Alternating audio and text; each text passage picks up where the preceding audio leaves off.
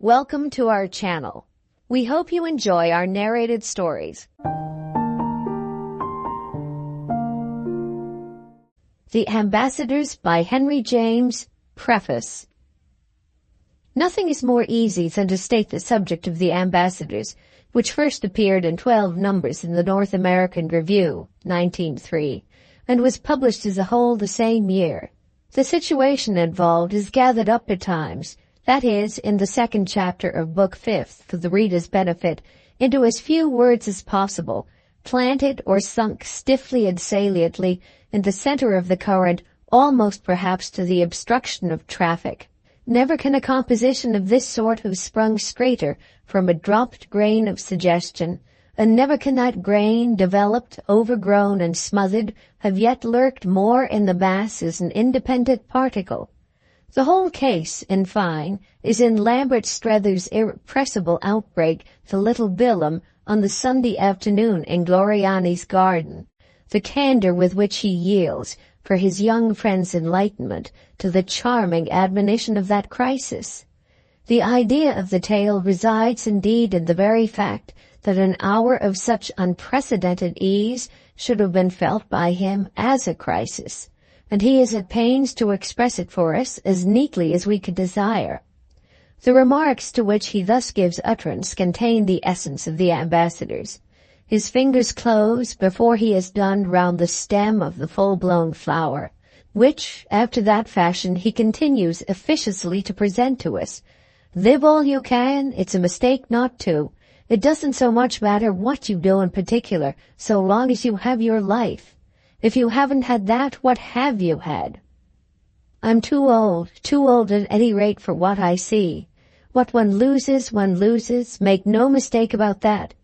Still, we have the illusion of freedom. Therefore don't, like me today, be without the memory of that illusion. I was either at the right time too stupid or too intelligent to have it, and now I'm a case of reaction against the mistake. Do what you like so long as you don't make it.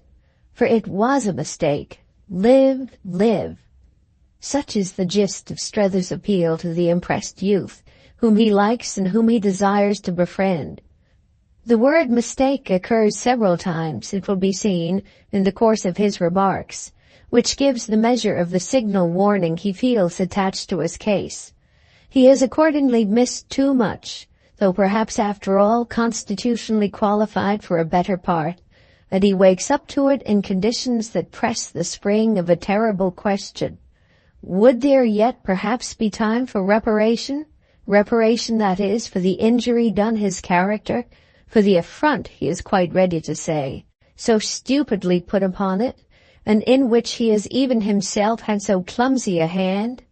The answer to which is that he now at all events sees, so that the business of my tale and the march of my action, not to say the precious morrow of everything, is just my demonstration of this process of vision.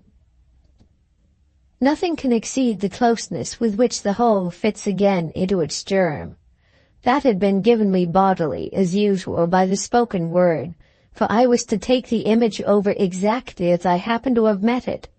A friend had repeated to me, with great appreciation, a thing or two said to him by a man of distinction, much his senior, and to which a sense akin to that of Strether's melancholy eloquence might be imputed, said as chance would have, and so easily might, in Paris, and in a charming old garden attached to a house of art, and on a Sunday afternoon of summer, many persons of great interest being present. The observation there listened to and gathered up had contained part of the note that I was to recognize on the spot as to my purpose, had contained in fact the greater part. The rest was in the place and the time and the scene they sketched. These constituents clustered and combined to give me further support, to give me what I may call the note absolute. There it stands accordingly, full in the tideway, driven in with hard taps like some strong stake of the noose of a cable, the swirl of the current round about it. What amplified the hint to more than the bulk of hints in general was the gift of it in the old Paris garden, for in that token were sealed up values infinitely precious.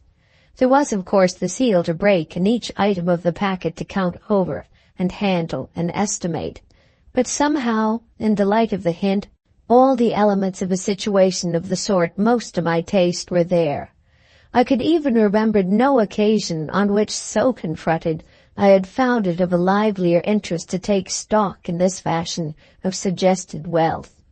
For I think verily that there are degrees of merit in subjects, in spite of the fact that to treat even one of the most ambiguous with due decency, we must for the time, for the feverish and prejudiced hour, at least figure its merit and its dignity as possibly absolute.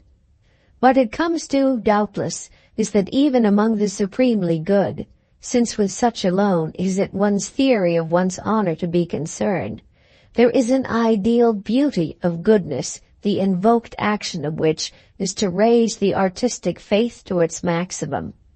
Then truly I hold one's theme may be said to shine, and that of the ambassadors, I confess, wore this glow for me from the beginning to end. Fortunately, thus I am able to estimate this as frankly quite the best, all round, of my productions. Any failure of that justification would have made such an extreme of complacency publicly fatuous. I recall then in this connection no moment of subjective intermittence, never one of those alarms as for a suspected hollow beneath one's feet, a felt ingratitude in the scheme adopted, under which confidence fails and opportunity seems but to mock. If the motive of the wings of the dove, as I have noted, was to worry me at moments by a sealing up of its face, though without prejudice to its again of a sudden fairly grimacing with expression, so in this other business I had absolute conviction and constant clearness to deal with. It had been a frank proposition, the whole bunch of data, installed on my premises like a monotony of fine weather. The order of composition in these things, I may mention, was reversed by the order of publication, the earlier written of the two books having appeared as the later. Even under the weight of my hero's years, I could feel my postulate firm. Even under the strain of the difference between those of Madame de Vionnet and those of Chad Newsome, a difference liable to be denounced as shocking, I could still feel it serene. Nothing resisted, nothing betrayed, I seemed to make out in this full and sound sense of the matter. It shed from any side I could turn it to the same golden glow. I rejoiced in the promise of a hero so mature, who would give me thereby the more to bite into, since it's only into thickened motive and accumulated character, I think, that the painter of life bites more than a little. My poor friend should have accumulated character, certainly, or rather would be quite naturally and handsomely possessed of it, in the sense that he would have, and would always have felt he had, imagination galore, and that this yet wouldn't have wrecked him. It was immeasurable, the opportunity to do a man of imagination, for if there mightn't be a chance to bite, where in the world might it be? This personage, of course, so enriched, wouldn't give me for his type imagination in predominance, or as his prime faculty, nor should I, in view of other matters, have found that convenient.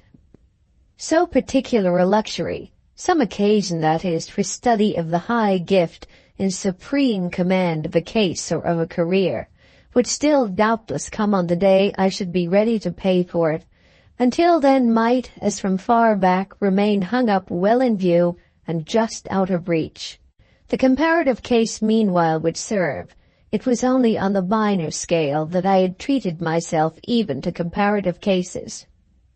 I was to hasten to add, however, that happy stopgaps as the minor scale had thus yielded, the instance in hand should enjoy the advantage of the full range of the major, since most immediately to the point was the question of that supplement of situation logically involved in our gentleman's impulse to deliver himself in the Paris garden on the Sunday afternoon, or if not involved by strict logic, then all ideally and enchantingly implied in it.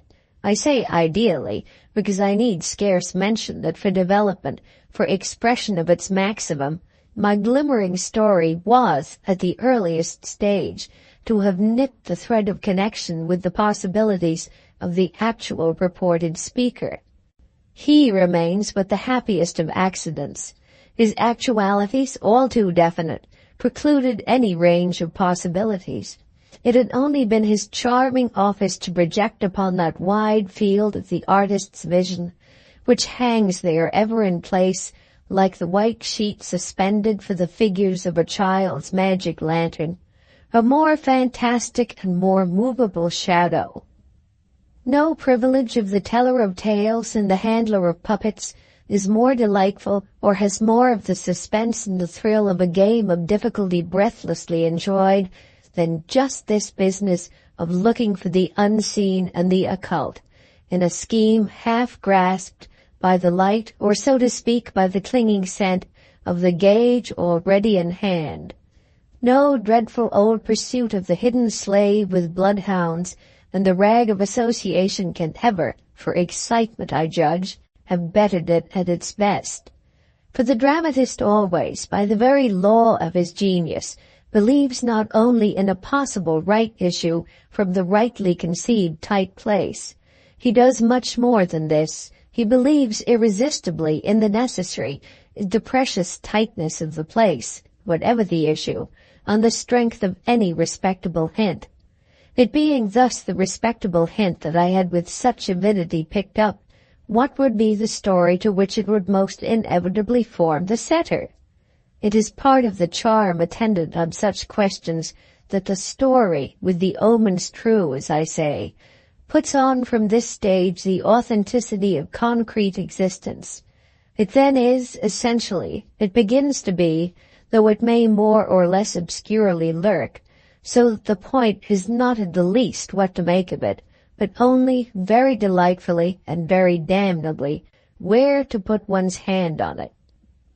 In which truth resides surely much of the interest of that admirable mixture, the salutary application which we know as art. Art deals with what we see. It must first contribute full-handed that ingredient. It plucks its material, otherwise expressed in the garden of life, which material elsewhere grown is stale and uneatable. But it has no sooner done this than it has to take account of a process, from which only when it's the basest of the servants of man, incurring ignominious dismissal with no character, does it, and whether under some muddled pretext of morality or on any other, pusillanimously edge away. The process, that of the expression, the literal squeezing out of value, is another affair, with which the happy luck of mere finding has little to do. The joys of finding at this stage are pretty well over. That quest of the subject is a whole by matching, as the ladies say at the shops. The big piece with the snippet having ended, we assume, with a capture. The subject is found, and if the problem is then transferred to the ground of what to do with it, the field opens out for any amount of doing. This is precisely the infusion that, as I submit, completes the strong mixture. It is, on the other hand, the part of the business that can least be likened to the chase with horn and hound. It's all a sedentary part, involves as much ciphering of sorts as would merit the highest salary paid to a chief accountant. Not, however, that the chief accountant hasn't his gleams of bliss, for the felicity, or at least the equilibrium of the artist's state, dwells less surely in the further delightful complications he can smuggle in than in those he succeeds in keeping out. He sows his seed at the risk of too thick a crop, wherefore yet again, like the gentlemen who audit ledgers, he must keep his head at any price. In consequence of all which, for the interest of the matter, I might seem here to have my choice of narrating my hunt for Lambert Strether, of describing the capture of the shadow projected by my friend's anecdote, or of reporting on the occurrences subsequent to that triumph. But I had probably best attempt a little to glance in each direction, since it comes to me again and again over this licentious record that one's bag of adventures, conceived or conceivable, has been only half emptied by the mere telling of one's story. It depends so on what one means by that equivocal quantity. There is the story of one's hero, and then, thanks to the intimate connection of things, the story of one's story itself. I blush to confess it, but if one's a dramatist, one's a dramatist, and the latter imbroglio is liable on occasion to strike me as really the more objective of the two. The philosophy imputed to him in that beautiful outbreak, the hour there, amid such happy provision, striking for him, would have been then, on behalf of my man of imagination, to be logically, and, as the artless craft of comedy has it, led up to. The probable course to such a goal, the goal of so conscious a predicament, would have in short to be finely calculated. Where has he come from, and why has he come? What is he doing, as we Anglo-Saxons, and we only, say in our foredoomed clutch of exotic aids to expression, in that galère? To answer these questions plausibly, to answer them as under cross-examination in the witness box by counsel for the prosecution, in other words, satisfactorily to account for Strether and for his peculiar tone, was to possess myself of the entire fabric. At the same time, the clue to its whereabouts would lie in a certain principle of probability.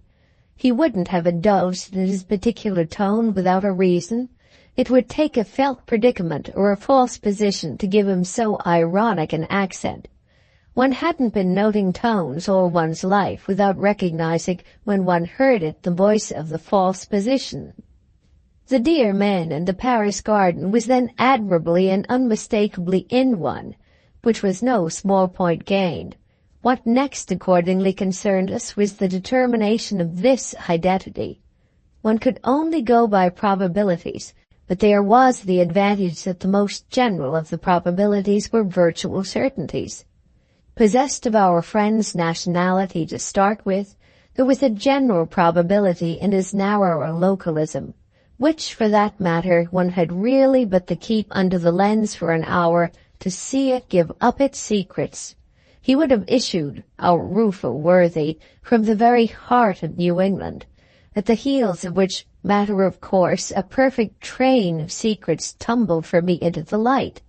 They had to be sifted and sorted, and I shall not reproduce the detail of that process, but unmistakably they were all there, and it was but a question, auspiciously, of picking among them. What the position would infallibly be, and why on his hands it had turned false, these inductive steps could only be as rapid as they were distinct.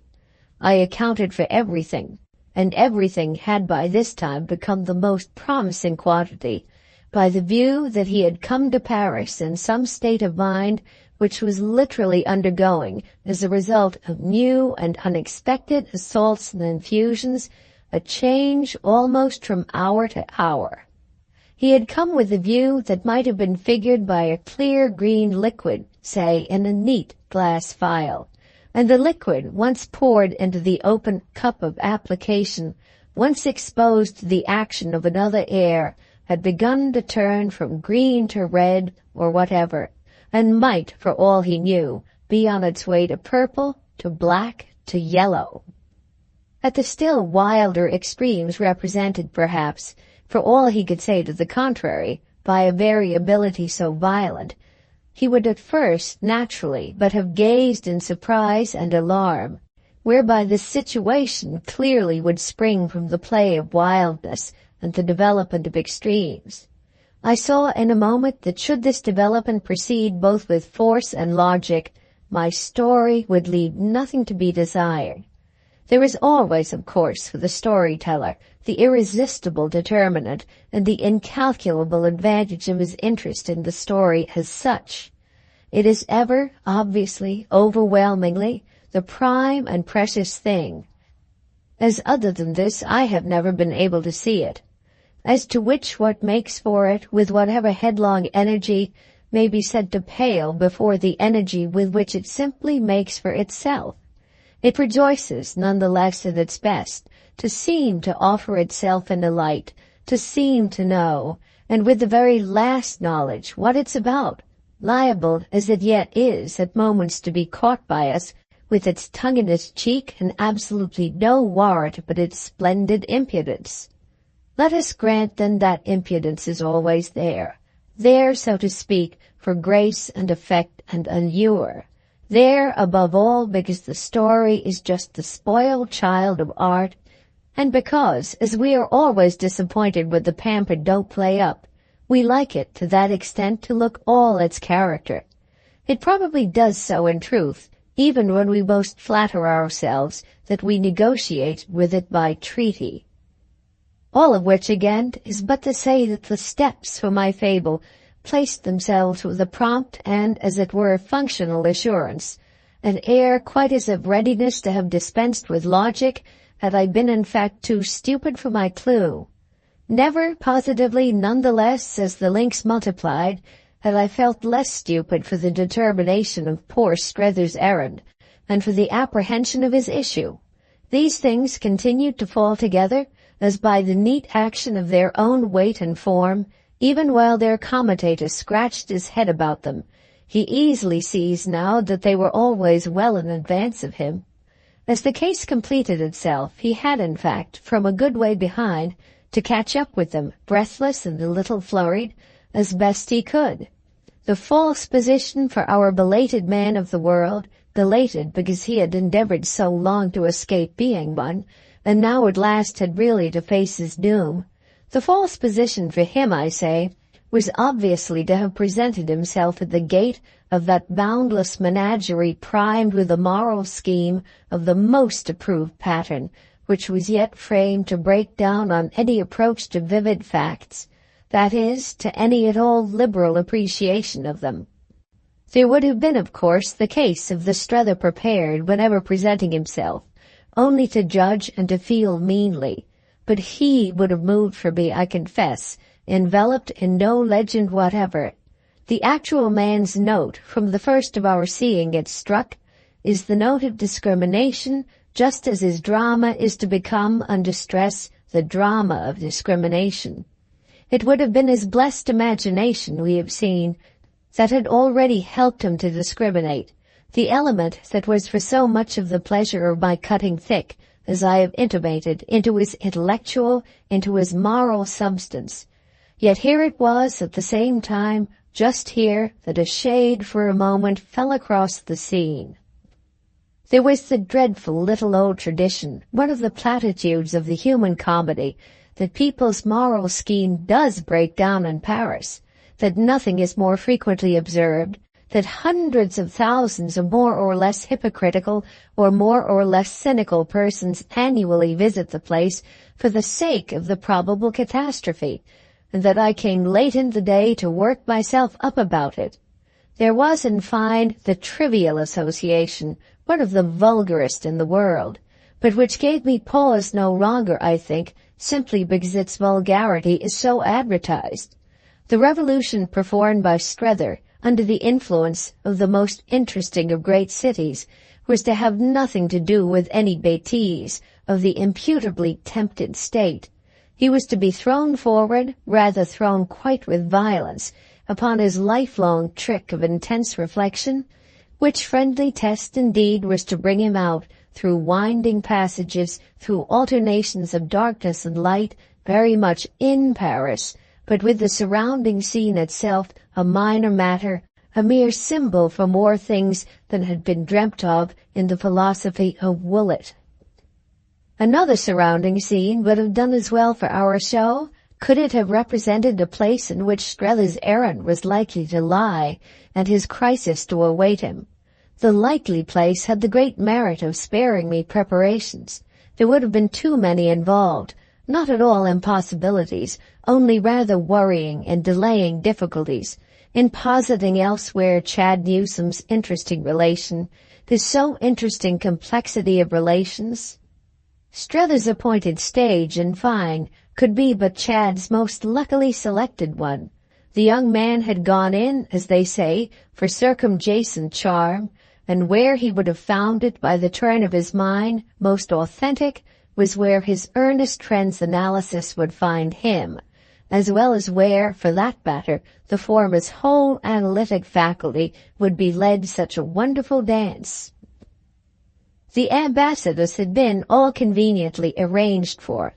Its first appearance was from month to month in the North American Review during 1903, and I had been open from far back to any pleasant provocation for ingenuity that might reside in one's actively adopting, so as to make it in its way a small compositional law, recurrent breaks and resumptions. I had made up my mind here regularly to exploit and enjoy these often rather rude jolts, having found, as I believed, an admirable way to it. Yet every question of form and pressure, I easily remember, paled in the light of the major propriety, recognized as soon as really weighed, that of employing but one center and keeping it all within my hero's compass. The thing was to be so much this worthy's intimate adventure that even the projection of his consciousness upon it from beginning to end without intermission or deviation would probably still leave a part of its value for him, and a fortiori for ourselves, unexpressed. I might, however, express every grain of it that there would be room for, on condition of contriving a splendid particular economy. Other persons in no small number were to people the scene, and each with his or her axe to grind, his or her situation to treat, his or her coherency not to fail of, his or her relation to my leading motive, in a word, to establish and carry on. But Strether's sense of these things, and Strether's only, should avail me for showing them. I should know them but through his more or less groping knowledge of them, since his very gropings would figure among his most interesting motions, and a full observance of the rich rigor I speak of would give me more of the effect I should be most after than all other possible observances together. It would give me a large unity, and that in turn would crown me with the grace to which the enlightened storyteller will at any time, for his interest, sacrifice, if need be, all other graces whatever. I refer, of course, to the grace of intensity, which there are ways of signally achieving and ways of signally missing, as we see it all round us helplessly and woefully missed. Not that it isn't, on the other hand, a virtue eminently subject to appreciation, there being no strict, no absolute measure of it, so that one may hear it acclaimed where it has quite escaped one's perception, and see it unnoticed where one has gratefully hailed it. After all of which, I am not sure either that the immense amusement of the whole cluster of difficulties so arrayed may not operate for the fond fabulist, when judicious not less than fond, as his best of determinants. That charming principle is always there at all events to keep interest fresh. It is a principle, we remember, essentially ravenous, without scruple and without mercy, appeased with no cheap or easy nourishment. It enjoys the costly sacrifice, and rejoices thereby in the very odor of difficulty, even as ogres, with their fee for fum, rejoice in the smell of the blood of Englishmen.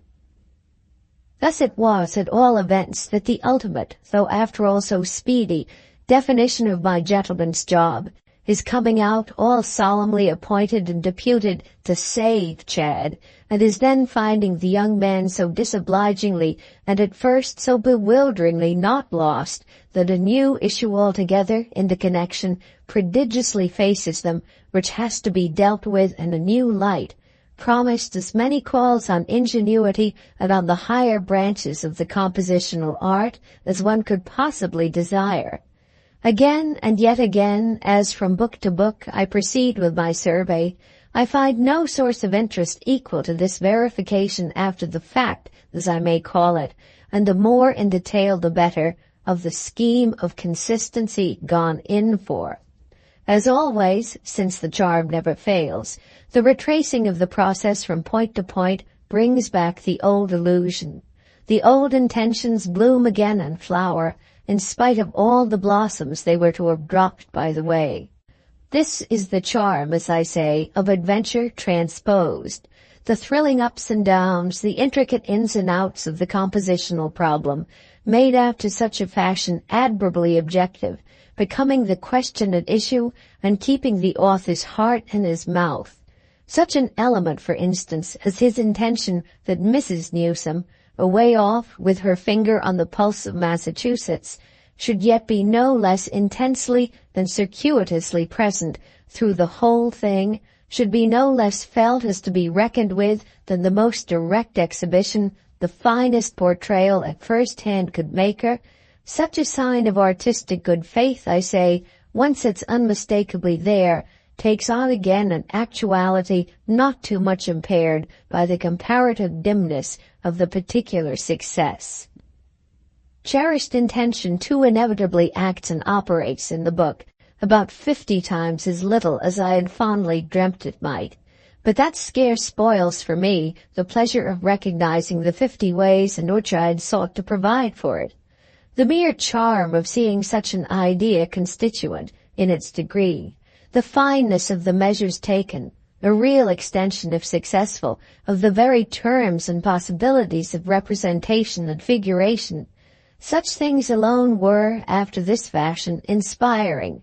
Such things alone were a gauge of the probable success of that dissimulated calculation with which the whole effect was to square. But oh, the cares begotten none the less of that same judicious sacrifice to a particular form of interest. One's work should have composition, because composition alone is positive beauty. But all the while, apart from one's inevitable consciousness too of the dire paucity of readers ever recognizing or ever missing positive beauty, how as to the cheap and easy at every turn, how as to immediacy and facility, and even as to the commoner vivacity, positive beauty might have to be sweated for and paid for. Once achieved and installed, it may always be trusted to make the poor seeker feel he would have blushed to the roots of his hair for failing of it. Yet how, as its virtue could be essentially but the virtue of the whole, the wayside trap set in the interest of muddlement and pleading, but the cause of the moment, of the particular bit in itself, have to be kicked out of the path. All the sophistications in life, for example, might have appeared to muster on behalf of the menace to a bright variety involved in Strether's having all the subjective say, as it were, to himself. Had I meanwhile made him but once hero and historian, endowed him with the romantic privilege of the first person, the darkest abyss of romance this, inveterately, when enjoyed on the grand scale. Variety, and many other queer matters as well, might have been smuggled in by a back door. Suffice it to be brief that the first person in the long piece is a form foredoomed to looseness, and that looseness, never much my affair, had never been so little so as on this particular occasion. All of which reflections flocked to the standard from the moment, a very early one. The question of how to keep my form amusing while sticking so close to my central figure and constantly taking its pattern from him had to be faced. He arrives at Chester, as for the dreadful purpose of giving his creator no end to tell about him, before which rigorous mission the serenest of creators might well have quailed. I was far from the serenest. I was more than agitated enough to reflect that, grimly deprived of one alternative or one substitute for telling, I must address myself tooth and nail to another. I couldn't, save by implication, make other persons tell each other about him, blessed resource, blessed necessity of the drama, which reaches its effects of unity, all remarkably, by paths absolutely opposite to the paths of the novel. With other persons, save as they were primarily his persons, not he primarily, but one of theirs, I had simply nothing to do. I had relations for him none the less, by the mercy of Providence, quite as much as if my exhibition was to be a muddle. If I could only by implication and a show of consequence make other persons tell each other about him, I could at least make him tell them whatever in the world he must, and could so, by the same token, which was a further luxury thrown in, see straight into the deep differences between what that could do for me, or at all events for him, and the large ease of autobiography. It may be asked why, if one so keeps to one's hero, one shouldn't bake a single mouthful of method, shouldn't throw the reins on his neck, and letting them flap there as free as in Gil Blas or in David Copperfield, equip him with the double privilege of subject and object, a course that has at least the merit of brushing away questions at a sweep. The answer to which is, I think, that one makes that surrender only if one is prepared not to make certain precious discriminations. The first person, then, so employed is addressed by the author directly to ourselves, his possible readers, whom he has to reckon with, at the best, by our English tradition, so loosely and vaguely after all, so little respectfully, on so scant a presumption of exposure to criticism. Strether, on the other hand, encaged and provided for as the ambassadors encages and provides, has to keep in view proprieties much stiffer and more salutary than any our straight and credulous gape are likely to bring home to him, has exhibitional conditions to meet, in a word, that forbid the terrible fluidity of self-revelation. I may seem not to better the case for my discrimination if I say that, for my first care, I had thus inevitably to set him up a confidant or two, to wave away with energy the custom of the seated mass of explanation after the fact, the inserted block of merely referential narrative, which flourishes so, to the shame of the modern impatience, on the serried page of Balzac, but which seems simply to appall our actual, our general, weaker digestion. Harking back to make-up, took at any rate more doing, as the phrase is, not only than the reader of today demands, but than he will tolerate at any price any call upon him either to understand or remotely to measure. And for the beauty of the thing, when done, the current editorial mind in particular appears wholly without sense. It is not, however, primarily for either of these reasons, whatever their weight, that Strether's friend Waymarsh is so keenly clutched at on the threshold of the book, or that no less a pounce is made on Maria Gostry, without even the pretext either of her being in essence Strether's friend. She is the reader's friend much rather, in consequence of dispositions that make him so eminently require one, and she acts in that capacity, and really in that capacity alone, with exemplary devotion from beginning to end of the book. She is an enrolled, a direct aid to lucidity. She is, in fine, to tear off her mask, the most unmitigated and abandoned of ficelles. Half the dramatist's art, as we well know, since if we don't, it's not the fault of the proofs that lie scattered about us, is in the use of ficelles, by which I mean in a deep dissimulation of his dependence on them. Waymarsh only to a slighter degree belongs in the whole business less to my subject than to my treatment of it, the interesting proof in these connections being that one has but to take one's subject for the stuff of drama to interweave with enthusiasm as many Gostrys as need be. The material of the ambassadors, conforming in this respect exactly to that of the Wings of the Dove, published just before it, is taken absolutely for the stuff of drama, so that availing myself of the opportunity given me by this edition for some prefatory remarks on the latter work, I had mainly to make on its behalf the point of its scenic consistency. It disguises that virtue in the oddest way in the world by just looking, as we turn its pages, as little scenic as possible, but it sharply divides itself, just as the composition before us does, into the parts that prepare, that tend in fact to over-prepare for scenes, and the parts or otherwise into the scenes that justify and crown the preparation. It may definitely be said, I think, that everything in it that is not scene, not, I of course mean, complete and functional scene, treating all the submitted matter, as by logical start, logical turn, and logical finish, is discriminated preparation, is the fusion and synthesis of picture. These alternations propose themselves all recognizably, I think, from an early stage as the very form and figure of the ambassadors, so that, to repeat, such an agent as Miss Gostry, pre-engaged at a high salary, but waits in the draughty wing with her shawl and her smelling salts.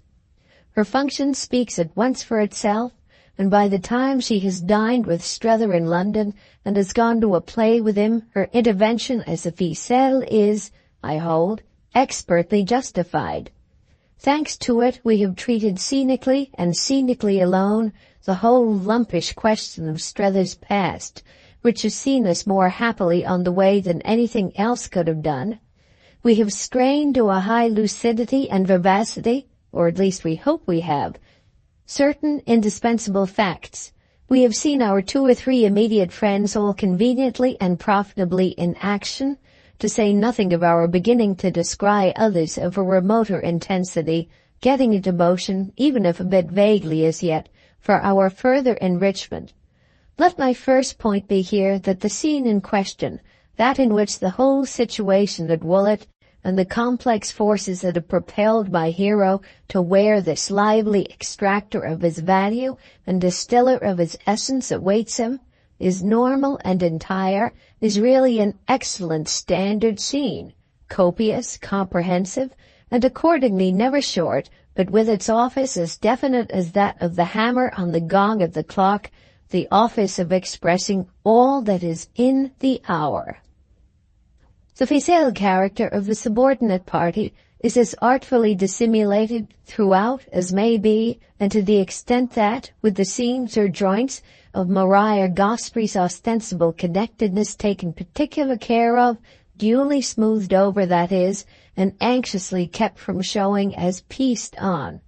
This figure doubtless achieves, after a fashion, something of the dignity of a prime idea, which circumstance but shows us afresh how many quite incalculable but none the less clear sources of enjoyment for the infatuated artist, how many copious springs of our never-to-be-slighted fun for the reader and critic susceptible of contagion, may sound their incidental plash as soon as an artistic process begins to enjoy free development.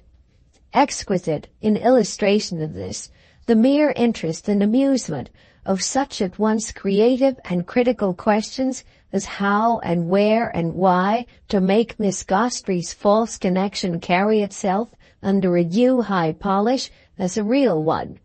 Nowhere is it more of an artful expedient for mere consistency of form, to mention a case, than in the last scene of the book, where its function is to give or to add nothing whatever, but only to express as vividly as possible certain things quite other than itself, that are of the already fixed and appointed measure. Since, however, all art is expression, and is thereby vividness, one was to find the door open here to any amount of delightful dissimulation. These, verily, are the refinements and ecstasies of method, amid which, or certainly under the influence of any exhilarated demonstration of which, one must keep one's head and not lose one's way. To cultivate an adequate intelligence for them, and to make that sense operative is positively to find a charm in any produced ambiguity of appearance that is not by the same stroke and all helplessly an ambiguity of sense. To project imaginatively from my hero a relation that has nothing to do with the matter of my subject, but has everything to do with the manner of my presentation of the same, and yet to treat it at close quarters and for fully economic expression's possible sake as if it were important and essential. To do that sort of thing and yet muddle nothing may easily become, as one goes, a signally attaching proposition, even though it all remains but part and parcel, I hasten to recognize, of the merely general and related question of expressional curiosity and expressional decency.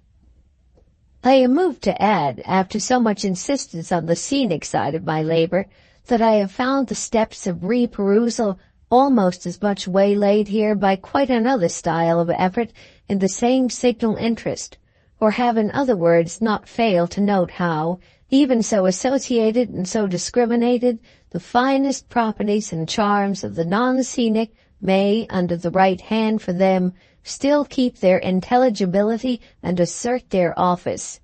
Infinitely suggestive such an observation as this last, on the whole delightful head, where representation is concerned, of possible variety, of effective expressional change and contrast.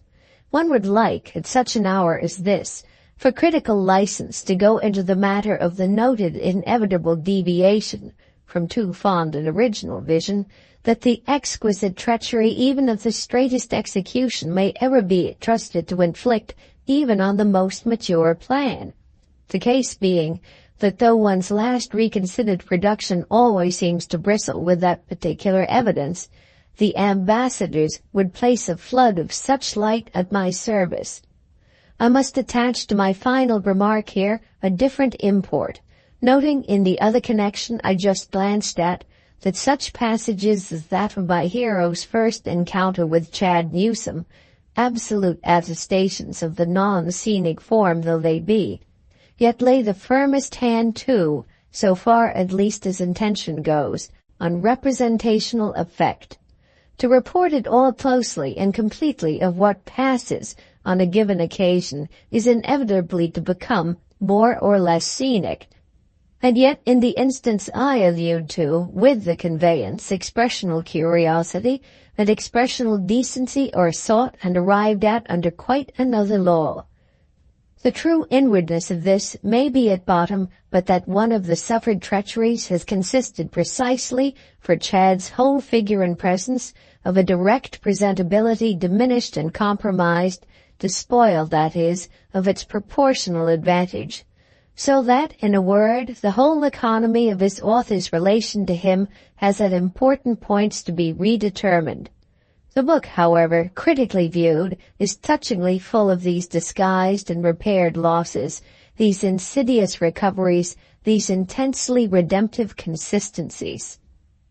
The pages in which Mamie Pocock gives her appointed, and I can't but think duly felt lift to the whole action by the so inscrutably applied side-stroke or short-cut of our just watching, and as quite at an angle of vision as yet untried, her single hour of suspense in the hotel salon, in our partaking of her concentrated study of the sense of matters bearing on her own case, all the bright, warm Paris afternoon, from the balcony that overlooks the Tuileries garden, these are as marked an example of the representational virtue that insists here and there on being, for the charm of opposition and renewal, other than the scenic.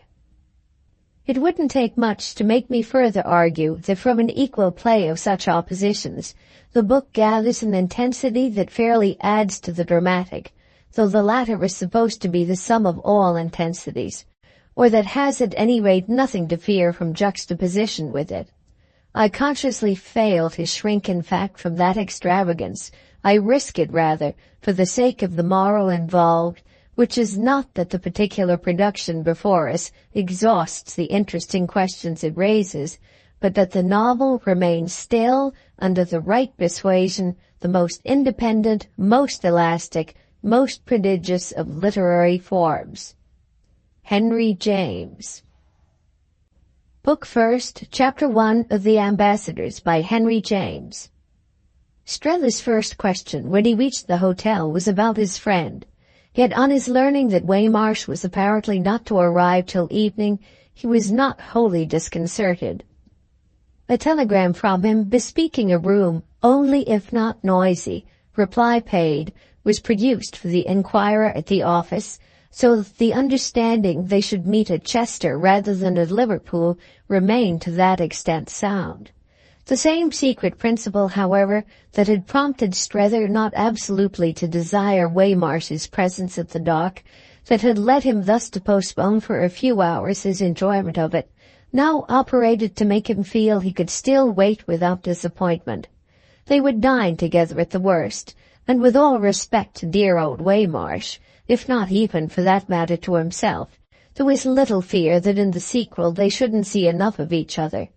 The principle I have just mentioned as operating had been, with the most newly disembarked of the two men, wholly instinctive, the fruit of a sharp sense that, delightful as it would be to find himself looking, after so much separation, into his comrade's face, His business would be a trifle bungled should he simply arrange for this countenance to present itself to the nearing steamer as the first note of Europe. Mixed with everything was the apprehension already on Strether's part that it would at best throughout prove the note of Europe in quite a sufficient degree. That note had been, meanwhile, since the previous afternoon, thanks to this happier device, such a consciousness of personal freedom as he hadn't known for years, such a deep taste of change and of having above all for the moment nobody and nothing to consider, as promised already, if headlong hope were not too foolish to color his adventure with cool success. There were people on the ship with whom he had easily consorted, so far as ease could up to now be imputed to him, and who for the most part plunged straight into the current that set from the landing stage to London. There were others who had invited him to a tryst at the inn, and had even invoked his aid for a look round at the beauties of Liverpool. But he had stolen away from everyone alike, had kept no appointment, had renewed no acquaintance, had been indifferently aware of the number of persons who esteemed themselves fortunate in being, unlike himself, met, and had even independently, unsociably, alone, without encounter or relapse, and by mere quiet evasion, given his afternoon and evening to the immediate and the sensible. They formed a qualified draught of Europe, an afternoon and an evening on the banks of the Mersey.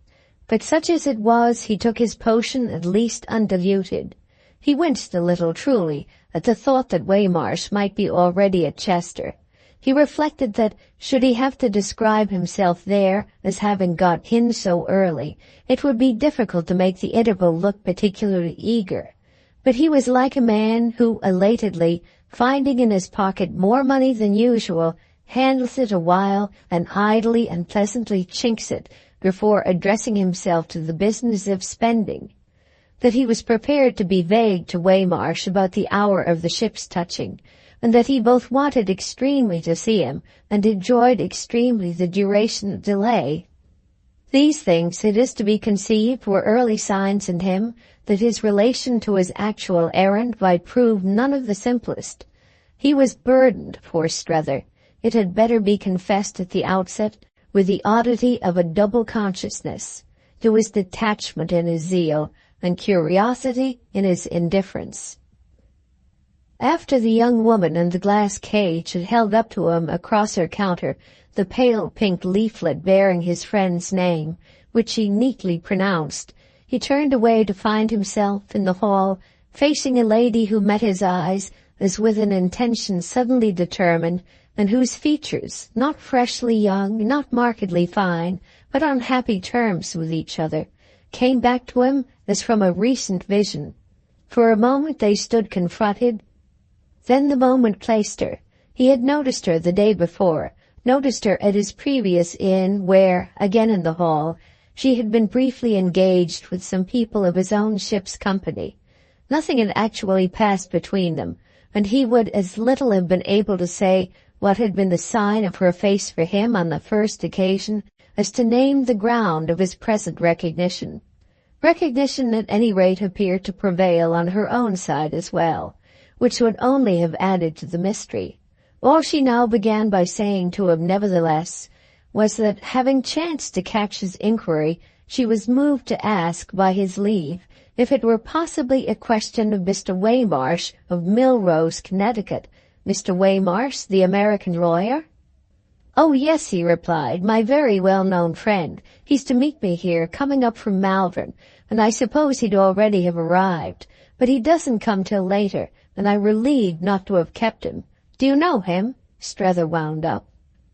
It wasn't until after he had spoken that he became aware of how much there had been in him of response, when the tone of her own rejoinder, as well as the play of something more in her face, something more, that is, than its apparently usual restless light, seemed to notify him. "I've met him at Milrose, where I used sometimes a good while ago to stay. I had friends there who were friends of his, and I've been at his house. I won't answer for it that he would know me," Strether's new acquaintance pursued, "but I should be delighted to see him. Perhaps, she added, I shall, for I'm staying over. She paused while our friend took in these things, and it was as if a good deal of talk had already passed. They even vaguely smiled at, and Strether presently observed that Mr. Waymarsh would no doubt be easily to be seen. This, however, appeared to affect the lady as if she might have advanced too far. She appeared to have no reserves about anything. "Oh," she said, "he won't care." And she immediately thereupon remarked that she believed Strether knew the Munsters being the people he had seen her with at Liverpool. But he didn't, it happened, know the Munsters well enough to give the case much of a lift, so that they were left together as if over the mere laid table of conversation. Her qualification of the mentioned connection had rather removed than placed the dish, and there seemed nothing else to serve. Their attitude remained, none the less, that of not forsaking the board, and the effect of this in turn was to give them the appearance of having accepted each other with an absence of preliminaries practically complete. They moved along the hall together, and Strether's companion threw off that the hotel had the advantage of a garden. He was aware by this time of his strange inconsequence. He had shirked the intimacies of the steamer, and had muffled the shock of Waymarsh only to find himself forsaken, in this sudden case, both of avoidance and of caution. He passed, under this unsought protection, and before he had so much as gone up to his room, into the garden of the hotel, and at the end of 10 minutes had agreed to meet there again, as soon as he should have made himself tidy, the dispenser of such good assurances. He wanted to look at the town, and they would forthwith look together. It was almost as if she had been in possession and received him as a guest. Her acquaintance with the place presented her in a manner as a hostess, and Strether had a rueful glance for the lady in the glass cage. It was as if this personage had seen herself instantly superseded. When, in a quarter of an hour, he came down, what his hostess saw, what she might have taken in with a vision kindly adjusted, was the slightly loose figure of a man of the middle height and something more perhaps than the middle age, a man of 55, whose most immediate signs were a marked bloodless brownness of face, a thick dark moustache of characteristically American cut, growing strong and falling low, a head of hair still abundant but irregularly streaked with gray, and a nose of bold free prominence, the even line, the high finish as it might have been called, of which had a certain effect of mitigation. A perpetual pair of glasses astride of this fine bridge, and a line unusually deep and drawn, the prolonged pen stroke of time, accompanying the curve of the moustache from nostril to chin, did something to complete the facial furniture that an attentive observer would have seen catalogued on the spot in the vision of the other party to Strether's appointment. She waited for him in the garden, the other party drawing on a pair of singularly fresh, soft and elastic light gloves, and presenting herself with a superficial readiness which, as he approached her over the small, smooth lawn and in the watery English sunshine, he might, with his rougher preparation, have marked as the model for such an occasion. She had, this lady, a perfect plain propriety, an expensive subdued suitability that her companion was not free to analyze, but that struck him so that his consciousness of it was instantly acute, as a quality quite new to him. Before reaching her, he stopped on the grass and went through the form of feeling for something, possibly forgotten, in the light overcoat he carried on his arm. Yet the essence of the act was no more than the impulse to gain time. Nothing could have been odder than Strether's sense of himself, as at that moment launched in something of which the sense would be quite disconnected from the sense of his past, and which was literally beginning there and then. It had begun, in fact, already upstairs, and before the dressing-glass that struck him as blocking further, so strangely, the dimness of the window of his dull bedroom. Begun with a sharper survey of the elements of appearance than he had for a long time been moved to make. He had during those moments felt these elements to be not so much to his hand as he should have liked, and then had fallen back on the thought that they were precisely a matter as to which help was supposed to come from what he was about to do. He was about to go up to London, so that hat and necktie might wait. What had come as straight to him as a ball in a well-played game, and caught, moreover, not less neatly, was just the air, in the person of his friend, of having seen and chosen, the air of achieved possession of those vague qualities and quantities that collectively figured to him as the advantage snatched from lucky chances. Without pomp or circumstance, certainly, as her original address to him, equally with his own response had been, he would have sketched to himself his impression of her as, well, she's more thoroughly civilized. If more thoroughly than whom would not have been for him a sequel to this remark, that was just by reason of his deep consciousness of the bearing of his comparison. The amusement, at all events, of a civilization intenser was what, familiar compatriot as she was, with the full tone of the compatriot and the rattling link not with mystery but only with dear dyspeptic Waymarsh, she appeared distinctly to promise. His pause while he felt in his overcoat was positively the pause of confidence, and it enabled his eyes to make out as much of a case for her, in proportion, as her own made out for himself. She affected him as almost insolently young, but an easily carried 35 could still do that. She was, however, like himself, marked and wan, only it naturally couldn't have been known to him how much a spectator looking from one to the other might have discerned that they had in common. It wouldn't, for such a spectator, have been altogether insupposable that, each so finely brown and so sharply spare, each confessing so to dents of surface and aids to sight, to a disproportionate nose and a head delicately or grossly grizzled, they might have been brother and sister. On this ground, indeed, there would have been a residuum of difference, such a sister having surely known in respect to such a brother the extremity of separation, and such a brother now feeling in respect to such a sister the extremity of surprise. Surprise, it was true, was not, on the other hand, what the eyes of Strether's friend most showed him while she gave him, stroking her gloves smoother, the time he appreciated. They had taken hold of him straight away, measuring him up and down as if they knew how, as if he were human material they had already in some sort handled. Their possessor was in truth, it may be communicated, the mistress of 100 cases or categories, receptacles of the mind, subdivisions for convenience, in which, from a full experience, she pigeonholed her fellow mortals with a hand as free as that of a compositor scattering type. She was as equipped in this particular as Strether was the reverse, and it made an opposition between them which he might well have shrunk from submitting to if he had fully suspected it. So far as he did suspect it, he was, on the contrary, after a short shake of his consciousness, as pleasantly passive as might be. He really had a sort of sense of what she knew. He had quite the sense that she knew things he didn't, and though this was a concession that in general he found not easy to make to women, he made it now as good-humoredly as if it lifted a burden. His eyes were so quiet behind his eternal nippers that they might almost have been absent without changing his face, which took its expression mainly, and not least its stamp of sensibility from other sources, surface and grain and form.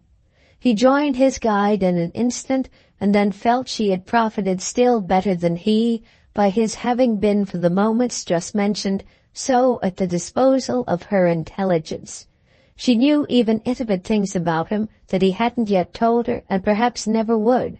He wasn't unaware that he had told her rather remarkably many for the time, but these were not the real ones. Some of the real ones, however precisely, were what she knew. They were to pass again through the hall of the inn to get into the street, and it was here she presently checked him with a question. "Have you looked up my name?" He could only stop with a laugh. "Have you looked up mine?" "Oh, dear, yes, as soon as you left me. I went to the office and asked. Hadn't you better do the same?" He wondered. "Find out who you are, after the uplifted young woman there has seen us thus scrape acquaintance?"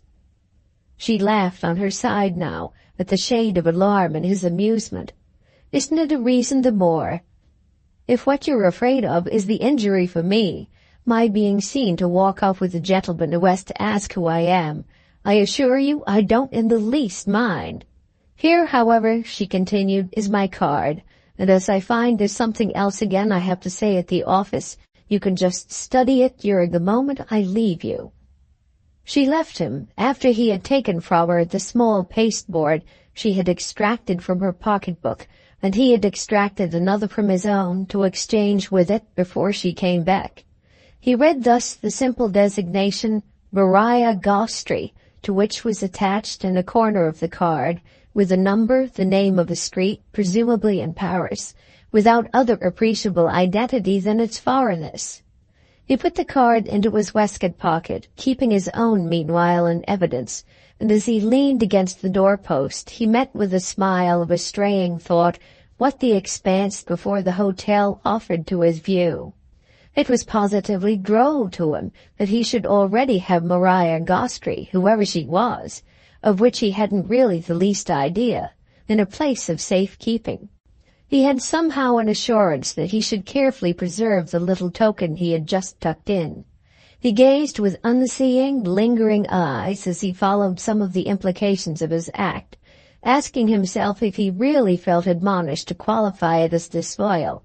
It was prompt, it was possibly even premature, and there was little doubt of the expression of face the sight of it would have produced in a certain person. But if it was wrong, why, then he had better not have come out at all. At this, poor man, had he already, and even before meeting Waymarsh, arrived. He had believed he had a limit, but the limit had been transcended within 36 hours. By how long a space on the plane of manners, or even of morals, moreover, he felt still more sharply after Maria Gostri had come back to him, and with a gay, decisive, "So now," led him forth into the world. This counted, it struck him as he walked beside her with his overcoat on an arm, his umbrella under another, and his personal pasteboard a little stiffly retained between forefinger and thumb.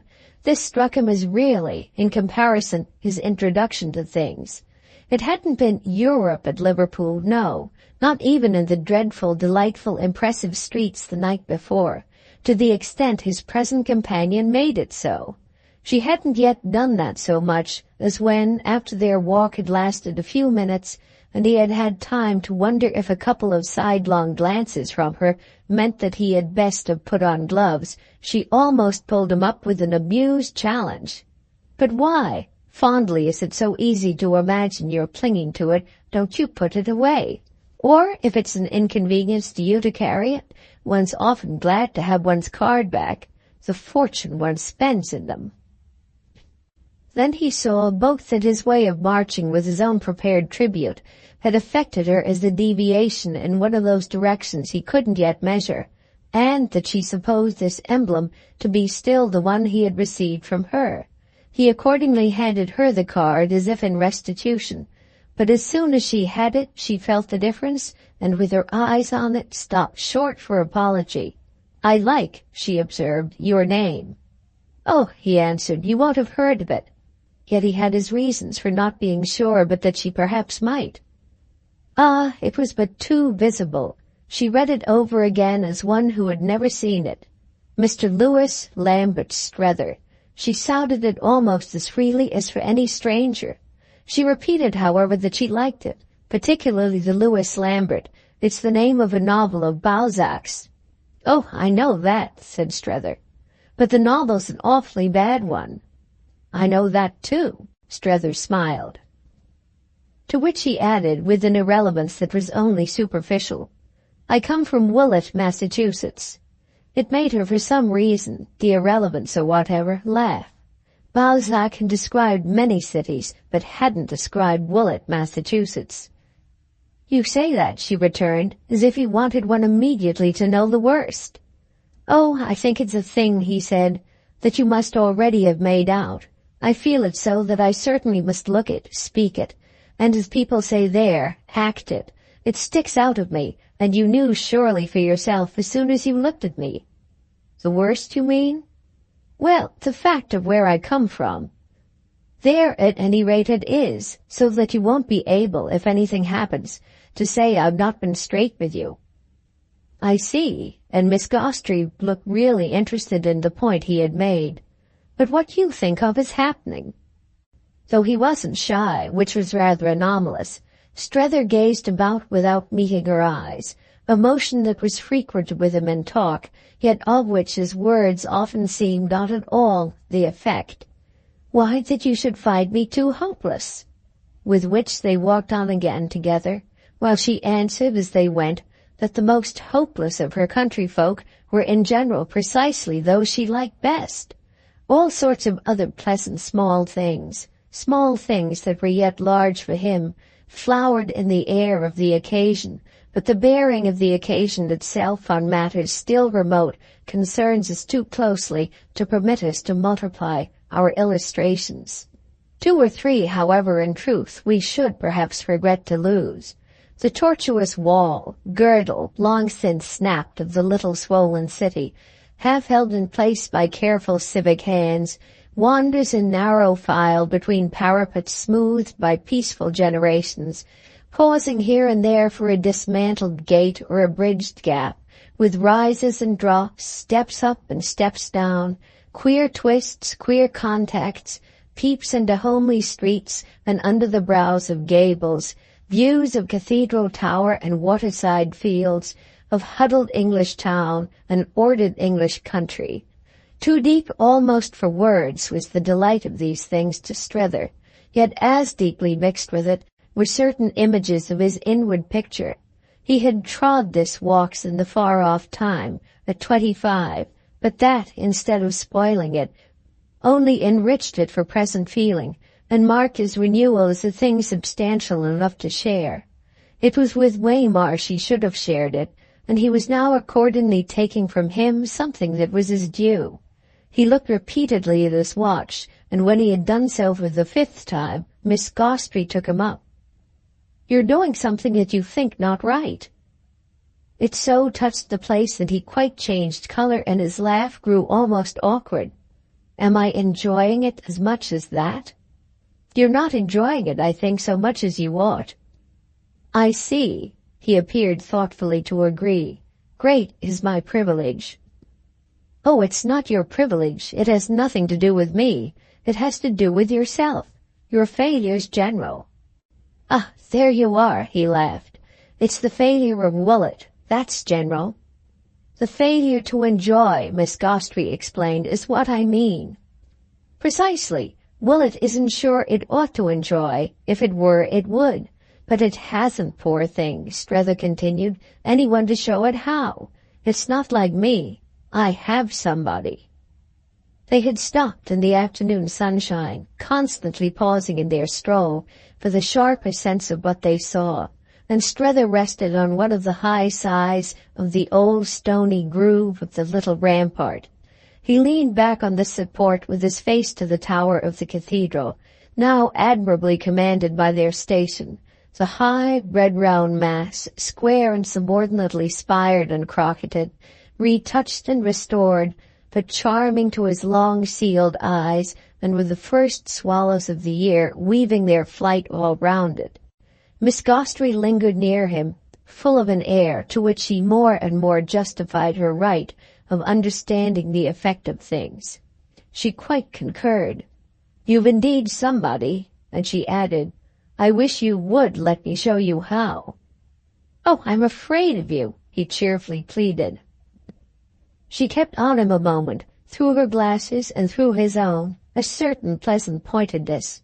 "Ah, no, you're not. You're not in the least, thank goodness.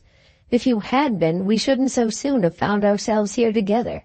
I think," she comfortably concluded, "you trust me." "I think I do, but that's exactly what I'm afraid of. I shouldn't mind if I didn't. It's falling thus in 20 minutes so utterly into your hands. I dare say," Strether continued, "it's a sort of thing you're thoroughly familiar with, but nothing more extraordinary has ever happened to me."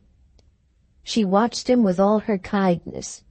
That means simply that you recognized me, which is rather beautiful and rare. You see what I am. As on this, however, he protested, with a good-humored headshake, a resignation of any such claim. She had a moment of explanation. If you'll only come on further as you have come, you'll at any rate make out. My own fate has been too many for me, and I've succumbed to it. I'm a general guide to Europe, don't you know? I wait for people, I put them through, I pick them up, I set them down. I'm a sort of superior courier maid. I'm a companion at large. I take people as I told you about. I never sought it, it has come to me. It has been my fate, and one's fate one accepts. It's a dreadful thing to have to say in so wicked a world, but I verily believe that such as you see me, there's nothing I don't know. I know all the shops and the prices, but I know worse things still. I bear on my back the huge load of our national consciousness, or, in other words, for it comes to that, of our nation itself. Of what is our nation composed but of the men and women individually on my shoulders? I don't do it, you know, for any particular advantage. I don't do it, for instance, some people do, you know, for money. Strether could only listen and wonder and weigh his chance. And yet, affected as you are then to so many of your clients, you can scarcely be said to do it for love. He waited a moment. How do we reward you? She had her own hesitation. But you don't, she finally returned, setting him again in motion. They went on, but in a few minutes, though while still thinking over what she had said, he once more took out his watch, mechanically, unconsciously, and as if made nervous by the mere exhilaration of what struck him as her strange and cynical wit. He looked at the hour without seeing it, and then, on something again said by his companion, had another pause. You're really in terror of him. He smiled a smile that he almost felt to be sickly. Now you can see why I'm afraid of you. Because I've such illuminations? Why, they're all for your help. It's what I told you, she added, just now. You feel as if this were wrong. He fell back once more, settling himself against the parapet, as if to hear more about it. Then get me out. Her face fairly brightened for the joy of the appeal, but as if it were a question of immediate action she visibly considered. Out of waiting for him, of seeing him at all. Oh, no, not that, said poor Strether, looking grave. I've got to wait for him, and I want very much to see him. But out of the terror. You did put your finger on it a few minutes ago. It's general, but it avails itself of particular occasions. That's what it's doing for me now. I'm always considering something else I mean, than the thing of the moment. The obsession of the other thing is the terror. I'm considering at present, for instance, something else than you. She listened with charming earnestness. Oh, you oughtn't to do that. It's what I admit. Make it then impossible. She continued to think. Is it really an order from you that I shall take the job? Will you give yourself up? Poor Strether heaved a sigh. If I only could, but that's the juice of it, that I never can. No, I can't. She wasn't, however, discouraged. But you want to, at least. Oh, unspeakably. Ah, then, if you'll try. And she took over the job, as she had called it, on the spot. Trust me, she exclaimed, and the action of this, as they retraced their steps, was presently to make him pass his hand into her arm in the manner of a benign, dependent, paternal old person who wishes to be nice to a younger one. If he drew it out again, indeed, as they approached the inn, this may have been because after more talk had passed between them, the relation of age, or at least of experience, which for that matter had already played to and fro with some freedom, affected him as incurring a readjustment. It was, at all events, perhaps lucky that they arrived in sufficiently separate fashion within range of the hotel door. The young lady they had left in the glass cage watched as if she had come to await them on the threshold. At her side stood a person equally interested by his attitude in their return. and the effect of the sight of whom was instantly to determine for Strether another of those responsive arrests that we have had so repeatedly to note. He left it to Miss Gostrey to name, with a fine, full bravado as it almost struck him, of her Mr. Waymarsh, what was to have been, what he more than ever felt as his short stare of suspended welcome took things in, would have been, but for herself, his doom. It was already upon him even at that distance. Mr. Waymarsh was, for his part, joyless. Book First, Chapter 2 of The Ambassadors by Henry James.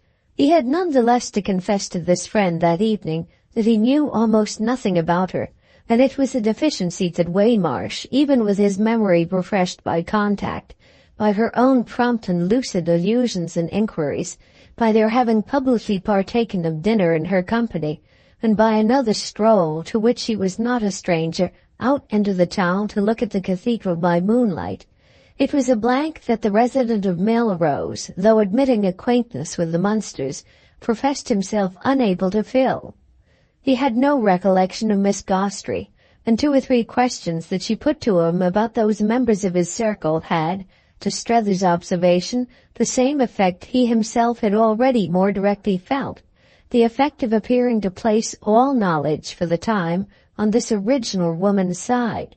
It interested him, indeed, to mark the limits of any such relation for her with his friend as there could possibly be a question of, and it particularly struck him that they were to be marked altogether in Waymarsh's quarter. This, added to his own sense of having gone far with her, gave him an early illustration of a much shorter course. There was a certitude he immediately grasped, a conviction that Waymarsh would quite fail, as it were, and on whatever degree of acquaintances to profit by her. There had been, after the first interchange among the 3, a talk of some 5 minutes in the hall, and then the 2 men had adjourned to the garden, Miss Gostrey for the time disappearing. Strether in due course accompanied his friend to the room he had bespoken, and had, before going out, scrupulously visited, where, at the end of another half-hour, he had no less discreetly left him. On leaving him he repaired straight to his own room, but with a prompt effect of feeling the compass of that chamber resented by his condition. There he enjoyed at once the first consequence of their reunion. A place was too small for him, after it that had seemed large enough before.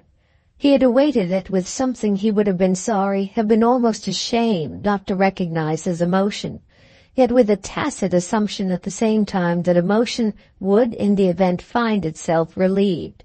The actual oddity was that he was only more excited, and his excitement, to which indeed he would have found it difficult instantly to give a name, brought him once more downstairs and caused him for some minutes vaguely to wander.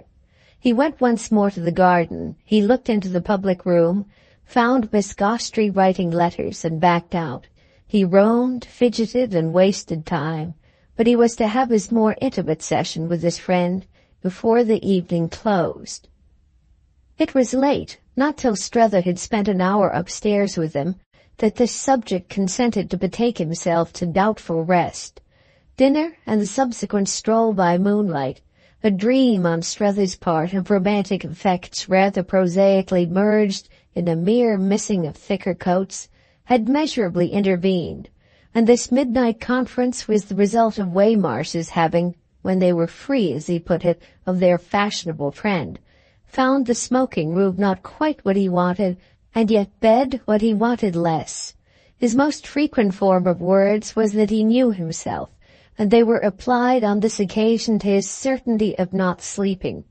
He knew himself well enough to know that he should have a night of prowling unless he should succeed, as a preliminary, in getting prodigiously tired. If the effort directed to this end involved till a later hour the presence of Strether, consisted, that is, in the detention of the latter for full discourse, there was yet an impression of minor discipline involved for our friend in the picture Waymarsh made as he sat in trousers and shirt on the edge of his couch. With his long legs extended and his large back much bent, he nursed alternately, for an almost incredible time, his elbows and his beard. He struck his visitor as extremely, as almost willfully uncomfortable.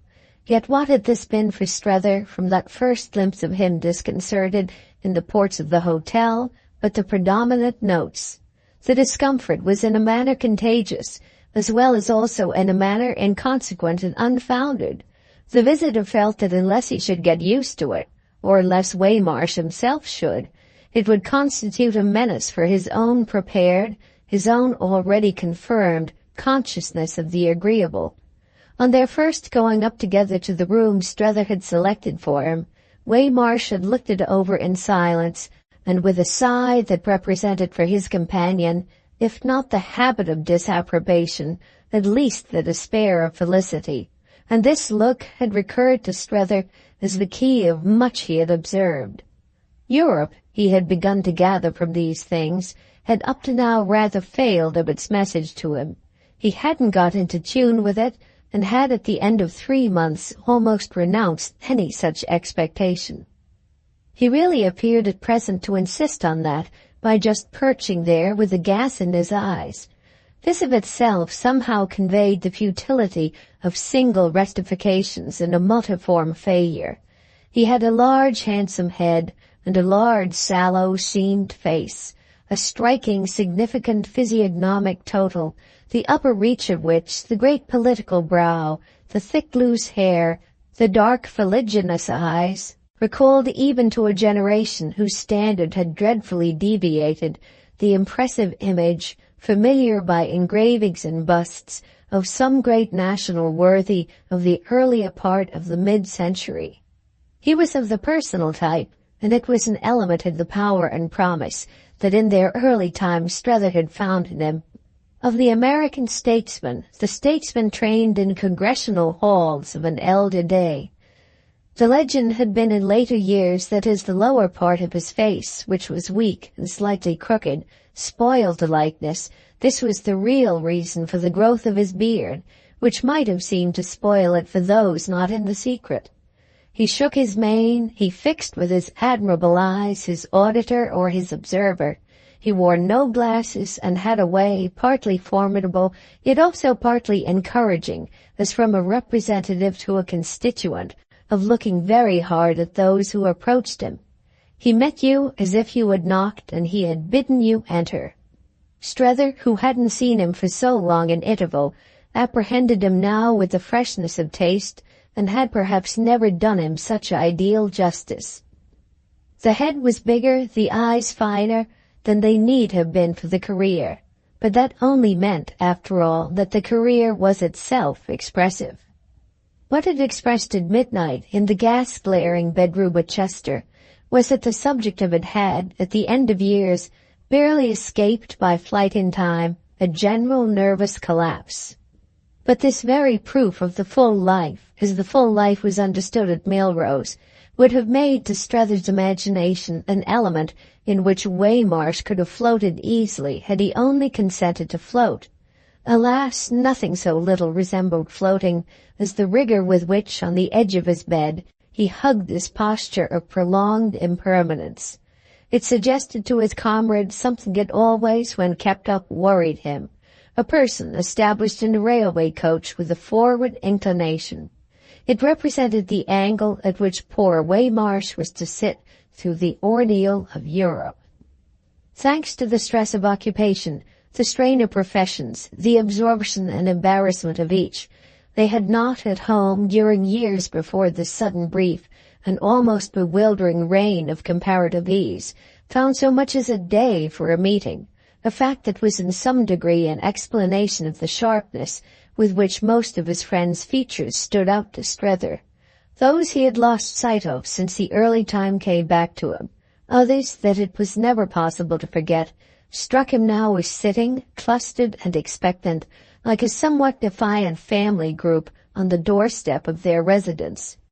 The room was narrow for its length, and the occupant of the bed thrust so far a pair of slippered feet that the visitor had almost to step over them in his recurrent rebounds from his chair to fidget back and forth. There were marks the friends made on things to talk about and on things not to, and one of the latter in particular fell like the tap of chalk on the blackboard. Married at 30, Waymarsh had not lived with his wife for 15 years, and it came up vividly between them in the glare of the gas that Strether wasn't to ask about her. He knew they were still separate, and that she lived at hotels, travelled in Europe, painted her face, and wrote her husband abusive letters, of not one of which, to a certainty, that sufferer spared himself the perusal. But he respected without difficulty the cold twilight that had settled on this side of his companion's life. It was a province in which mystery reigned, and as to which Waymarsh had never spoken the informing word. Strether, who wanted to do him the highest justice whenever he could do it, singularly admired him for the dignity of this reserve, and even counted it as one of the grounds all handled and numbered, for ranking him in the range of their acquaintance as a success. He was a success, Waymarsh, in spite of overwork or prostration, of sensible shrinkage, of his wife's letters, and of his not liking Europe. Strether would have reckoned his own career less futile had he been able to put into it anything so handsome as so much fine silence. One might oneself easily have left Mrs. Waymarsh, and one would assuredly have paid one's tribute to the ideal in covering with that attitude the derision of having been left by her. Her husband had held his tongue and had made a large income, and these were in especial the achievements as to which Strether envied him. Our friend had had indeed on his side, too, a subject for silence, which he fully appreciated, but it was a matter of a different sort, and the figure of the income he had arrived at had never been high enough to look anyone in the face. "I don't know as I quite see what you require it for. You don't appear sick to speak of." It was of Europe Waymarsh thus finally spoke. "Well," said Strether, who fell as much as possible into step, "I guess I don't feel sick now that I've started, but I had pretty well run down before I did start." Waymarsh raised his melancholy look. "Ain't you about up to your usual average?" It was not quite pointedly skeptical, but it seemed somehow a plea for the purest veracity, and it thereby affected our friend as the very voice of Melrose. He had long since made a mental distinction, though never in truth daring to betray it, between the voice of Melrose and the voice even of Woollett. It was the former, he felt, that was most in the real tradition.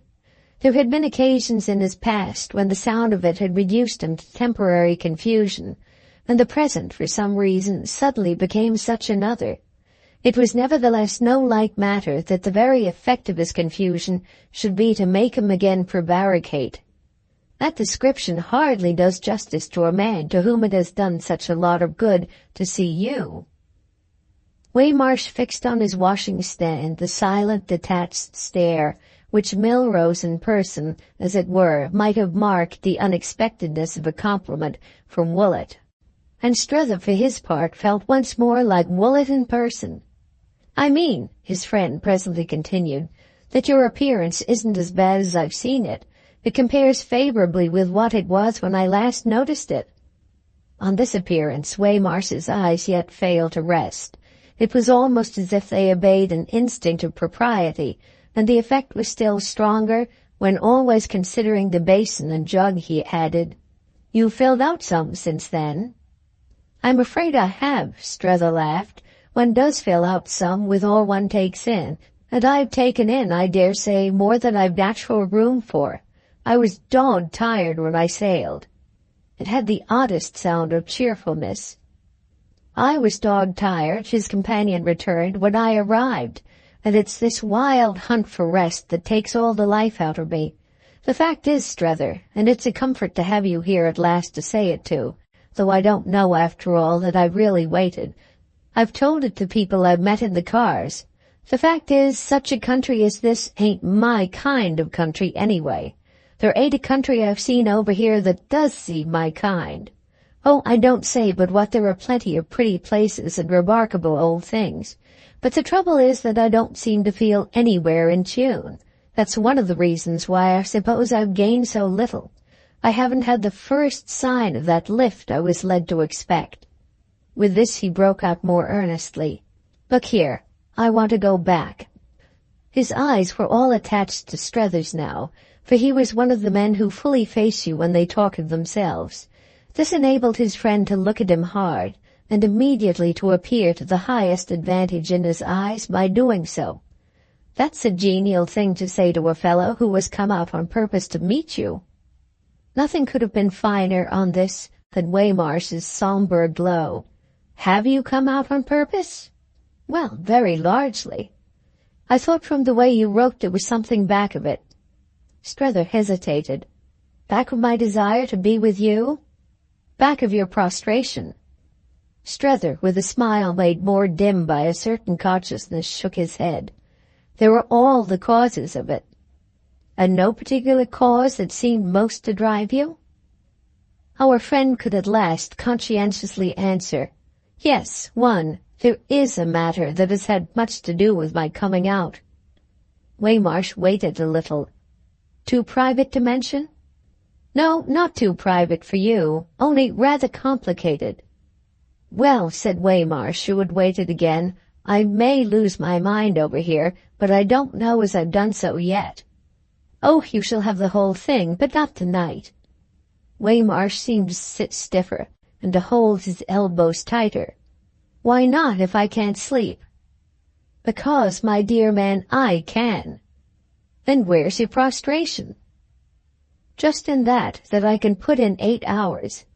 And Strether brought it out that if Waymarsh didn't gain, it was because he didn't go to bed, the result of which was, in its order, that to do the latter justice, he permitted his friend to insist on his really getting settled. Strether, with a kind of coercive hand for it, assisted him to this consummation, and again found his own part in their relation auspiciously enlarged by the smaller touches of lowering the lamp and seeing to a sufficiency of blanket. It somehow ministered for him to indulgence to feel Waymarsh, who looked unnaturally big and black in bed, as much tucked in as a patient at a hospital, and with his covering up to his chin, as much simplified by it. He hovered in vague pity, to be brief, while his companion challenged him out of the bedclothes. Is she really after you? Is that what's behind? Strether felt an uneasiness at the direction taken by his companion's insight, but he played a little at uncertainty. Behind my coming out? Behind your prostration or whatever. It's generally felt, you know, that she follows you up pretty close. Strether's candor was never very far off. Oh, has it occurred to you that I'm literally running away from Mrs. Newsome? Well, I haven't known but what you are. You're a very attractive man, Strether. You've seen for yourself, said Waymarsh, what that lady downstairs makes of it. Unless, indeed, he rambled on with an effect between the ironic and the anxious, it's you who are after her. Is Mrs. Newsome over here? He spoke as with a droll dread of her. It made his friend, though rather dimly, smile. Dear, no, she's safe, thank goodness, as I think I more and more feel, at home. She thought of coming, but she gave it up. I've come in a manner instead of her, and come to that extent, for your right and your inference, on her business. So you see there is plenty of connection. Waymarsh continued to see at least all there was. Involving accordingly the particular one I preferred to? Strether took another turn about the room, giving a twitch to his companion's blanket, and finally gaining the door. His feeling was that of a nurse who had earned personal rest by having made everything straight. Involving more things than I can think of breaking ground on now. But don't be afraid, you shall have them from me. You'll probably find yourself having quite as much of them as you can do with. I shall, if we keep together, very much depend on your impression of some of them. Waymarsh's acknowledgment of this tribute was characteristically indirect. You mean to say you don't believe we will keep together? I only glance at the danger, Strether paternally said, because when I hear you wail to go back, I seem to see you open up to such possibilities of folly. Waymarsh took it, silent a little, like a large, snubbed child. What are you going to do with me? It was the very question Strether himself would put to Miss Gostry, and he wondered if he had sounded like that. But he at least could be more definite. "I'm going to take you right down to London." "Oh, I've been down to London," Waymarsh more softly moaned. "I've no use, Strether, for anything down there." "Well," said Strether good-humouredly, "I guess you've some use for me." "So I've got to go?" "Oh, but you've got to go further yet." "Well," Waymarsh sighed, "do your damnedest. Only you will tell me before you lead me on all the way?" Our friend had again so lost himself, both for amusement and for contrition, in the wonder of whether he had made, in his own challenge that afternoon, such another figure, that he for an instant missed the thread. "Tell you? Why, what you got on hand?" Strether hesitated. "Why, it's such a matter as that even if I positively wanted, I shouldn't be able to keep it from you." Waymarsh gloomily gazed. "What does that mean, then, but that your trip is just for her?" "For Mrs. Newsome? Oh, it certainly is, as I say, very much." "Then why do you also say it's for me?" Strether, in impatience, violently played with his latch. "It's simple enough. It's for both of you." Waymarsh at last turned over with a groan. "Well, I won't marry you." "Neither, when it comes to that?" But the visitor had already laughed and escaped. Book First, Chapter 3 of The Ambassadors by Henry James. He had told Miss Gostry that he should probably take, for departure with Waymarsh, some afternoon train, and it thereupon in the morning appeared that this lady had made her own plan for an earlier one. She had breakfasted when Strether came into the coffee-room, but Waymarsh not having yet emerged, he was in time to recall her to the terms of their understanding and to pronounce her discretion overdone.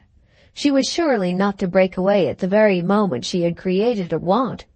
He had met her as she rose from her little table in the window, where, with the morning papers beside her, she reminded him, as he let her know, of Major Pendennis breakfasting at his club, a compliment of which he professed a deep appreciation, and he detained her as pleadingly as if he had already, and notably under pressure of the visions of the night, learned to be unable to do without her. She must teach him, at all events, before she went, to order breakfast as breakfast was ordered in Europe, and she must especially sustain him in the problem of ordering for Waymarsh. The latter had laid upon his friend, by desperate sounds through the door of his room, dreadful divined responsibilities in respect to beefsteak and oranges, responsibilities which Miss Gostry took over with an alertness of action that matched her quick intelligence. She had before this weaned the expatriated from traditions compared with which the matutinal beefsteak was but the creature of an hour, and it was not for her, with some of her memories, to falter in the path, though she freely enough declared on reflection that there was always in such a case a choice of opposed policies. There are times when to give them their head, you know. They had gone to wait together in the garden for the dressing of the meal, and Strether found her more suggestive than ever. "Well, what?" "Is to bring about for them such a complexity of relations, unless indeed we call it a simplicity, that the situation has to wind itself up. They want to go back." "And you want them to go," Strether gaily concluded. "I always want them to go, and I send them as fast as I can." "Oh, I know, you take them to Liverpool." "Any port will serve in a storm. I'm, with all my other functions, an agent for repatriation. I want to re-people our stricken country. What will become of it else? I want to discourage others." The ordered English garden, in the freshness of the day, was delightful to Strether, who liked the sound under his feet of the tight, fine gravel, packed with the chronic damp, and who had the idlest eye for the deep smoothness of turf and the clean curves of paths. "Other people?" "Other countries, other people, yes. I want to encourage our own." Strether wondered. "Not to come? Why then do you meet them, since it doesn't appear to be to stop them?" "Oh, that they shouldn't come is as yet too much to ask. What I attend to is that they come quickly and return still more so. I meet them to help it to be over as soon as possible, and though I don't stop them, I've my way of putting them through. That's my little system, and if you want to know, said Maria Gostry, it's my real secret, my innermost mission and use. I only seem, you see, to beguile and approve, but I've thought it all out, and I'm working all the while underground. I can't perhaps quite give you my formula, but I think that practically I succeed. I send you back spent, so you stay back, pass through my hands. We don't turn up again. The further she went, the further he always saw himself able to follow. I don't want your formula. I feel quite enough, as I hinted yesterday, your abysses. Spent, he echoed. If that's how you're arranging so subtly to send me, I thank you for the warning.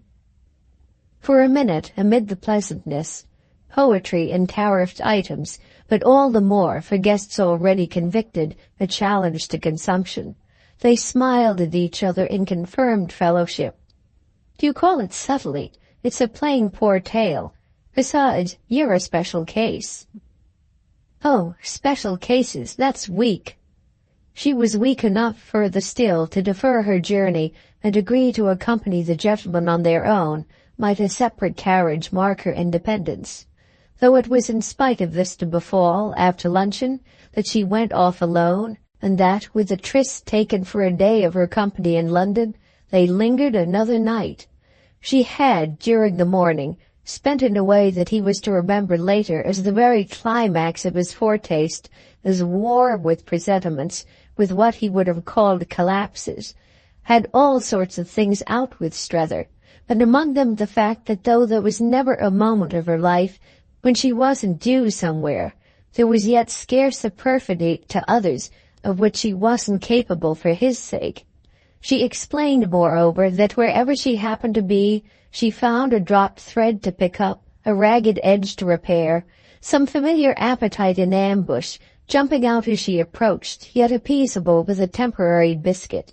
It became, on her taking the risk of the deviation imposed on him by her insidious arrangement of his morning meal, a point of honor for her not to fail with Waymarsh, of the largest success too. And her subsequent boast to Strether was that she had bade their friend fair, and quite without his knowing what was the matter, as Major Pendennis would have fared at the Megatherium. She had made him breakfast like a gentleman, and it was nothing, she forcibly asserted, to what she would yet make him do. She made him participate in the slow, reiterated ramble with which, for Strether, the new day amply filled itself, and it was by her art that he somehow had the air, on the ramparts and in the rows, of carrying a point of his own. The three strolled and stared and gossiped, or at least the two did, the case really yielding for their comrade, if analyzed, but the element of stricken silence. This element indeed affected Strether, as charged with audible rumblings, but he was conscious of the care of taking it explicitly as a sign of pleasant peace. He wouldn't appeal too much, for that provoked stiffness, yet he wouldn't be too freely tacit, for that suggested giving up.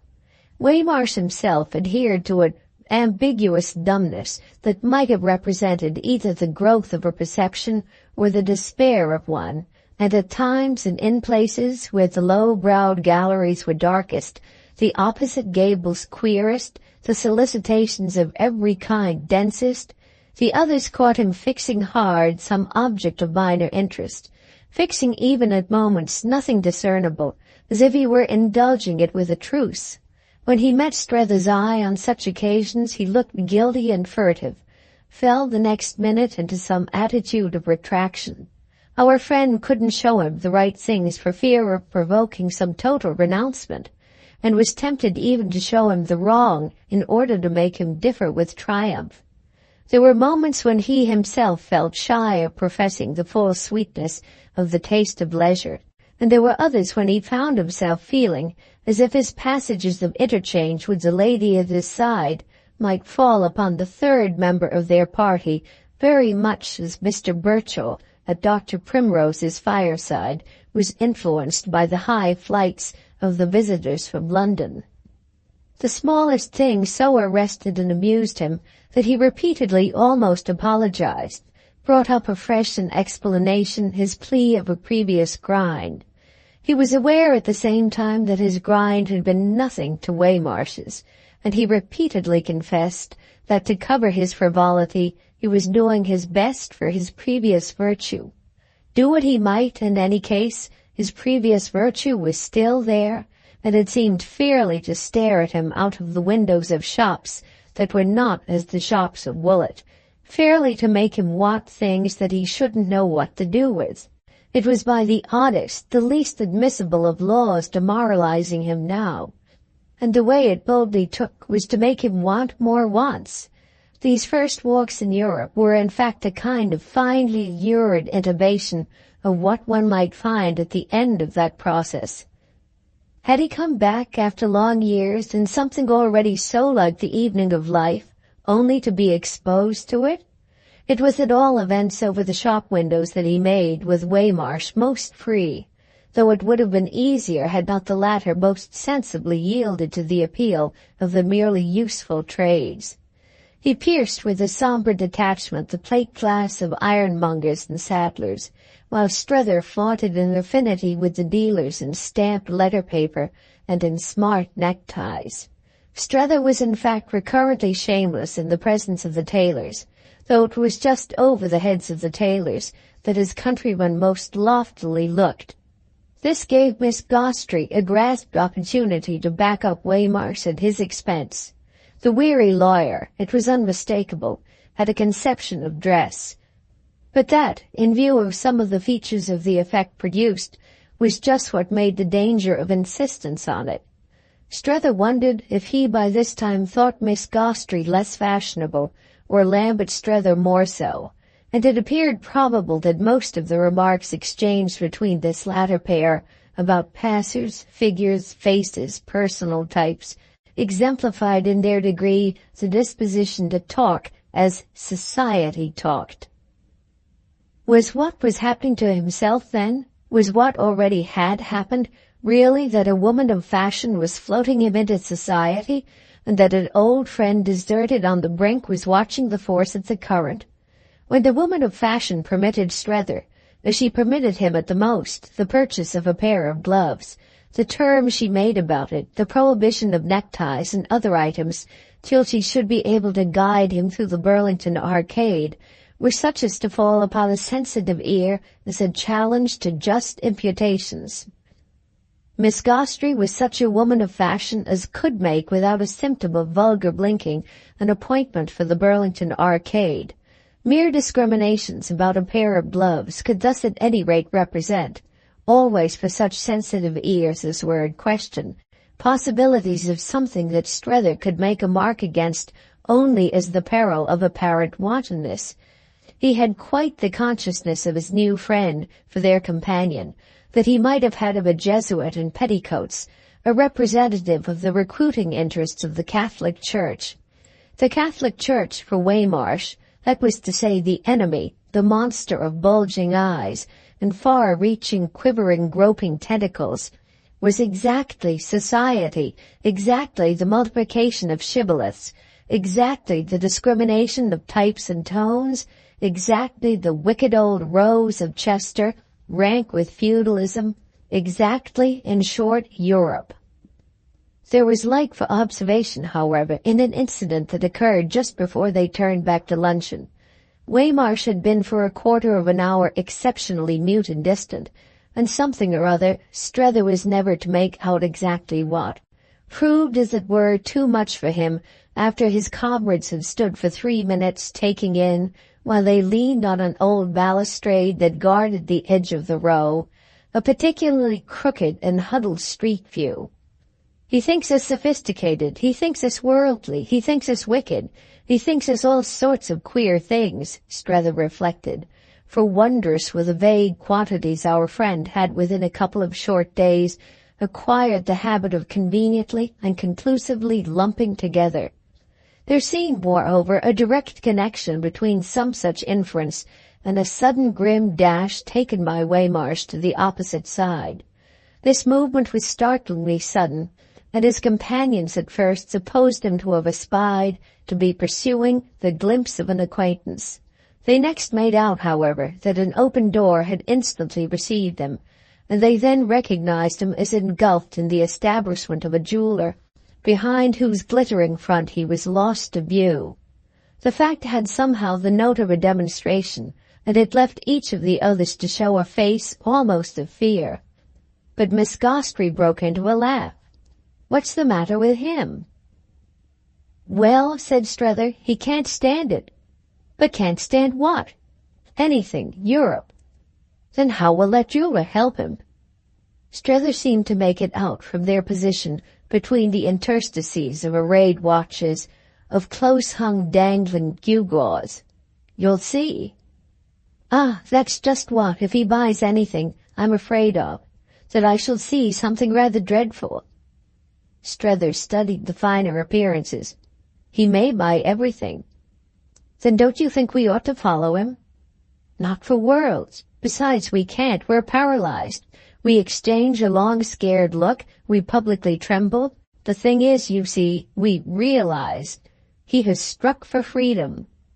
She wondered, but she laughed. "Ah, what a price to pay! And I was preparing some for him so cheap." No, Strether went on, frankly amused now. "Don't call it that. The kind of freedom you deal in is dear." Then, as to justify himself, "Am I not in my way trying it? It's this." "Being here, you mean, with me?" "Yes, and talking to you as I do. I've known you a few hours, and I've known him all my life, so that if the ease I thus take with you about him isn't magnificent," and the thought of it held him a moment, "why, it's rather base." "It's magnificent," said Miss Gostrey to make an end of it.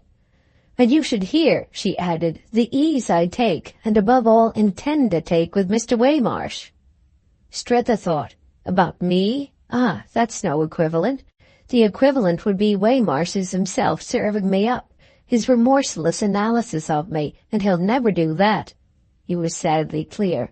"He'll never remorselessly analyze me." He quite held it with the authority of this. "He'll never say a word to you about me." She took it in, she did it justice, yet after an instant her reason, her restless irony, disposed of it. "Of course he won't. For what do you take people, that they're able to say words about anything, able remorselessly to analyze? There are not many like you and me. It will be only because he's too stupid." It stirred in her friend a skeptical echo, which was at the same time the protest of the faith of years. "Waymarsh stupid? Compared with you?" Strether had still his eyes on the jeweler's front, and he waited a moment to answer. "He's a success of a kind I haven't approached." "Do you mean he has made money?" "He makes it, my belief, and I," said Strether, "though with a back quite as bent, have never made anything. I'm a perfectly equipped failure."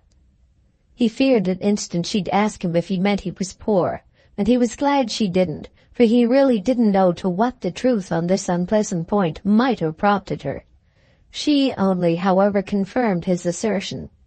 "Thank goodness you're a failure. It's why I so distinguish you. Anything else today is too hideous. Look about you. Look at the successes. Would you be one on your honor?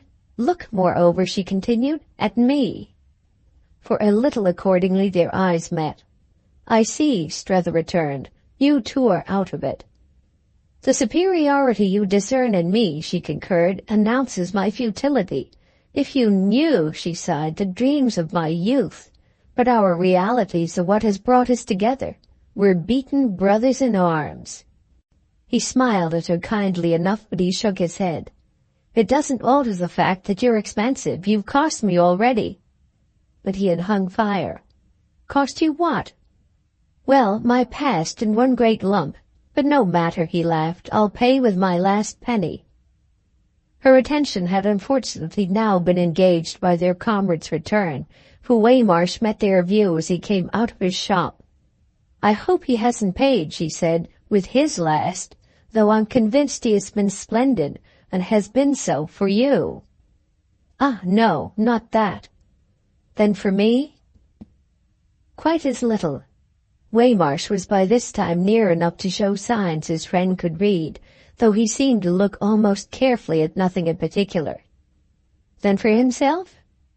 For nobody, for nothing, for freedom. But what has freedom to do with it? Strether's answer was indirect. To be as good as you and me, but different. She had had time to take in their companion's faith, and with it, as such things were easy for her, she took in all. Different, yes, but better. If Waymarsh was somber, he was also indeed almost sublime. He told them nothing, left his absence unexplained, and though they were convinced he had made some extraordinary purchase, they were never to learn its nature. He only glowered grandly at the tops of the old gables. It's the sacred rage, Strether had further time to say, and this sacred rage was to become between them, for convenient comprehension, the description of one of his periodical necessities. It was Strether who eventually contended that it did make him better than they. But by that time, Miss Gostrey was convinced that she didn't want to be better than Strether. Book 2nd, Chapter 1 of The Ambassadors by Henry James.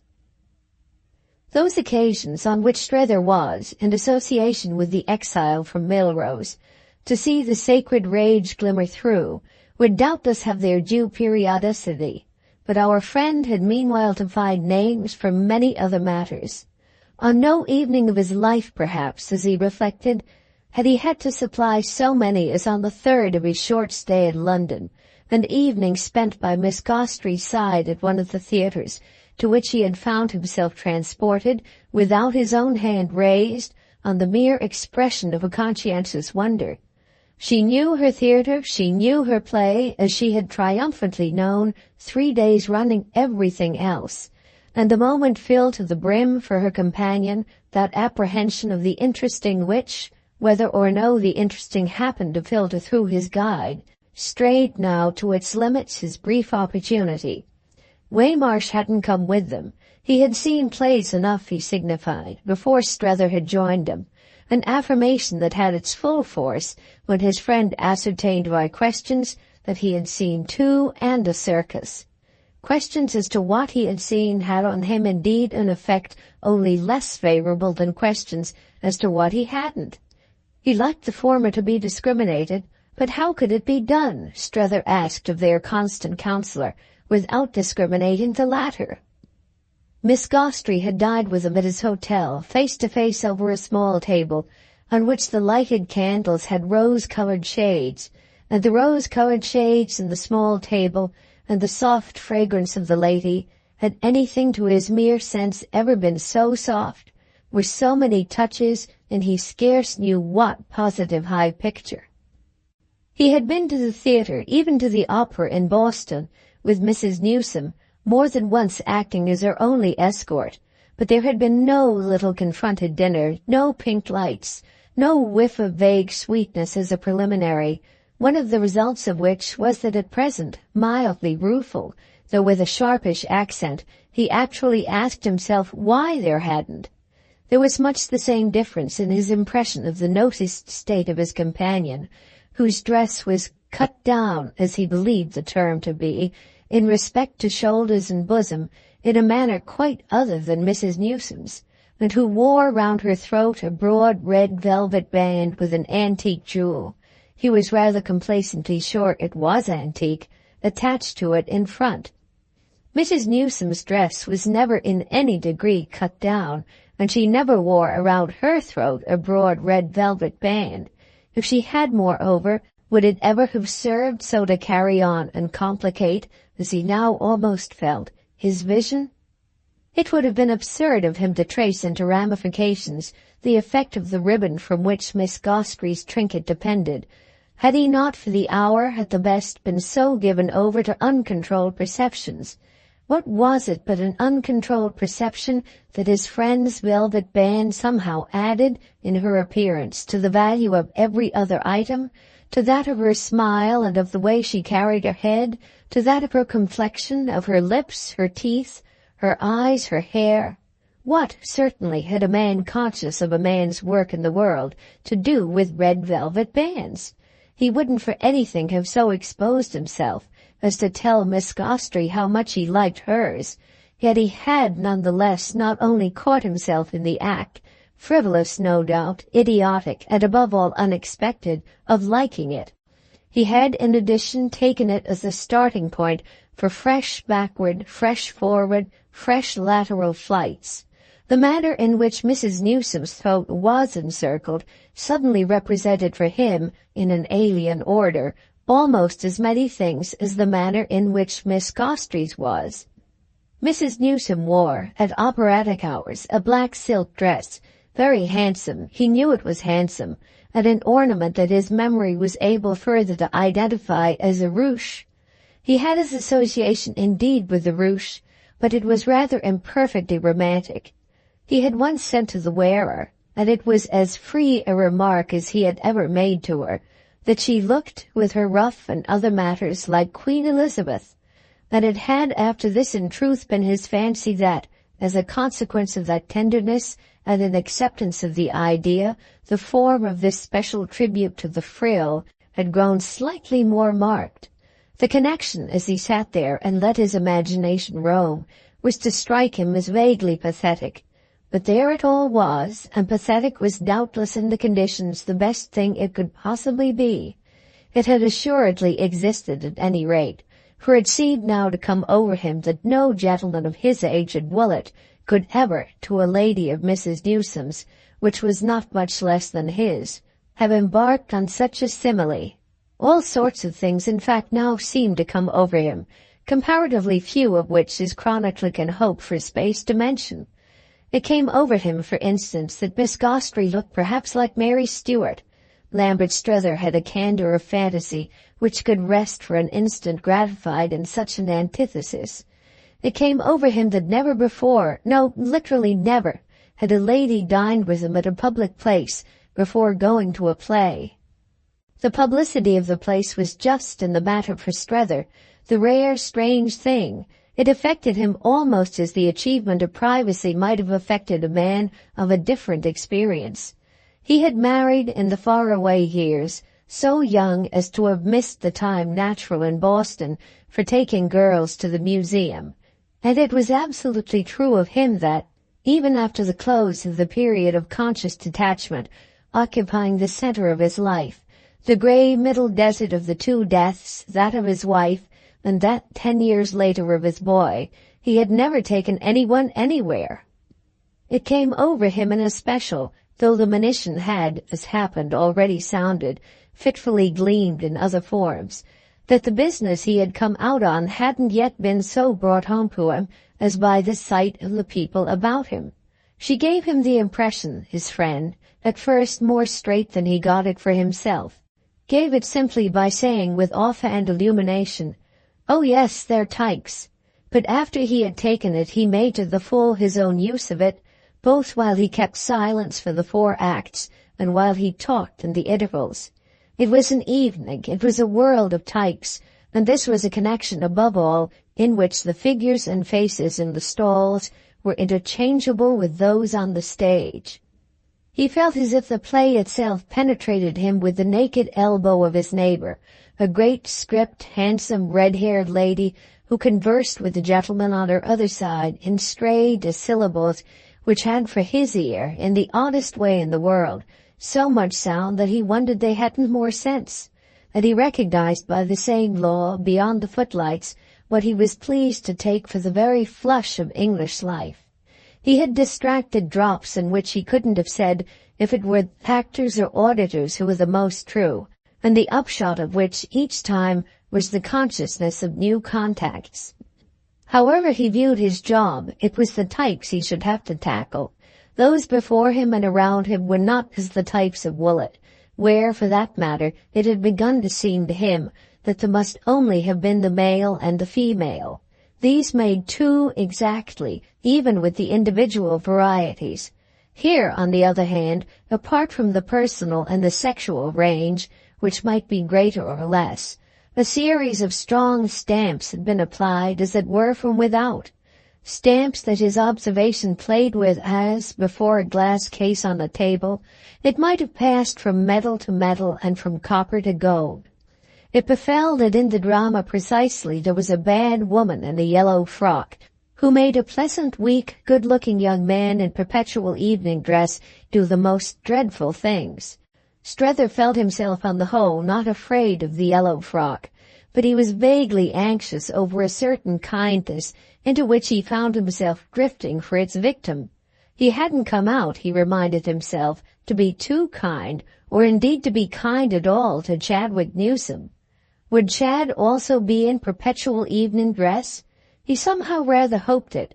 It seemed so to add to this young man's general amenability, though he wondered, too, if to fight him with his own weapons he himself, a thought almost startling, would have likewise to be.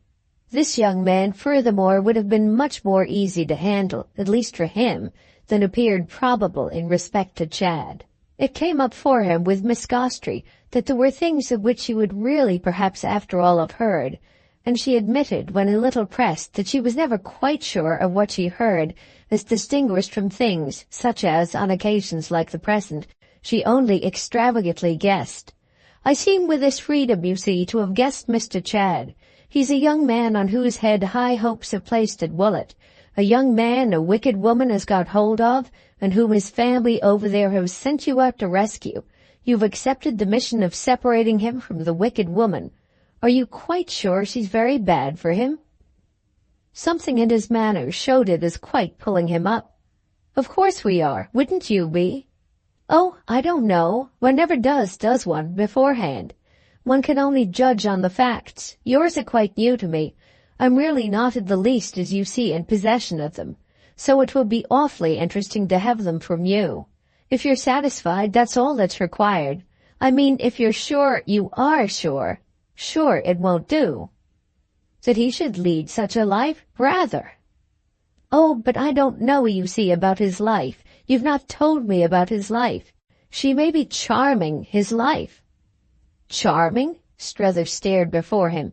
She's base, venal, out of the streets. I see. And he? Chad, wretched boy?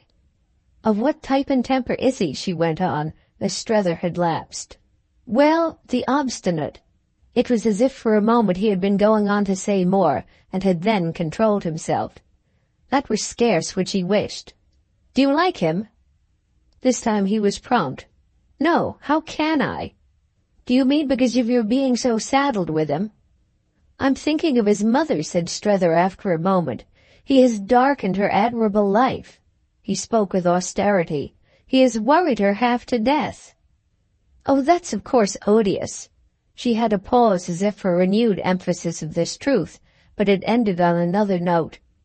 Is her life very admirable? Extraordinarily. There was so much in the tone that Miss Gostrey had to devote another pause to the appreciation of it. And has he only her? I don't mean the bad woman in Paris, she quickly added, for I assure you I shouldn't even at the best be disposed to allow him more than one. But has he only his mother? He has also a sister, older than himself and married, and they're both remarkably fine women. Very handsome, you mean? This promptitude, almost as he might have thought this precipitation, gave him a brief drop, but he came up again. Mrs. Newsome, I think, is handsome, though she's not, of course, with a son of 28 and a daughter of 30 in her very first youth. She married, however, extremely young. And is wonderful? Miss Gostrey asked, for her age? Strether seemed to feel with a certain disquiet the pressure of it. I don't say she's wonderful. Or rather, he went on the next moment, I do say it. It's exactly what she is, wonderful. But I wasn't thinking of her appearance, he exclaimed, striking as that doubtless is. I was thinking, well, of many other things. He seemed to look at these as if to mention some of them, then took, pulling himself up, another turn. About Mrs. Pocock, people may differ. Is that the daughter's name, Pocock? That's the daughter's name, Strether sturdily confessed. And people may differ, you mean, about her beauty? About everything. But you admire her? He gave his friend a glance as to show how he could bear this. "I'm perhaps a little afraid of her." "Oh," said Miss Gostrey, "I see her from here. You may say then I see very fast and very far, but I've already shown you I do. The young man and the two ladies," she went on, "are at any rate all the family?" "Quite all. His father has been dead 10 years and there's no brother nor any other sister. They'd do," said Strether, "anything in the world for him." "And you'd do anything in the world for them?" He shifted again. She had made it perhaps just a shade too affirmative for his nerves.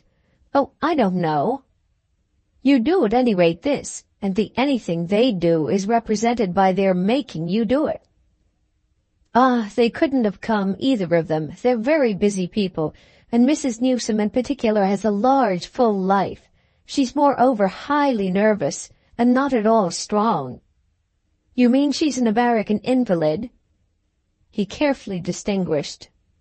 "There's nothing she likes less than to be called one, but she would consent to be one of those things, I think," he laughed, "if it were the only way to be the other." "Consent to be an American in order to be an invalid?" "No," said Strether, "the other way round. She's at any rate delicate, sensitive, high-strung. She puts so much of herself into everything." Ah, Maria knew these things. That she has nothing left for anything else? Of course she hasn't. To whom do you say it? High-strung? Don't I spend my life for them jamming down the pedal? I see, moreover, how it is told on you.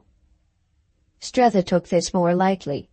"Oh, I jam down the pedal too." "Well," she lucidly returned, "we must from this moment bear it on together with all our might." And she forged ahead. "Have they money?"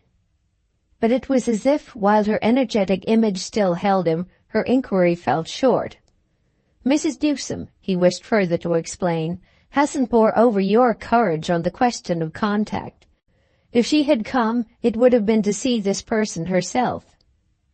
"The woman? Ah, but that's courage." "No, it's exaltation, which is a very different thing. Courage," he, however, accommodatingly threw out, "is what you have." She shook her head. "You say that only to patch me up, to cover the nudity of my want of exaltation. I've neither the one nor the other. I've mere battered indifference." "I see that what you mean," Miss Gostrey pursued, "is that if your friend had come, she would take great views, and the great views, to put it simply, would be too much for her." Strether looked amused at her notion of the simple, but he adopted her formula. "Everything's too much for her." "Ah, then, such a service as this of yours is more for her than anything else?" "Yes, far more. But so long as it isn't too much for me." "Her condition doesn't matter?" "Surely not. We leave her condition out. We take it, that is, for granted. I see it, her condition, as behind and beneath you, yet at the same time I see it as bearing you up." "Oh, it does bear me up," Strether laughed. "Well then, as yours bears me, nothing more's needed." With which she put again her question. "Has Mrs. Newsome money?" This time he heeded. "Oh, plenty. That's the root of the evil. There's money to very large amounts in the concern. Chad has had the free use of it a great deal, but if he'll pull himself together and come home all the same, he'll find his account in it." She had listened with all her interest. "And I hope to goodness you'll find yours." "He'll take up his definite material reward," said Strether, without acknowledgement of this. "He's at the parting of the ways. He can come into the business now, he can't come later." "Is there a business?" "Lord, yes, a big, brave, bouncing business, a roaring trade." "A great shop?" "Yes, a workshop, a great production, a great industry. The concern's a manufacture, and a manufacture that, if it's only properly looked after, may well be on the way to become a monopoly. It's a little thing they make better, it appears, than other people can, or than other people at any rate do. Mr. Newsome, being a man of ideas, at least in that particular line," Strether explained, "put them on it with great effect and gave the place altogether in his time an immense lift." "It's a place in itself?" "Well, quite a number of buildings, almost a little industrial colony, but above all it's a thing. The article produced. And what is the article produced? Strether looked about him as if in slight reluctance to say. Then the curtain which he saw about to rise came to his aid. I'll tell you next time. But when the next time came, he only said he'd tell her later on, after they should have left the theatre, for she had immediately reverted to their topic, and even for himself the picture of the stage was now overlaid with another image. His postponements, however, made her wonder if the article referred to were anything bad, and she explained that she meant improper or ridiculous or wrong. But Strether, so far as that went, could satisfy her. Unmentionable? Oh no, we talk constantly of it. We are quite familiar and brazen about it. Only as a small, trivial, rather ridiculous object of the commonest domestic use, it's just wanting in, what shall I say, well, dignity, or the least approach to distinction. Right here, therefore, with everything about us so grand. In short, he shrank. It's a false note? Sadly, it's vulgar. But surely not vulgarer than this. Then on his wondering as she herself had done. Then everything about us. She seemed a trifle irritated. What do you take this for? Why, for comparatively divine. This dreadful London theatre? It's impossible if you really want to know. Oh, then, laughed Strether, I don't really want to know. It made between them a pause, which she, however, still fascinated by the mystery of the production at Woolwich, presently broke. Rather ridiculous? Clothespins? Saleratus? Shoe polish? It brought him round. No, you don't even burn. I don't think you know you'll guess it. How then can I judge how vulgar it is? You'll judge when I do tell you. And he persuaded her to patience. But it may even now frankly be mentioned that he in the sequel never was to tell her. He actually never did so, and it moreover oddly occurred that by the law within her of the incalculable, her desire for the information dropped and her attitude to the question converted itself into a positive cultivation of ignorance. In ignorance she could humor her fancy, and that proved a useful freedom. She could treat the little nameless object as indeed unnameable. She could make their abstention enormously definite. That might indeed have been for Strether the portent of this and what she next said. Is it perhaps then because it's so bad, because your industry, as you call it, is so vulgar, that Mr. Chad won't come back?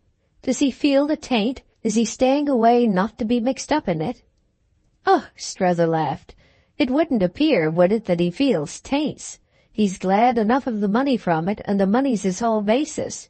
There's appreciation in that, I mean, as to the allowance his mother has hitherto made him.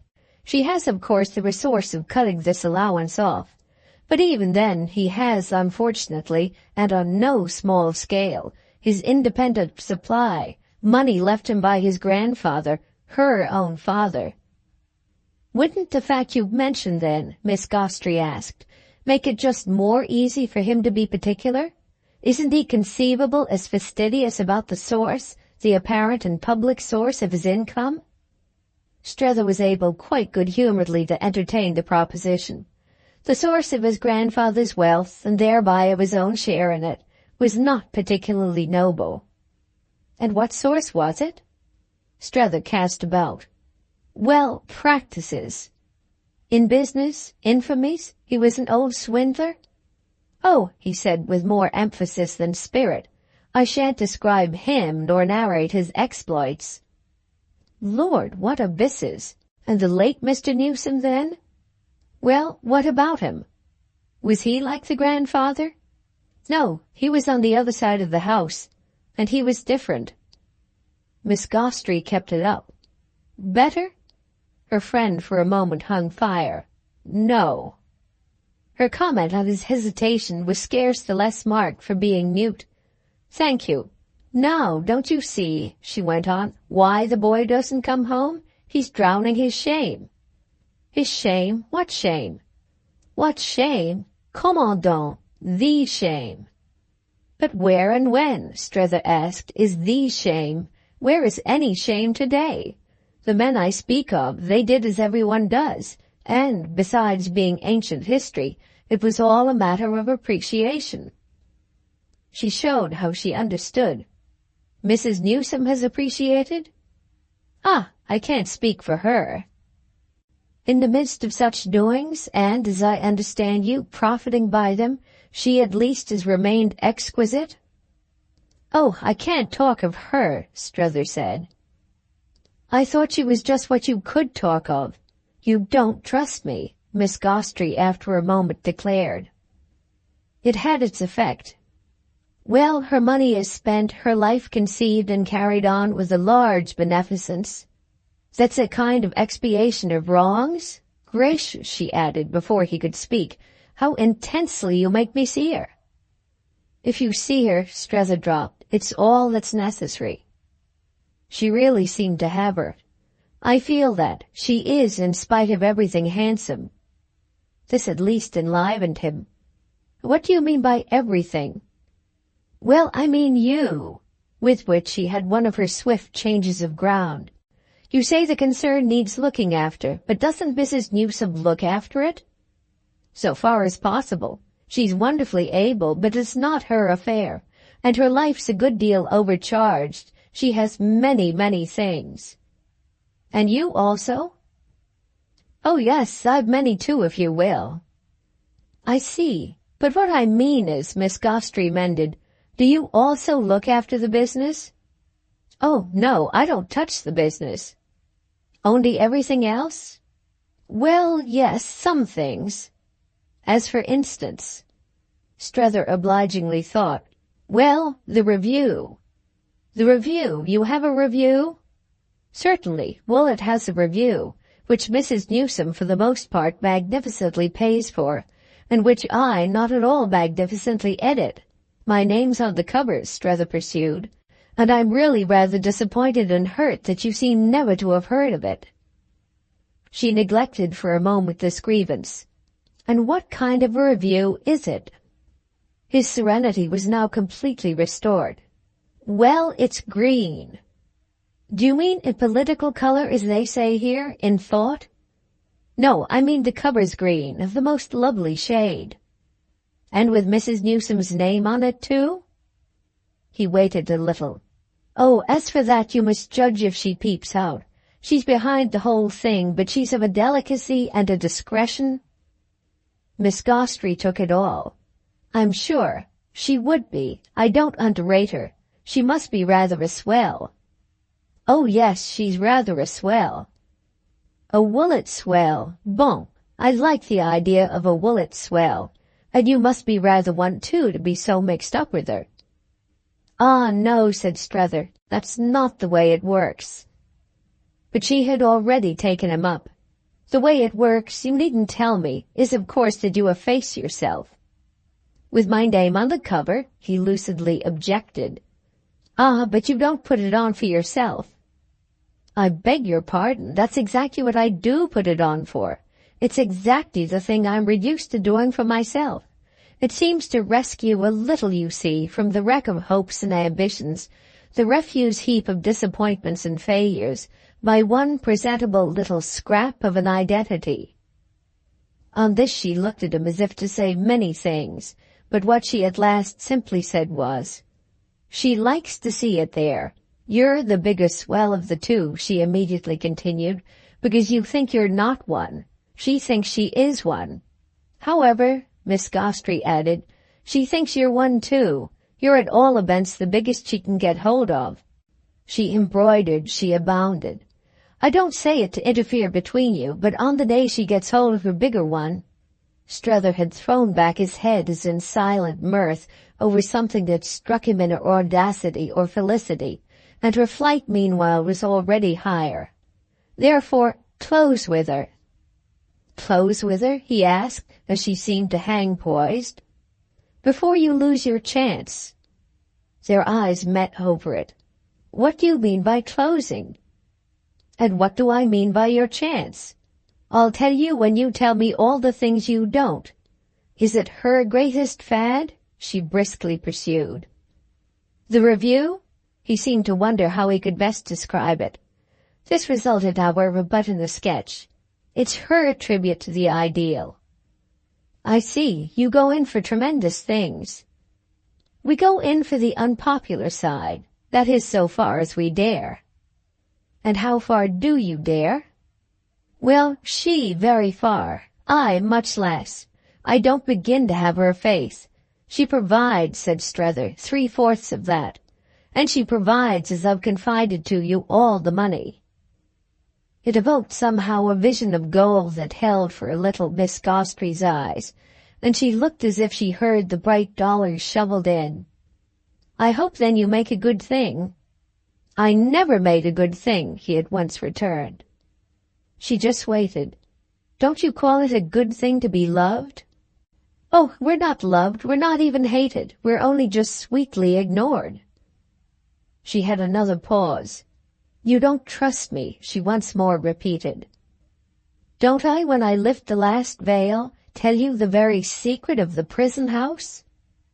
Again she met his eyes, but to the result that after an instant her own turned away with impatience.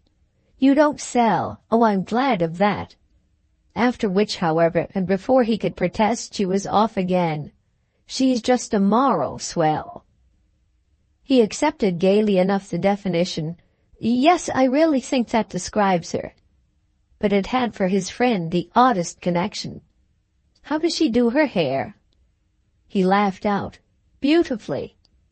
Ah, that doesn't tell me. However, it doesn't matter, I know. It's tremendously neat, a real reproach, quite remarkably thick and without as yet a single strand of white. There. He blushed for her realism, but gaped at her truth. You're the very deuce. What else should I be? It was as the very deuce I pounced on you. But don't let it trouble you, for everything but the very deuce, at our age, is a bore and a delusion, and even he himself, after all, but half a joy. With which, on a single sweep of her wing, she resumed. You assist her to expatiate, which is rather hard when you've yourself not sinned. It's she who hasn't sinned, Strether replied. I've sinned the most. Ah, Miss Gostrey cynically laughed. What a picture of her! Have you robbed the widow and the orphan? I've sinned enough, said Strether. Enough for whom? Enough for what? Well, to be where I am. Thank you. They were disturbed at this moment by the passage between their knees and the back of the seats before them of a gentleman who had been absent during a part of the performance and who now returned for the close. But the interruption left Miss Gostrey time, before the subsequent hush, to express as a sharp finality her sense of the moral of all their talk. I knew you had something up your sleeve. This finality, however, left him in its turn, at the end of the play, as disposed to hang back, as if they still had much to say, so that they easily agreed to let everyone go before them. They found an interest in waiting. They made out from the lobby that the night had turned to rain. Yet Miss Gostrey let her friend know that he wasn't to see her home. He was simply to put her, by herself, into a four-wheeler. She liked so in London, of wet nights after wild pleasures, thinking things over, on the return, in lonely four-wheelers. This was her great time, she intimated, for pulling herself together.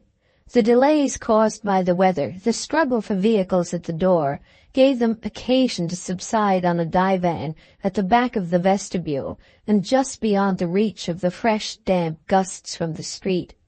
Here Strether's comrade resumed that free handling of the subject to which his own imagination of it already owed so much. Does your young friend in Paris like you? It had almost, after the interval, startled him. Oh, I hope not. Why should he? Why shouldn't he? Miss Gostrey asked. That you're coming down on him need have nothing to do with it.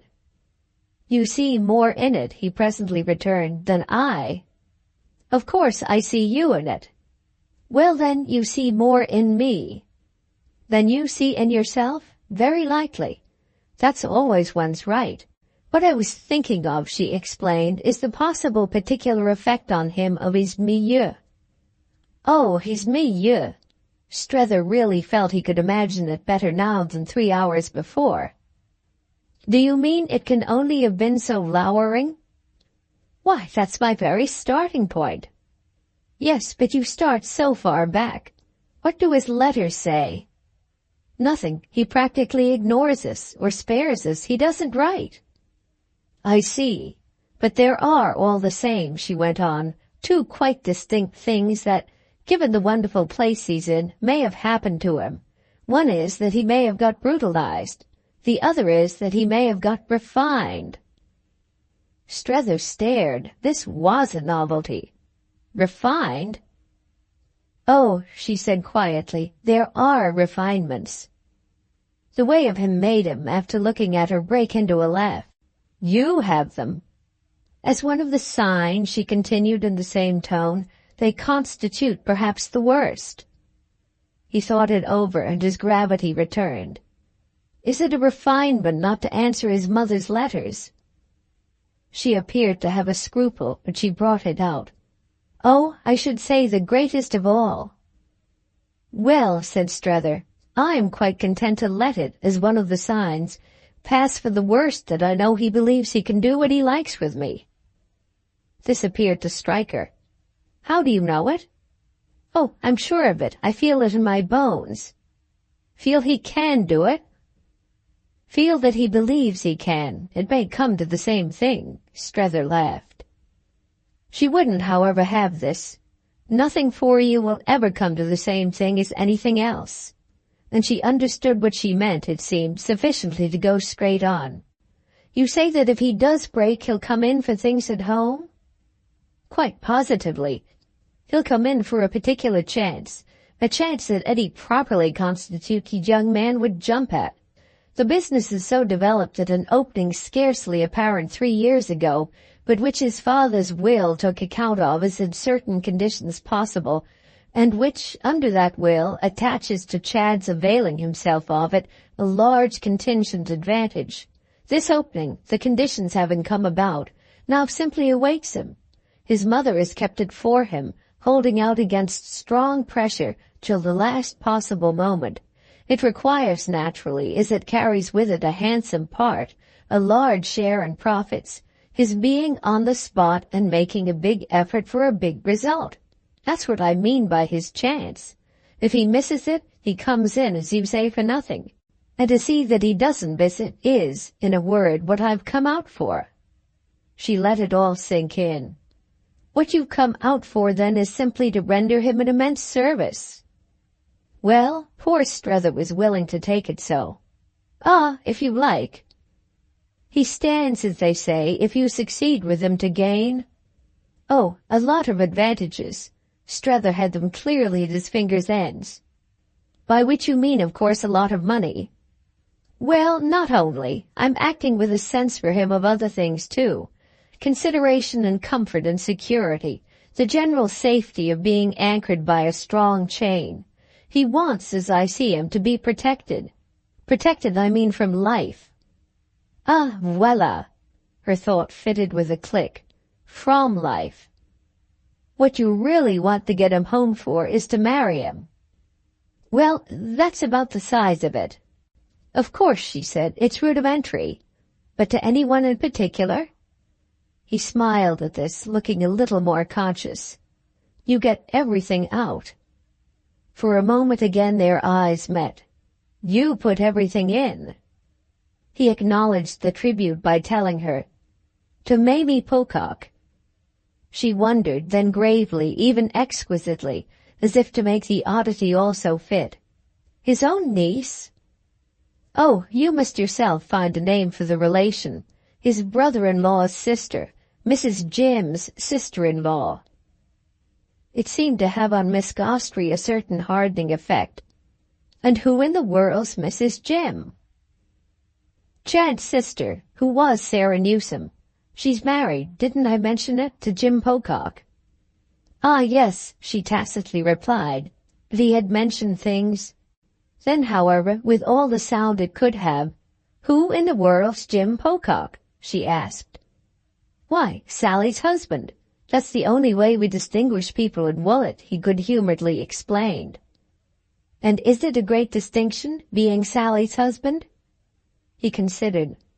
I think there can be scarcely a greater, unless it may become one in the future to be Chad's wife.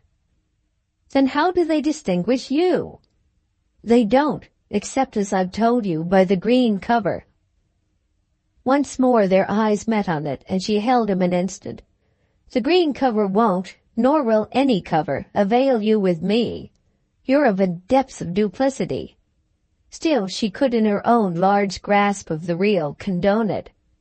Is Mamie a great parti? Oh, the greatest we have, our prettiest, brightest girl. Miss Gostrey seemed to fix the poor child. I know what they can be. And with money? Not perhaps with a great deal of that, but with so much of everything else that we don't miss it. We don't miss money much, you know, Strether added, in general, in America, in pretty girls. No, she conceded, but I know also what you do sometimes miss. And do you, she asked, yourself admire her? It was a question, he indicated, that there might be several ways of taking, but he decided after an instant for the humorous. Haven't I sufficiently showed you how I admire any pretty girl? Her interest in his problem was by this time such that it scarce left her freedom, and she kept close to the facts. I suppose that at Woolwich you wanted them, what shall I call it, blameless. I mean your young men for your pretty girls. So did I, Strether confessed. But you strike there a curious fact, the fact that Woolwich too accommodates itself to the spirit of the age and the increasing mildness of manners. Everything changes, and I hold that our situation precisely marks a date. We should prefer them blameless, but we have to make the best of them as we find them. Since the spirit of the age and the increasing mildness send them so much more to Paris, you've to take them back as they come. When they do come, bon. Once more she embraced it all, but she had a moment of thought. Poor Chad. Ah, said Strether cheerfully, Mamie will save him. She was looking away, still in her vision, and she spoke with impatience and almost as if he hadn't understood her. You'll save him, that's who'll save him. Oh, but with Mamie's aid. Unless indeed you mean, he added, that I shall effect so much more with yours. It made her at last again look at him. You'll do more, as you're so much better than all of us put together. I think I'm only better since I've known you, Strether bravely returned. The depletion of the place, the shrinkage of the crowd, and now comparatively quiet withdrawal of its last elements had already brought them nearer the door and put them in relation with the messenger of whom he bespoke Miss Gostrey's cab. But this left them a few minutes more, which he was clearly in no mood not to use. You've spoken to me of what, by your success, Mr. Chad stands to gain. But you've not spoke, do we, of what you do? Oh, I've nothing more to gain, said Strether very simply. She took it as even quite too simple. You mean you've got it all down? You've been paid in advance? Ah, don't talk about payment, he groaned. Something in the tone of it pulled her up, but as their messenger still delayed, she had another chance, and she put it another way. What, by failure, do you stand to lose? He still, however, wouldn't have it. Nothing, he exclaimed, and on the messengers at this instant reappearing, he was able to sink the subject in their responsive advance. When, a few steps up the street, under a lamp, he had put her into her four-wheeler, and she had asked him if the man had called for him no second conveyance, he replied before the door was closed, "You won't take me with you?" "Not for the world." "Said I shall walk." "In the rain?" "I like the rain," said Strether. "Good night." She kept him a moment while his hand was on the door by not answering, after which she answered by repeating her question. "What do you stand to lose?" Why the question now affected him as other, he couldn't have said. He could only this time meet it otherwise. "Everything." "So I thought. Then you shall succeed, and to that end I'm yours." "Ah, dear lady," he kindly breathed. "Till death," said Maria Gostrey. "Good night." Book the Second, Chapter 2 of The Ambassadors by Henry James. Strether called his second morning in Paris on the bankers of the Rue Scribe, to whom his letter of credit was addressed, and he made this visit attended by Waymarsh, in whose company he had crossed from London 2 days before. They had hastened to the Rue Scribe on the morrow of their arrival, but Strether had not then found the letters, the hope of which prompted this errand. He had had as yet none at all, hadn't expected them in London, but had counted on several in Paris, and disconcerted now, had presently strolled back to the boulevard with a sense of injury that he felt himself taking for as good a start as any other.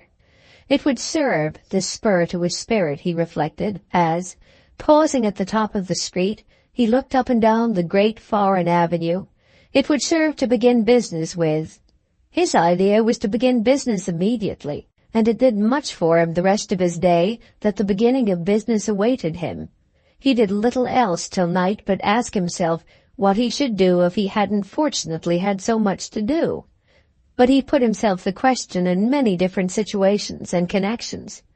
What carried him hither and yon was an admirable theory that nothing he could do wouldn't be in some manner related to what he fundamentally had on hand, or would be, should he happen to have a scruple, wasted for it. He did happen to have a scruple about taking no definite step till he should get letters, but this reasoning carried it off. A single day to feel his feet, he had felt them as yet only at Chester and in London, was, he could consider, none too much, and having, as he had often privately expressed it, Paris to reckon with, he threw these hours of freshness consciously into the reckoning.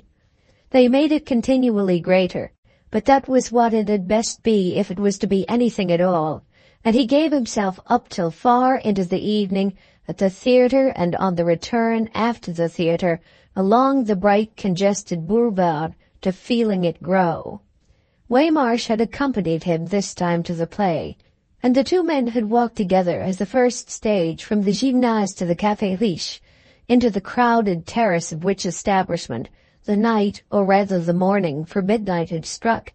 Being bland and populous, they had wedged themselves for refreshment. Waymarsh, as a result of some discussion with his friend, had made a marked virtue of his having now let himself go, and there had been elements of impression in their half-hour over their watered beer glasses that gave him his occasion for conveying that he held this compromise with his stiffer self to have become extreme. He conveyed it, for it was still, after all, his stiffer self, who gloomed out of the glare of the terrace in solemn silence, and there was indeed a great deal of critical silence every way between the companions, even till they gained the Place de l'Opéra, as to the character of their nocturnal progress. This morning there were letters which had reached London apparently altogether the day of Strether's journey, and had taken their time to follow him, so that after a controlled impulse to go into them in the reception-room of the bank, which, reminding him of the post-office at Woolwich, affected him as the abutment of some transatlantic bridge, he slipped them into the pocket of his loose grey overcoat with a sense of the felicity of carrying them off. Waymarsh, who had had letters yesterday, had had them again today, and Waymarsh suggested in this particular no controlled impulses. The last one he was at all events likely to be observed to struggle with was clearly that of bringing to a premature close any visit to the Rue Scribe. Strether had left him there yesterday. He wanted to see the papers, and he had spent, by what his friend could make out, a succession of hours with the papers. He spoke of the establishment with emphasis, as a post of superior observation, just as he spoke generally of his actual damnable doom as a device for hiding from him what was going on. Europe was best described, to his mind, as an elaborate engine for dissociating the confined American from that indispensable knowledge, and was accordingly only rendered bearable by these occasional stations of relief, traps for the arrest of wandering western airs. Strether, on his side, set himself to walk again. He had his relief in his pocket, and indeed, much as he desired his budget, The growth of restlessness might have been marked in him from the moment he had assured himself of the superscription of most of the missives it contained. This restlessness became therefore his temporary law. He knew he should recognize as soon as see it the best place of all for settling down with his chief correspondent.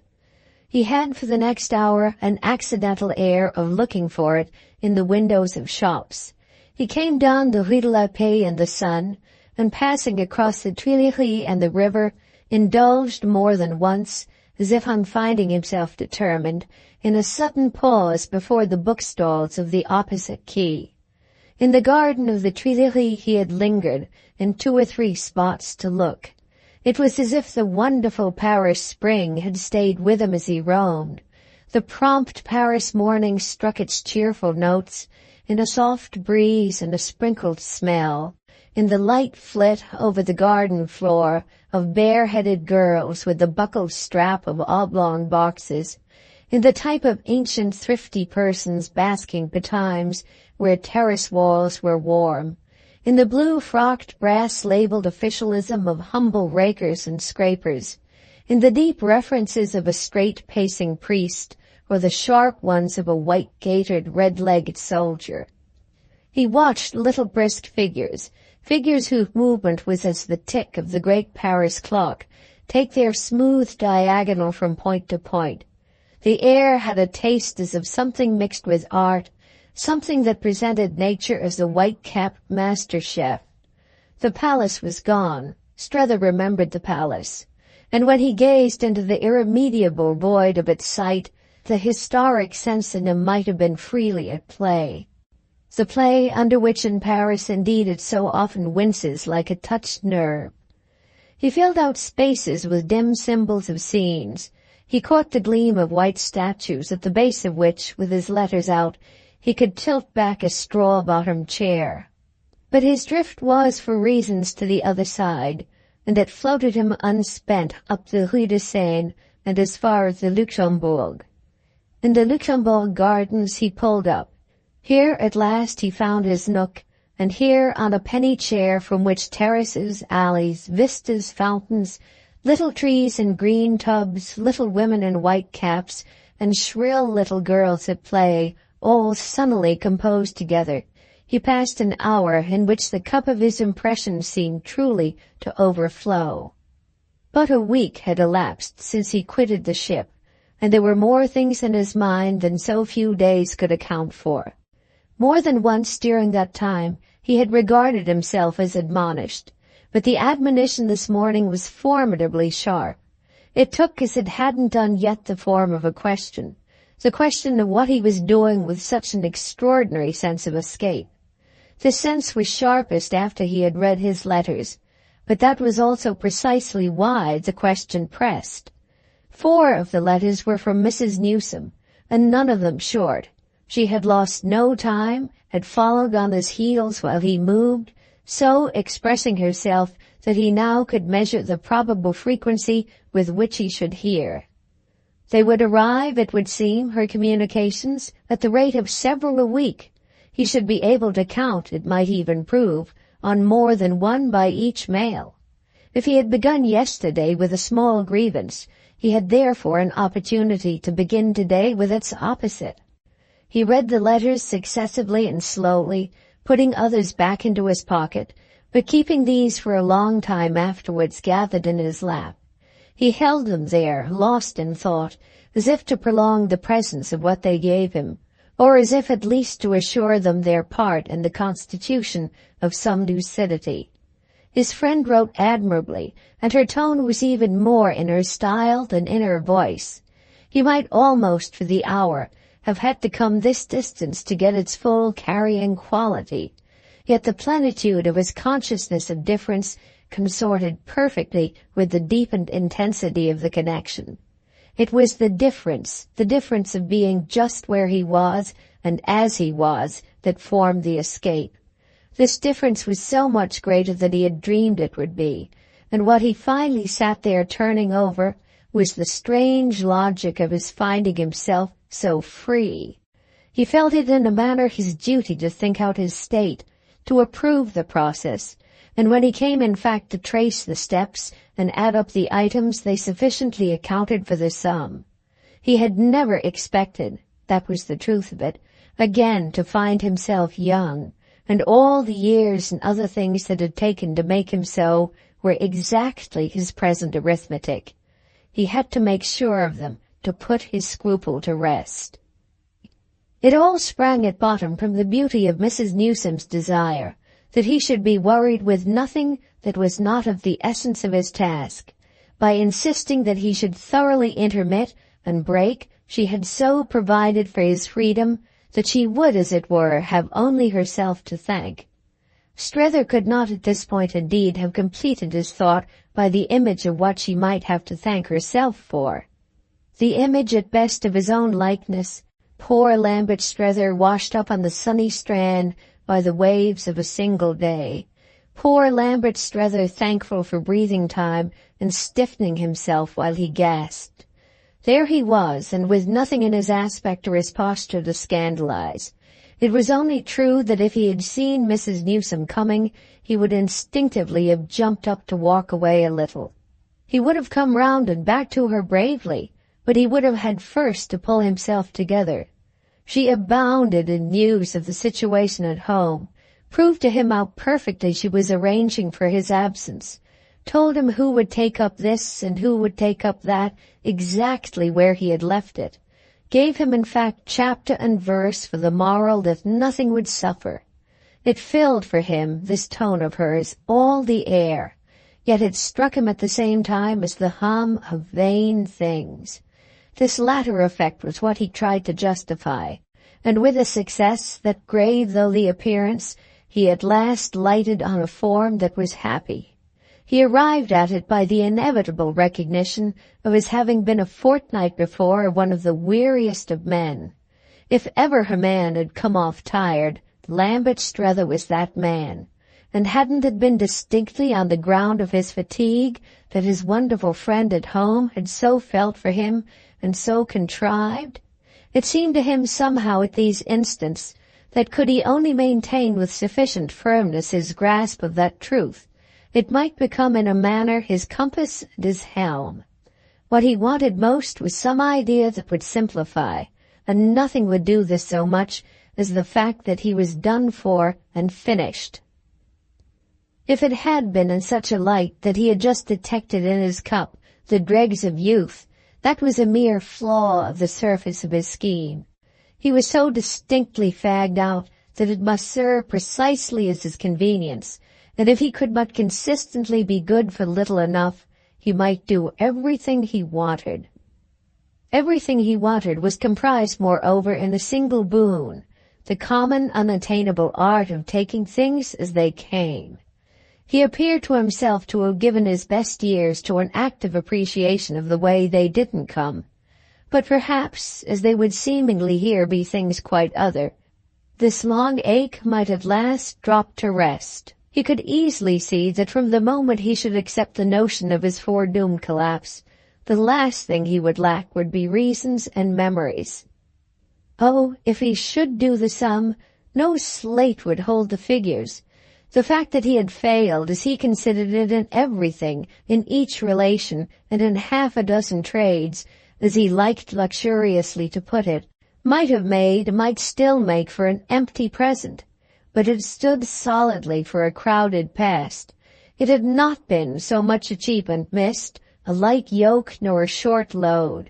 It was at present as if the backward picture had hung there, the long, crooked course, grey in the shadow of his solitude.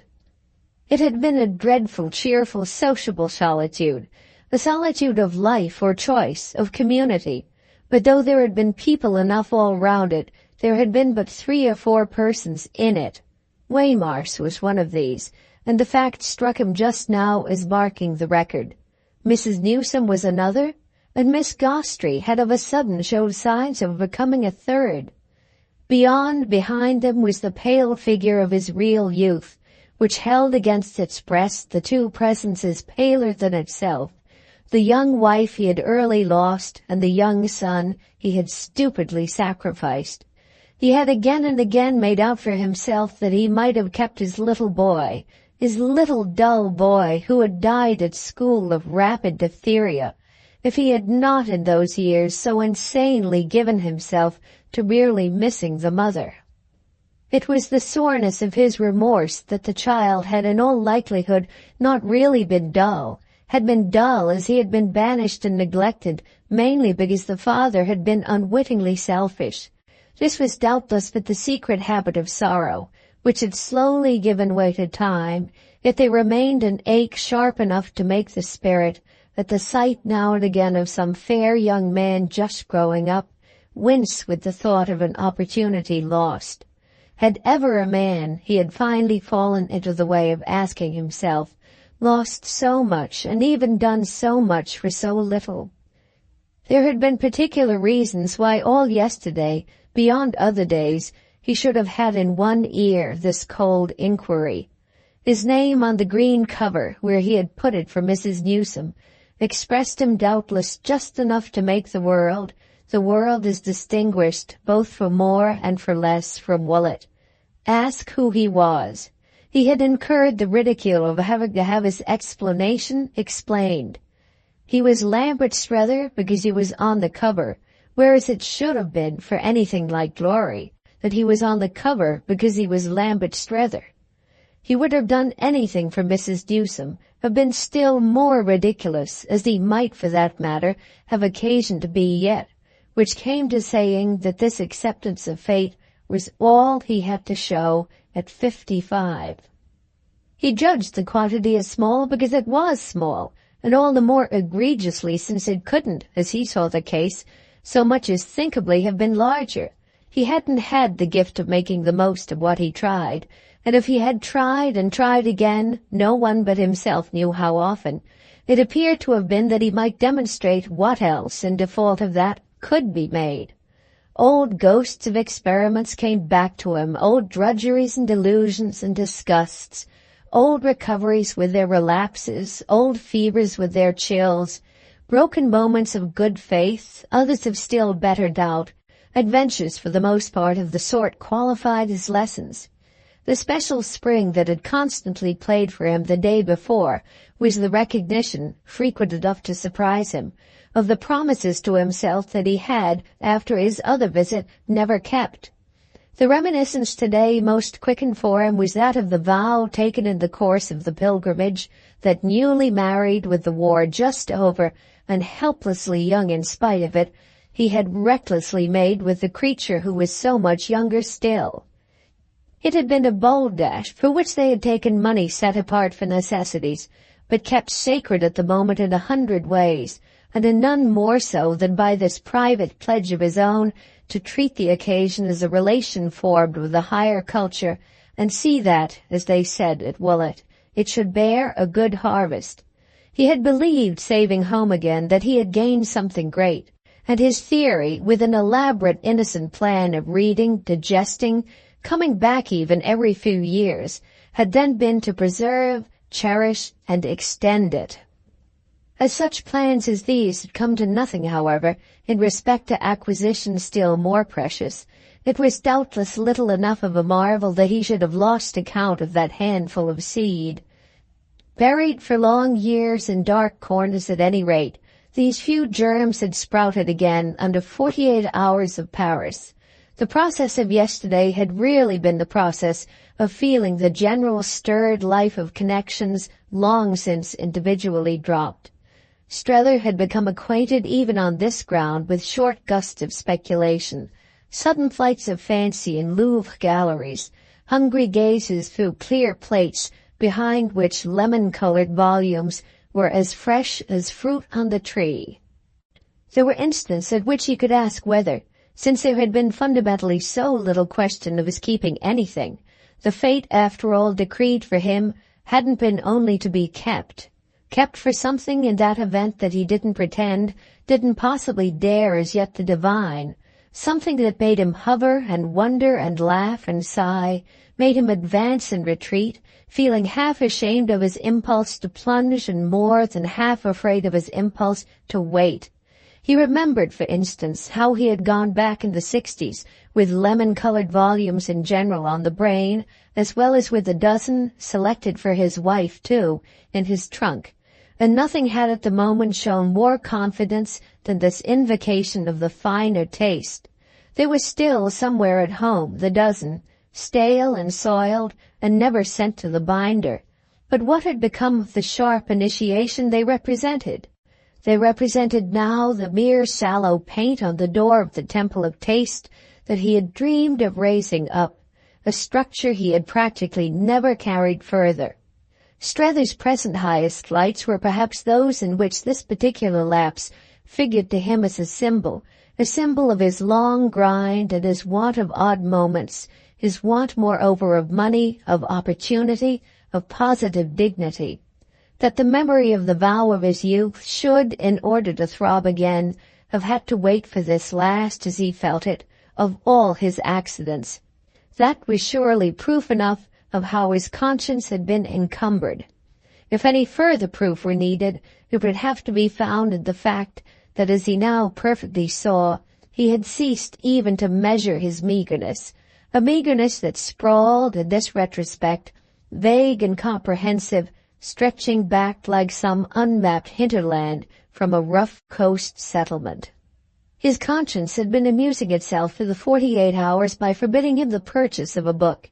He held off from that, held off from everything. From the moment he didn't yet call on Chad, he wouldn't for the world have taken any other step. On this evidence, however, of the way they actually affected him, he glared at the lemon-colored covers in confession of the subconsciousness that all the same, in the great desert of the years, he must have had of them. The green covers at home comprised, by the law of their purpose, no tribute to letters. It was of a mere rich kernel of economics, politics, ethics, that glazed and, as Mrs. Newsome maintained, rather against his view, preeminently pleasant to touch, they formed the specious shell. Without therefore any needed instinctive knowledge of what was coming out in Paris on the bright highway, he struck himself at present as having more than once flushed with a suspicion. He couldn't otherwise at present be feeling so many fears confirmed. There were movements he was too late for, weren't they, with the fun of them already spent? There were sequences he had missed and great gaps in the procession. He might have been watching it all recede in a golden cloud of dust. If the playhouse wasn't closed, his seat had at least fallen to somebody else.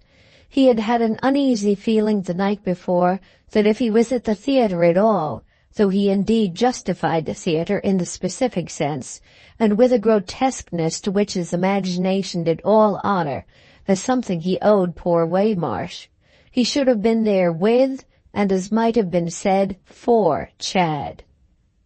This suggested the question of whether he could properly have taken him to such a play, and what effect, it was a point that suddenly rose, his peculiar responsibility might be held in general to have on his choice of entertainment.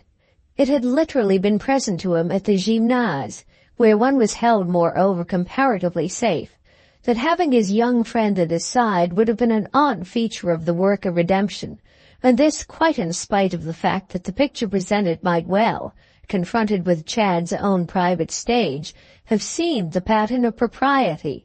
He clearly hadn't come out in the name of propriety, but to visit unattended equivocal performances.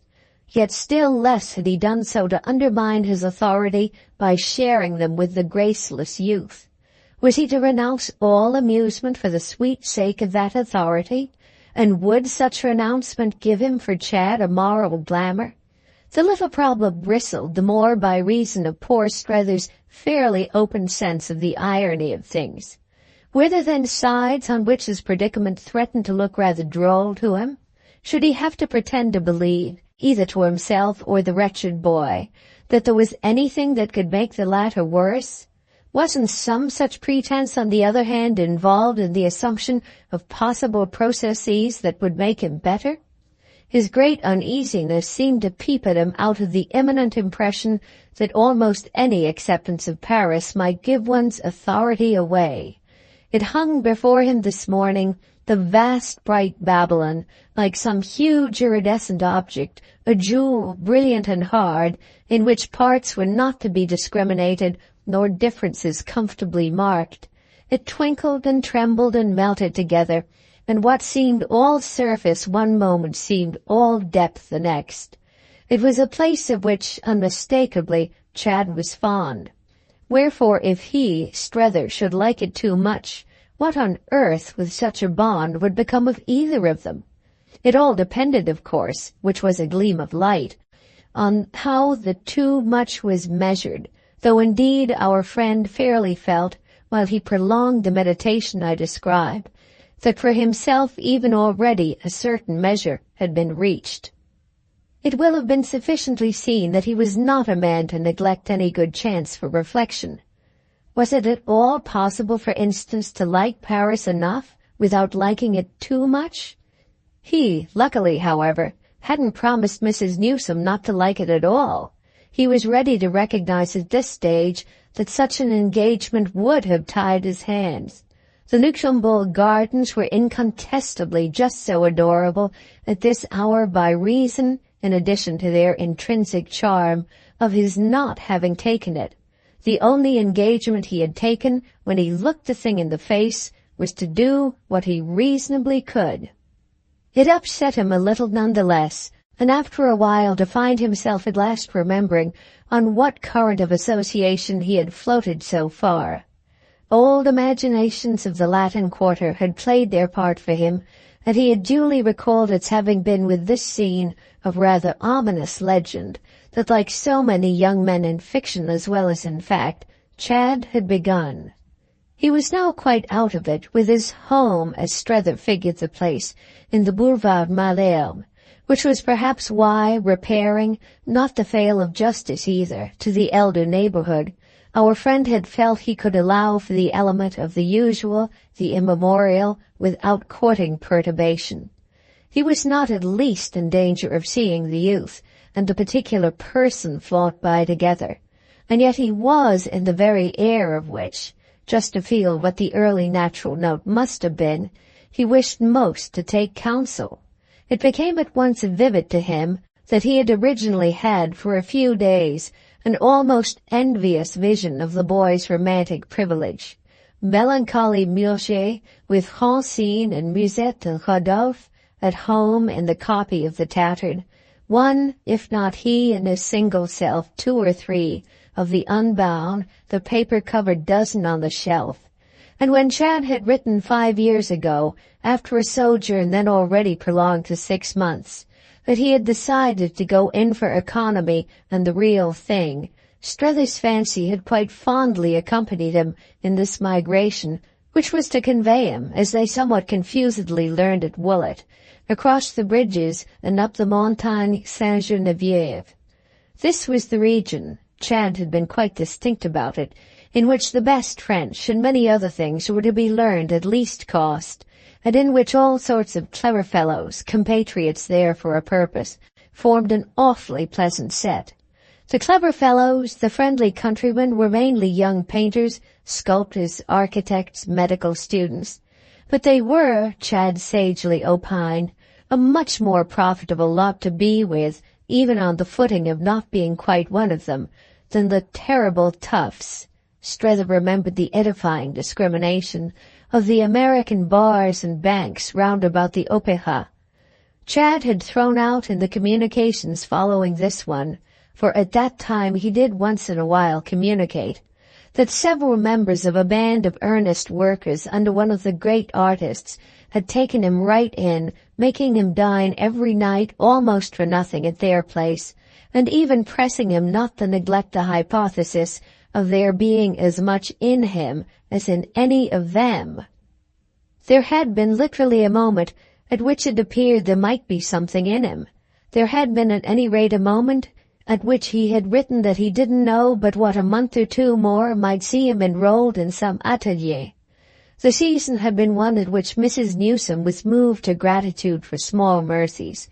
It had broken on them all as a blessing that their absentee had perhaps a conscience, that he was sated, in fine, with idleness, was ambitious of variety. The exhibition was doubtless as yet not brilliant, but Strether himself, even by that time much enlisted and immersed, had determined on the part of the two ladies a temperate approval and, in fact, as he now recollected, a certain austere enthusiasm.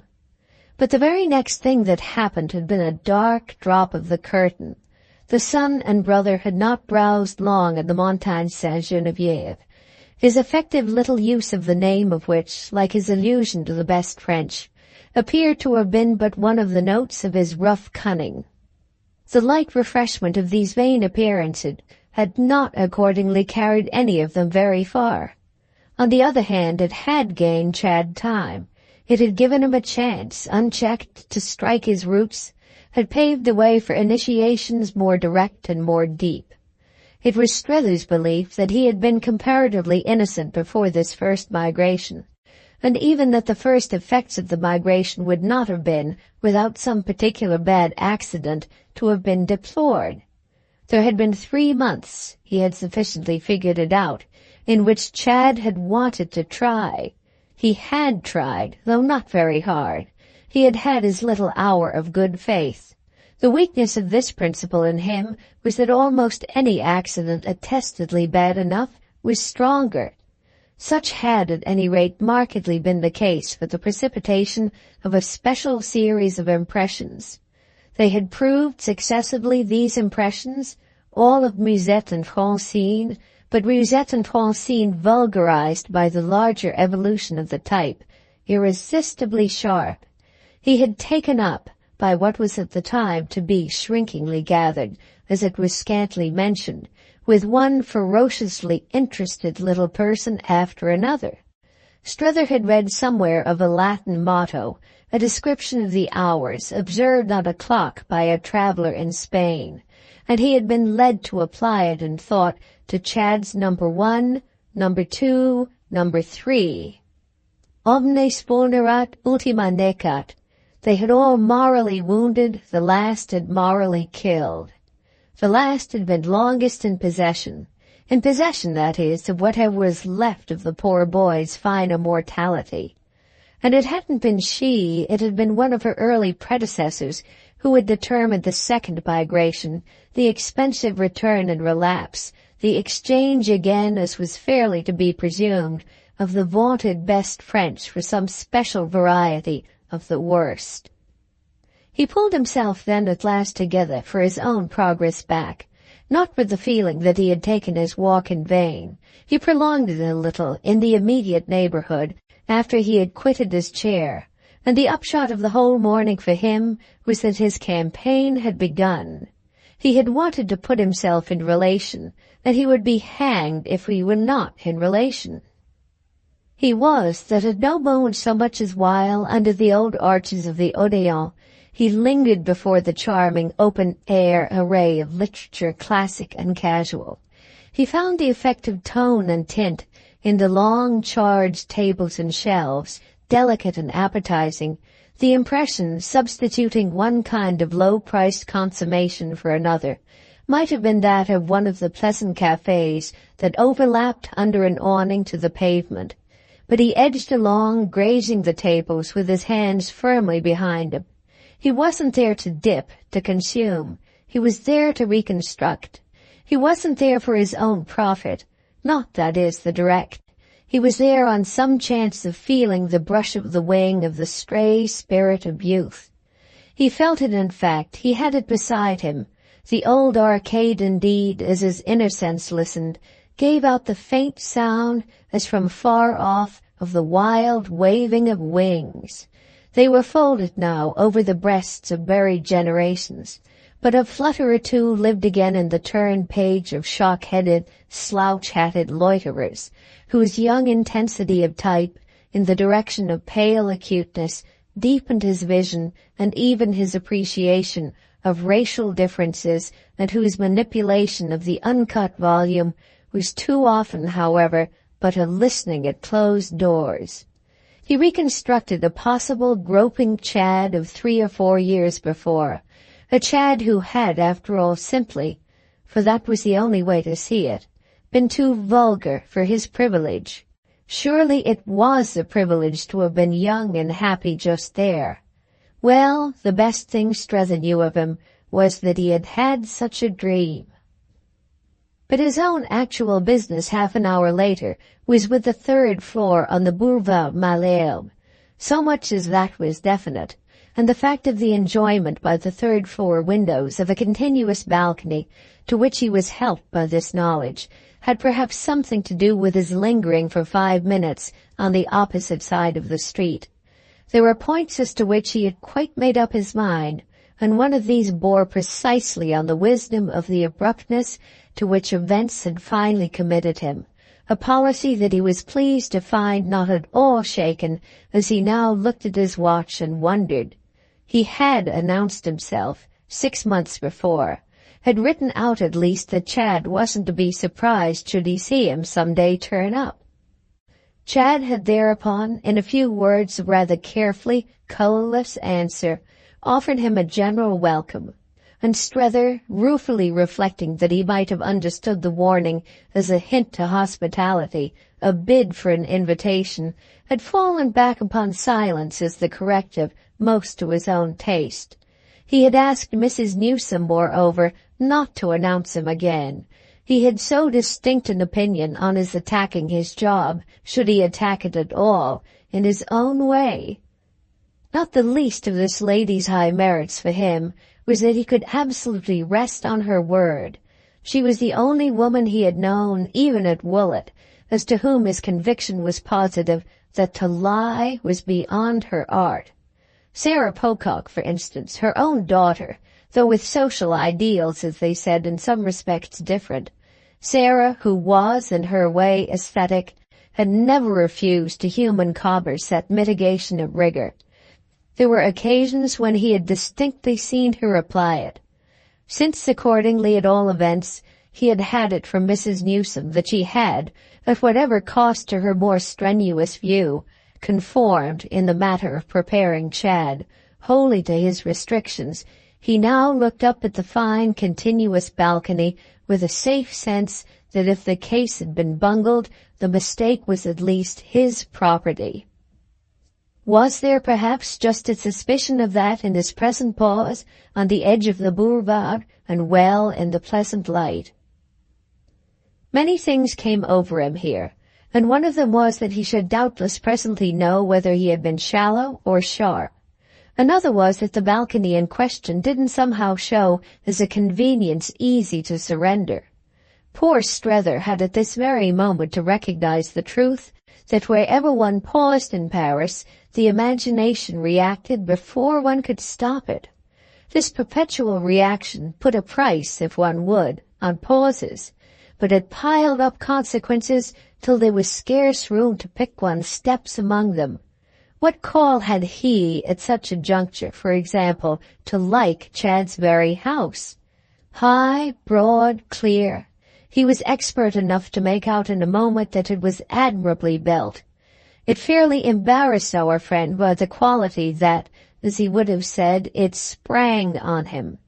He had struck off the fancy that it might, as a preliminary, be of service to him to be seen, by a happy accident from the third-story windows, which took all the March sun.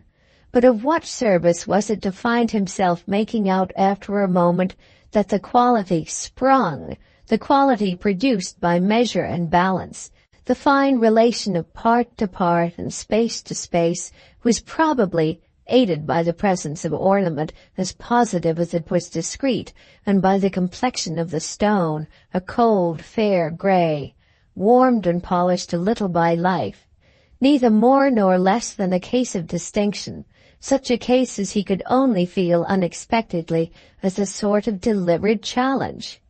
Meanwhile, however, the chance he had allowed for, the chance of being seen in time from the balcony, had become a fact.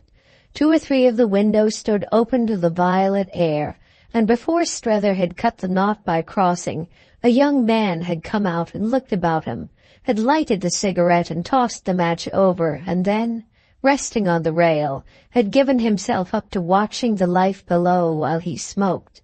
His arrival contributed, in its order, to keeping Strether in position. the result of which in turn was that Strether soon felt himself noticed. The young man began to look at him as an acknowledgment of his being himself in observation. This was interesting so far as it went, but the interest was affected by the young man's not being Chad. Strether wondered at first if he were perhaps Chad altered, and then saw that this was asking too much of alteration. The young man was light, bright, and alert, with an air too pleasant to have been arrived at by patching. Strether had conceived Chad as patched, but not beyond recognition. He was in presence, he felt, of amendments enough as they stood. It was a sufficient amendment that the gentleman up there should be Chad's friend. He was young, too, then, the gentleman up there. He was very young enough apparently to be amused at an elderly watcher, to be curious even to see what the elderly watcher would do on finding himself watched. There was youth in that. There was youth in the surrender to the balcony. There was youth for Strether at this moment in everything but his own business. And Chad's thus pronounced association with youth had given the next instant an extraordinary quick lift to the issue. The balcony, the distinguished front, testified suddenly for Strether's fancy to something that was up and up.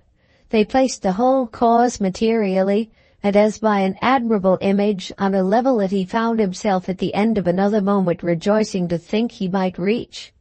The young man looked at him still. He looked at the young man, and the issue, by a rapid process, was that this knowledge of a perched privacy appeared to him the last of luxuries. To him, too, the perched privacy was open, and he saw it now but in one light, that of the only domicile, the only fireside, in the great ironic city on which he had the shadow of a claim. Miss Gostrey had a fireside. She had told him of it, and it was something that doubtless awaited him. But Miss Gostrey hadn't yet arrived. She mightn't arrive for days. And the sole attenuation of his excluded state was his vision of the small, the admittedly secondary hotel in the by-street from the Rue de la Paix, in which her solicitude for his purse had placed him, which affected him somehow as all indoor chill, glass-roofed court and slippery staircase, and which by the same token expressed the presence of Waymarsh even at times when Waymarsh might have been certain to be round at the bank.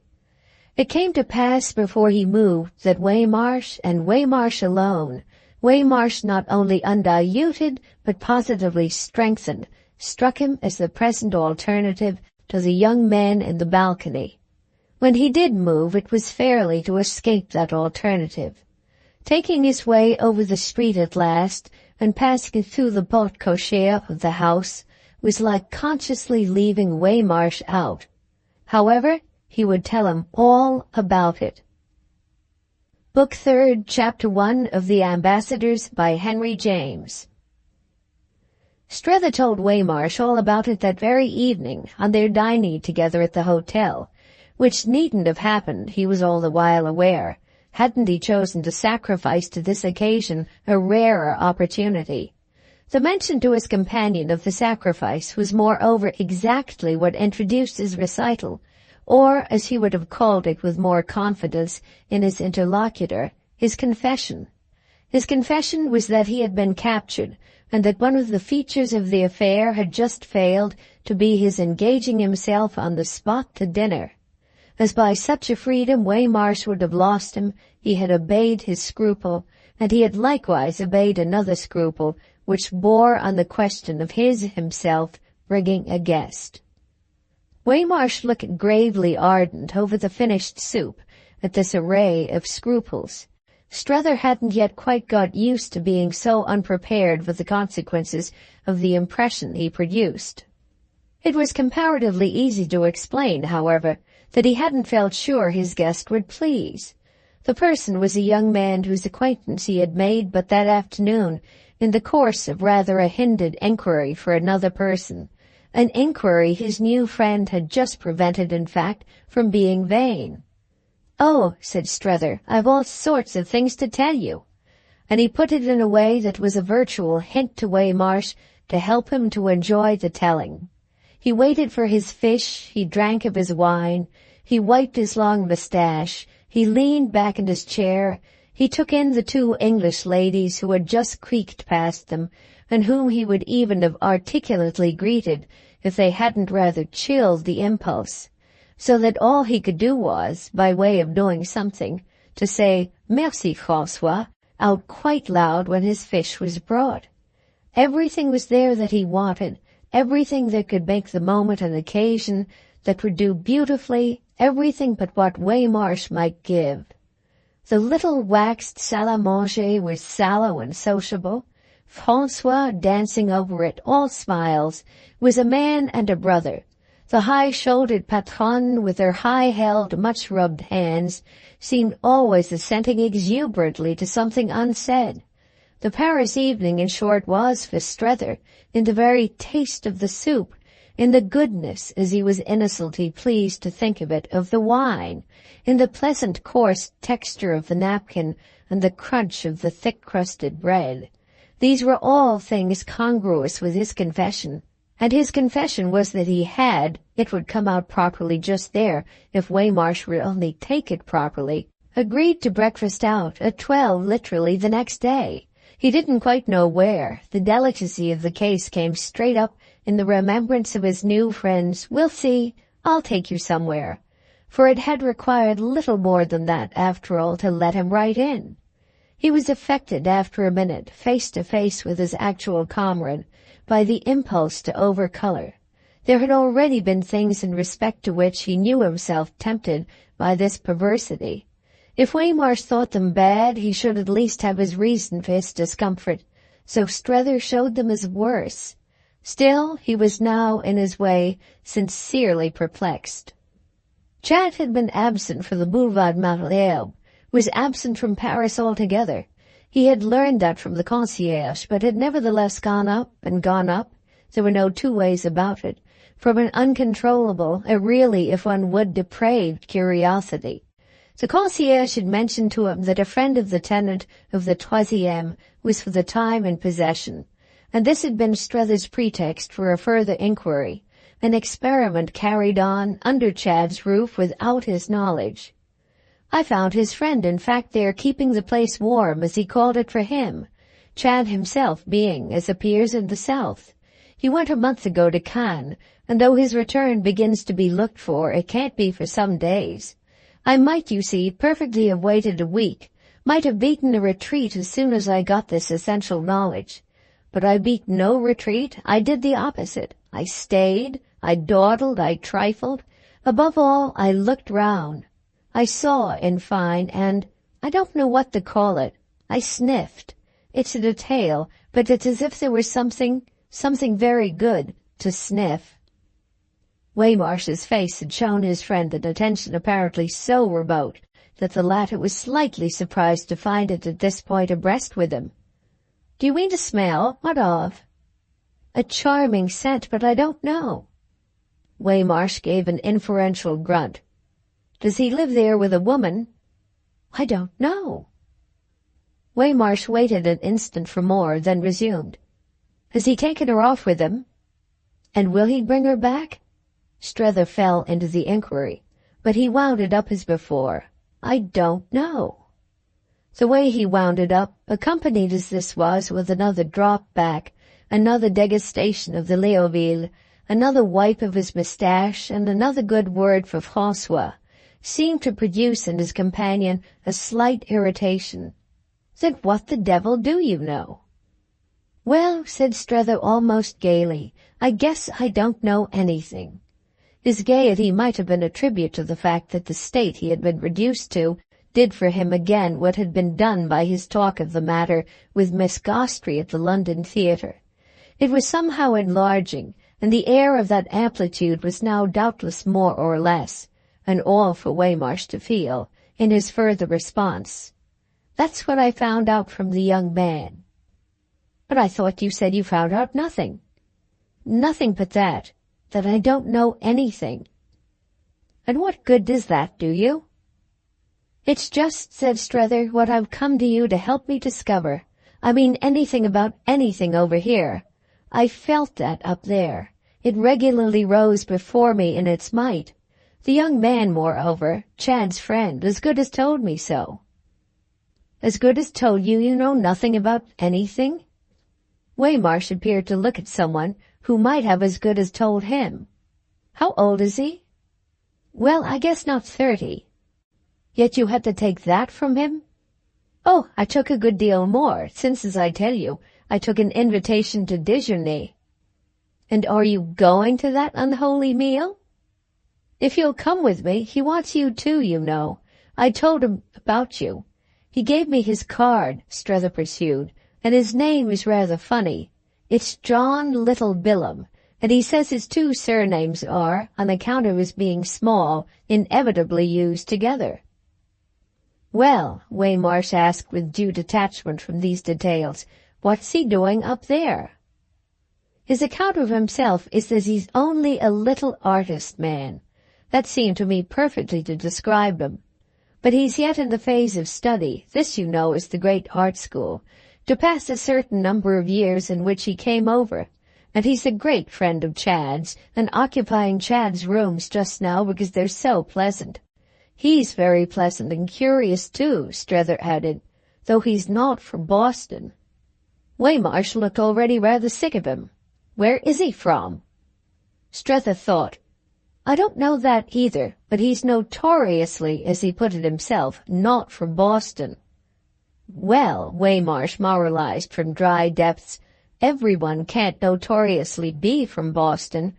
Why, he continued, is he curious? Perhaps just for that, for one thing, but really, Strether added, for everything. When you meet him, you'll see. Oh, I don't want to beat him, Waymarsh impatiently growled. Why don't he go home? Strether hesitated. Well, because he likes it over here. This appeared in particular more than Waymarsh could bear. He ought then to be ashamed of himself, and as you admit that you think so too, why drag him in? Strether's reply again took time. Perhaps I do think so myself, though I don't quite yet admit it. I'm not a bit sure. It's again one of the things I want to find out. I liked him, and can you like people? But no matter. He pulled himself up. There's no doubt I want you to come down on me and squash me. Waymarsh helped himself to the next course, which, however, proving not the dish he had just noted as supplied to the English ladies, had the effect of causing his imagination temporarily to wander, but it presently broke out at a softer spot. Have they got a handsome place up there? Oh, a charming place, full of beautiful and valuable things. I never saw such a place. And Strether's thought went back to it. For a little artist man. He could in fact scarce express it. But his companion, who appeared now to have a view, insisted. Well? Well, life can hold nothing better. Besides, the things of which he's in charge. So that he does doorkeeper for your precious pair? Can life, Waymarsh inquired, hold nothing better than that? Then, as Strether, silent, seemed even yet to wonder, doesn't he know what she is? He went on. I don't know. I didn't ask him. I couldn't. It was impossible. You wouldn't either. Besides, I didn't want to. No more would you. Strether, in short, explained it at a stroke. You can't make out over here what people do know. Then what did you come over for? Well, I suppose exactly to see for myself without their aid. Then what do you want mine for? Oh, Strether laughed. You're not one of them. I do know what you know. As, however, this last assertion caused Waymarsh again to look at him hard, such being the latter's doubt of its implication, he felt his justification lame, which was still more the case when Waymarsh presently said, Look here, Strether, quit this. Our friend smiled with the doubt of his own. Do you mean my tone? No, damn your tone. I mean your nosing round. Quit the whole job. Let them stew in their own juice. You're being used for a thing you ain't fit for. People don't take a fine-tooth comb to groom a horse. Am I a fine-tooth comb? Strether laughed. It's something I never called myself. It's what you are all the same. You ain't so young as you were, but you've kept your teeth. He acknowledged his friend's humor. Take care I don't get them into you. "You'd like them, my friends at home, Waymarsh," he declared. "You'd really particularly like them. And I know," it was slightly irrelevant, but he gave it sudden and singular force, "I know they'd like you." "Oh, don't work them off on me," Waymarsh groaned. Yet Strether still lingered with his hands in his pockets. "It's really quite as indispensable as I say that Chad should be got back." "Indispensable to whom? To you?" "Yes," Strether presently said. "Because if you get him, you also get Mrs. Newsome?" Strether faced it. "Yes." "And if you don't get him, you don't get her?" It might be merciless, but he continued not to flinch. "I think it might have some effect on our personal understanding. Chad's of real importance, or can easily become so if he will, to the business." "And the business is of real importance to his mother's husband?"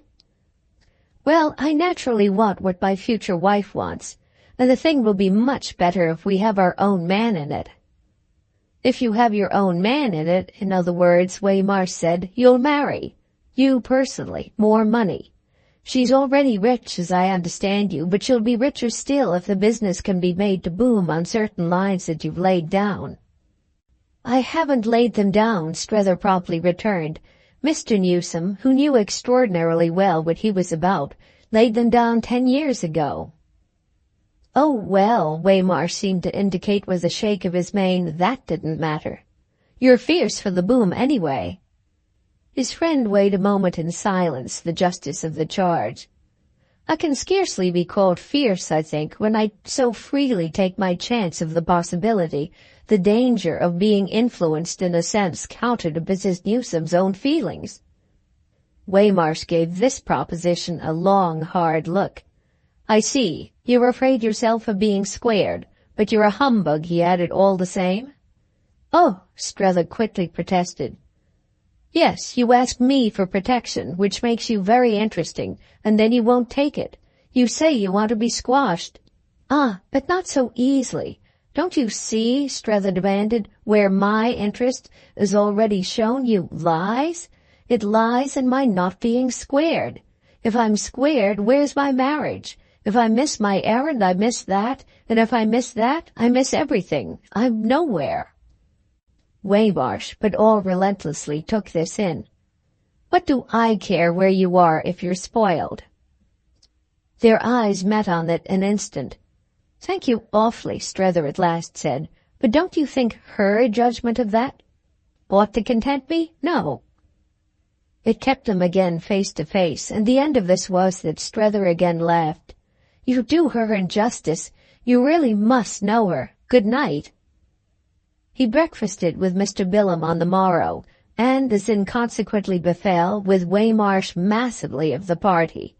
The latter announced at the 11th hour, and much to his friend's surprise, that, damn it, he would as soon join him as do anything else, on which they proceeded together, strolling in a state of detachment practically luxurious for them to the Boulevard Malherbe.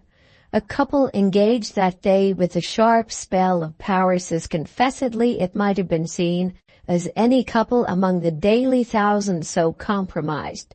They walked, wandered, wondered, and a little lost themselves. Strether hadn't had for years so rich a consciousness of time, a bag of gold into which he constantly dipped for a handful. It was present to him that when the little business with Mr. Bilham should be over, he would still have shining hours to use absolutely as he liked. There was no great pulse of haste yet in this process of saving Chad, nor was that effect a bit more marked as he sat, half an hour later, with his legs under Chad's mahogany, with Mr. Bilham on one side, with a friend of Mr. Bilham's on the other, with Waymarsh stupendously opposite, and with the great hum of Paris coming up in softness, vagueness, for Strether himself indeed already positive sweetness, through the sunny windows toward which, the day before, his curiosity had raised its wings from below. The feeling strongest with him at that moment had borne fruit almost faster than he could taste it, and Strether literally felt at the present hour that there was a precipitation in his fate. He had known nothing and nobody as he stood in the street, But hadn't his view now taken a bound in the direction of everyone and of everything? "What's he up to? What's he up to?" Something like that was at the back of his head all the while in respect to little Billum. But meanwhile, till he should make out everyone and everything were as good as represented for him by the combination of his host and the lady on his left. The lady on his left, the lady thus promptly and ingeniously invited to meet Mr. Strether and Mr. Waymarsh, it was the way she herself expressed her case, was a very marked person, a person who had much to do with our friend's asking himself if the occasion weren't in its essence the most baited, the most gilded of traps. Baited it could properly be called when the repast was of so wise a savour, and gilded surrounding objects seemed indemonstrably to need to be when Miss Behest, which was the lady's name, looked at them with convex Parisian eyes and through a glass with a remarkably long tortoiseshell handle.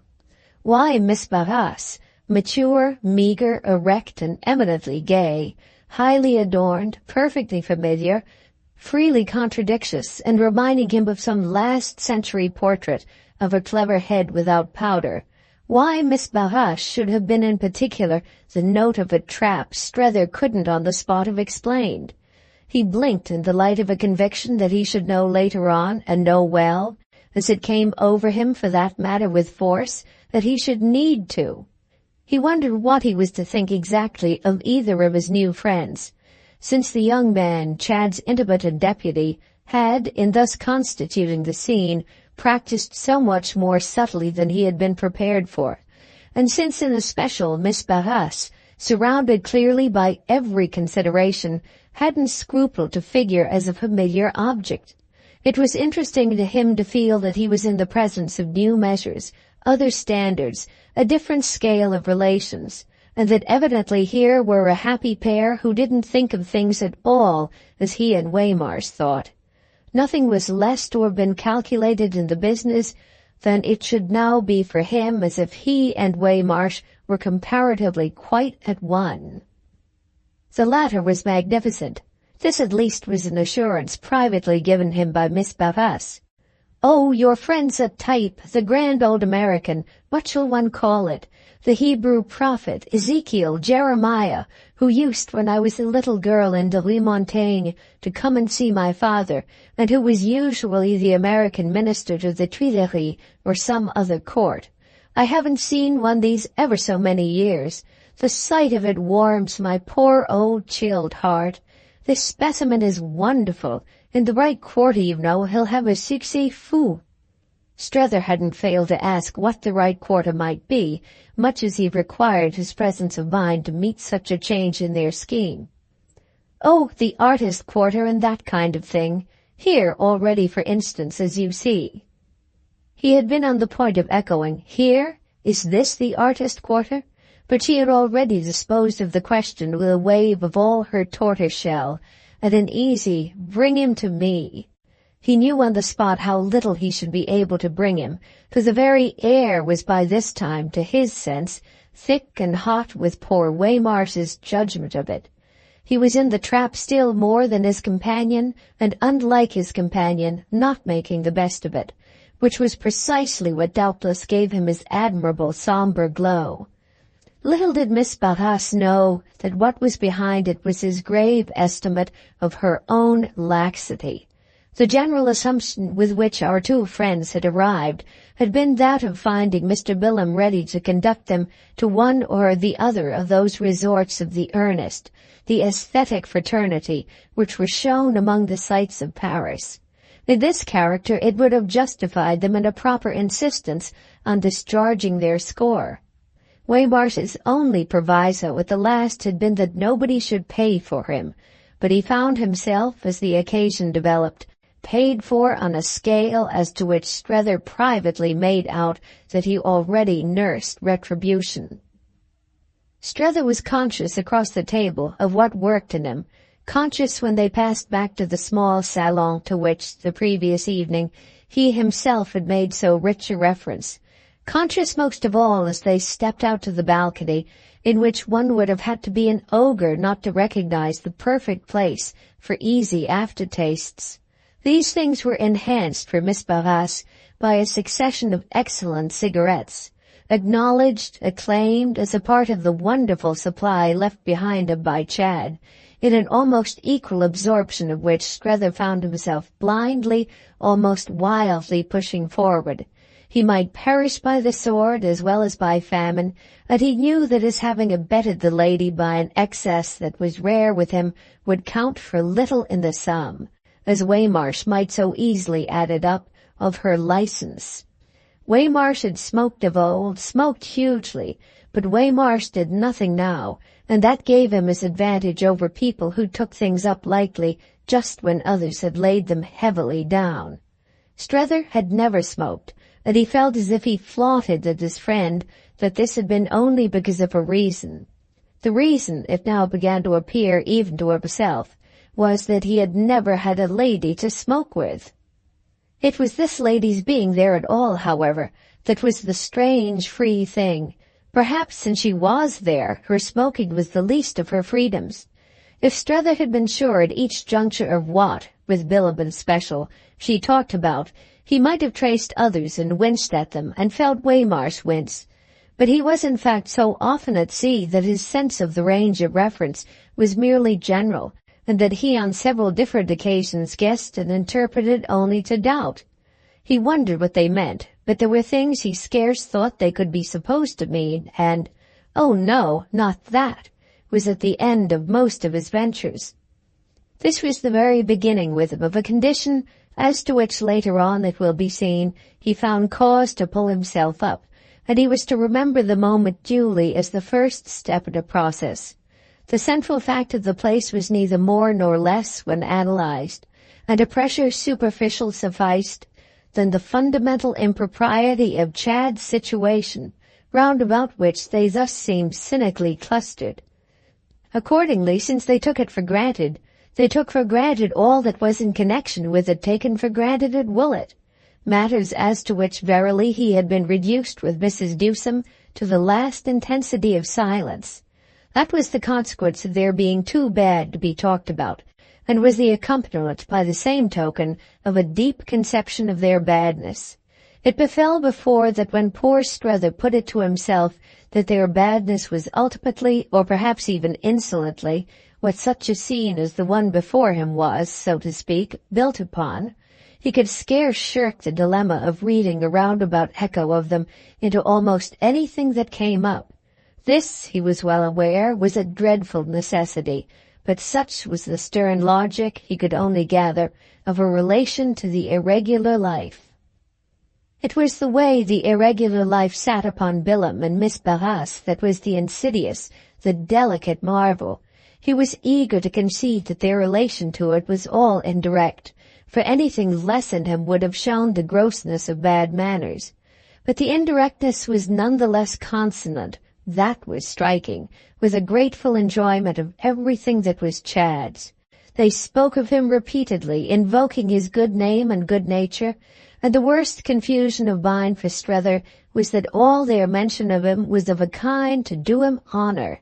They commended his munificence and approved his taste, and in doing so sat down, as it seemed to Strether, in the very soil out of which these things flowered. Our friend's final predicament was that he himself was sitting down for the time being with them, and there was a supreme moment at which, compared with his collapse, Waymarsh's erectness affected him as really high. One thing was certain, he saw he must make up his mind. He must approach Chad, must wait for him, deal with him, master him, but he mustn't dispossess himself of the faculty of seeing things as they were. He must bring him to him, not go himself, as it were, so much of the way. He must at any rate be clearer as to what, should he continue to do that for convenience, he was still condoning. It was on the detail of this quantity, and what could the fact be but mystifying, that Bilham and Miss Barras threw so little light. So there they were. Book 3rd, Chapter 2 of The Ambassadors by Henry James. When Miss Gostry arrived at the end of a week, she made him a sign. He went immediately to see her, and it wasn't till then that he could again close his grasp on the idea of a corrective. This idea, however, was luckily all before him again from the moment he crossed the threshold of the little entresol of the Quartier Marbeuf, into which she had gathered, as she said, picking them up in 1,000 flights and funny little passionate pounces, the makings of a final nest. He recognized in an instant that there really, there only, he should find the boon with the vision of which he had first mounted Chad's stairs. He might have been a little scared at the picture of how much more, in this place, he should know himself in, hadn't this friend been on the spot to measure the amount to his appetite. Her compact and crowded little chambers, almost dusky as they at first struck him, with accumulations, represented a supreme general adjustment to opportunities and conditions. Wherever he looked, he saw an old ivory or an old brocade, and he scarce knew where to sit for fear of a misappliance. The life of the occupant struck him of a sudden as more charged with possession even than Chad's or than Miss Barras's. Wide as his glimpse had lately become of the empire of things, what was before him still enlarged it. The lust of the eyes and the pride of life had indeed thus their temple. It was the innermost nook of the shrine, as brown as a pirate's cave. In the brownness were glints of gold, patches of purple were in the gloom, objects all that caught to the muslin with their high rarity the light of the low windows. Nothing was clear about them but that they were precious, and they brushed his ignorance with their contempt as a flower, in a liberty taken with him, might have been whisked under his nose. But after a full look at his hostess, he knew none the less what most concerned him. The circle in which they stood together was warm with life, and every question between them would live there as nowhere else. A question came up as soon as they had spoken, for his answer with a laugh was quickly, "Well, they've got hold of me." Much of their talk on this first occasion was his development of that truth. He was extraordinarily glad to see her, expressing to her frankly what she most showed him, that one might live for years without a blessing unsuspected, but that to know it at last for no more than 3 days was to need it or miss it forever. She was that blessing that now had become his need, and what could prove it better than that without her he had lost himself? "What do you mean?" she asked with an absence of alarm, that correcting him as if he had mistaken the period of one of her pieces, gave him a fresh sense of her easy movement through the maze he had but begun to tread. "What in the name of all the Pococks have you managed to do?" "Why, exactly the wrong thing. I've made a frantic friend of little Billum." "Ah, that sort of thing was of the essence of your case, and to have been allowed for from the first." And it was only after this that, quite as a minor matter, she asked who in the world little Billum might be. When she learned that he was a friend of Chad's and living for the time in Chad's rooms in Chad's absence, quite as if acting in Chad's spirit and serving Chad's cause, she showed, however, more interest. "Should you mind my seeing him? Only once, you know," she added. "Oh, the oftener the better. He's amusing, he's original." "He doesn't shock you?" Miss Gostry threw out. "Never in the world. We escape that with a perfection. I feel it to be largely, no doubt, because I don't half understand him, but our modus vivendi isn't spoiled even by that. You must dine with me to meet him," Strether went on. "Then you'll see." "Are you giving dinners?" "Yes, there I am. That's what I mean." All her kindness wondered. "Then you're spending too much money?" "Dear, no. They seem to cost so little. But that I'd do it to them. I ought to hold off." She thought again. She laughed. "The money you must be spending to think it cheap. But I must be out of it to the naked eye." He looked for a moment as if she were really failing him. "Then you won't meet them?" It was almost as if she had developed an unexpected personal prudence. She hesitated. "Who are they, first?" "Why, little Billum to begin with." He kept back for the moment Miss Barras. And Chad, when he comes, you must absolutely see." "When then does he come?" "When Billum has had time to write him and hear from him about me. Billum, however," he pursued, "will report favorably for Chad. That will make him not afraid to come. I want you the more, therefore, you see, for my bluff." "Oh, you'll do yourself for your bluff." She was perfectly easy. "At the rate you've gone, I'm quiet."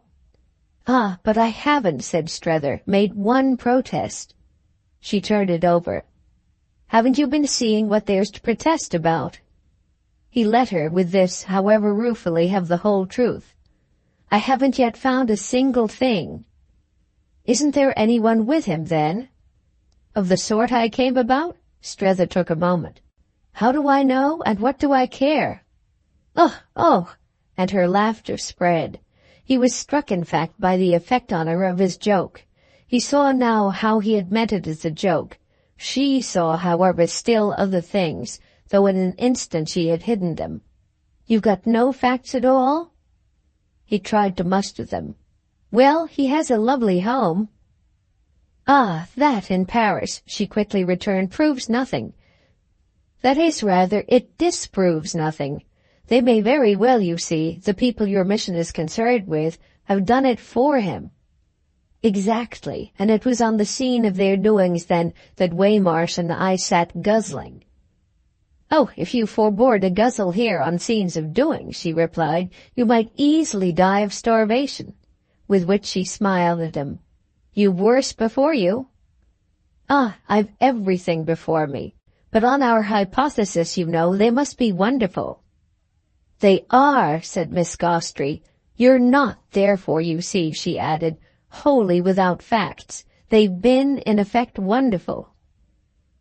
To have got at something comparatively definite appeared at last a little to help, a wave by which, moreover, the next moment recollection was washed. "My young man does admit furthermore that they're our friend's greatest interest." "Is that the expression he uses?" Strether more exactly recalled. "No, not quite." "Something more vivid? Less?" He had bent with neared glasses over a group of articles on a small stand, and at this he came up. "It was a mere illusion, but on the lookout as I was, it struck me. Awful, you know, as Chad is." Those were Billum's words. "Awful, you know." "Oh," and Miss Gostrey turned them over. She seemed, however, satisfied. "Well, what more do you want?"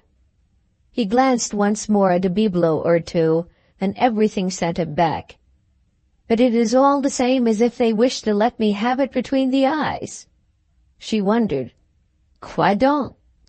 "Why, what I speak of, the amenity. They can stun you with that as well as with everything else." "Oh," she answered, "you'll come round. I must see them each," she went on, "for myself. I mean Mr. Billum and Mr. Newsome. Mr. Billum, naturally, first." "Once only, once for each. That will do. But face to face, for half an hour. What's Mr. Chad," she immediately pursued, "doing at Cannes? Decent men don't go to Cannes with the kind of ladies you mean." "Don't they?" Strether asked with an interest in decent men that amused her. "No, elsewhere, but not the Cannes. Cannes is different. Cannes is better. Cannes is best. I mean, it's all the people you know, when you do know them, and if he does, why, that's different too. He must have gone alone. She can't be with him." "I haven't," Strether confessed in his weakness, "the least idea." There seemed much in what she said, but he was able after a little to help her to a nearer impression. The meeting with little Billum took place by easy arrangement in the great gallery of the Louvre, and when standing with his fellow visitor before one of the splendid Titians, the overwhelming portrait of the young man with the strangely shaped glove and the blue-grey eyes, he turned to see the third member of their party advance from the end of the waxed and gilded vista. He had a sense of having at last taken hold. He had agreed with Miss Gostrey, it dated even from Chester, for a morning at the Louvre, and he had embraced independently the same idea as thrown out by little Billum, whom he had already accompanied to the Museum of the Luxembourg. The fusion of these schemes presented no difficulty, and it was to strike him again that in little Bilham's company contrarieties in general dropped. "Oh, he's all right, he's one of us," Miss Gostrey, after the first exchange, soon found a chance to murmur to her companion, and Strether, as they proceeded and paused, and while a quick unanimity between the two appeared to have phrased itself in half a dozen remarks, Strether knew that he knew almost immediately what she meant, and took it as still another sign that he had got his job in hand. This was the more grateful to him that he could think of the intelligence now serving him as an acquisition positively new. He wouldn't have known even the day before what she meant, that is, if she meant what he assumed, that they were intense Americans together. He had just worked round, and with a sharper turn of the screw than any yet, to the conception of an American intense as little Bilham was intense. The young man was his first specimen. The specimen had profoundly perplexed him. At present, however, there was light. It was by little Bilham's amazing serenity that he had at first been affected, but he had inevitably, in his circumspection, felt it as the trail of the serpent, the corruption, as he might conveniently have said, of Europe. Whereas the promptness with which it came up for Miss Gostrey, but as a special little form of the oldest thing they knew, justified it at once to his own vision as well. He wanted to be able to like his specimen with a clear, good conscience, and this fully permitted it. What had muddled him was precisely the small artist man's way, it was so complete, of being more American than anybody. But it now for the time put Strether vastly at his ease to have this view of a new way.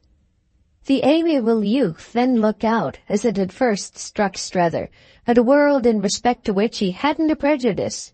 The one our friend most instantly missed was the usual one in favor of an occupation accepted. Little Bilham had an occupation, but it was only an occupation declined, and it was by his general exemption from alarm, anxiety, or remorse on this score that the impression of his serenity was made. He had come out to Paris to paint, to fathom, that is, at large, that mystery, but study had been fatal to him so far as anything could be fatal, and his productive power faltered in proportion as his knowledge grew.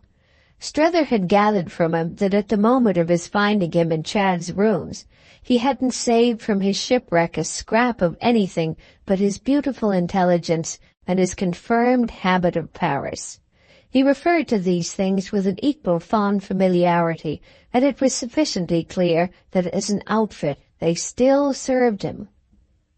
They were charming to Strether through the hours spent at the Louvre, where indeed they figured for him as an unseparated part of the charged iridescent air, the glamour of the name, the splendor of the space, the color of the masters. Yet they were present too wherever the young man led, and the day after the visit to the Louvre they hung in a different walk about the steps of our party. He had invited his companions to cross the river with him, offering to show them his own poor place, and his own poor place, which was very poor, gave to his idiosyncrasies for Strether, the small sublime indifference and independences that had struck the latter as fresh, an odd and engaging dignity.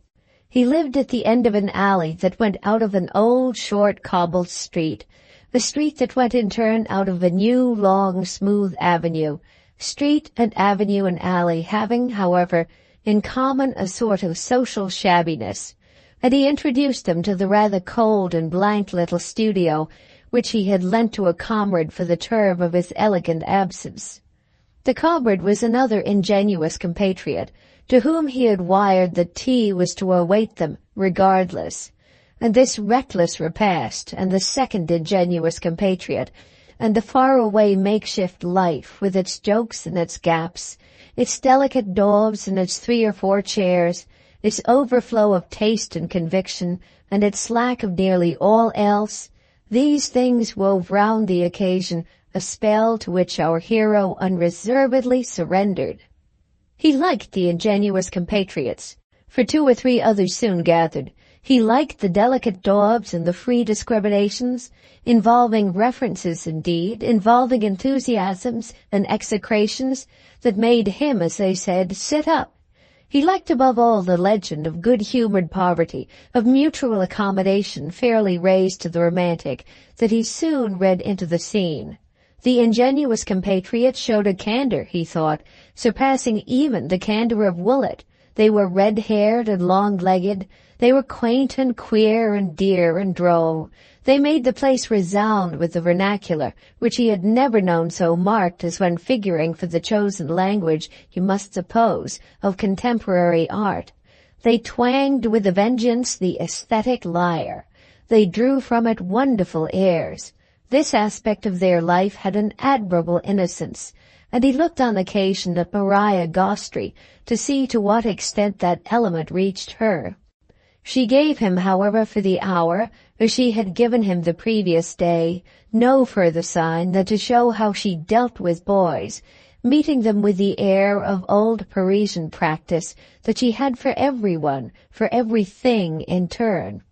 Wonderful about the delicate daubs, masterful about the way to make tea, trustful about the legs of chairs, and familiarly reminiscent of those, in the other time, the named, the numbered, or the caricatured, who had flourished or who had failed, disappeared or arrived. She had accepted with the best grace her second course of Little Bilham, and had said to Strether, the previous afternoon on his leaving them, that since her impression was to be renewed, she would reserve judgment till after the new evidence. The new evidence was to come, as it proved, in a day or two. He soon had from Maria a message to the effect that an excellent box at the Français had been let her for the following night, it seeming on such occasions not the least of her merits that she was subject to such approaches. The sense of how she was always paying for something in advance was equalled on Strether's part only by the sense of how she was always being paid, all of which made for his consciousness, in the larger air, of a lively, bustling traffic, the exchange of such values as were not for him to handle. She hated, he knew, at the French play anything but a box, just as she hated at the English anything but a stall, and a box was what he was already in this phase girding himself to press upon her. But she had, for that matter, her community with Little Bilham. She, too, always on the great issues, showed as having known in time. It made her constantly beforehand with him, and gave him mainly the chance to ask himself how, on the day of their settlement, their account would stand. He endeavored even now to keep it a little straight by arranging that if he accepted her invitation, she should dine with him first. But the upshot of this scruple was that at 8 o'clock on the morrow he awaited her with Waymarsh under the pillared portico. She hadn't dined with him, and it was characteristic of their relation that she had made him embrace her refusal without in the least understanding it. She ever caused her rearrangements to affect him as her tenderest touches. It was on that principle, for instance, that giving him the opportunity to be amiable again to Little Bilham, she had suggested his offering the young man a seat in their box. Strether had dispatched with this purpose a small blue missive to the Boulevard Malesherbes, but up to the moment of their passing into the theatre he had received no response to his message. He held, however, even after they had been for some time conveniently seated, that their friend, who knew his way about, would come in at his own right moment. His temporary absence, moreover, seemed, as never yet, to make the right moment for Miss Gostry. Strether had been waiting till tonight to get back from her in some mirrored form her impressions and conclusions. She had elected, as they said, to see Little Bilham once, but now she had seen him twice, and had nevertheless not said more than a word.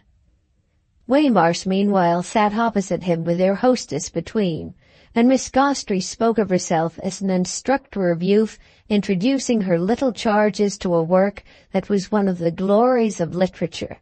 The glory was happily unobjectionable, and the little charges were candid. For herself she had travelled that road, and she merely waited on their innocence.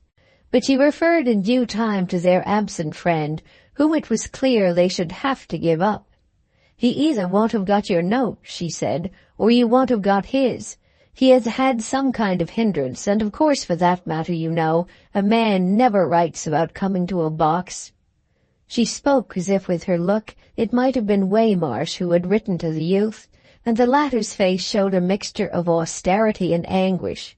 She went on, however, as if to meet this. "He's far and away, you know, the best of them." "The best of whom, ma'am?" "Why, of all the long procession, the boys, the girls, of the old men and old women as they sometimes really are. The hope, as one may say, of our country. They've all passed year after year, but there has been no one in particular I've ever wanted to stop. I feel, don't you, that I want to stop little Billum. He's so exactly right as he is." She continued to talk to Waymarsh. "He's too delightful, if he'll only not spoil it. But they always will, they always do, they always have." "I don't think Waymarsh knows," Strether said after a moment, "quite what it's open to Billum to spoil." "It can't be a good American," Waymarsh lucidly enough replied, "for it didn't strike me that the young man had developed much in that shape."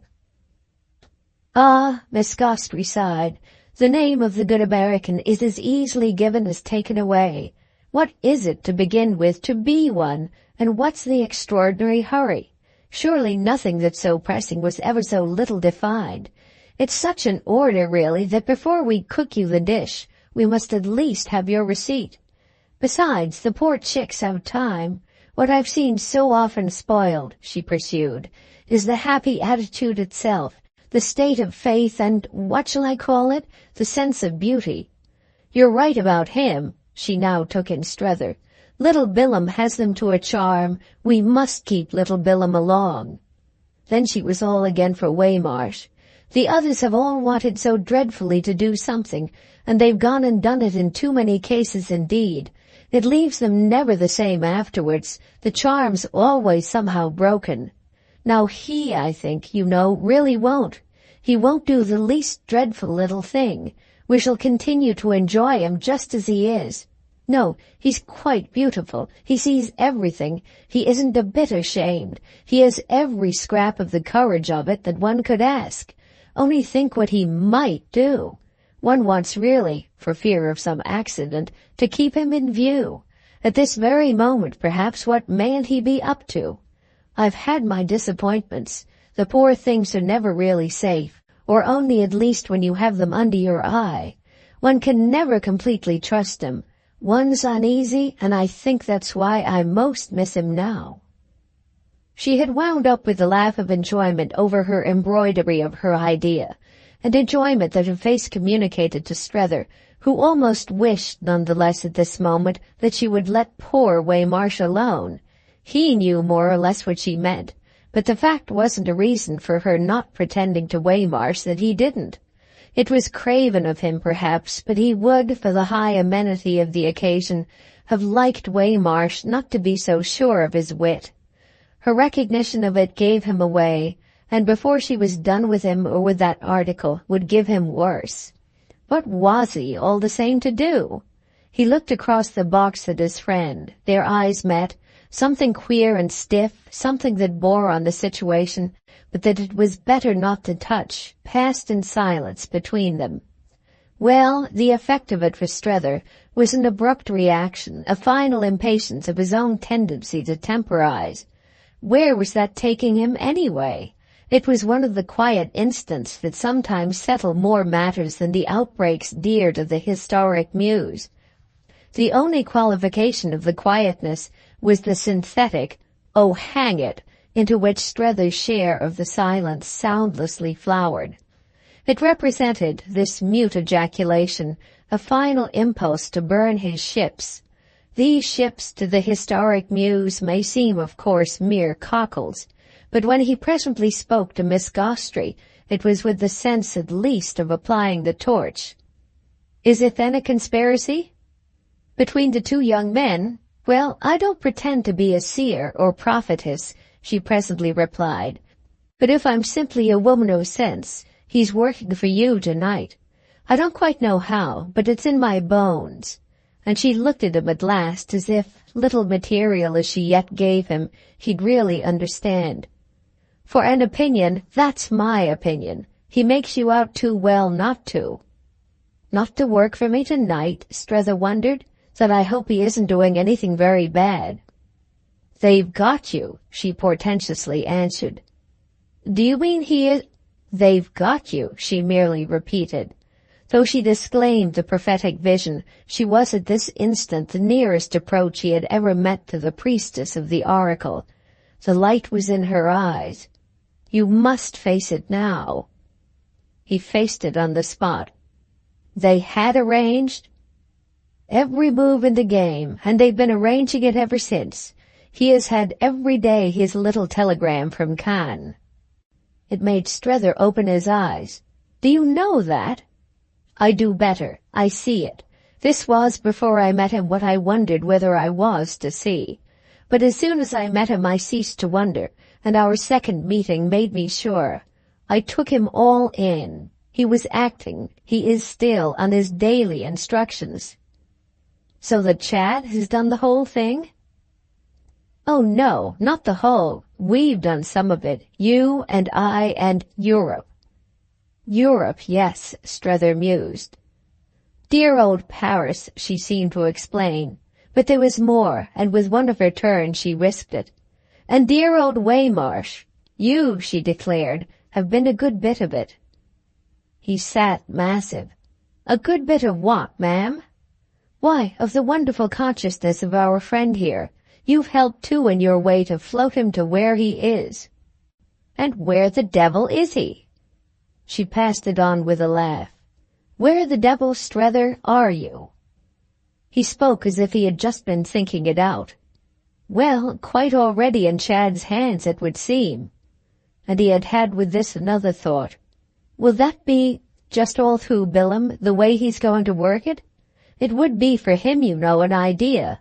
And Chad with an idea. Well, she asked while the image held him. Well, is Chad, what shall I say, monstrous?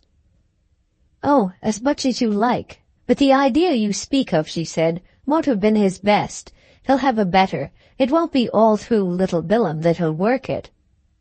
This already sounded almost like a hope destroyed. Through whom else, then? That's what we shall see. But quite as she spoke she turned, and Strether turned. For the door of the box had opened with the click of the ouvreuse from the lobby, and a gentleman, a stranger to them, had come in with a quick step. The door closed behind him, and though their faces showed him his mistake, his air, which was striking, was all good confidence. The curtain had just again arisen, and in the hush of the general attention, Strether's challenge was tacit, as was also the greeting, with a quickly deprecating hand and smile, of the unannounced visitor. He discreetly sighed that he would wait, would stand, and these things in his face, one look from which he had caught, had suddenly worked for Miss Gostrey. She fitted to them all an answer for Strether's last question.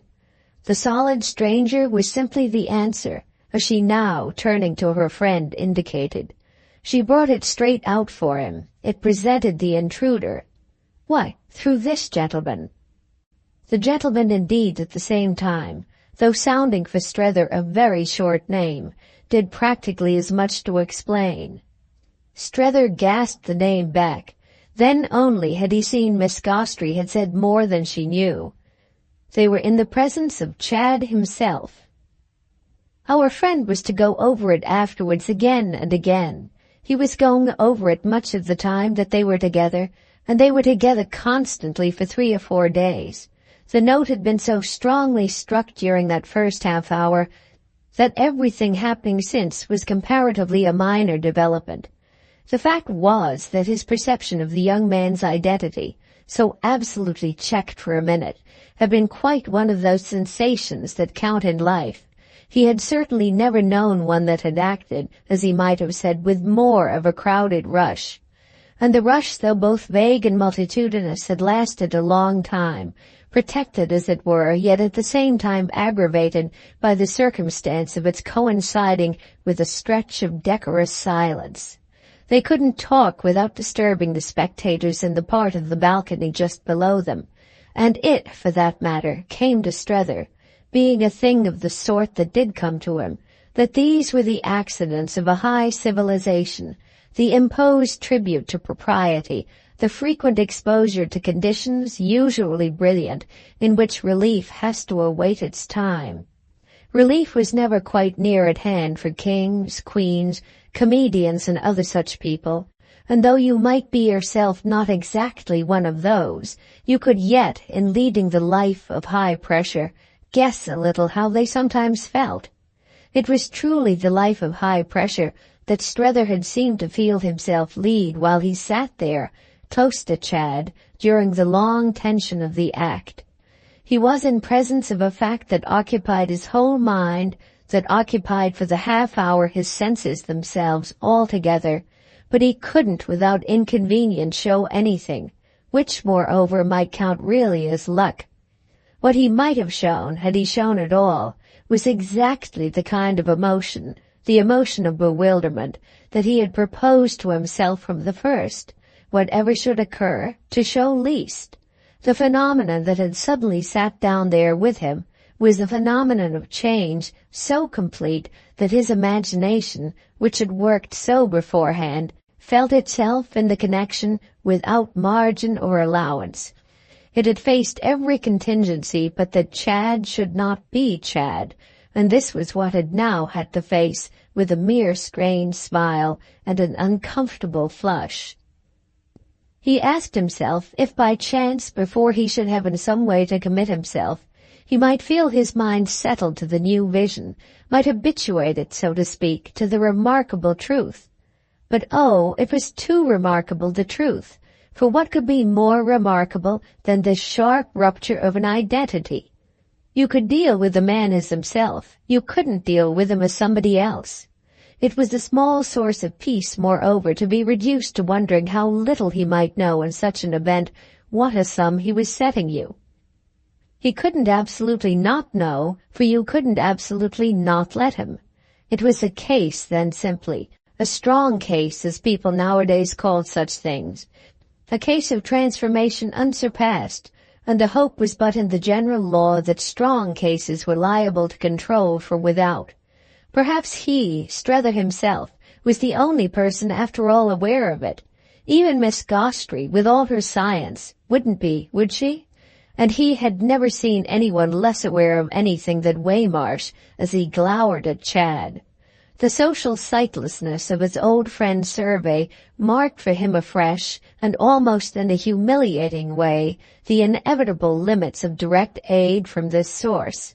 He was not certain, however, of not drawing a shade of compensation from the privilege, as yet untasted, of knowing more about something in particular than Miss Gostrey did. His situation, too, was a case, for that matter, and he was now so interested, quite so privately agog about it, that he had already an eye to the fun it would be to open up to her afterwards. He derived during his half-hour no assistance from her, and just this fact of her not meeting his eyes played a little, it must be confessed, into his predicament. He had introduced Chad in the first minutes under his breath, and there was never the primness in her of the person unacquainted, but she had none the less betrayed at first no vision but of the stage, where she occasionally found a pretext for an appreciative moment that she invited Waymarsh to share. The latter's faculty of participation had never had, all round, such an assault to meet, the pressure on him being the sharper for this chosen attitude in her, as Strether judged it, of isolating for their natural intercourse Chad and himself. This intercourse was meanwhile restricted to a frank, friendly look from the young man, something markedly like a smile, but falling far short of a grin, and to the vivacity of Strether's private speculation as to whether he carried himself like a fool. He didn't quite see how he could so feel as one without somehow showing as one. The worst of that question, moreover, was that he knew it as a symptom the sense of which annoyed him. If I'm going to be odiously conscious of how I may strike the fellow, he reflected, it was so little what I came out for that I may as well stop before I begin. This sage consideration, too, distinctly seemed to leave untouched the fact that he was going to be conscious. He was conscious of everything but of what would have served him. He was to know afterwards in the watches of the night that nothing would have been more open to him than after a minute or two to propose to Chad to seek with him the refuge of the lobby.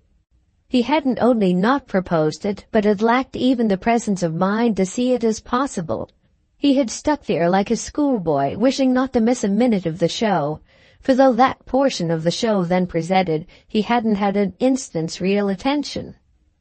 He couldn't, when the curtain fell, have given the slightest account of what had happened. He had therefore further not at that moment acknowledged the amenity added by this acceptance of his awkwardness to Chad's general patience. Hadn't he none the less known at the very time, known it stupidly and without reaction, that the boy was accepting something? He was modestly benevolent, the boy. That was at least what he had been capable of the superiority of making out his chance to be, and one had oneself literally not had the gumption to get in ahead of him. If we should go into all that occupied our friend in the watches of the night, we should have to mend our pen, but an instance or two may mark for us the vividness with which he could remember. He remembered the two absurdities that, if his presence of mind had failed, were the things that had most to do with it. He had never in his life seen a young man come into a box at 10 o'clock at night, and would, if challenged on the question in advance, have been scarce ready to pronounce as to different ways of doing so.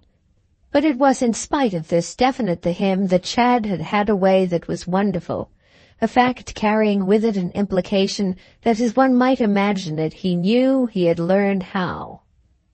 Here already then were abounding results. He had on the spot, and without the least trouble of intention, taught Strether that even in so small a thing as that there were different ways. He had done in the same line still more than this, had by a mere shake or two of the head made his old friend observe that the change in him was perhaps more than anything else, for the eye, a matter of the marked streaks of grey, extraordinary at his age, and his thick black hair. As well as that this new feature was curiously becoming to him, did something for him, as characterization, also, even of all the good things in the world, as refinement, that had been a good deal wanted. Strether felt, however, he would have had to confess that it wouldn't have been easy just now, on this and other counts, in the presence of what had been supplied, to be quite clear as to what had been missed. A reflection a candid critic might have made of old, for instance, was that it would have been happier for the son to look more like the mother. But this was the reflection that at present would never occur. The ground had quite fallen away from it, yet no resemblance whatever to the mother had supervened. It would have been hard for a young man's face and air to disconnect themselves more completely than Chad's at this juncture from any imaginable aspect of a New England female parent. That, of course, was no more than had been on the cards, but it produced in Strether none the less one of those frequent phenomena of mental reference with which all judgment in him was actually beset. Again and again, as the days passed, he had had a sense of the pertinence of communicating quickly with Woollett, communicating with a quickness with which telegraphy alone would rhyme, the fruit really of a fine fancy in him for keeping things straight, for the happy forestallment of error. No one could explain better when needful, nor put more conscience into an account or a report, which burden of conscience is perhaps exactly the reason why his heart always sank when the clouds of explanation gathered. His highest ingenuity was in keeping the sky of life clear of them. Whether or no he had a grand idea of the lucid, he held that nothing ever was in fact, for anyone else, explained. One went through the vain motions, but it was mostly a waste of life. A personal relation was a relation only so long as people either perfectly understood, or better still, didn't care if they didn't. From the moment they cared if they didn't, It was living by the sweat of one's brow, and the sweat of one's brow was just what one might buy oneself off from by keeping the ground free of the wild weed of delusion. It easily grew too fast, and the Atlantic cable now alone could race with it. That agency would each day have testified for him to something that was not what Willett had argued. He was not at this moment absolutely sure that the effect of the morrow's, or rather of the night's, appreciation of the crisis wouldn't be to determine some brief missive. Have at last seen him, but oh dear! Some temporary relief of that sort seemed to hover before him. It hovered somehow as preparing them all, yet preparing them for what? If he might do so more luminously and cheaply, he would tick out in 4 words, "Awfully old, gray hair."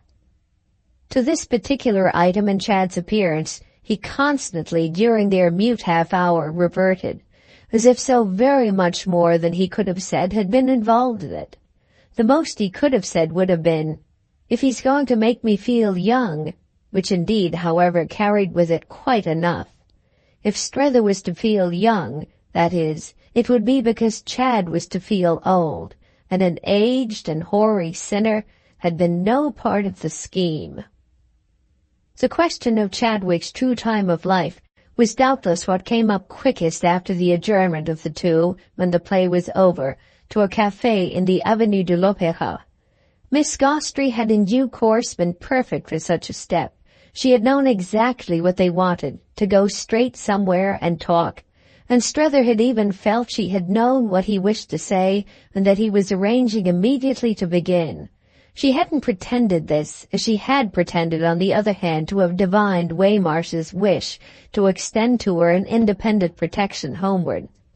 But Strether nevertheless found how, after he had Chad opposite to him at a small table in the brilliant halls that his companion straightway selected, sharply and easily discriminated from the others, it was quite to his mind as if she heard him speak, as if sitting up a mile away in the little apartment he knew, she would listen hard enough to catch. He found, too, that he liked that idea, and he wished that by the same token Mrs. Newsome might have caught as well. For what had above all been determined in him as a necessity of the first order was not to lose another hour nor a fraction of one, was to advance, to overwhelm with a rush. This was how he would anticipate, by a night attack as might be, any forced maturity that a crammed consciousness of Paris was likely to take upon itself to assert on behalf of the boy. He knew to the full, on what he had just extracted from Miss Gostrey, Chad's marks of alertness, but they were a reason the more for not dawdling. If he was himself, moreover, to be treated as young, he wouldn't at all events be so treated before he should have struck out at least once. His arms might be pinioned afterwards, but it would have been left on record that he was 50. The importance of this he had indeed begun to feel before they left the theatre. It had become a wild unrest, urging him to seize his chance. He could scarcely wait for it as they went. He was on the verge of the indecency of bringing up the question in the street. He fairly caught himself going on, so he afterwards invidiously named it, as if there would be for him no second chance should the present be lost. Not till, on the purple divan, before the perfunctory Bach, he had brought out the words themselves, was he sure, for that matter, that the present would be saved. Book 4th, Chapter 1 of The Ambassadors by Henry James. I've come, you know, to make you break with everything, neither more nor less, and take you straight home, so you'll be so good as immediately and favorably to consider it. Strether, face to face with Chad after the play, had sounded these words almost breathlessly, and with an effect at first positively disconcerting to himself alone. For Chad's receptive attitude was that of a person who had been gracefully quiet while the messenger, at last reaching him, has run a mile through the dust. During some seconds after he had spoken, Strether felt as if he had made some such exertion. He was not even certain that the perspiration wasn't on his brow. It was the kind of consciousness for which he had to thank the look that, while the strain lasted, the young man's eyes gave him.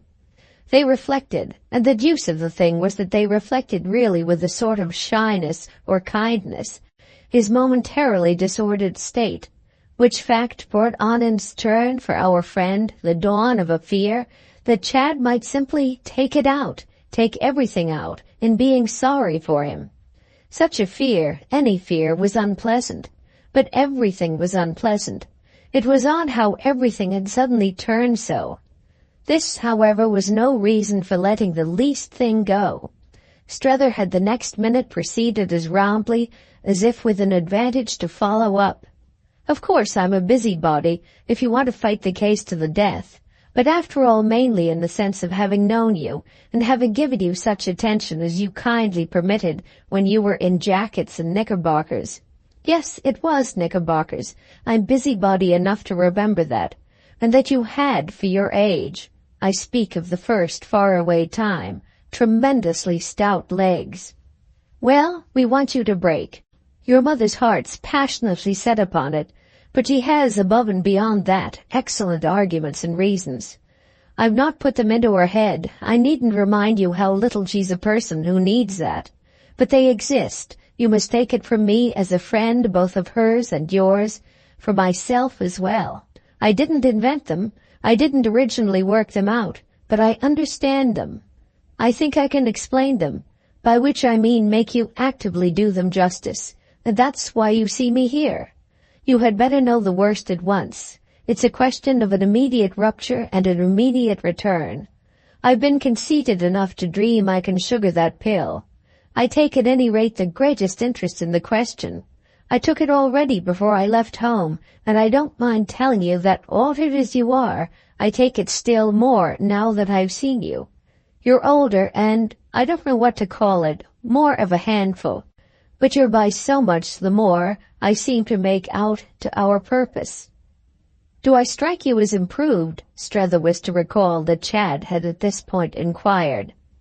He was likewise to recall, and it had to count for some time as his greatest comfort, that had been given him, as they said at Woollet, to reply with some presence of mind, I haven't the least idea. He was really for a while to like thinking he had been positively hard, on the point of conceding that Chad had improved in appearance, but that to the question of appearance the remark must be confined. He checked even that compromise and left his reservation bare. Not only his moral, but also, as it were, his aesthetic sense had a little to pay for this, Chad being unmistakably, and wasn't it a matter of the confounded grey hair again? Handsomer than he had ever promised. That, however, fell in perfectly with what Strether had said.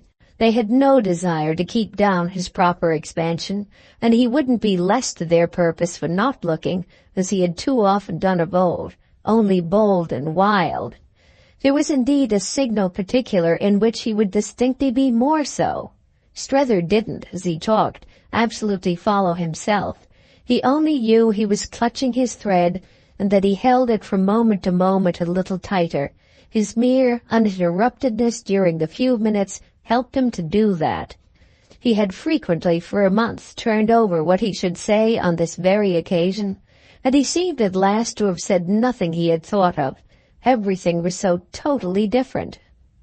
But in spite of all, he had put the flag at the window. This was what he had done, and there was a minute during which he affected himself as having shaken it hard, flapped it with a mighty flutter, straight in front of his companion's nose. It gave him really almost the sense of having already acted his part. The momentary relief, as if from the knowledge that nothing of that at least could be undone, sprang from a particular cause, the cause that had flashed into operation in Miss Gostrey's box with direct apprehension, with amazed recognition, and that had been concerned since then in every throb of his consciousness. What it came to was that with an absolutely new quantity to deal with, one simply couldn't know. The new quantity was represented by the fact that Chad had been made over. That was all. Whatever it was everything. Strether had never seen the thing so done before. It was perhaps a specialty of Paris. If one had been present at the process, one might little by little have mastered the result. but he was face to face, as matters stood, with the finished business. It had freely been noted for him that he might be received as a dog among skittles, but that was on the basis of the old quantity. He had originally thought of lines and tones as things to be taken, but these possibilities had now quite melted away. There was no computing at all what the young man before him would think or feel or say on any subject whatever.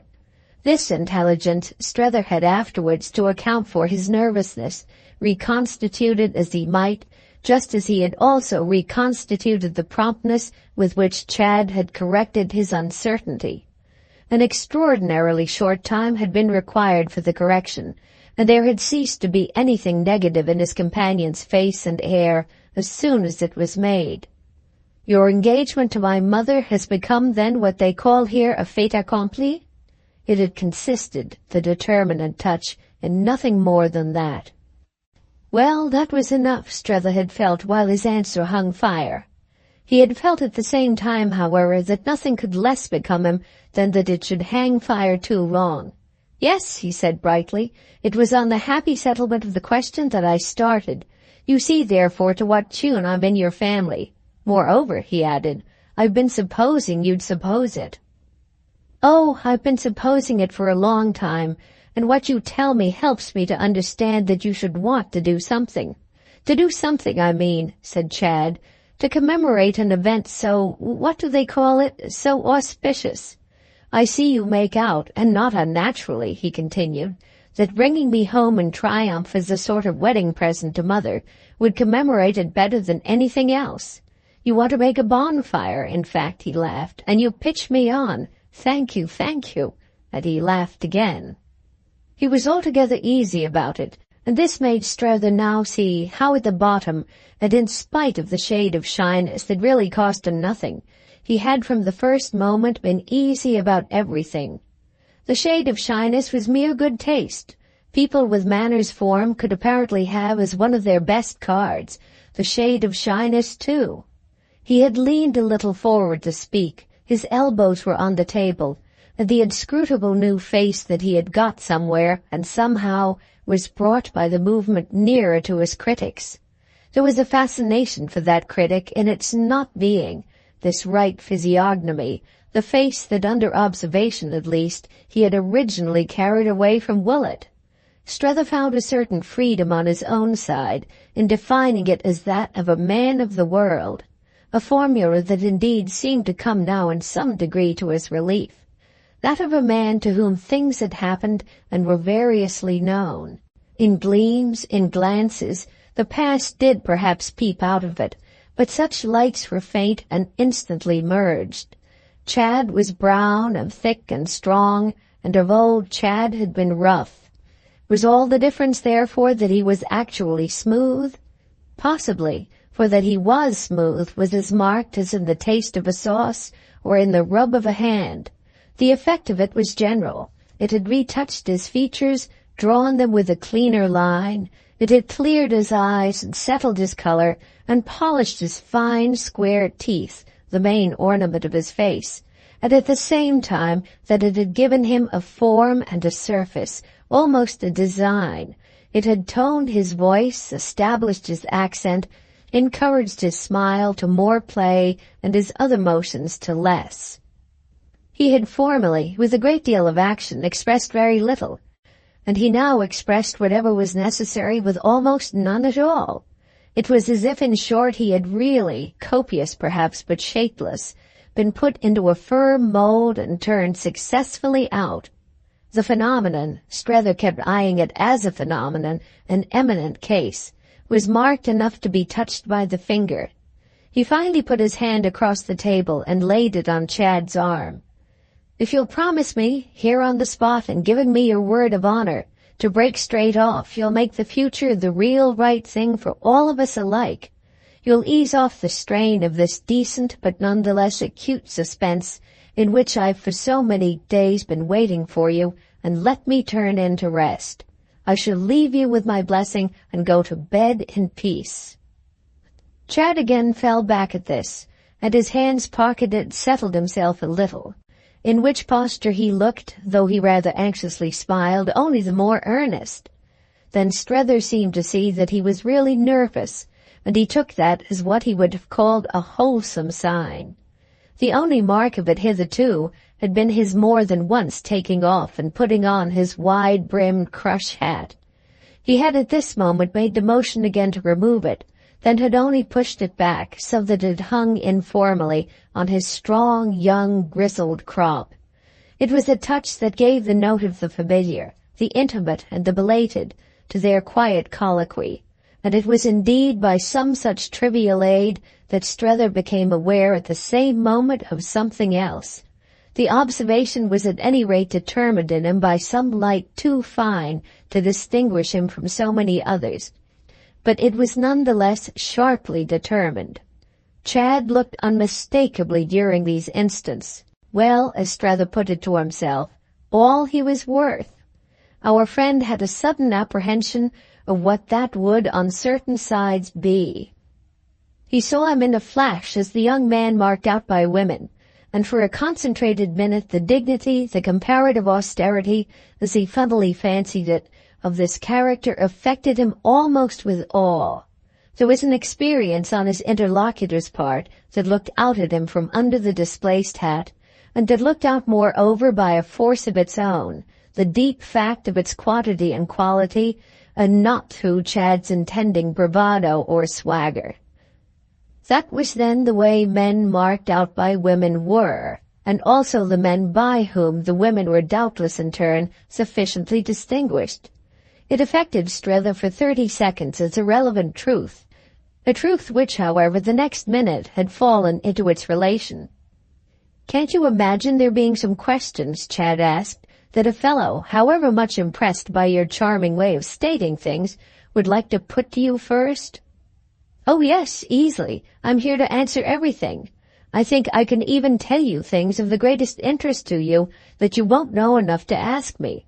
We'll take as many days to it as you like. But I want," Strether wound up, "to go to bed now." "Really?" Chad had spoken in such surprise that he was amused. "Can't you believe it, with what you put me through?" The young man seemed to consider. "Oh, I haven't put you through much, yet." "Do you mean there's so much more to come?" Strether laughed. "All the more reason, then, that I should gird myself." And as if to mark what he felt he could by this time count on, he was already on his feet. Chad, still seated, stayed him, with a hand against him as he passed between their table and the next. "Oh, we shall get on." The tone was, as who should say, everything Strether could have desired, and quite as good the expression of face with which the speaker had looked up at him and kindly held him. All these things lacked was their not showing quite so much as the fruit of experience. Yes, experience was what Chad did play on him, if he didn't play any grossness of defiance.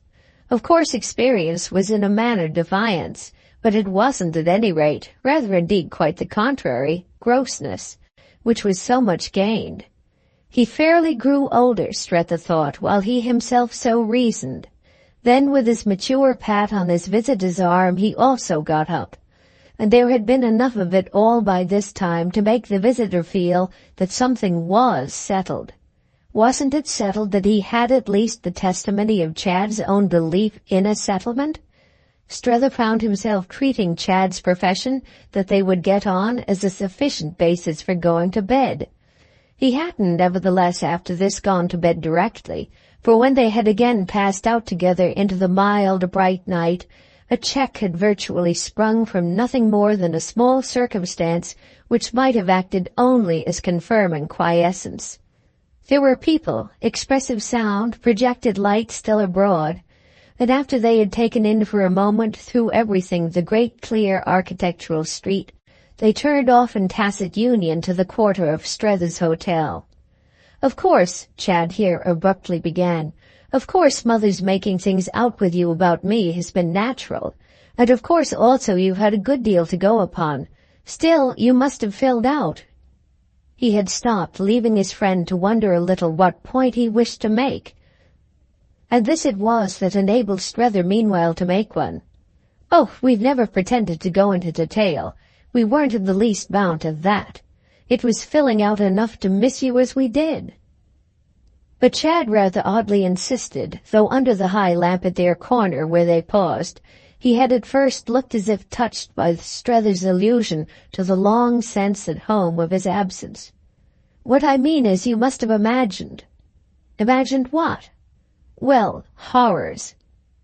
It affected Strether. Horrors was so little, superficially at any rate, in this robust and reasoning image. But he was none the less there to be veracious. Yes, I dare say we have imagined horrors, but where's the harm if we haven't been wrong?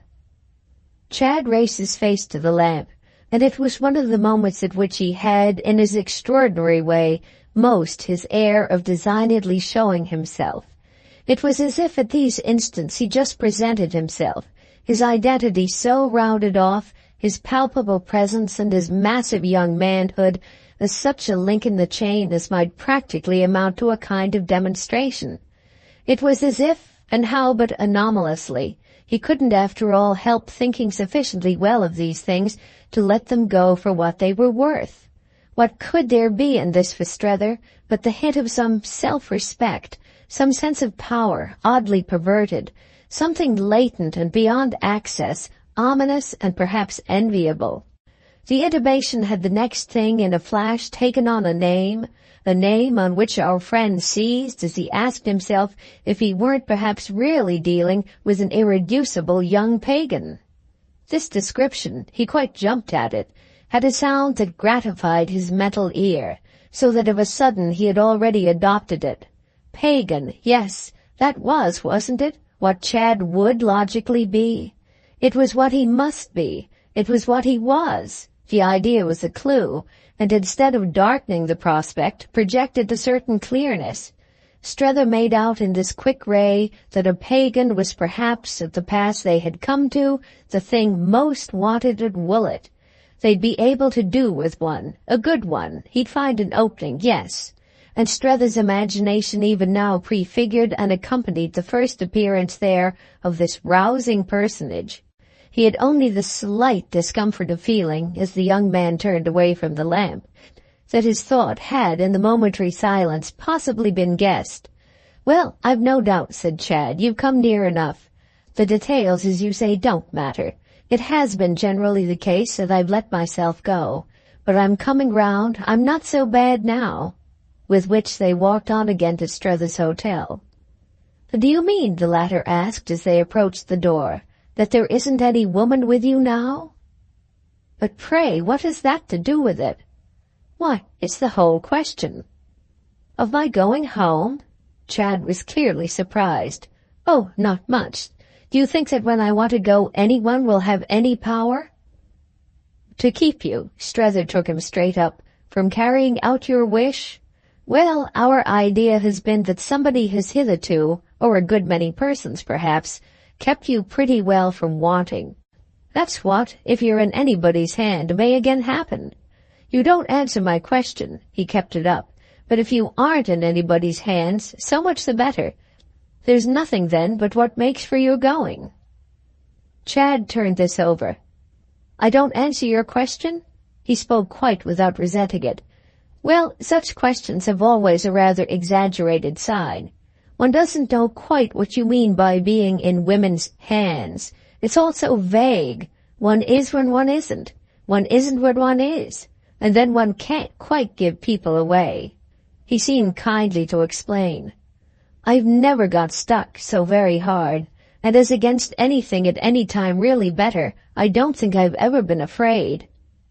There was something in it that held Strether to wonder, and this gave him time to go on. He broke out as with a more helpful thought. "Don't you know how I like Paris itself?" The upshot was indeed to make our friend marvel. "Oh, if that's all the matter with you!" It was he who almost showed resentment. Chad's smile of a truth more than met it. "But isn't that enough?" Strether hesitated, but it came out. "Not enough for your mother." Spoken, however, it sounded a trifle odd, the effect of which was that Chad broke into a laugh. Strether at this succumbed as well, though with extreme brevity. Permit us to have still our theory, but if you are so free and so strong, you're inexcusable. I'll write in the morning," he added with decision. "I'll say I've got you." This appeared to open for Chad a new interest. "How often do you write?" "Oh, perpetually." "And at great length?" Strether had become a little impatient. "I hope it's not found too great." "Oh, I'm sure not. And you hear as often?" Again Strether paused. "As often as I deserve." "Mother writes," said Chad, "a lovely letter." Strether, before the closed porte-cochere, fixed him a moment. "It's more, my boy, than you do, but our suppositions don't matter," he added, "if you're actually not entangled." Chad's pride seemed none the less a little touched. "I never was that, let me insist. I always had my own way." With which he pursued, "And I have it at present." "Then what are you here for? What has kept you," Strether asked, "if you have been able to leave?" It made Chad, after a stare, throw himself back. "Do you think one's kept only by women?"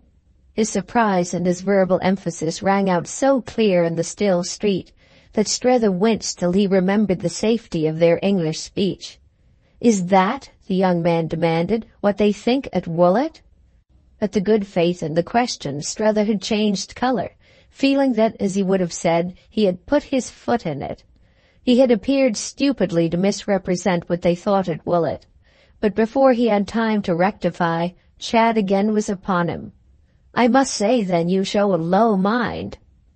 It so fell in, unhappily for Strether, with that reflection of his own prompted in him by the pleasant air of the Boulevard Malherbe, that his disconcerting force was rather unfairly great. It was a dig that, administered by himself, and administered even to poor Mrs. Newsome, was no more than salutary, but administered by Chad, and quite logically, it came nearer drawing blood. They hadn't a low mind, nor any approach to one, yet incontestably they had worked, and with a certain smugness, on a basis that might be turned against them.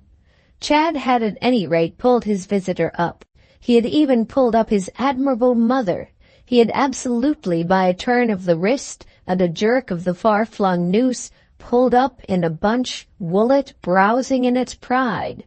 There was no doubt Woolwich had insisted on his coarseness, and what he at present stood there for in the sleeping street was, by his manner of striking the other note, to make of such insistence a preoccupation compromising the insisters. It was exactly as if they had imputed to him a vulgarity that he had, by a mere gesture, caused to fall from him. The devil of the case was that Strether felt it, by the same stroke, as falling straight upon himself. He had been wondering a minute ago if the boy weren't a pagan, and he found himself wondering now if he weren't by chance a gentleman. It didn't in the least, on the spot, spring up helpfully for him that a person couldn't at the same time be both. There was nothing at this moment in the air to challenge the combination. There was everything to give it, on the contrary, something of a flourish. It struck Strether into the bargain as doing something to meet the most difficult of the questions, though perhaps indeed only by substituting another. Wouldn't it be precisely by having learned to be a gentleman that he had mastered the consequent trick of looking so well that one could scarce speak to him straight? But what in the world was the clue to such a prime-producing cause? There were too many clues then that Strether lacked, and these clues to clues were among them. What it accordingly amounted to for him was that he had to take full in the face a fresh attribution of ignorance. He had grown used by this time to reminders, especially from his own lips, of what he didn't know, but he had borne them because in the first place they were private, and because in the second they practically conveyed a tribute. He didn't know what was bad, and, as others didn't know how little he knew it, he could put up with in his state. But if he didn't know, in so important a particular, what was good, Chad at least was now aware he didn't, and that, for some reason, affected our friend as curiously public. It was, in fact, an exposed condition that the young man left him in long enough for him to feel its chill, till he saw fit, and a word generously again to cover him.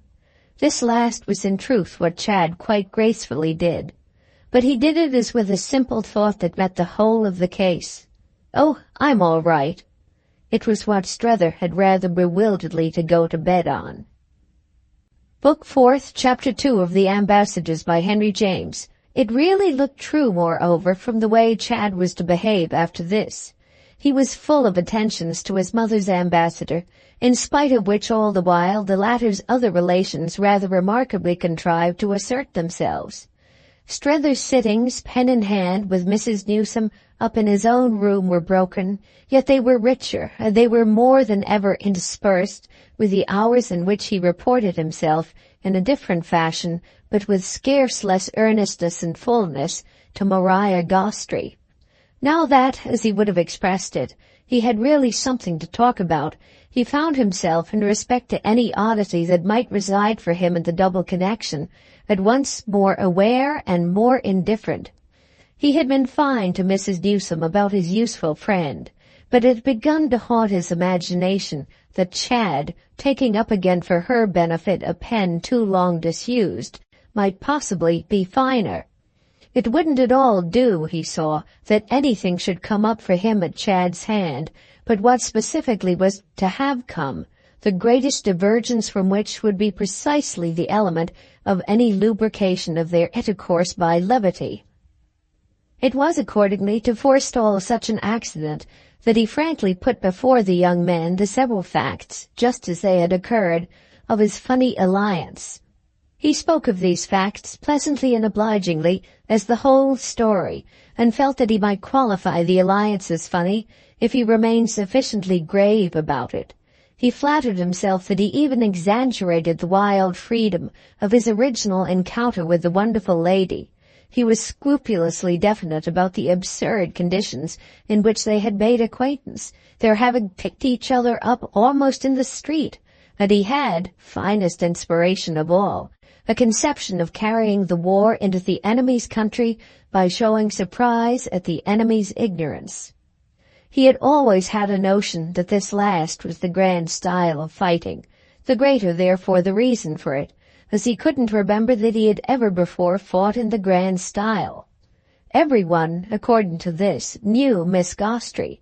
How came it Chad didn't know her? The difficulty, the impossibility, was really to escape it. Strether put on him, by what he took for granted, the burden of proof to the contrary.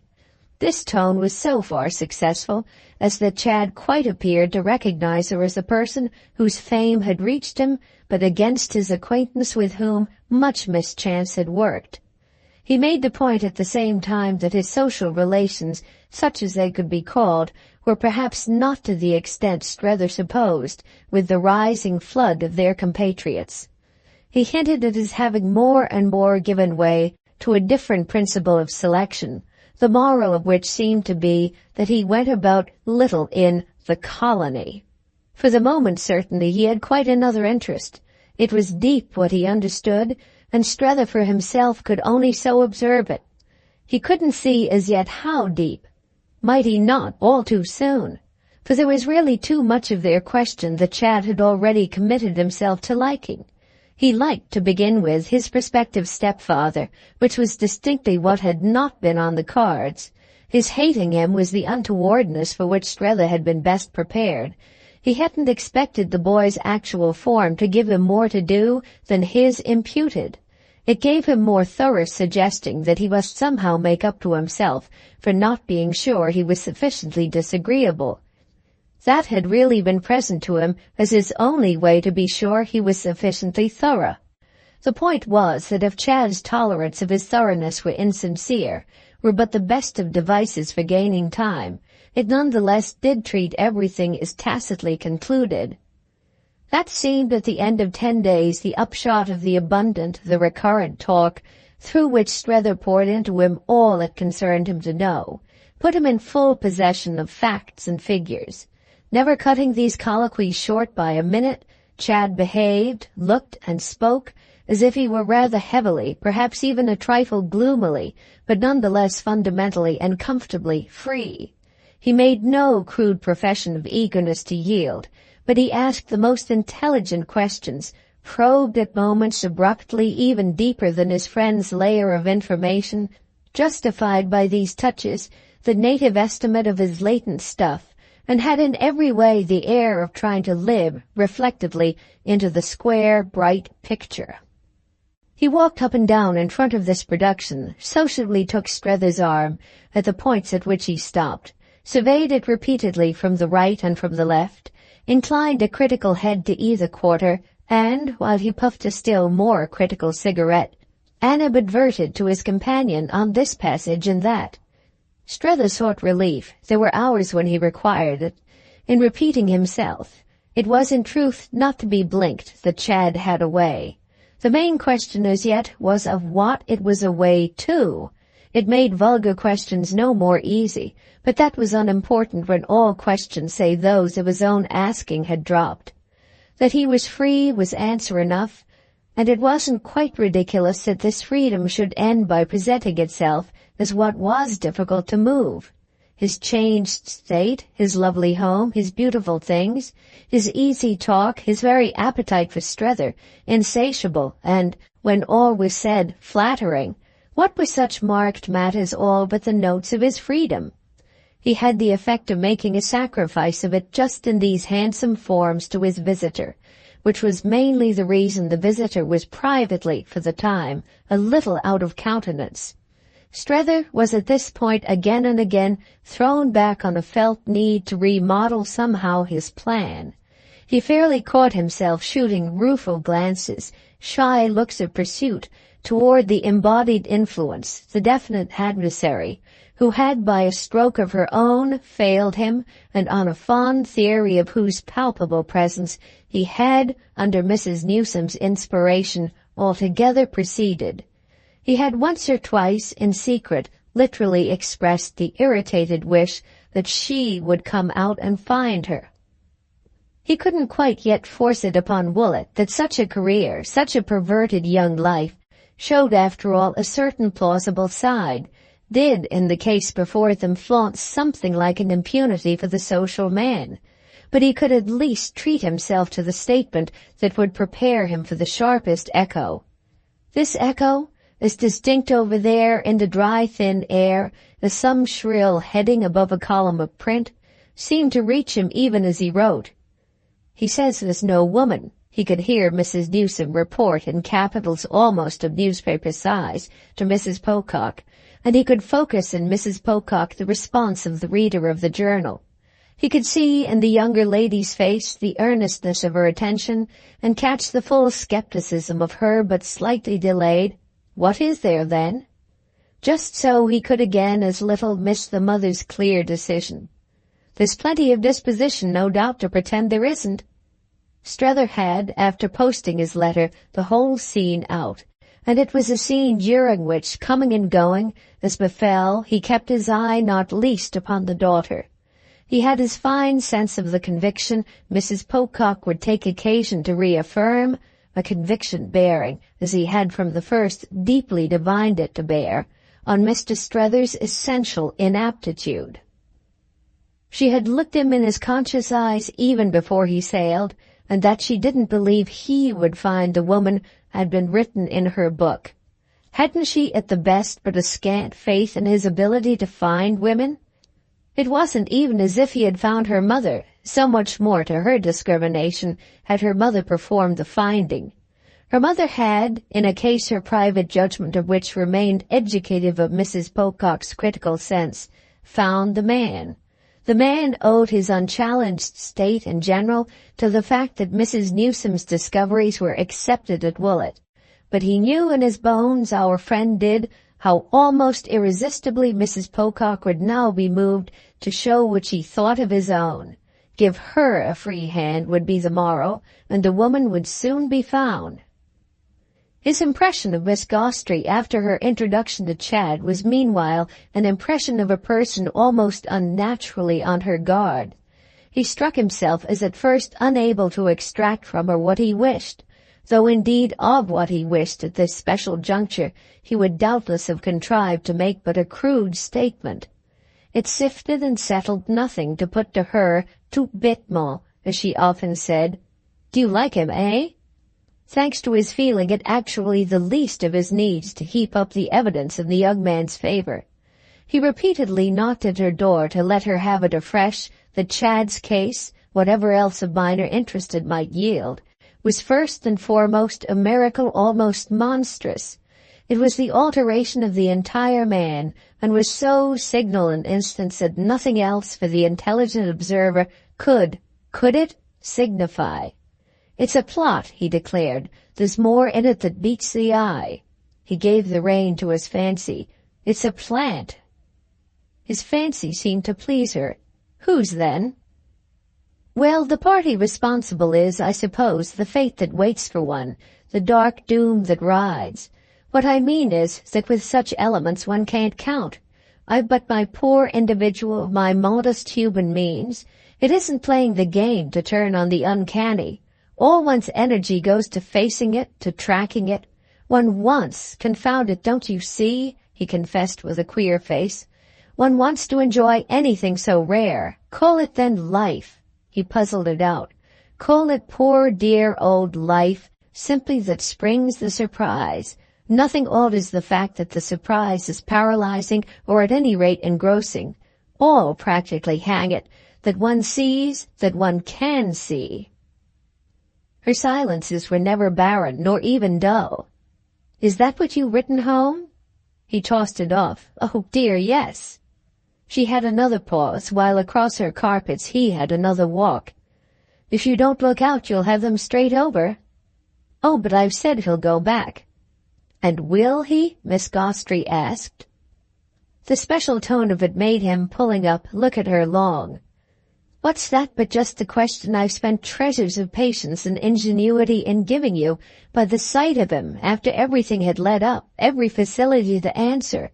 What is it but just the thing I came here today to get out of you? Will he?"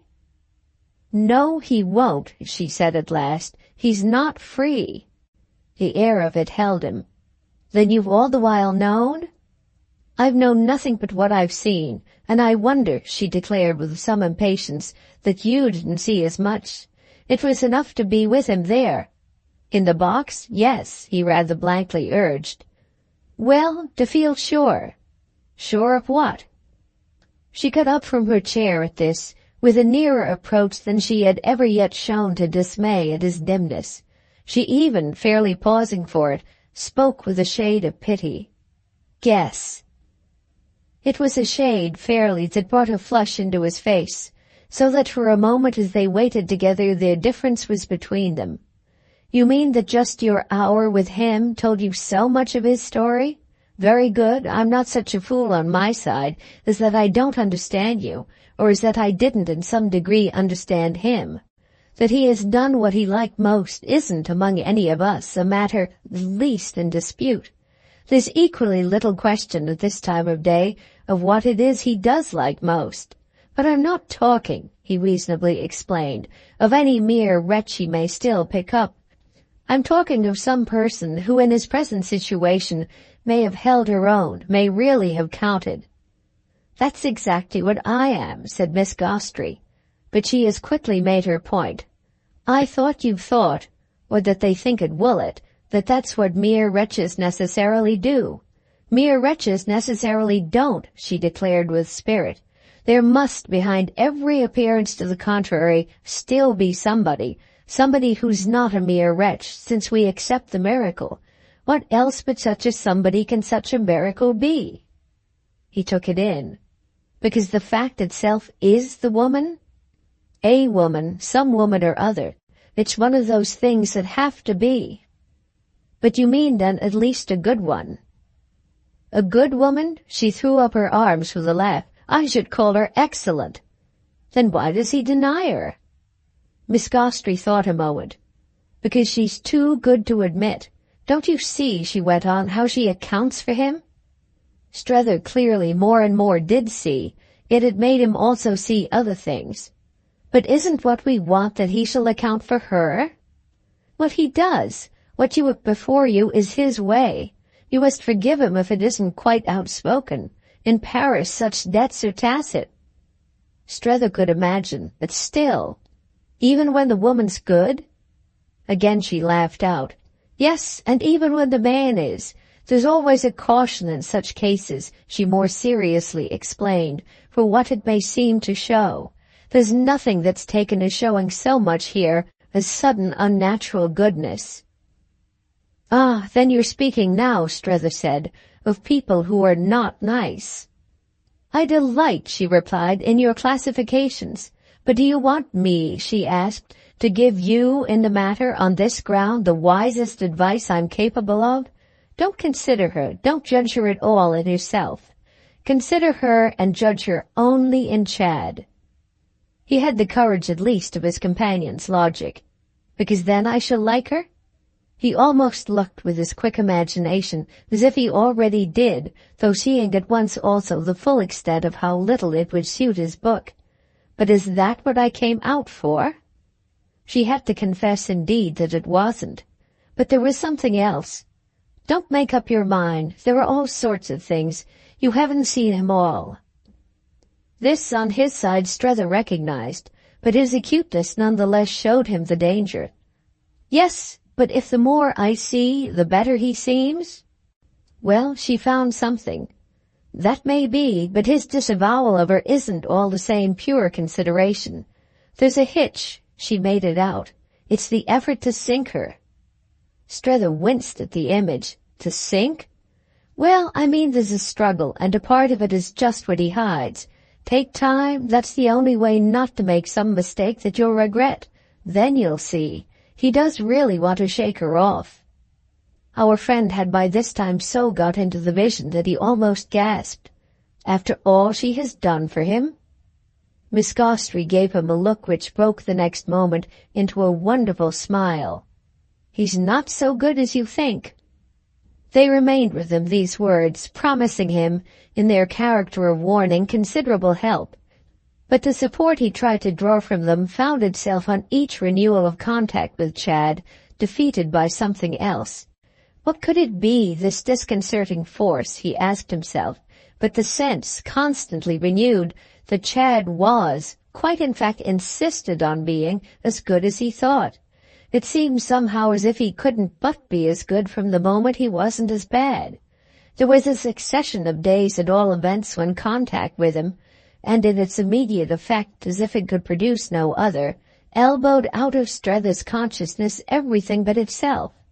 Little Bilham once more pervaded the scene, but Little Bilham became even in a higher degree than he had originally been one of the numerous forms of the inclusive relation, a consequence promoted to our friend's sense by 2 or 3 incidents with which we have yet to make acquaintance.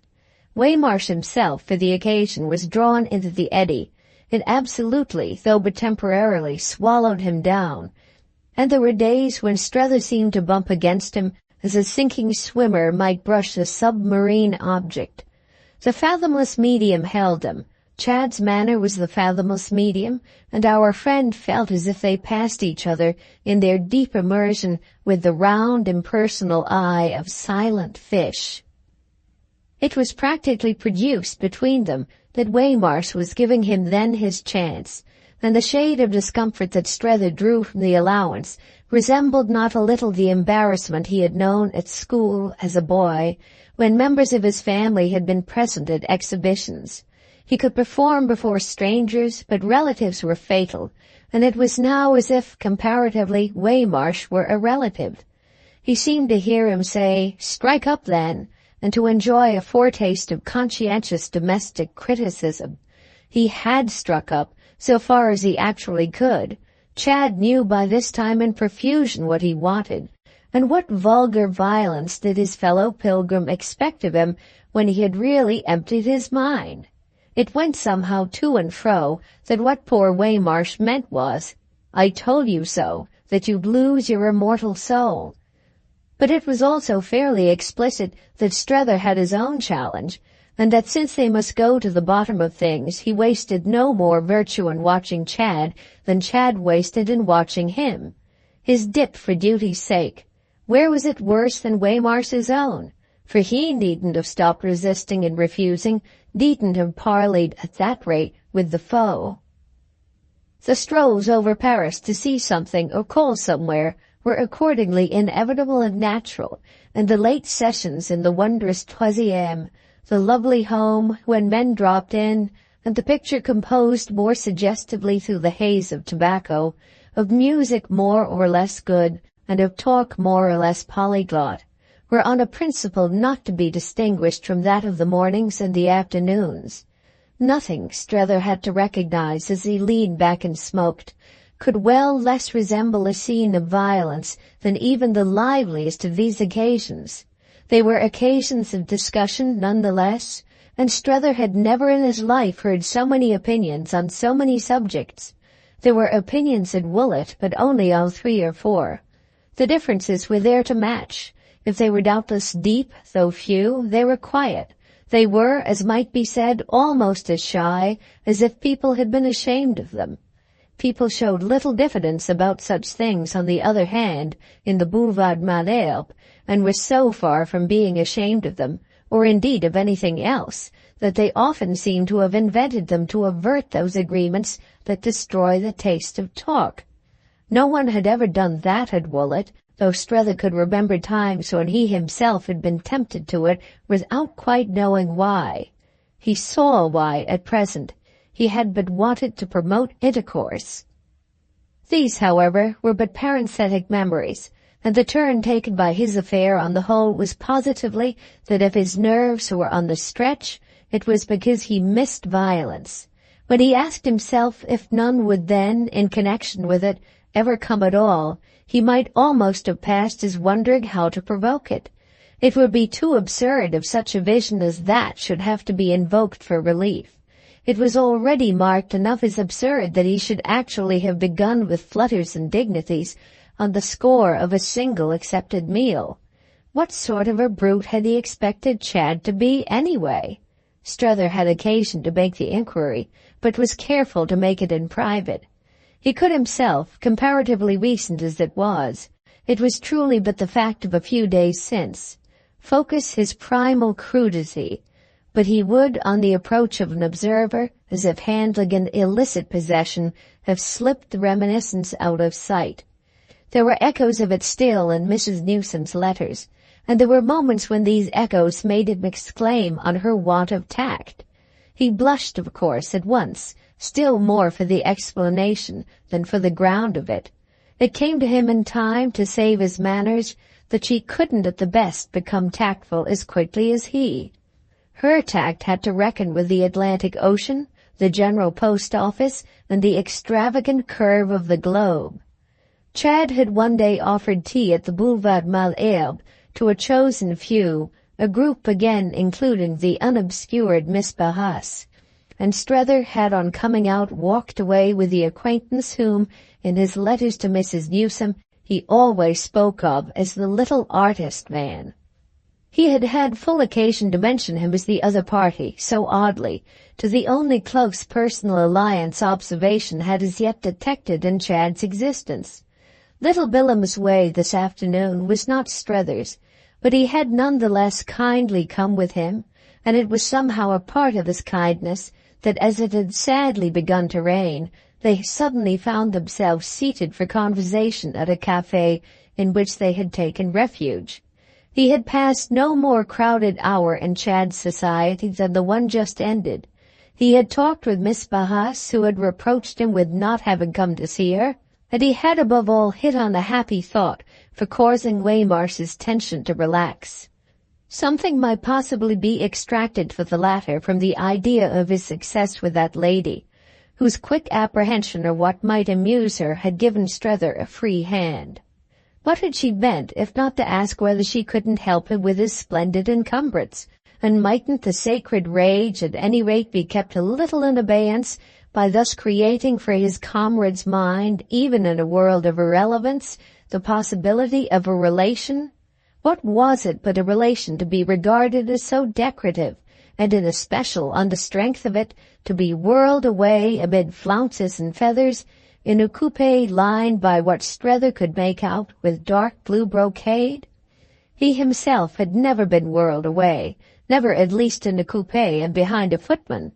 He had driven with Miss Gostrey in cabs, with Mrs. Pocock a few times, in an open buggy, with Mrs. Newsome in a four-seated cart, and occasionally up at the mountains on a buckboard. But his friend's actual adventure transcended his personal experience. He now showed his companion soon enough indeed how inadequate as a general monitor this last queer quantity could once more feel itself. What game under the sun is he playing? He signified the next moment that his allusion was not to the fat gentleman immersed in dominoes, on whom his eyes had begun by resting, but to their host of the previous hour, as to whom, there on the velvet bench, with a final collapse of all consistency, he treated himself to the comfort of indiscretion. Where do you see him come out? Little Bilham, in meditation, looked at him with a kindness almost paternal. Don't you like it over here? Strether laughed out, for the tone was indeed droll. He let himself go. What has that to do with it? The only thing I've any business to like is to feel that I'm moving him. That's why I ask you simply whether you believe I am. Is the creature, and he did his best to show that he simply wished to ascertain, honest? His companion looked responsible, but looked it through a small, dim smile. What creature do you mean? It was on this that they did have for a little a mute interchange. Is it untrue that he's free? How then, Strether asked wondering, does he arrange his life? Is the creature you mean Chad himself? Little Bilham said.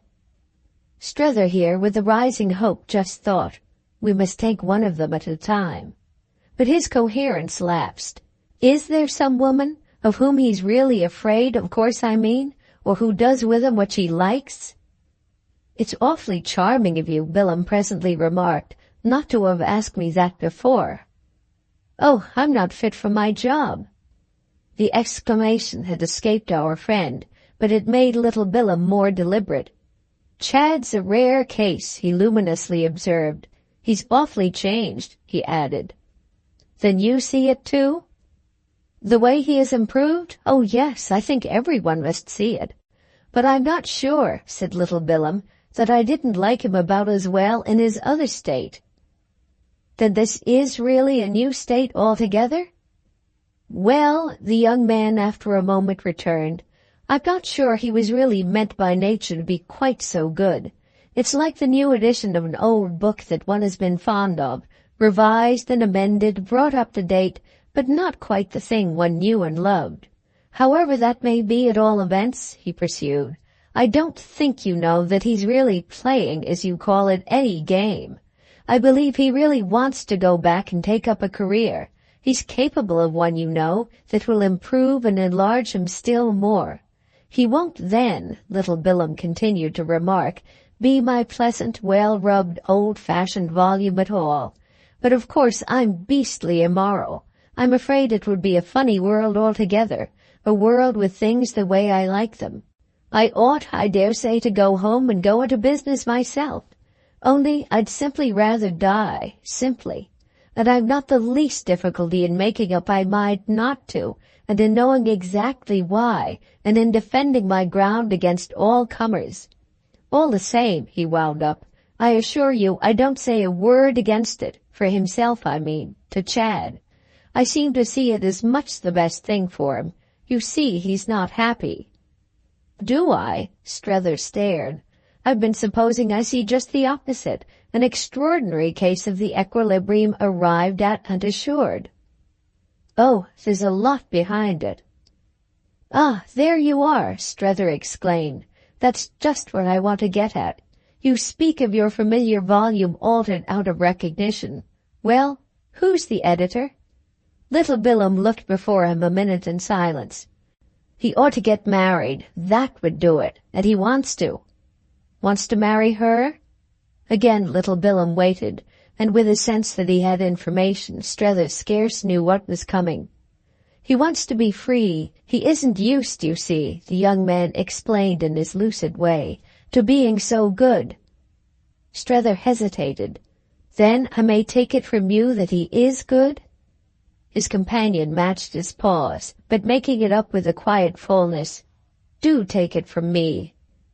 Well then, why isn't he free? He swears to me he is, but meanwhile does nothing. except of course that he's so kind to me to prove it, and couldn't really act much otherwise if he weren't. My question to you just now was exactly on this queer impression of his diplomacy, as if instead of really giving ground, his line were to keep me on here and set me a bad example. As the half-hour meanwhile had ebbed, Strether paid his score, and the waiter was presently in the act of counting out change. Our friend pushed back to him a fraction of it, with which, after an emphatic recognition, the personage in question retreated. "You give too much," little Bilham permitted himself benevolently to observe. "Oh, I always give too much," Strether helplessly sighed. "But you don't," he went on, as if to get quickly away from the contemplation of that doom, "answer my question. Why isn't he free?"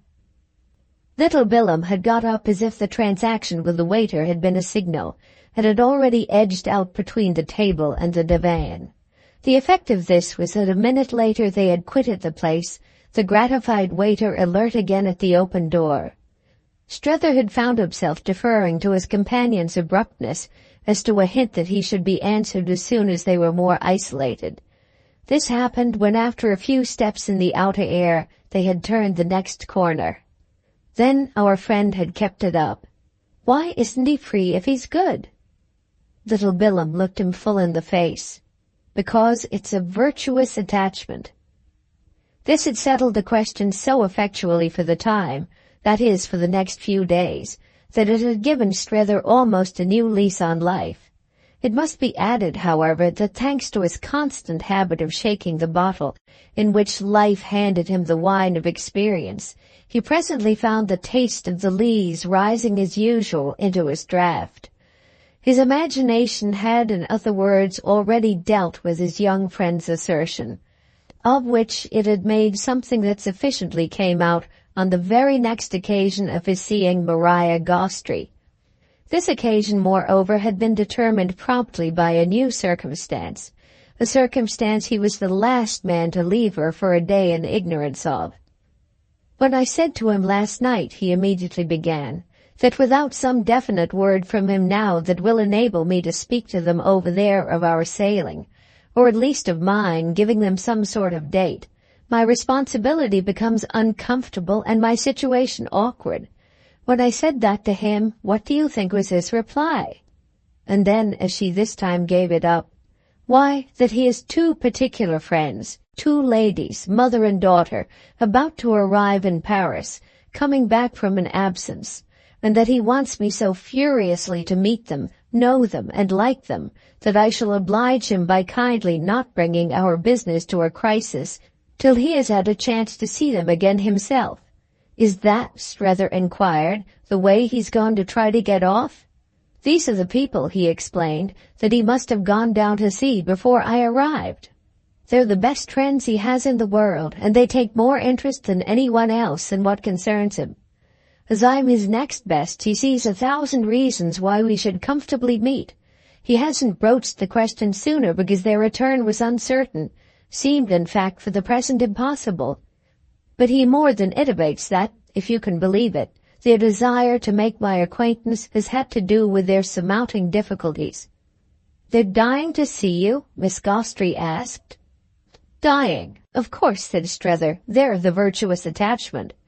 He had already told her about that, had seen her the day after his talk with little Bilham, and they had then threshed out together the bearing of the revelation. She had helped him to put into it the logic in which little Bilham had left it slightly deficient. Strether hadn't pressed him as to the object of the preference so unexpectedly described, feeling in the presence of it, with one of his irrepressible scruples, a delicacy from which he had, in the quest of the quite other article, worked himself sufficiently free. He had held off, as on a small principle of pride, from permitting his young friend to mention a name, wishing to make with this the great point that Chad's virtuous attachments were none of his business. He had wanted from the first not to think too much of his dignity, but that was no reason for not allowing it any little benefit that might turn up. He had often enough wondered to what degree his interference might pass for interest, so that there was no want of luxury in letting it be seen whenever he could that he didn't interfere. That had, of course, at the same time not deprived him of the further luxury of much private astonishment, which, however, he had reduced to some order before communicating his knowledge. When he had done this at last, it was with the remark that, surprised as Miss Gostrey might, like himself, at first be, she would probably agree with him on reflection that such an account of the matter did, after all, fit the confirmed appearances. Nothing, certainly, on all the indications, could have been a greater change for him than a virtuous attachment, and since they had been in search of the word, as the French called it, of that change, little Bilham's announcement, though so long and so oddly delayed, would serve as well as another. She had assured Strether, in fact, after a pause, that the more she thought of it, the more it did serve, and yet her assurance hadn't so weighed with him as that before they parted he hadn't ventured to challenge her sincerity. Didn't she believe the attachment was virtuous? He had made sure of her again with the aid of that question. The tidings he brought her on this second occasion were, moreover, such as would help him to make surer still. She showed at first none the less as only amused.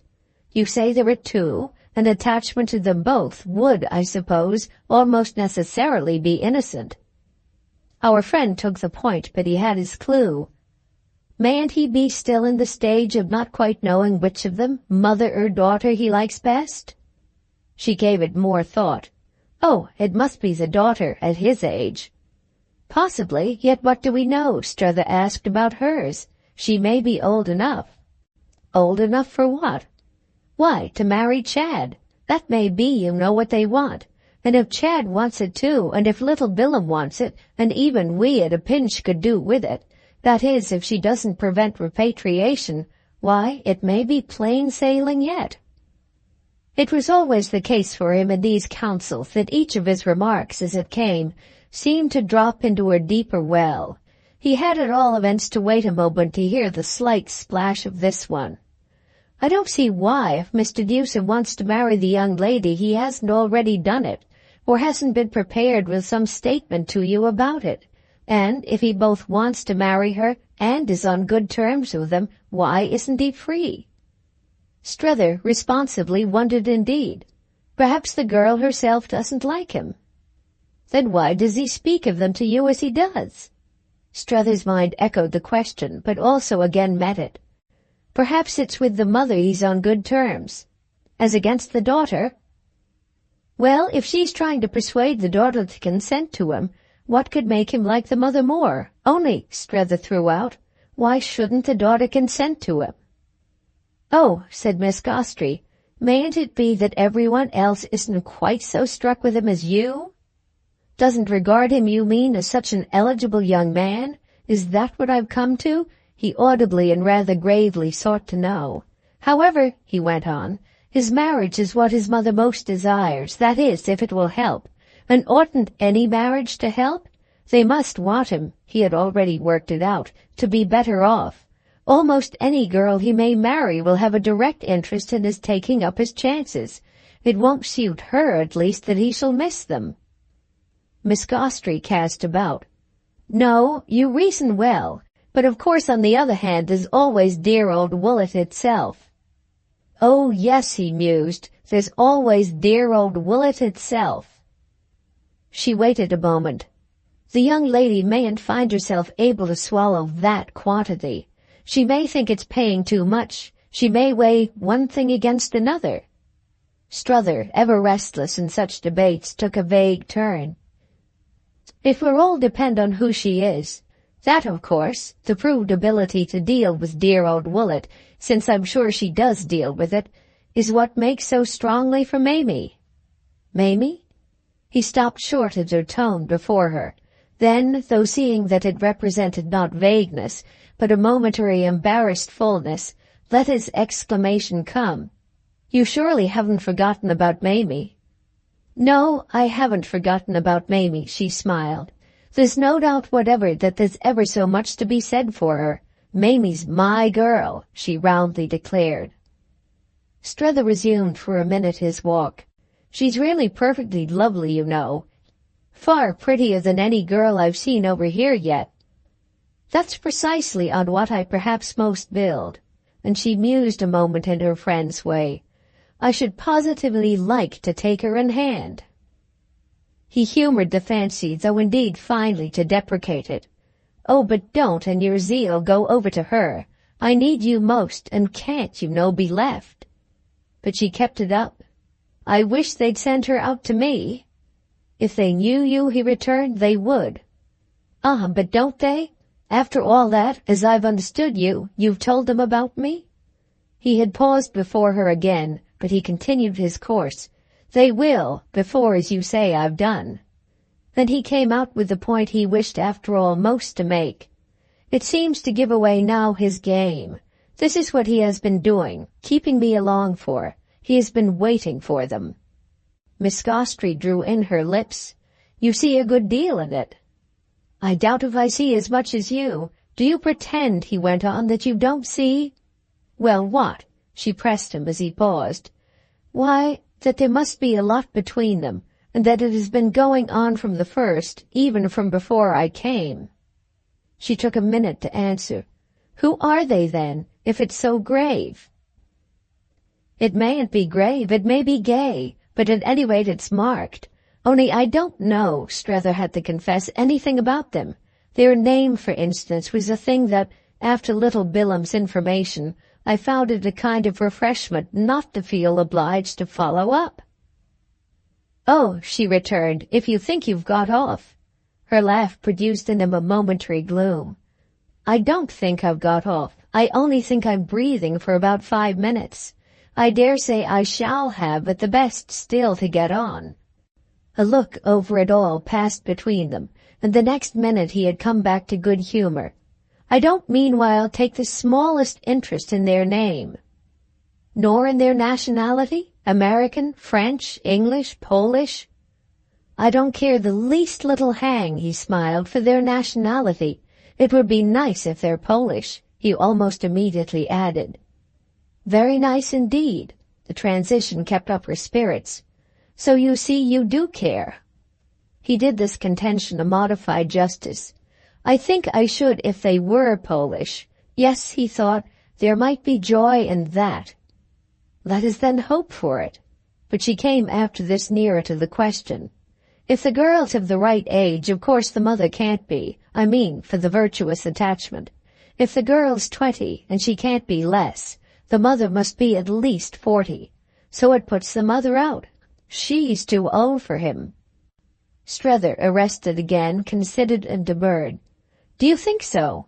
Do you think anyone would be too old for him? I'm 80 and I'm too young. But perhaps the girl, he continued, isn't 20.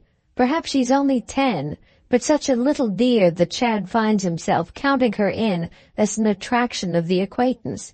Perhaps she's only 5. Perhaps the mother's but 25, a charming young widow.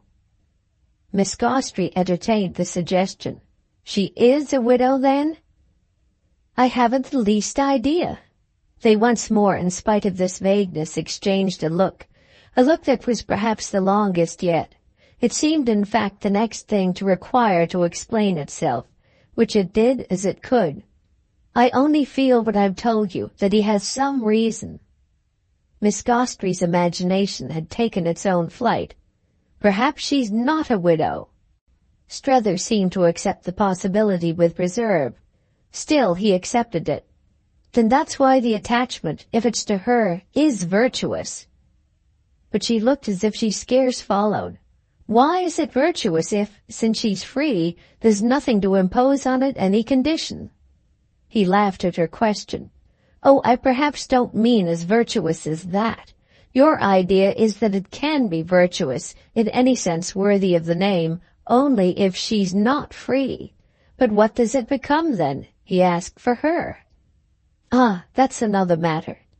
He said nothing for a moment, and she soon went on. I dare say you're right at any rate about Mr. Newsome's little plan. He has been trying you, has been reporting on you to these friends. Strether, meanwhile, had had time to think more. Then where's his straightness? Well, as we say, it's struggling up, breaking out, asserting itself as it can. We can be on the side, you see, of his straightness. We can help him. But he has made out, said Miss Gostry, that you'll do. Do for what? Why, for them, for ces dames. He has watched you, studied you, liked you, and recognized that they must. It's a great compliment to you, my dear man, for I'm sure they're particular. You came out for a success. Well, she gaily declared, you're having it. He took it from her with momentary patience and then turned abruptly away. It was always convenient to him that there were so many fine things in her room to look at. But the examination of 2 or 3 of them appeared soon to have determined a speech that had little to do with them. You don't believe in it? In what? In the character of the attachment, in its innocence. But she defended herself. I don't pretend to know anything about it. Everything's possible. We must see. See, he echoed with a groan. Haven't we seen enough? I haven't, she smiled. But you suppose then little Billum has lied? You must find out. It made him almost turn pale. Find out any more? He had dropped on a sofa for dismay, but she seemed as she stood over him to have the last word. Wasn't what you came out for to find out all? Book 5th, Chapter 1 of The Ambassadors by Henry James. The Sunday of the next week was a wonderful day, and Chad Newsome had let his friend know in advance that he had provided for it.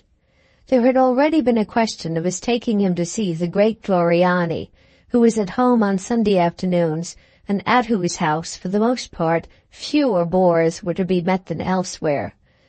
But the project, through some accident, had not had instant effect, and now revived in happier conditions.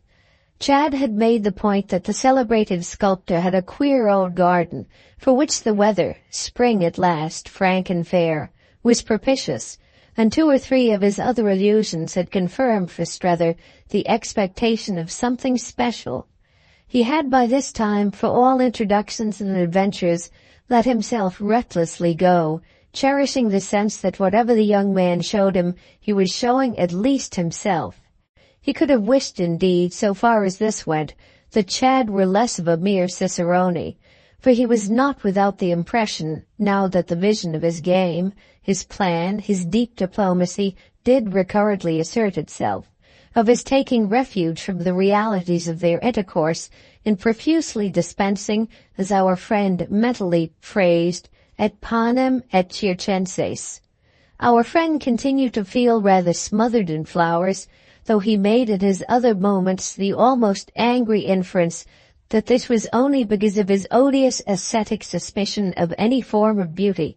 He periodically assured himself, for his reactions were sharp, that he shouldn't reach the truth of anything till he had at least got rid of that. He had known beforehand that Madame de Vionnet and her daughter would probably be on view, an intimation to that effect having constituted the only reference again made by Chad to his good friends from the south. The effect of Strether's talk about them with Miss Gostry had been to consecrate his reluctance to pry. Something in the very air of Chad's silence, judged in the light of that talk, offered it to him as a reserve he could markedly match.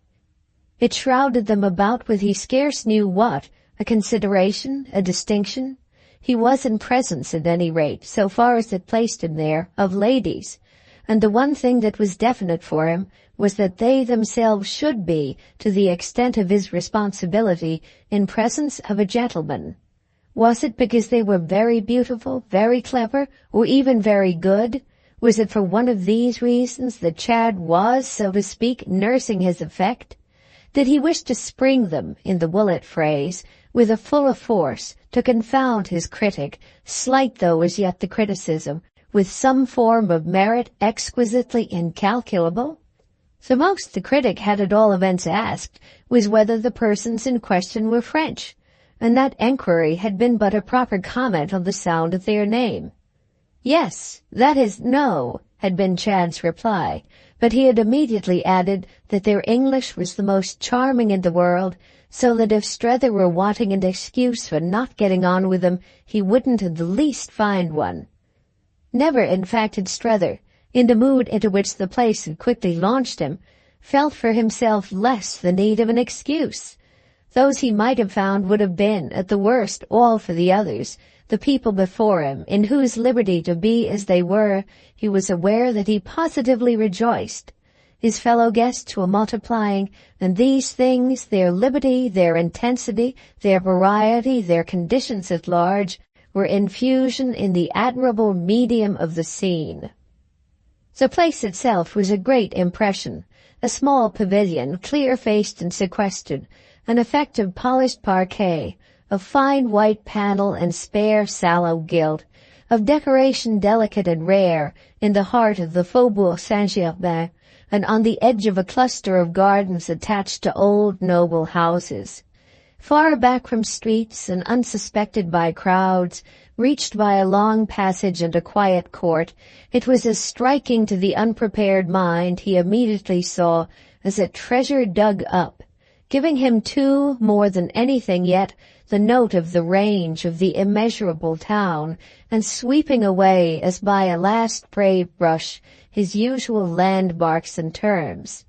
It was in the garden, a spacious, cherished remnant, out of which a dozen persons had already passed, that Chad's host presently met them, while the tall, bird-haunted trees, all of a twitter with the spring and the weather, and the high party walls on the other side of which grave hôtel stood off for privacy, spoke of survival, transmission, association, a strong, indifferent, persistent order. The day was so soft that the little party had practically adjourned to the open air, but the open air was in such conditions all a chamber of state.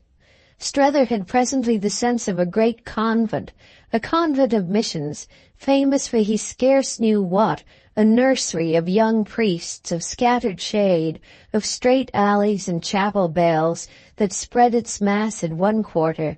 He had the sense of names in the air, of ghosts at windows, of signs and tokens, a whole range of expression all about him, too thick for prompt discrimination. This assault of images became for a moment, in the address of the distinguished sculptor, almost formidable. Gloriani showed him, in such perfect confidence, on Chad's introduction of him, a fine, worn, handsome face, a face that was like an open letter in a foreign tongue, with his genius in his eyes, his manners on his lips, his long career behind him, and his honors and rewards all round. The great artist, in the course of a single sustained look and a few words of delight at receiving him, affected our friend as a dazzling prodigy of type. Strether had seen in museums, in the Luxembourg as well as, more reverently later on, in the New York of the billionaires, the work of his hand, knowing too that after an earlier time in his native Rome he had migrated in mid-career to Paris, where, with a personal luster almost violent, he shone in a constellation all of which was more than enough to crown him for his guest with the light, with the romance of glory. Strether, in contact with that element, as he had never yet so intimately been, had the consciousness of opening to it, for the happy instant, all the windows of his mind, of letting this rather grey interior drink in for once the sun of a clime not marked in his old geography. He was to remember again repeatedly the medal-like Italian face, in which every line was an artist's own, in which time told only as tone and consecration, and he was to recall in especial, as the penetrating radiance, as the communication of the illustrious spirit itself, the manner in which, while they stood briefly in welcome and response, face to face, he was held by the sculptor's eyes. He wasn't soon to forget them, was to think of them all unconscious, unintending, preoccupied though they were, as the source of the deepest intellectual sounding to which he had ever been exposed. He was, in fact, quite to cherish his vision of it, to play with it in idle hours, only speaking of it to no one, and quite aware he couldn't have spoken without appearing to talk nonsense. Was what it had told him, or what it had asked him, the greater of the mysteries? Was it the most special flare, unequaled, supreme, of the aesthetic torch, lighting that wondrous world forever? Or was it above all the long straight shaft sunk by a personal acuteness that life had seasoned to steel? Nothing on earth could have been stranger, and no one doubtless more surprised than the artist himself. But it was for all the world to Strether just then, as if in the matter of his accepted duty he had positively been on trial. The deep human expertness in Gloriani's charming smile, oh, the terrible life behind it, was flashed upon him as a test of his stuff. Chad, meanwhile, after having easily named his companion, had still more easily turned away and was already greeting other persons present. He was as easy, clever Chad, with the great artist as with his obscure compatriot, and as easy with everyone else as with either. This fell into its place for Strether, and made almost a new light, giving him, as a concatenation, something more he could enjoy. He liked Gloriani, but should never see him again. Of that he was sufficiently sure. Chad, accordingly, who was wonderful with both of them, was a kind of a link for hopeless fancy, an implication of possibilities. Oh, if everything had been different! Strether noted at all events that he was thus on terms with illustrious spirits, and also that, yes, distinctly, he hadn't in the least swaggered about it. Our friend hadn't come there only for his figure of Abel Newsome's son, but that presence threatened to affect the observant mind as positively central. Gloriani, indeed, remembering something and excusing himself, pursued Chad to speak to him, and Strether was left musing on many things. One of them was the question of whether, since he had been tested, he had passed. Did the artist drop him from having made out that he wouldn't do? He really felt just today that he might do better than usual. Hadn't he done well enough, so far as that went, in being exactly so dazzled, and in not having too, as he almost believed, wholly hidden from his host, that he felt the latter's plummet? Suddenly, across the garden, he saw little Billum approach, and it was a part of the fit that was on him that as their eyes met he guessed also his knowledge. If he had said to him on the instant what was uppermost, he would have said, "Have I passed? For of course I know one has to pass here."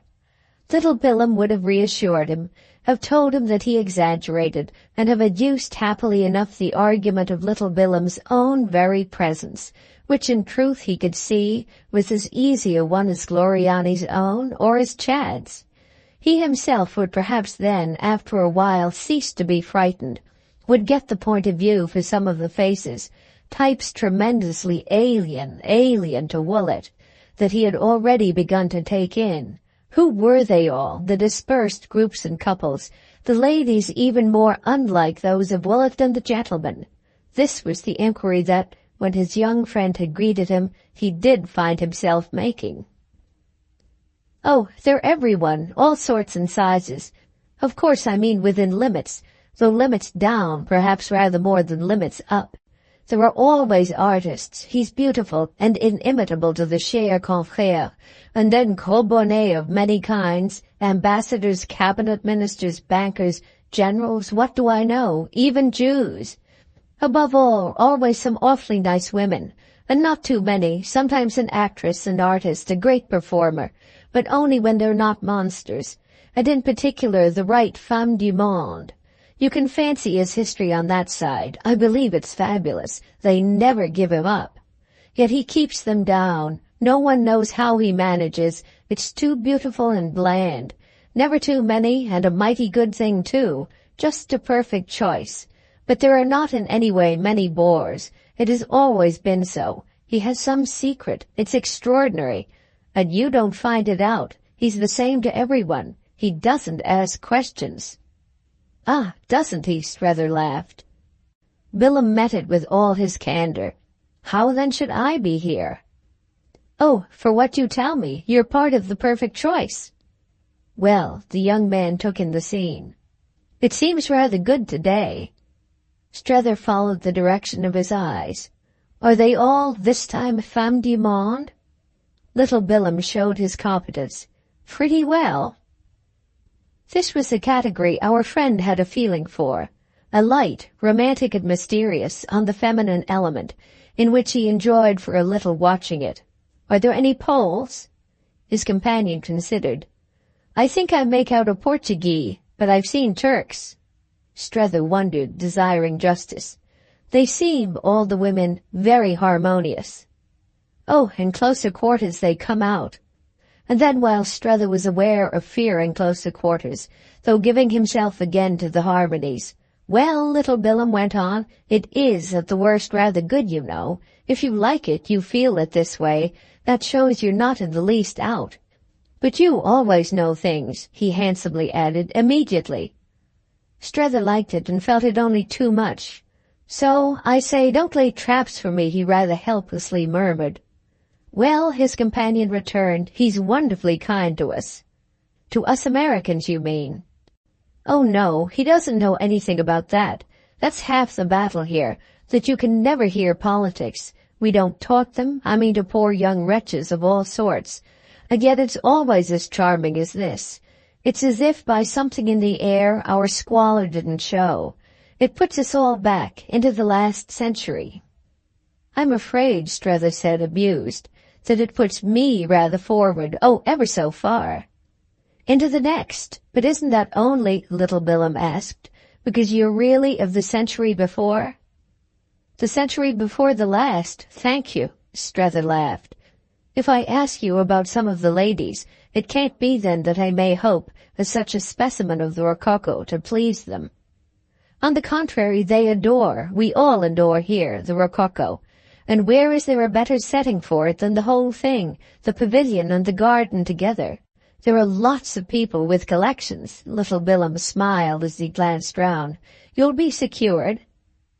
It made Strether for a moment give himself again to contemplation. There were faces he scarce knew what to make of. Were they charming, or were they only strange? He mightn't talk politics, yet he suspected a Pole or two. The upshot was the question at the back of his head from the moment his friend had joined them. "Have Madame de Vionnet and her daughter arrived?" "I haven't seen them yet, but Miss Gostry has come. She's in the pavilion looking at objects. One can see she's a collector," little Bilham added without offence. "Oh, yes, she's a collector, and I knew she was to come. Is Madame de Vionnet a collector?" Strether went on. "Rather, I believe, almost celebrated." The young man met on it a little his friend's eyes. "I happen to know, from Chad whom I saw last night, that they'd come back, but only yesterday. He wasn't sure up to the last. This, accordingly," little Bilham went on, "will be, if they are here, their first appearance after their return." Strether very quickly turned these things over. "Chad told you last night? To me, on our way here, he said nothing about it." "But did you ask him?" Strether did him the justice. "I dare say not." "Well," said little Bilham, "you're not a person to whom it's easy to tell things you don't want to know. Though it is easy, I admit, it's quite beautiful," he benevolently added, "when you do want to." Strether looked at him with an indulgence that matched his intelligence. "Is that the deep reasoning on which, about these ladies, you've been yourself so silent?" Little Bilham considered the depth of his reasoning. "I haven't been silent.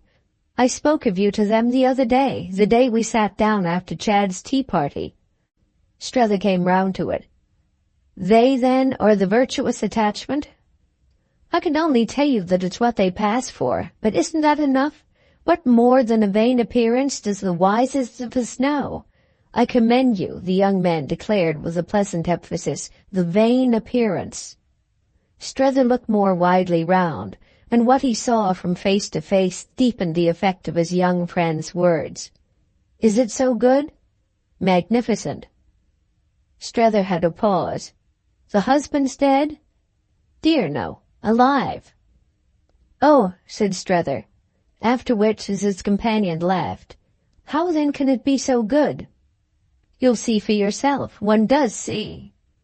"Chad's in love with the daughter?" "That's what I mean." Strether wondered. "Then where's the difficulty?"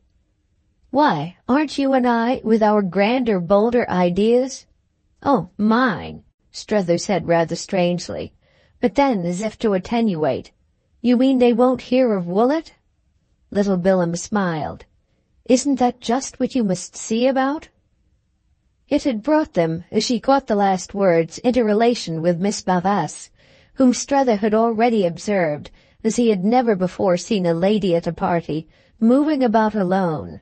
Coming within sound of them, she had already spoken, and she took again through her long-handled glass all her amused and amusing possession. "How much, poor Mr. Strether, you seem to have to see about. But you can't say," she gaily declared, "that I don't do what I can to help you. Mr. Waymarsh is placed. I've left him in the house with Miss Gostry." "The way," little Billum exclaimed, "Mr. Strether gets the ladies to work for him. He's just preparing to draw in another, to pounce, don't you see him, on Madame de Vionnet." "Madame de Vionnet? Oh, oh, oh!" Miss Barras cried in a wonderful crescendo. There was more in it, our friend made out, than met the ear. Was it after all a joke that he should be serious about anything? He envied Miss Barras, at any rate, her power of not being. She seemed, with little cries and protests, and quick recognitions, movements like the darts of some fine, high-feathered, free-pecking bird, to stand before life as before some full shop window.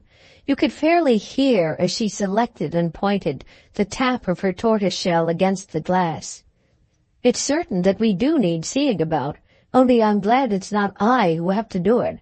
One does, no doubt, begin the way, then suddenly one finds that one has given it up. It's too much, it's too difficult. You're wonderful, you people," she continued to Strether, "for not feeling those things, by which I mean impossibilities. You never feel them. You face them with a fortitude that makes it a lesson to watch you." "Ah, but," little Billum put it with discouragement, "what do we achieve after all? We see about you and report, when we even go so far as reporting, but nothing's done." "Oh, you Mr. Billum," she replied, with an impatient rap on the glass, "you're not worth sixpence. You come over to convert the savages, for I know you verily did. I remember you, and the savages simply convert you." "Not even," the young man woefully confessed. "They haven't gone through that form. They've simply, the cannibals, eaten me. Converted me, if you like, but converted me into food. I'm but the bleached bones of a Christian." "Well then, there we are. Only," and Miss Barras appealed again to Strether, "don't let it discourage you. You'll break down soon enough, but you'll meanwhile have had your moments. Il faut en avoir. I always like to see you while you last, and I'll tell you who will last."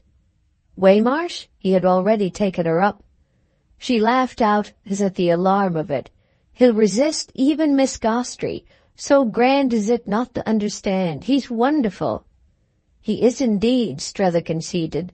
"He wouldn't tell me of this affair, only said that he had an engagement, but with such a gloom, you must let me insist, as if it had been an engagement to be hanged. Then silently and secretly he turns up here with you. Do you call that lasting?" "Oh, I hope it's lasting," Miss Barras said.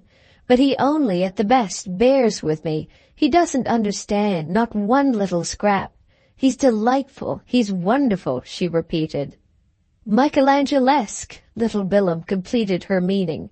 "He is a success. Moses on the ceiling, brought down to the floor, overwhelming, colossal, but somehow portable." "Certainly, if you mean by portable," she returned, looking so well in one's carriage. "He's too funny beside me in his corner. He looks like somebody foreign and famous, en exil, so that people wonder, it's very amusing, whom I'm talking about. I show him Paris, show him everything, and he never turns a hair. He's like the Indian chief one reads about, who, when he comes up to Washington to see the Great Father, stands wrapped in his blanket and gives no sign. I might be the Great Father from the way he takes everything." She was delighted at this hit of her identity with that personage. It fitted so her character. She declared it was the title she meant henceforth to adopt. "And the way he sits, too, in the corner of my room, only looking at my visitors very hard, and as if he wanted to start something. They wonder what he does want to start. But he's wonderful," Miss Barras once more insisted. "He has never started anything yet." It presented him, nonetheless, in truth, to her actual friends, who looked at each other in intelligence, with frank amusement on Billum's part, and a shade of sadness on Strether's. Strether's sadness sprang, for the image had its grandeur, from his thinking how little he himself was wrapped in his blanket, how little in marble halls, all too oblivious of the great father, he resembled a really majestic aboriginal. But he had also another reflection. You all of you hear so much visual sense that you somehow all run to it. There are moments when it strikes me you haven't any other. Any moral, little Billam explained, watching serenely across the garden the several femmes du monde. But Miss Behest has a moral distinction, he kindly continued, speaking as if for Strether's benefit not less than for her own. Have you? Strether, scarce knowing what he was about, asked of her almost eagerly. Oh, not a distinction. She was mightily amused at his tone. Mr. Billam's too good, but I think I may say a sufficiency. Yes, a sufficiency. Have you supposed strange things of me? And she fixed him again, through all her tortoiseshell, with the droll interest of it. You are all indeed wonderful. I should awfully disappoint you. I do take my stand on my sufficiency. But I know, I confess, she went on, strange people. I don't know how it happens. I don't do it on purpose. It seems to be my doom, as if I were always one of their habits. It's wonderful. I dare say, moreover, she pursued with an interested gravity, that we all do here, run too much to mere eye. But how can it be helped? We're all looking at each other, and in the light of Paris one sees what things resemble. That's what the light of Paris seems always to show. It's the fault of the light of Paris, dear old light. Dear old Paris, little Billam echoed. Everything everyone shows, Miss Behest went on. But for what they really are? Strether asked. Oh, I like your Boston reallys, but sometimes yes. Dear old Paris, then, Strether resignedly sighed, while for a moment they looked at each other. Then he broke out. Does Madame de Vionnet do that? I mean really show for what she is? Her answer was prompt. She's charming. She's perfect. Then why did you a minute ago say, oh, at her name? She easily remembered. Why, just because she's wonderful. Ah, she too? Strether had almost a groan. But Miss Behest had meanwhile perceived relief. Why not put your question straight to the person who can answer it best? No, said little Willem, don't put any question. Wait, rather. It will be much more fun to judge for yourself. He has come to take you to her. Book 5th, Chapter 2 of The Ambassadors by Henry James. On which Strether saw that Chad was again at hand, and he afterwards scarce knew, absurd as it may seem, what had then quickly occurred. The moment concerned him, he felt, more deeply than he could have explained, and he had a subsequent passage of speculation as to whether, on walking off with Chad, he hadn't looked either pale or red. The only thing he was clear about was that luckily nothing indiscreet had in fact been said, and that Chad himself was more than ever, in Miss Behest's great sense, wonderful. It was one of the connections, though really why it should be, after all, was none so apparent, in which the whole change in him came out as most striking. Strether recalled as they approached the house that he had impressed him that first night as knowing how to enter a box. Well, he impressed him scarce less now as knowing how to make a presentation. It did something for Strether's own quality, marked it as estimated, so that our poor friend, conscious and passive, really seemed to feel himself quite handed over and delivered, absolutely, as he would have said, made a present of, given away. As they reached the house, a young woman, about to come forth, appeared unaccompanied on the steps. At the exchange with whom of a word on Chad's part, Strether immediately perceived that obligingly, kindly, she was there to meet them. Chad had left her in the house, but she had afterwards come halfway, and then the next moment had joined him in the garden. Her air of youth, for Strether, was at first almost disconcerting, while his second impression was, not less sharply, a degree of relief at their not having just been, with the others, any freedom used about her. It was upon him at a touch that she was no subject for that, and meanwhile, on Chad's introducing him, she had spoken to him very simply and gently, in an English clearly of the easiest to her, yet unlike any other he had ever heard. It wasn't as if she tried. Nothing he could see after they had been a few minutes together was as if she tried, but her speech, charming, correct, and odd, was like a precaution against her passing for a Pole. There were precautions, he seemed indeed to see, only when there were really dangers. Later on he was to feel many more of them, but by that time he was to feel other things besides. She was dressed in black, but in black that struck him as light and transparent. She was exceedingly fair, and though she was as markedly slim, her face had a roundness, with eyes far apart and a little strange. Her smile was natural and dim, her hat not extravagant. He had only perhaps a sense of the clink beneath her fine black sleeves of more gold bracelets and bangles than he had ever seen a lady wear. Chad was excellently free and light about their encounter. It was one of the occasions on which Strether most wished he himself might have arrived at such ease and such humor. Here you are then, face to face at last, you're made for each other, vous allez voir, and I bless your union. It was indeed, after he had gone off, as if he had been partly serious too. This latter motion had been determined by an inquiry from him about Jeanne, to which her mother had replied that she was probably still in the house with Miss Gostry, to whom she had lately committed her. "Ah, but you know," the young man had said, "he must see her." With which, while Strether pricked up his ears, he had started as if to bring her, leaving the other objects of his interest together. Strether wondered whether to find Miss Gostry already involved, feeling that he had missed a link, but feeling also, with small delay, how much he should like to talk with her of Madame de Vionnet on this basis of evidence. The evidence as yet, in truth, was meagre, which, for that matter, was perhaps a little why his expectation had had a drop. There was somehow not quite a wealth in her, and her wealth was all that in his simplicity he had definitely prefigured. Still, it was too much to be sure already that there was but a poverty. They moved away from the house, and with eyes on a bench at some distance, he proposed that they should sit down. "I've heard a great deal about you," she said as they went, but he had an answer to it that made her stop short. "Well, about you, Madame de Vionnet, I've heard, I'm bound to say, almost nothing." Those struck him as the only words he himself could utter with any lucidity.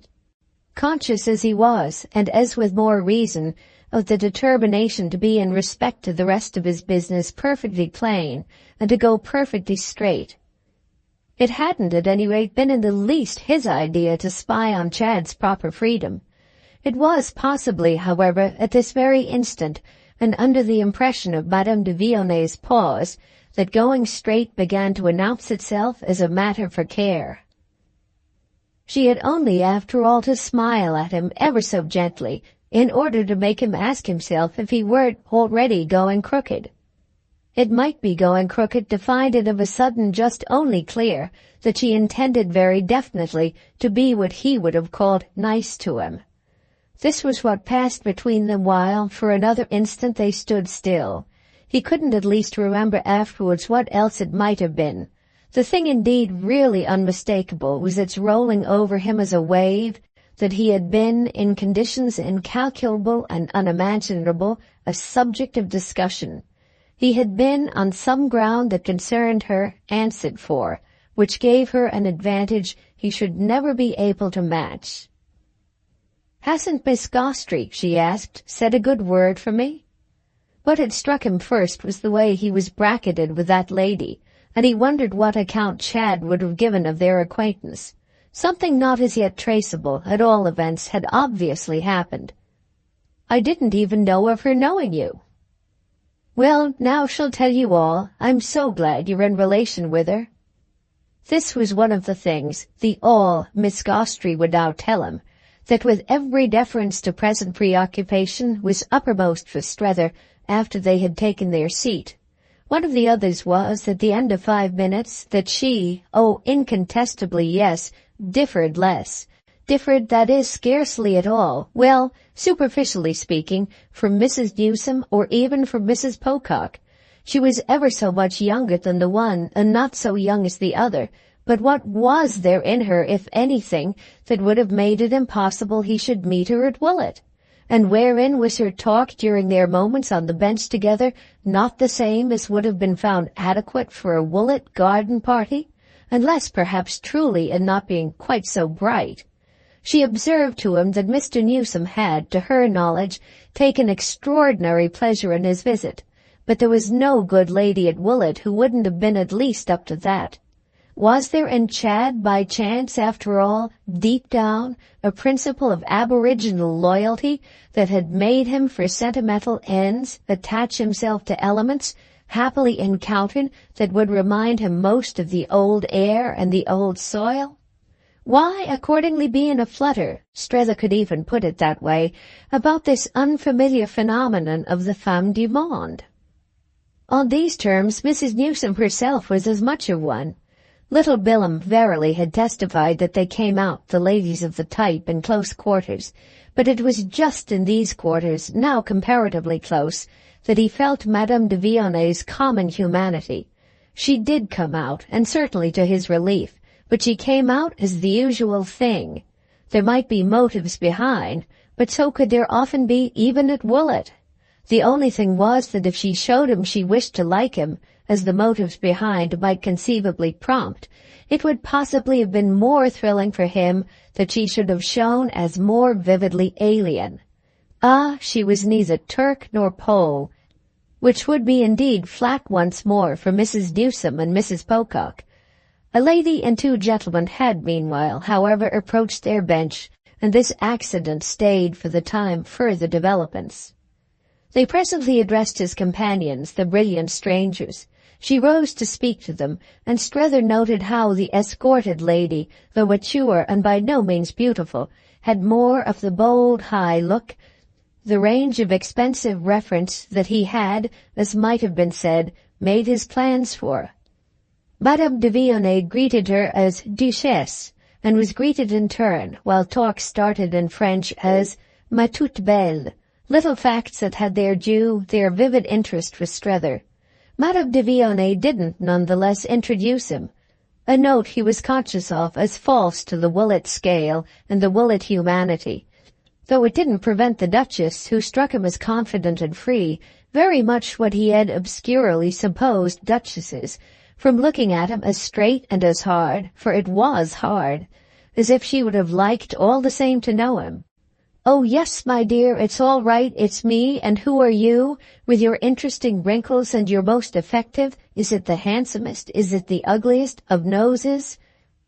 Some such loose handful of bright flowers she seemed fragrantly enough to fling at him. Strether almost wondered, at such a pace was he going, if some divination of the influence of either party were what determined Madame de Vionet's abstention. One of the gentlemen, in any case, succeeded in placing himself in close relation with our friend's companion, a gentleman rather stout and importantly short, in a hat with a wonderful wide curl to its brim, and a frock coat buttoned with an effect of superlative decision. His French had quickly turned to equal English, and it occurred to Strether that he might well be one of the ambassadors. His design was evidently to assert a claim to Madame de Vionet's undivided countenance, and he made it good in the course of a minute, led her away with a trick of 3 words, a trick played with a social art of which Strether, looking after them as the four, whose backs were now all turned, moved off, felt himself no master. He sank again upon his bench, and while his eyes followed the party, reflected, as he had done before, on Chad's strange communities. He sat there alone for 5 minutes with plenty to think of, above all with his sense of having suddenly been dropped by a charming woman, overlaid now by other impressions, and in fact quite cleared and indifferent. He hadn't yet had so quiet a surrender. He didn't in the least care if nobody spoke to him any more. He might have been, by his attitude, in for something of a march so broad that the want of ceremony with which he had just been used could fall into its place as but a minor incident of the procession. Besides, there would be incidents enough, as he felt when this term of contemplation was closed by the reappearance of little Billum, who stood before him a moment with a suggestive, "Well?" in which he saw himself reflected as disorganized as possibly floored. He replied with a "well," intended to show that he wasn't floored in the least. No, indeed. He gave it out as the young man sat down beside him, that if at the worst he had been overturned at all, he had been overturned into the upper air, the sublimer element with which he had an affinity and in which he might be trusted a while to float. It wasn't a descent to earth to say after an instant, and in sustained response to the reference, "You're quite sure her husband's living?" "Oh, dear, yes." Ah, then what? Strether had, after all, to think. "Well, I'm sorry for them." But it didn't for the moment matter more than that. He assured his young friend he was quite content. They wouldn't stir, were all right as they were. He didn't want to be introduced, had been introduced already about as far as he could go.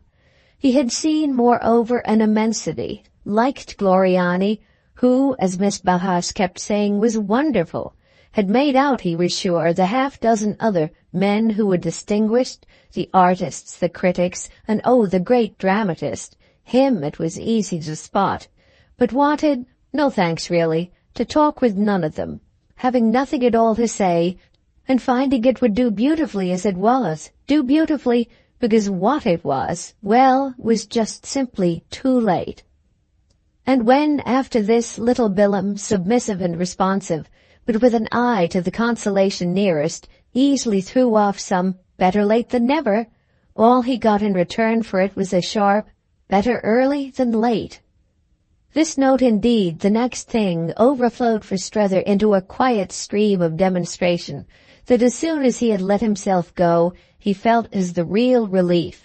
It had consciously gathered to a head, but the reservoir had filled sooner than he knew, and his companion's touch was to make the waters spread. There were some things that had to come in time if they were to come at all. If they didn't come in time, they were lost forever. It was the general sense of them that had overwhelmed him with its long, slow rush. "It's not too late for you, on any side, and you don't strike me as in danger of missing the train.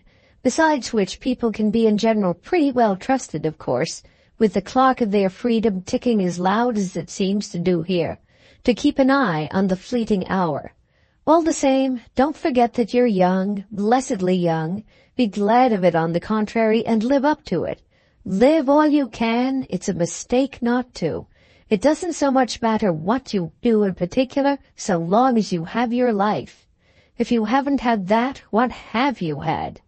This place and these impressions, mild as you may find them to wind a man up so, all my impressions of Chad and of people I've seen at his place, well, have had their abundant message for me, have just dropped that into my mind. I see it now. I haven't done so enough before, and now I'm old. Too old at any rate for what I see. Oh, I do see at least, and more than you'd believe or I can express. It's too late, and it's as if the train had fairly waited at the station for me without my having had the gumption to know it was there. Now I hear its faint receding whistle miles and miles down the line. What one loses, make no mistake about that.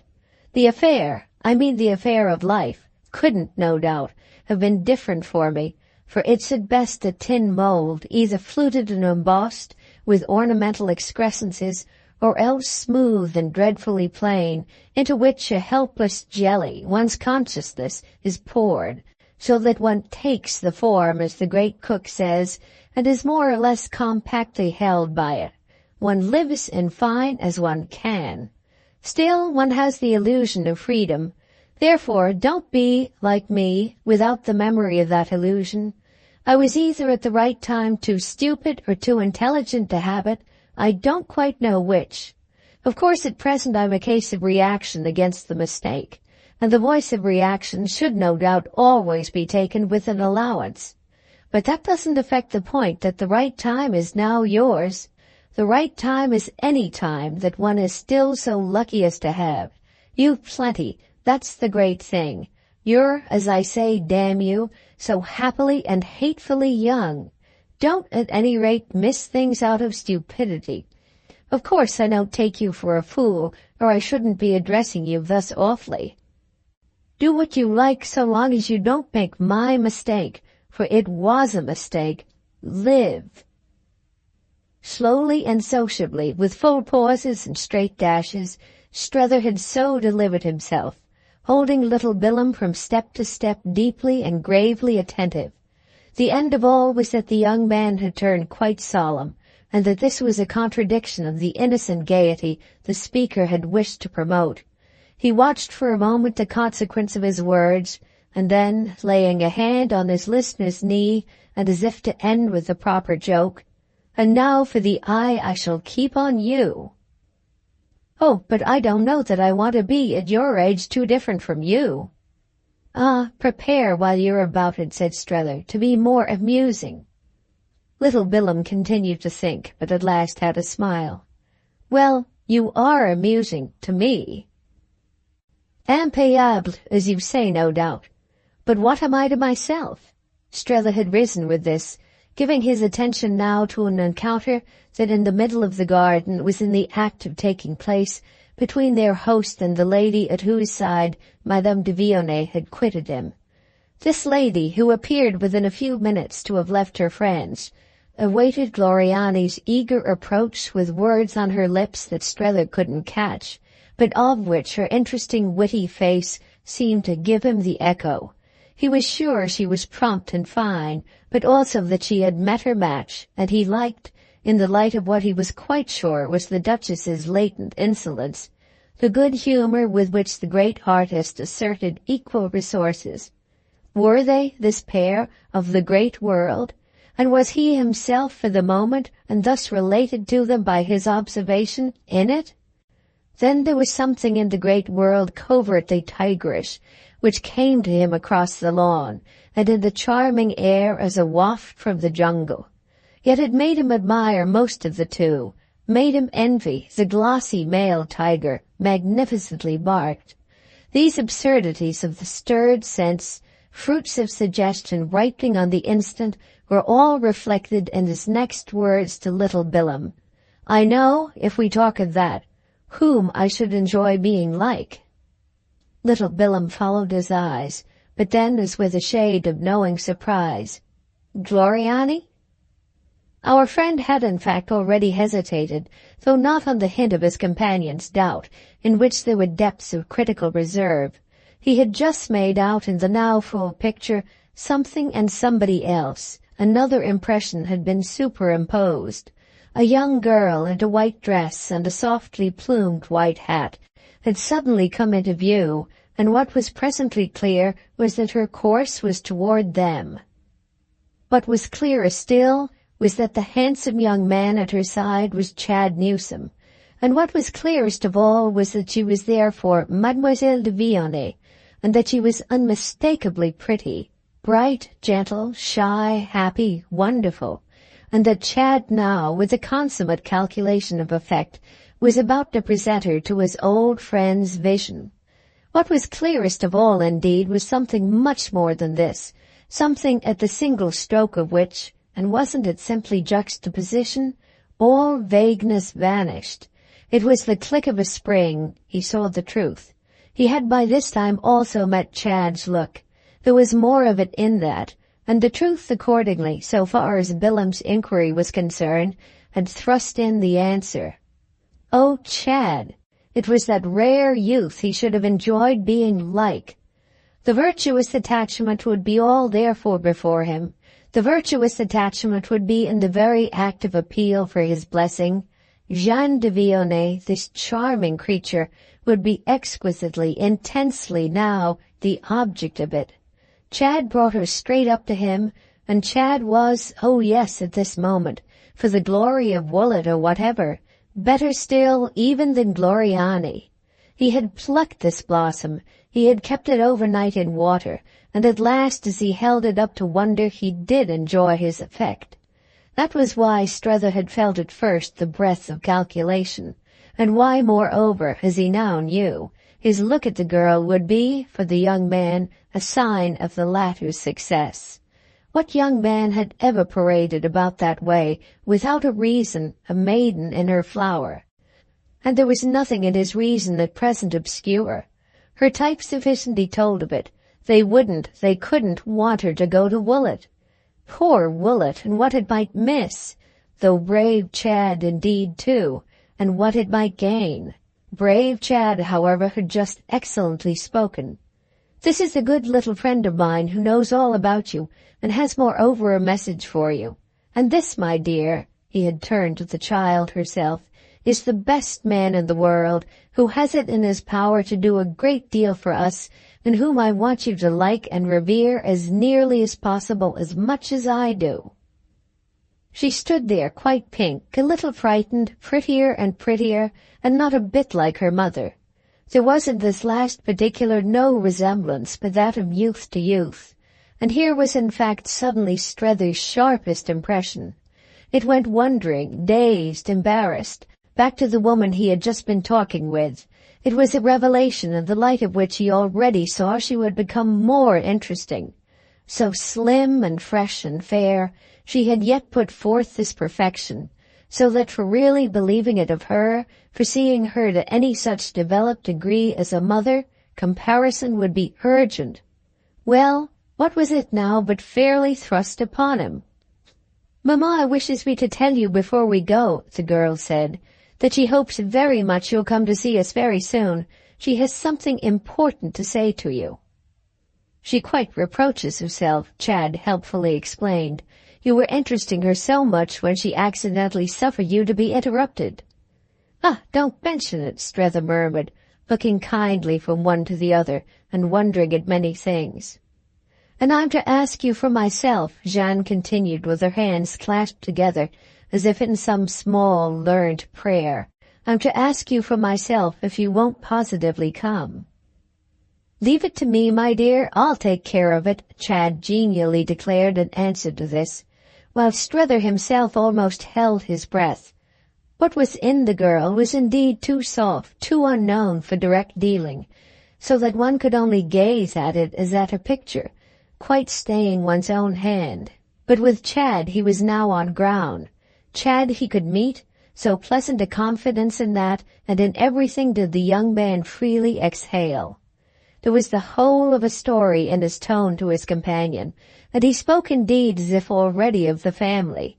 It made Strether guess the more quickly what it might be about which Madame de Vionnet was so urgent. Having seen him then, she had found him easy. She wished to have it out with him that some way for the young people must be discovered, some way that would not impose as a condition the transplantation of her daughter. He already saw himself discussing with this lady the attractions of Woollet as the residence for Chad's companion. Was that youth going now to trust her with the affair, so that it would be, after all, with one of his lady friends that his mother's missionary should be condemned to deal? It was quite as if for an instant the two men looked at each other on this question. But there was no mistaking at last Chad's pride in the display of such a connection. This was what had made him so carry himself while, 3 minutes before, he was bringing it into view, what had caused his friend, first catching sight of him, to be so struck with his air.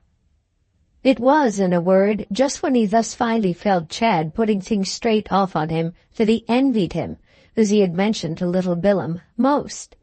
The whole exhibition, however, was but a matter of 3 or 4 minutes, and the author of it had soon explained that as Madame de Vionnet was immediately going on, this could be for Jeanne but a snatch. They would all meet again soon, and Strether was meanwhile to stay and abuse himself. "I'll pick you up again in plenty of time."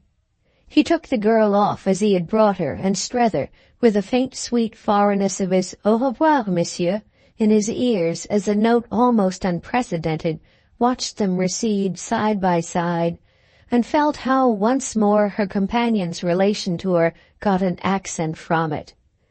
They disappeared among the others and apparently into the house, whereupon our friend turned round to give out to little Billum the conviction of which he was full. But there was no little Billum any more. Little Billum had, within the few moments, for reasons of his own, proceeded further, a circumstance by which, in its order, Strether was also sensibly affected. Book 5th, Chapter 3 of The Ambassadors by Henry James. Chad was not, in fact, on this occasion to keep his promise of coming back, but Miss Gostrey had soon presented herself with an explanation of his failure. There had been reasons at the last for his going off with ces dames, and he had asked her with much instance to come out and take charge of their friend.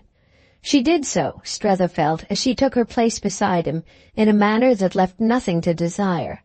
He had dropped back on his bench, alone again for a time, and the more conscious for little Billum's defection of his unexpressed thought, in respect to which, however, this next conversa was a still more capacious vessel. "It's the child," he had exclaimed to her almost as soon as she appeared, and though her direct response was for some time delayed, he could feel in her meanwhile the working of this truth. It might have been simply, as she waited, that they were now in presence altogether of truth spreading like a flood, and not for the moment to be offered her in the mere cupful, inasmuch as who should ces dames prove to be but persons about whom, once thus face to face with them, she found she might from the first have told him almost everything? This would have freely come had he taken the simple precaution of giving her their name. There could be no better example, and she appeared to note it with high amusement, than the way, making things out already so much for himself, he was at last throwing precautions to the winds. They were neither more nor less, she and the child's mother, than old school friends who had scarcely met for years, but whom this unlooked-for chance had brought together with a rush. It was a relief, Miss Gostrey hinted, to feel herself no longer groping. She was unaccustomed to grope, and as a general thing, he might well have seen, made straight enough for her clue. With the one she had now picked up in her hands, there need be at least no waste of wonder. "She's coming to see me, that's for you," Strether's counsellor continued, "but I don't require it to know where I am." The waste of wonder might be prescribed, but Strether, characteristically, was even by this time in the immensity of space. "By which you mean that you know where she is?" She just hesitated. "I mean that if she comes to see me, I shall, now that I've pulled myself round a bit after the shock, not be at home." Strether hung poised. "You call it, your recognition, a shock?" She gave one of her rare flickers of impatience. "It was a surprise, an emotion. Don't be so literal. I wash my hands of her." Poor Strether's face lengthened. "She's impossible?" "She's even more charming than I remembered her." "Then what's the matter?" She had to think how to put it. "Well, I'm impossible. It's impossible. Everything's impossible." He looked at her an instant. "I see where you're coming out. Everything's possible." Their eyes had on it, in fact, an exchange of some duration, after which he pursued, "Isn't it that beautiful child?" Then, as she still said nothing, "Why don't you mean to receive her?" Her answer in an instant rang clear, "Because I wish to keep out of the business." It provoked in him a weak wail. "You're going to abandon me now?" "No, I'm only going to abandon her. She'll want me to help her with you, and I won't." "You'll only help me with her? Well then." Most of the persons previously gathered had, in the interest of tea, passed into the house, and they had the gardens mainly to themselves. The shadows were long, the last call of the birds, who had made a home of their own in the noble interspaced quarter, sounded from the high trees in the other gardens as well, those of the old convent and of the old hôtel. It was as if our friends had waited for the full charm to come out. Strether's impressions were still present. It was as if something had happened that nailed them, had made them more intense. But he was to ask himself soon afterwards that evening what really had happened, conscious as he could after all remain that for a gentleman taken, and taken the first time into the great world, the world of ambassadors and duchesses, the item is made of meagre total. It was nothing new to him, however, as we know that a man might have, at all events such a man as he, an amount of experience out of any proportion to his adventures.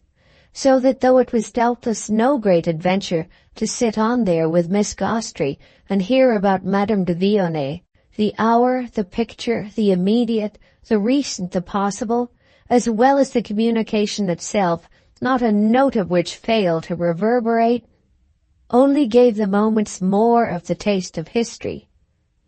It was history to begin with that Jean's mother had been 23 years before at Geneva, schoolmate and good girl-friend to Maria Gostry, who had moreover enjoyed since then, though interruptedly, and above all with a long recent drop, other glimpses of her. 23 years put them both on, no doubt, and Madame de Vionnet, though she had married straight after school, couldn't be today an hour less than 38. This made her 10 years older than Chad, though 10 years also, if Strether liked, older than she looked. The least, at any rate, that a prospective mother-in-law could be expected to do with. She would be of all mothers-in-law the most charming, unless indeed, through some perversity as yet insupposable, she should utterly belie herself in that relation. There was none, surely, in which, as Maria remembered her, she mustn't be charming, and this, frankly, in spite of the stigma of failure in the tie where failure always most showed. It was no test there, when indeed was it a test there, for Monsieur de Vionnet had been a brute. She had lived for years apart from him, which was, of course, always a horrid position. But Miss Gostry's impression of the matter had been that she could scarce have made a better thing of it had she done it on purpose to show she was amiable. She was so amiable that nobody had had a word to say, which was luckily not the case for her husband. He was so impossible that she had the advantage of all her merits. It was still history for Strether that the Comte de Vionnet, it being also history that the lady in question was a countess, should now, under Miss Gostry's sharp touch, rise before him as a high, distinguished, polished, impertinent reprobate, the product of a mysterious order. It was history, further, that the charming girl, so freely sketched by his companion, should have been married out of hand by a mother, another figure of striking outline, full of dark personal motive. It was perhaps history most of all that this company was, as a matter of course, governed by such considerations as put divorce out of the question. Ces gens-là don't divorce, you know, any more than they emigrate or abjure. They think it impious and vulgar, a fact in the light of which they seemed but the more richly special. It was all special. It was all, for Strether's imagination, more or less rich. The girl at the Genevese school, an isolated, interesting, attaching creature, then both sensitive and violent, audacious but always forgiven, was the daughter of a French father and an English mother, who, early left a widow, had married again, tried afresh with the foreigner. In her career with whom she had apparently given her child no example of comfort. All these people, the people of the English mother's side, had been of condition more or less eminent, yet with oddities and disparities that had often since made Maria, thinking them over, wonder what they really quite rhymed to. It was in any case her belief that the mother, interested and prone to adventure, had been without conscience, had only thought of ridding herself most quickly of a possible and actual encumbrance. The father, by her impression, a Frenchman with a name one knew, had been a different matter, leaving his child, she clearly recalled, a memory all fondness, as well as an assured little fortune, which was unluckily to make her more or less a prey later on. She had been in particular at school dazzlingly, though quite booklessly clever, as polyglot as a little Jewess, which she wasn't, oh no, and chattering French, English, German, Italian, anything one would in a way that made a clean sweep, if not of prizes and parchments, at least of every part, whether memorized or improvised, in the curtained, costumed school repertory, and in the special of all mysteries of race and vagueness of reference, all swagger about home among their variegated mates. It would doubtless be difficult today, as between French and English, to name her and place her. She would certainly show, on knowledge, Miss Gostrey felt, as one of those convenient types who don't keep you explaining. Minds with doors as numerous as the many-tongued cluster of confessionals at St. Peter's. You might confess to her with confidence in Rumelian, and even Rumelian sins. Therefore— But Strether's narrator covered her implication with a laugh by which his betrayal of a sense of the lurid in the picture was also perhaps sufficiently protected. He had a moment of wondering, while his friend went on, what sins might be especially Rumelian. She went on at all events to the mention of her having met the young thing, again by some Swiss lake, in her first married state, which had appeared for the few intermediate years not at least violently disturbed. She had been lovely at that moment, delightful to her, full of responsive emotion, of amused recognitions and amusing reminders, and then once more much later, after a long interval, equally but differently charming, touching and rather mystifying for the 5 minutes of an encounter at a railway station en province, during which it had come out that her life was all changed. Miss Gostrey had understood enough to see essentially what had happened, and yet had beautifully dreamed that she was herself faultless. There were doubtless depths in her, but she was all right. Strether would see if she wasn't.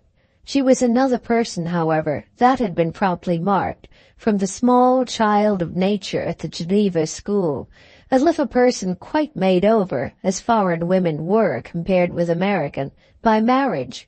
Her situation, too, had evidently cleared itself up. There would have been all that was possible, a judicial separation. She had settled in Paris, brought up her daughter, steered her boat. It was no very pleasant boat, especially there to be in. But Marie de Vionnet would have headed straight. She would have friends, certainly, and very good ones. There she was at all events, and it was very interesting, her knowing Mr. Chadd didn't in the least prove she hadn't friends. What it proved was what good ones he had. "I saw that," said Miss Gostrey, "that night at the Français. It came out for me in 3 minutes. I saw her or somebody like her. And so," she immediately added, "did you." "Oh, no, not anybody like her," Strether laughed. "But you mean," he as promptly went on, "that she has had such an influence on him?" Miss Gostrey was on her feet. It was time for them to go. "She has brought him up for her daughter." Their eyes, as so often in candid conference through their settled glasses, met over it long, after which Strether's again took in the whole place. They were quite alone there now. "Mustn't she rather, in the time then, have rushed it?" "Ah, she won't of course have lost an hour. But that's just the good mother, the good French one. You must remember that of her, that as a mother she's French, and that for them there's a special providence. It precisely, however, that she mayn't have been able to begin as far back as she'd have liked, makes her grateful for aid." Strether took this in as they slowly moved to the house on their way out. "She counts on me, then, to put the thing through?" "Yes, she counts on you. Oh, and first of all, of course," Miss Gostrey added, "on her, well, convincing you." "Ah," her friend returned, "she caught Chadd young." "Yes, but there are women who are for all your times of life. They're the most wonderful sort." She had laughed the words out, but they brought her companion, the next thing, to a stand. "Is what you mean that she'll try to make a fool of me?" "Well, I'm wondering what she will, with an opportunity, make." "What do you call," Strether asked, "an opportunity? My going to see her?" "Ah, you must go to see her." Miss Gostrey was a trifle evasive. "You can't not do that. You'd have gone to see the other woman, I mean if there had been one, a different sort. It's what you came out for." "It might be," but Strether distinguished. "I didn't come out to see this sort." She had a wonderful look at him now. "Are you disappointed she isn't worse?" He for a moment entertained the question, then found for it the frankest of answers. "Yes, if she were worse, she'd be better for our purpose. It would be simpler." "Perhaps," she admitted, "but won't this be pleasanter?" "Ah, you know," he promptly replied, "I didn't come out. Wasn't that just what you originally reproached me with, for the pleasant?" "Precisely. Therefore I say again what I said at first. You must take things as they come. Besides," Miss Gostry added, "I'm not afraid for myself." "For yourself?" "Of your seeing her. I trust her. There's nothing she'll say about me. In fact, there's nothing she can." Strether wondered, little as he had thought of this. Then he broke out, "Oh, you women!" There was something in it at which he flushed. "Yes, there we are. We're abysses." At last she smiled. "But I risk her." He gave himself a shake. "Well then, so do I." But he added as they passed into the house that he would see Chad the first thing in the morning. This was the next day the more easily effected that the young man, as it happened, even before he was down, turned up at his hotel. Strether took his coffee by habit in the public room, but on his descending for this purpose, Chad instantly proposed an adjournment to what he called greater privacy. He had himself as yet said nothing. They would sit down somewhere together, and when after a few steps and a turn into the boulevard they had, for their greater privacy, sat down among 20 others, our friend saw in his companion's move a fear of the advent of Waymarsh. It was the first time Chad had to that extent given this personage away, and Strether found himself wondering of what it was symptomatic. He made out in a moment that the youth was in earnest as he hadn't yet seen him, which in its turn threw a ray perhaps a trifle startling on what they had each up to that time been treating as earnestness.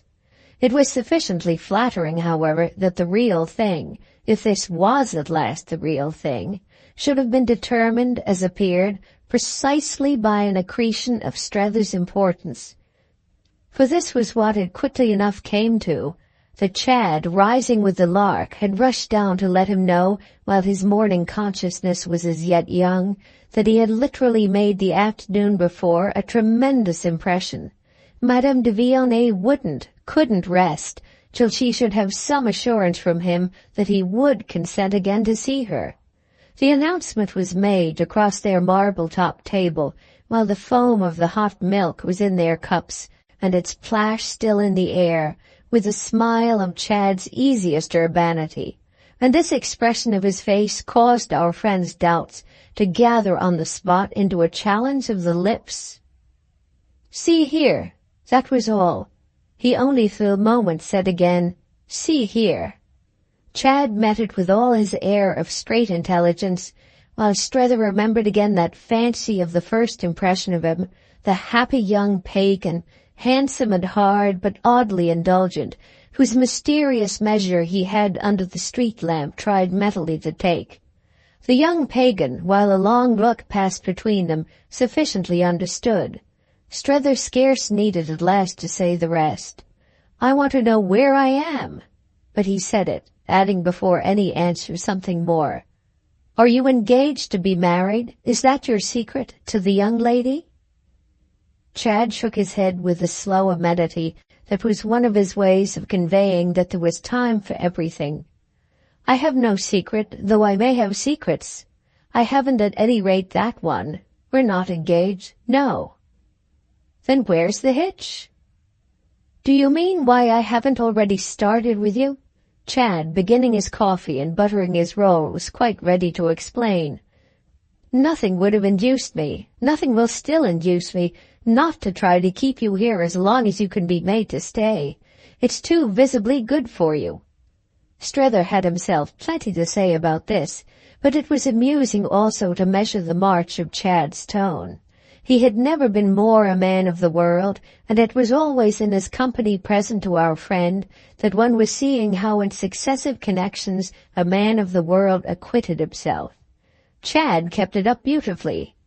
"My idea, voyons, is simply that you should let Madame de Villene know you, simply that you should consent to know her.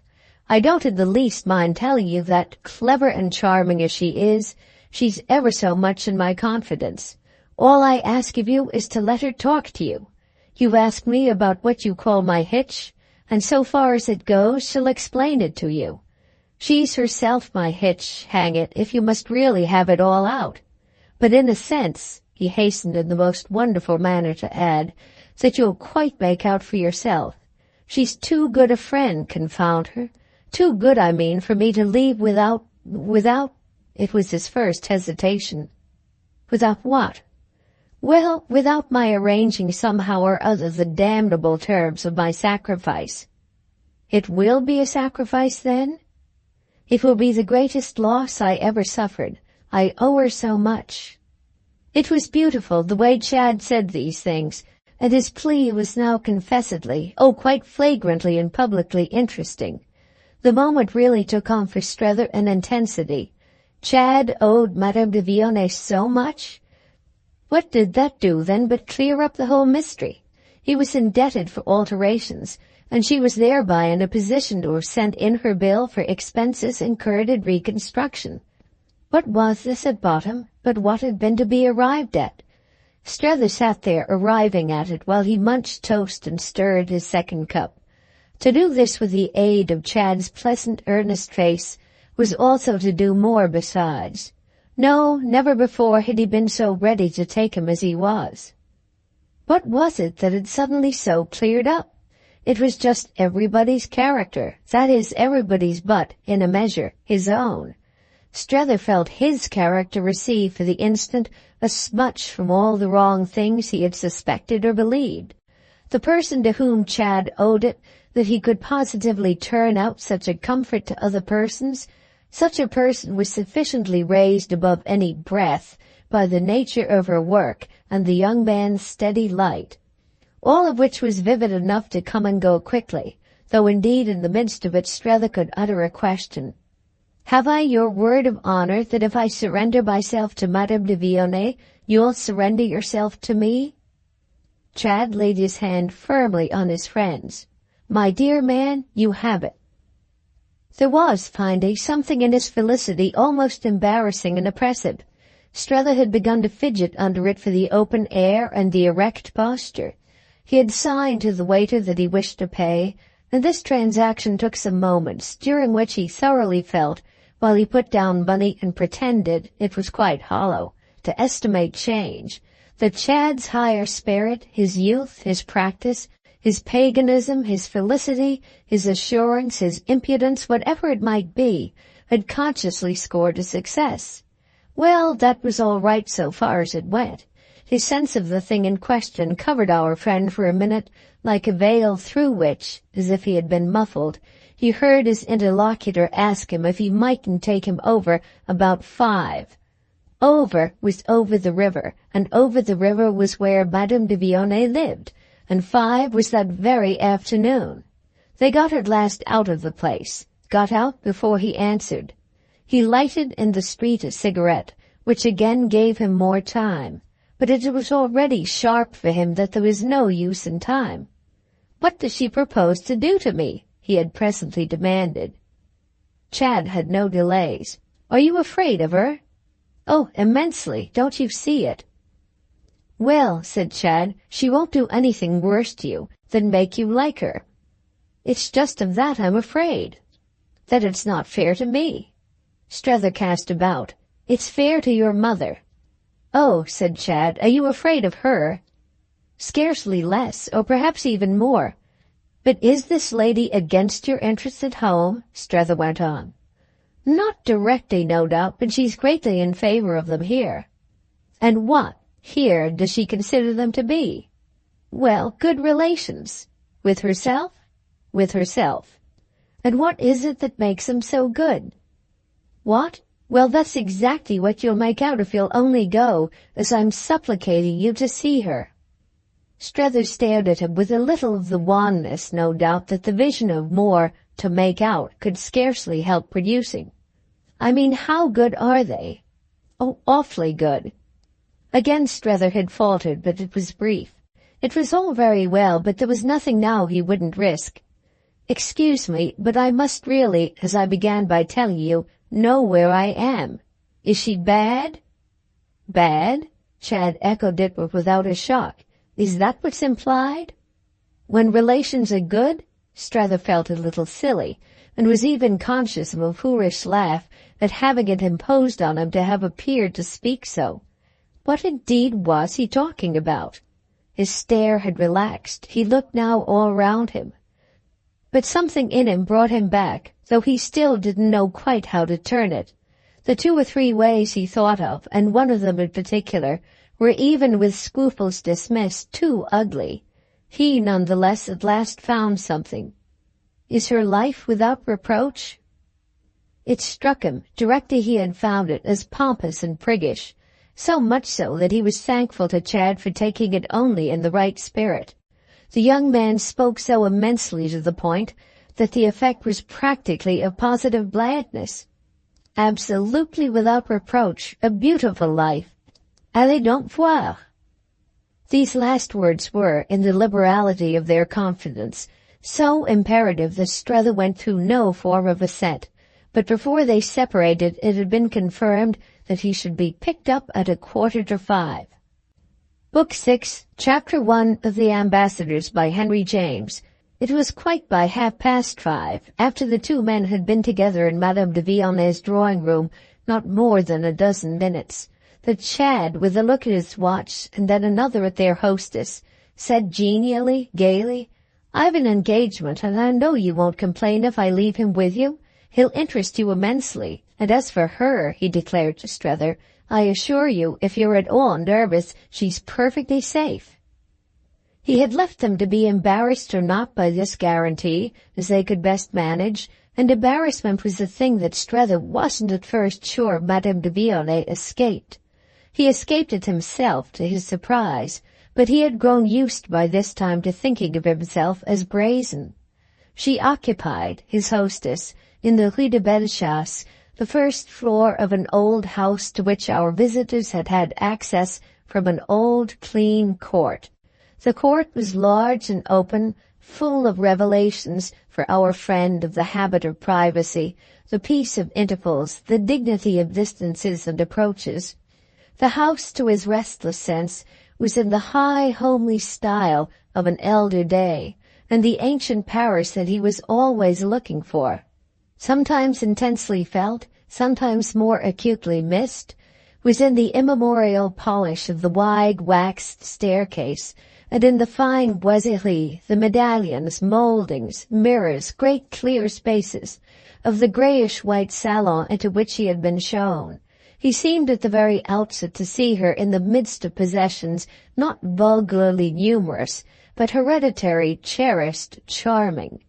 While his eyes turned after a little from those of his hostess, and Chad freely talked, not in the least about him, but about other people, people he didn't know, and quite as if he did know them, he found himself making out, as a background of the occupant, some glory, some prosperity of the First Empire, some Napoleonic glamour, some dim luster of the great legend, elements clinging still to all the consular chairs and mythological brasses and sphinxes' heads and faded surfaces of satin striped with alternate silk.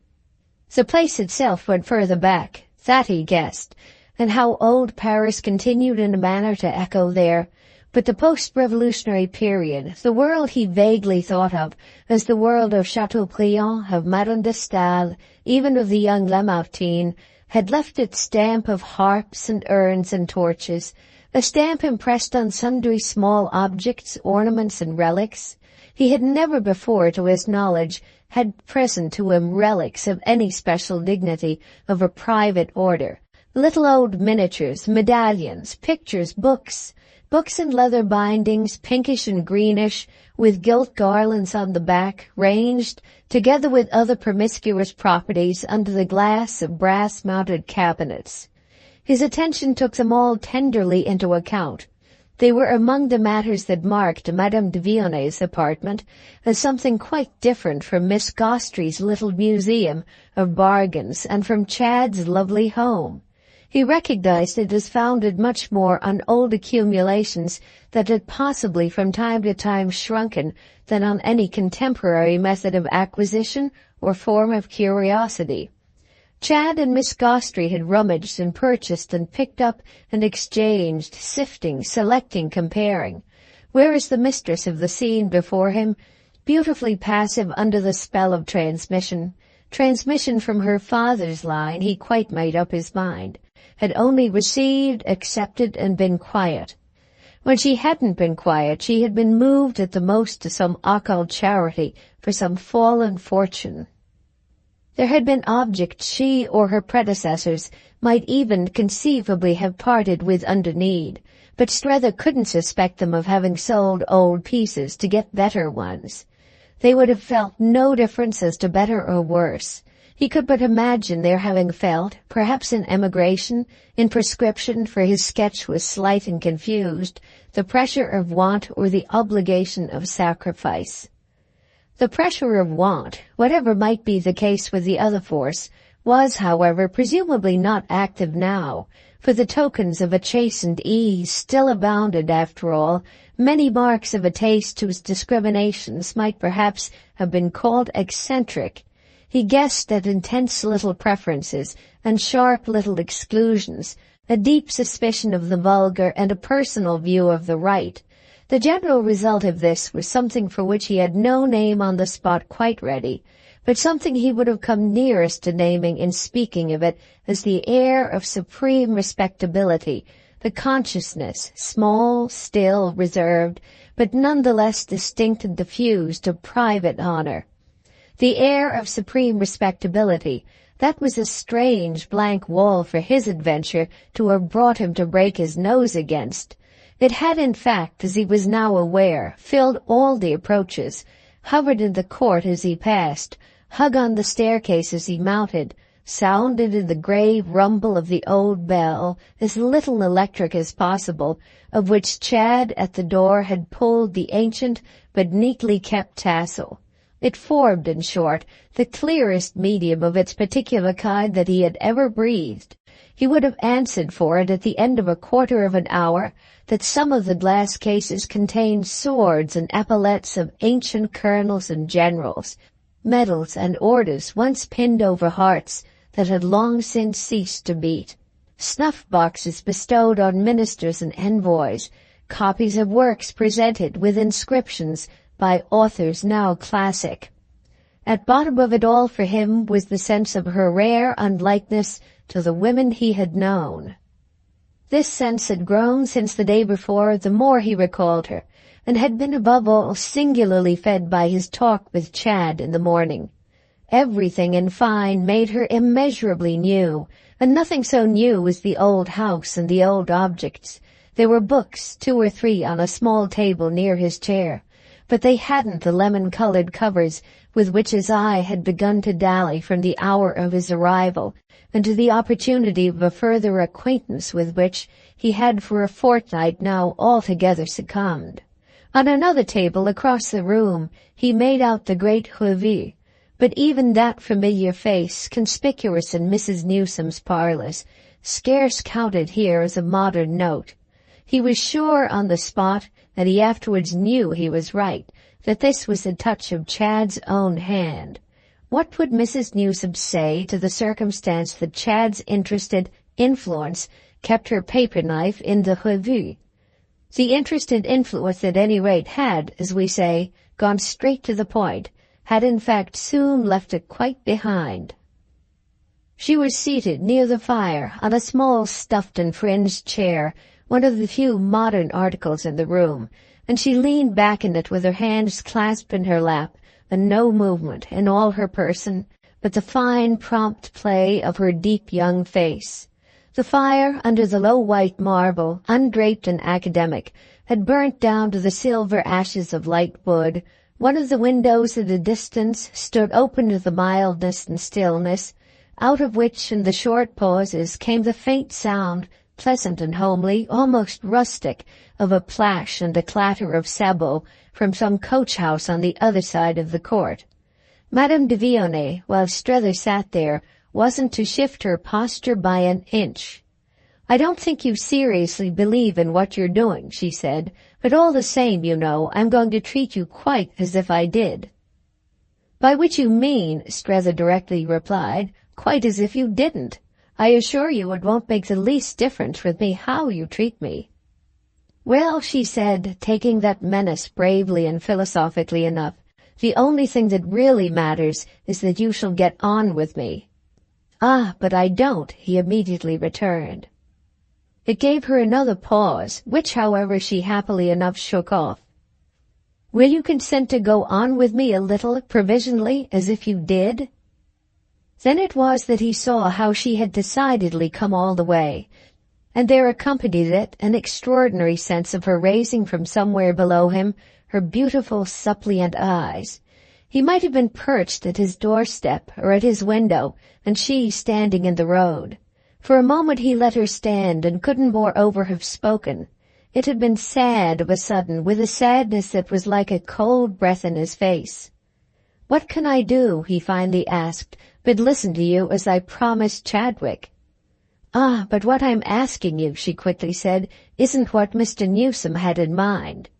She spoke at present, he saw, as if to take courageously all her risk. "This is my own idea and a different thing."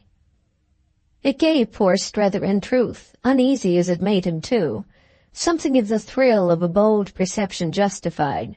"Well," he answered kindly enough, "I was sure a moment since that some idea of your own had come to you." She seemed still to look up at him, but now more serenely. "I made out you were sure, and that helped it to come. So you see," she continued, "we do get on." "Oh, but it appears to me I don't at all meet your request. How can I when I don't understand it?" "It isn't at all necessary you should understand. It'll do quite well enough if you simply remember it. Only feel I trust you, and for nothing so tremendous after all. Just," she said with a wonderful smile, "for common civility." Strether had a long pause while they sat again face to face as they had sat, scarce less conscious, before the poor lady had crossed the stream. She was the poor lady for Strether now, because clearly she had some trouble, and her appeal to him could only mean that her trouble was deep. He couldn't help it. It wasn't his fault. He had done nothing, but by a turn of the hand she had somehow made their encounter a relation, and the relation profited by a mass of things that were not strictly in it or of it, by the very air in which they sat, by the high, cold, delicate room, by the world outside and the little plash in the court, by the First Empire and the relics in the stiff cabinets, by matters as far off as those, and by others as near as the unbroken clasp of her hands in her lap, and the look her expression had of being most natural when her eyes were most fixed. "You count upon me, of course, for something really much greater than it sounds." "Oh, it sounds great enough, too." She laughed at this. He found himself in time on the point of telling her that she was, as Miss Barras called it, wonderful. But catching himself up, he said something else instead. "What was it Chad's idea, then, that you should say to me?" "Ah, his idea was simply what a man's idea always is, to put every effort off on the woman." "The woman?" Strether slowly echoed. "The woman he likes, and just in proportion as he likes her. In proportion, too, for shifting the trouble, as she likes him." Strether followed it, then with an abruptness of his own, "How much do you like Chad?" "Just as much as that, to take all with you on myself." But she got at once again away from this. "I've been trembling as if we were to stand or fall by what you may think of me.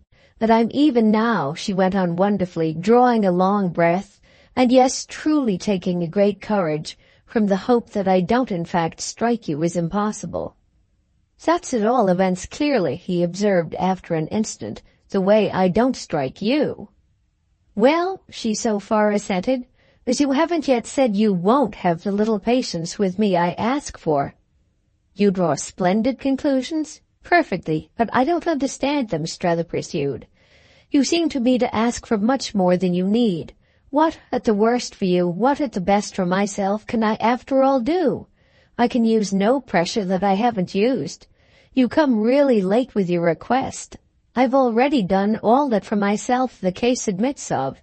I've said my say, and here I am." Yes, here you are, fortunately, Madame de Vionnet laughed. Mrs. Newsome, she added in another tone, didn't think you could do so little. He had an hesitation, but he brought the words out. Well, she thinks so now. Do you mean by that? But she also hung fire. Do I mean what? She still rather faltered. Pardon me if I touch on it, but if I'm saying extraordinary things, why, perhaps mayn't I?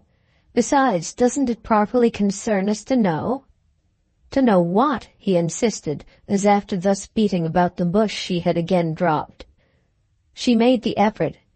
Has she given you up?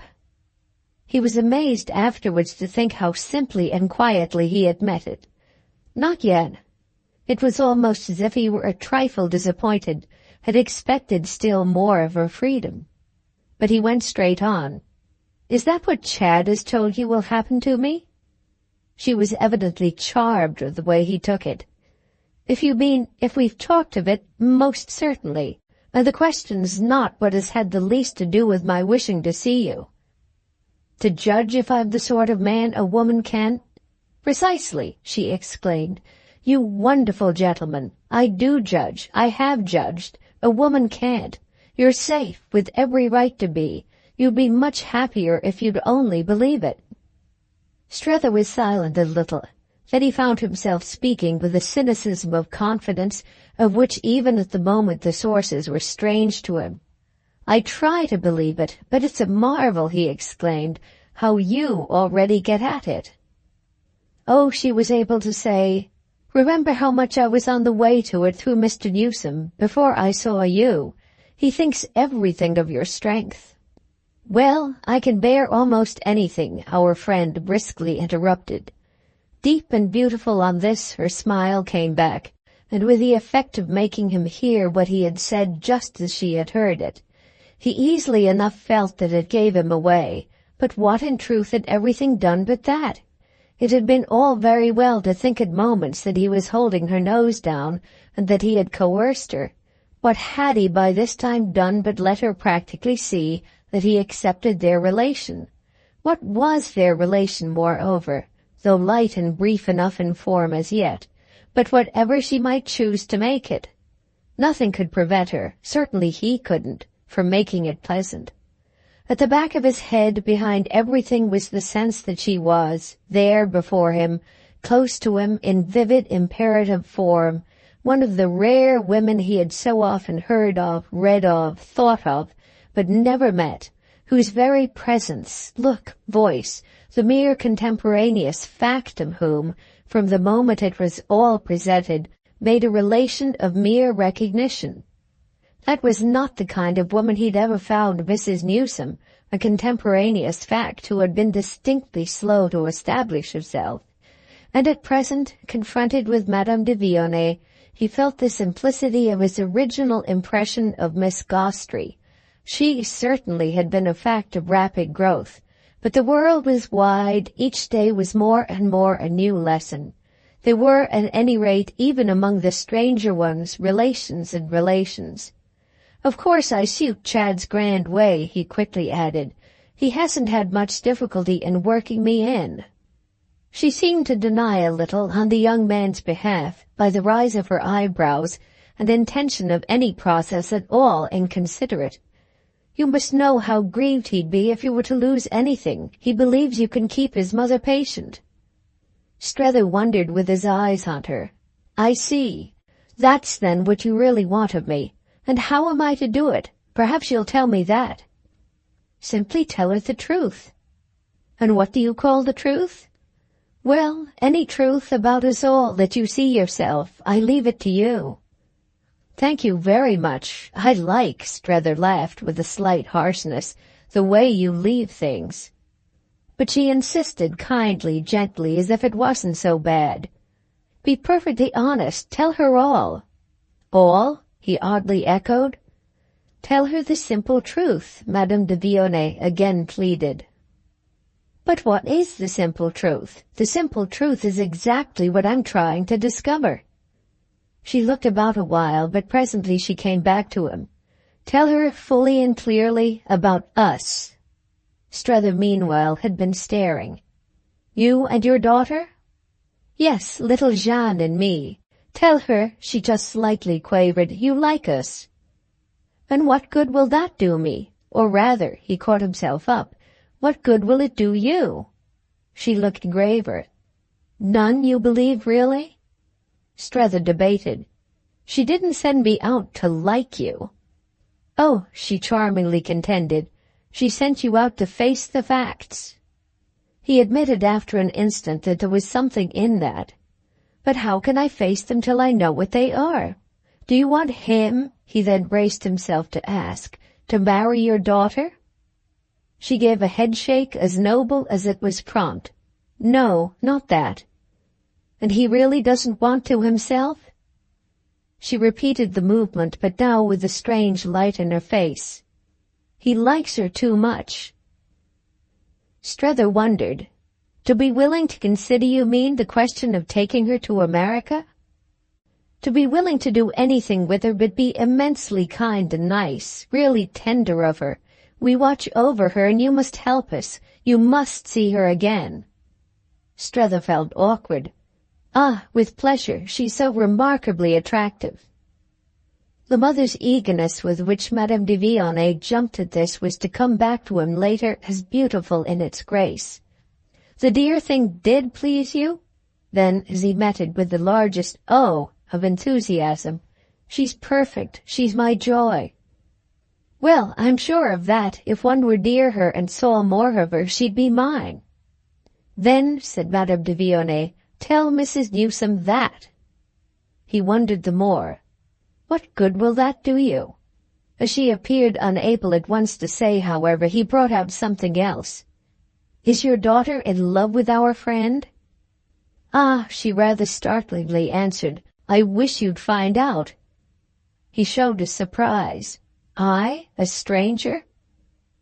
Oh, you won't be a stranger presently. You shall see her quite, I assure you, as if you weren't. It remained for him none the less an extraordinary notion. It seems to me surely that if her mother can't— Ah, little girls and their mothers today, she rather inconsequently broke in. But she checked herself with something she seemed to give out as after all more to the point. Tell her I've been good for him. Don't you think I have?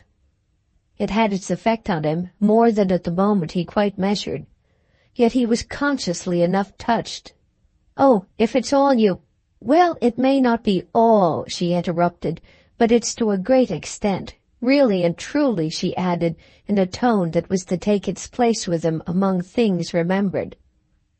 Then it's very wonderful. He smiled at her from a face that he felt strained, and her own face for a moment kept him so. At last she also got up. Well, don't you think that for that I ought to save you? So it was the way to meet her, and the way as well in a manner to get off, came over him. He heard himself use the exorbitant word, the very sound of which helped to determine his flight. I'll save you if I can. Book 6, Chapter 2 of The Ambassadors by Henry James. In Chad's lovely home, however, one evening 10 days later, he felt himself present at the collapse of the question of Jeanne de Vionet's shy secret.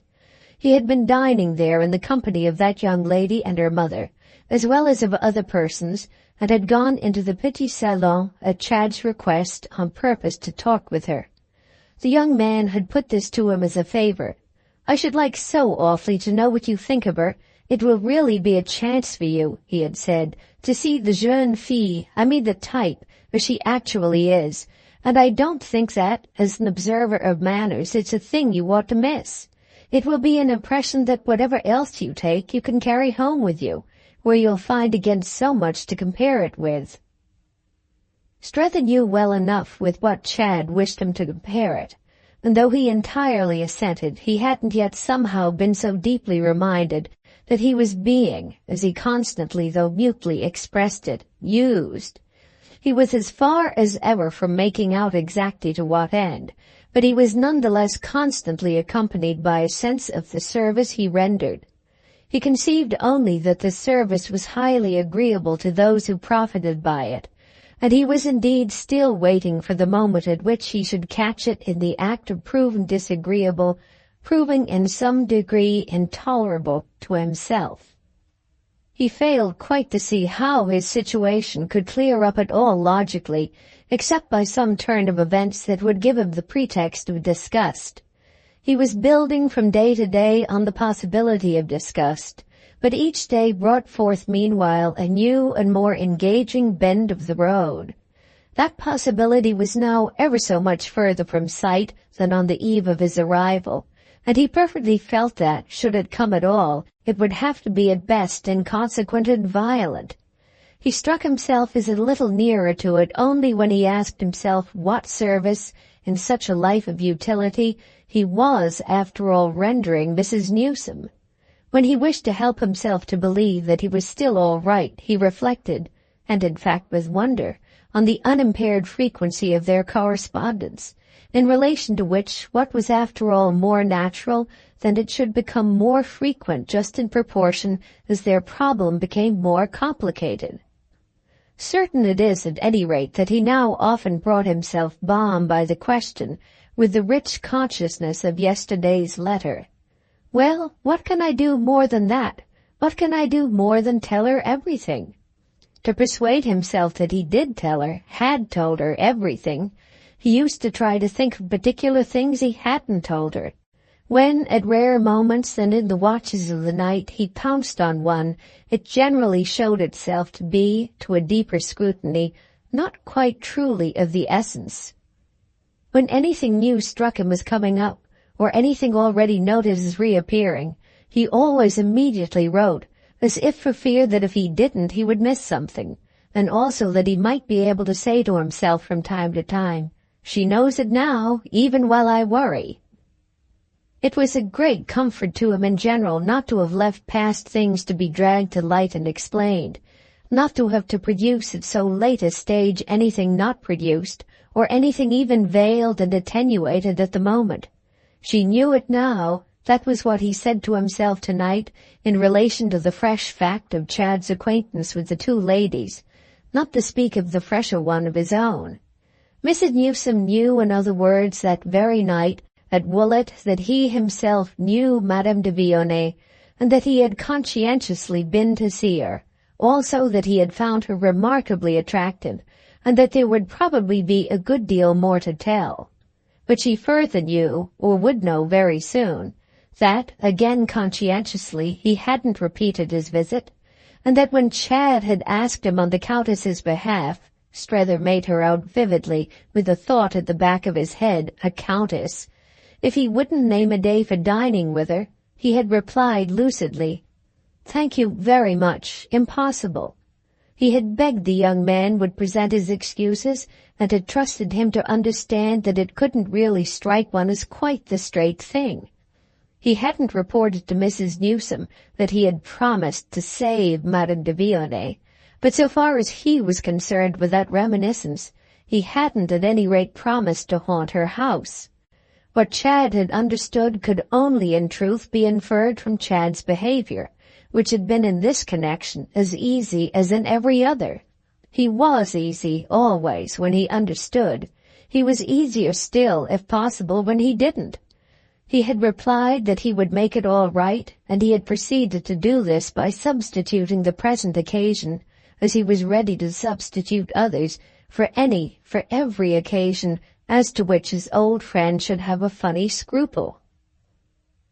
"Oh, but I'm not a little foreign girl, I'm just as English as I can be," Jeanne de Vionnet had said to him as soon as, in the petit salon, he sank shyly enough on his own side into the place near her vacated by Madame Gloriani at his approach. Madame Gloriani, who was in black velvet with white lace and powdered hair, and whose somewhat massive majesty melted, at any contact, into the graciousness of some incomprehensible tongue, moved away to make room for the vague gentleman, after benevolent greetings to him which embodied, as he believed, in baffling accents, some recognition of his face from a couple of Sundays before.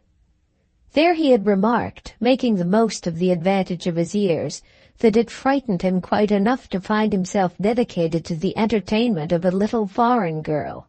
There were girls he wasn't afraid of. He was quite bold with little Americans. Thus it was that she had defended herself to the end. "Oh, but I'm almost American too. That's what Mamma has wanted me to be. I mean like that, for she has wanted me to have lots of freedom. She has known such good results from it." She was fairly beautiful to him, a faint pastel in an oval frame. He thought of her already as of some lurking image in a long gallery, the portrait of a small, old-time princess of whom nothing was known but that she had died young. Little Jeanne wasn't doubtless to die young, but one couldn't all the same bear on her lightly enough. It was bearing hard, it was bearing as he in any case wouldn't bear, to concern himself in relation to her with the question of a young man. Odious, really, the question of a young man. One didn't treat such a person as a maidservant suspected of a follower. And then young men, well, the thing was their business simply, or was at all events hers.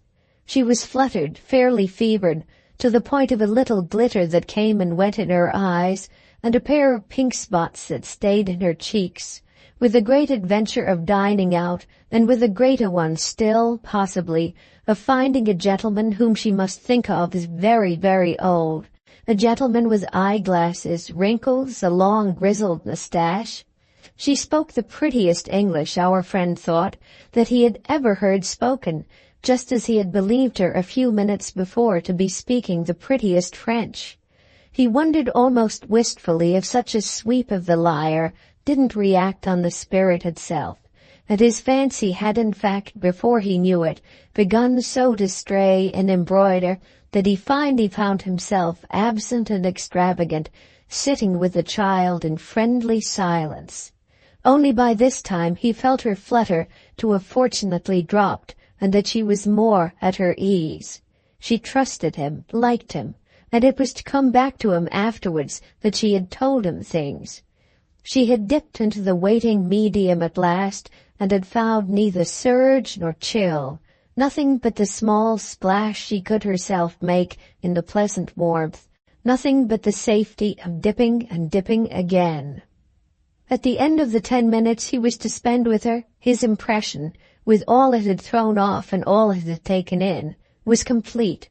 She had been free as she knew freedom, partly to show him that, unlike other little persons she knew, she had imbibed the ideal. She was delightfully quaint about herself, but the vision of what she had imbibed was what most held him. It really consisted, he was soon enough to feel, in just one great little matter, the fact that, whatever her nature, she was thoroughly, he had to cast about for the word, but it came, bred. He couldn't, of course, on so short an acquaintance speak for her nature, but the idea of breeding was what she had meanwhile dropped into his mind. He had never yet known it so sharply presented.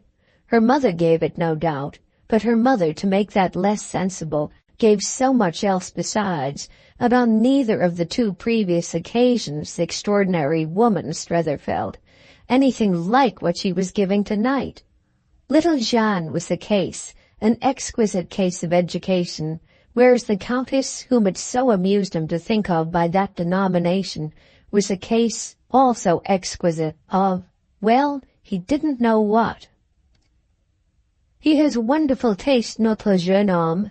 This is what Gloriani said to him on turning away from the inspection of a small picture suspended near the door of the room. The high celebrity in question had just come in, apparently in search of Mademoiselle de Vionnet, but while Strether had got up from beside her, their fellow guest, with his eye sharply caught, had paused for a long look. The thing was a landscape of no size, but of the French school, as our friend was glad to feel he knew, and also of a quality which he liked to think he should also have guessed. Its frame was large out of proportion to the canvas, and he had never seen a person look at anything, he thought, just as Gloriani, with his nose very near and quick movements of the head from side to side and bottom to top, examined this feature of Chad's collection. The artist used that word the next moment, smiling courteously, wiping his nippers and looking round him further, paying the place in short by the very manner of his presence, and by something Strether fancied you could make out in this particular glance. Such a tribute as, to the latter sense, settled many things once and for all. Strether was conscious at this instant, for that matter, as he hadn't yet been, of how, round about him, quite without him, they were consistently settled. Gloriani's smile, deeply Italian, he considered, and finely inscrutable, had for him during dinner, at which they were not neighbors, an indefinite greeting, but the quality in it was gone that had appeared on the other occasion to turn him inside out. It was as if even the momentary link supplied by the doubt between them had snapped. He was conscious now of the final reality, which was that there wasn't so much a doubt as a difference altogether. All the more that over the difference the famous sculptor seemed to signal almost condolingly, yet oh how vacantly, as across some great flat sheet of water. He threw out the bridge of a charming hollow civility, on which Strether wouldn't have trusted his own full weight a moment. That idea, even though but transient and perhaps belated, had performed the office of putting Strether more at his ease, and the blurred picture had already dropped with the sound of something else said, and with his becoming aware, by another quick turn, that Gloriani was now on the sofa talking with Jeanne, while he himself had in his ears again the familiar friendliness and the elusive meaning of the "oh" that had made him, a fortnight before, challenge Miss Behest in vain. She had always the air, this picturesque and original lady, who struck him so oddly as both antique and modern. She had always the air of taking up some joke that one had already had out with her. The point itself, no doubt, was what was antique, and the use she made of it was what was modern. He felt just now that her good-natured irony did bear on something, and it troubled him a little that she wouldn't be more explicit, only assuring him, with the pleasure of observation so visible in her, that she wouldn't tell him more for the world. He could take refuge but in asking her what she had done with Waymarsh, though it must be added that he felt himself a little on the way to a clue after she had answered that this personage was, in the other room, engaged in conversation with Madame de Vionnet. He stared a moment at the image of such a conjunction. Then, for Miss Behest's benefit, he wondered, is she, too, then, under the charm? No, not a bit. Miss Behest was prompt. She makes nothing of him. She's bored. She won't help you with him. Oh, Strether laughed. She can't do everything. Of course not, wonderful as she is. Besides, he makes nothing of her. She won't take him from me, though she wouldn't, no doubt, having other affairs in hand, even if she could. I've never, said Miss Behest, seen her fail with anyone before, and tonight, when she's so magnificent, it would seem to her strange, if she minded. So, at any rate, I have 'em all. Je suis tranquille. Strether understood as far as that went, but he was feeling for his clue. She strikes you tonight as particularly magnificent? Surely, almost as I've never seen her. Doesn't she you? Why, it's for you. He persisted in his candor. For me? Oh, cried Miss Behest, who persisted in the opposite of that quality. Well, he acutely admitted, she is different. She's gay. She's gay, Miss Behest laughed, and she has beautiful shoulders, though there's nothing different in that. No, said Strether, one was sure of her shoulders. It isn't her shoulders. His companion, with renewed mirth and the finest sense, between the puffs of her cigarette, of the drollery of things, appeared to find their conversation highly delightful. Yes, it isn't her shoulders. What then is it? Strether earnestly inquired. Why, it's she, simply. It's her mood, it's her charm. Of course it's her charm, but we're speaking of the difference. Well, Miss Behest explained, she's just brilliant, as we used to say. That's all. She's various. She's 50 women. Ah, but only one, Strether kept it clear, at a time. Perhaps, but in 50 times? Oh, we shan't come to that, our friend declared, and the next moment he had moved in another direction. Will you answer me a plain question? Will she ever divorce?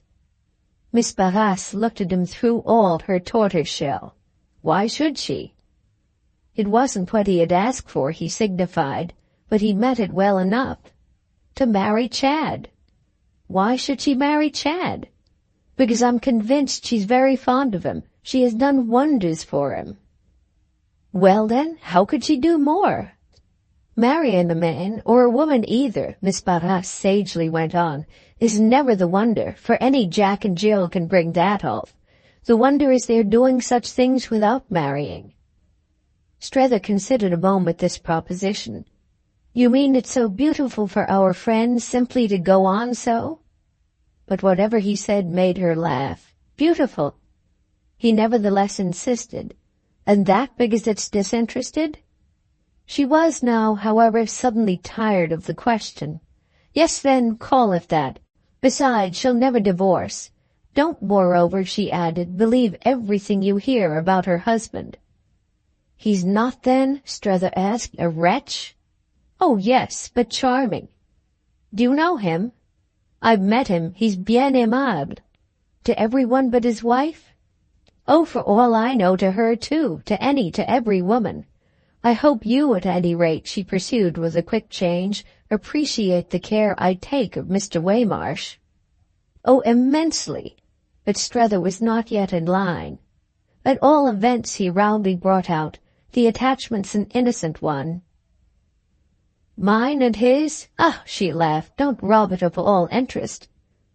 I mean our friends here, to the lady we've been speaking of. That was what he had settled to as an indirect but nonetheless closely involved consequence of his impression of Jeanne. That was where he meant to stay. It's innocent, he repeated. I see the whole thing.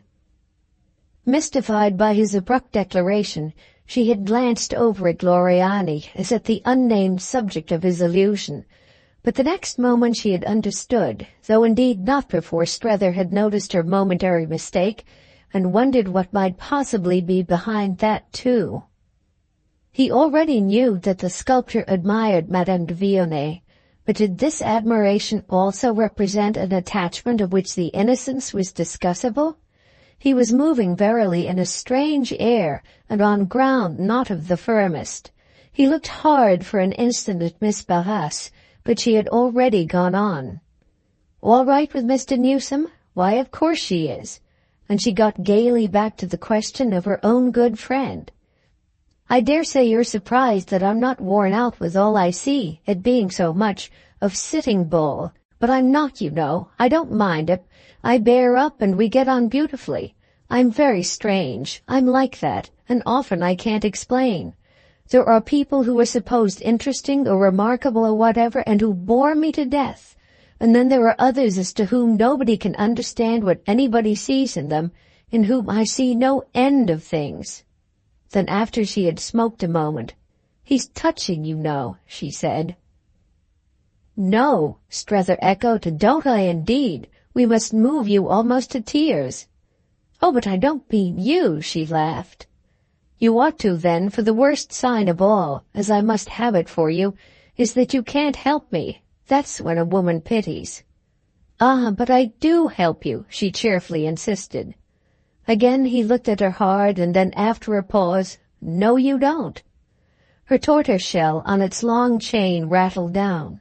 I help you with Sitting Bull, that's a good deal. Oh, that, yes. But Strether hesitated. Do you mean he talks of me? So that I have to defend you? No, never. I see, Strether mused. It's too deep. That's his only fault, she returned, that everything with him is too deep. He has depths of silence, which he breaks only at the longest intervals by a remark. And when the remark comes, it's always something he has seen or felt for himself, never a bit banal. That would be what one might have feared and what would kill me, but never. She smoked again as she thus with amused complacency appreciated her acquisition. And never about you. We keep clear of you. We're wonderful. But I'll tell you what he does do, she continued. He tries to make me presents. Presents? Poor Strether echoed, conscious with a pang that he hadn't yet tried that in any quarter. "Why, you see," she explained, "he's as fine as ever in the Victoria, so that when I leave him, as I often do almost for hours, he likes it so, at the doors of shops, the sight of him there helps me when I come out to know my carriage away off in the rank. But sometimes for a change he goes with me into the shops, and then I've all I can do to prevent his buying me things." "He wants to treat you?" Strether almost gasped at all he himself hadn't thought of. He had a sense of admiration. "Oh, he's much more in the real tradition than I. Yes," he mused, "it's the sacred rage." "The sacred rage, exactly." And Miss Behest, who hadn't before heard this term applied, recognized its bearing with a clap of her gemmed hands. "Now, I do know why he's not banal, but I do prevent him all the same. And if you saw what he sometimes selects from buying, I save him hundreds and hundreds. I only take flowers." "Flowers?" Strether echoed again with a rueful reflection. How many nosegays had her present converser sent? "Innocent flowers," she pursued, "as much as he likes. And he sends me splendors. He knows all the best places. He has found them for himself. He's wonderful." "He hasn't told them to me," her friend smiled. "He has a life of his own." But Strether had swung back to the consciousness that for himself, after all, it would never have done. Waymarsh hadn't Mrs. Waymarsh in the least to consider, whereas Lambert Strether had constantly, in the inmost honor of his thoughts, to consider Mrs. Newsome. He liked, moreover, to feel how much his friend was in the real tradition. Yet he had his conclusion. What a rage it is! He had worked it out. It's an opposition. She followed, but at a distance. "That's what I feel. Yet to what?" "Well, he thinks, you know, that I've a life of my own, and I haven't." "You haven't?" She showed doubt, and her laugh confirmed it. "Oh, oh, oh! No, not for myself. I seem to have a life only for other people." "Ah, for them and with them? Just now, for instance, with—" "Well, with whom?" he asked, before she had had time to say. His tone had the effect of making her hesitate, and even as he guessed, speak with a difference. "Say, with Miss Gostry. What do you do for her?" It really made him wonder. "Nothing at all." Book 6, Chapter 3 of The Ambassadors by Henry James. Madame de Vionnet, having meanwhile come in, was at present close to them, and Miss Behest hereupon, instead of risking a rejoinder, became again with a look that measured her from top to toe, all mere long-handled, appreciative tortoise-shell. She had struck our friend, from the first of her appearing, as dressed for a great occasion, and she met still more than on either of the others the conception reawakened in him at their garden party, the idea of the femme du monde and her habit as she lived. Her bare shoulders and arms were white and beautiful, the materials of her dress, a mixture, as he supposed, of silk and crepe, were of a silvery gray so artfully composed as to give an impression of warm splendor, and round her neck she wore a collar of large old emeralds, the green note of which was more dimly repeated at other points of her apparel, in embroidery, in enamel, in satin, in substances and textures vaguely rich. Her head, extremely fair and exquisitely festal, was like a happy fancy, a notion of the antique on an old precious metal, some silver coin of the Renaissance, while her slim lightness and brightness, her gaiety, her expression, her decision, contributed to an effect that might have been felt by a poet as half mythological and half conventional. He could have compared her to a goddess still partly engaged in a morning cloud, or to a sea nymph waist-high in the summer surge. Above all, she suggested to him the reflection that the femme du monde, in these finest developments of the type, was, like Cleopatra in the play, indeed various and multifold. She had aspects, characters, days, nights, or had them at least, showed them by a mysterious law of her own, when in addition to everything she happened also to be a woman of genius. She was an obscure person, a muffled person one day, and a showy person, an uncovered person the next. He thought of Madame de Vionnet tonight as showy and uncovered, though he felt the formula rough, because thanks to one of the shortcuts of genius she had taken all his categories by surprise. Twice during dinner he had met Chad's eyes and her longish look, but these communications had in truth only stirred up again old ambiguities. So little was it clear from them whether they were an appeal or an admonition. "You see how I'm fixed," was what they appeared to convey. Yet how he was fixed was exactly what Strether didn't see. However, perhaps he should see now. "Are you capable of the very great kindness of going to relieve Newsome for a few minutes of the rather crushing responsibility of Madame Gloriani, while I say a word, if he'll allow me, to Mr. Strether, of whom I've a question to ask? Our host ought to talk a bit to those other ladies, and I'll come back in a minute to your rescue." She made this proposal to Miss Behest as if her consciousness of a special duty had just flickered up, but that lady's recognition of Strether's little start at it, as at a betrayal on the speaker's part of a domesticated state, was as mute as his own comment, and after an instant, when their fellow guest had so good-naturedly left them, he had been given something else to think of. "Why has Maria so suddenly gone, do you know?" That was the question Madame de Vionnet had brought with her. "I'm afraid I've no reason to give you but the simplest reason I've had for her in a note. The sudden obligation to join in the South a sick friend who has got worse." "Ah, then she has been writing you?" "Not since she went. I had only a brief explanatory word before she started. I went to see her," Strether explained. "It was the day after I called on you.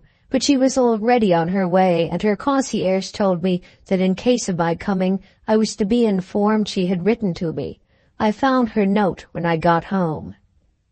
Madame de Vionnet listened with interest and with her eyes on Strether's face. Then her delicately decorated head had a small, melancholy motion. "She didn't write to me. I went to see her," she added, "almost immediately after I had seen you, and as I assured her I would do when I met her at Gloriani's. She hadn't then told me she was to be absent, and I felt at her door as if I understood. She's absent, with all respect to her sick friend, though I know indeed she has plenty, so that I may not see her. She doesn't want to meet me again. Well," she continued with a beautiful conscious mildness, "I liked and admired her beyond everyone in the old time, and she knew it.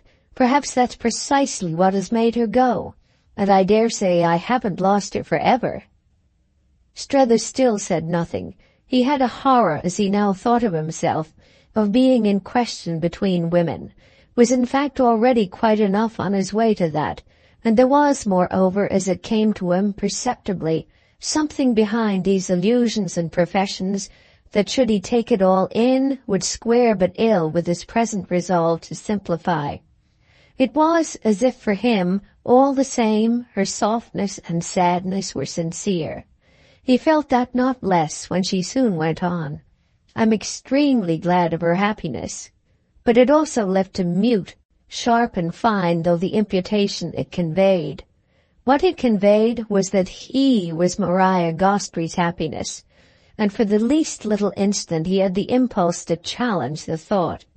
He could have done so, however, only by saying, "What do you then suppose to be between us?"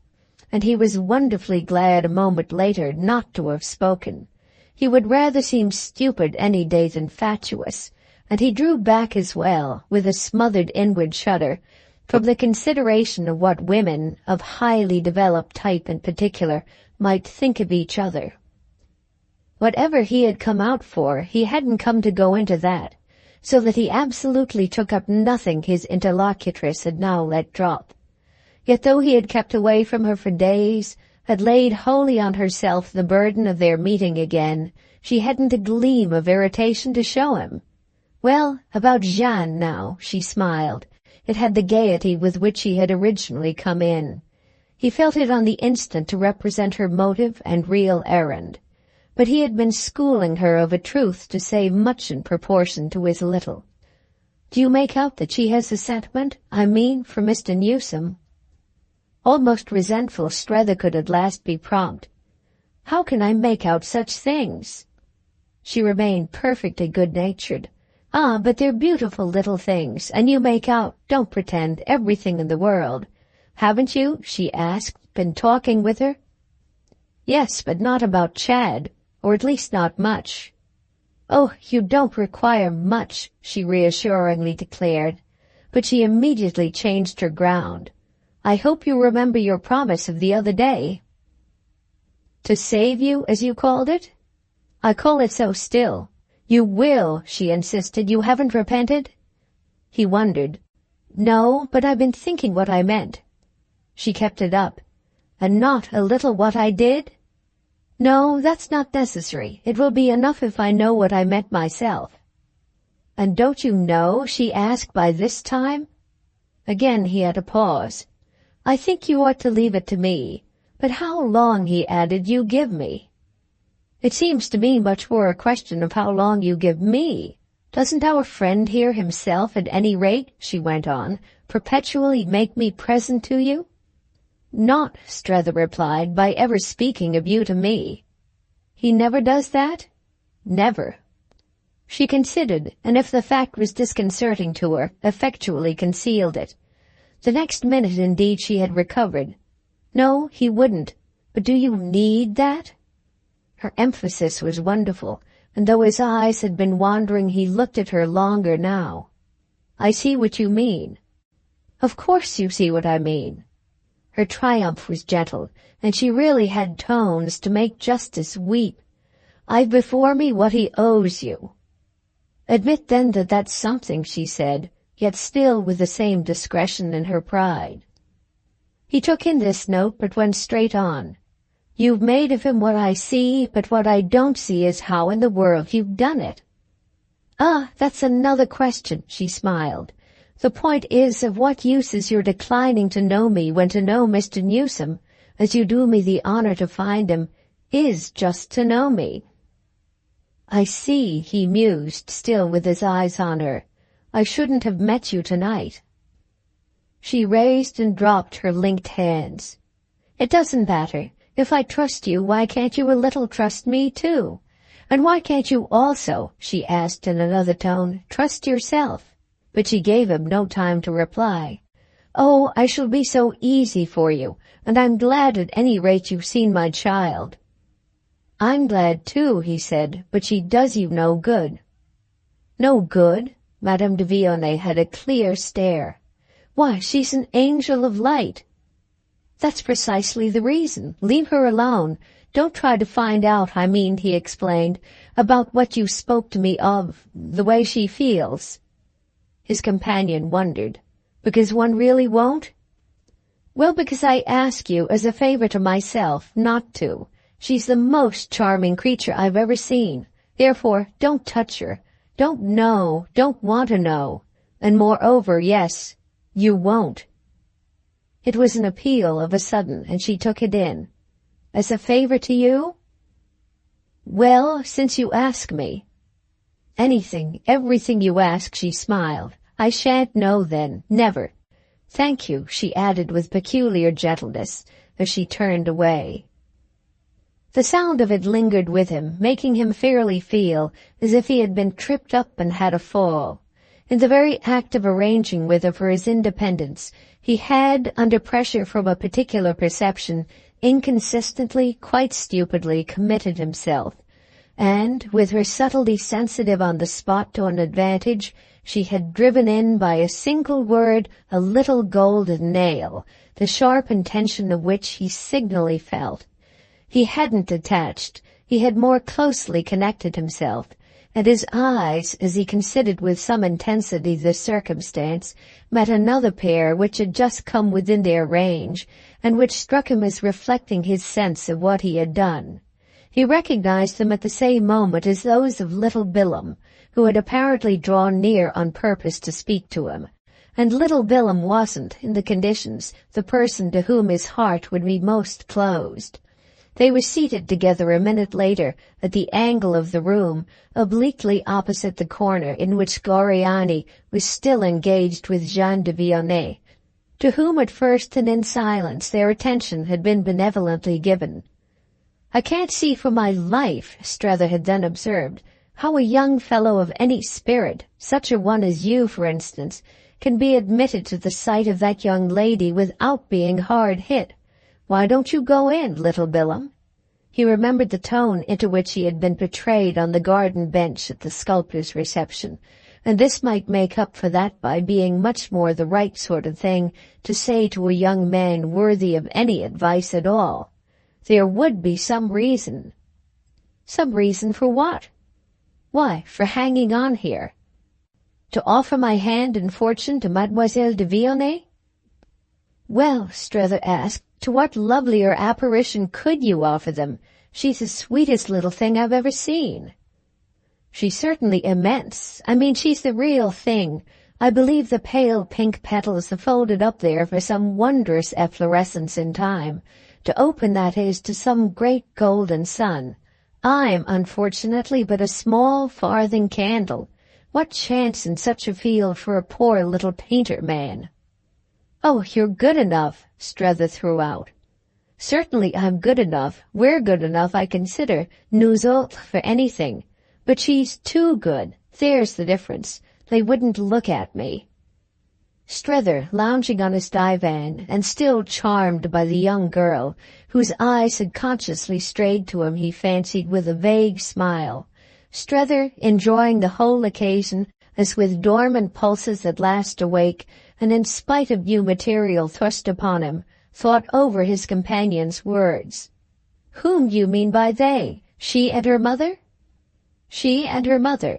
And she has a father, too, who, whatever else he may be, certainly can't be indifferent to the possibilities she represents. Besides, there's Chad. Strether was silent a little. Ah, but he doesn't care for her. Not, I mean, it appears, after all, in the sense I'm speaking of. He's not in love with her. No, but he's her best friend after her mother. He's very fond of her. He has his ideas about what can be done for her. Well, it's very strange, Strether presently remarked, with a sighing sense of fullness. Very strange indeed. That's just the beauty of it. Isn't it very much the kind of beauty you had in mind, little Billum went on, when you were so wonderful and so inspiring to me the other day? Didn't you adjure me, in accents I shall never forget, to see, while ever chance, everything I can, and really to see, for it must have been that only you meant. Well, you did me no end of good, and I'm doing my best. I do make it out his situation. So do I, Strether went on after a moment, but he had the next minute an inconsequent question. How comes Chad so mixed up, anyway? Ah, and little Billum fell back on his cushions. It reminded our friend of Miss Barras, and he felt again the brush of his sense of moving in a maze of mystic, closed illusions. Yet he kept hold of his thread. Of course, I understand really, only the general transformation makes me occasionally gasp. Chad with such a voice in the settlement of the future of a little countess? No, he declared. It takes more time. You say, moreover, he resumed, that we're inevitably, people like you and me, out of the running. The curious fact remains that Chad himself isn't. The situation doesn't make for it, but in a different one he could have her if he would. Yes, but that's only because he's rich, and because there's a possibility of his being richer. They won't think of anything but a great name or a great fortune. Well, said Strether, he'll have no great fortune on these lines. He must stir his stumps. Is that, little Billum inquired, what you were saying to Madame de Vionnet? No, I don't say much to her. Of course, however, Strether continued, he can make sacrifices if he likes. Little Billum had a pause. Oh, he's not keen for sacrifices, or thinks, that is, possibly, that he has made enough. Well, it is virtuous, his companion observed with some decision. That's exactly, the young man dropped after a moment, what I mean. It kept Strether himself silent a little. I've made it out for myself, he then went on. I really, within the last half-hour, got hold of it. I understand it in short at last, which at first, when you originally spoke to me, I didn't. nor when Chad originally spoke to me either." "Oh," said little Billum, "I don't think that at that time you believed me." "Yes, I did, and I believed Chad too. It would have been odious and unmannerly, as well as quite perverse, if I hadn't. What interest have you in deceiving me?" The young man cast about. "What interest have I?" "Yes, Chad might have, but you—" "Ah, little Billum exclaimed. It might, on repetition, as a mystification, have irritated our friend a little, but he knew once more, as we have seen, where he was, and his being proof against everything was only another attestation that he meant to stay there. I couldn't, without my own impression, realize. She's a tremendously clever, brilliant, capable woman, and with an extraordinary charm on top of it all. The charm we surely all of us this evening know what to think of. It isn't every clever, brilliant, capable woman that has it. In fact, it's rare with any woman. So there you are," Strether proceeded, as if not for little Billum's benefit alone. "I understand what a relation with such a woman, what such a high, fine friendship may be. It can't be vulgar or coarse anyway, and that's the point." "Yes, that's the point," said little Billum. "It can't be vulgar or coarse, and bless us and save us, it isn't. It's, upon my word, the very finest thing I ever saw in my life, and the most distinguished." Strether, from beside him, and leaning back with him as he leaned, dropped on him a momentary look which filled a short interval, and of which he took no notice. He only gazed before him with intent participation. "Of course what it has done for him," Strether at all events presently pursued, "of course what it has done for him, that is, as to how it has so wonderfully worked, isn't a thing I pretend to understand. I've to take it as I find it. There he is." "There he is," little Billum echoed, "and it's really and truly she. I don't understand either, even with my longer and closer opportunity. But I'm like you," he added. "I can admire and rejoice even when I'm a little in the dark. You see, I've watched it for some 3 years, and especially for this last. He wasn't so bad before it as I seem to have made out that you think." "Oh, I don't think anything now," Strether impatiently broke in. "That is, but what I do think. I mean that originally for her to have cared for him—" "There must have been some stuff in him?" "Oh, yes, there was stuff indeed, and much more of it than ever showed, I dare say, at home.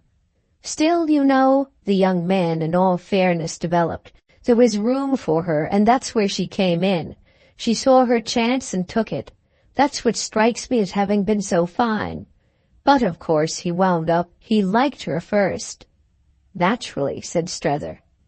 "I mean that they first met somehow and somewhere, I believe in some American house, and she, without in the least then intending it, made her impression.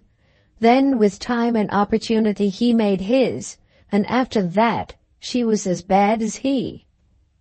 Strether vaguely took it up. "As bad?"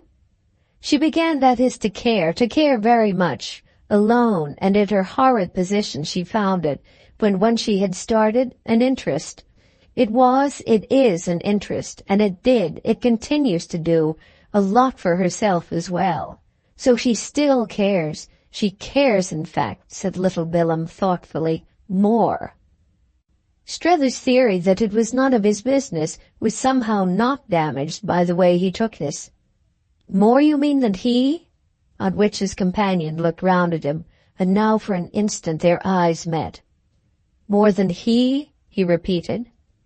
Little Billum, for as long, hung fire. "Will you never tell anyone?" Strether thought. "Whom should I tell?" "Why, I suppose that you reported regularly." "To people at home?" Strether took him up. "Well, I won't tell them this." The young man at last looked away. "Then she does now care more than he." "Oh!" Strether oddly exclaimed. But his companion immediately met it. "Haven't you after all had your impression of it? That's how you've got hold of him."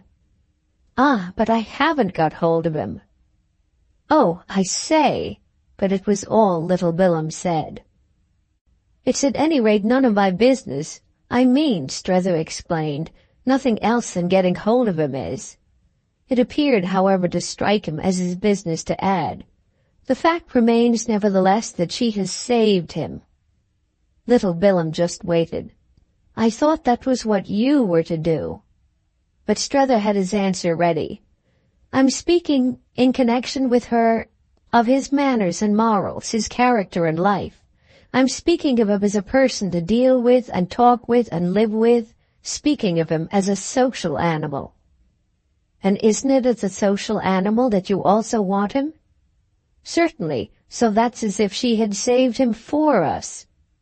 "It strikes you accordingly, then," the young man threw out, "as for you all to save her?" "Oh, for us all!" Strether could but laugh at that. It brought him back, however, to the point he had really wished to make. They've accepted their situation, hard as it is. They're not free, at least she's not, but they take what's left to them. It's a friendship of a beautiful sort, and that's what makes them so strong. They're straight, they feel, and they keep each other up. It's doubtless she, however, who, as you yourself have hinted, feels it most. Little Bilham appeared to wonder what he had hinted. Feels most that they're straight? Well, feels that she is, and the strength that comes from it. She keeps him up. She keeps the whole thing up. When people are able to, it's fine. She's wonderful, wonderful, as Miss Behest says. And he is in his way, too. However, as a mere man, he may sometimes rebel and not feel that he finds his account in it. She has simply given him an immense moral lift, and what that can explain is prodigious. That's why I speak of it as a situation. It is one, if there ever was. And Strether, with his head back and his eyes on the ceiling, seemed to lose himself in the vision of it. His companion attended deeply. "You stated much better than I could. Oh, you see, it doesn't concern you." Little Bilham considered. "I thought you said just now that it doesn't concern you either." "Well, it doesn't a bit as Madame de Villonaise's affair. But as we were again saying just now, what did I come out for but to save him?" "Yes, to remove him." "To save him by removal, to win him over to himself, thinking it best he shall take up business, thinking he must immediately do, therefore, what's necessary to that end." "Well," said Little Bilham after a moment, "you have won him over. He does think it best. He has within a day or two again said to me as much." "And that," Strether asked, "is why you consider that he cares less than she?" "Cares less for her than she for him? Yes, that's one of the reasons. But other things, too, have given me the impression. A man, don't you think," Little Bilham presently pursued, "can't, in such conditions, care so much as a woman. It takes different conditions to make him, and then perhaps he cares more. Chad," he wound up, "has his possible future before him." "Are you speaking of his business future?" "No, on the contrary, of the other, the future of what you so justly call their situation. Monsieur de Villonais may live forever." "So that they can't marry?" The young man waited a moment. "Not being able to marry is all they've with any confidence to look forward to. A woman, a particular woman, may stand that strain. But can a man?" he propounded. Strether's answer was as prompt as if he had already for himself worked it out. "Not without a very high ideal of conduct, but that's just what we're attributing to Chad. And how, for that matter," he mused, "does his going to America diminish the particular strain? Wouldn't it seem rather to add to it?" "Out of sight, out of mind," his companion laughed. Then, more bravely, "Wouldn't distance lessen the torment?" But before Strether could reply, "The thing is, you see, Chad ought to marry," he wound up. Strether for a little appeared to think of it. "If you talk of torments, you don't diminish mine," he then broke out. The next moment he was on his feet with the question, "He ought to marry whom?" Little Bilham rose more slowly. "Well, someone he can, some thoroughly nice girl." Strether's eyes, as they stood together, turned again to Jeanne. "You mean her?" His friend made a sudden strange face. "After being in love with her mother? No." But isn't it exactly your idea that he isn't in love with her mother? His friend once more had a pause. Well, he isn't at any rate in love with Jeanne. I dare say not. How can he be with any other woman? Oh, that I admit, but being in love isn't, you know, here, little Billum spoke in friendly reminder, thought necessary in strictness for marriage. And what torment, to call a torment, can there ever possibly be with a woman like that? As if from the interest of his own question, Strether had gone on without hearing. Is it for her to have turned a man out so wonderfully too, only for somebody else?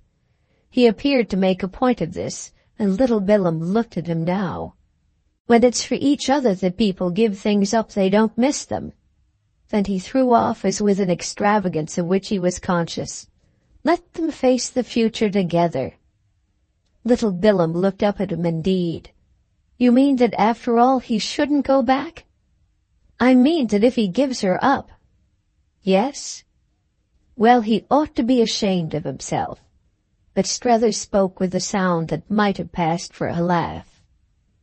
Book 7th, Chapter 1 of The Ambassadors by Henry James. It wasn't the first time Strether had sat alone in the great dim church. Still less was it the first of his giving himself up, so far as conditions permitted, to its beneficent action on his nerves. He had been to Notre Dame with Waymarsh, he had been there with Miss Gostry, he had been there with Chad Newsome, and had found the place, even in company, such a refuge from the obsession of his problem, that with renewed pressure from that source he had not unnaturally recurred to a remedy meeting the case, for the moment, so indirectly no doubt, but so relievingly. He was conscious enough that it was only for the moment, but good moments, if he could call them good, still had their value for a man who by this time struck himself as living almost disgracefully from hand to mouth. Having so well learnt the way, he had lately made the pilgrimage more than once by himself, had quite stolen off, taking an unnoticed chance, and making no point of speaking of the adventure when restored to his friends. His great friend, for that matter, was still absent, as well as remarkably silent. Even at the end of 3 weeks, Miss Gostry hadn't come back. She wrote to him from Mentone, admitting that he must judge her grossly inconsequent, perhaps in fact for the time odiously faithless, but asking for patience, for a deferred sentence, throwing herself in short on his generosity. For her, too, she could assure him, life was complicated, more complicated than he could have guessed. She had moreover made certain of him, certain of not wholly missing him on her return before her disappearance. If, furthermore, she didn't burden him with letters, it was frankly because of her sense of the other great commerce he had to carry on.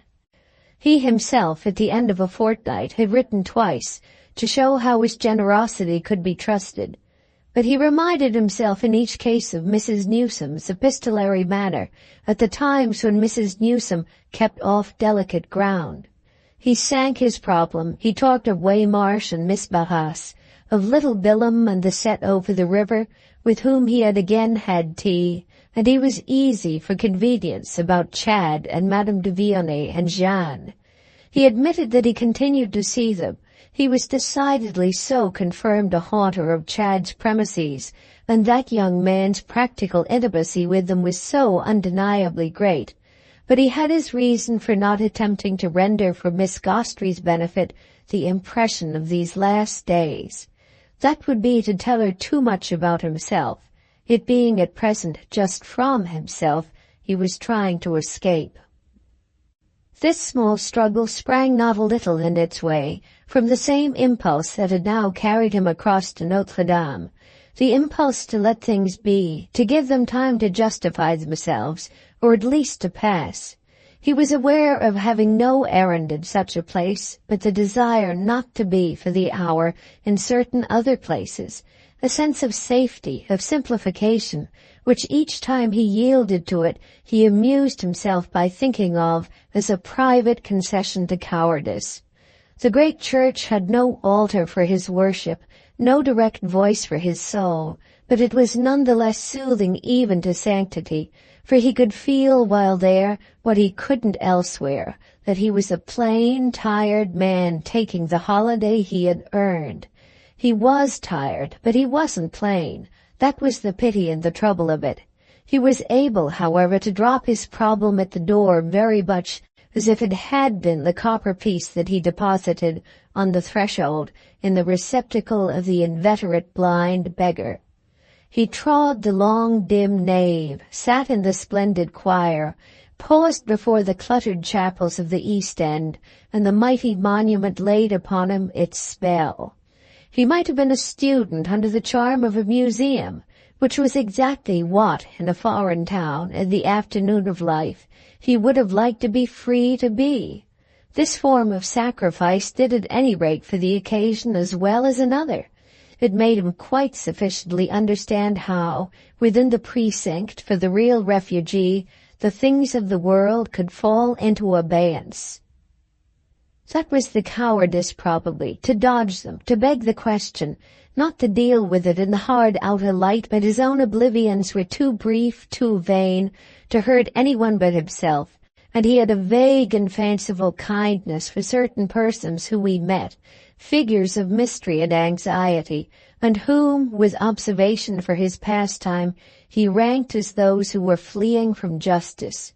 Justice was outside in the hard light, and injustice too, but one was as absent as the other from the air of the long aisles and the brightness of many altars. Thus it was at all events that one morning some dozen days after the dinner in the Boulevard Malesherbes, at which Madame de Vionnet had been present with her daughter, he was called upon to play his part in an encounter that deeply stirred his imagination. He had the habit in these contemplations of watching a fellow visitant, here and there from a respectable distance, remarking some note of behavior, of penitence, of prostration, of the absolved, relieved state. This was the manner in which his vague tenderness took its course, the degree of demonstration to which it naturally had to confine itself. It hadn't indeed so felt its responsibility as when on this occasion he suddenly measured the suggestive effect of a lady whose supreme stillness in the shade of one of the chapels he had 2 or 3 times noticed as he made, and made once more, his slow circuit. She wasn't prostrate, not in any degree bowed, but she was strangely fixed, and her prolonged immobility showed her, while he passed and paused, as wholly given up to the need, whatever it was, that had brought her there. She only sat and gazed before her, as he himself often sat, but she had placed herself, as he never did, within the focus of the shrine, and she had lost herself, he could easily see, as he would only have liked to do. She was not a wandering alien, keeping back more than she gave, but one of the familiar, the intimate, the fortunate, for whom these dealings had a method and a meaning. She reminded our friend, since it was the way of 9/10 of his current impressions to act as recalls of things imagined, of some fine, firm, concentrated heroine of an old story, something he had heard, read, something that, had he had a hand for drama, he might himself have written, renewing her courage, renewing her clearness, in splendidly protected meditation. Her back as she sat was turned to him, but his impression absolutely required that she should be young and interesting, and she carried her head moreover, even in the sacred shade, with a discernible faith in herself, a kind of implied conviction of consistency, security, impunity.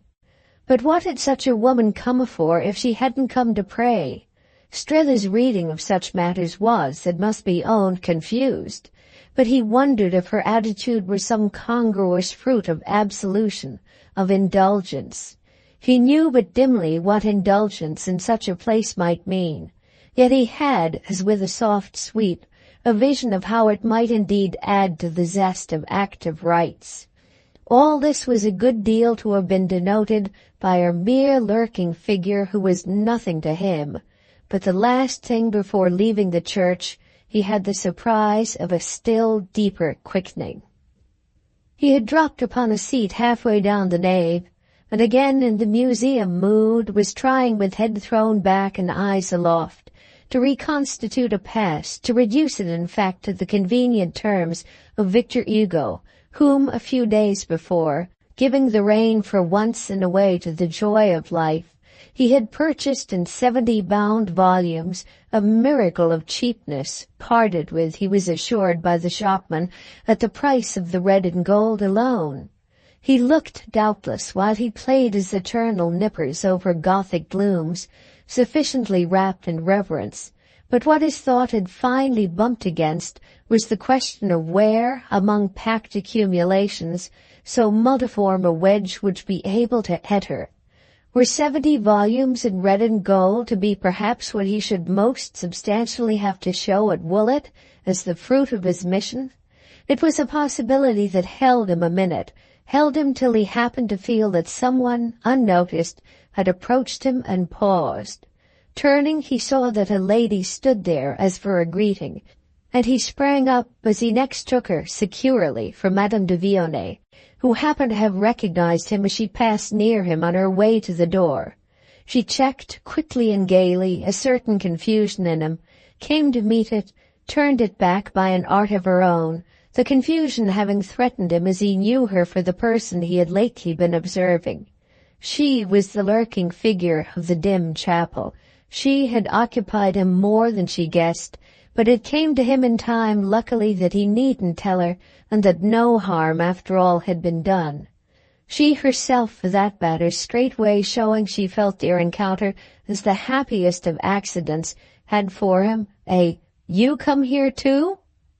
that despoiled surprise of every awkwardness. "I come often," she said. "I love this place, but I'm terrible in general for churches. The old women who live in them all know me. In fact, I'm already myself one of the old women. It's like that, at all events, that I foresee I shall end."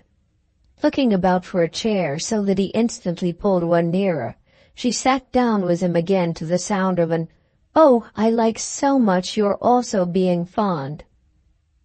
He confessed the extent of his feeling, though she left the object vague, and he was struck with the tact, the taste of her vagueness, which simply took for granted in him a sense of beautiful things.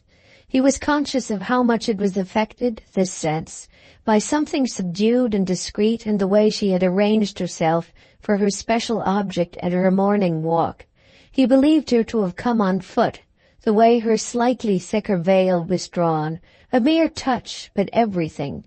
The composed gravity of her dress, in which here and there a dull wine color seemed to gleam faintly through black, the charming discretion of her small, compact head, the quiet note as she sat of her folded, grey-gloved hands. It was, to Strether's mind, as if she sat on her own ground, the light honors of which at an open gate she thus easily did him, while all the vastness and mystery of the domain stretched off behind.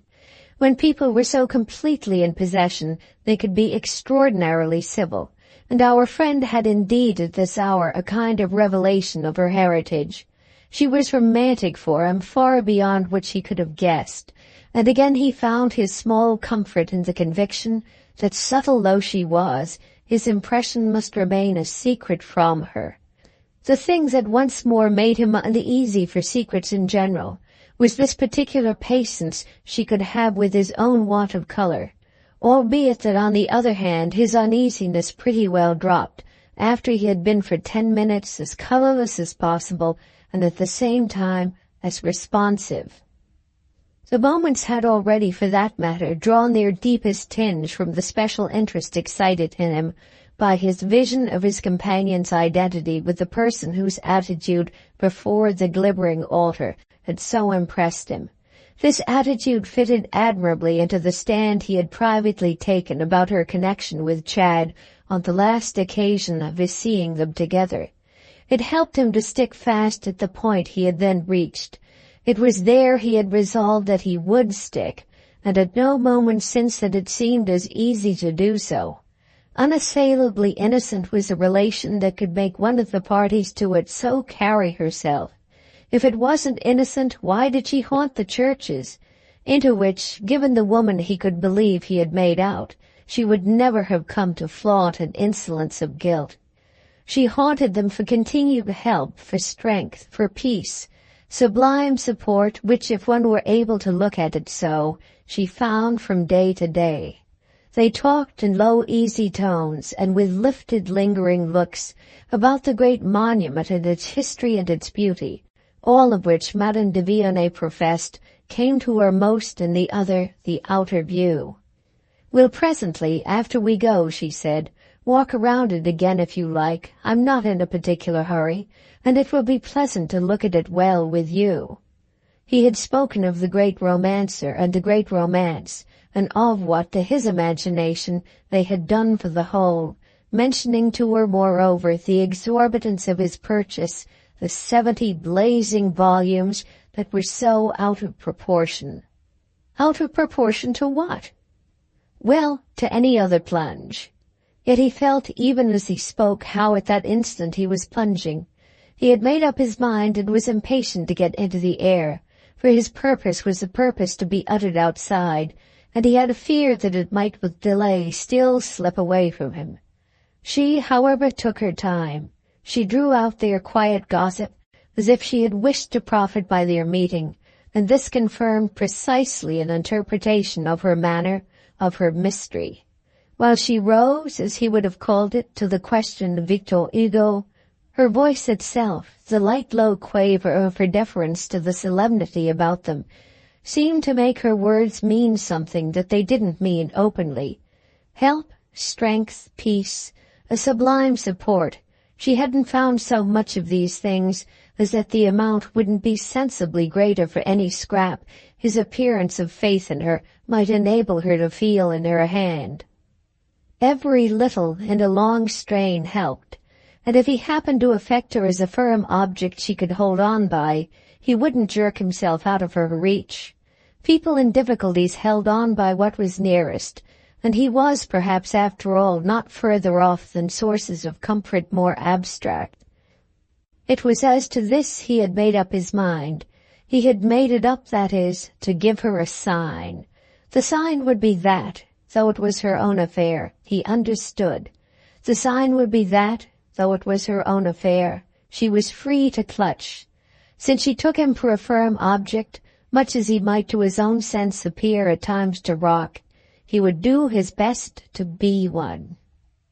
The end of it was that half an hour later they were seated together for an early luncheon at a wonderful, a delightful house of entertainment on the left bank, a place of pilgrimage for the knowing, they were both aware, the knowing who came for its great renown, the homage of restless days, from the other end of the town.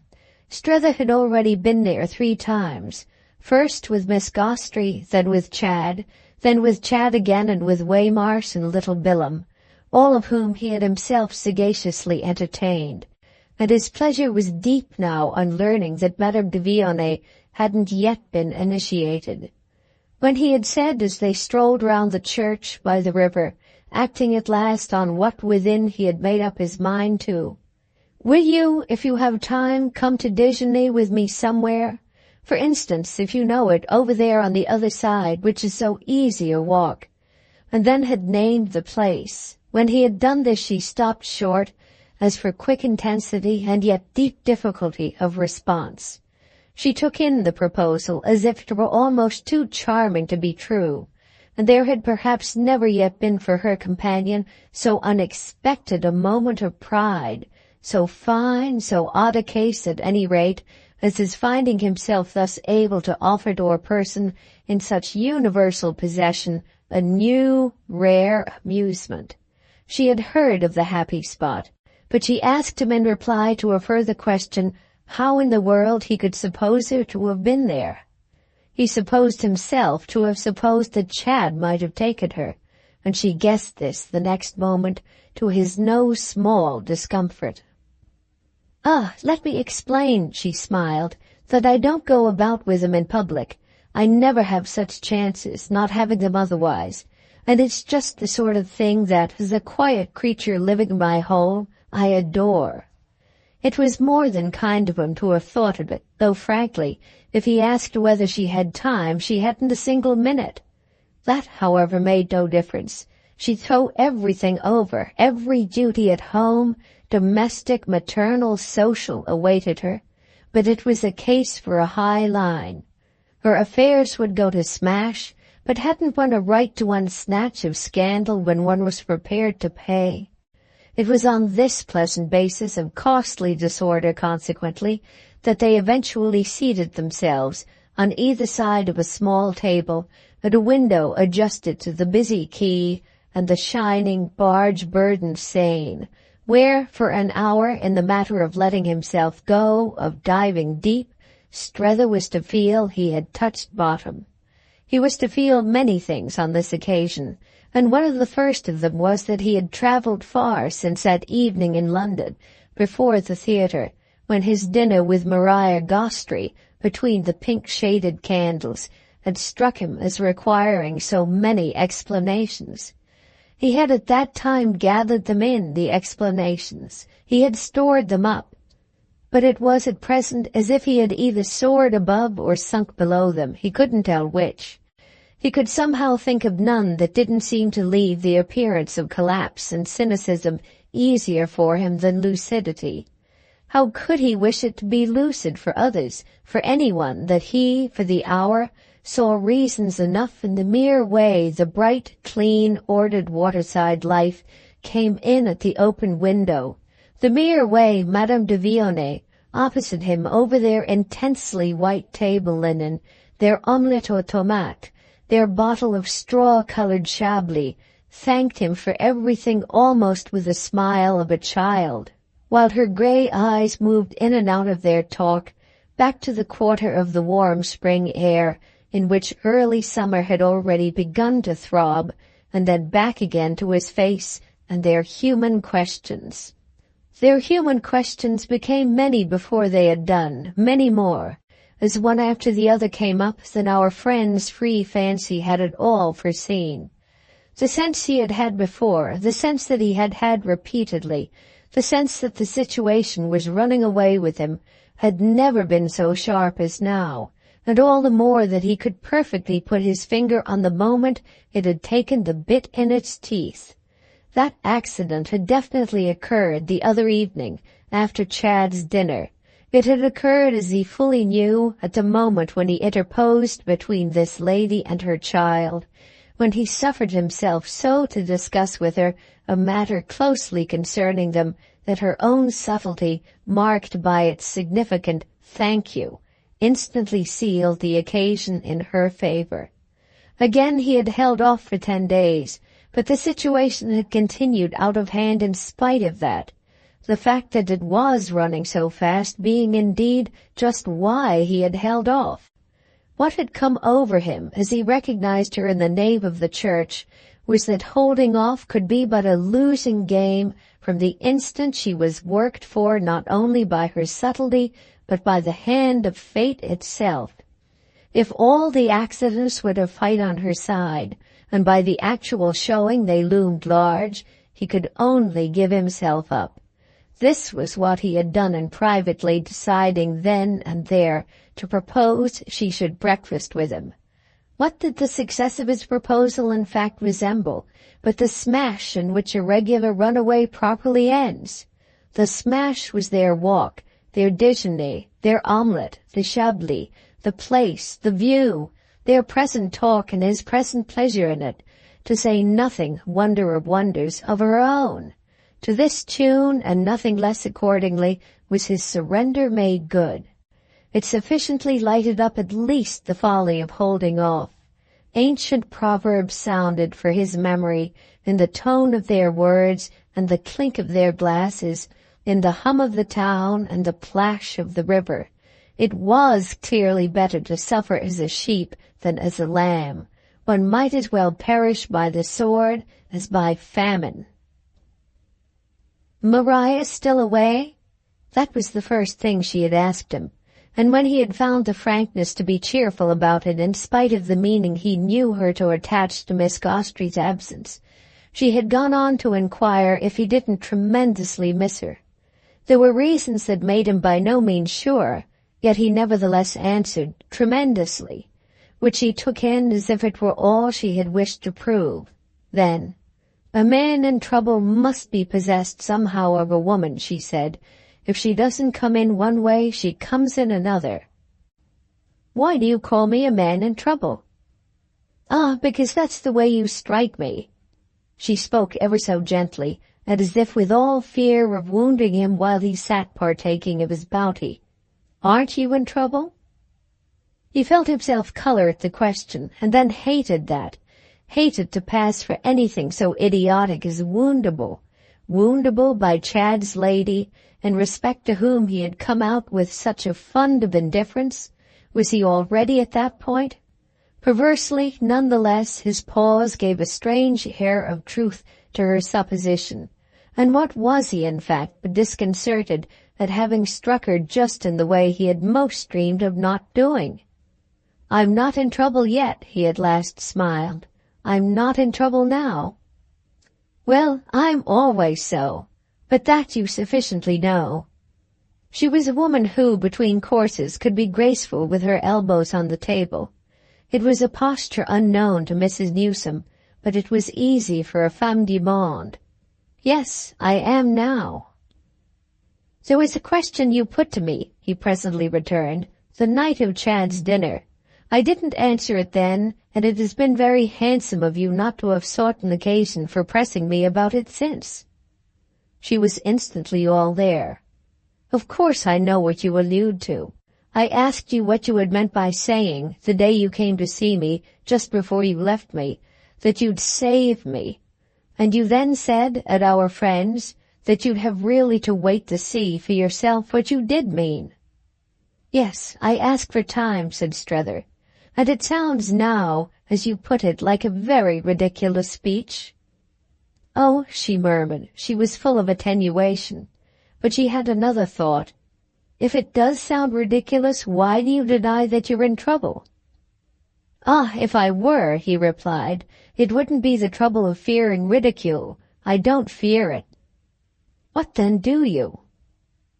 "Nothing, now," and he leaned back in his chair. "I like your now," she laughed across at him. "Well, it's precisely that it fully comes to me at present that I've kept you long enough. I know by this time at any rate what I meant by my speech, and I really knew it the night of Chad's dinner." "Then why didn't you tell me?" "Because it was difficult at the moment. I had already at that moment done something for you, in the sense of what I had said the day I went to see you, but I wasn't then sure of the importance I might represent this as having." She was all eagerness. "And you're sure now?" "Yes, I see that practically I've done for you, had done for you when you put me your question, all that it's as yet possible for me to do. I feel now," he went on, "that it may go further than I thought. What I did after my visit to you," he explained, "was to write straight off to Mrs. Newsome about you, and I'm at last, from one day to the other, expecting her answer. It's this answer that will represent, as I believe, the consequences." Patient and beautiful was her interest. "I see, the consequences of your speaking for me." And she waited as if not to hustle him. He acknowledged it by immediately going on. "The question, you understand, was how I should save you. Well, I'm trying it by thus letting her know that I consider you worth saving." I see. Her eagerness broke through. "How can I thank you enough?" He couldn't tell her that, however, and she quickly pursued. "You do really for yourself consider it?" His only answer at first was to help her to the dish that had been freshly put before them. "I've written to her again since then. I've left her in no doubt of what to think. I've told her all about you." "Thanks, not so much." "All about me?" she went on. "Yes." "All it seems to me you've done for him." "Ah, and you might have added all it seems to me." She laughed again while she took up her knife and fork, as in the cheer of these assurances. "But you're not sure how she will take it?" "No, I'll not pretend I'm sure." "Voila. and she waited a moment. "I wish you'd tell me about her." "Oh," said Strether with a slightly strained smile, "all that need concern you about her is that she's really a grand person." Madame de Vionnet seemed to demur. "Is that all that need concern me about her?" But Strether neglected the question.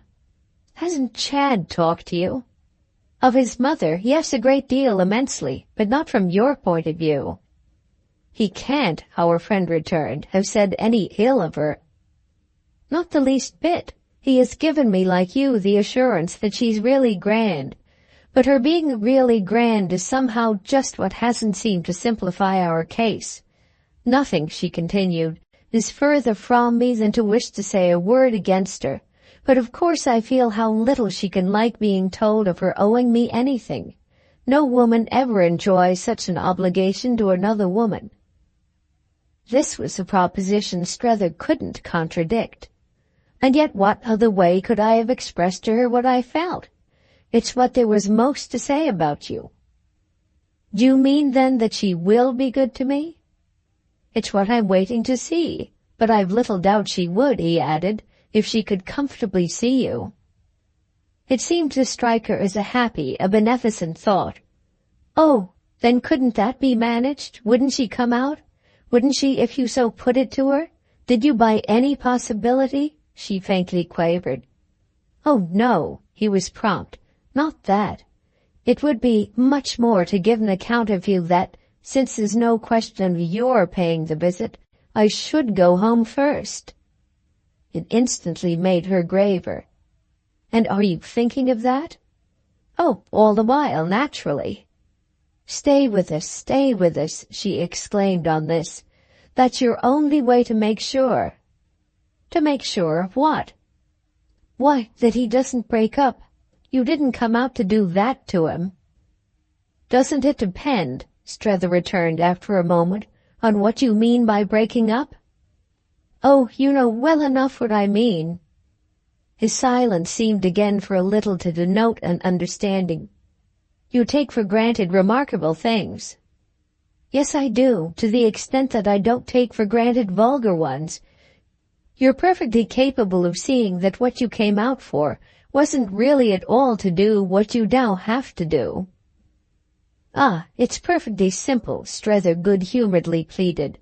"I've had but one thing to do, to put our case before him, to put it as it could only be put here on the spot, by personal pressure.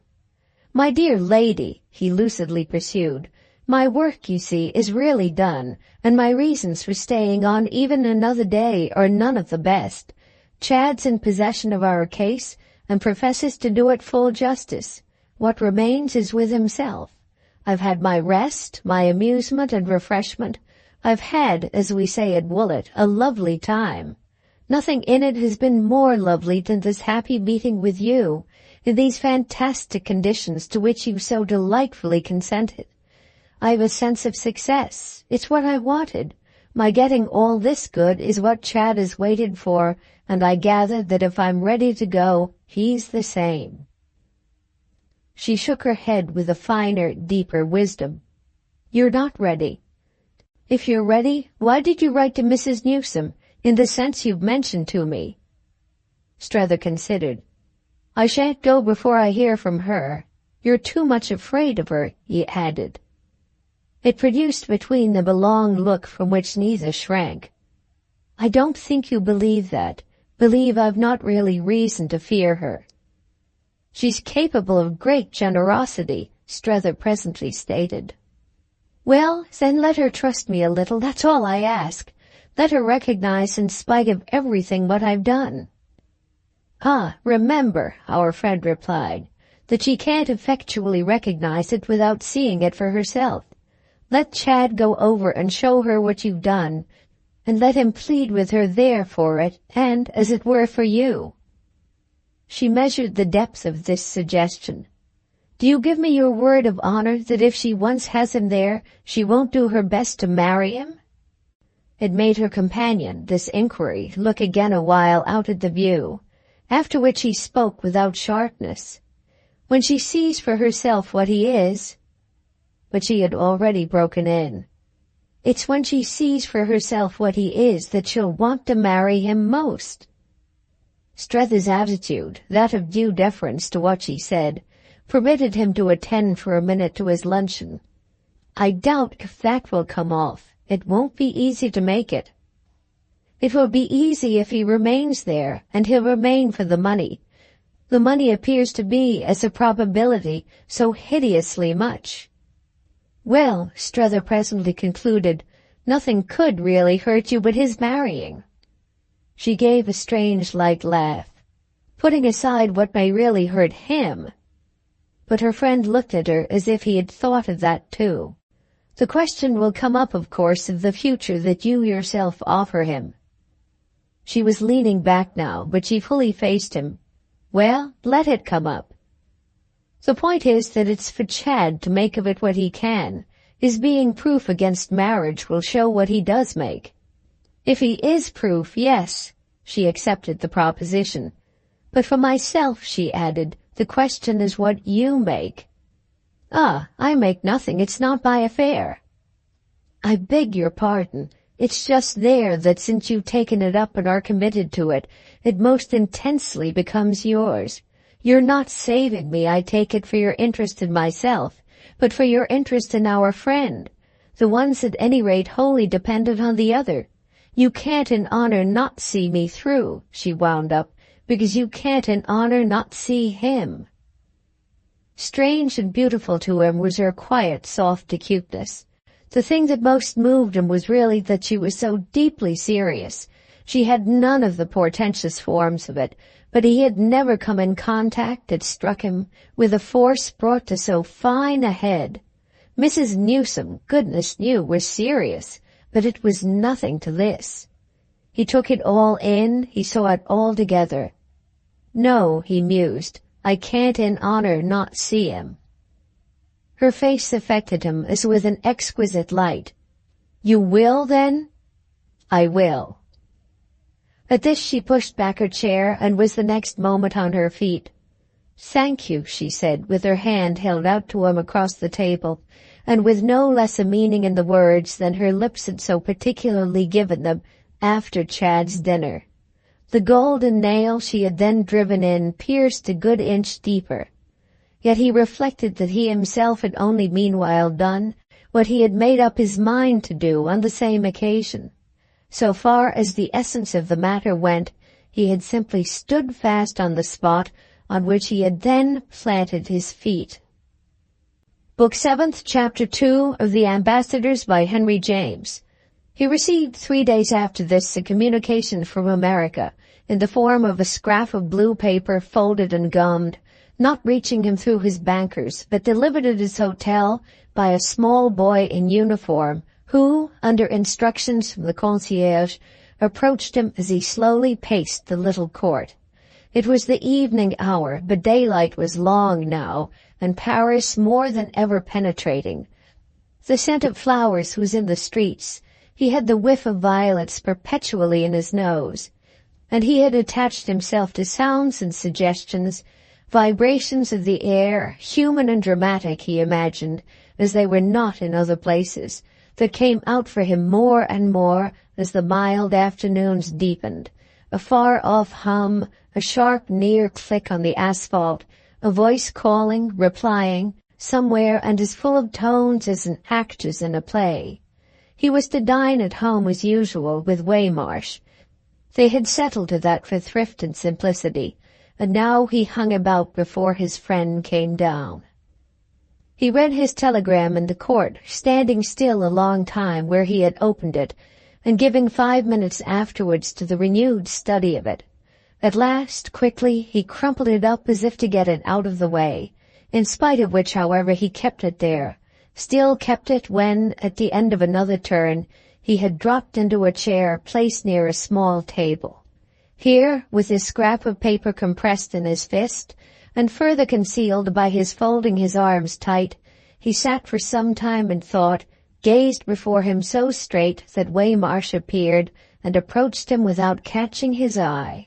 The latter, in fact, struck with his appearance, looked at him hard for a single instant, and then, as if determined to that course by some special vividness in it, dropped back into the salon de lecture without addressing him. But the pilgrim from Melrose permitted himself still to observe the scene from behind the clear glass plate of that retreat. Strether ended, as he sat, by a fresh scrutiny of his compressed missive, which he smoothed out carefully again as he placed it on his table. There it remained for some minutes, until, at last looking up, he saw Waymarsh watching him from within. It was on this that their eyes met for a moment during which neither moved. But Strether then got up, folding his telegram more carefully and putting it into his waistcoat pocket. A few minutes later the friends were seated together at dinner, but Strether had meanwhile said nothing about it, and they eventually parted after coffee in the court with nothing said on either side. Our friend had moreover the consciousness that even less than usual was on this occasion said between them, so that it was almost as if each had been waiting for something from the other. Waymarsh had always more or less the air of sitting at the door of his tent, and silence, after so many weeks, had come to play its part in their concert. This note indeed, to Strether's sense, had lately taken a fuller tone, and it was his fancy tonight that they had never quite so drawn it out. Yet it befell none the less that he closed the door to confidence when his companion finally asked him if there were anything particular the matter with him. "Nothing," he replied, "more than usual." On the morrow, however, at an early hour, he found occasion to give an answer more in consonance with the facts. What was the matter had continued to be so all the previous evening, the first hours of which, after dinner in his room, he had devoted to the copious composition of a letter. He had quitted Waymarsh for this purpose, leaving him to his own resources with less ceremony than their wont, but finally coming down again with his letter unconcluded and going forth into the streets without inquiry for his comrade. He had taken a long, vague walk, and 1 o'clock had struck before his return and his reascent to his room by the aid of the glimmering candle end left for him on the shelf outside the porter's lodge. He had possessed himself, on closing his door, of the numerous loose sheets of his unfinished composition, and then, without reading them over, had torn them into small pieces. He had thereupon slept, as if it had been in some measure thanks to that sacrifice, the sleep of the just, and had prolonged his rest considerably beyond his custom. Thus it was that when between 9 and 10 the tap of the knob of a walking-stick sounded on his door, he had not yet made himself altogether presentable. Chad Newsome's bright deep voice determined quickly enough none the less the admission of the visitor. The little blue paper of the evening before, plainly an object the more precious for its escape from premature destruction, now lay on the sill of the open window, smoothed out afresh and kept from blowing away by the superincumbent weight of his watch. Chad, looking about with careless and competent criticism, as he looked wherever he went, immediately espied it, and permitted himself to fix it for a moment rather hard. After which he turned his eyes to his host. "It has come, then, at last." Strether paused in the act of pinning his necktie. "Then you know? You've had one too?" "No, I've had nothing, and I only know what I see. I see that thing and I guess. Well," he added, "it comes as pat as in a play, for I precisely turned up this morning, as I would have done yesterday, but it was impossible, to take you." "To take me?" Strether had turned again to his glass. "Back, at last, as I promised. I'm ready. I've really been ready this month. I've only been waiting for you, as was perfectly right. But you're better now. You're safe. I see that for myself you've got all your good. You're looking this morning as fit as a flea." Strether at his glass finished dressing, consulting that witness moreover on this last opinion. Was he looking preternaturally fit? There was something in it perhaps for Chad's wonderful eye, but he had felt himself for hours rather in pieces. Such a judgment, however, was after all but a contribution to his resolve. It testified unwittingly to his wisdom. He was still firmer, apparently, since it shone in him as a light, than he had flattered himself. His firmness indeed was slightly compromised as he faced about to his friend by the way this very personage looked, though the case would of course have been worse hadn't the secret of personal magnificence been at every hour Chad's unfailing possession.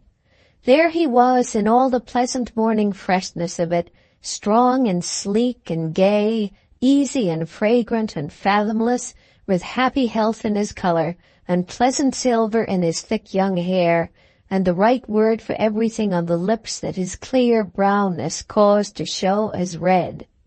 He had never struck Strether as personally such a success. It was as if now, for his definite surrender, he had gathered himself vividly together. This, sharply and rather strangely, was the form in which he was to be presented to Woollett.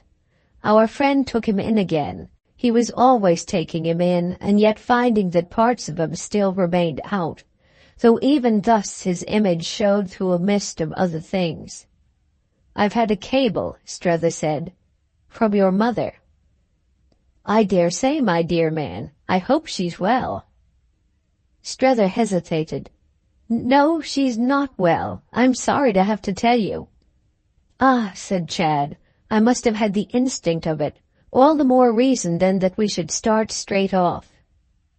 Strether had now got together hat, gloves, and stick, but Chad had dropped on the sofa as if to show where he wished to make his point. He kept observing his companion's things. He might have been judging how quickly they could be packed. He might even have wished to hint that he'd send his own servant to assist. "What do you mean?" Strether inquired by straight off. "Oh, by one of next week's boats. Everything at this season goes out so light that berths will be easy anywhere." Strether had in his hand his telegram, which he had kept there after attaching his watch, and he now offered it to Chad, who, however, with an odd movement declined to take it. "Thanks, I'd rather not. Your correspondence with Mother's your own affair. I'm only with you both on it, whatever it is." Strether, at this, while their eyes met, slowly folded the missive and put it in his pocket, after which, before he had spoken again, Chad broke fresh ground. "Has Miss Gostrey come back?" But when Strether presently spoke, it wasn't an answer. "It's not, I gather, that your mother's physically ill. Her health on the whole this spring seems to have been better than usual, but she's worried, she's anxious, and it appears to have risen within the last few days to a climax. We've tired out, between us, her patience." "Oh, it isn't you," Chad generously protested. "I beg your pardon, it is me." Strether was mild and melancholy but firm. He saw it far and away and over his companion's head. "It's very particularly me." "Well then, all the more reason. Marchons, said the young man gaily. His host, however, at this, but continued to stand agaze, and he had the next thing repeated his question of a moment before. "Has Miss Gostrey come back?" "Yes, 2 days ago." "Then you've seen her?" "No, I'm to see her today." But Strether wouldn't linger now on Miss Gostrey. "Your mother sends me an ultimatum. If I can't bring you, I'm to leave you. I'm to come at any rate myself." "Ah, but you can bring me now," Chad from his sofa reassuringly replied. Strether had a pause. "I don't think I understand you. Why was it that more than a month ago you put it to me so urgently to let Madame de Vionnet speak for you?" "Why?" Chad considered, but he had it at his fingers' ends. "Why, but because I knew how well she'd do it. It was the way to keep you quiet and to that extent do you good. Besides," he happily and comfortably explained, "I wanted you really to know her and to get the impression of her, and you see the good that has done you." "Well," said Strether, "the way she has spoken for you all the same, so far as I've given her a chance, has only made me feel how much she wishes to keep you. If you make nothing of that, I don't see why you wanted me to listen to her." "Why, my dear man," Chad exclaimed, "I make everything of it. How can you doubt?" "I doubt only because you come to me this morning with your signal to start." Chad stared, then gave a laugh. "And isn't my signal to start just what you've been waiting for?" Strether debated. He took another turn. This last month I've been awaiting, I think, more than anything else, the message I have here. You mean you've been afraid of it? Well, I was doing my business in my own way, and I suppose your present announcement, Strether went on, isn't merely the result of your sense of what I've expected. Otherwise you wouldn't have put me in relation. But he paused, pulling up. At this Chad rose. Ah, her wanting me not to go has nothing to do with it. It's only because she's afraid of the way that over there I may get caught, but her fear's groundless. He had met again his companion's sufficiently searching look. Are you tired of her? Chad gave him in reply to this, with a movement of his head, the strangest slow smile he had ever had from him. Never. It had immediately on Strether's imagination so deep and soft an effect that our friend could only for the moment keep it before him. Never? Never, Chad obligingly and serenely repeated. It made his companion take several more steps. Then you're not afraid? Afraid to go? Strether pulled up again. Afraid to stay. The young man looked brightly amazed. You want me now to stay? If I don't immediately sail, the Pococks will immediately come out. That's what I mean, said Strether, by your mother's ultimatum. Chad showed a still livelier but not an alarmed interest. She has turned on Sarah and Jim? Strether joined him for an instant in the vision. Oh, and you may be sure Mamie, that's whom she's turning on. This also Chad saw. He laughed out. Mamie, to corrupt me? Ah, said Strether, she's very charming. So you've already more than once told me. I should like to see her. Something happy and easy, something above all unconscious in the way he said this, brought home again to his companion the facility of his attitude and the enviability of his state. See her then by all means, and consider too, Strether went on, that you really give your sister a lift in letting her come to you. You give her a couple of months in Paris, which she hasn't seen, if I'm not mistaken, since just after she was married, and which I'm sure she wants but the pretext to visit. Chad listened, but with all his own knowledge of the world. She has had it, the pretext, these several years, yet she has never taken it. Do you mean you? Strether, after an instant, inquired. Certainly, the lone exile. And whom do you mean? Said Chad. Oh, I mean me. I'm her pretext. That is, for it comes to the same thing, I'm your mother's. Then why, Chad asked, doesn't Mother come herself? His friend gave him a long look. Should you like her to? And as he for the moment said nothing, it's perfectly open to you to cable for her. Chad continued to think. Will she come if I do? Quite possibly, but try and you'll see.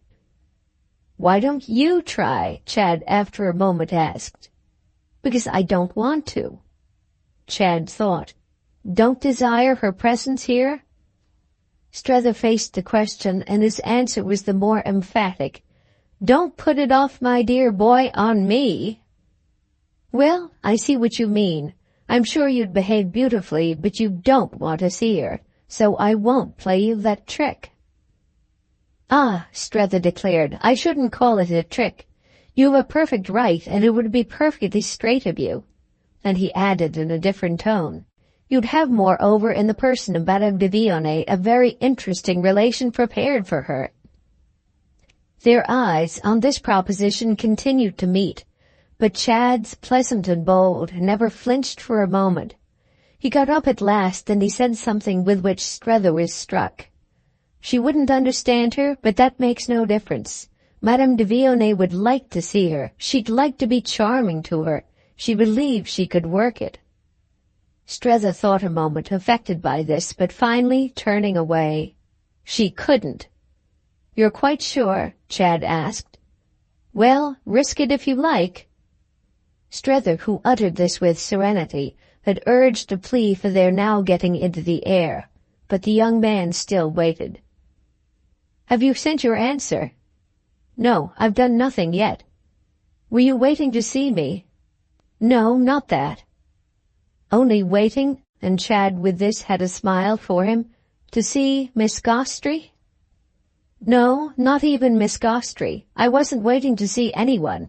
I had only waited till now to make up my mind in complete solitude, and since I, of course, absolutely owe you the information, was on the point of going out with it quite made up.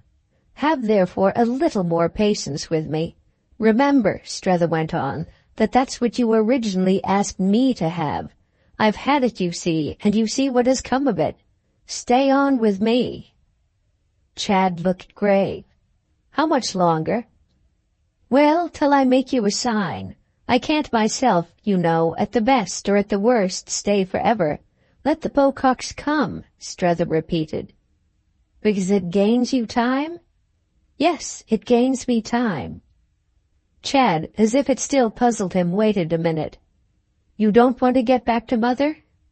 Not just yet. I'm not ready. You feel, Chad asked him in a tone of his own, the charm of life over here? Immensely, Strether faced it. You've helped me so to feel it that surely needn't surprise you. No, it doesn't surprise me, and I'm delighted. But what, my dear man, Chad went on with conscious queerness, does it all lead to for you? The change of position and of relation for each was so oddly betrayed in the question that Chad laughed out as soon as he had uttered it, which made Strether also laugh. Well, to my having a certitude that has been tested, that has passed through the fire. But oh, he couldn't help breaking out, if within my first month here you had been willing to move with me? Well, said Chad while he broke down as for weight of thought. Well, we should have been over there by now. Ah, but you wouldn't have had your fun. I should have had a month of it, and I'm having now, if you want to know, Strether continued, enough to last me for the rest of my days. Chad looked amused and interested, yet still somewhat in the dark, partly perhaps because Strether's estimate of fun had required of him from the first a good deal of elucidation. It wouldn't do if I left you? Left me? Strether remained blank. Only for a month or two, time to go and come. Madame de Vionnet, Chad smiled, would look after you in the interval. To go back by yourself, I remaining here? Again, for an instant, their eyes had the question out, after which Strether said, Grotesque. But I want to see Mother, Chad presently returned. Remember how long it is since I've seen Mother. Long indeed, and that's exactly why I was originally so keen for moving you. Hadn't you shown us enough how beautifully you could do without it? Oh, but, said Chad wonderfully, I'm better now. There was an easy triumph in it that made his friend laugh out loud again. Oh, if you were worse, I should know what to do with you. In that case, I believe I'd have you gagged and strapped down, carried on board, resisting, kicking. How much, Strether asked, do you want to see Mother? How much? Chad seemed to find it, in fact, difficult to say. How much? Why, as much as you've made me. I'd give anything to see her. And you've left me, Chad went on, in little enough doubt as to how much she wants it. Strether thought a minute. Well then, if those things are really your motive, catch the French steamer and sail tomorrow. Of course, when it comes to that, you're absolutely free to do as you choose. From the moment you can't hold yourself, I can only accept your flight. I'll fly in a minute then, said Chad, if you'll stay here. I'll stay here till the next steamer, then I'll follow you. And do you call that, Chad asked, accepting my flight? Certainly, it's the only thing to call it. The only way to keep me here accordingly, Strether explained, is by staying yourself. Chad took it in. All the more that I really dished you, eh? Dished me? Strether echoed as inexpressively as possible. Why, if she sends out the Pococks, it will be that she doesn't trust you, and if she doesn't trust you, that bears upon, well, you know what. Strether decided after a moment that he did know what, and in consonance with this he spoke. You see then all the more what you owe me.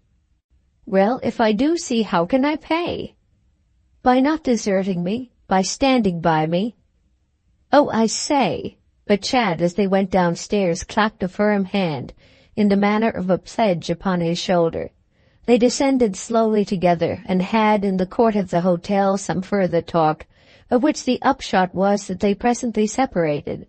Chad Newsome departed, and Strether, left alone, looked about superficially for Waymarsh.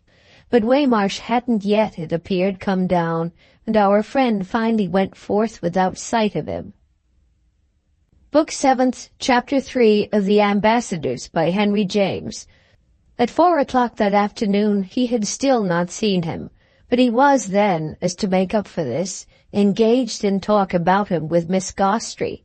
Strether had kept away from home all day, given himself up to the town and to his thoughts, wandered and mused, been at once restless and absorbed, and all with the present climax of a rich little welcome in the Quartier Marbeuf. Waymarsh has been, unbeknown to me, I'm convinced, for Miss Gostrey had inquired, in communication with Willett, the consequence of which was, last night, the loudest possible call for me. Do you mean a letter to bring you home? No, a cable, which I have at this moment in my pocket. Come back by the first ship. Strether's hostess, it might have been made out, just escaped changing color. Reflection arrived but in time and established a provisional serenity. It was perhaps exactly this that enabled her to say with duplicity, "And you're going? You almost deserve it when you abandoned me so." She shook her head as if this were not worth taking up. "My absence has helped you, as I've only to look at you to see. It was my calculation, and I'm justified. You're not where you were. And the thing," she smiled, "was for me not to be there either. You can go of yourself." "Oh, but I feel today," he comfortably declared, "that I shall want you yet." She took him all in again. "Well, I promise you not to leave you, but it will only be to follow you. You've got your momentum and can toddle alone." He intelligently accepted it. "Yes, I suppose I can toddle. It's the sight of that, in fact, that has upset Waymarsh. He can bear it, the way I strike him as going, no longer. That's only the climax of his original feeling. He wants me to quit, and he must have written to Willett that I'm in peril of perdition." "Ah, good," she murmured. "But is it only your supposition?" "I make it out. It explains." "Then he denies, or you haven't asked him?" "I've not had time," Strether said. "I made it out but last night, putting various things together, and I've not been since then face to face with him." She wondered. "Because you're too disgusted? You can't trust yourself?" He settled his glasses on his nose. "Do I look in a great rage?" "You look divine." "There's nothing," he went on, "to be angry about. He has done me, on the contrary, a service." She made it out. "By bringing things to a head?" "How well you understand," he almost groaned. "Waymarsh won't in the least, at any rate when I have it out with him, deny or extenuate. He has acted from the deepest conviction, with the best conscience, and after wakeful nights. He'll recognize that he's fully responsible, and will consider that he has been highly successful, so that any discussion we may have will bring us quite together again, bridge the dark stream that has kept us so thoroughly apart. We shall have at last, in the consequences of his act, something we can definitely talk about." She was silent a little. "How wonderfully you take it, but you're always wonderful." He had a pause that matched her own. Then he had, with an adequate spirit, a complete admission. "It's quite true. I'm extremely wonderful just now. I dare say, in fact, I'm quite fantastic, and I shouldn't be at all surprised if I were mad." "Then tell me," she earnestly pressed. As he, however, for the time answered nothing, only returning the look with which she watched him, she presented herself where it was easier to meet her. "What will Mr. Waymarsh exactly have done?" "Simply have written a letter. One will have been quite enough. He has told them I want looking after." And do you? She was all interest. Immensely, and I shall get it. By which you mean you don't budge? I don't budge. You've cabled? No, I've made Chad do it. That you decline to come? That he declines. We had it out this morning and I brought him round. He had come in before I was down to tell me he was ready. Ready, I mean, to return. And he went off after 10 minutes with me to say he wouldn't. Miss Gostrey followed with intensity. Then you've stopped him. Strether settled himself afresh in his chair. I've stopped him. That is for the time. That, he gave it to her more vividly, is where I am. I see. But where's Mr. Newsome? He was ready, she asked, to go? All ready. And sincerely believing you'd be? Perfectly, I think.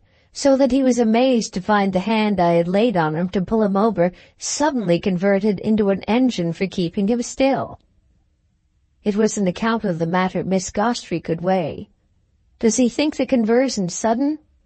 Well, said Strether, I'm not altogether sure of what he thinks. I'm not sure of anything that concerns him, except that the more I've seen of him, the less I've found him what I originally expected. He's obscure, and that's why I'm waiting.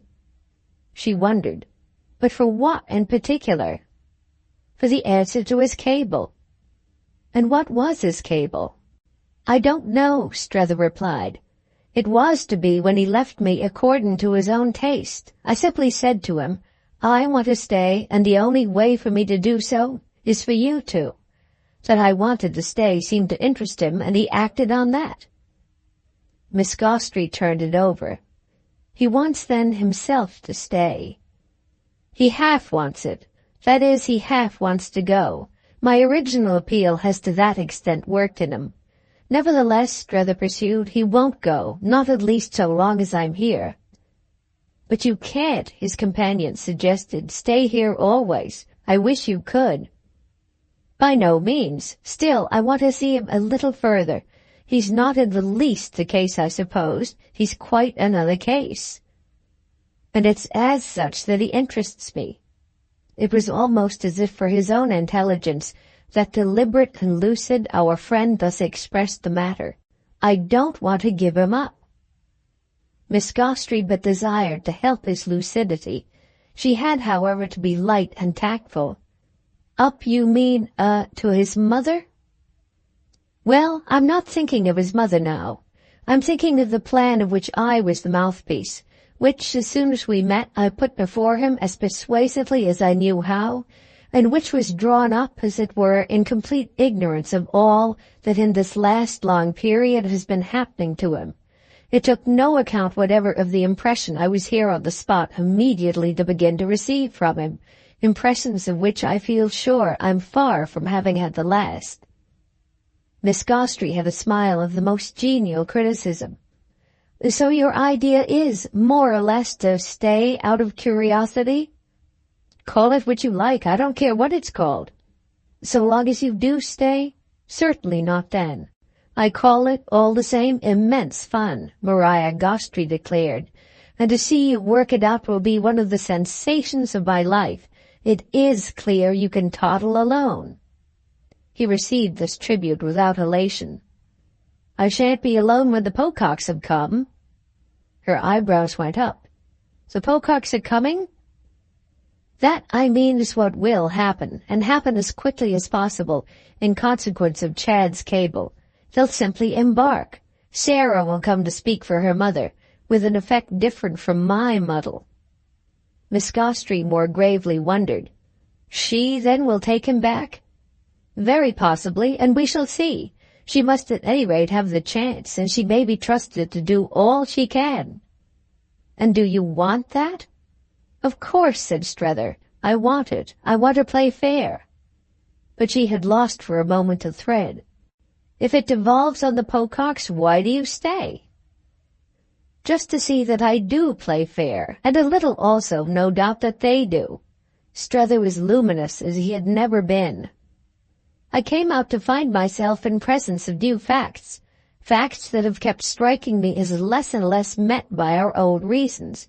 The matter's perfectly simple. New reasons, reasons as new as the facts themselves, are wanted, and of this our friends at Woollet, Chad's and mine, were at the earliest moment definitely notified. If any are producible, Mrs. Pocock will produce them. She'll bring over the whole collection. They'll be, he added with a pensive smile, a part of the fun you speak of. She was quite in the current now and floating by his side. It's Mamie, so far as I've had it from you, who'll be their great card. And then, as his contemplative silence wasn't a denial, she significantly added, I think I'm sorry for her. I think I am, and Strether sprang up, moving about a little as her eyes followed him. But it can't be helped. You mean her coming out can't be? He explained after another turn what he meant.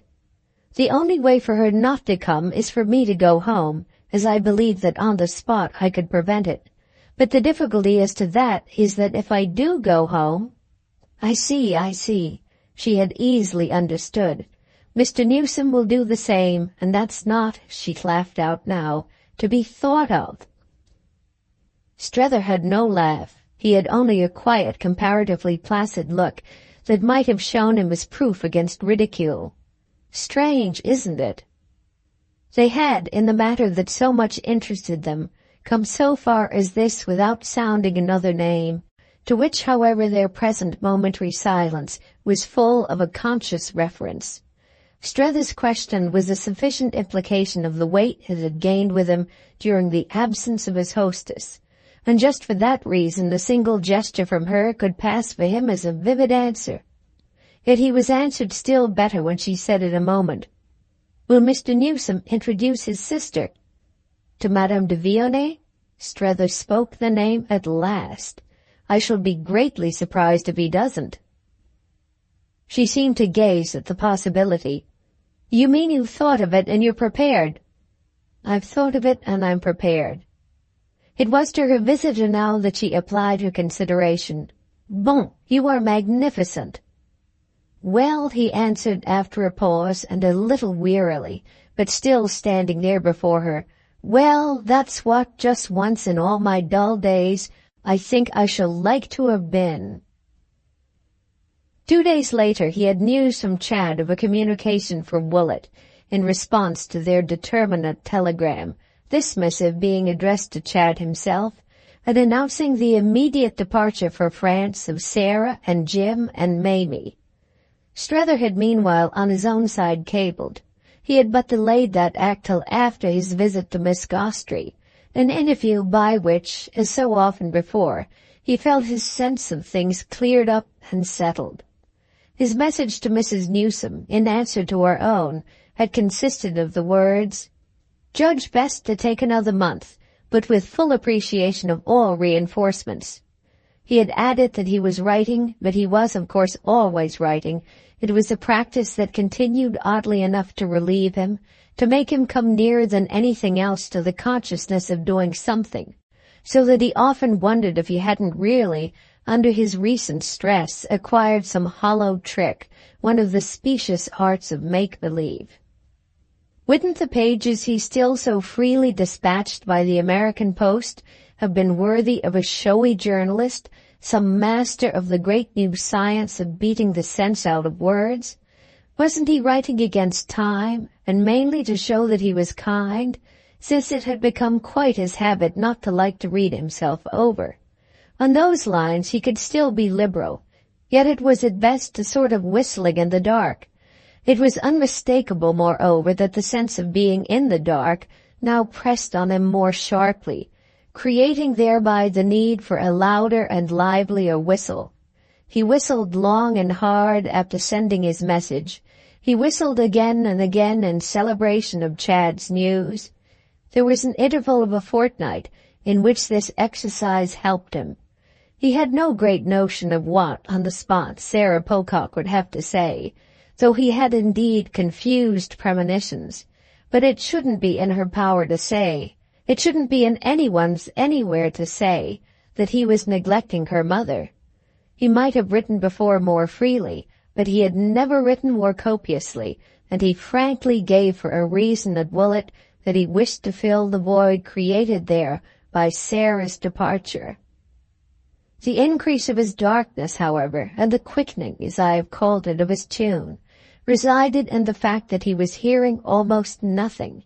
He had for some time been aware that he was hearing less than before, and he was now clearly following a process by which Mrs. Newsome's letters could but logically stop. He hadn't had a line for many days, and he needed no proof, though he was in time to have plenty, that she wouldn't have put pen to paper after receiving the hint that had determined her telegram. She wouldn't write till Sarah should have seen him and reported on him. It was strange, though it might well be less so than his own behavior appeared at Woolwich. It was at any rate significant, and what was remarkable was the way his friend's nature and manner put on for him, through this very drop of demonstration, a greater intensity. It struck him really that he had never lived so with her as during this period of her silence. The silence was the sacred hush, a finer, clearer medium in which her idiosyncrasies showed. He walked about with her, sat with her, drove with her, and dined face to face with her, a rare treat in his life, as he could perhaps have scarce escaped phrasing it.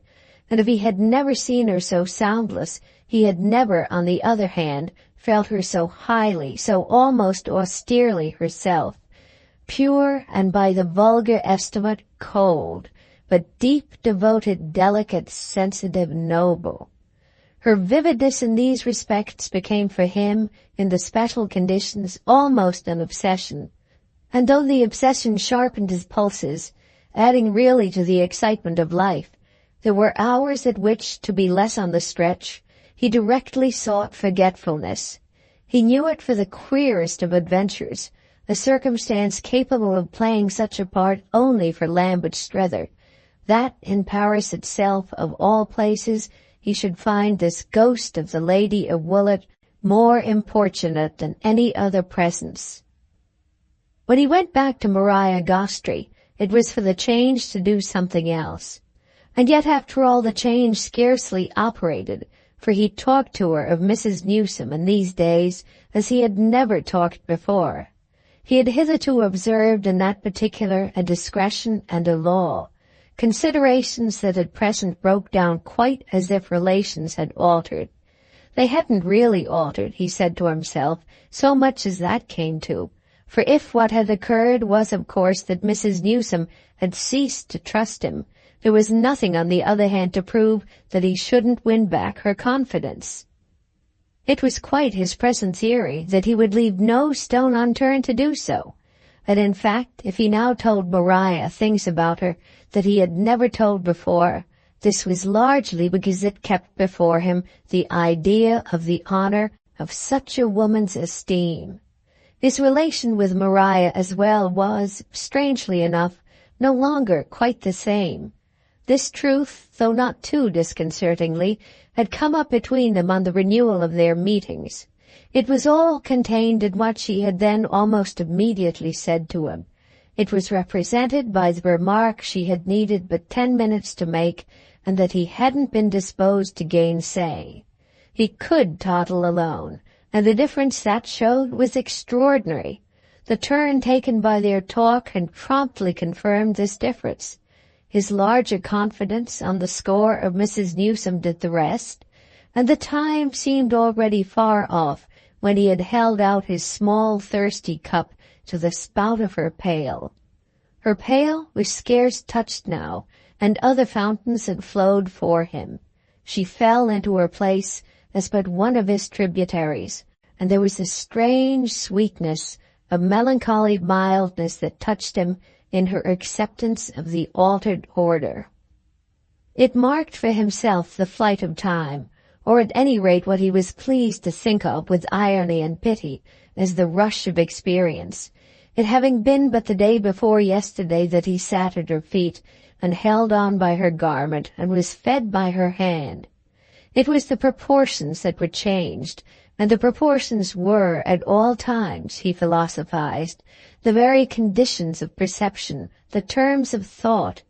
It was as if, with her effective little entresol, and her wide acquaintance, her activities, varieties, promiscuities, the duties and devotions that took up 9/10 of her time, and of which he got guardedly but the side wind. It was as if she had shrunk to a secondary element, and had consented to the shrinkage with the perfection of tact. This perfection had never failed her.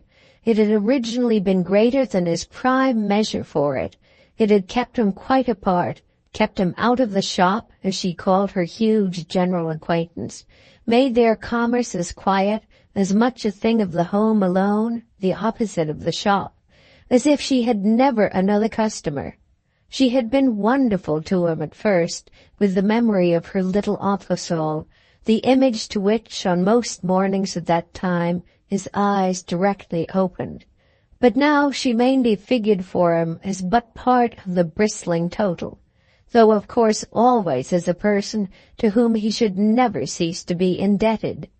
It would never be given to him certainly to inspire a greater kindness.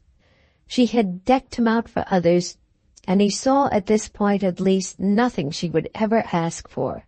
She only wondered and questioned and listened, rendering him the homage of a wistful speculation. She expressed it repeatedly. He was already far beyond her, and she must prepare herself to lose him. There was but one little chance for her. Often, as she had said it, he met it, for it was a touch he liked, each time the same way. My coming to grief? Yes, then I might patch you up. Oh, for my real smash, if it takes place, there will be no patching. But you surely don't mean it will kill you? No, worse, it will make me old. Ah, nothing can do that. The wonderful and special thing about you is that you are, at this time of day, youth. Then she always made further one of those remarks that she had completely ceased to adorn with hesitations or apologies, and that had, by the same token, in spite of their extreme straightness, ceased to produce in Strether the least embarrassment. She made him believe them, and they became thereby as impersonal as truth itself. It's just your particular charm. His answer, too, was always the same. Of course I'm youth for the trip to Europe. I began to be young, or at least to get the benefit of it, the moment I met you at Chester, and that's what's been taking place ever since. I never had the benefit of the proper time, which comes to saying that I never had the thing itself. I'm having the benefit at this moment. I had it the other day when I said to Chad, wait. I shall have it still again when Sarah Pocock arrives. It's a benefit that would make a poor show for many people, and I don't know who else but you and I, frankly, could begin to see in it what I feel. I don't get drunk, I don't pursue the ladies, I don't spend money, I don't even write sonnets. But nevertheless I'm making up late for what I didn't have early. I cultivate my little benefit in my own little way. It amuses me more than anything that has happened to me in all my life. They may say what they like, it's my surrender, it's my tribute to youth. One puts that in where one can. It has to come in somewhere, if only out of the lives, the conditions, the feelings of other persons. Chad gives me the sense of it, for all his gray hairs, which merely make it solid in him and safe and serene. And she does the same, for all her being older than he, for all her marriageable daughter, her separated husband, her agitated history. Though they're young enough, my pair, I don't say they're, in the freshest way, their own absolutely prime adolescence, for that has nothing to do with it. The point is that they're mine. Yes, they're my youth, since somehow at the right time nothing else ever was. What I meant just now, therefore, is that it would all go before doing its work, if they were to fail me. On which, just here, Miss Gostrey inveterately questioned, what do you, in particular, call its work? Well, to see me through. But through what? She liked to get it all out of him. Why, through this experience. That was all that would come. It regularly gave her nonetheless the last word. Don't you remember how in those first days of our meeting it was I who was to see you through? Remember, tenderly, deeply, he always rose to it, you're just doing your part and letting me maunder to you thus. Ah, don't speak as if my part were small, since whatever else fails you, you won't ever, he thus took her up. Oh, I beg your pardon, you inevitably will. Your conditions, that's what I mean, won't allow me anything to do for you. Let alone, I see what you mean, that I'm drearily, dreadfully old. I am, but there's a service, possibly for you to render, that I know all the same I shall think of. And what will it be? This, in fine, however, she would never tell him. You shall hear only if your smash takes place. As that's really out of the question, I won't expose myself. A point at which, for reasons of his own, Strether ceased to press. He came round for publicity. It was the easiest thing, to the idea that his smash was out of the question, and this rendered idle the discussion of what might follow it. He attached an added importance, as the days elapsed, to the arrival of the Pococks. He had even a shameful sense of waiting for it insincerely and incorrectly. He accused himself of making believe to his own mind that Sarah's presence, her impression, her judgment would simplify and harmonize. He accused himself of being so afraid of what they might do that he sought refuge to beg the whole question in a vain fury. He had abundantly seen at home what they were in the habit of doing, and he had not at present the smallest ground. His clearest vision was when he made out that what he most desired was an account more full and free of Mrs. Newsome's state of mind than any he felt he could now expect from herself. That calculation at least went hand in hand with the sharp consciousness of wishing to prove to himself that he was not afraid to look his behavior in the face. If he was, by an inexorable logic, to pay for it, he was literally impatient to know the cost, and he held himself ready to pay in installments. The first installment would be precisely this entertainment of Sarah, as a consequence of which, moreover, he should know vastly better where he stood. Book 8, Chapter 1 of The Ambassadors by Henry James.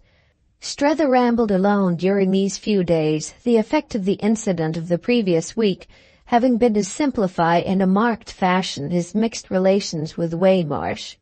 Nothing had passed between them in reference to Mrs. Newsome's summons, but that our friend had mentioned to his own the departure of the deputation actually at sea, giving him thus an opportunity to confess to the occult intervention he imputed to him. Waymarsh, however, in the event, confessed to nothing, and though this falsified in some degree Strether's forecast, the latter amusedly saw in it the same depth of good conscience out of which the dear man's impertinence had originally sprung. He was patient with the dear man now, and delighted to observe how unmistakably he had put on flesh. He felt his own holidays so successfully large and free that he was full of allowances and charities in respect to those cabined and confined. His instinct toward a spirit so strapped down as Waymarsh's was to walk round it on tiptoe for fear of waking it up to a sense of losses by this time irretrievable. It was all very funny, he knew, and but the difference, as he often said to himself, of Tweedledum and Tweedledee, an emancipation so purely comparative that it was like the advance of the doormat on the scraper. Yet the present crisis was happily to profit by it, and the pilgrim from Millrose to know himself more than ever in the right. Strether felt that when he heard of the approach of the Pococks, the impulse of pity quite sprang up in him beside the impulse of triumph. That was exactly why Waymarsh had looked at him with eyes in which the heat of justice was measured and shaded. He had looked very hard, as if affectionately sorry for the friend of 55, whose frivolity had thus to be recorded, becoming, however, but obscurely sententious, and leaving his companion to formulate a charge. It was in this general attitude that he had of late altogether taken refuge, With a drop of discussion they were solemnly, sadly superficial. Strether recognized in him the mere portentous ruination to which Miss Behest had so good-humoredly described herself as assigning a corner of her saddle. It was quite as if he knew his surreptitious step had been divined, and it was also as if he missed the chance to explain the purity of his motive. But this privation of relief should be precisely his small penance. It was not amiss for Strether that he should find himself to that degree uneasy. If he had been challenged or accused, rebuked for meddling or otherwise pulled up, he would probably have shown on his own system all the height of his consistency, all the depth of his good faith. Explicit resentment of his course would have made him take the floor, and the thump of his fist on the table would have affirmed him as consciously incorruptible. Had what now really prevailed with Strether been but a dread of that thump, a dread of wincing a little painfully at what it might invidiously demonstrate? However this might be, at any rate, one of the marks of the crisis was a visible, a studied lapse in Waymarsh of betrayed concern. As if to make up to his comrade for the stroke by which he had played Providence, he now conspicuously ignored his movements, withdrew himself from the pretensions to share them, stiffened up his sensibility to neglect, and clasping his large empty hands and swinging his large restless foot, clearly looked to another quarter for justice. This made for independence on Strether's part, and he had in truth at no moment of his stay been so free to go and come. The early summer brushed the picture over and blurred everything but the near. It made a vast, warm, fragrant medium in which the elements floated together on the best of terms, in which rewards were immediate and reckonings postponed. Chad was out of town again, for the first time since his visitor's first view of him. He had explained this necessity, without detail, yet also without embarrassment. The circumstance was one of those which, in the young man's life, testified to the variety of his ties. Strether wasn't otherwise concerned with it than for its so testifying, a pleasant, multitudinous image in which he took comfort. He took comfort by the same stroke in the swing of Chad's pendulum back from that other swing, the sharp jerk towards Willett, so stayed by his own hand. He had the entertainment of thinking that if he had for that moment stopped the clock, it was to promote the next minute the still livelier motion. He himself did what he hadn't done before. He took 2 or 3 times whole days off, irrespective of others, of 2 or 3 taken with Miss Gostry, 2 or 3 taken with little Billum. He went to Chartres and cultivated, before the front of the cathedral, a general easy beatitude. He went to Fontainebleau and imagined himself on the way to Italy. He went to Rouen with a little handbag and inordinately spent the night. One afternoon he did something quite different. Finding himself in the neighborhood of a fine old house across the river, he passed under the great arch of its doorway and asked at the porter's lodge for Madame de Vionnet.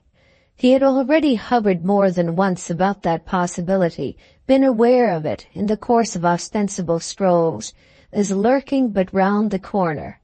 Only it had perversely happened, after his morning in Notre Dame, that his consistency, as he considered and intended it, had come back to him, whereby he had reflected that the encounter in question had been none of his making, clinging again intensely to the strength of his position, which was precisely that there was nothing in it for himself.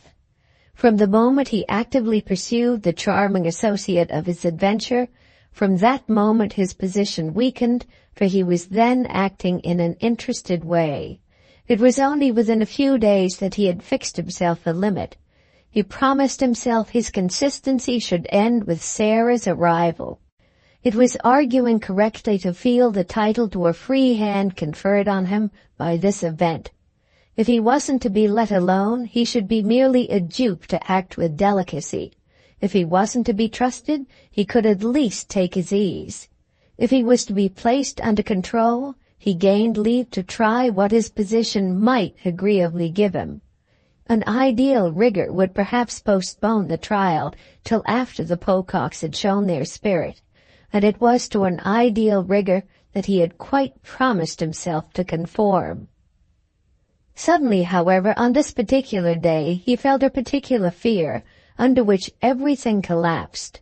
He knew abruptly that he was afraid of himself, and yet not in relation to the effect on his sensibilities of another hour of Madame de Vionnet. What he dreaded was the effect of a single hour of Sarah Pocock, as to whom he was visited in troubled nights with fantastic waking dreams. She loomed at him larger than life. She increased in volume as she drew nearer. She so met his eyes that his imagination, taking, after the first step, all, and more than all, the strides, he already felt her come down on him, already burned under her reprobation with the blush of guilt, already consented by way of penance to the instant forfeiture of everything. He saw himself under her direction recommitted to Woollet, as juvenile offenders are committed to reformatories. It wasn't, of course, that Woollet was really a place of discipline, but he knew in advance that Sarah's salon at the hotel would be. His danger, at any rate, in such moods of alarm, was some concession on this ground that would involve a sharp rupture with the actual. Therefore, if he waited to take leave of that actual, he might wholly miss his chance. It was represented with supreme vividness by Madame de Vionnet, and that is why, in a word, he waited no longer. He had seen in a flash that he must anticipate Mrs. Pocock. He was accordingly much disappointed on now learning from the portress that the lady of his quest was not in Paris. She had gone for some days to the country. There was nothing in this accident but what was natural, yet it produced for poor Strether a drop of all confidence. It was suddenly as if he should never see her again, and as if, moreover, he had brought it on himself by not having been quite kind to her. It was the advantage of his having let his fancy lose itself for a little in the gloom, that as by reaction the prospect began really to brighten from the moment the deputation for Woollet alighted on the platform of the station. They had come straight from Havre, having sailed from New York to that port, and having also, thanks to a happy voyage, made land with a promptitude that left Chad Newsome, who had meant to meet them at the dock, elated. He had received their telegram with the announcement of their immediate further advance just as he was taking the train for Havre, so that nothing had remained for him but to await them in Paris. He hastily picked up Strether at the hotel for this purpose, and he even, with easy pleasantry, suggested the attendance of Waymarsh as well. Waymarsh, at the moment his cab rattled up, being engaged under Strether's contemplative range in a grave perambulation of the familiar court.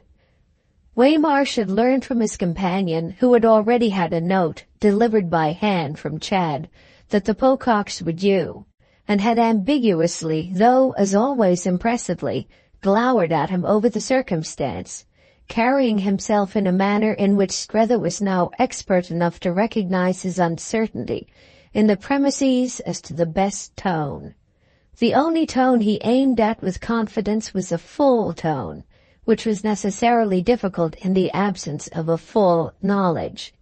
The Pococks were a quantity as yet unmeasured, and as he had practically brought them over, so this witness had to that extent exposed himself. He wanted to feel right about it, but could only at the best for the time feel vague. "I shall look to you, you know, immensely," our friend had said, "to help me with them," and he had been quite conscious of the effect of the remark, and of others of the same sort, on his comrade's sombre sensibility. He had insisted on the fact that Waymarsh would quite like Mrs. Pocock. One could be certain he would. He would be with her about everything, and she would also be with him, and Miss Barras's nose, in short, would find itself out of joint. Strether had woven this web of cheerfulness while they waited in the court for Chad. He had sat smoking cigarettes to keep himself quiet, while caged and leonine, his fellow traveller paced and turned before him. Chad Newsome was doubtless to be struck, when he arrived, with the sharpness of their opposition at this particular hour. He was to remember, as a part of it, how Waymarsh came with him and with Strether to the street, and stood there with a face half wistful and half rueful. They talked of him, the two others, as they drove, and Strether put Chad in possession of much of his own strained sense of things. He had already, a few days before, named to him the wire he was convinced their friend had pulled, a confidence that had made on the young man's part quite hugely for curiosity and diversion. The action of the matter, moreover, Strether could see, was to penetrate. He saw, that is, how Chad judged the system of influence in which Waymarsh had served as the determinant, an impression just now quickened again, with the whole bearing of such a fact on the youth's view of his relatives. As it came up between them that they might now take their friend for a feature of the control of these latter, now sought to be exerted for Woollett, Strether felt indeed how it would be stamped all over him, half an hour later, for Sarah Pocock's eyes, that he was as much on Chad's side as Waymarsh had probably described him. He was letting himself at present go. There was no denying it. It might be desperation, it might be confidence. He should offer himself to the arriving travellers, bristling with all the lucidity he had cultivated. He repeated to Chad what he had been saying in the court to Waymarsh, how there was no doubt whatever that his sister would find the latter a kindred spirit, no doubt of the alliance based on an exchange of views, that the pair would successfully strike up. They would become as thick as thieves, which, moreover, was but a development of what Strether remembered to have said in one of his first discussions with his mate, struck as he had then already been, with the elements of affinity between that personage and Mrs. Newsome herself. I told him one day, when he had questioned me on your mother, that she was a person who, when he should know her, would rouse in him, I was sure, a special enthusiasm, and that hangs together with the conviction we now feel, the certitude that Mrs. Pocock will take him into her boat, for it's your mother's own boat that she's pulling. Ah, said Chad, mother's worth 50 of Sally. 1,000, but when you presently meet her, all the same you'll be meeting your mother's representative, just as I shall. I feel like the outgoing ambassador, said Strether, doing honor to his appointed successor.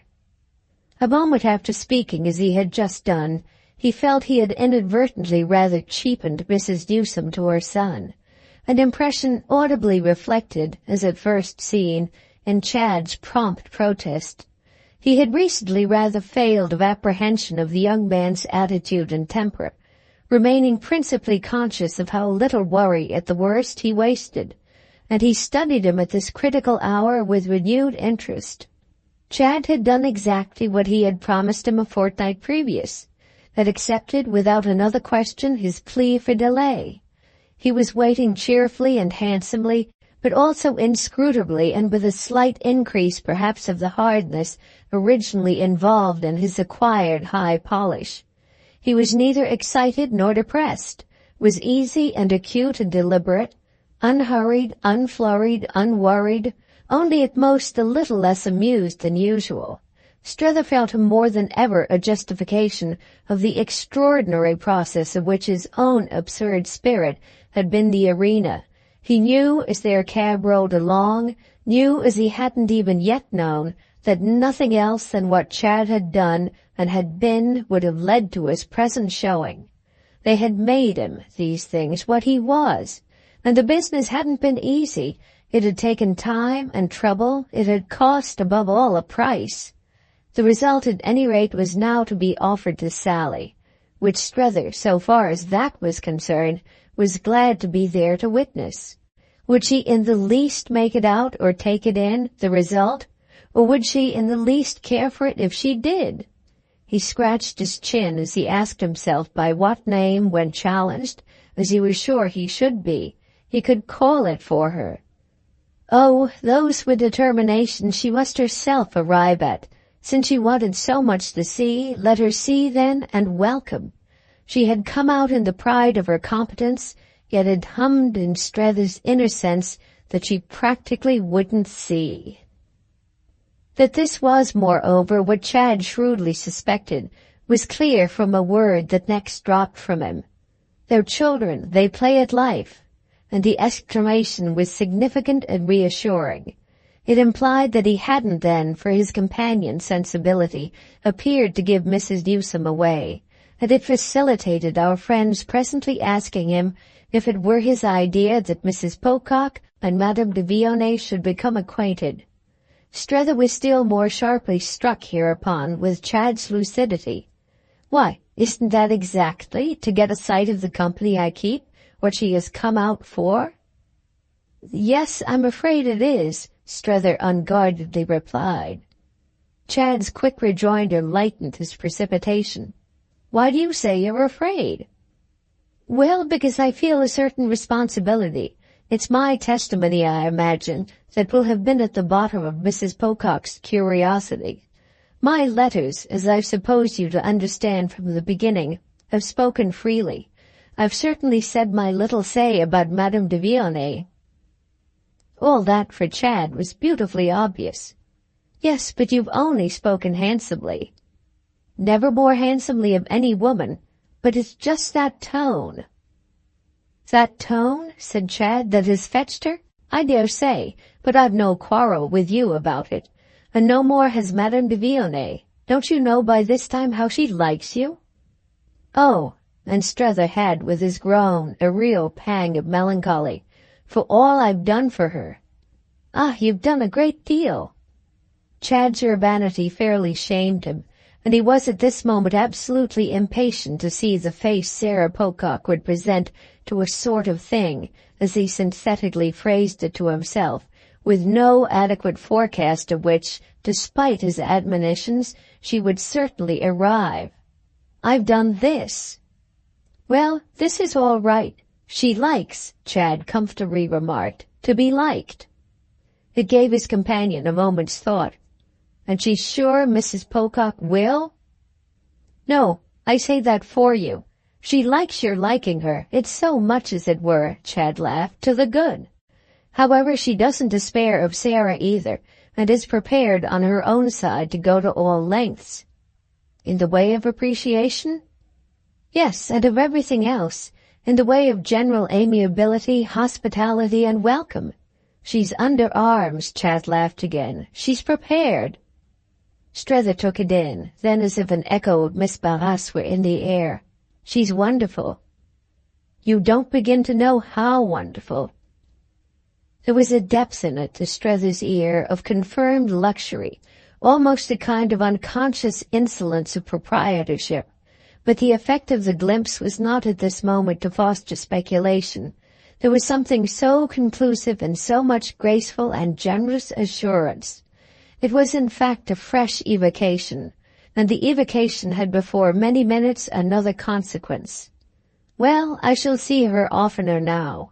I shall see her as much as I like, by your leave, which is what I hitherto haven't done."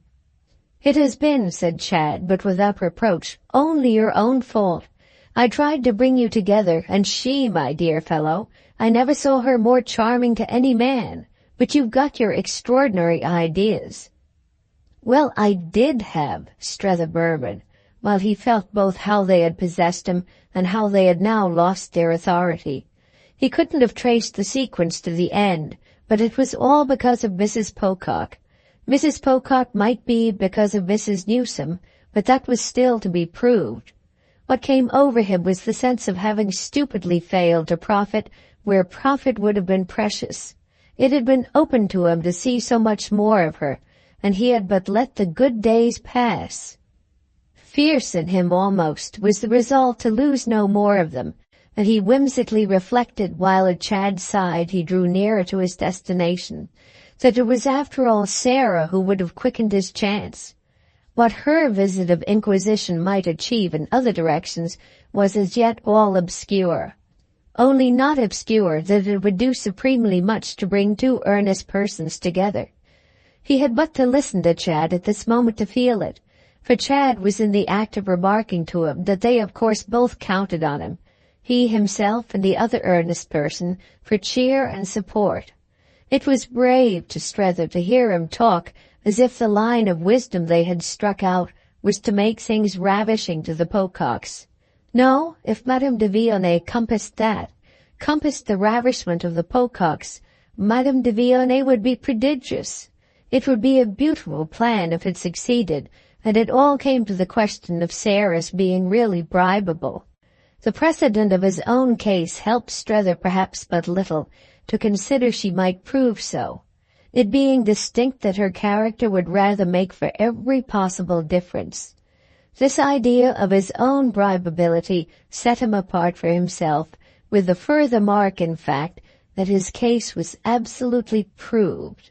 He liked always, where Lambert Strether was concerned, to know the worst, and what he now seemed to know was not only that he was bribable, but that he had been effectually bribed. The only difficulty was that he couldn't quite have said with what. It was as if he had sold himself, but hadn't somehow got the cash. That, however, was what characteristically would happen to him. It would naturally be his kind of traffic. While he thought of these things, he reminded Chad of the truth they mustn't lose sight of. The truth that, with all deference to her susceptibility to new interests, Sarah would have come out with a high, firm, definite purpose. She hasn't come out, you know, to be bamboozled. We may all be ravishing. Nothing perhaps could be more easy for us. But she hasn't come out to be ravished. She has come out just simply to take you home. "Oh, well, with her I'll go," said Chad good-humoredly. "I suppose you'll allow that." And then, as for a minute Strether said nothing, "Or is your idea that when I've seen her I shan't want to go?" As this question, however, again left his friend silent, he presently went on. "My own idea, at any rate, is that they shall have, while they're here, the best sort of time." It wasn't this that Strether spoke. "Ah, there you are. I think if you really wanted to go—" "Well," said Chad, to bring it out. "Well, you wouldn't trouble about our good time. You wouldn't care what sort of a time we have." Chad could always take in the easiest way in the world any ingenious suggestion. "I see. But can I help it? I'm too decent." "Yes, you're too decent," Strether heavily sighed, and he felt for the moment as if it were the preposterous end of his mission. It ministered for the time to this temporary effect that Chad made no rejoinder, but he spoke again as they came in sight of the station. "Do you mean to introduce her to Miss Gostrey?" As to this, Strether was ready. "No." "But haven't you told me they know about her?" "I think I've told you your mother knows." "And won't she have told Sally?" "That's one of the things I want to see." "And if you find she has—" "Will I then, you mean, bring them together?" "Yes," said Chad with his pleasant promptness, "to show her there's nothing in it." Strether hesitated.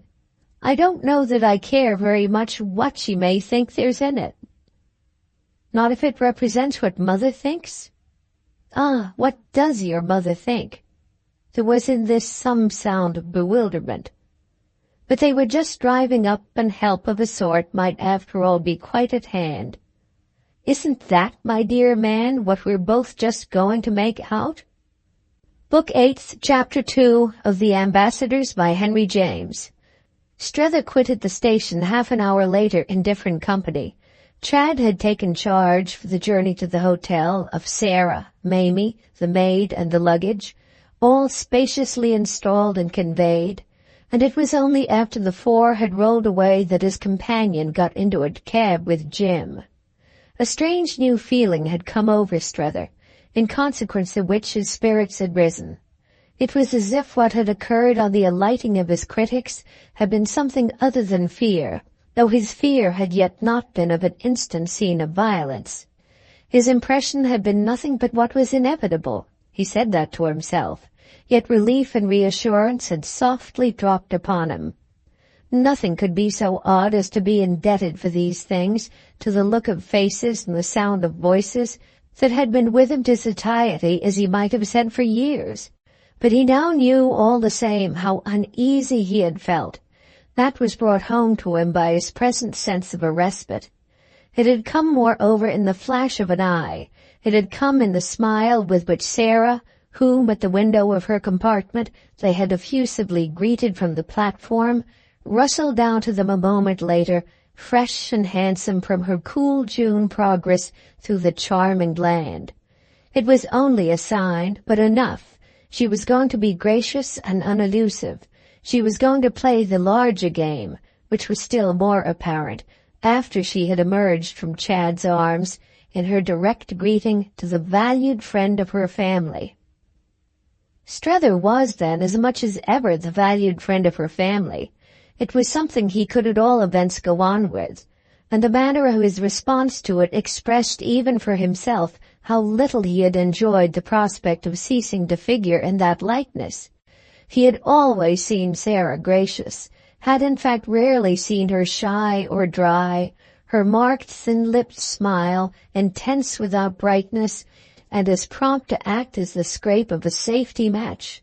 The protrusion of a rather remarkably long chin, which in her case represented invitation and urbanity, and not, as in most others, pugnacity and defiance.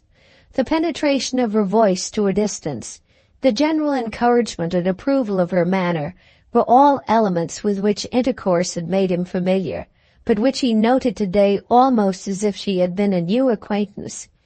This first glimpse of her had given a brief but vivid accent to her resemblance to her mother. He could have taken her for Mrs. Newsome while she met his eyes as the train rolled into the station. It was an impression that quickly dropped. Mrs. Newsome was much handsomer, and while Sarah inclined to the massive, her mother had, at an age, still the girdle of a maid. Also the latter's chin was rather short than long, and her smile, by good fortune, much more, oh ever so much more, mercifully vague.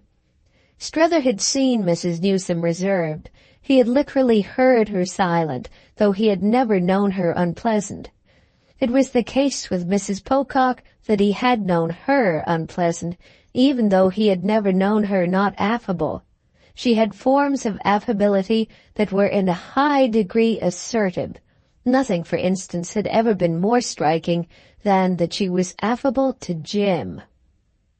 What had told in any case at the window of the train was her high, clear forehead, that forehead which her friends, for some reason, always thought of as a brow.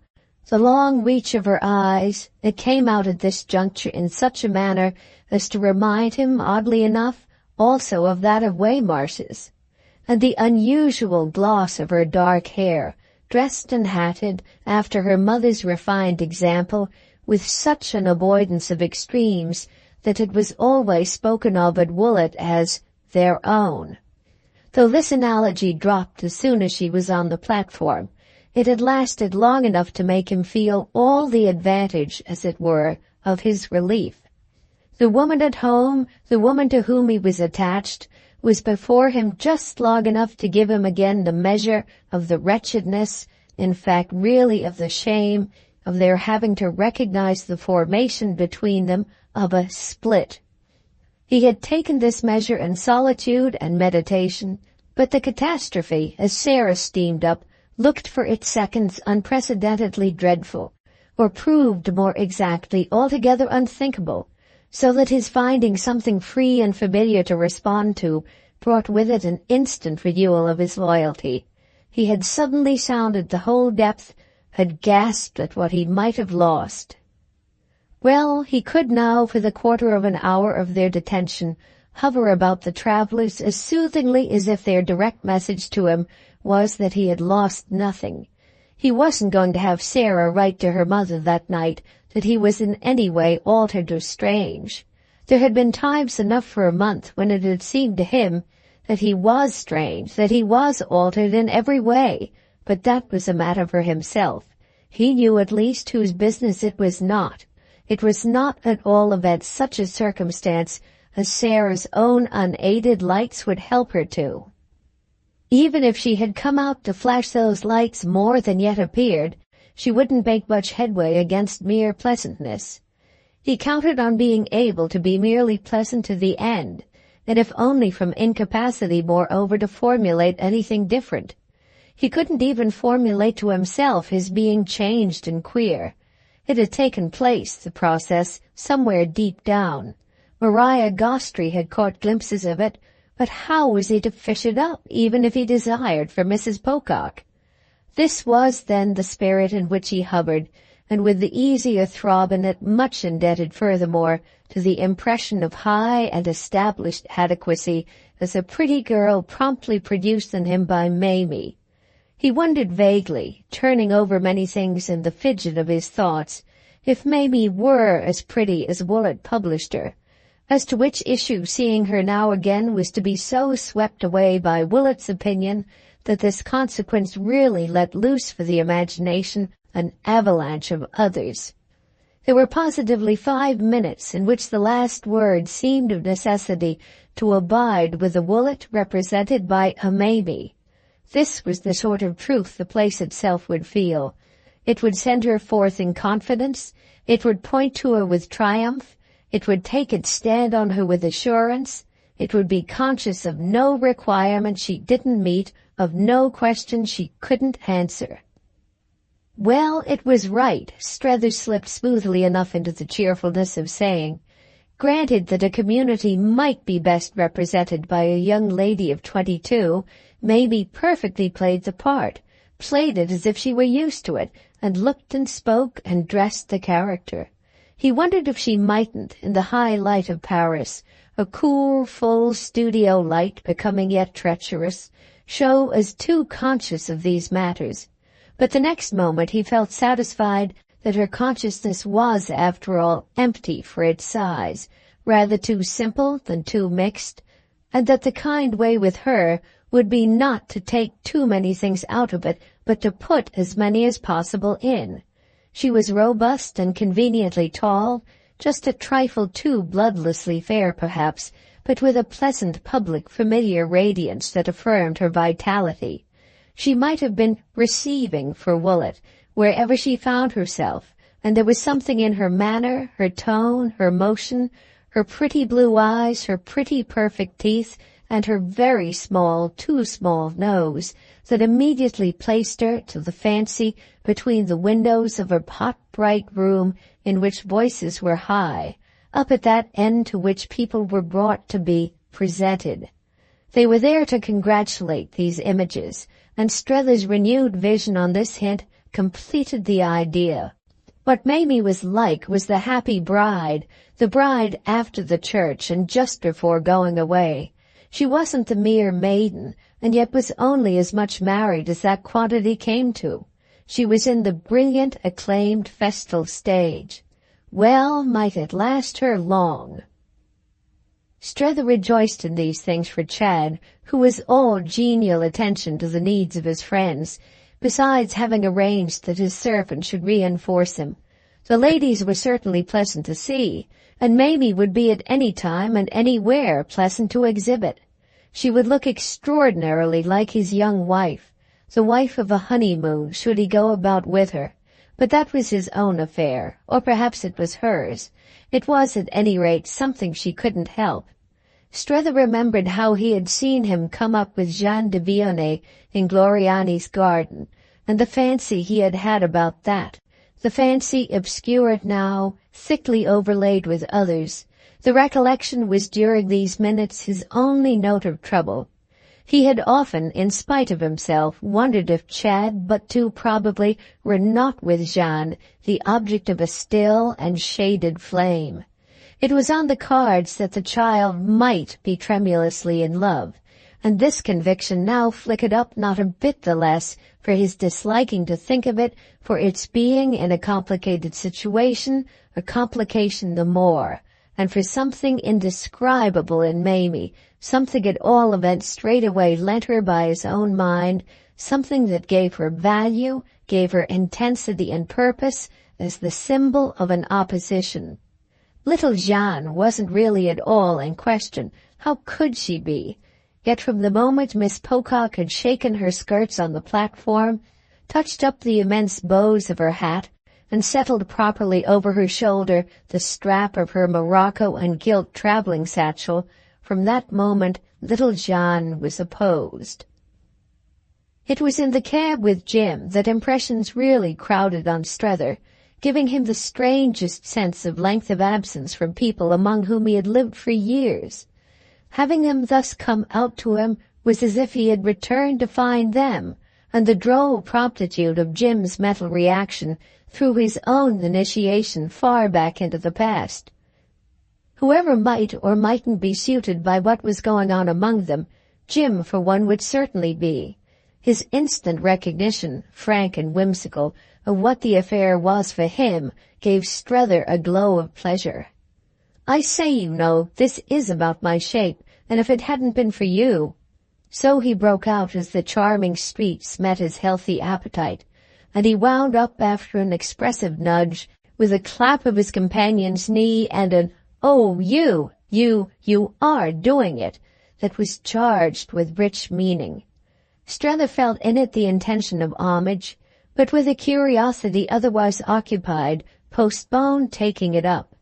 What he was asking himself for the time was how Sarah Pocock, in the opportunity already given her, had judged her brother, from whom he himself, as they finally at the station separated for their different conveyances, had had a look into which he could read more than one message. However Sarah was judging her brother, Chad's conclusion about his sister and about her husband and her husband's sister was at the least on the way not to fail of confidence. Strether felt the confidence, and that as the look between them was an exchange, what he himself gave back was relatively vague. This comparison of notes, however, could wait. Everything struck him as depending on the effect produced by Chad. Neither Sarah nor Mamie had in any way, at the station, where they had had, after all, ample time, broken out about it, which, to make up for this, was what our friend had expected of Jim as soon as they should find themselves together. It was queer to him that he had that noiseless brush with Chad, an ironic intelligence with this youth on the subject of his relatives, and intelligence carried on under their nose and, as might be said, at their expense. Such a matter marked again for him strongly the number of stages he had come, albeit that if the number seemed greater, the time taken for the final one was but the turn of a hand. He had before this had many moments of wondering if he himself weren't perhaps changed even as Chad was changed. Only what in Chad was conspicuous improvement? Well, he had no name ready for the working in his own organism of his own more timid dose. He should have to see first what this action would amount to.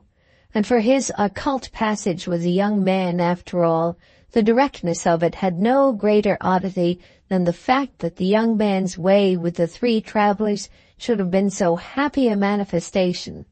Strether liked him for it on the spot, as he hadn't yet liked him. It affected him while it lasted as he might have been affected by some light, pleasant, perfect work of art. To that degree that he wondered if they were really worthy of it, took it in and did it justice. To that degree that it would have been scarce a miracle if, there in the luggage room while they waited for their things, Sarah had pulled his sleeve and drawn him aside. "You're right, we haven't quite known what you mean, Mother and I, but now we see. Chad's magnificent. What can one want more, if this is the kind of thing?" On which they might, as it were, have embraced and begun to work together. Ah, how much as it was for all her bridling brightness, which was merely general and noticed nothing, would they work together? Strether knew that he was unreasonable. He set it down to his being nervous. People couldn't notice everything and speak of everything in a quarter of an hour. Possibly, no doubt also, he made too much of Chad's display. Yet nonetheless, when at the end of 5 minutes in the cab, Jim Pocock had said nothing either, hadn't said, that is, what Strether wanted, though he had said much else, it all suddenly bounced back to their being either stupid or willful. It was more probably on the whole the former, so that would be the drawback of the bridling brightness. Yes, they would bridle and be bright. They would make the best of what was before them, but their observation would fail. It would be beyond them. They simply wouldn't understand. Of what use would it be then that they had come, if they weren't to be intelligent up to that point? Unless indeed he himself were utterly deluded and extravagant. Was he, on this question of chance improvement, fantastic and away from the truth? Did he live in a false world, a world that had grown simply to suit him, and was his present slight irritation, in the face now of Jim's silence in particular, but the alarm of the vain thing menaced by the touch of the real? Was this contribution of the real possibly the mission of the Pococks? Had they come to make the work of observation, as he had practiced observation, crack and crumble, and to reduce Chad to the plain terms in which honest minds could deal with him? Had they come, in short, to be sane, where Strether was destined to feel that he himself had only been silly? He glanced at such a contingency, but it failed to hold him long when once he had reflected that he would have been silly in this case with Maria Gostry and little Billum, with Madame de Vionnet and little John, with Lambert Strether in fine, and above all with Chad Newsome himself. Wouldn't it be found to have made more for reality to be silly with these persons than sane with Sarah and Jim? Jim, in fact, he presently made up his mind, was individually out of it. Jim didn't care. Jim hadn't come out either for Chad or for him. Jim, in short, left the moral side to Sally, and indeed simply availed himself now, for the sense of recreation, of the fact that he left almost everything to Sally. He was nothing compared to Sally, and not so much by reason of Sally's temper and will, as by that of her more developed type and greater acquaintance with the world. He quite frankly and serenely confessed, as he sat there with Strether, that he felt his type hang far in the rear of his wife's, and still further, if possible, in the rear of his sister's. Their types, he well knew, were recognized and acclaimed, whereas the most the leading Willet businessman could hope to achieve socially, and for that matter industrially, was a certain freedom to play into this general glamour. The impression he made on our friend was another of the things that marked our friend's road. It was a strange impression, especially as so soon produced. Strether had received it, he judged, all in the 20 minutes. It struck him at least as but in a minor degree the work of the long Woollett years. Pocock was normally and consentingly, though not quite wittingly, out of the question. It was despite his being normal. It was despite his being cheerful. It was despite his being a leading Woollett businessman. And the determination of his fate left him thus perfectly usual, as everything else about it was clearly, to his sense, not less so. He seemed to say that there was a whole side of life on which the perfectly usual was, for leading Woollett businessmen, to be out of the question. He made no more of it than that, and Strether, so far as Jim was concerned, desired to make no more. Only Strether's imagination, as always, worked, and he asked himself if this side of life were not somehow connected for those who figured on it with the fact of marriage. Would his relation to it, had he married 10 years before, have become now the same as Pocock's? Might it even become the same should he marry in a few months? Should he ever know himself as much out of the question for Mrs. Newsome as Jim knew himself, in a dim way, for Mrs. Jim? To turn his eyes in that direction was to be personally reassured. He was different from Pocock. He had affirmed himself differently, and was held, after all, in higher esteem.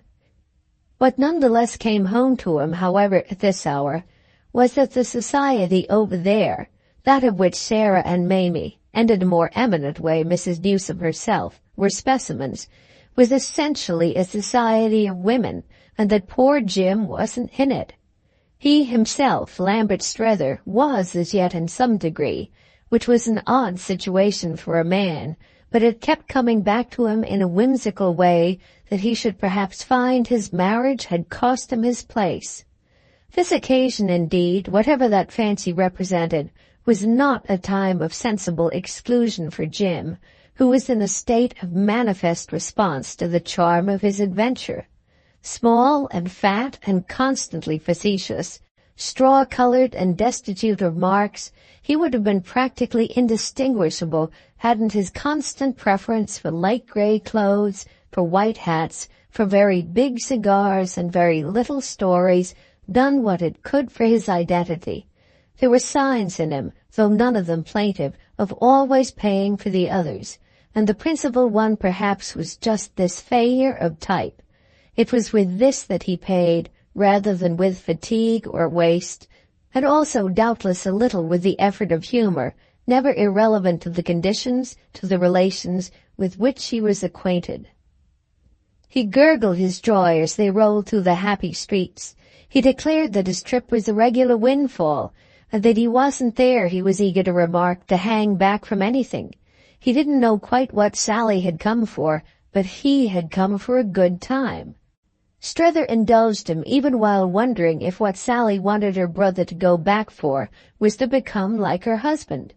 He trusted that a good time was to be, out and out, the program for all of them, and he assented liberally to Jim's proposal that, disencumbered and irresponsible, his things were in the omnibus with those of the others, they should take a further turn round before going to the hotel.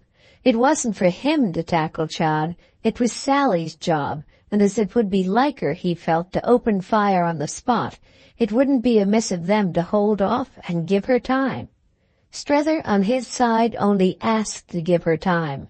So he jogged with his companion along boulevards and avenues, trying to extract from meager material some forecast of his catastrophe. He was quick enough to see that Jim Pocock declined judgment, had hovered quite round the outer edge of discussion and anxiety, leaving all analysis of their question to the ladies alone, and now only feeling his way toward some small, droll cynicism. It broke out afresh, the cynicism. It had already shown a flicker, in a but slightly deferred, "Well, hanged if I would if I were he." "You mean you wouldn't in Chad's place? Give up this to go back and boss the advertising?" Poor Jim, with his arms folded and his little legs out in the open fiacre, drank in the sparkling Paris noon and carried his eyes from one side of their vista to the other. "Why, I want to come right out and live here myself, and I want to live while I am here, too. I feel with you, oh, you've been grand, old man, and I've twigged that it ain't right to worry Chad. I don't mean to persecute him, I couldn't in conscience. It's thanks to you at any rate that I'm here, and I'm sure I'm much obliged. You're a lovely pair." There were things in this speech that Strether let pass for the time. "Don't you then think it important the advertising should be thoroughly taken in hand? Chad will be, so far as capacity is concerned," he went on, "the man to do it." "Where did he get his capacity?" Jim asked. "Over here?" "He didn't get it over here, and the wonderful thing is that over here he hasn't inevitably lost it.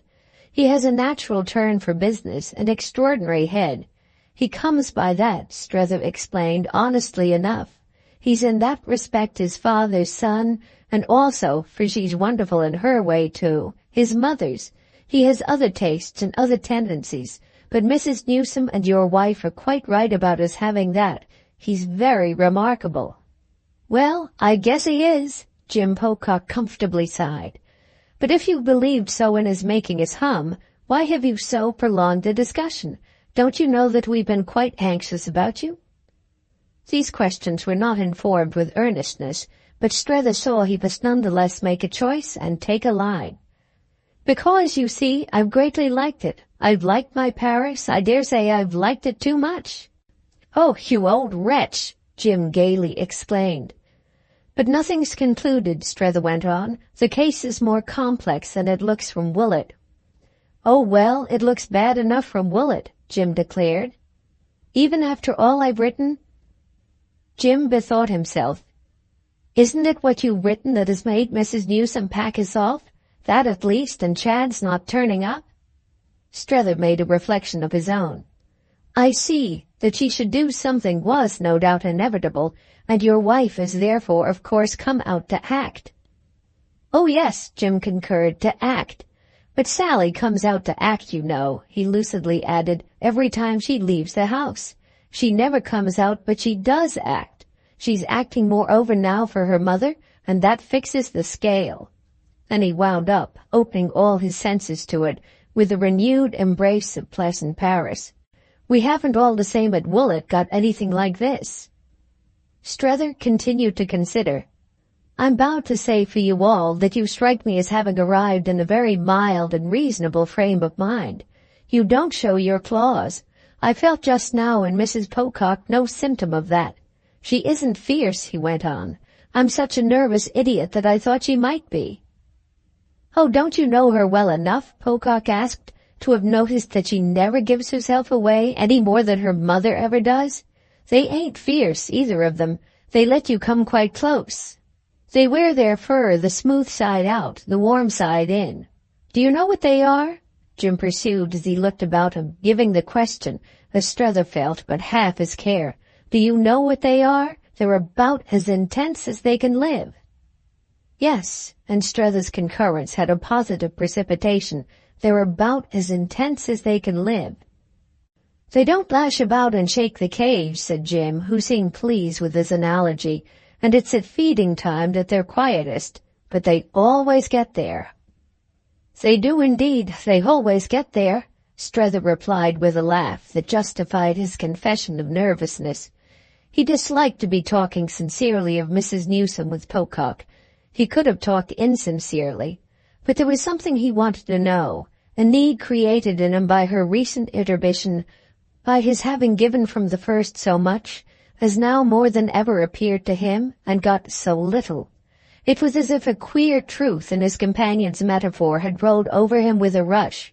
She had been quiet at feeding time. She had fed, and Sarah had fed with her, out of the big bowl of all his recent free communication, his vividness and pleasantness, his ingenuity and even his eloquence, while the current of her response had steadily run thin.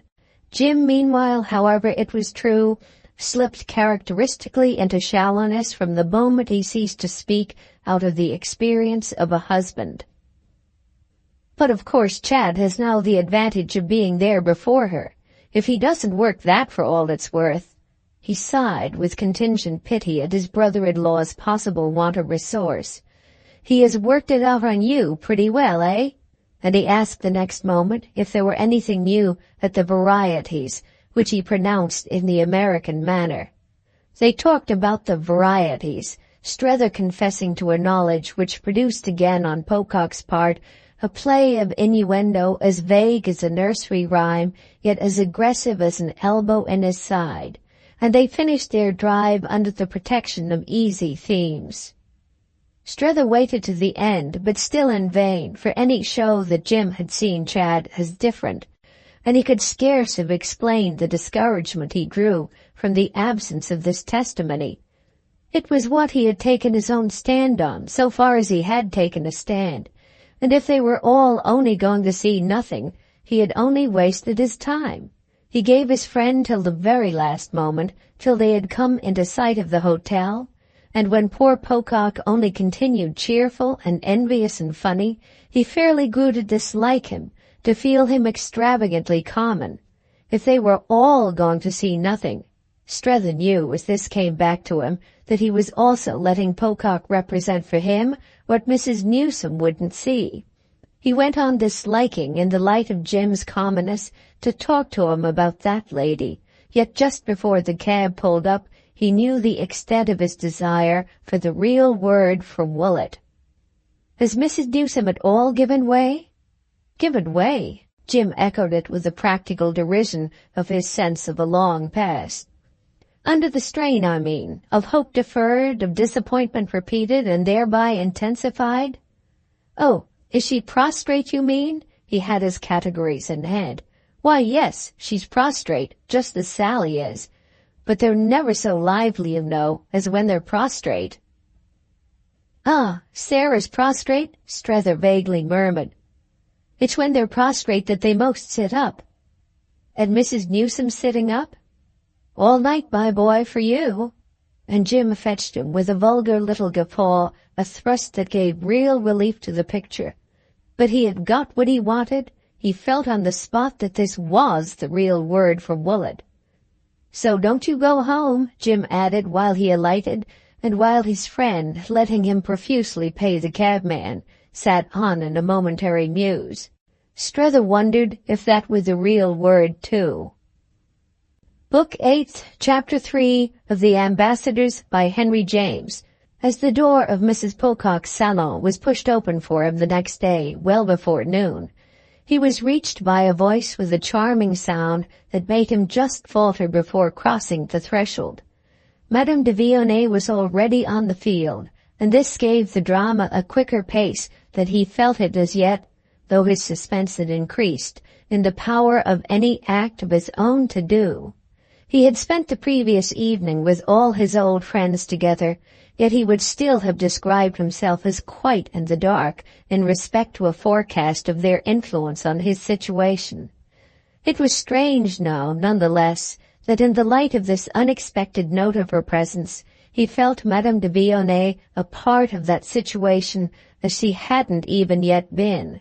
She was alone, he found himself assuming, with Sarah, and there was a bearing in that, somehow beyond his control, on his personal fate. Yet she was only saying something quite easy and independent, the thing she had come as a good friend of Chad's on purpose to say. "There isn't anything at all? I should be so delighted." It was clear enough when they were there before him how she had been received. He saw this as Sarah got up to greet him from something fairly hectic in Sarah's face. He saw furthermore that they weren't, as had first come to him, alone altogether. He was at no loss as to the identity of the broad, high back presented to him in the embrasure of the window furthest from the door. Waymarsh, whom he had today not yet seen, whom he only knew to have left the hotel before him, and who had taken part the night previous on Mrs. Pocock's kind invitation, conveyed by Chad, in the entertainment, informal but cordial, promptly offered by that lady. Waymarsh had anticipated him even as Madame de Vionnet had done, and with his hands in his pockets and his attitude unaffected by Strether's entrance, was looking out in marked detachment at the Rue de Rivoli. The latter felt it in the air. It was immense how Waymarsh could mark things, that he had remained deeply dissociated from the overture to their hostess that we have recorded on Madame de Vionet's side. He had conspicuously tacked, besides a stiff general view, and this was why he had left Mrs. Pocock to struggle alone. He would outstay the visitor, he would unmistakably wait. To what had he been doomed for months past but waiting? Therefore she was to feel that she had him in reserve. What support she drew from this was still to be seen, for although Sarah was vividly bright, she had given herself up for the moment to an ambiguous, flushed formalism. She had had to reckon more quickly than she expected, but it concerned her first of all to signify that she was not to be taken unawares. Strether arrived precisely in time for her showing it. "Oh, you're too good, but I don't think I feel quite helpless. I have my brother and these American friends. And then you know I've been to Paris. I know Paris," said Sally Pocock in a tone that breathed a certain chill on Strether's heart. But a woman in this tiresome place where everything's always changing, a woman of good will," Madame de Vionnet threw off, "can always help a woman. I'm sure you know, but we know perhaps different things." She, too, visibly wished to make no mistake, but it was a fear of a different order and more kept out of sight. She smiled in welcome at Strether. She greeted him more familiarly than Mrs. Pocock. She put out her hand to him without moving from her place, and it came to him in the course of a minute and in the oddest way that, yes, positively, she was giving him over to ruin. She was all kindness and ease, but she couldn't help so giving him. She was exquisite, and her being just as she was poured for Sarah a sudden rush of meaning into his own equivocations. How could she know how she was hurting him? She wanted to show as simple and humble, in the degree compatible with operative charm, but it was just this that seemed to put him on her side.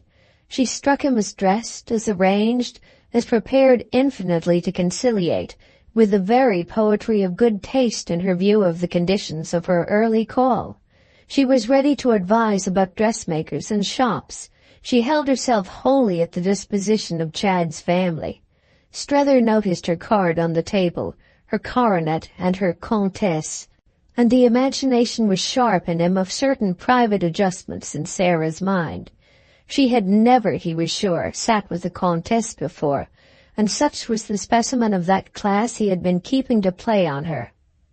She had crossed the sea very particularly for a look at her, but he read in Madame de Villonay's own eyes that this curiosity hadn't been so successfully met as that she herself would now have more than ever need of him. She looked much as she had looked to him that morning at Notre Dame. He noted in fact the suggestive sameness of her discreet and delicate dress. It seemed to speak, perhaps a little prematurely or too finely, of the sense which she would help Mrs. Pocock with the shops. The way that lady took her in, moreover, added depth to his impression of what Miss Gostry, by their common wisdom, had escaped. He winced as he saw himself, but for that timely prudence, ushering in Maria as a guide and an example. There was, however, a touch of relief for him in his glimpse, so far as he had got it, of Sarah's line. She knew Paris. Madame de Villonay had, for that matter, lightly taken this up. "Ah, then you've a turn for that, an affinity that belongs to your family.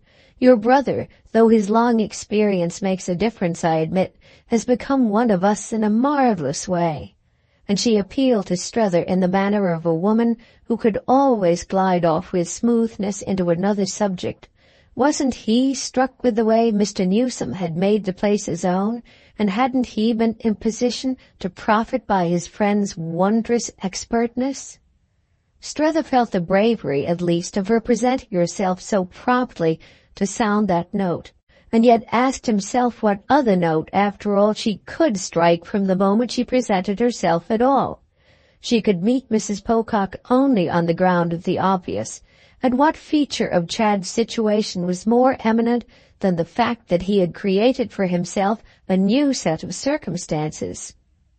Unless she hid herself altogether, she could show but as one of these, an illustration of his domiciled and indeed of his confirmed condition. And the consciousness of all this in her charming eyes was so clear and fine that as she publicly drew him into her boat, she produced in him such a silent agitation as he was not to fail afterwards to denounce as pusillanimous. "Ah, don't be so charming to me, for it makes us intimate, and after all, what is between us when I've been so tremendously on my guard and have seen you but half a dozen times?" He recognized once more the perverse law that so inveterately governed his poor personal aspects. It would be exactly like the way things always turned out for him that he should affect Mrs. Pocock and Waymarsh as launched in a relation in which he had really never been launched at all. They were at this very moment, they could only be, attributing to him the full license of it, and all by the operation of her own tone with him, whereas his sole license had been to cling with intensity to the brink, not to dip so much as a toe into the flood. But the flicker of his fear on this occasion was not, as may be added, to repeat itself. It sprang up for its moment only to die down and then go out forever.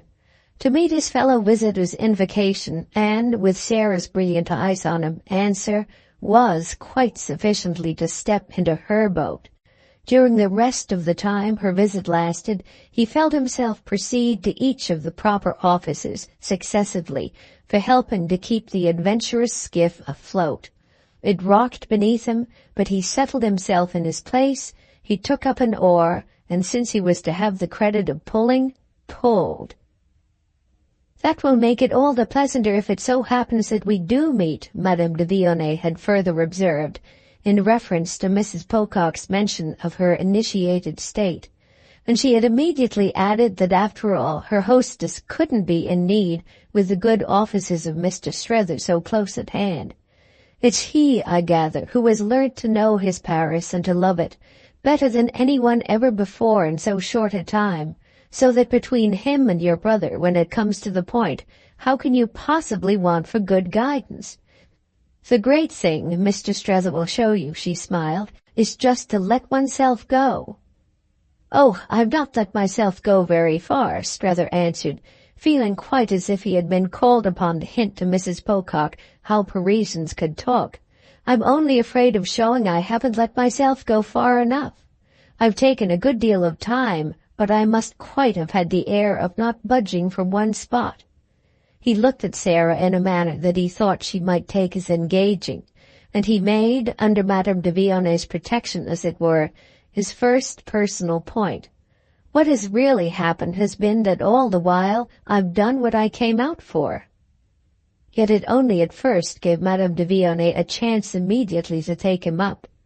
You've renewed acquaintance with your friend, you've learned to know him again. She spoke with such cheerful helpfulness that they might, in a common cause, have been calling together and pledged to mutual aid. Waymarsh at this, as if he had been in question, straightway turned from the window. Oh, yes, Countess, he has renewed acquaintance with me, and he has, I guess, learned something about me, though I don't know how much he has liked it. It's for Strether himself to say whether he has felt it justifies his course.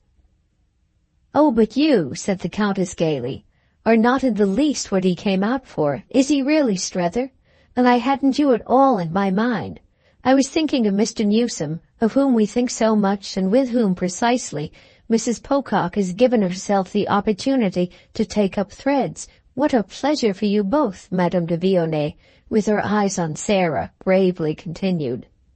Mrs. Pocock met her handsomely, but Strether quickly saw she meant to accept no version of her movements or plans from any of the lips. She required no patronage and no support, which were but other names for a false position.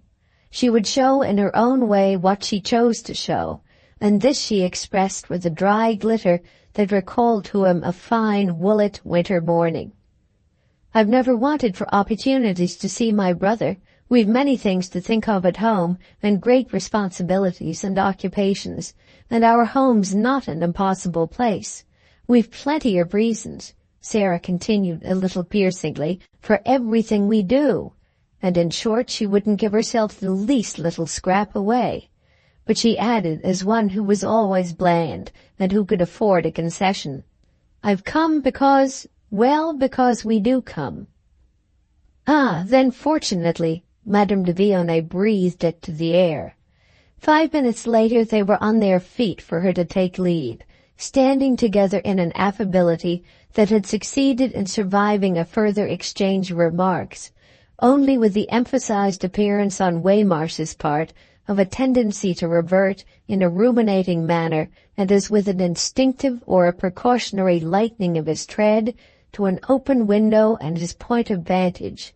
The glazed and gilded room, all red damask, ormolu, mirrors, clocks, looked south, and the shutters were bowed upon the summer morning, but the Tuileries garden and what was beyond it, over which the whole place hung, were things visible through gaps, so that the far-spreading presence of Paris came up in coolness, dimness, and invitation, in the twinkle of gilt-tipped palings, the crunch of gravel, the click of hoofs, the crack of whips, things that suggested some parade of the circus. I think it's probable, said Mrs. Pocock, that I shall have the opportunity of going to my brother's. I've no doubt it's very pleasant indeed. She spoke as to Strether, but her face was turned with an intensity of brightness to Madame de Vionnet, and there was a moment during which, while she thus fretted her, our friend expected to hear her add, I'm much obliged to you, I'm sure, for inviting me there. He guessed that for 5 seconds those words were on the point of coming. He heard them as clearly as if they had been spoken, but then he presently knew that they had just failed. Knew it by a glance quick and fine from Madame de Vionnet, which told him that she, too, had felt them in the air, but that the point had luckily not been made in any manner requiring notice. This left her free to reply only to what had been said. That the Boulevard Malesherbes may be common ground for us offers me the best prospect I see for the pleasure of meeting you again." "Oh, I shall come to see you, since you've been so good," and Mrs. Pocock looked her invader well in the eyes. The flush in Sarah's cheeks had by this time settled to a small, definite, crimson spot that was not without its own bravery. She held her head a good deal up, and it came to Strether that of the two at this moment she was the one who most carried out the idea of a countess. He quite took in, however, that she would really return her visit of civility. She wouldn't report again at Woolwich without at least so much producible history as that in her pocket. "I want extremely to be able to show you my little daughter," Madame de Vionnet went on, "but I should have brought her with me if I hadn't wished first to ask your leave. I was in hopes I should perhaps find Miss Pocock, of whose being with you I've heard from Mr. Newsome, and whose acquaintance I should so much like my child to make. If I have the pleasure of seeing her, and you do permit it, I shall venture to ask her to be kind to Jeanne. Mr. Strether will tell you," she beautifully kept it up, "that my poor girl is gentle and good and rather lonely. They've made friends, he and she, ever so happily, and he doesn't, I believe, think ill of her. As for Jeanne herself, he has had the same success with her that I know he has had here wherever he has turned."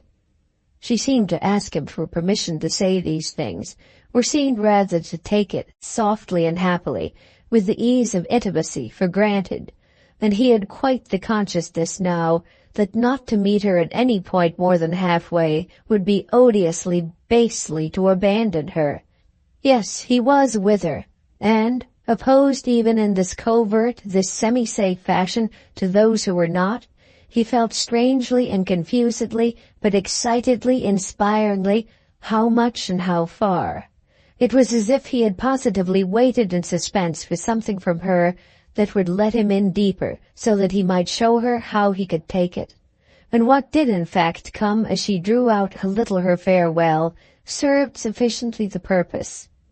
As his success is a matter that I'm sure he'll never mention for himself, I feel, you see, the less scruple, which it's very good of me to say, you know, by the way, she added as she addressed herself to him, considering how little direct advantage I've gained from your triumphs with me.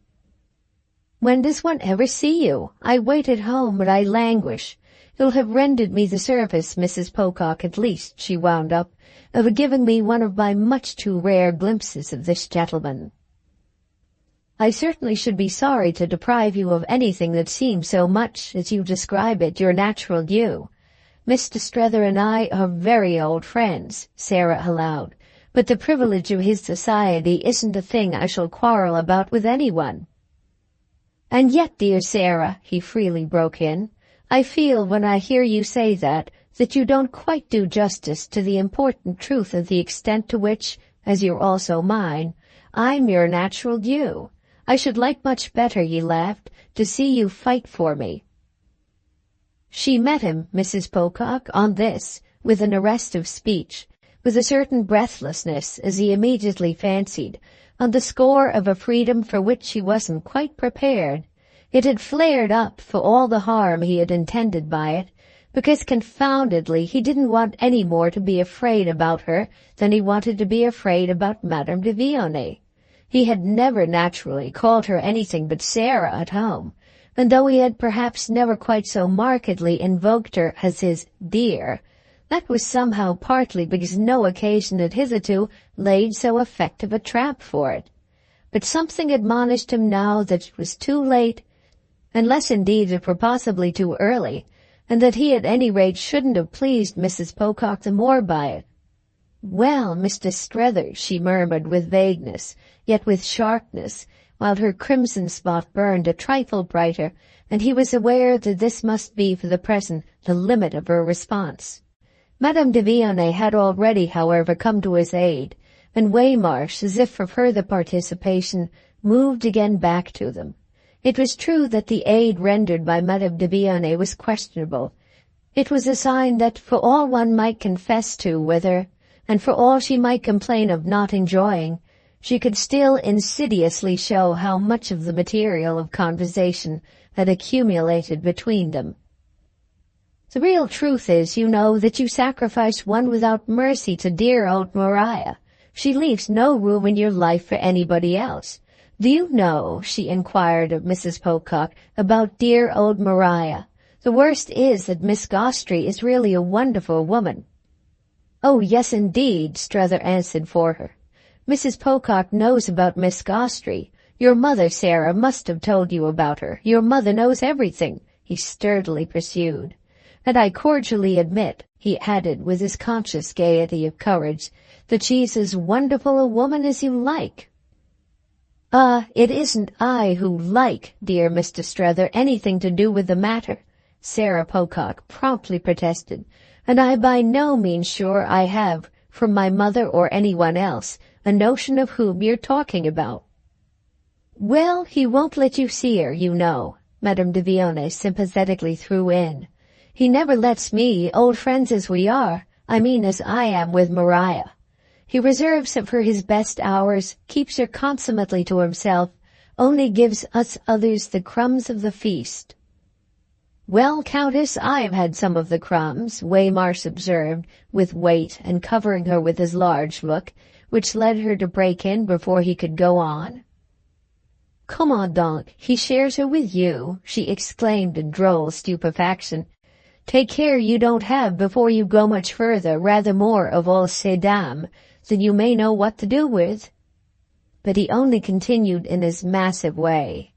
I can post you about the lady Mrs. Pocock so far as you may care to hear. I've seen her quite a number of times, and I was practically present when they made acquaintance. I've kept my eye on her right along, but I don't know as there's any real harm in that.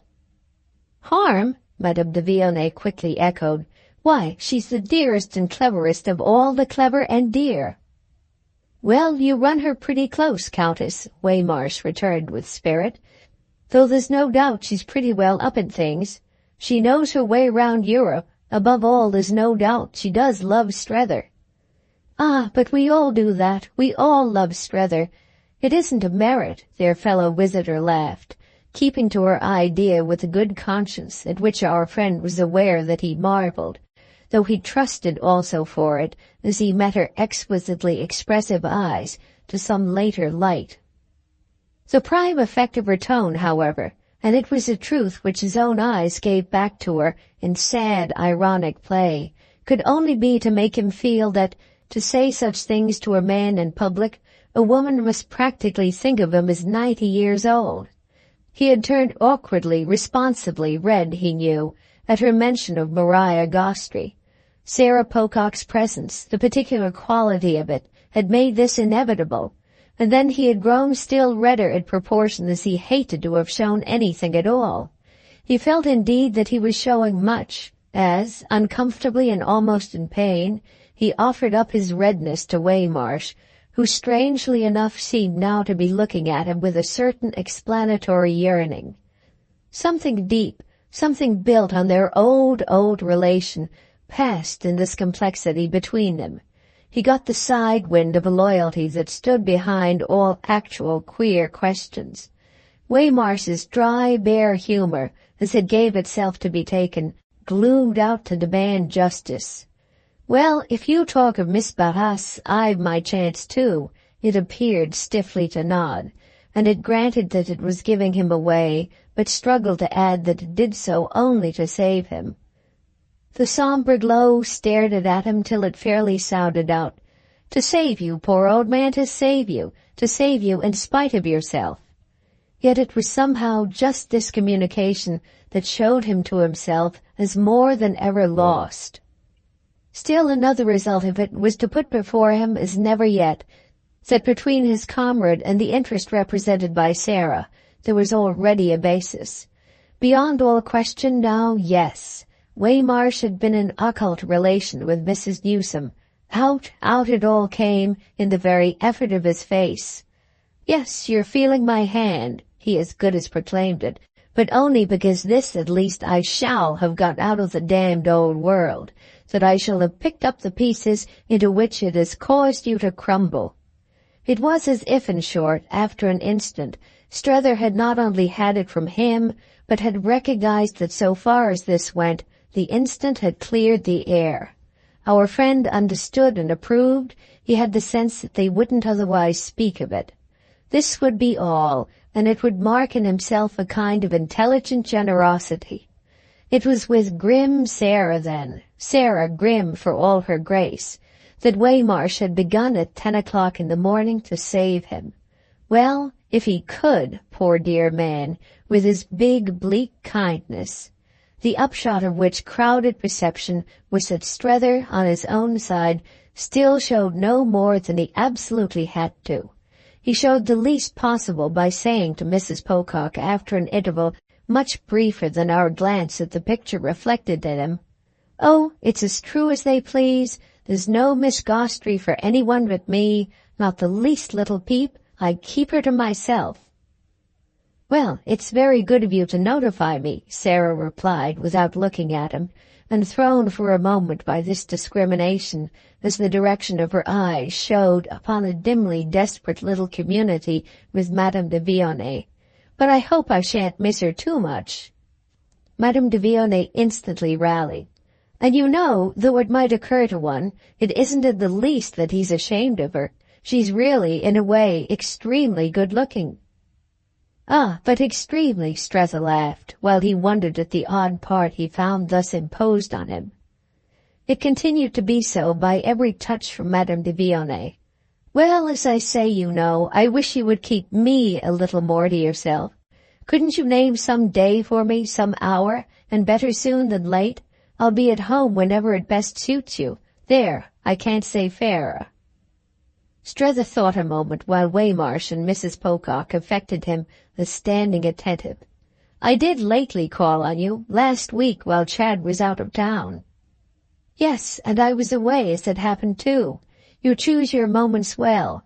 But don't wait for my next absence, for I shan't make another," Madame de Vionnet declared, "while Mrs. Pocock's here." "That row needn't keep you long, fortunately," Sarah observed with reasserted suavity. "I shall be at present but a short time in Paris. I have my plans for other countries. I meet a number of charming friends," and her voice seemed to caress that description of these persons. "Ah, then," her visitor cheerfully replied, "all the more reason. Tomorrow, for instance, or the next day," she continued to Strether. "Tuesday would do for me beautifully." "Tuesday, then, with pleasure." "And at 5:30, or at 6?" It was ridiculous, but Mrs. Pocock and Waymarsh struck him as fairly waiting for his answer. It was indeed as if they were arranged, gathered for a performance, the performance of Europe by his confederate and himself. Well, the performance could only go on. "Say 5:45. 5:45, good." And now at last Madame de Vionnet must leave them, though it carried for herself the performance a little further. "I did hope so much also to see Miss Pocock. Mayn't I still?" Sarah hesitated, but she rose equal.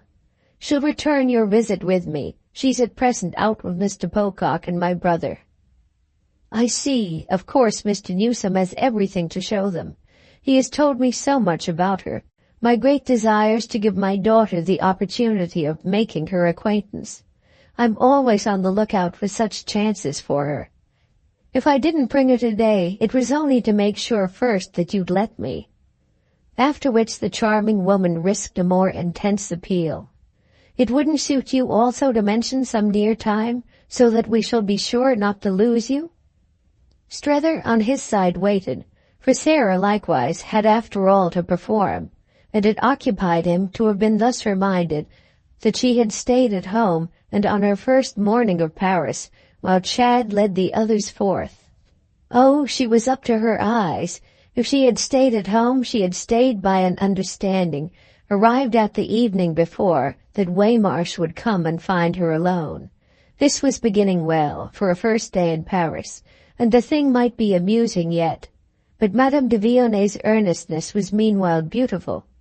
"You may think me indiscreet, but I've such a desire my Jeanne shall know an American girl of the really delightful kind. You see, I throw myself for it on your charity."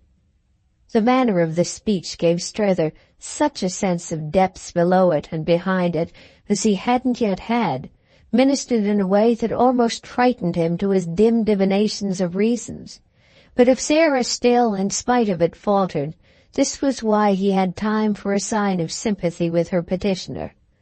"Let me say then, dear lady, to back your plea, that Miss Mamie is of the most delightful kind of all, is charming among the charming." Even Waymarsh, though with more to produce on the subject, could get into motion in time. "Yes, Countess, the American girl's a thing that your country must at least allow ours the privilege to say we can show you. But her full beauty is only for those who know how to make use of her." "Ah, then," smiled Madame de Vionnet, "that's exactly what I want to do. I'm sure she has much to teach us." It was wonderful, but what was scarce less so was that Strether found himself, by the quick effect of it, moved another way. "Oh, that may be, but don't speak of your own exquisite daughter, you know, as if she weren't pure perfection.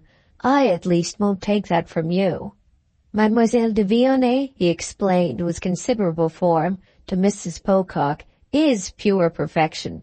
Mademoiselle de Vionnet is exquisite." It had been perhaps a little portentous, but "ah?" Sarah simply glittered. Waymarsh himself, for that matter, apparently recognized, in respect to the facts, the need of a larger justice, and he had with it an inclination to Sarah. Miss Jane strikingly handsome in the regular French style. It somehow made both Strether and Madame de Vionnet laugh out, though at the very moment he caught in Sarah's eyes, as glancing at the speaker, a vague but unmistakable "You too?" It made Waymarsh, in fact, look consciously over her head. Madame de Vionnet, meanwhile, however, made her point in her own way. "I wish indeed I could offer you my poor child as a dazzling attraction. It would make one's position simple enough. She's as good as she can be, but of course she's different, and the question is now, in the light of the way things seem to go, if she isn't after all too different. Too different, I mean, from the splendid type everyone is so agreed that your wonderful country produces.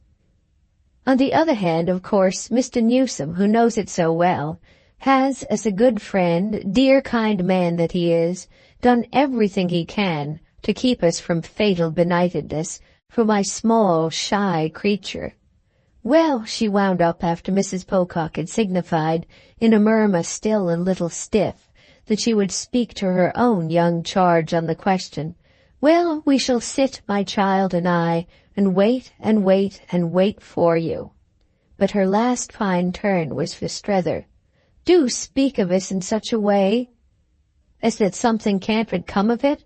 Oh, something shall come of it.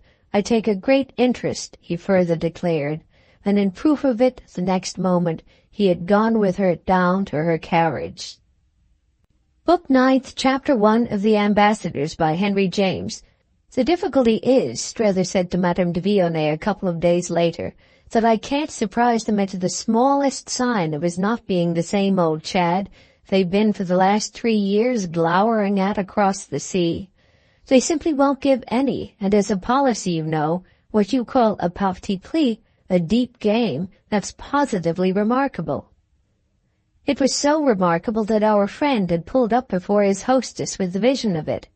He had risen from his chair at the end of 10 minutes, and had begun, as a help not to worry, to move about before her quite as he moved before Maria.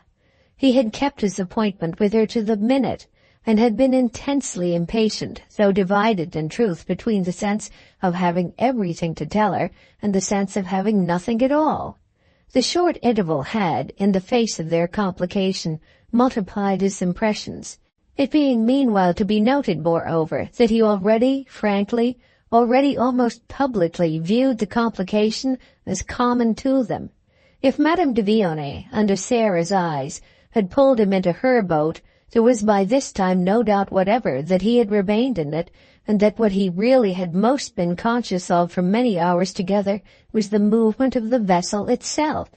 They were in it together this moment as they hadn't yet been, and he hadn't at present uttered the least of the words of alarm or remonstrance that had died on his lips at the hotel. He had other things to say to her than that she had put him in a position. So quickly had his position grown to affect him as quite excitingly, altogether richly inevitable, that the outlook, however, given the point of exposure, hadn't cleared up half so much as he had reckoned, was the first warning she received from him on his arrival. She had replied with indulgence that he was in too great a hurry, and had remarked soothingly that if she knew how to be patient, surely he might be. He felt her presence on the spot. He felt her tone and everything about her as an aid to that effort, and it was perhaps one of the proofs of her success with him that he seemed so much to take his ease while they talked. By the time he had explained to her why his impressions, though multiplied, still baffled him, it was as if he had been familiarly talking for hours. They baffled him because Sarah was deeper than she had ever yet had a chance to show herself. He didn't say that this was partly the effect of her opening so straight down, as it were, into her mother, and that, given Mrs. Newsome's profundity, the shaft thus sunk might well have a reach, but he wasn't without a resigned apprehension that at such a rate of confidence between the two women he was likely soon to be moved to show how already, at moments, it had been for him as if he were dealing directly with Mrs. Newsome. Sarah, to a certainty, would have begun herself to feel it in him, and this naturally put it in her power to torment him the more, from the moment she knew he could be tormented. "But why can you be?" His companion was surprised at his use of the word. "Because I'm made so. I think of everything." "Ah, one must never do that," she smiled. "One must think of as few things as possible." "Then," he answered, "one must pick them out right. But all I mean is, for I express myself with violence, that she's in a position to watch me. There's an element of suspense for me, and she can see me wriggle. But my wriggling doesn't matter," he pursued. "I can bear it. Besides, I shall wriggle out." The picture at any rate stirred in her an appreciation that he felt to be sincere. "I don't see how a man can be kinder to a woman than you are to me." Well, kind was what he wanted to be, yet even while her charming eyes rested on him, with the truth of this, he nonetheless had his humor of honesty. "When I say suspense, I mean, you know," he laughed, "suspense about my own case, too." "Oh, yes, about your own case, too." It diminished his magnanimity, but she only looked at him the more tenderly. "Not, however," he went on, "that I want to talk to you about that. It's my own little affair, and I mentioned it simply as part of Mrs. Pocock's advantage. No, though there was a queer present temptation in it, and his suspense was so real that the fidget was a relief.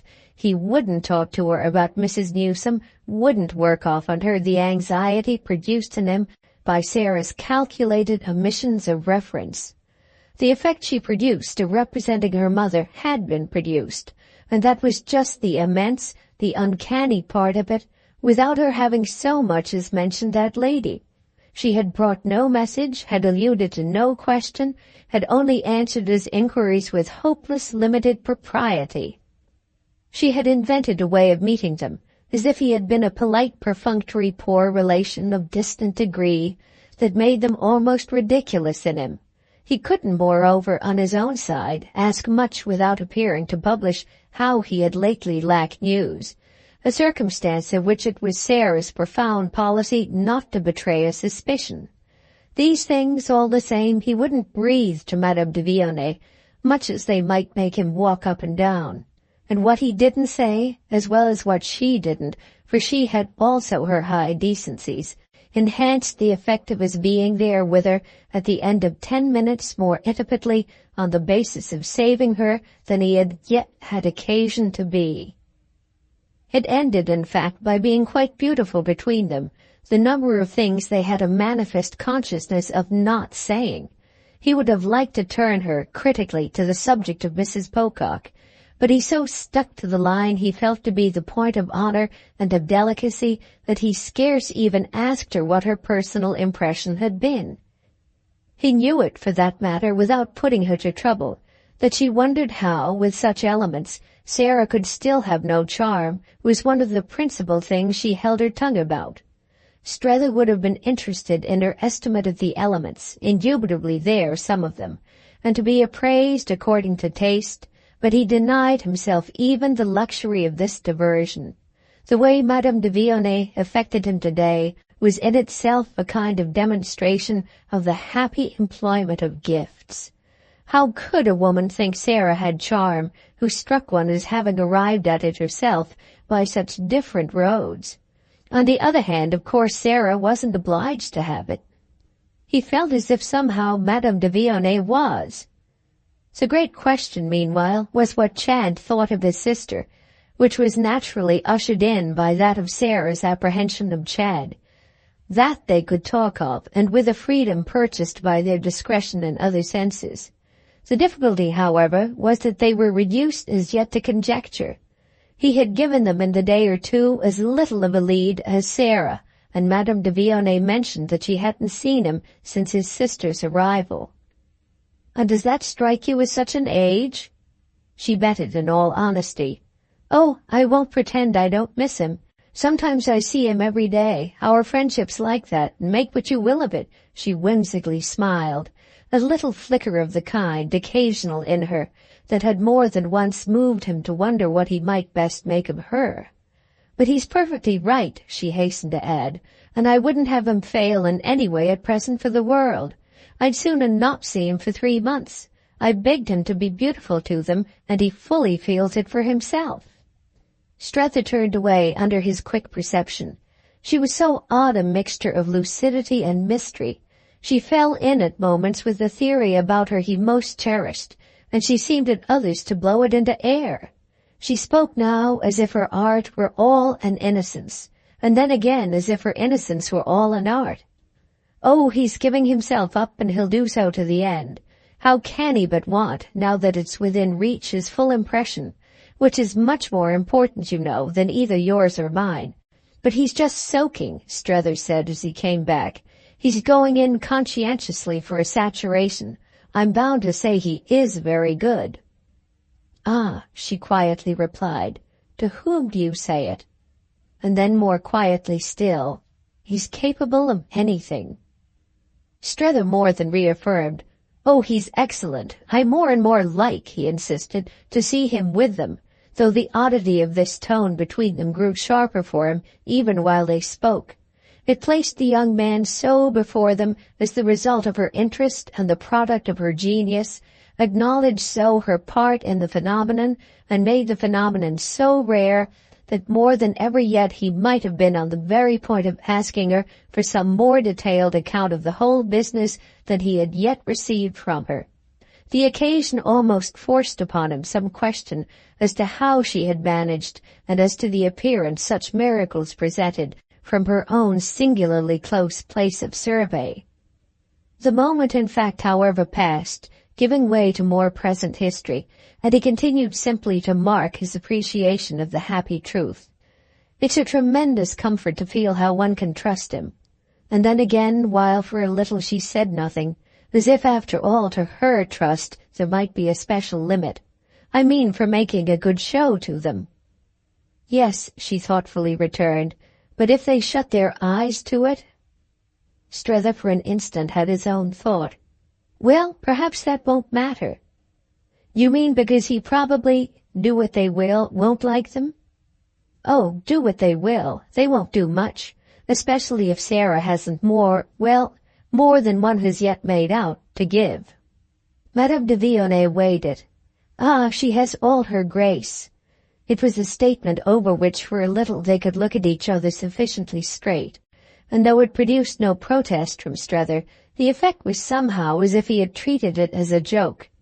"She may be persuasive and caressing with him, she may be eloquent beyond words, she may get hold of him," she wound up. "Well, as neither you nor I have." "Yes, she may," and now Strether smiled. "But he has spent all his time each day with Jim. He's still showing Jim around." She visibly wondered. "Then how about Jim?" Strether took a turn before he answered. "Hasn't he given you Jim? Hasn't he before this done him for you?" He was a little at a loss. "Doesn't he tell you things?" She hesitated. "No," and their eyes once more gave and took. "Not as you do. You somehow make me see them, or at least feel them. And I haven't asked too much," she added. "I'd of late wanted so not to worry him." "Ah, for that, so have I," he said with encouraging assent, so that, as if she had answered everything, they were briefly sociable on it. It threw him back on his other thought, with which he took another turn, stopping again, however, presently with something of a glow. "You see, Jim's really immense. I think it will be Jim who'll do it." She wondered. Get hold of him? No, just the other thing. Counteract Sarah's spell. And he showed now, our friend, how far he had worked it out. Jim's intensely cynical. "Oh, dear Jim," Madame de Villeneuve vaguely smiled. "Yes, literally, dear Jim. He's awful. What he wants, heaven forgive him, is to help us." "You mean?" She was eager. "Help me?" "Well, Chad and me in the first place. But he throws you in too, though without as yet seeing you much. Only, so far as he does see you, if you don't mind, he sees you as awful." Awful? She wanted it all. "A regular bad one, though of course of a tremendously superior kind. Dreadful, delightful, irresistible." "Ah, dear Jim, I should like to know him. I must." "Yes, naturally, but will it do? You may, you know," Strether suggested, "disappoint him." She was droll and humble about it. "I can but try. But my wickedness, then," she went on, "is my recommendation for him?" "Your wickedness, and the charms with which, in such a degree as yours, he associates it. He understands, you see, that Chad and I have above all wanted to have a good time, and his view is simple and sharp.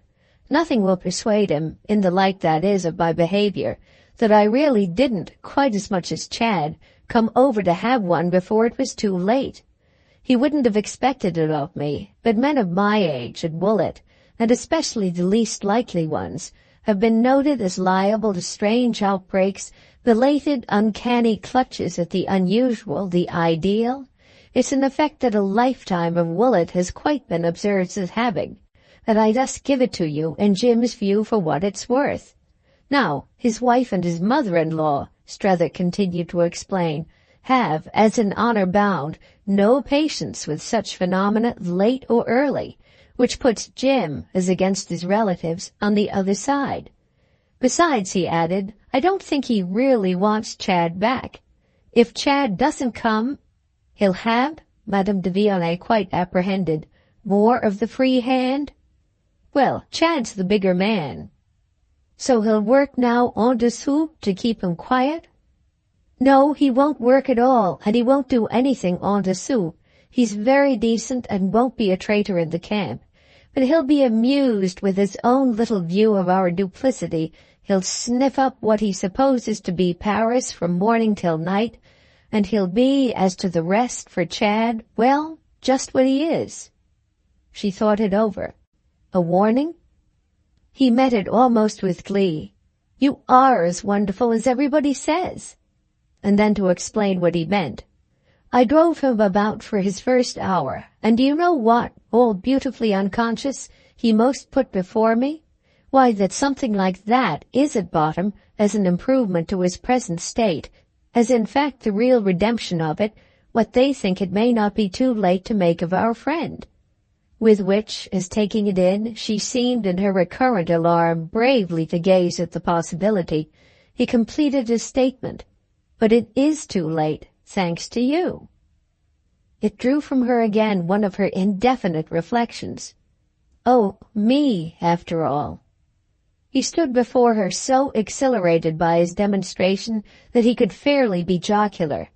"Everything's comparative. You're better than that." "You," she could but answer him, "are better than anything." But she had another thought. "Will Mrs. Pocock come to me?" "Oh, yes, she'll do that.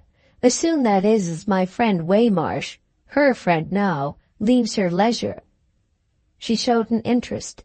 "Is he so much her friend as that?" "Why, didn't you see it all at the hotel?" Oh, she was amused. All is a good deal to say. I don't know, I forget. I lost myself in her." "You were splendid," Strether returned, "but all isn't a good deal to say. It's only a little. Yet it's charming so far as it goes. She wants a man to herself." "And hasn't she got you?" "Do you think she looked at me, or even at you, as if she had?" Strether easily dismissed that irony. "Everyone you see must strike her as having somebody. You've got Chad, and Chad has got you." "I see." She made of it what she could. "And you've got Maria." Well, he on his side accepted that. "I've got Maria, and Maria has got me, so it goes." "But Mr. Jim, whom has he got?" "Oh, he has got, or it's as if he had, the whole place."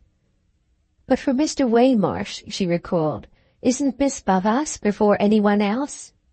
He shook his head. "Miss Barras is a raffinée, and her amusement won't lose by Mrs. Pocock. It will rather gain, especially if Sarah triumphs, and she comes in for a view of it." "How well you know us," Madame de Vionnet at this frankly sighed. "No, it seems to me it's we that I know. I know Sarah. It's perhaps on that ground only that my feet are firm. Waymarsh will take a round while Chad takes Jim, and I shall be, I assure you, delighted for both of them. Sarah will have had what she requires. She will have paid her tribute to the ideal, and he will have done about the same. In Paris it's in the air, so what can one do less?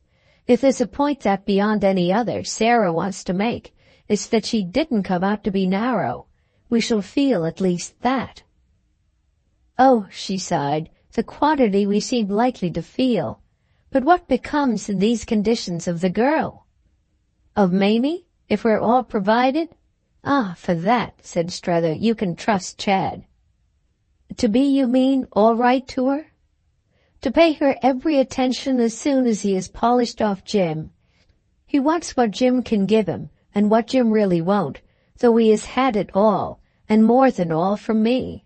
He wants, in short, his own personal impression, and he'll get it, strong. But as soon as he's got it, Mamie won't suffer." "Oh, Mamie mustn't suffer," Madame de Vionnet soothingly emphasized. But Strether could reassure her. "Don't fear. As soon as he is done with Jim, Jim will fall to me, and then you'll see." It was as if in a moment she saw already, yet she still waited. Then, "Is she really quite charming?" she asked. He had got up with his last words and gathered in his hat and gloves. "I don't know. I'm watching. I'm studying the case, as it were, and I dare say I shall be able to tell you." She wondered. "Is it a case?" "Yes, I think so. At any rate, I shall see." "But haven't you known her before?" "Yes," he smiled, "but somehow at home she wasn't a case. She has become one since." It was as if he made it out for himself.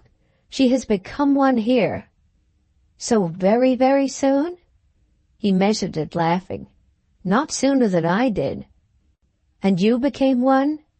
"Very, very soon, the day I arrived." Her intelligent eyes showed her thought of it. "Ah, but the day you arrived you met Maria. Whom has Miss Pocock met?" He paused again, but he brought it out. "Hasn't she met Chad?" "Certainly, but not for the first time. He's an old friend." At which Strether had a slow, amused, significant headshake that made her go on. "You mean that for her, at least, he's a new person? That she sees him as different?" "She sees him as different." "And how does she see him?" Strether gave it up. "How can one tell how a deep little girl sees a deep young man?" "Is everyone so deep? Is she too?" "So it strikes me, deeper than I thought. But wait a little, between us we'll make it out. You'll judge for that matter yourself." Madame de Vionnet looked for the moment fairly bent on the chance. "Then she will come with her? I mean Mamie with Mrs. Pocock?"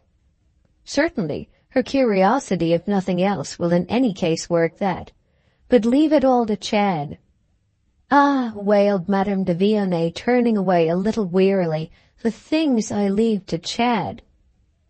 The tone of it made him look at her with a kindness that showed his vision of her suspense, but he fell back on his confidence. Oh well, trust him. Trust him all the way. He had indeed no sooner so spoken than the queer displacement of his point of view appeared again to come up for him, and the very sound, which drew from him a short laugh, immediately checked. He became still more advisory. When they do come, give them plenty of Miss Jeanne. Let Mamie see her well. She looked for a moment as if she placed them face to face. Oh, for Mamie to hate her? He had another one of his corrective headshakes. Maybe won't. Trust them. She looked at him hard, and then as if it were what she must always come back to. It's you I trust. But I was sincere, she said, at the hotel. I do want my child. Well? Strether waited with deference, while she appeared to hesitate as to how to put it. Well, to do what she can for me. Strether for a little met her eyes on it, after which something that might have been unexpected to her came from him. Poor little duck. Not more expected for himself, indeed, might well have been her echo of it. Poor little duck, but she immensely wants herself, she said, to see our friend's cousin. Is that what she thinks her? It's what we call the young lady. He thought again, then with a laugh, well, your daughter will help you. And now at last he took leave of her, as he had been intending for 5 minutes. But she went part of the way with him, accompanying him out of the room and into the next and the next. Her noble old apartment offered a succession of 3, the first 2 of which indeed on entering smaller than the last, but each with its faded and formal air, enlarged the office of the antechamber and enriched the sense of approach. Strether fancied them, liked them, and passing through them with her more slowly now, met a sharp renewal of his original impression. He stopped, he looked back. The whole thing made a vista, which he found high, melancholy, and sweet, full once more of dim historic shades, of the faint far-away cannon roar of the great empire. It was doubtless half the projection of his mind, but his mind was a thing that, among old wax parquets, pale shades of pink and green, pseudo-classic candelabra, he had always needfully to reckon with. They could easily make him irrelevant. The oddity, the originality, the poetry, he didn't know what to call it, of Chad's connection reaffirmed for him its romantic side. They ought to see this, you know. They must. The Pococks? She looked about in deprecation. She seemed to see gaps he didn't. Mamie and Sarah, Mamie in particular. My shabby old place? But they're things. Oh, they're things. You were talking of what will do something for you. So that it strikes you, she broke in, that my poor place may? Oh, she ruefully mused, that would be desperate. Do you know what I wish, he went on. I wish Mrs. Newsome herself could have a look. She stared, missing a little his logic. It would make a difference? Her tone was so earnest that as he continued to look about her he laughed. It might. But you've told her, you tell me. All about you? Yes, a wonderful story. But there's all the indescribable, what one gets only on the spot. Thank you, she charmingly and sadly smiled. It's all about me here, he freely continued. Mrs. Newsome feels things. But she seemed doomed always to come back to doubt. No one feels so much as you. No, not anyone. So much the worse, then, for everyone. It's very easy. They were by this time in the antechamber, still alone together, as she hadn't rung for a servant. The antechamber was high and square, grave and suggestive, too, a little cold and slippery even in summer, and with a few old prints that were precious, Strether divined, on the walls. He stood in the middle, slightly lingering, vaguely directing his glasses, while leaning against the doorpost of the room, she gently pressed her cheek to the side of the recess. You would have been a friend. I? It startled him a little. For the reason you say, you're not stupid. And then abruptly, as if bringing it out were somehow founded on that fact, we're marrying Jeanne. It affected him on the spot as a move in a game, and he was even then not without the sense that that wasn't the way Jeanne should be married. But he quickly showed his interest, though, as quickly afterwards struck him, with an absurd confusion of mind. You and, not Chad? Of course it was the child's father who made the we, but to the child's father it would have cost him an effort to allude. Yet didn't it seem the next minute that Monsieur de Villeneuve was after all not in question, since she had gone on to say that it was indeed to Chad she referred, and that he had been in the whole matter kindness itself. If I must tell you all, it is he himself who has put us in the way. I mean in the way of an opportunity that, so far as I can yet see, is all I could possibly have dreamed of, for all the trouble Monsieur de Villeneuve will ever take. It was the first time she had spoken to him of her husband, and he couldn't have expressed how much more intimate with her it suddenly made him feel. It wasn't much, in truth. There were other things in what she was saying that were far more. But it was as if, while they stood there together so easily in these cold chambers of the past, the single touch had shown the reach of her confidence. "But our friend," she asked, "hasn't then told you?"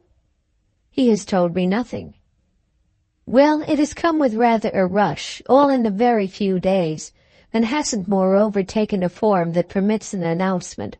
It's only for you, absolutely you alone, that I speak. I so want you to know." The sense he had so often had, since the first hour of his disembarkment, of being further and further in, treated him again at this moment to another twinge, but in this wonderful way of her putting him in there, continued to be something exquisitely remorseless. Monsieur de Villeneuve will accept what he must accept. He has proposed half a dozen things, each one more impossible than the other, and he wouldn't have found this if he lives to 100. Chad found it, she continued, with her lighted, faintly flushed, her conscious, confidential face, in the quietest way in the world. Or rather, it found him, for everything finds him. I mean finds him right. You'll think we do such things strangely, but at my age, she smiled, one has to accept one's conditions. Our young man's people had seen her. One of his sisters, a charming woman, we know all about them, had observed her somewhere with me. She had spoken to her brother, turned him on, and we were again observed, poor Jeanne and I, without our in the least knowing it. It was at the beginning of the winter. It went on for some time, it outlasted our absence, it began again on our return, and it luckily seems all right.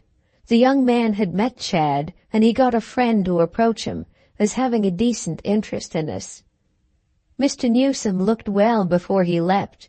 He kept beautifully quiet and satisfied himself fully. Then only he spoke. "It's what has for some time past occupied us. It seems as if it were what would do, really all one could wish. There are only 2 or 3 points to be settled. They depend on her father. But this time I think we're safe." Strether, consciously gaping a little, had fairly hung upon her lips. "I hope so with all my heart." And then he permitted itself. "Does nothing depend on her?" "Ah, naturally, everything did. But she's pleased comme tout. She has been perfectly free, and he, our young friend, is really a combination.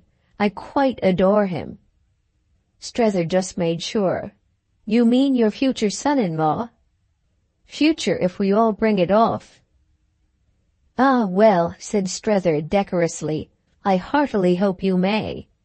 There seemed little else for him to say, though her communication had the oddest effect on him. Vaguely and confusedly he was troubled by it, feeling as if he had even himself been concerned in something deep and dim. He had allowed for depths, but these were greater, and it was as if oppressively, indeed absurdly, he was responsible for what they had now thrown up to the surface. It was, through something ancient and cold in it, what he would have called the real thing. In short, his hostess's news, though he couldn't have explained why, was a sensible shock, and his oppression a weight he felt he must somehow or other immediately get rid of. There were too many connections missing to make it tolerable he should do anything else. He was prepared to suffer before his own inner tribunal, for Chad. He was prepared to suffer even for Madame de Vionnet.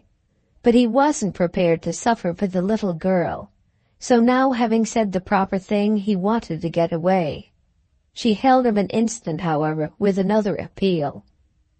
"Do I seem to you very awful?" "Awful? Why so?"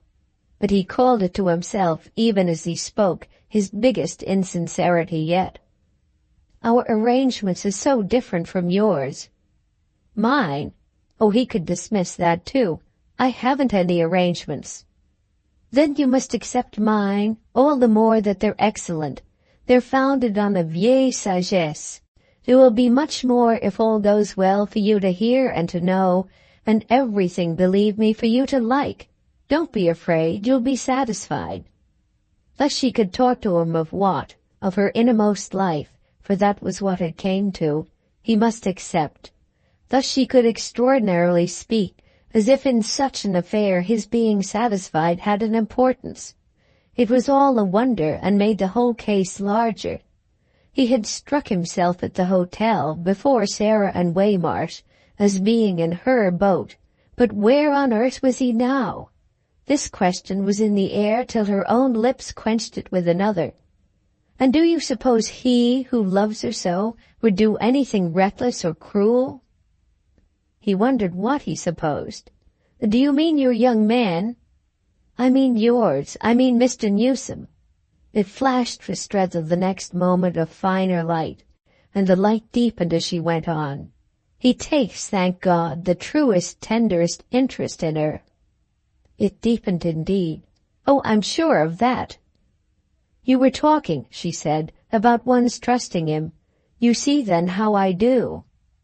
He waited a moment. It all came. I see. He felt he really did see.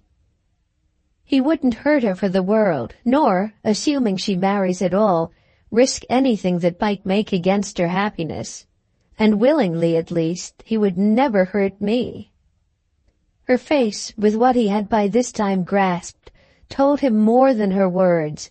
Whether something had come into it, or whether he only read clearer her whole story, what at least he then took for such, reached out to him from it. With the initiative she now attributed to Chad, it all made a sense, and this sense, a light, a lead, was what had abruptly risen before him. He wanted once more to get off with these things, which was at last made easy, a servant having for his assistance, on hearing voices in the hall, just come forward. All that Strether had made out was, while the man opened the door and impersonally waited, summed up in his last word. "I don't think, you know, Chad will tell me anything." "No, perhaps not yet." "And I won't as yet speak to him."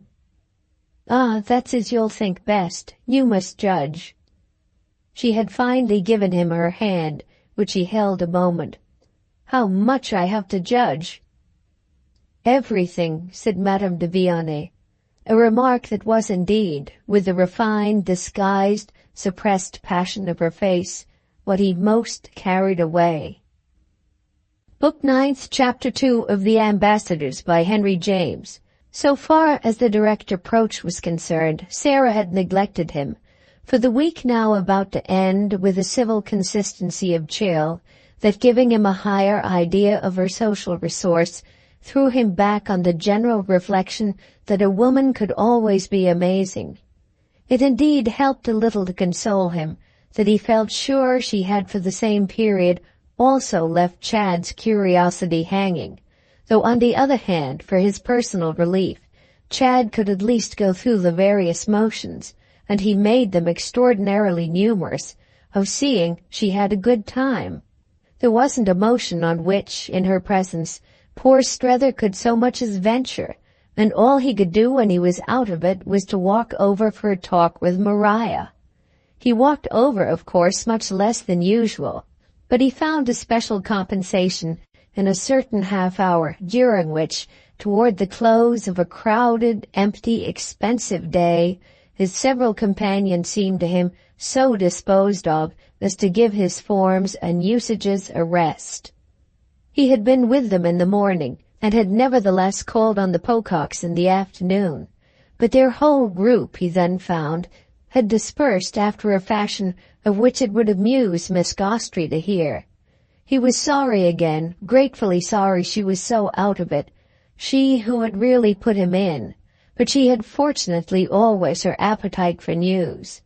The pure flame of the disinterested burned in her cave of treasures as a lamp in a Byzantine vault. It was just now, as happened, that for so fine a sense as hers, a near view would have begun to pay.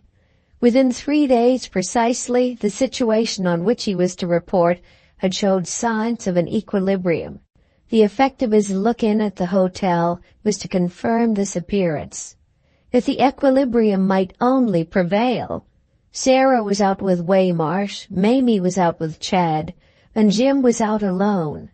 Later on, indeed, he himself, with book to Jim, was to take him that evening to the Varieties, which Strether was careful to pronounce as Jim pronounced them.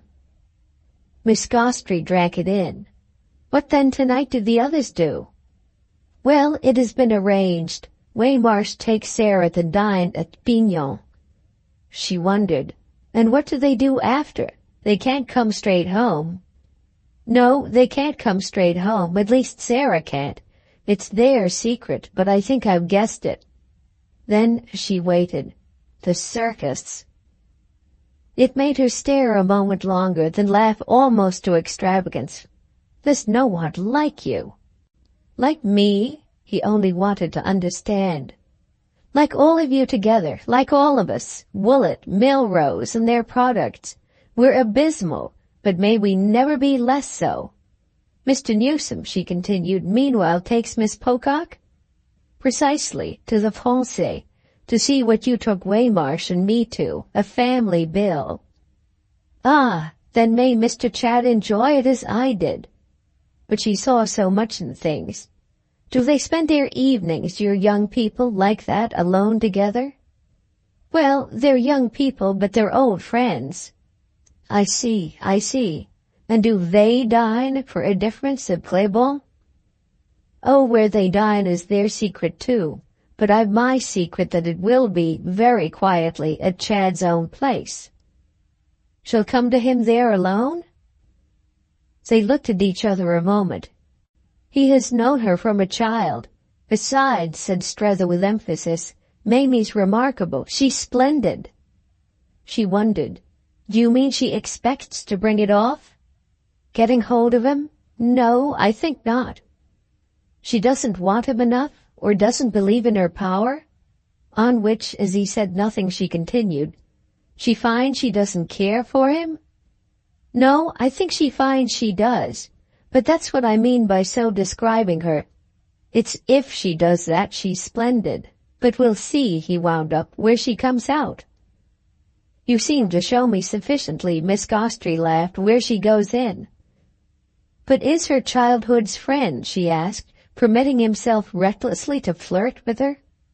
No, not that. Chad's also splendid. They're all splendid, he declared with a sudden strange sound of wistfulness and envy.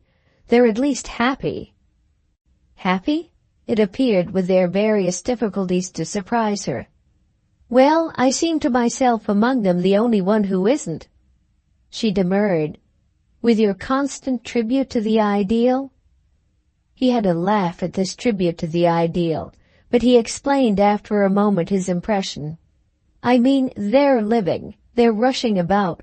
I've already had my rushing. I'm waiting. But aren't you, she asked by way of cheer, waiting with me? He looked at her in all kindness. Yes, if it weren't for that. And you help me to wait, she said. However, she went on, I really something for you that will help you to wait, and which you shall have in a minute. Only there's something more I want from you first. I revel in Sarah. So do I. If it weren't, he again amusedly sighed, for that. Well, you owe more to women than any man I ever saw. We do seem to keep you going. Yet Sarah, as I see her, must be great. She is, Strether fully assented, great. Whatever happens, she won't, with these unforgettable days, have lived in vain. Miss Gostrey had a pause. You mean she has fallen in love? I mean she wonders if she hasn't, and it serves all her purpose. It has indeed, Maria laughed, served women's purposes before. Yes, for giving in, but I doubt if the idea, as an idea, has ever up to now answered so well for holding out. That's her tribute to the ideal. We each have our own. It's her romance, and it seems to me better on the whole than mine. To have it in Paris, too, he explained, on this classic ground, in this charged, infectious air, with so sudden an intensity, well, it's more than she expected. She has had, in short, to recognize the breaking out for her of a real affinity, and with everything to enhance the drama. Miss Gostrey followed. Jim, for instance? Jim hugely enhances. Jim was made to enhance. And then Mr. Waymarsh. It's the crowning touch. It supplies the color. He's positively separated. And she herself, unfortunately, isn't. That supplies the color, too. Miss Gostrey was all there. But somehow, is he in love? Strether looked at her a long time, then looked all about the room, then came a little nearer. Will you never tell anyone in the world as long as ever you live? Never. It was charming. He thinks Sarah really is, but he has no fear, Strether hastened to add. Of her being affected by it? Of his being. He likes it, but he knows she can hold out. He's helping her. He's floating her over by kindness. Maria rather funnily considered it. Floating her over in champagne, the kindness of dining her nose to nose, at the hour when all Paris is crowding to profane delights, and in the great temple, as one hears it, of pleasure? That's just it for both of them, Strether insisted, and all of a supreme innocence.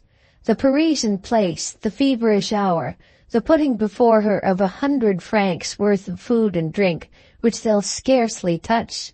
All that's the dear man's own romance, the expensive kind, expensive in francs and centimes, in which he abounds. And the circus afterwards, which is cheaper, but which he'll find some means of making as dear as possible. That's also his tribute to the ideal. It does for him. He'll see her through. They won't talk of anything worse than you and me. Well, we're bad enough, perhaps, thank heaven, she laughed, to upset them. Mr. Waymarsh, at any rate, is a hideous old coquette. And the next moment she had dropped everything for a different pursuit. What you don't appear to know is that Jeanne de Fionnet has become engaged. She's to marry. It has been definitely arranged. Young Monsieur de Montpaul. He fairly blushed. Then, if you know it, it's out? Don't I often know things that are not out? However, she said, this will be out tomorrow. But I see I've counted too much on your possible ignorance. You've been before me, and I don't make you jump as I hoped. He gave a gasp at her insight. You never fail. I've had my jump. I had it when I first heard. Then if you knew, why didn't you tell me as soon as you came in? Because I had it from her as a thing not yet to be spoken of. Miss Gostrey wondered. From Madame de Vionnet herself? As a probability, not quite a certainty, a good cause in which Chad has been working. So I waited. You need wait no longer, she returned. It reached me yesterday, roundabout and accidental, but by a person who had had it from one of the young man's own people, as a thing quite settled. I was only keeping it for you. You thought Chad wouldn't have told me? She hesitated. Well, if he hasn't.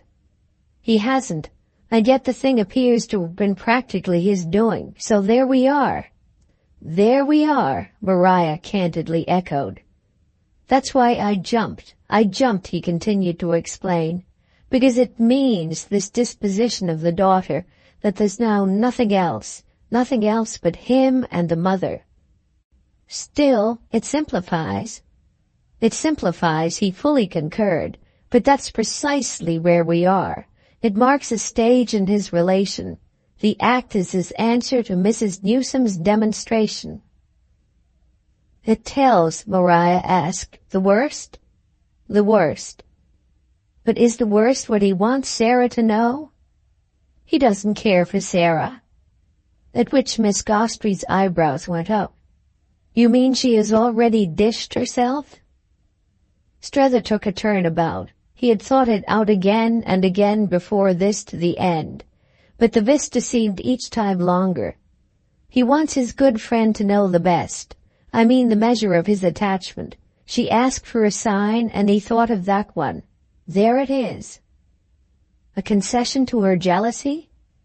Strether pulled up.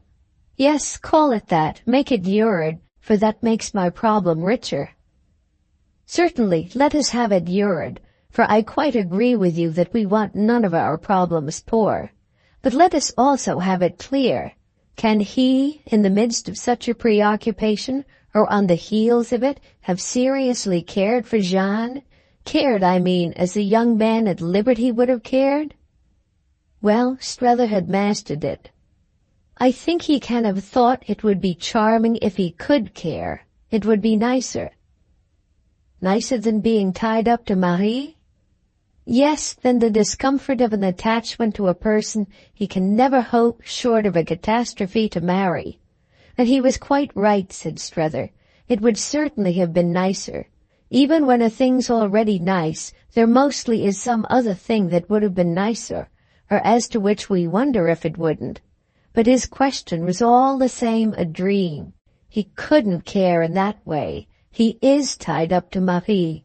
The relation is too special and has gone too far.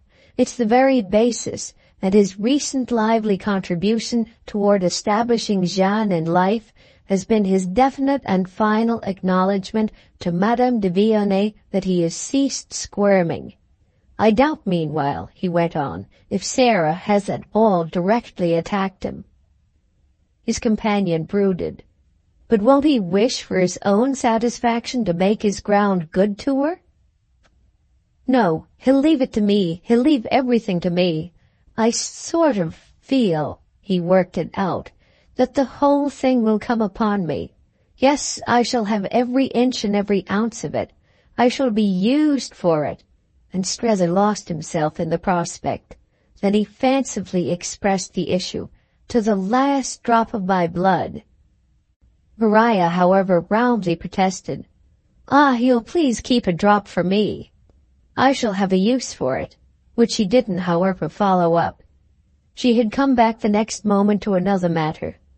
Mrs. Pocock, with her brother, is trusting only to her general charm? So it would seem. And the charm's not working? Well, Strether put it otherwise. She's sounding the note of home, which is the very best thing she can do. The best for Madame de Vionnet? The best for home itself, the natural one, the right one. Right? Maria asked, when it fails? Strether had a pause. The difficulty's Jim. Jim is the note of home. She debated. Ah, surely not the note of Mrs. Newsome. But he had it all. The note of the home for which Mrs. Newsome wants him, the home of the business. Jim stands with his little legs apart at the door of that tent, and Jim is, frankly speaking, extremely awful. Maria stared. And you in, you poor thing, for your evening with him? Oh, he's all right for me, Strether laughed. Anyone's good enough for me. But Sarah shouldn't all the same have brought him. She doesn't appreciate him. His friend was amused with this statement of it. Doesn't know, you mean, how bad he is? Strether shook his head with decision. Not really. She wondered. Then doesn't Mrs. Newsome? It made him frankly do the same.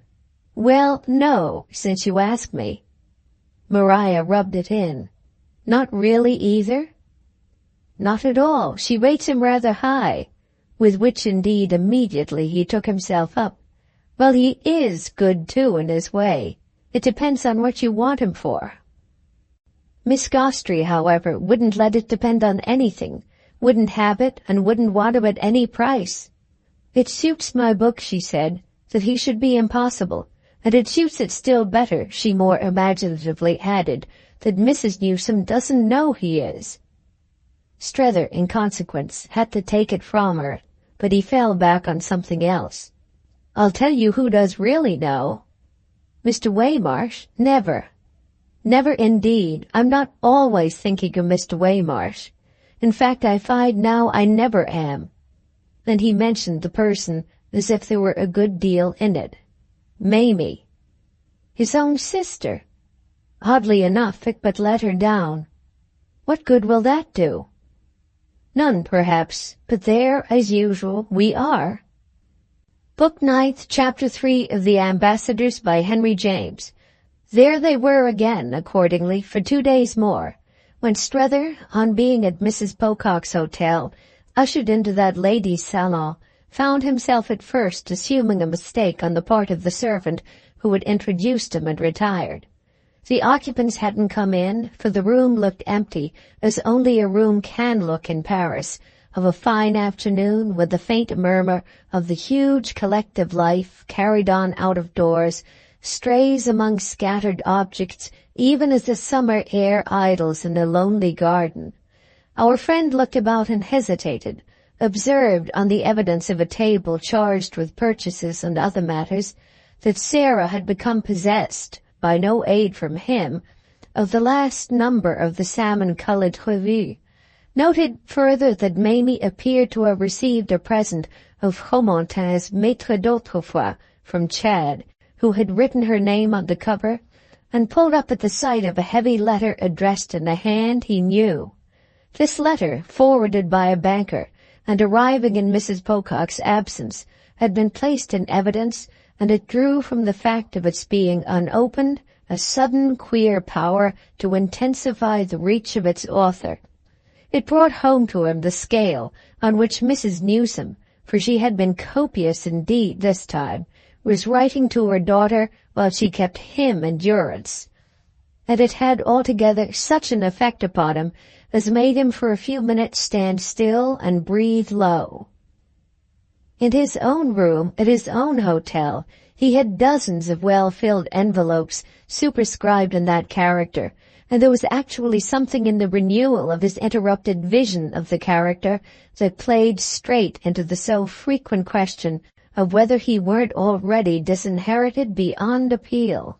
It was such an assurance as the sharp downstrokes of her pen hadn't yet had occasion to give him, but they somehow, at the present crisis, stood for a probable absoluteness in any decree of the writer. He looked at Sarah's name and address, in short, as if he had been looking hard into her mother's face, and then turned from it as if the face had declined to relax. But since it was in a manner as if Mrs. Newsome were thereby all the more, instead of the less, in the room, and were conscious, sharply and sorely conscious of himself, so he felt both held and hushed, summoned to stay at least and take his punishment. By staying accordingly he took it, creeping softly and vaguely about and waiting for Sarah to come in. She would come in if he stayed long enough, and he had now more than ever the sense of her success in leaving him a prey to anxiety.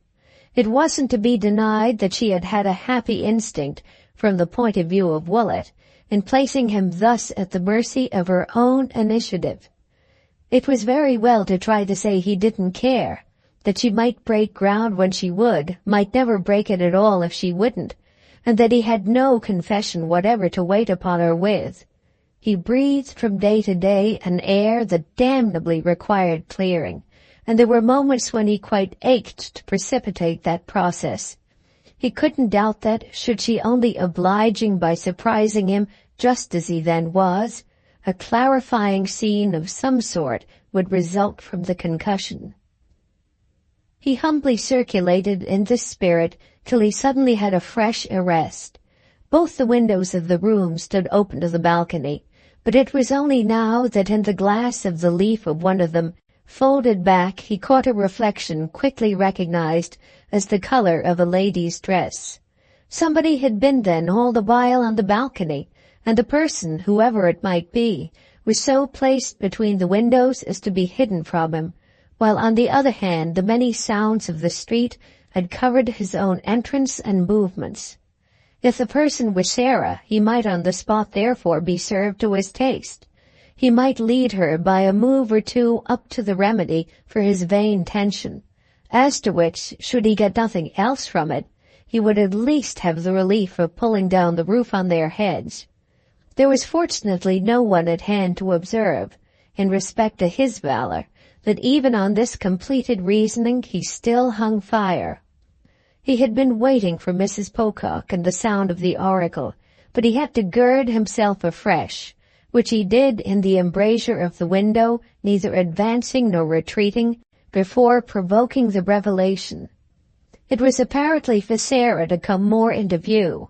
He was in that case there at her service.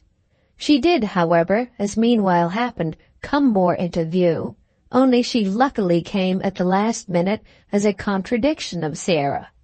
The occupant of the balcony was after all quite another person, a person presented on a second look by a charming back and a slight shift of her position as beautiful, brilliant, unconscious Mamie.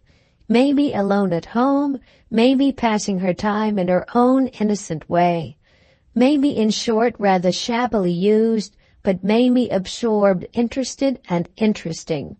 With her arms on the balustrade and her attention dropped to the street, she allowed Strether to watch her, to consider several things without her turning around. But the oddity was that when he had so watched and considered, he simply stepped back into the room without following up his advantage. He revolved there again for several minutes, quite as with something new to think of, and as if the bearings of the possibility of Sarah had been superseded. For frankly, yes, it had bearings thus to find the girl in solitary possession. There was something in it that touched him to a point not to have been reckoned beforehand, something that softly but quite pressingly spoke to him, and that spoke the more each time he paused again at the edge of the balcony and saw her still unaware.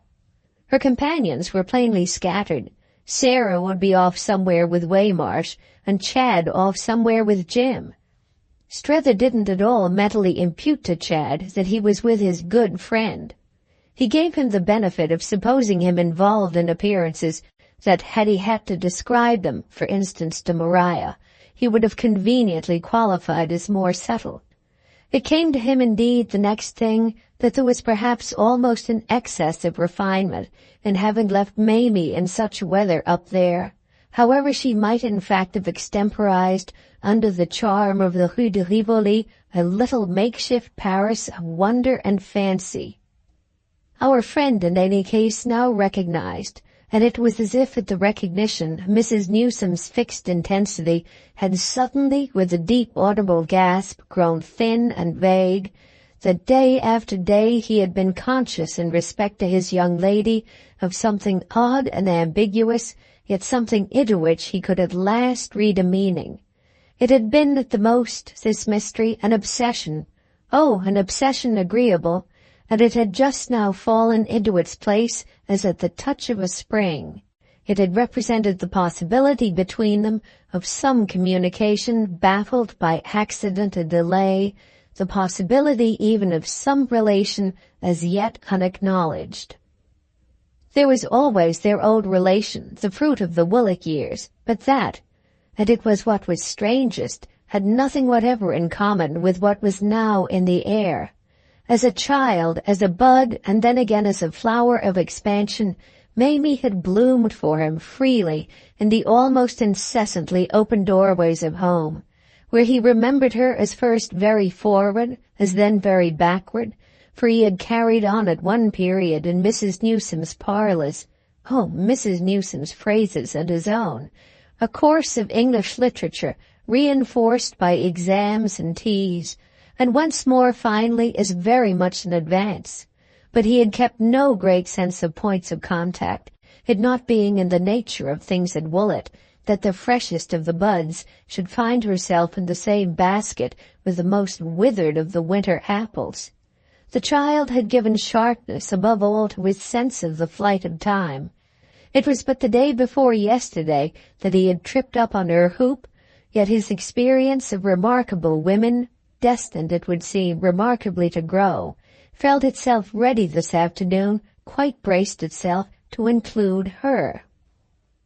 She had, in fine, more to say to him than he had ever dreamed the pretty girl of the moment could have, and the proof of the circumstance was that, visibly, unmistakably, she had been able to say it to no one else. It was something she could mention neither to her brother, to her sister-in-law, nor to Chad, though he could just imagine that had she still been at home she might have brought it out as a supreme tribute to age, authority, and attitude for Mrs. Newsome. It was, moreover, something in which they all took an interest. The strength of their interest was, in truth, just the reason of her prudence. All this, then, for 5 minutes, was vivid to Strether, and it put before him that, poor child, she had now but her prudence to amuse her. That, for a pretty girl in Paris, struck him with a rush as a sorry state, so that under the impression he went out to her with a step as hypocritically alert, he was well aware, as if he had just come into the room. She turned with a start at his voice. Preoccupied with him though she might be, she was just a scrap disappointed. "Oh, I thought you were Mr. Bilham."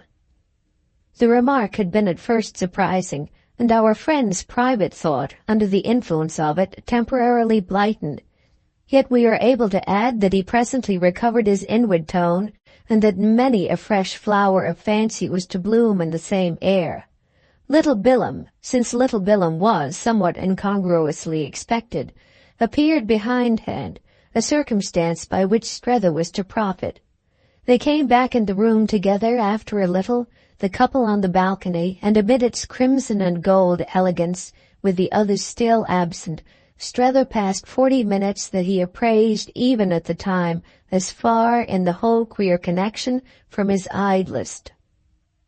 Yes, indeed, since he had the other day so agreed with Maria about the inspiration of the lurid, here was something for his problem that surely didn't make it shrink, and that was floated in upon him as part of a sudden flood. He was doubtless not to know till afterwards, on turning them over in thought, of how many elements his impression was composed, but he none the less felt, as he sat with the charming girl, the signal growth of a confidence, for she was charming when all was said, and none the less so for the visible habit and practice of freedom and fluency. She was charming, he was aware, in spite of the fact that if he hadn't found her so, he would have found her something he should have been in peril of expressing as funny. Yes, she was funny, wonderful Mamie, and without dreaming it, she was bland, she was bridal, with never, that he could make out as yet, a bridegroom to support it. She was handsome and portly and easy and chatty, soft and sweet and almost disconcertingly reassuring.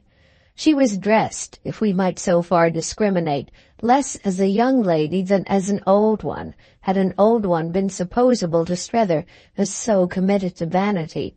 The complexities of her hair missed moreover also the looseness of youth, and she had a mature manner of bending a little as to encourage and reward, while she held neatly together in front of her a pair of strikingly polished hands. The combination of all of which kept up about her the glamour of her receiving, placed her again perpetually between the windows and within sound of the ice-cream plates, suggested the enumeration of all the names, all the Mr. Brookses and Mr. Snookses, gregarious specimens of a single type she was happy to meet.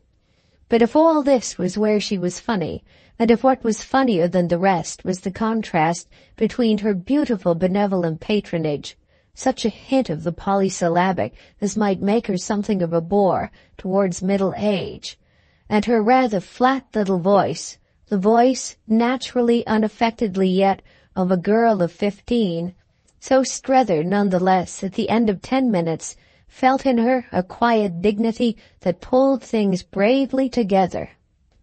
If quiet dignity, almost more than matronly, with too voluminous clothes, was the effect she proposed to produce, that was an ideal one could like in her when once one had got into relation.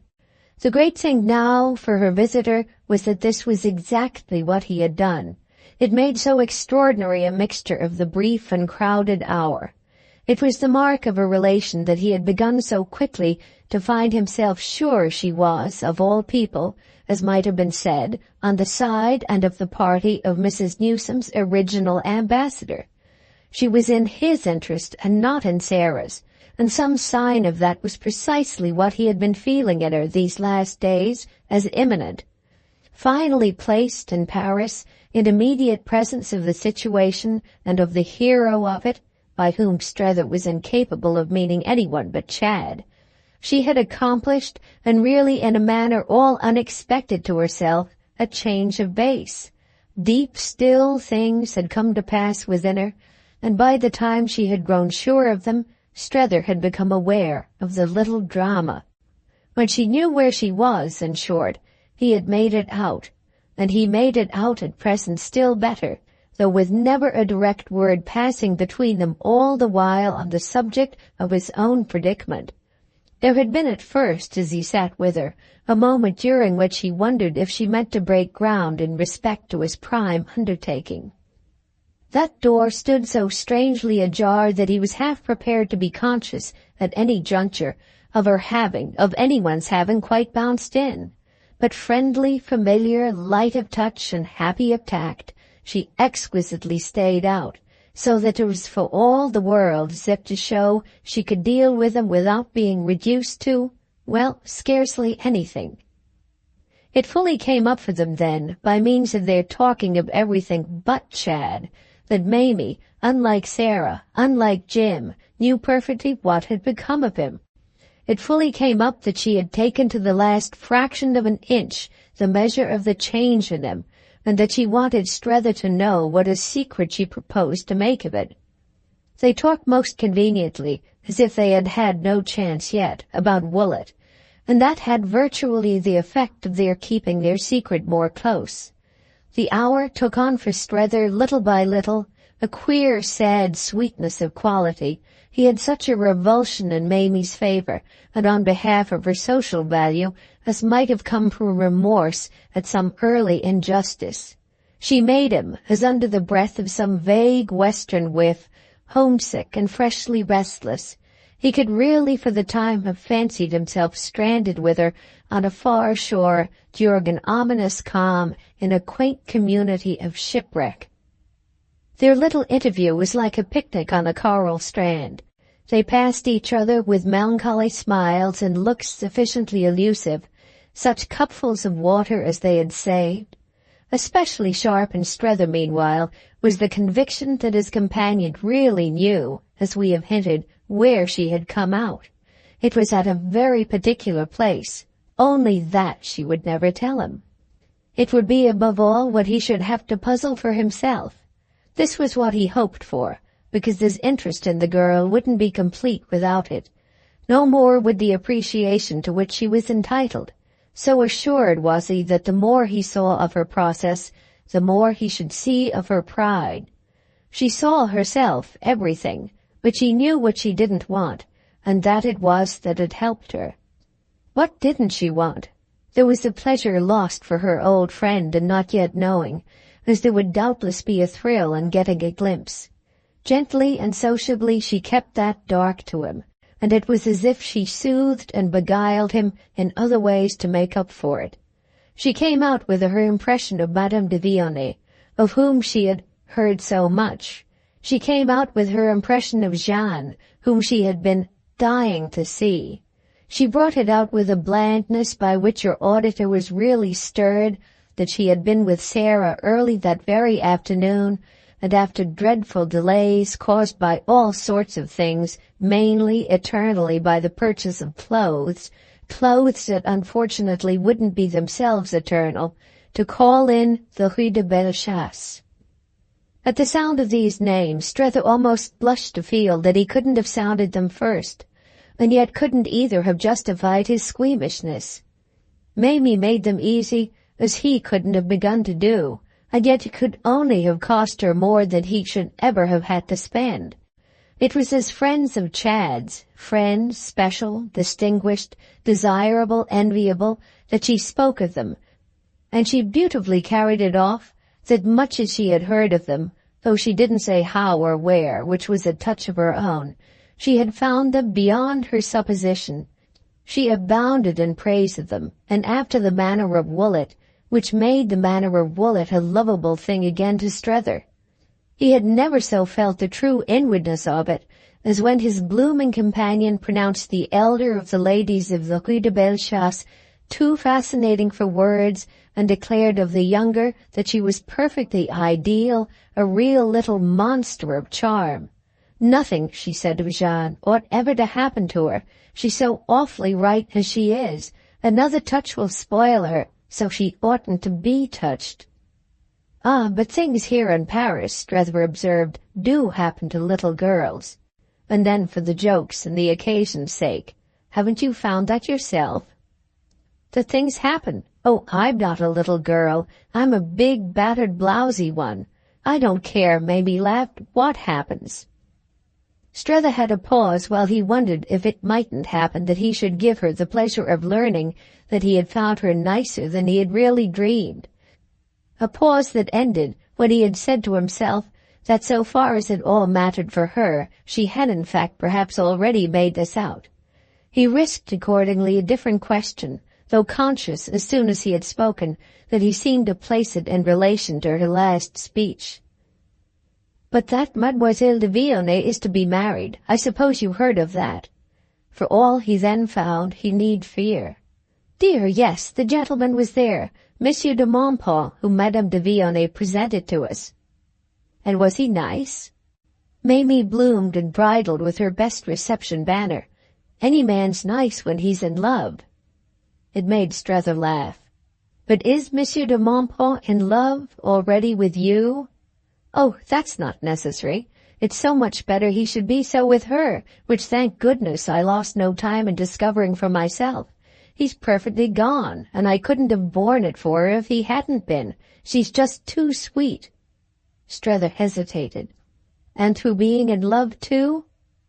On which, with a smile that struck him as wonderful, Mamie had a wonderful answer. She doesn't know if she is or not. It made him laugh out. Oh, but you do. She was willing to take it that way. Oh yes, I know everything.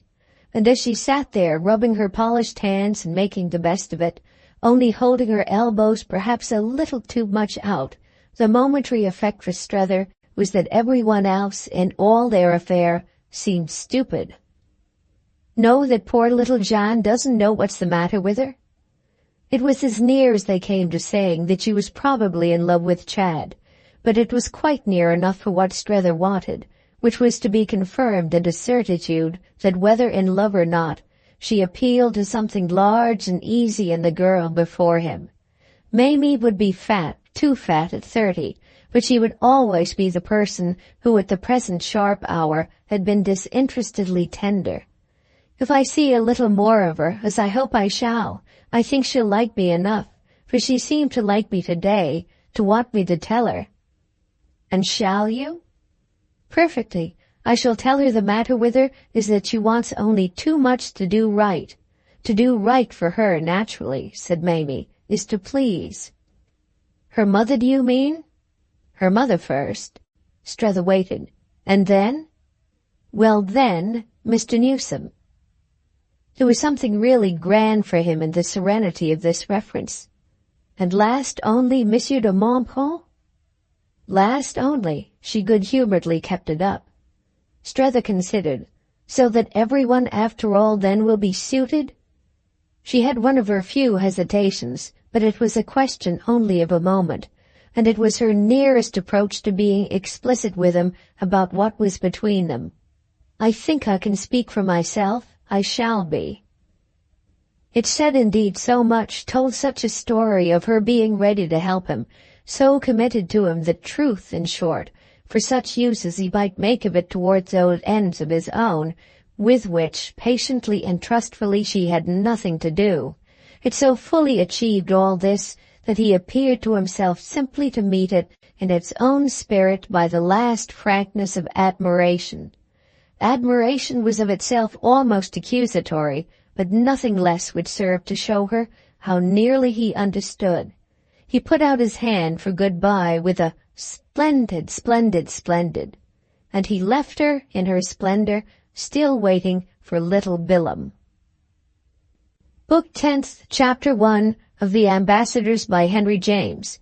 Strether occupied beside little Bilham 3 evenings after his interview with Mamie Pocock, the same deep divan they had enjoyed together on the first occasion of our friend's meeting Madame de Vionnet and her daughter in the apartment of the Boulevard Malesherbes, where his position affirmed itself again as ministering to an easy exchange of impressions.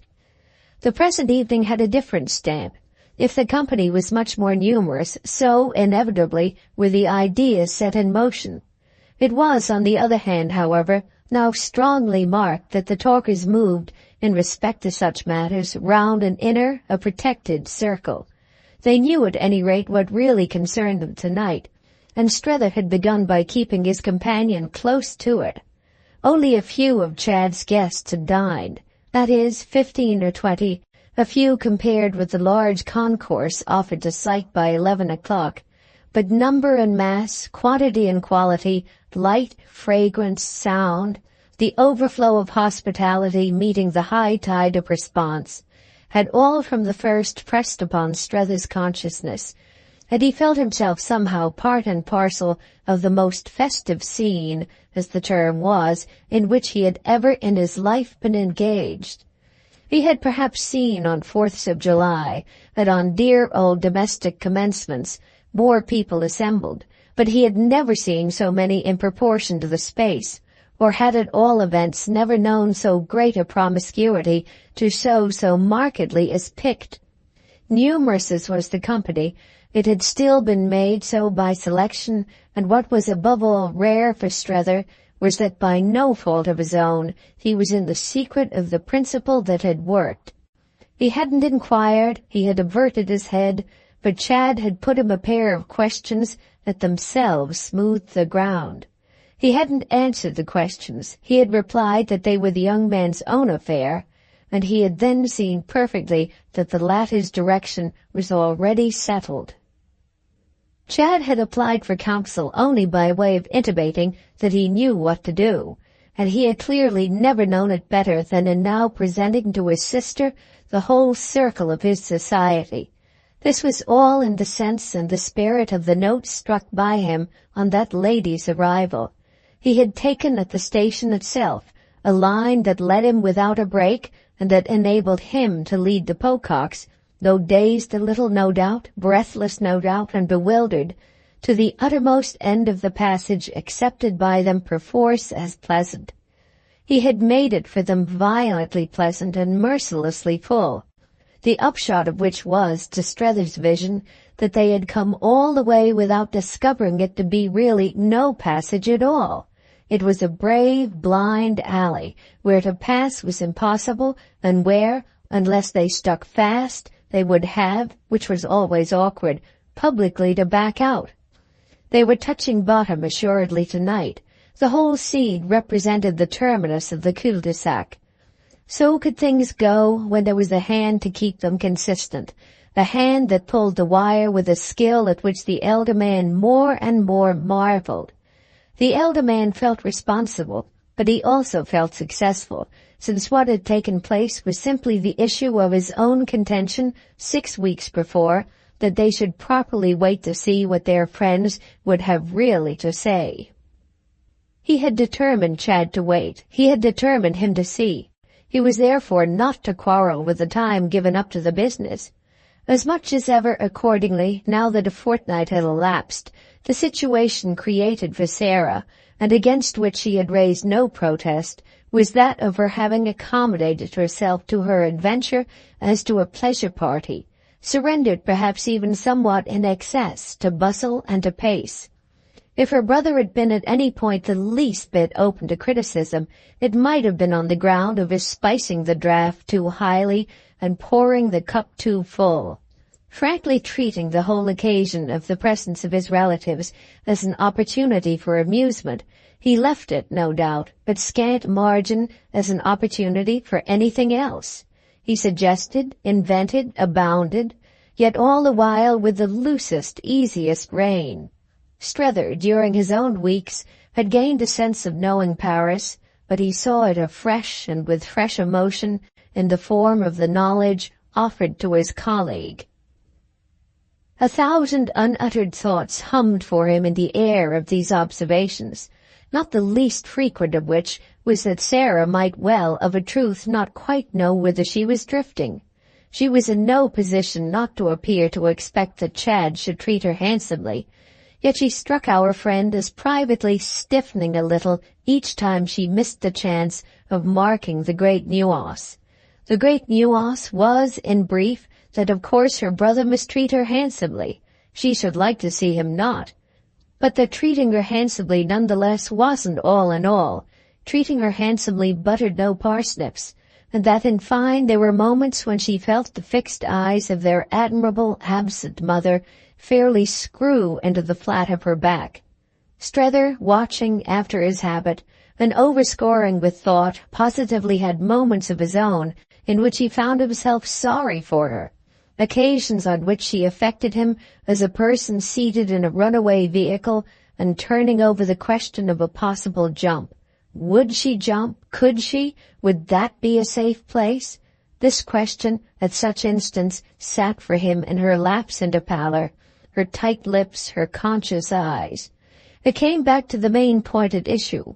Would she be, after all, to be squared?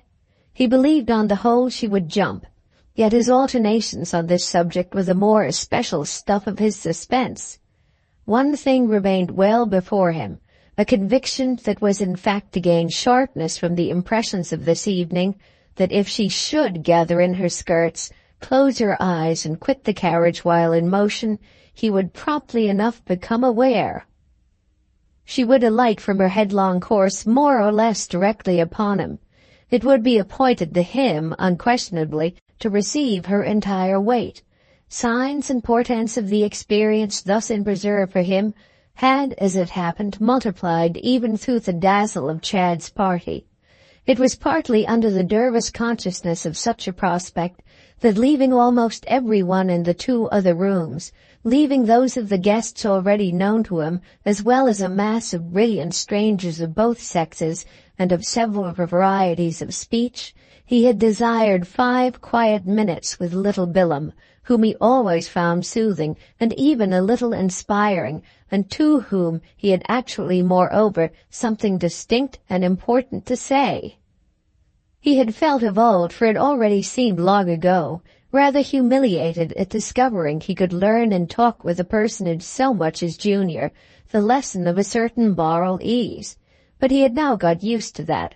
Whether or no the mixture of the fact with other humiliations had made it indistinct, whether or no directly from little Billum's example, the example of his being contentedly just the obscure and acute little Billum he was. It worked so for him, Strether seemed to see, and our friend had at private hours a wan smile over the fact that he himself, after so many more years, was still in search of something that would work. However, as we have said, it worked just now for them equally to have found a corner a little apart. What particularly kept it apart was the circumstance that the music in the salon was admirable, with 2 or 3 such singers as it was a privilege to hear in private. Their presence gave a distinction to Chad's entertainment, and the interest of calculating their effect on Sarah was actually so sharp as to be almost painful.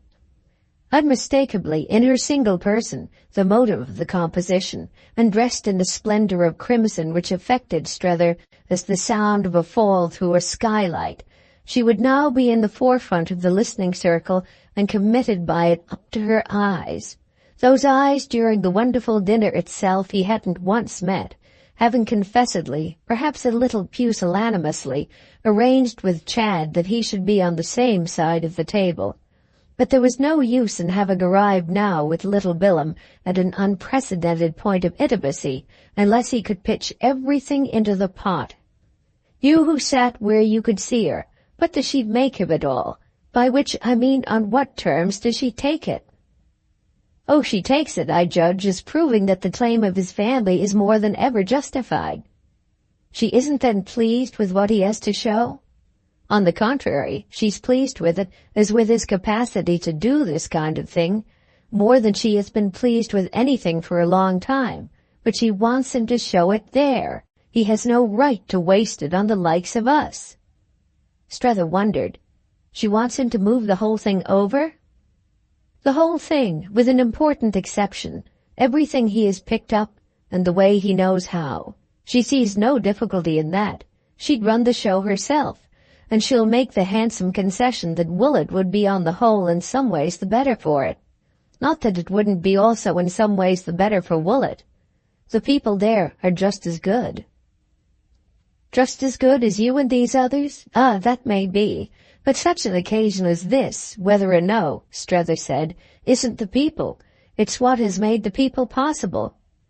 Well then, his friend replied, there you are. I give you my impression for what it's worth. Mrs. Pocock has seen, and that's tonight how she sits there. If you were to have a glimpse of her face, you'd understand me. She has made up her mind to the sound of expensive music. Strether took it freely in. Ah, then I shall have news of her. I don't want to frighten you, but I think that likely. However, little Billum continued, if I'm of the least use to you to hold on by. You're not of the least, and Strether laid an appreciative hand on him to say it. No one's of the least. With which, to mark how gaily he could take it, he patted his companion's knee. I must meet my fate alone, and I shall. Oh, you'll see. And yet, he pursued the next moment, you can help me too. You once said to me, he followed this further, that you held Chad should marry. I didn't see then so well as I know now that you meant he should marry Miss Pocock. Do you still consider that he should? Because if you do, he kept it up, I want you immediately to change your mind. You can help me that way. Help you by thinking he should not marry? Not marry at all events, Mamie. And who then? Ah, Strether returned, that I'm not obliged to say, but Madame de Vionnet, I suggest, when he can. Oh, said little Billum with some sharpness. Oh, precisely, but he needn't marry at all. I'm at any rate not obliged to provide for it, whereas in your case I rather feel that I am. Little Billum was amused. Obliged to provide for my marrying? Yes, after all I've done to you. The young man weighed it. Have you done as much as that? Well, said Strether, thus challenged, of course I must remember what you've also done to me. We may perhaps call it square. But all the same, he went on, I wish awfully you'd marry Mamie Pocock yourself. Little Billum laughed out. Why, it was only the other night in this very place that you were proposing to me a different union altogether. Mademoiselle de Vionnet? Well, Strether easily confessed it. That, I admit, was a vain image. This is practical politics. I want to do something good for both of you. I wish you each so well, and you can see in a moment the trouble it will save me to polish you off by the same stroke. She likes you, you know. You console her, and she's splendid. Little Billum stared as a delicate appetite stares at an overheaped plate. What do I console her for? It just made his friend impatient. Oh, come, you know. And what proves to you that she likes me?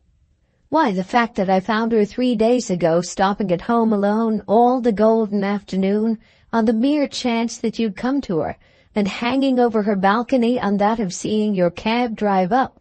I don't know what you want more. Little Billum, after a moment, found it. Only just to know what proves to you that I like her.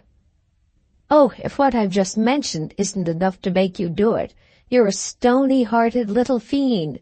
Besides, Strether encouraged his fancy's flight, You showed your inclination in the way you kept her waiting, kept her on purpose to see if she cared enough for you."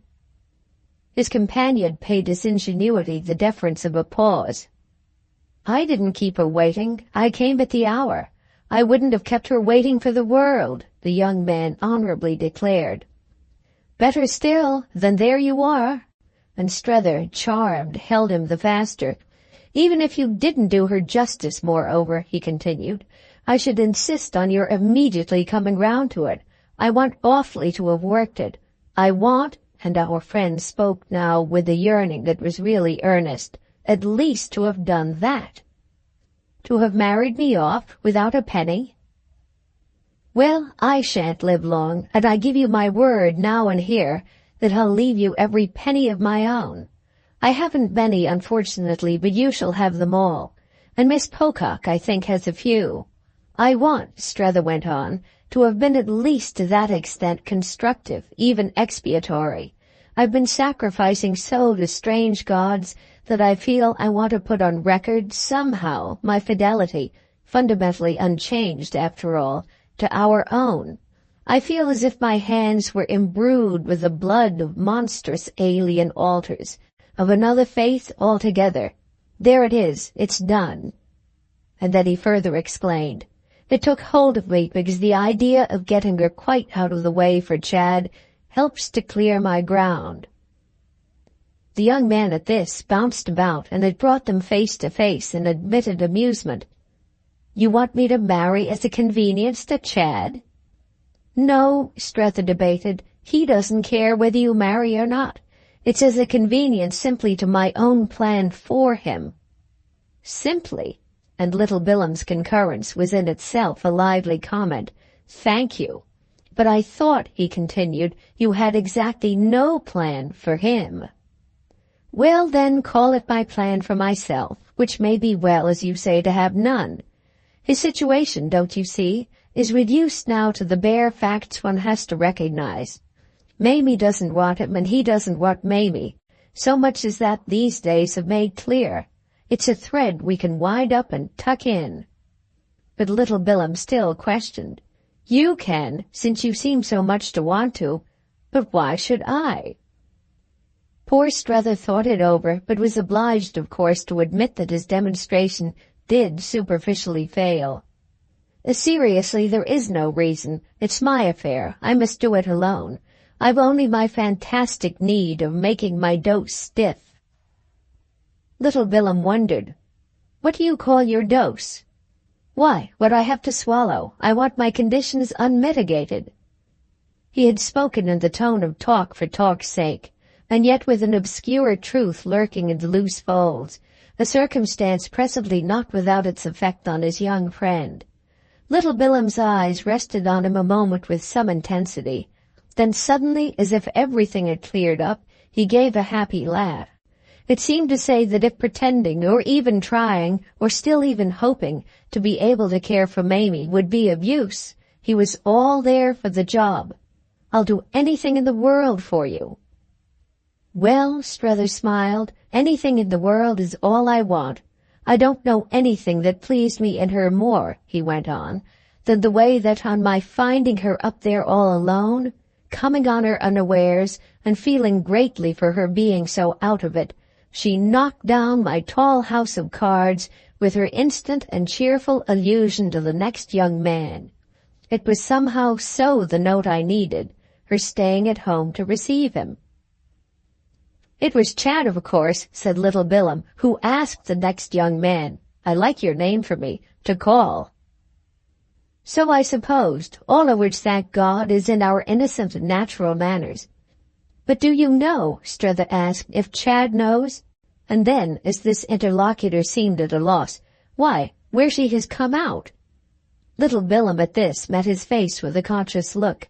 It was as if, more than anything yet, the illusion had penetrated. "Do you know yourself?" Strether lightly shook his head. "There I stop. Oh, odd as it may appear to you, there are things I don't know. I only got the sense from her of something very sharp, and yet very deep down, that she was keeping all to herself. That is, I had begun with the belief that she had kept it to herself, but face to face with her, I soon made out that there was a person with whom she would have shared it. I thought she possibly might with me, but I saw then that I was only half in her confidence. When, turning to me to greet me, for she was on the balcony and I had come in without her knowing it, she showed me she had been expecting you, and was proportionately disappointed, I got hold of the tail of my conviction. Half an hour later I was in possession of all the rest of it. You know what has happened. He looked at his young friend hard, then he felt sure. For all you say, you're up to your eyes, so there you are. Little Bilham, after an instant, pulled half round. I assure you she hasn't told me anything. Of course she hasn't. For what do you suggest that I suppose her to take you? But you've been with her every day, you've seen her freely, you've liked her greatly, I stick to that, and you've made your profit of it. You know what she has been through as well as you know that she has dined here tonight, which must have put her, by the way, through a good deal more. The young man faced this blast, after which he pulled round the rest of the way. I haven't in the least said she hasn't been nice to me, but she's proud. And quite properly, but not too proud for that. It's just her pride that has made her. Chad, little Bilham loyally went on, has really been as kind to her as possible. It's awkward for a man when a girl's in love with him. Ah, but she isn't, now. Little Bilham sat staring before him, then he sprang up as if his friend's penetration, recurrent and insistent, made him really, after all, too nervous. No, she isn't now. It isn't in the least, he went on, Chad's fault. He's really all right.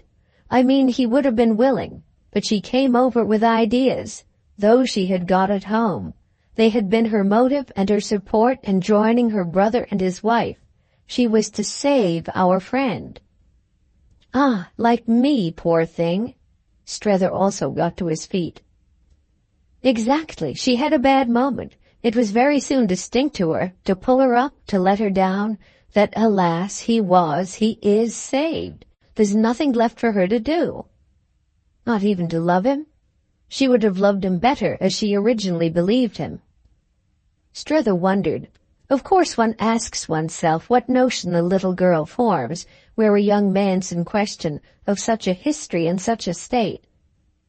Well, this little girl saw them no doubt as obscure, but she saw them practically as wrong. The wrong for her was the obscure. Chad turns out at any rate right and good and disconcerting, while what she was all prepared for, primed and girded and wound up for, was to deal with him as the general opposite. Yet wasn't her whole point, Strether weighed it, that he was to be, that he could be, made better, redeemed? Little Bilham fixed it all a moment, and then with a small headshake that diffused a tenderness, she's too late for the miracle. Yes, his companion saw enough. Still, if the worst fault of his condition is that it may be all there for her to profit by, oh, she doesn't want to profit in that flat way. She doesn't want to profit by another woman's work. She wants the miracle to have been her own miracle. That's what she's too late for. Strether quite felt how it all fitted, yet there seemed one loose piece. I'm bound to say, you know, that she strikes one on these lines as fastidious, what you call here difficile. Little Bilham tossed up his chin. Of course she's difficile on any lines. What else in the world are our Mamies, the real, the right ones? I see, our friend repeated, charmed by the responsive wisdom he had ended by so richly extracting. Mamie is one of the real and the right. The very thing itself. And what it comes to then, Strether went on, is that poor awful Chad is simply too good for her. Ah, too good was what he was after all to be, but it was she herself, and she herself only, who was to have made him so. It hung beautifully together, but with still a loose end. Wouldn't he do for her even if he should after all break? With his actual influence? Oh, little Bilham had for this inquiry the sharpest of all his controls. How can he do on any terms whatever when he's flagrantly spoiled? Strether could only meet the question with his passive, his receptive pleasure. Well, thank goodness you're not. You remain for her to save, and I come back on so beautiful and full a demonstration to my contention of just now, that of your showing distinct signs of her having already begun. The most he could say further to himself, as his young friend turned away, was that the charge encountered for the moment no renewed denial. Little Billum, taking his course back to the music, only shook his good-natured ears an instant in the manner of a terrier who has got wet, while Strether relapsed into the sense, which had for him in these days most of comfort, that he was free to believe in anything that from hour to hour kept him going.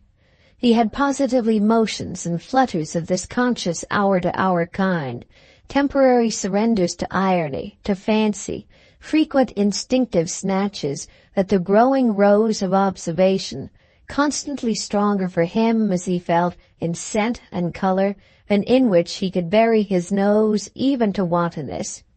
This last resource was offered him, for that matter, in the very form of his next clear perception, the vision of a prompt meeting in the doorway of the room between little Billum and brilliant Miss Behest, who was entering as Billum withdrew.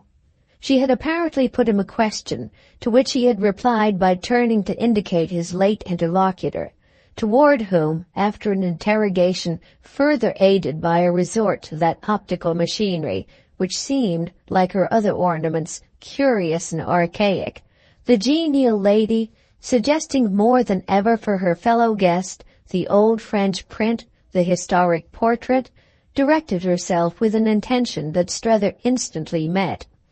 He knew in advance the first note she would sound, and took in as she approached it all her need of sounding it. Nothing yet had been so wonderful between them as the present occasion, and it was her special sense of this quality in occasions that she was there, as she was in most places, to feed. That sense had already been so well fed by the situation about them that she had quitted the other room, forsaken the music, dropped out of the play, abandoned, in a word, the stage itself, that she might stand a minute behind the scenes with Strether, and so perhaps figure in one of the famous augurs replying, behind the oracle, to the wink of the other. Seated near him presently where little Billum had sat, she replied in truth to many things, beginning as soon as he had said to her what he hoped he said without fatuity. "All you ladies are extraordinarily kind to me." She played her long-handled, which shifted her observation. She saw in an instant all the absences that left them free. "How can we be anything else? But isn't that exactly your plight? We ladies, oh, we're nice, and you must be having enough of us. As one of us, you know, I don't pretend I'm crazy about us. But Miss Gostry, at least tonight, has left you alone, hasn't she?" With which she again looked about as if Maria might still lurk. "Oh, yes," said Strether, "she's only sitting up for me at home." And then, as this elicited from his companion her gay, "Oh," he explained that he'd been sitting up in suspense and prayer. "We thought it on the whole better she shouldn't be present, and either way, of course, it's a terrible worry for her." He abounded in the sense of his appeal to the ladies, and they might take their choice of his doing so from humility or from pride. "Yet she inclines to believe I shall come out." "Oh, I incline to believe, too, you'll come out." Miss Behest, with her laugh, was not to be behind. "Only the question's about where, isn't it? However," she happily continued, "if it's anywhere at all, it must be very far on, mustn't it? To do us justice, I think, you know," she laughed, "we do, among us all, want you rather far on." "Yes, yes," she repeated in her quick droll way, "we want you very, very far on." After which she wished to know why he had thought it better Maria shouldn't be present. "Oh," he replied, "it was really her own idea. I should have wished it, but she dreads responsibility." "And isn't that a new thing for her?" "To dread it? No doubt, but her nerve has given way." Miss Behest looked at him a moment. "She has too much at stake." Then, less gravely, "Mine, luckily for me, holds out." "Luckily for me, too," Strether came back to that. My own isn't so firm. My appetite for responsibility isn't so sharp, as that I haven't felt the very principle of this occasion to be the more the merrier. If we are so merry, it's because Chad has understood so well." "He has understood amazingly," said Miss Barras. "It's wonderful," Strether anticipated for her. "It's wonderful," she, to meet it, intensified, so that face to face over it they largely and recklessly laughed. But she presently added, "Oh, I see the principle. If one didn't, one would be lost. But when one once has got hold of it, it's as simple as twice two, from the moment he had to do something." "A crowd," she took him straight up, "was the only thing?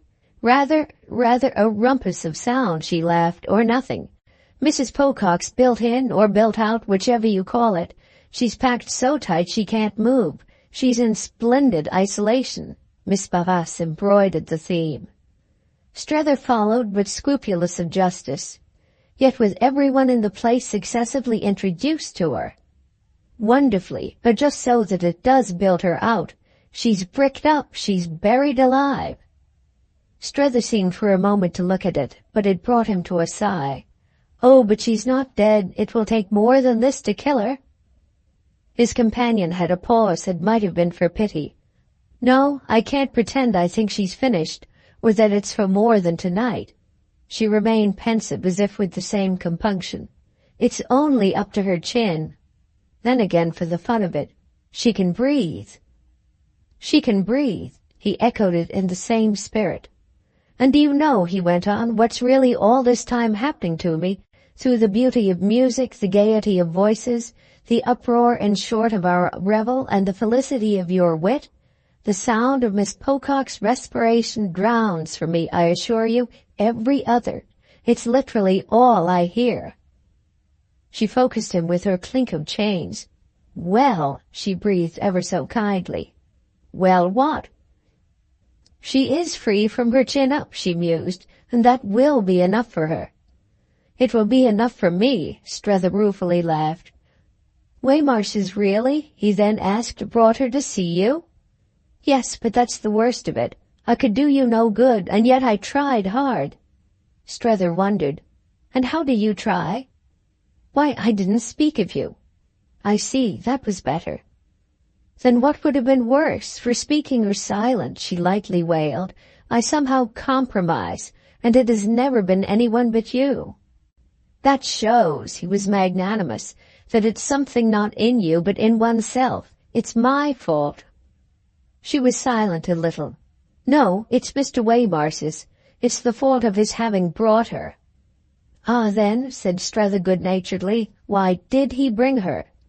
"He couldn't afford not to." "Oh, you were a trophy, one of the spoils of conquest. But why, in that case, since you do compromise?" "Don't I compromise him as well?" "I do compromise him as well," Miss Barras smiled. "I compromise him as hard as I can. But for Mr. Waymarsh it isn't fatal. It's, so far as his wonderful relation with Mrs. Pocock is concerned, favourable." And then, as he still seemed slightly at sea, "The man who had succeeded with me, don't you see? For her to get him from me was such an added incentive." Strether saw, but as if his path was still strewn with surprises. "It's from you, then, that she has got him?" She was amused at his momentary muddle. "You can fancy my fight. She believes in her triumph. I think it has been part of her joy." "Oh, her joy," Strether skeptically murmured. "Well, she thinks she has had her own way. And what's tonight for her but a kind of apotheosis? Her frock's really good." "Good enough to go to heaven in? For after a real apotheosis," Strether went on, "there's nothing but heaven. For Sarah, there's only tomorrow." "And you mean that she won't find tomorrow heavenly?" "Well, I mean that somehow I feel tonight, on her behalf, too good to be true. She has had her cake. That is, she's in the act now of having it, of swallowing the largest and sweetest piece. There won't be another left for her. Certainly I haven't one. It can only at the best be Chad." He continued to make it out as for their common entertainment. "He may have one, as it were, up his sleeve, Yet it's borne in upon me that if he had, he wouldn't, she quite understood, have taken all this trouble? I dare say not, and if I may be quite free and dreadful, I very much hope he won't take any more. Of course I won't pretend now, she added, not to know what it's a question of. Oh, everyone must know now, poor Strether thoughtfully admitted, and it's strange enough and funny enough that one should feel everybody here at this very moment to be knowing and watching and waiting. Yes, isn't it indeed funny? Miss Behest quite rose to it. That's the way we are in Paris. She was always pleased with a new contribution to that queerness. It's wonderful. But you know, she declared, it all depends on you. I don't want to turn the knife in your vitals, but that's naturally what you just now meant by our all being on top of you. We know you as the hero of the drama, and we're gathered to see what you'll do. Strether looked at her a moment with a light perhaps slightly obscured. I think that must be why the hero has taken refuge in this corner. He's scared at his heroism. He shrinks from his part. Ah, but we nevertheless believe he'll play it. That's why, Miss Behest kindly went on, we take such an interest in you. We feel you'll come up to the scratch. And then as she seemed perhaps not quite to take fire, don't let him do it. Don't let Chad go? Yes, keep hold of him. With all this, and she indicated the general tribute, he has done enough. We love him here. He's charming. It's beautiful, said Strether, the way you all can simplify when you will. But she gave it to him back. It's nothing to the way you will when you must. He winced at it as at the very voice of prophecy, and it kept him a moment quiet. He detained her, however, on her appearing about to leave him alone in the rather cold clearance their talk had made. There positively isn't a sign of a hero tonight. The hero's dodging and shirking, the hero's ashamed. Therefore, you know, I think what you must all really be occupied with is the heroine. Miss Behest took a minute. The heroine? The heroine. I've treated her, said Strether, not a bit like a hero. Oh, he sighed, I don't do it well. She eased him off. You do it as you can. And then, after another hesitation, I think she's satisfied. But he remained compunctious. I haven't been near her. I haven't looked at her. Ah, then you've lost a good deal. He showed he knew it. She's more wonderful than ever? Than ever, with Mr. Pocock. Strether wondered. Madame de Vionnet with Jim? Madame de Vionnet with Jim. Miss Behest was historic. And what's she doing with him?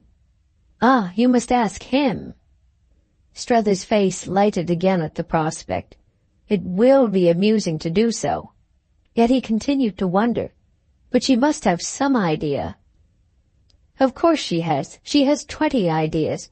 She has in the first place, said Miss Behest, swinging a little her tortoise-shell, that of doing her part. Her part is to help you. It came out as nothing had come yet. Links were missing and connections unnamed, but it was suddenly as if they were at the heart of their subject. Yes, how much more she does it, Strether gravely reflected, than I help her. It all came over him as with the near presence of the beauty, the grace, the intense dissimulated spirit with which he had, as he said, been putting off contact. She has courage. Ah, she has courage, Miss Behest quite agreed. And it was as if for a moment they saw the quantity in each other's face. But indeed the whole thing was present. How much she must care! Ah, there it is, she does care. But it isn't, is it? Miss Behest considerately added, as if you had ever any doubt of that. Strether seemed suddenly to like to feel that he really never had. Why, of course it's the whole point. Voila! Miss Behest smiled. It's why one came out, Strether went on, and it's why one has stayed so long, and it's also, he abounded, why one's going home. It's why everything, she concurred. It's why she might be tonight, for all she looks and shows, and for all your friend Jim does, about 20 years old. There is another of her ideas, to be for him, and to be quite easily and charmingly as young as a little girl. Strether assisted at his distance. For him? For Chad? For Chad, in a manner, naturally, always, but in particular tonight for Mr. Pocock. And then, as her friend still stared, yes, it is of a bravery, but that's what she has, her high sense of duty. It was more than sufficiently before them. When Mr. Newsome has his hands so embarrassed with his sister, it's quite the least, Strether filled it out, that she should take his sister's husband? Certainly, quite the least. So she has taken him. She has taken him. It was all Miss Barras had meant. Still, it remained enough. It must be funny. Oh, it is funny. That, of course, essentially went with it. But it brought them back. How indeed then she must care, in answer to which Strether's entertainer dropped a comprehensive "ah," expressive perhaps of some impatience for the time he took to get used to it. She herself had got used to it long before. Book 10th, Chapter 2 of The Ambassadors by Henry James. When one morning within the week he perceived the whole thing to be really at last upon him, Strether's immediate feeling was all relief. He had known this morning that something was about to happen, known it in a moment, by Waymarsh's manner when Waymarsh appeared before him during his brief consumption of coffee and a roll in the small, slippery salle à manger so associated with rich rumination. Strether had taken there of late various lonely and absent-minded meals. He communed there, even at the end of June, with a suspected chill, the air of old shivers mixed with old savours, the air in which so many of his impressions had perversely matured. The place, meanwhile, renewing its message to him by the very circumstance of his singular state. He now sat there, for the most part, to sigh softly, while he vaguely tilted his carafe over the vision of how much better Waymarsh was occupied. That was really his success by the common measure, to have led this companion so on and on. He remembered how at first there had been scarce a squatting place he could beguile him into passing, the actual outcome of which at last was that there was scarce one that could arrest him in his rush. His rush, as Strether vividly and amusedly figured it, continued to be all with Sarah, and contained perhaps moreover the word of the whole enigma, whipping up in its fine, full-flavoured froth the very principle for good or for ill of his own, of Strether's destiny.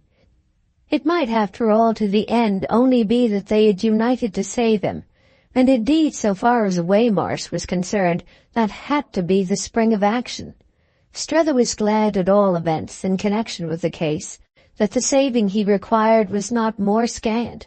So constituted a luxury was it in certain lights, just to lurk there out of the full glare. He had moments of quite seriously wondering whether Waymarsh wouldn't in fact, thanks to old friendship and a conceivable indulgence, make about as good terms for him as he might make for himself. They wouldn't be the same terms, of course, but they might have the advantage that he himself probably should be able to make none at all. He was never in the morning very late, but Waymarsh had already been out, and after a peep into the dim refectory, he presented himself with much less than usual of his large looseness. He had made sure, through the expanse of glass exposed to the court, that they would be alone, and there was now in fact that about him that pretty well took up the room. He was dressed in the garments of summer, and save that his white waistcoat was redundant and bulging, these things favored, they determined, his expression. He wore a straw hat such as his friend hadn't yet seen in Paris, and he showed a buttonhole freshly adorned with a magnificent rose. Strether read on the instant his story, how, astir for the previous hour, the sprinkled newness of the day, so pleasant at that season in Paris, he was fairly panting with the pulse of adventure, and had been with Mrs. Pocock unmistakably to the Marché aux Fleurs. Strether really knew in this vision of him a joy that was akin to envy, So reversed as he stood there did their old positions seem, so comparatively doleful now showed, by the sharp turn of the wheel, the posture of the pilgrim from Woollet. He wondered, this pilgrim, if he had originally looked to Waymarsh so brave and well, so remarkably launched, as it was at present the latter's privilege to appear. He recalled that his friend had remarked to him even at Chester that his aspect belied his plea of prostration. But there certainly couldn't have been for an issue an aspect less concerned than Waymarsh's with the menace of decay. Strether had at any rate never resembled a southern planter of the great days, which was the image picturesquely suggested by the happy relation between the fuliginous face and the wide Panama of his visitor. This type, it further amused him to guess, had been, on Waymarsh's part, the object of Sarah's care. He was convinced that her taste had not been a stranger to the conception and purchase of the hat, any more than her fine fingers had been guiltless of the bestowal of the rose. It came to him in the current of thought, as things so oddly did come, that he had never risen with the lark to attend a brilliant woman to the Marché aux Fleurs. This could be fastened on him in connection neither with Miss Gostrey nor with Madame de Vionnet. The practice of getting up early for adventures could indeed in no manner be fastened on him. It came to him, in fact, that just here was his usual case. He was forever missing things through his general genius for missing them, while others were forever picking them up through a contrary bent. And it was others who looked abstemious and he who looked greedy. It was he somehow who finally paid, and it was others who mainly partook. Yes, he should go to the scaffold yet, for he wouldn't know quite whom. He almost, for that matter, felt on the scaffold now, and really quite enjoying it. It worked out as because he was anxious there. It worked out as for this reason that Waymarsh was so blooming. It was his trip for health, for a change, that proved a success, which was just what Strether, planning and exerting himself, had desired it should be. That truth already sat full-blown on his companion's lips. Benevolence breathed from them as with the warmth of active exercise, and also a little as with the bustle of haste. Mrs. Pocock, whom I left a quarter of an hour ago at her hotel, has asked me to mention to you that she would like to find you at home here in about another hour. She wants to see you. She has something to say, or considers, I believe, that you may have, so that I asked her myself why she shouldn't come right round. She hasn't been round yet to see our place, and I took upon myself to say that I was sure you'd be glad to have her. The thing's therefore, you see, to keep right here till she comes. The announcement was sociably, even though, after Waymarsh's wont, somewhat solemnly made. But Strether quickly felt other things in it than these light features. It was the first approach from that quarter to admitted consciousness. It quickened his pulse. It simply meant at last that he should have but himself to thank if he didn't know where he was. He had finished his breakfast, he pushed it away, and was on his feet. There were plenty of elements of surprise, but only one of doubt. "The thing's for you to keep here, too?" Waymarsh had been slightly ambiguous. He wasn't ambiguous, however, after this inquiry, and Strether's understanding had probably never before opened so wide and effective a mouth as it was to open during the next 5 minutes. It was no part of his friend's wish, as appeared, to help to receive Mrs. Pocock. He quite understood the spirit in which she was to present herself, but his connection with her visit was limited to his having, well, as he might say, perhaps a little promoted it. He had thought, and had let her know it, that Strether possibly would think she might have been round before. At any rate, as turned out, she had been wanting herself quite a while to come. "I told her," said Waymarsh, "that it would have been a bright idea if she had only carried it out before." Strether pronounced it so bright as to be almost dazzling. "But why hasn't she carried it out before? She has seen me every day. She had only to name her hour. I've been waiting and waiting." "Well, I told her you had, and she has been waiting too." It was, in the oddest way in the world, on the showing of this tone, a genial, new, pressing, coaxing Waymarsh, a Waymarsh conscious with a different consciousness from any he had yet betrayed, and actually rendered by it almost insinuating. He lacked only time for full persuasion, and Strether was to see in a moment why. Meantime, however, our friend perceived, he was announcing a step of some magnanimity on Mrs. Pocock's part, so that he could deprecate a sharp question. It was his own high purpose, in fact, to have smoothed sharp questions to rest. He looked his old comrade very straight in the eyes, and he had never conveyed to him in so mute a manner so much kind confidence and so much good advice. Everything that was between them was again in his face, but matured and shelved and finally disposed of. At any rate, he added, she's coming now. Considering how many pieces had to fit themselves, it all fell in Strether's brain into a close, rapid order. He saw on the spot what had happened and what probably would yet, and it was all funny enough. It was perhaps just this freedom of appreciation that wound him up to his flare of high spirits. What is she coming for? To kill me?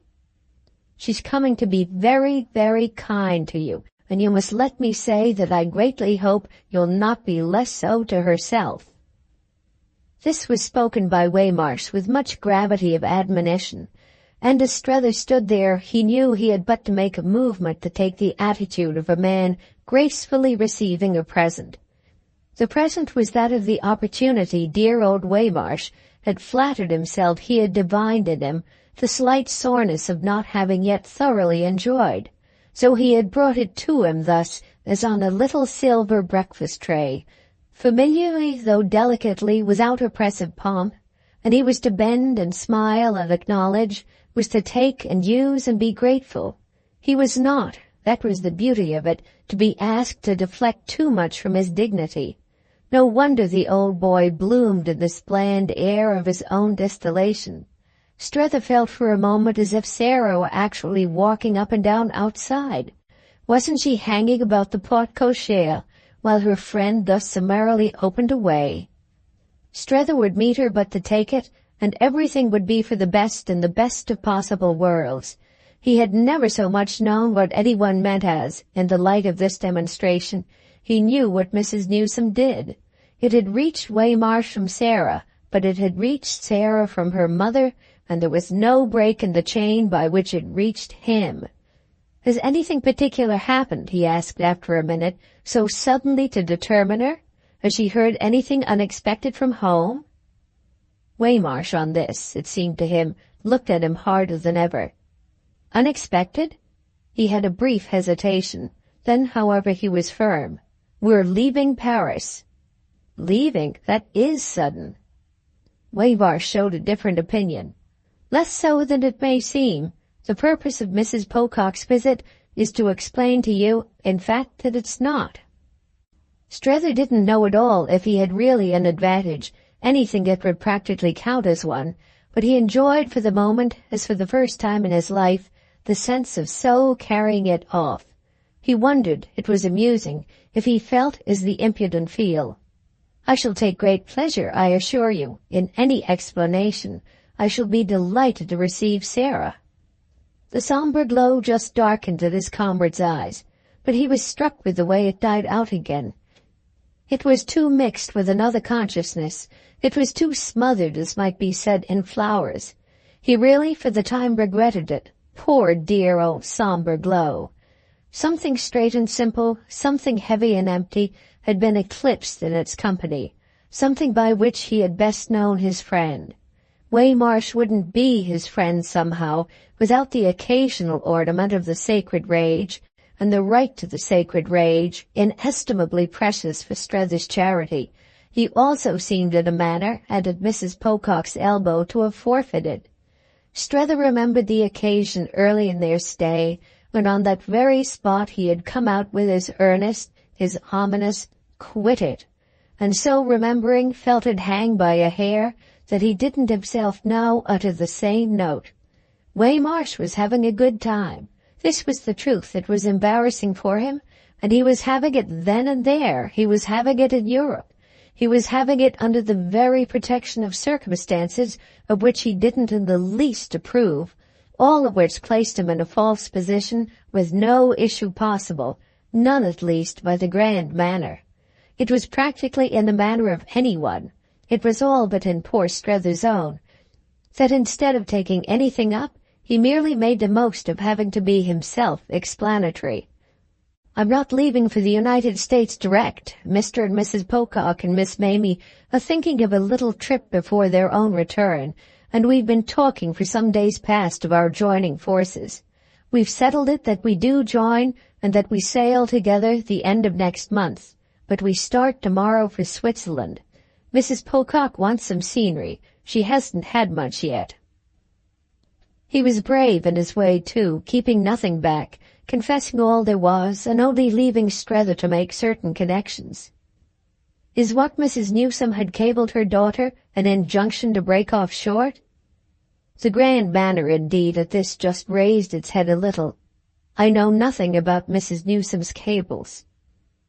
Their eyes met on it with some intensity, during the few seconds of which something happened quite out of proportion to the time. It happened that Strether, looking thus at his friend, didn't take his answer for truth, and that something more again occurred in consequence of that. Yes, Waymarsh just did know about Mrs. Newsome's cables. To what other end than that had they dined together at Bignon's?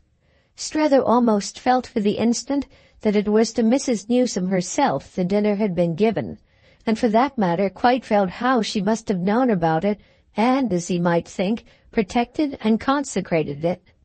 He had a quick blurred view of daily cables, questions, answers, signals. Clear enough was his vision of the expense that when so wound up the lady at home was prepared to incur. Vivid not less was his memory of what, during his long observation of her, some of her attainments of that high pitch had cost her. Distinctly she was at the highest now, and Waymarsh, who imagined himself an independent performer, was really forcing his fine old natural voice an overstrained accompanist. The whole reference of his errand seemed to mark her for Strether as by this time consentingly familiar to him, and nothing yet had so despoiled her of a special shade of consideration. "You don't know," he asked, "whether Sarah has been directed from home to try me on the matter of my also going to Switzerland?" "I know," said Waymarsh as manfully as possible, "nothing whatever about her private affairs, though I believe her to be acting in conformity with things that have my highest respect." It was as manful as possible, but it was still the false note, as it had to be to convey so sorry a statement. He knew everything, Strether more and more felt, that he thus disclaimed, and his little punishment was just in this doom to a second fib. What falser position, given the man, could the most vindictive mind impose? He ended by squeezing through a passage in which 3 months before he would certainly have stuck fast. "Mrs. Pocock will probably be ready herself to answer any inquiry you may put to her. But," he continued, "but—" he faltered on it. "But what? Don't put her too many?" Waymarsh looked large, but the harm was done. He couldn't, do what he would, help looking rosy. "Don't do anything you'll be sorry for." It was an attenuation, Strether guessed, of something else that had been on his lips. It was a sudden drop to directness, and was thereby the voice of sincerity. He had fallen to the supplicating note, and that immediately for our friend made a difference and reinstated him. They were in communication as they had been that first morning in Sarah's salon and in her presence in Madame de Vionet's, and the same recognition of a great goodwill was again, after all, possible. Only the amount of response Waymarsh had then taken for granted was doubled, decoupled now. This came out when he presently said, "Of course I needn't assure you I hope you'll come with us." Then it was that his implications and expectations loomed up for Strether as almost pathetically gross. The latter patted his shoulder while he thanked him, giving him the go-by to the question of joining the Pococks. He expressed the joy he felt at seeing him go forth again, so brave and free, and he in fact almost took leave of him on the spot. I shall see you again, of course, before you go, but I meanwhile am much obliged to you for arranging so conveniently for what you've told me.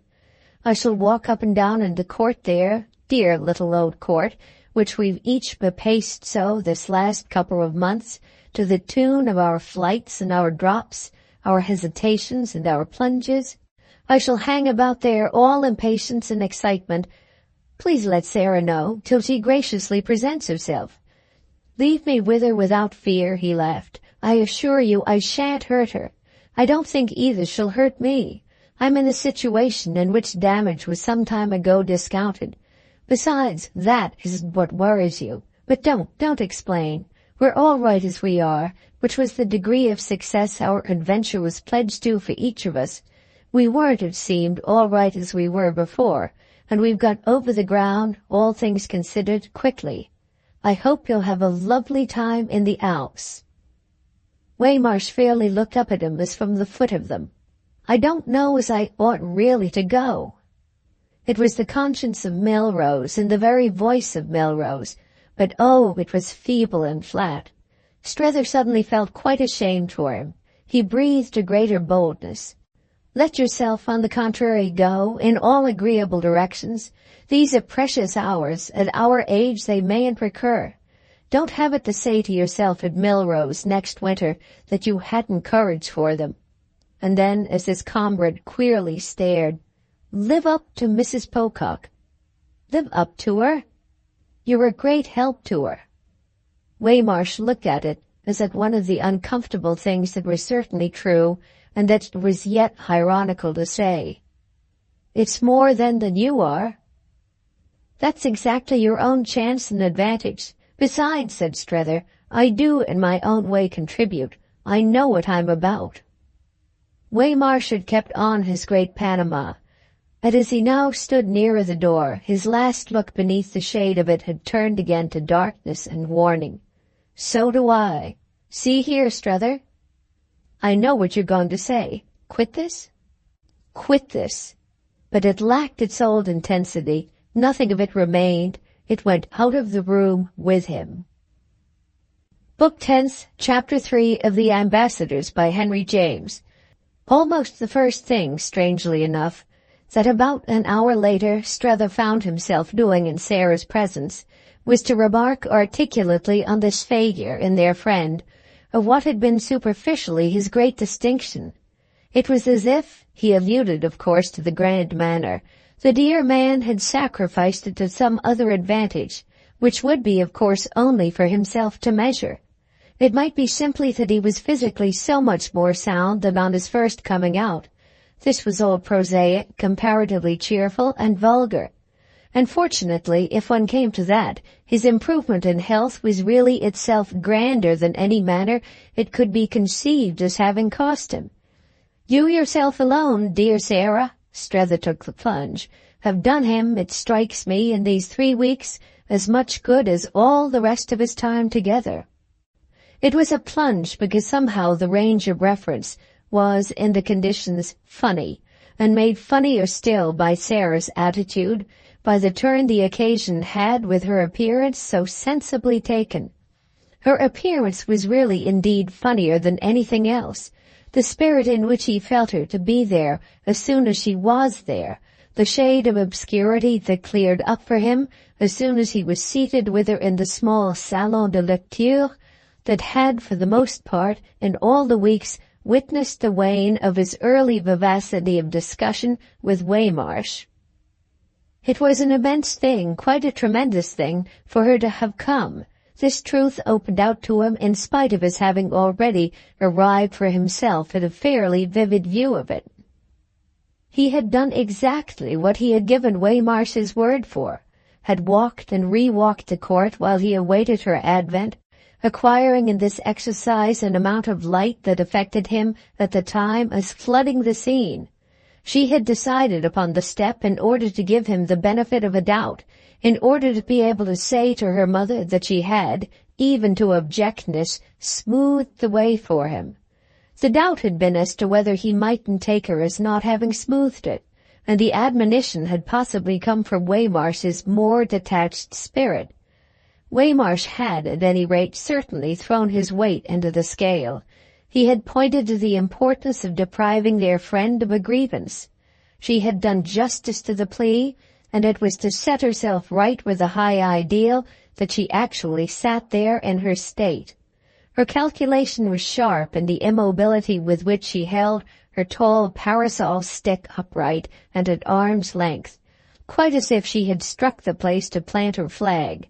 In the separate precautions she took not to show as nervous, in the aggressive repose in which she did nothing but wait for him, doubt ceased to be possible from the moment he had taken in that she had arrived with no proposal whatever, that her concern was simply to show what she had come to receive. She had come to receive his submission, and Waymarsh was to have made it plain to him that she would expect nothing less. He saw 50 things, her host, at this convenient stage, but one of those he most saw was that their anxious friend hadn't quite had the hand required of him. Waymarsh had, however, uttered the request that she might find him mild, and while hanging about the court before her arrival, he had turned over with zeal the different ways in which he could be so. The difficulty was that if he was mild, he wasn't, for her purpose, conscious. If she wished him conscious, as everything about her cried aloud that she did, she must accordingly be at costs to make him so. Conscious he was for himself, but only of too many things, so she must choose the one she required. Practically, however, it at last got itself named, and when once that had happened, they were quite at the center of their situation. One thing had really done as well as another when Strether had spoken of Waymarsh's leaving him, and that had necessarily brought on a reference to Mrs. Pocock's similar intention. The jump was but short to supreme lucidity. Light became indeed after that so intense that Strether would doubtless have but half made out, in the prodigious glare, by which of the two the issue had been in fact precipitated.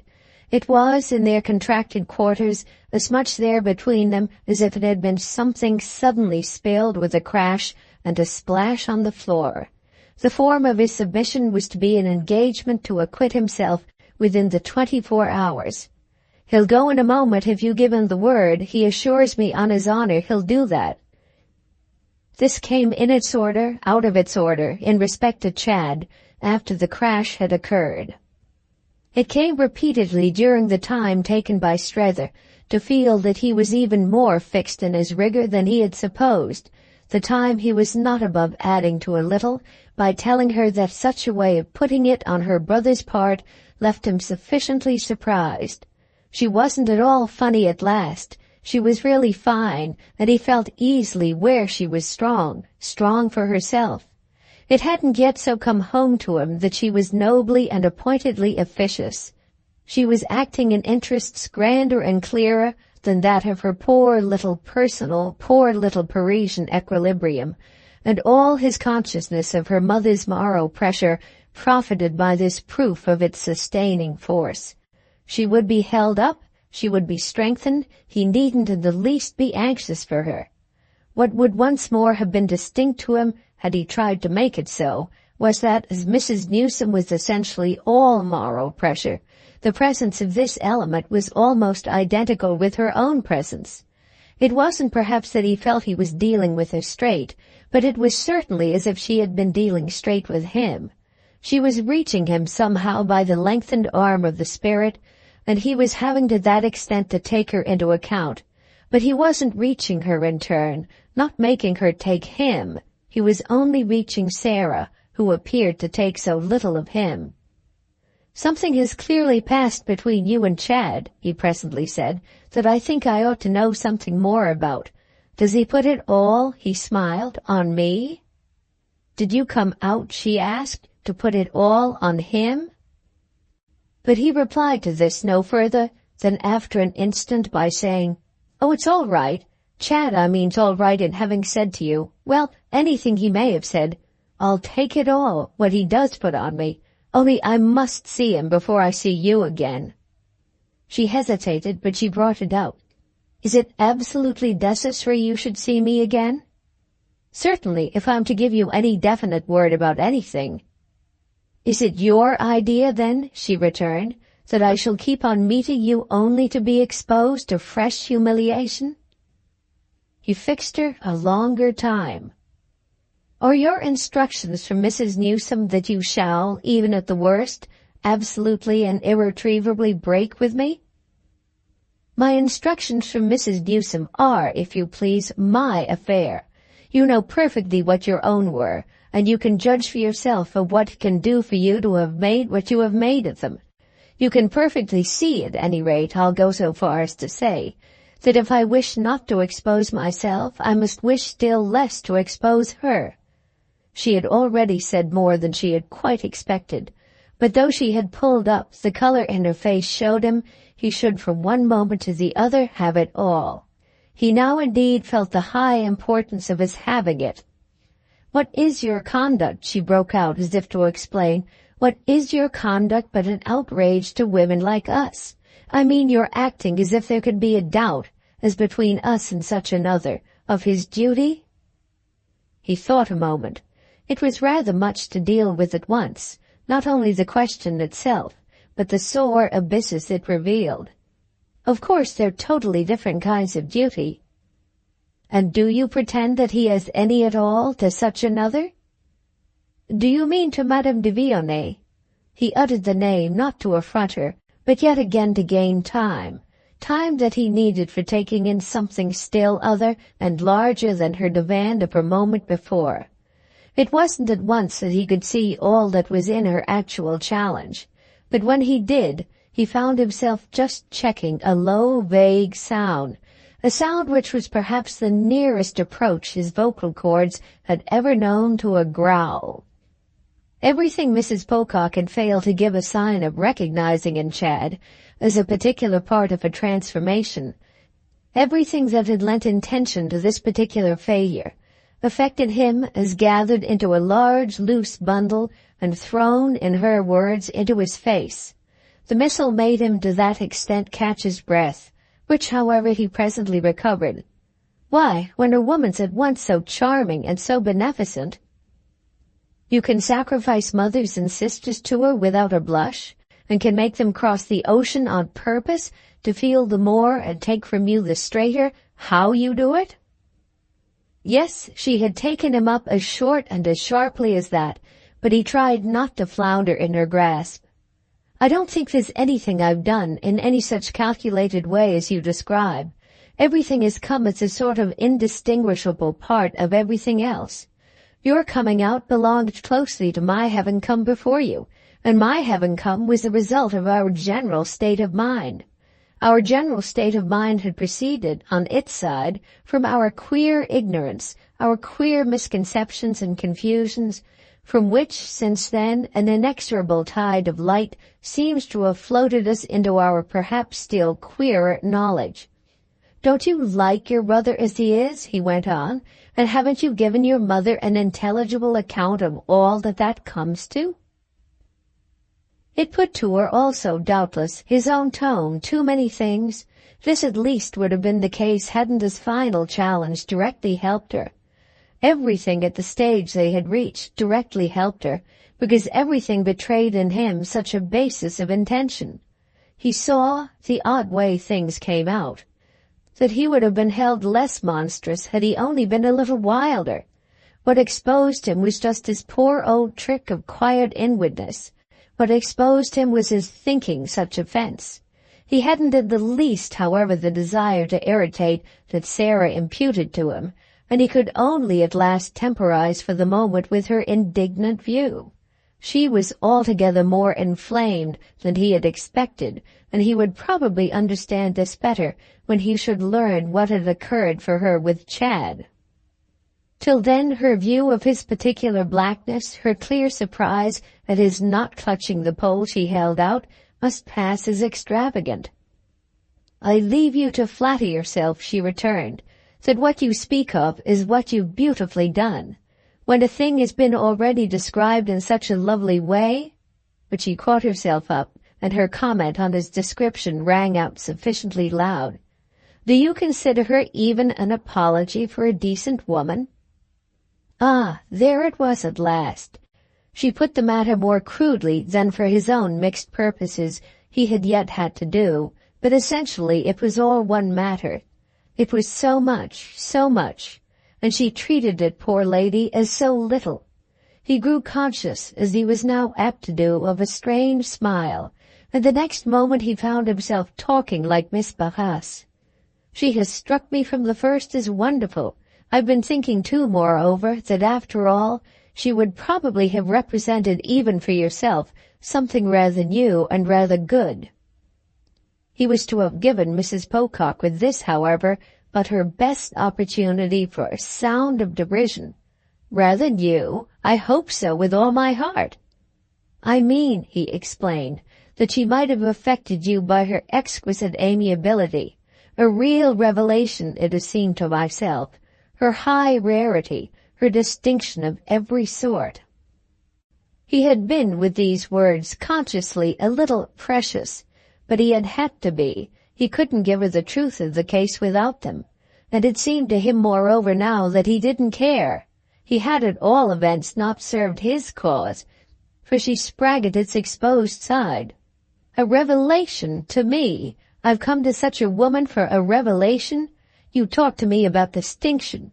You who've had your privilege, when the most distinguished woman we shall either of us have seen in the world sits there insulted in her loneliness by your incredible comparison?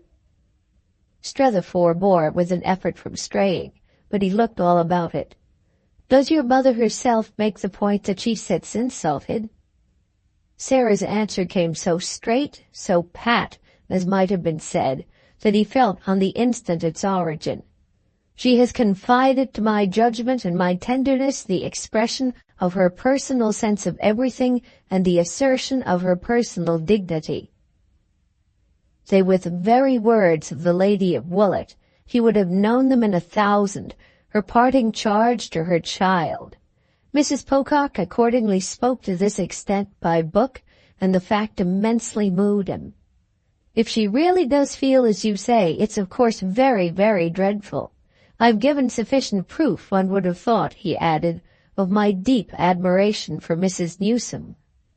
And pray, what proof would one have thought you'd call sufficient? That of thinking this person here so far superior to her? He wondered again. He waited. Ah, dear Sarah, you must leave me this person here. In his desire to avoid all vulgar retorts, to show how even perversely he clung to his rag of reason, he had softly almost wailed this plea. Yet he knew it to be perhaps the most positive declaration he had ever made in his life, and his visitor's reception of it virtually gave it that importance. That's exactly what I'm delighted to do. God knows we don't want her. You take good care not to meet, she observed in a still higher key, my question about their life. If you do consider it a thing one can even speak of, I congratulate you on your taste. The life she alluded to was, of course, Chad's and Madame de Vionet's, which he thus bracketed together in a way that made him wince a little, there being nothing for him but to take home her full intention. It was none the less as inconsequence that while he had himself been enjoying for weeks the view of the brilliant woman's specific action, he just suffered from any characterization of it by other lips. I think tremendously well of her at the same time that I seem to feel her life to be really none of my business. It's my business, that is, only so far as Chad's own life is affected by it. And what has happened, don't you see, is that Chad's been affected so beautifully. The proof of the pudding's in the eating. He tried, with no great success, to help it out with a touch of pleasantry, while she let him go on as if to sink and sink. He went on, however, well enough, as well as he could do without fresh counsel. He indeed shouldn't stand quite firm, he felt, till he should have re-established his communications with Chad. Still, he could always speak for the woman he had so definitely promised to save. This wasn't quite for her the air of salvation, but as that chill fairly deepened, what did it become but a reminder that one might at the worst perish with her? And it was simple enough. Not to give her away. I find it her more merits than you would probably have patience with my counting over. And do you know, he inquired, the effect you produce on me by alluding to her in such terms? It's as if you had some motive in not recognizing all she has done for your brother, and so shut your eyes to each side of the matter, in order, whichever side comes up, to get rid of the other. I don't, you must allow me to say, see how you can with any pretense to candor get rid of the side nearest you. Near me, that sort of thing? And Sarah gave a jerk back of her head that might well have nullified any active proximity. It kept her friend himself at his distance, and he respected for a moment the interval. Then with a last persuasive effort he bridged it. You don't, on your honor, appreciate Chad's fortunate development? Fortunate, she echoed again, and indeed she was prepared. I call it hideous. Her departure had been for some minutes marked as imminent, and she was already at the door that stood open to the court, from the threshold of which she delivered herself of this judgment. It rang out so loud as to produce for the first time the hush of everything else. Strether quite, as an effect of it, breathed less bravely. He could acknowledge it, but simply enough. Oh, if you think that. That all's at an end, so much the better. I do think that. She passed out as she spoke and took her way straight across the court, beyond which, separated from him by the deep arch of the porte-cochere, the low victoria that had conveyed her from her own hotel was drawn up. She made for it with decision, and the manner of her break, the sharp shaft of her rejoinder, had an intensity by which Strether was at first kept in arrest. She had let fly at him as from a stretched cord, and it took him a minute to recover from the sense of being pierced. It was not the penetration of surprise. It was that much more of certainty, his case being put for him, and he as yet only put it to himself.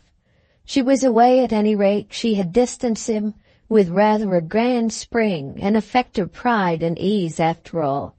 She had got into her carriage before he could overtake her, and the vehicle was already in motion.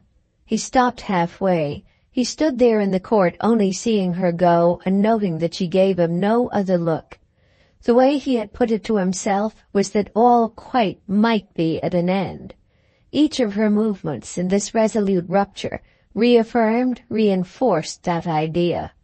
Sarah passed out of sight in the sunny street, while planted there in the center of the comparatively gray court, he continued merely to look before him. It probably was all at an end. Book 11th, Chapter 1 of The Ambassadors by Henry James. Editor's Note. From Richard Hathaway, who prepared the electronic text.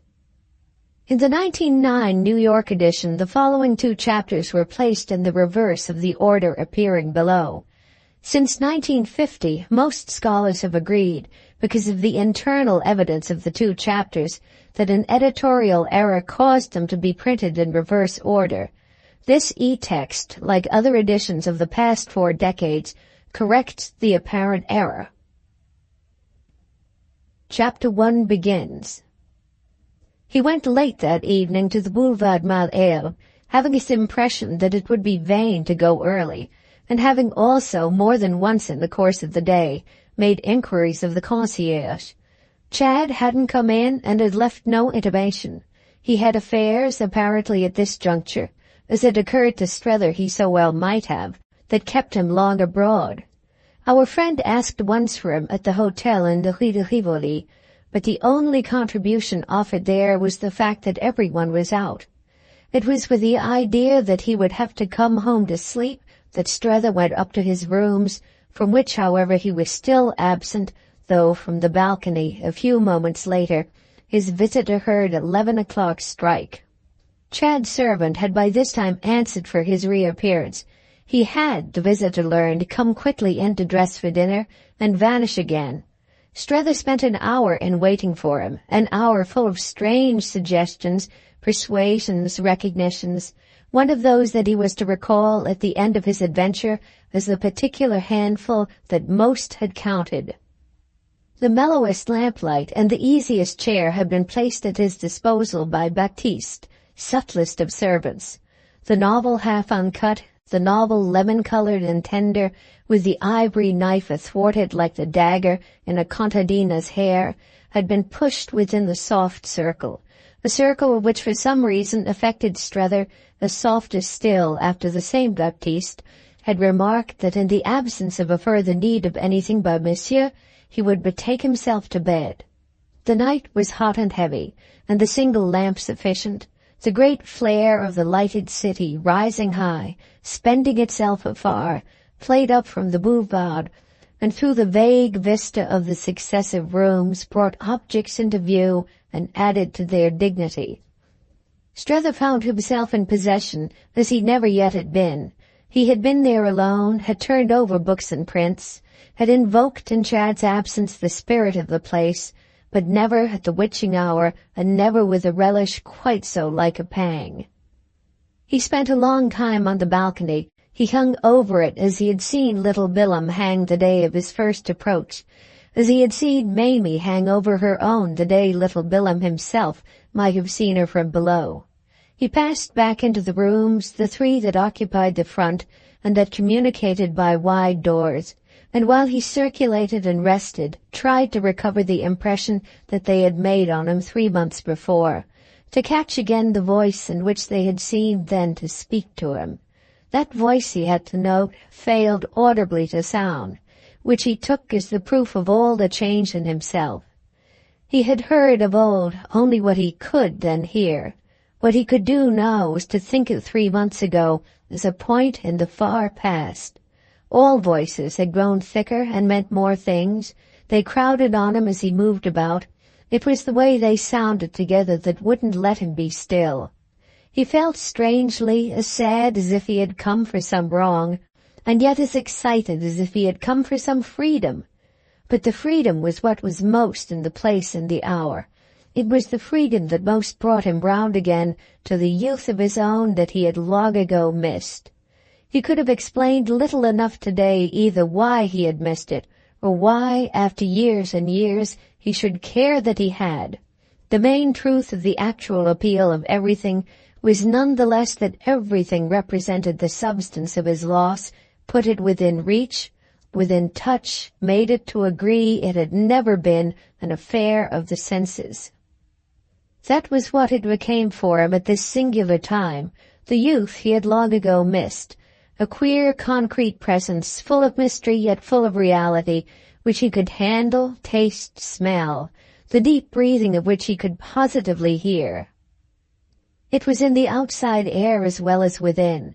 It was in the long watch from the balcony in the summer night of the wide, late life of Paris, the unceasing soft, quick rumble below of the little lighted carriages that in the press always suggested the gamblers he had seen of old at Monte Carlo pushing up to the tables. This image was before him when he at last became aware that Chad was behind. "She tells me you put it all on me." He had arrived after this promptly enough at that information, which expressed the case, however, quite as the young man appeared willing for the moment to leave it. Other things, with this advantage of their virtually having the night before them, came up for them, and had as well the odd effect of making the occasion, instead of hurried and feverish, one of the largest, loosest, and easiest to which Strether's whole adventure was to have treated him. He had been pursuing Chad from an early hour, and had overtaken him only now. But now the delay was repaired by their being so exceptionally confronted. They had foregathered enough, of course, in all the various times. They had again and again, since that first night at the theatre, been face to face over their question, but they had never been so alone together as they were actually alone. Their talk hadn't yet been so supremely for themselves. And if many things moreover passed before them, none passed more distinctly for Strether than that striking truth about Chad, of which he had been so often moved to take note, the truth that everything came happily back with him to his knowing how to live. It had been seated in his pleased smile, a smile that pleased exactly in the right degree, as his visitor turned round on the balcony to greet his advent. His visitor in fact felt on the spot that there was nothing their meeting would so much do as bear witness to that facility. He surrendered himself accordingly to so approved a gift. For what was the meaning of the facility but that others did surrender themselves? He didn't want, luckily, to prevent Chad from living, but he was quite aware that even if he had, he would himself have thoroughly gone to pieces. It was in truth essentially by bringing down his personal life to a function all subsidiary to the young man's own that he held together. And the great point, above all, the sign of how completely Chad possessed the knowledge in question, was that one thus became, not only with a proper cheerfulness, but with wild native impulses, the feeder of his stream. Their talk had accordingly not lasted 3 minutes without Strether's feeling basis enough for the excitement in which he had waited. This overflow fairly deepened, wastefully abounded, as he observed the smallness of anything corresponding to it on the part of his friend. That was exactly this friend's happy case. He put out his excitement, or whatever other emotion the matter involved, as he put out his washing, than which no arrangement could make more for domestic order. It was quite for Strether himself, in short, to feel a personal analogy with the laundress bringing home the triumphs of the mangle. When he had reported on Sarah's visit, which he did very fully, Chad answered his question with perfect candor. "I positively referred her to you, told her she must absolutely see you. This was last night, and it all took place in 10 minutes. It was our first free talk, really the first time she had tackled me. She knew I also knew what her line had been with yourself, knew moreover how little you had been doing to make anything difficult for her. So I spoke for you frankly, assured her you were all at her service. I assured her I was too," the young man continued, "and I pointed out how she could perfectly at any time have got at me. Her difficulty has been simply her not finding the moment she fancied." "Her difficulty," Strether returned, "has been simply that she finds she's afraid of you. She's not afraid of me, Sarah, one little scrap. And it was just because she has seen how I can fidget when I give my mind to it that she has felt her best chance, rightly enough, to be in making me as uneasy as possible. I think she's at bottom as pleased to have you put it on me as you yourself can possibly be to put it." "But what in the world, my dear man," Chad inquired in objection to this luminosity, "have I done to make Sally afraid?" "You've been wonderful, as we say, we poor people who watch the play from the pit, and that's what has admirably made her all the more effectually that she could see you didn't set about it on purpose, set about affecting her as with fear." Chad cast a pleasant backward glance over his possibilities of motive. "I've only wanted to be kind and friendly, to be decent and attentive, and I still only want to be." Strether smiled at his comfortable clearness. "Well, there can certainly be no way for it better than by my taking the onus. It reduces your personal friction and your personal offense to almost nothing." But Chad, with his completer conception of the friendly, wouldn't quite have this. They had remained on the balcony where, after their day of great and premature heat, the midnight air was delicious, and they leaned back in turn against the balustrade, all in harmony with the chairs and the flower-pots, the cigarettes and the starlight. "The onus isn't really yours, after our agreeing so to wait together and judge together. That was all my answer to Sally," Chad pursued, "that we have been, that we are, just judging together." "I'm not afraid of the burden," Strether explained. "I haven't come in the least that you should take it off me. I've come very much, it seems to me, to double up my forelegs in the manner of the camel when he gets down on his knees to make his back convenient. But I've supposed you all this while to have been doing a lot of special and private judging, about which I haven't troubled you, and I've only wished to have your conclusion first from you. I don't ask more than that. I'm quite ready to take it as it has come." Chad turned up his face to the sky with a slow puff of his smoke. Well, I've seen. Strether waited a little. I've left you wholly alone, haven't I think I may say, since the first hour or two, when I merely preached patience, so much as breathed on you.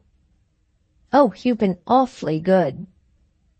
We've both been good then. We've played the game. We've given them the most liberal conditions. Ah, said Chad, splendid conditions. It was open to them. He seemed to make it out as he smoked with his eyes still on the stars. He might in quiet sport have been reading their horoscope. Strether wondered meanwhile what had been open to them, and he finally let him have it. It was open to them simply to let me alone, to have made up their minds on really seeing me for themselves, so that I could go on well enough as I was. Strether assented to this proposition with full lucidity, his companion's plural pronoun, which stood all for Mrs. Newsome and her daughter, having no ambiguity for him. There was nothing apparently to stand for Mamie and Jim, and this added to our friend's sense of Chad's knowing what he thought. But they've made up their minds to the opposite, that you can't go on as you are. No, Chad continued in the same way, they won't have it for a minute. Strether on his side also reflectively smoked. It was as if their high place really represented some moral elevation from which they could look down on their recent past. There never was the smallest chance, that they would have it for a moment. Of course not, no real chance. But if they were willing to think there was. They weren't willing. Strether had worked it all out. It wasn't for you they came out, but for me. It wasn't to see for themselves what you're doing, but what I'm doing. The first branch of their curiosity was inevitably destined, under my culpable delay, to give way to the second, and it's on the second that, if I may use the expression, and you don't mind my marking the invidious fact, they've been of late exclusively perched. When Sarah sailed, it was me, in other words, they were after. Chad took it in both with intelligence and with indulgence. It is rather a business, then, what I've let you in for. Strether had again a brief pause, which ended in a reply that seemed to dispose once and for all of this element of compunction. Chad was to treat it, at any rate so far as they were again together, as having done so. I was in when you found me. Ah, but it was you, the young man laughed, who found me. I only found you out. It was you who found me in. It was all in the day's work for them, at all events, that they should come, and they greatly enjoyed it, Strether declared. Well, I've tried to make them, said Chad. His companion did himself presently the same justice. So have I. I tried even this very morning, while Mrs. Pocock was with me. She enjoys, for instance, almost as much as anything else, not being, as I've said, afraid of me, and I think I gave her help in that. Chad took a deeper interest. Was she very, very nasty? Strether debated. Well, she was the most important thing. She was definite. She was at last crystalline. And I felt no remorse. I saw that they must have come. Oh, I wanted to see them for myself, so that if it were only for that, Chad's own remorse was as small. This appeared almost all Strether wanted. Isn't your having seen them for yourself, then, the thing beyond all others that has come of their visit? Chad looked as if he thought it nice of his old friend to put it so. Don't you count it as anything that you're dished, if you are dished? Are you, my dear man, dished? It sounded as if he were asking if he had caught cold or hurt his foot, and Strether for a minute but smoked and smoked. I want to see her again. I must see her. Of course you must. Then Chad hesitated. Do you mean, mother herself? Oh, your mother, that will depend. It was as if Mrs. Newsome had somehow been placed by the words very far off. Chad, however, endeavored in spite of this to reach the place. What do you mean, it will depend on? Strether, for all answer, gave him a longish look. I was speaking of Sarah. I must positively, though she quite cast me off, see her again. I can't part with her that way. Then she was awfully unpleasant? Again Strether exhaled. She was what she had to be. I mean that from the moment they're not delighted, they can only be, well, what I admit she was. We gave them, he went on, their chance to be delighted, and they've walked up to it and looked all around it and not taken it. You can bring a horse to water, Chad suggested. Precisely, and the tune to which this morning Sarah wasn't delighted, the tune to which, to adopt your metaphor, she refused to drink, leaves us on that side nothing more to hope. Chad had a pause, and then, as if consolingly, it was never, of course, really the least on the cards that they would be delighted. Well, I don't know after all, Strether mused. I've had to come as far round. However, he shook it off. It's doubtless my performance that's absurd. There are certainly moments, said Chad, when you seem to me too good to be true. Yet if you are true, he added, that seems to be all that need concern me. I'm true, but I'm incredible. I'm fantastic and ridiculous. I don't explain myself even to myself. How can they then, Strether asked, understand me, so I don't quarrel with them? I see, they quarrel, said Chad rather comfortably, with us. Strether noted once more the comfort, but his young friend had already gone on. I should feel greatly ashamed all the same if I didn't put it before you again that you ought to think, after all, tremendously well. I mean before giving up beyond recall.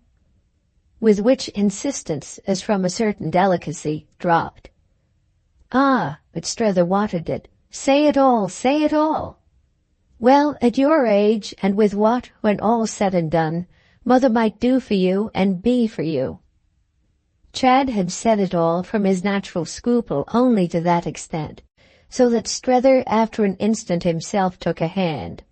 My absence of an assured future, the little I have to show toward the power to take care of myself, the wonderful way she would certainly take care of me, her fortune, her kindness, and the constant miracle of her having been disposed to go even so far. Of course, he summed it up. There are those sharp facts. Chad had meanwhile thought of another still. And don't you really care? His friend slowly turned round to him. Will you go? I'll go if you'll say you now consider I should. You know, he went on, I was ready 6 weeks ago. Ah, said Strether, that was when you didn't know I wasn't. You're ready at present because you do know it. That may be, Chad returned, but all the same I'm sincere. You talk about taking the whole thing on your shoulders, but in what light do you regard me that you think me capable of letting you pay? Strether patted his arm, as they stood together against the parapet, reassuringly, seeming to wish to contend that he had the wherewithal. But it was again round this question of purchase and price that the young man's sense of fairness continued to hover. What it literally comes to for you, if you'll pardon my putting it so, is that you give up money, possibly a good deal of money. Oh, Strether laughed. If it were only just enough, you'd still be justified in putting it so. But I've on my side to remind you, too, that you give up money, and more than possibly, quite certainly, as I should suppose, a good deal. True enough, but I've got a certain quantity, Chad returned after a moment.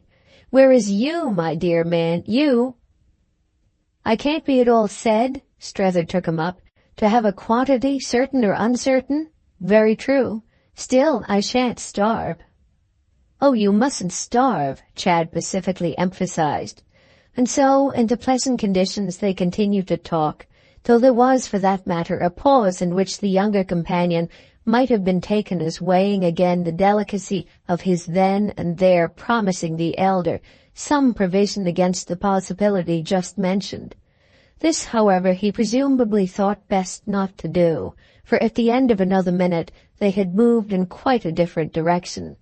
Strether had broken in by returning to the subject of Chad's passage with Sarah, and inquiring if they had arrived, in the event, at anything in the nature of a scene. To this Chad replied that they had on the contrary kept tremendously polite, adding moreover that Sally was, after all, not the woman to have made the mistake of not being. Her hands are a good deal tied, you see. I got so from the first, he sagaciously observed, the start of her. You mean she has taken so much from you? Well, I couldn't, of course, in common decency give less. Only she hadn't expected, I think, that I'd give her nearly so much. And she began to take it before she knew it. And she began to like it, said Strether, as soon as she began to take it. Yes, she has liked it, also more than she expected. After which Chad observed, but she doesn't like me. In fact, she hates me. Strether's interest grew.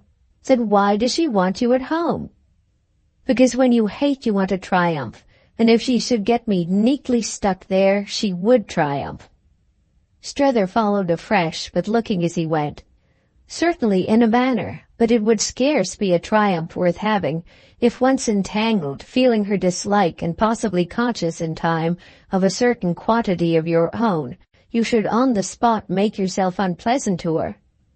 Ah, said Chad, she can bear me, could bear me at least at home. It's my being there that would be her triumph. She hates me in Paris. She hates, in other words? Yes, that's it. Chad had quickly understood this understanding, which formed on the part of each as near an approach as they had yet made to naming Madame de Vionnet. The limitations of their distinctness didn't, however, prevent its fairly lingering in the air that it was this lady Mrs. Pocock hated. It added one more touch moreover to their established recognition of the rare intimacy of Chad's association with her. He had never yet more twitched away the last light veil from this phenomenon than in presenting himself as confounded and submerged in the feeling she had created at Woollett. And I'll tell you who hates me too, he immediately went on.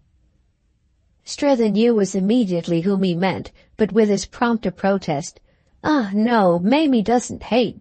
Well, he caught himself in time. Anybody at all. Mamie's beautiful. Chad shook his head. That's just why I mind it. She certainly doesn't like me. How much do you mind it? What would you do for her? Well, I'd like her if she'd like me. Really, really, Chad declared. It gave his companion a moment's pause. You asked me just now if I don't, as you said, care about a certain person. You rather tempt me, therefore, to put the question in my turn. Don't you care about a certain other person? Chad looked at him hard in the lamplight of the window. The difference is that I don't want to. Strether wondered. Don't want to? I try not to. That is, I have tried. I've done my best. You can't be surprised, the young man easily went on, when you yourself set me on it. I was indeed, he added, already on it a little, but you set me harder.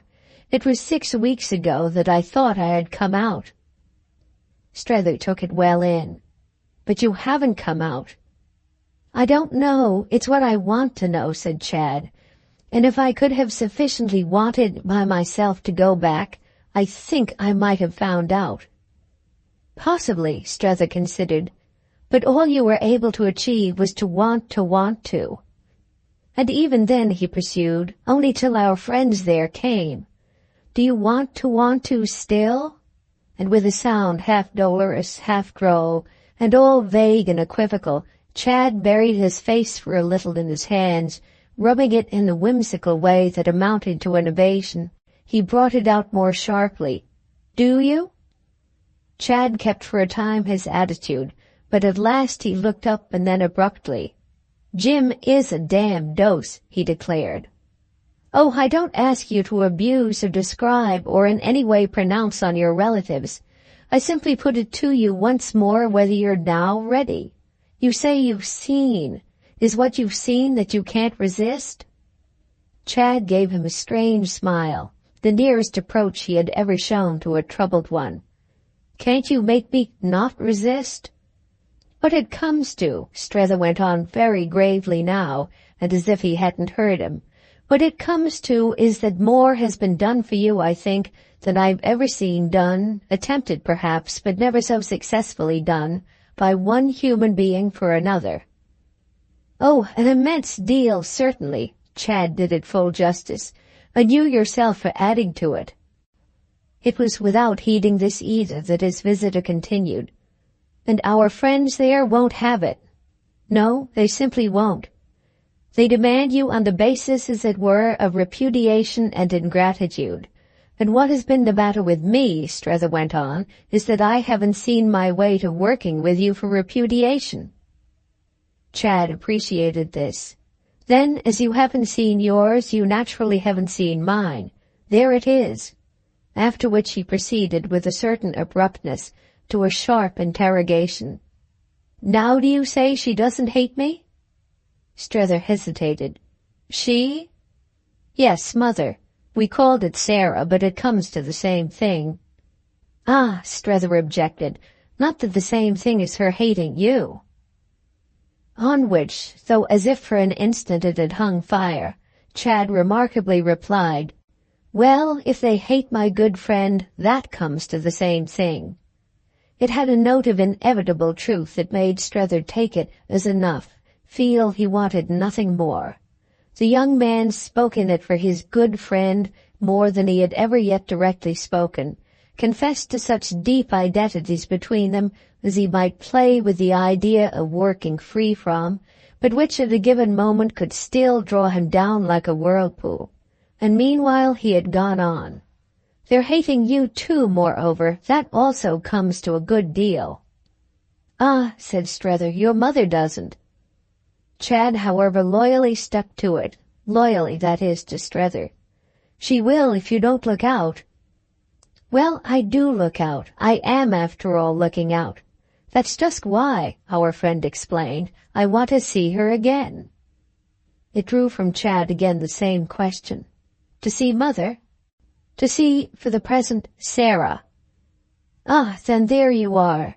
And what I don't for the life of me make out, Chad pursued with resigned perplexity, is what you gain by it. Oh, it would have taken his companion too long to say. That's because you have, I verily believe, no imagination.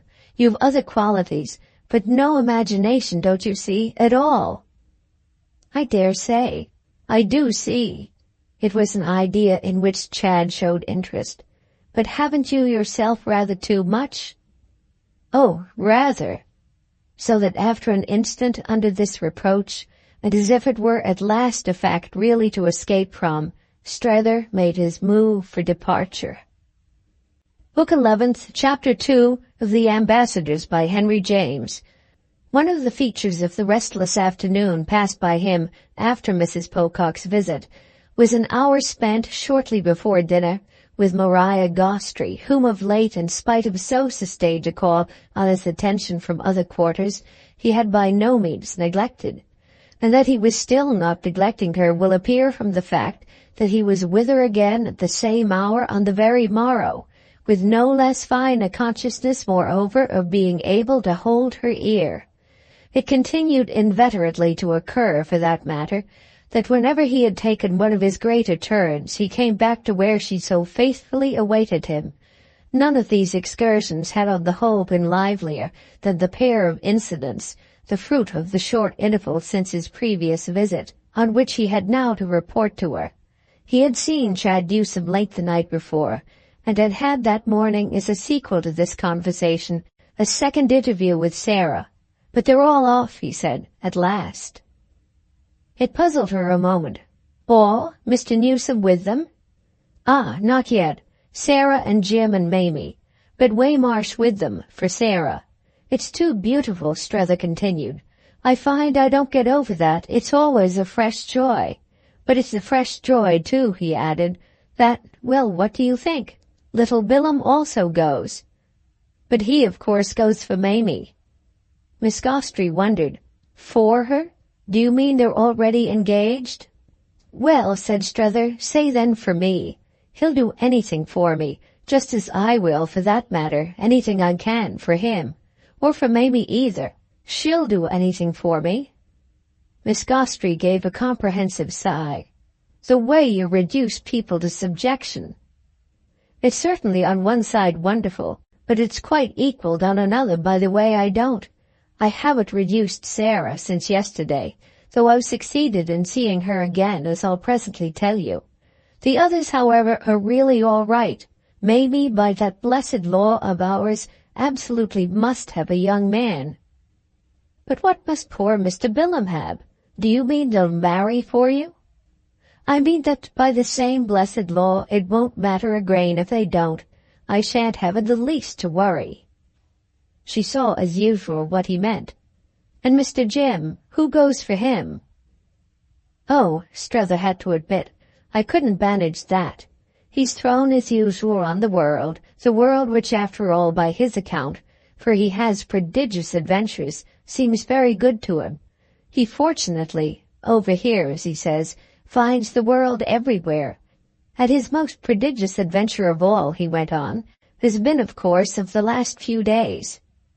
Miss Gostrey, already knowing, instantly made the connection. He has seen Marie de Vionnet again? He went all by himself the day after Chad's party, didn't I tell you, to tea with her, by her invitation, all alone. Quite like yourself, Maria smiled. Oh, but he's more wonderful about her than I am. And then, as his friend showed how she could believe it, filling it out, fitting it on to old memories of the wonderful woman, what I should have liked to manage would have been her going to Switzerland with the party, for Jim and for symmetry. If it had been workable, moreover, for a fortnight, she'd have gone. She's ready, he followed up his renewed vision of her, for anything. Miss Gostrey went with him a minute. She's too perfect. She will, I think, he pursued, go tonight to the station. To see him off? With Chad, marvellously, as part of their general attention. And she does it, it kept before him, with a light grace, a free gaiety that may well softly bewilder Mr. Pocock. It kept her so before him that his companion had after an instant a friendly comment. As in short, it has softly bewildered a saner man. Are you really in love with her? Maria threw off. It's of no importance I should know, he replied. It matters so little, has nothing to do practically with either of us. All the same, Maria continued to smile. They go, the five, as I understand you, and you and Madame de Vionnet stay. Oh, and Chad, to which Strether added, and you. Ah, me. She gave a small impatient wail again, in which something of the unreconciled seemed suddenly to break out. I don't stay, it somehow seems to me much to my advantage. In the presence of all you caused to pass before me, I've a tremendous sense of privation. Strether hesitated. But your privation, your keeping out of everything has been, hasn't it, by your own choice? Oh yes, it has been necessary.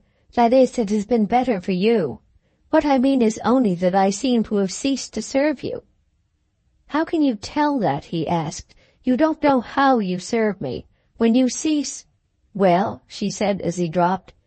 Well, I'll let you know. Be quiet till then. She thought a moment. Then you positively like me to stay? Don't I treat you as if I did? You're certainly very kind to me. But that, said Maria, is for myself. It's getting late, as you see, and Paris turning rather hot and dusty. People are scattering, and some of them in other places want me. But if you want me here— She had spoken as resigned to his word, but he had of a sudden a still sharper sense than he would have expected of desiring not to lose her. I want you here. She took it as if the words were all she had wished, as if they brought her, gave her something that was the compensation of her case. Thank you, she simply answered, and then as he looked at her a little harder, Thank you very much, she repeated. It had broken as with a slight arrest into the current of their talk, and it held him a moment longer. Why, 2 months, or whatever the time was, ago, did you so suddenly dash off? The reason you afterwards gave me for having kept away for 3 weeks wasn't the real one. She recalled. I never supposed you believed it was. Yet, she continued, if you didn't guess it, that was just what helped you. He looked away from her on this. He indulged, so far as space permitted, in one of his slow absences. I've often thought of it, but never to feel that I could guess it. And you see the consideration with which I've treated you in never asking till now. Now then, why do you ask? To show you how I miss you when you're not here, and what it does for me. It doesn't seem to have done, she laughed, all it might. However, she added, if you really never guessed the truth, I'll tell it you. I've never guessed it, Strether declared.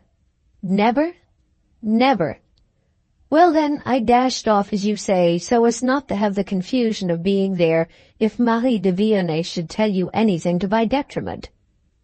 He looked as if he considerably doubted. You even then would have had to face it on your return. Oh, if I had found reason to believe it something very bad, I'd have left you altogether.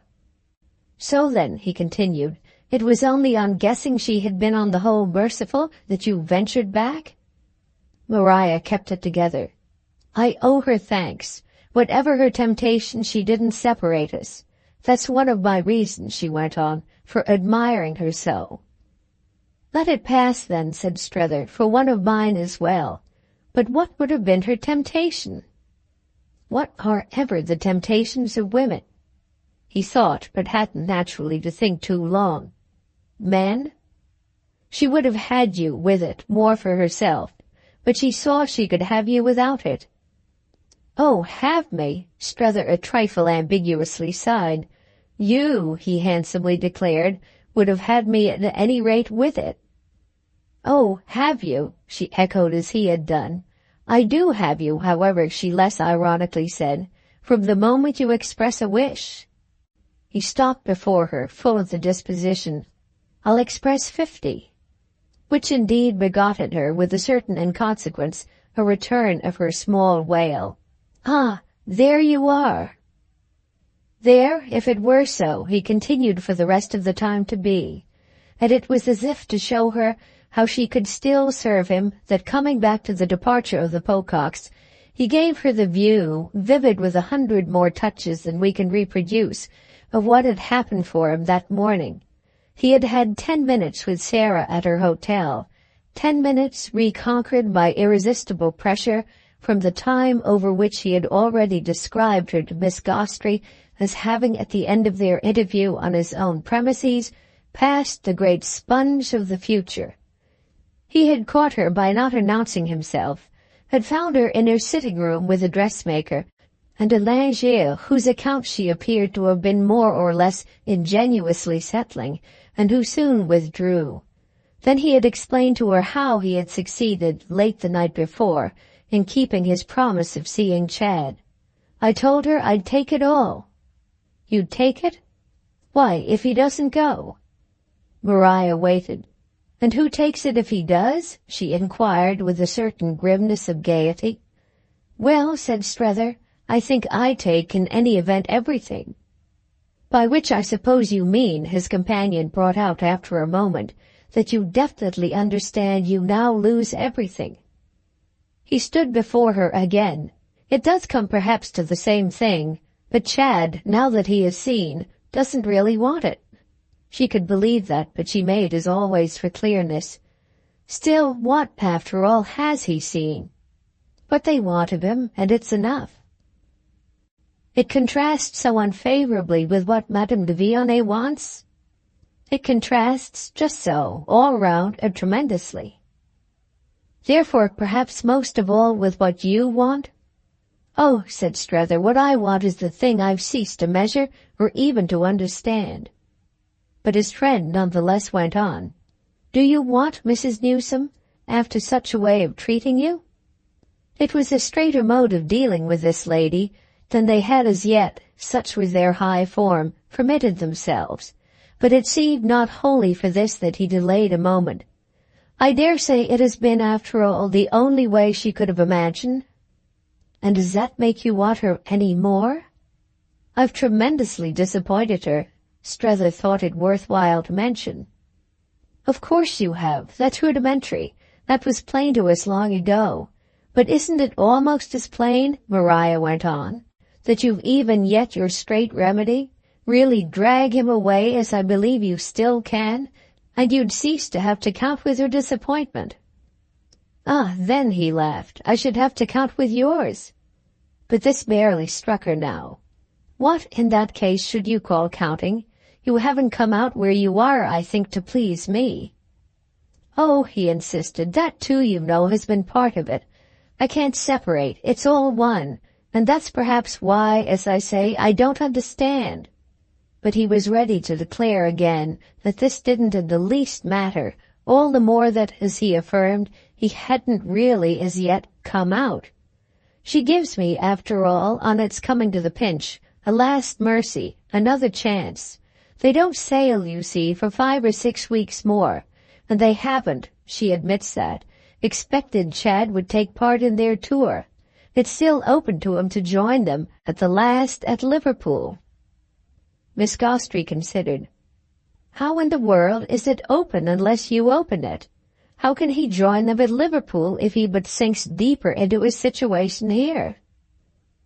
He has given her, as I explained to you that she let me know yesterday, his word of honor to do as I say. Maria stared. But if you say nothing? Well, he as usual walked about on it. I did say something this morning. I gave her my answer, the word I had promised her after hearing from himself what he had promised. What she demanded of me yesterday, you'll remember, was the engagement then and there to make him take up this vow. Well then, Miss Gostrey inquired, was the purpose of your visit to her only to decline? No, it was to ask, odd as that may seem to you, for another delay. Ah, that's weak. Precisely. She had spoken with impatience, but so far as that at least, he knew where he was. If I am weak, I want to find it out. If I don't find it out, I shall have the comfort, the little glory of thinking I'm strong. It's all the comfort, I judge, she returned, that you will have. At any rate, he said, it will have been a month more. Paris may grow from day to day, hot and dusty, as you say, but there are other things that are hotter and dustier. I'm not afraid to stay on. The summer here must be amusing in a wild, if it isn't a tame, way of its own. The place at no time more picturesque. I think I shall like it. And then, he benevolently smiled for her, there will be always you. Oh, she objected, it won't be as a part of the picturesqueness that I shall stay, for I shall be the plainest thing about you. You may, you see, at any rate, she pursued, have nobody else. Madame de Villeneuve may very well be going off, mayn't she? And Mr. Newsome by the same stroke, unless indeed you've had an assurance from them to the contrary. So that if your idea is to stay for them, it was her duty to suggest it, you may be left in the lurch. Of course if they do stay, she kept it up, they would be part of the picturesqueness, or else indeed you might join them somewhere. Strether seemed to face it as if it were a happy thought, but the next moment he spoke more critically. Do you mean that they'll probably go off together? She just considered. I think it will be treating you quite without ceremony if they do, though after all, she added, it would be difficult to see now quite what degree of ceremony properly meets your case. Of course, Strether conceded, my attitude toward them is extraordinary. Just so that one may ask oneself what style of proceeding on their own part can altogether match it. The attitude of their own that won't pale in its light they've doubtless still to work out. The really handsome thing, perhaps, she presently threw off, would be for them to withdraw into more secluded conditions, offering at the same time to share them with you. He looked at her on this, as if some generous irritation, all in his interest, had suddenly again flickered in her, and what she next said indeed half explained it. Don't really be afraid to tell me if what now holds you is the pleasant prospect of the empty town, with plenty of seats in the shade, cool drinks, deserted museums, drives to the Bois in the evening, and our wonderful woman all to yourself. And she kept it up still more. The handsomest thing of all, when one makes it out, would, I dare say, be that Mr. Chad should for a while go off by himself. It's a pity from that point of view, she wound up, that he doesn't pay his mother a visit. It would at least occupy your interval."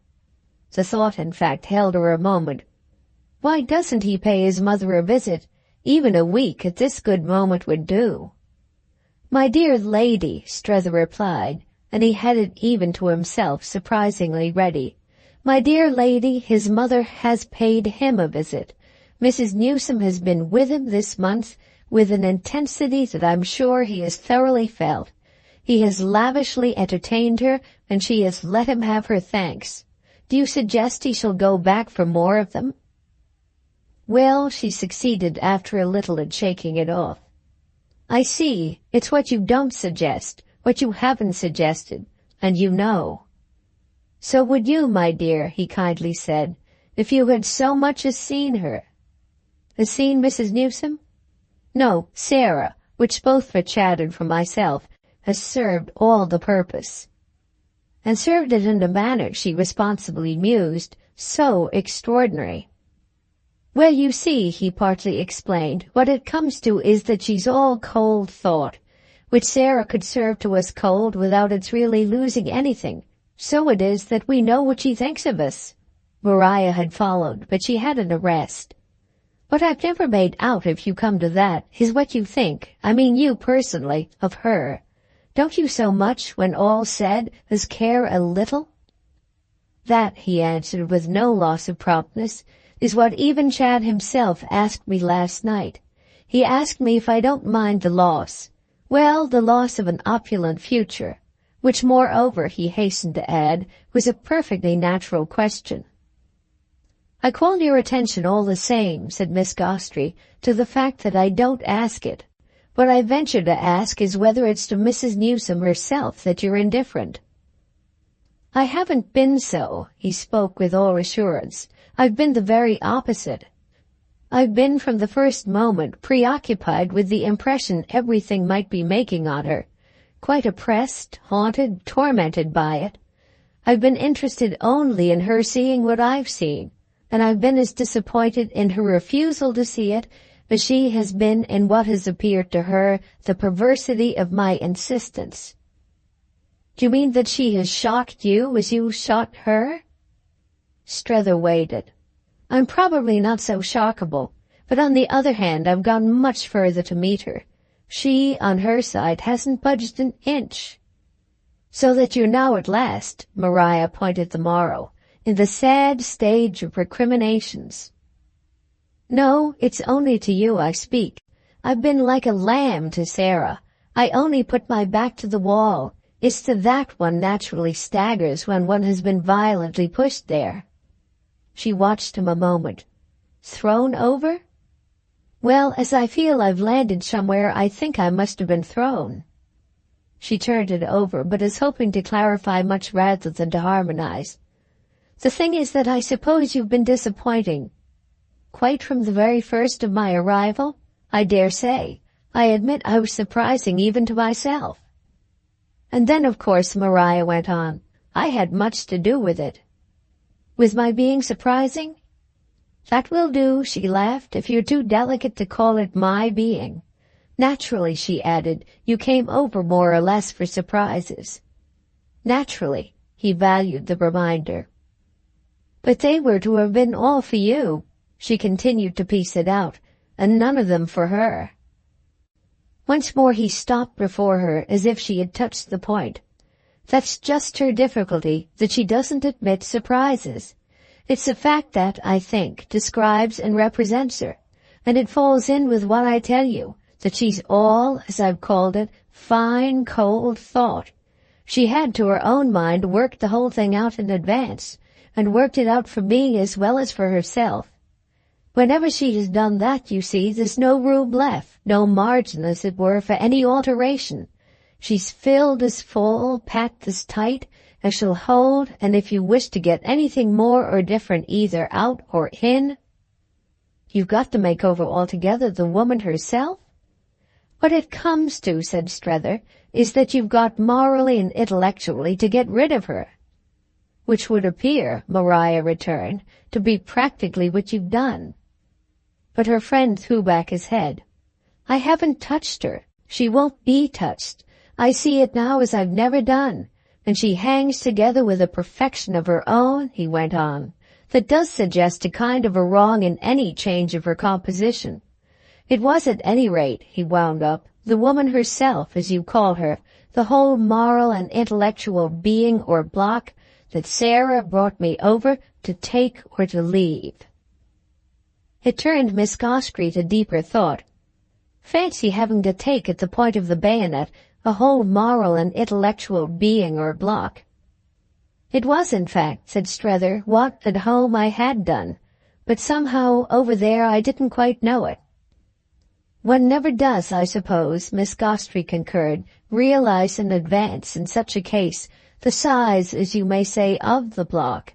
Little by little it looms up. It has been looming for you more and more till at last you see it all." "I see it all," he absently echoed, while his eyes might have been fixing some particularly large iceberg in a cool blue northern sea.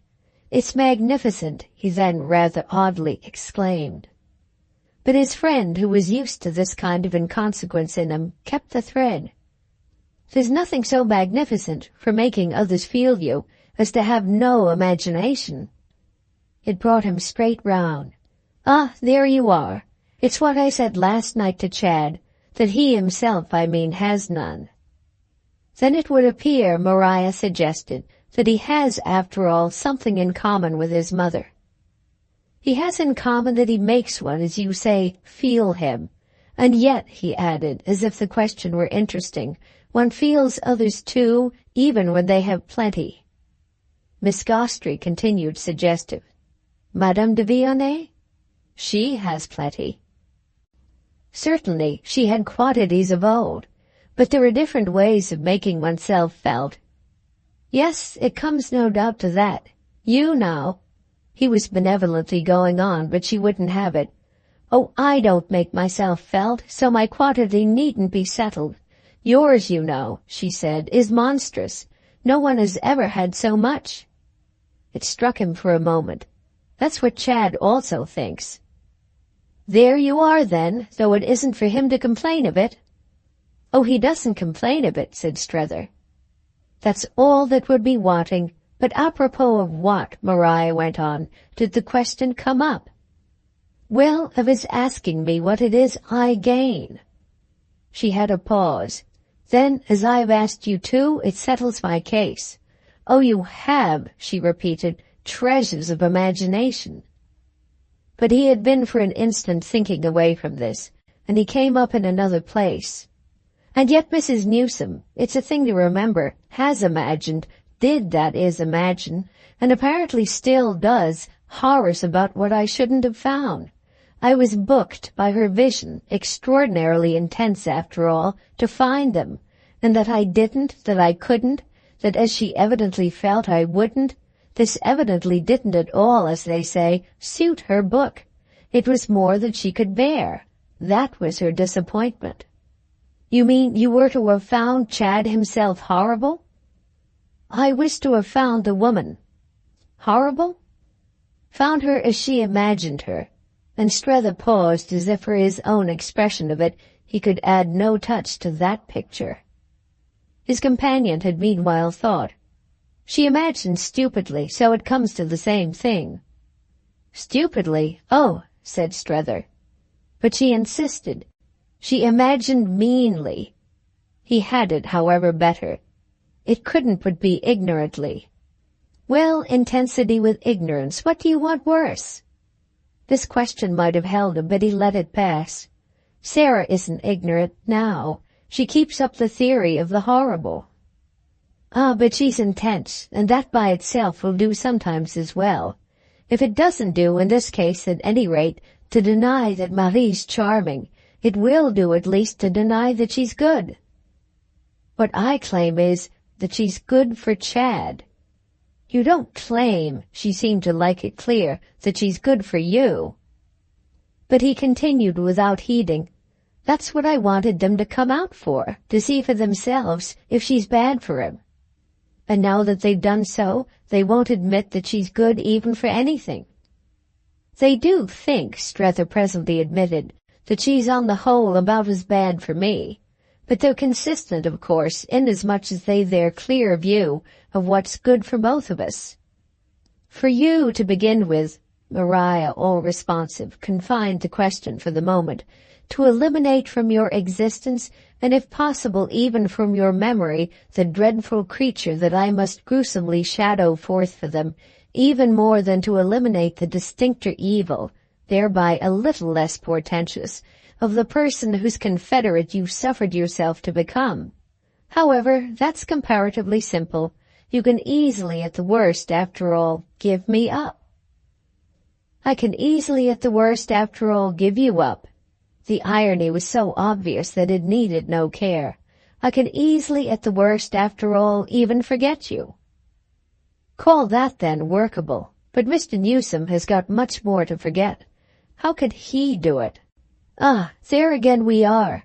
That's just what I was to have made him do, just where I was to have worked with him and helped.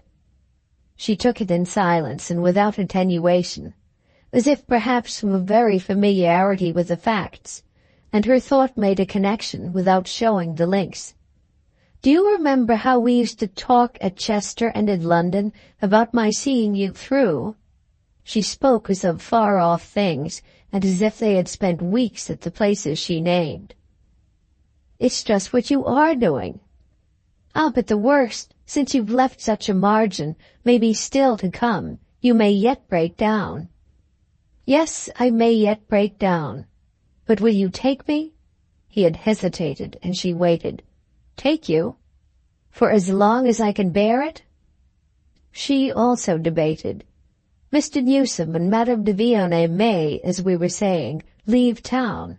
How long do you think you can bear it without them? Strether's reply to this was at first another question. Do you mean in order to get away from me? Her answer had an abruptness. Don't find me rude if I say I should think they'd want to. He looked at her hard again, seemed even for an instant to have an intensity of thought under which his color changed. But he smiled. You mean, after all, what they've done to me? After what she has. At this, however, with a laugh, he was all right again. Ah, but she hasn't done it yet. Book 11th, Chapter 3 of The Ambassadors by Henry James. He had taken the train a few days after this from a station, as well as to a station, selected almost at random. Such days, whatever should happen, were numbered, and he had gone forth under the impulse, artless enough, no doubt, to give the whole of one of them to that French ruralism with its cool, special green, into which he had hitherto looked only through the little oblong window of the picture frame. It had been, as yet, for the most part, but a land of fancy for him, the background of fiction, the medium of art, the nursery of letters, practically as distant as Greece, but practically also well-nigh as consecrated. Romance could weave itself, for Strether's sense, out of elements mild enough, and even after what he had, as he felt lately, been through, he could thrill a little at the chance of seeing something somewhere that would remind him of a certain small Lambinet that had charmed him long years before at a Boston dealer's, and that he had quite absurdly never forgotten. It had been offered, he remembered, at a price he had been instructed to believe the lowest ever named for a Lambinet, a price he had never felt so poor as on having to recognize all the same as beyond a dream of possibility. He had dreamed, had turned and twisted possibilities for an hour. It had been the only adventure of his life in connection with the purchase of a work of art. The adventure, it will be perceived, was modest, but the memory beyond all reason and by some accident of association was sweet. The little Lambinet abode with him as the picture he would have bought, the particular production that had made him for the moment overstep the modesty of nature. He was quite aware that if he were to see it again, he should perhaps have a drop or a shock, and he never found himself wishing that the wheel of time would turn it up again, just as he had seen it in the maroon-colored, sky-lighted inner shrine of Tremont Street. It would be a different thing, however, to see the remembered mixture resolved back into its elements, to assist at the restoration to nature of the whole faraway hour, the dusty day in Boston, the background of the Fitchburg depot, of the maroon-colored sanctum, the special green vision, the ridiculous price, the poplars, the willows, the rushes, the river, the sunny silvery sky, the shady woody horizon. He observed in respect to his train almost no condition save that it should stop a few times after getting out of the banlieue. He threw himself on the general amiability of the day for the hint of where to alight. His theory of his excursion was that he could alight anywhere, not nearer Paris than an hour's run, on catching a suggestion of the particular note required. It made its sign, the suggestion, weather, air, light, color, and his mood all favoring. At the end of some 80 minutes, the train pulled up just at the right spot, and he found himself getting out as securely as if to keep an appointment. It will be felt of him that he could amuse himself at his age with very small things, if it be again noted that his appointment was only with a superseded Boston fashion. He hadn't gone far without the quick confidence that it would be quite sufficiently kept. The oblong gilt frame disposed its enclosing lines, the poplars and willows, the reeds and the river, a river of which he didn't know and didn't want to know the name, fell into a composition full of felicity within them. The sky was silver and turquoise and varnish. The village on the left was white and the church on the right was grey. It was all there, in short. It was what he wanted. It was Tremont Street. It was France. It was Lombardie. Moreover, he was freely walking about in it.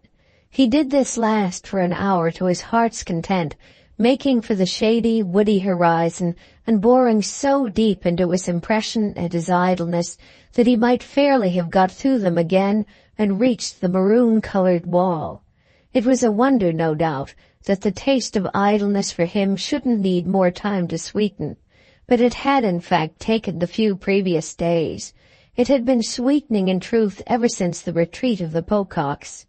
He walked and walked as if to show himself how little he had now to do.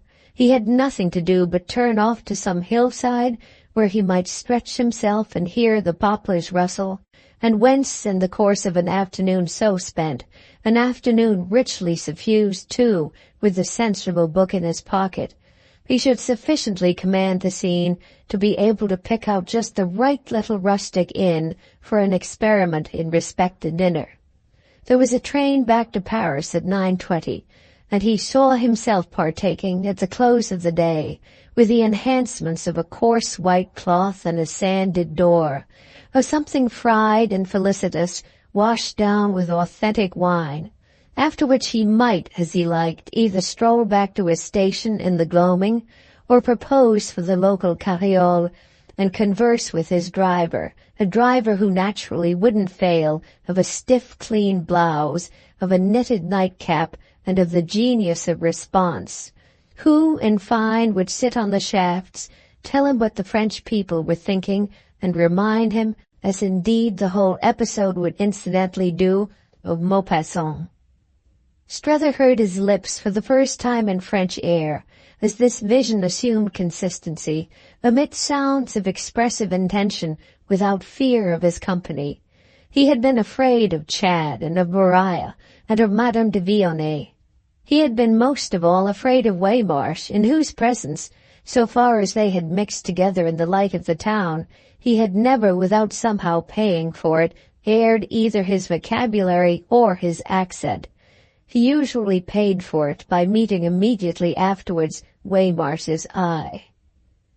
Such were the liberties with which his fancy played after he had turned off to the hillside that did really and truly, as well as most amiably, await him beneath the poplars, the hillside that made him feel, for a murmurous couple of hours, how happy had been his thought.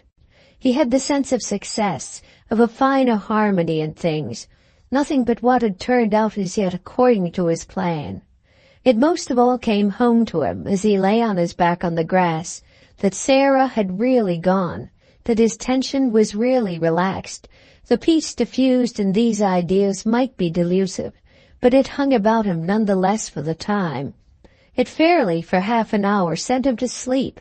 He pulled his straw hat over his eyes — he had bought it the day before with a reminiscence of Waymarsh's — and lost himself anew in Lampinet. It was as if he had found out he was tired not from his walk, but from that inward exercise which had known on the whole for 3 months so little intermission. That was it. When once they were off, he had dropped. This, moreover, was what he had dropped to, and now he was touching bottom. He was kept luxuriously quiet, soothed and amused by the consciousness of what he had found at the end of his descent. It was very much what he had told Maria Gostry he should like to stay on for, the hugely distributed Paris of summer, alternately dazzling and dusky, with a weight lifted for him off its columns and cornices, and with shade and air and the flutter of awnings as wide as avenues. It was present to him without attenuation that, reaching out the day after making the remark for some proof of his freedom, he had gone that very afternoon to see Madame de Vionnet. He had gone again the next day but one, and the effect of the 2 visits, the after-sense of the couple of hours spent with her, was almost that of fullness and frequency. The brave intention of frequency, so great with him from the moment of his finding himself unjustly suspected at Woolwich, had remained rather theoretic, and one of the things he could muse about under his poplars was the source of the special shyness that had still made him careful. He had surely got rid of it now, this special shyness. What had become of it if it hadn't precisely within the week rubbed off? It struck him now, in fact, as sufficiently plain that if he had still been careful, he had been so with a reason. He had really feared in his behavior a lapse from good faith. If there was a danger of one's liking such a woman too much, one's best safety was in waiting at least till one had the right to do so. In the light of the last few days, the danger was fairly vivid, so that it was proportionately fortunate that the right was likewise established. It seemed to our friend that he had on each occasion profited to the utmost by the latter. How could he have done so more, he at all events asked himself, than in having immediately let her know that if it was all the same to her, he preferred not to talk about anything tiresome. He had never in his life so sacrificed an armful of high interests as in that remark. He had never so prepared the way for the comparatively frivolous as in addressing it to Madame de Vionet's intelligence. It hadn't been till later that he quite recalled how in conjuring away everything but the pleasant, he had conjured away almost all they had hitherto talked about. It was not till later even that he remembered how, with their new tone, they hadn't so much as mentioned the name of Chad himself. One of the things that most lingered with him on his hillside was this delightful facility, with such a woman, of arriving at a new tone. He thought, as he lay on his back, of all the tones she might make possible if one were to try her, and at any rate of the probability that one could trust her to fit them to occasions. He had wanted her to feel that as he was disinterested now, so she herself should be, and she had showed she felt it, and he had showed he was grateful, and it had been for all the world as if he were calling for the first time. They had had other but irrelevant meetings. It was quite as if, had they sooner known how much they really had in common, there were quantities of comparatively dull matters they might have skipped. Well, they were skipping them now, even to graceful gratitude, even to handsome "don't mention it," and it was amazing what could still come up with reference to what had been going on between them. It might have been, on analysis, nothing more than Shakespeare and the musical glasses, but it had served all the purpose of his appearing to have said to her, "Don't like me if it's a question of liking me for anything obvious and clumsy that I've, as they call it, done for you. Like me? Well, simply like me, hang it, for anything else you choose. So by the same propriety, don't be for me simply the person I've come to know through my awkward connection with Chad. Was ever anything, by the way, more awkward? Be for me, please, with all your admirable tact and trust. Just whatever I may show you, it's a present pleasure to me to think you. It had been a large indication to meet, but if she hadn't met it, what had she done? And how had their time together slipped along so smoothly, mild but not slow, and melting, liquefying, into his happy illusion of idleness?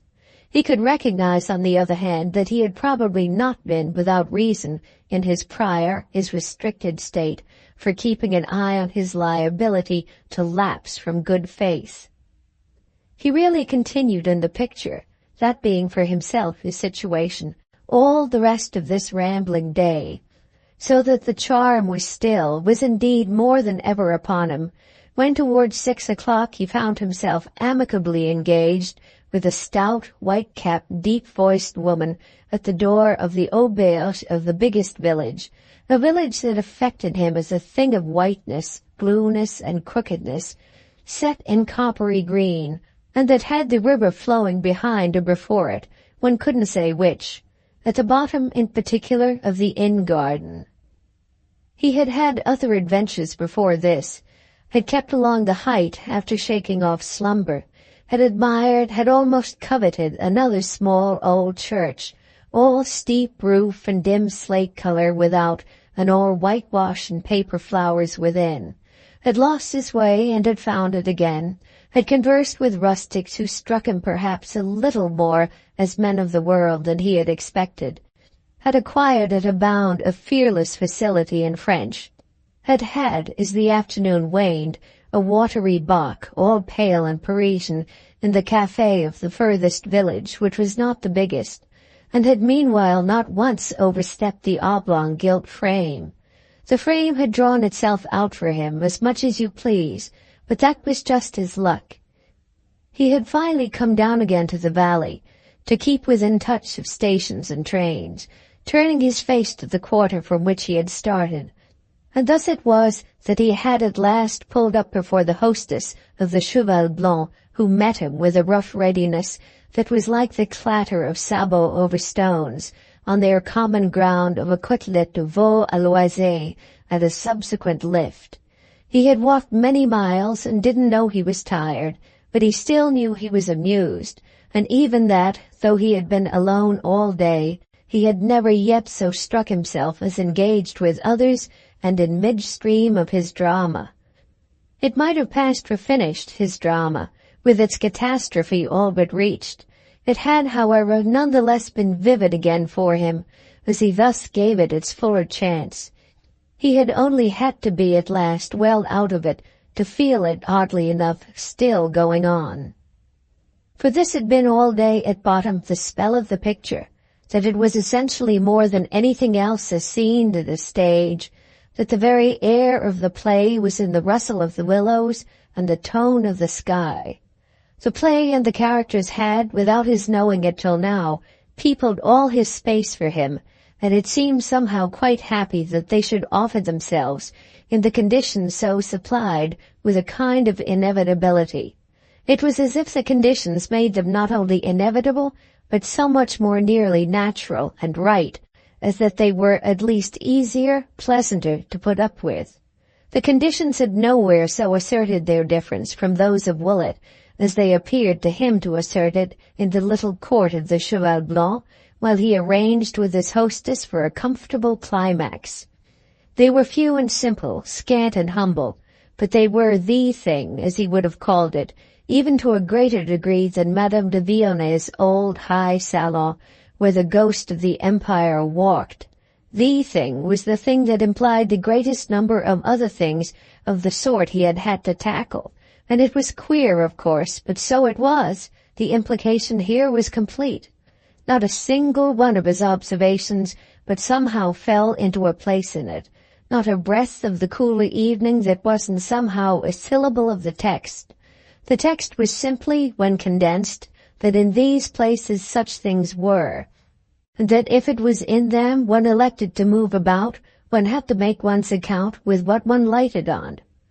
Meanwhile, at all events, it was enough that they did affect one, so far as the village aspect was concerned, as whiteness, crookedness, and blueness set in coppery green, there being positively, for that matter, an outer wall of the white horse that was painted the most improbable shade. That was part of the amusement, as if to show that the fun was harmless, just as it was enough, further, that the picture and the play seemed supremely to melt together in the good woman's broad sketch of what she could do for her visitor's appetite. He felt, in short, a confidence, and it was general, and it was all he wanted to feel. It suffered no shock even on her mentioning that she had in fact just laid the cloth for two persons who, unlike Monsieur, had arrived by the river, in a boat of their own, who had asked her half an hour before what she could do for them, and had then paddled away to look at something a little further up, from which promenade they would presently return. Monsieur might meanwhile, if he liked, pass into the garden, such as it was, where she would serve him, should he wish it, for there were tables and benches in plenty, a bitter before his repast. Here she would also report to him on the possibility of a conveyance to his station, and here at any rate he would have the agrément of the river. It may be mentioned without delay that Monsieur had the agrément of everything, and in particular for the next 20 minutes, of a small and primitive pavilion that at the garden's edge almost overhung the water, testifying in its somewhat battered state to much fond frequentation. It consisted of little more than a platform, slightly raised, with a couple of benches and a table, a protecting rail and a projecting roof, but it raked the full grey-blue stream, which, taking a turn a short distance above, passed out of sight to reappear much higher up, and it was clearly an esteemed requisition for Sundays and other feasts. Strether sat there, and though hungry, felt at peace. The confidence that had so gathered for him deepened with the lap of the water, the ripple of the surface, the rustle of the reeds on the opposite bank, the faint diffused coolness, and the slight rock of a couple of small boats attached to a rough landing-place hard by. The valley on the further side was all copper-green level and glazed pearly sky, a sky hatched across with screens of trimmed trees which looked flat like espaliers, and though the rest of the village straggled away in the near quarter, the view had an emptiness that made one of the boats suggestive. Such a river set one afloat almost before one could take up the oars, the idle play of which would be moreover the aid to the full impression.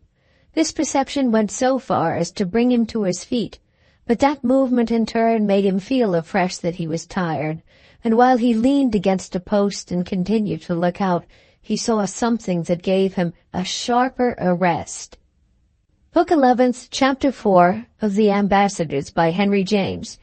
What he saw was exactly the right thing, a boat advancing around the bend and containing a man who held the paddles, and a lady at the stern with a pink parasol.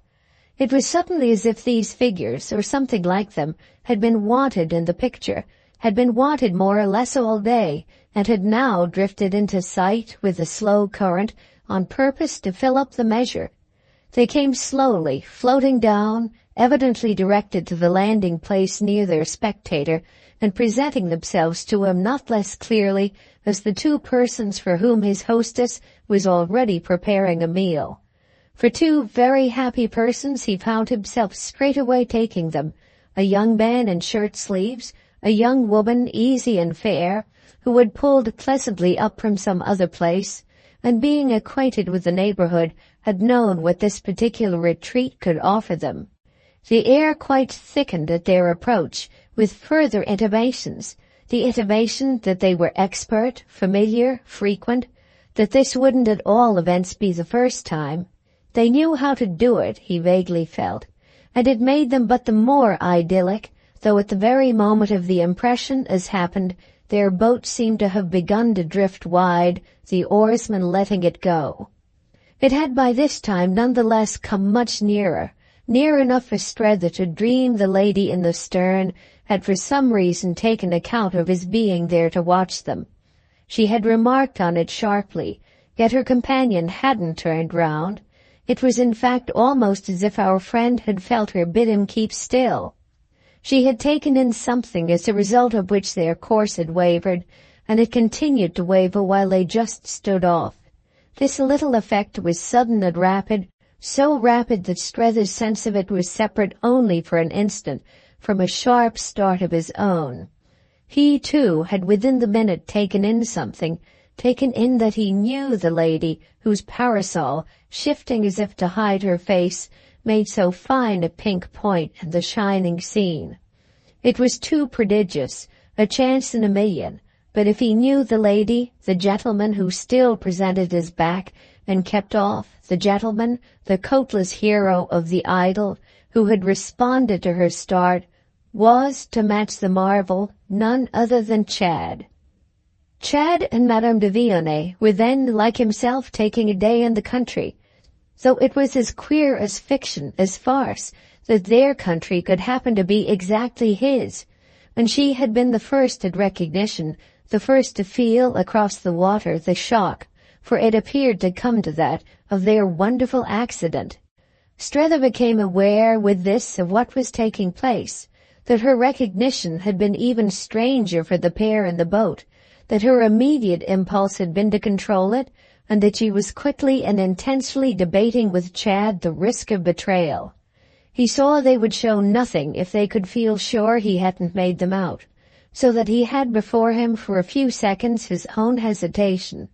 It was a sharp, fantastic crisis that had popped up as if in a dream, and it had only to last the few seconds to make him feel it as quite horrible. They were thus on either side, trying the other side, and all for some reason that broke the stillness like some unprovoked harsh note. It seemed to him again, within the limit, that he had but one thing to do, to settle their common question by some sign of surprise and joy. He hereupon gave large play to these things, agitating his hat and his stick and loudly calling out, a demonstration that brought him relief as soon as he had seen it answered. The boat, in mid-stream, still went a little wild, which seemed natural, however, while Chad turned round, half springing up, and his good friend, after blankness and wonder, began gaily to wave her parasol. Chad dropped afresh to his paddles, and the boat headed round, amazement and pleasantry filling the air meanwhile, and relief, as Strether continued to fancy, superseding mere violence. Our friend went down to the water under this odd impression as of violence averted, the violence of their having cut him, out there in the eye of nature, on the assumption that he wouldn't know it. He awaited them with a face from which he was conscious of not being able quite to banish the idea that they would have gone on, not seeing and not knowing, missing their dinner and disappointing their hostess, had he himself taken a line to match. That at least was what darkened his vision for the moment. Afterwards, after they had bumped at the landing place, and he had assisted their getting ashore, everything found itself sponged over by the mere miracle of the encounter. They could so much better at last, on either side, treat it as a wild extravagance of hazard, that the situation was made elastic by the amount of explanation called into play. Why, indeed, apart from oddity, the situation should have been really stiff was a question naturally not practical at the moment, and in fact, so far as we are concerned, a question tackled later on and in private only by Strether himself. He was to reflect later on and in private that it was mainly he who had explained, as he had moreover comparatively little difficulty in doing.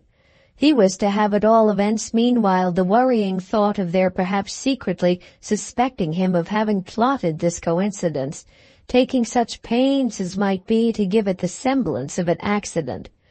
That possibility, as their imputation, didn't of course bear looking into for an instant, yet the whole incident was so manifestly, arrange it as they would, an awkward one, that he could scarce keep disclaimers in respect to his own presence from rising to his lips.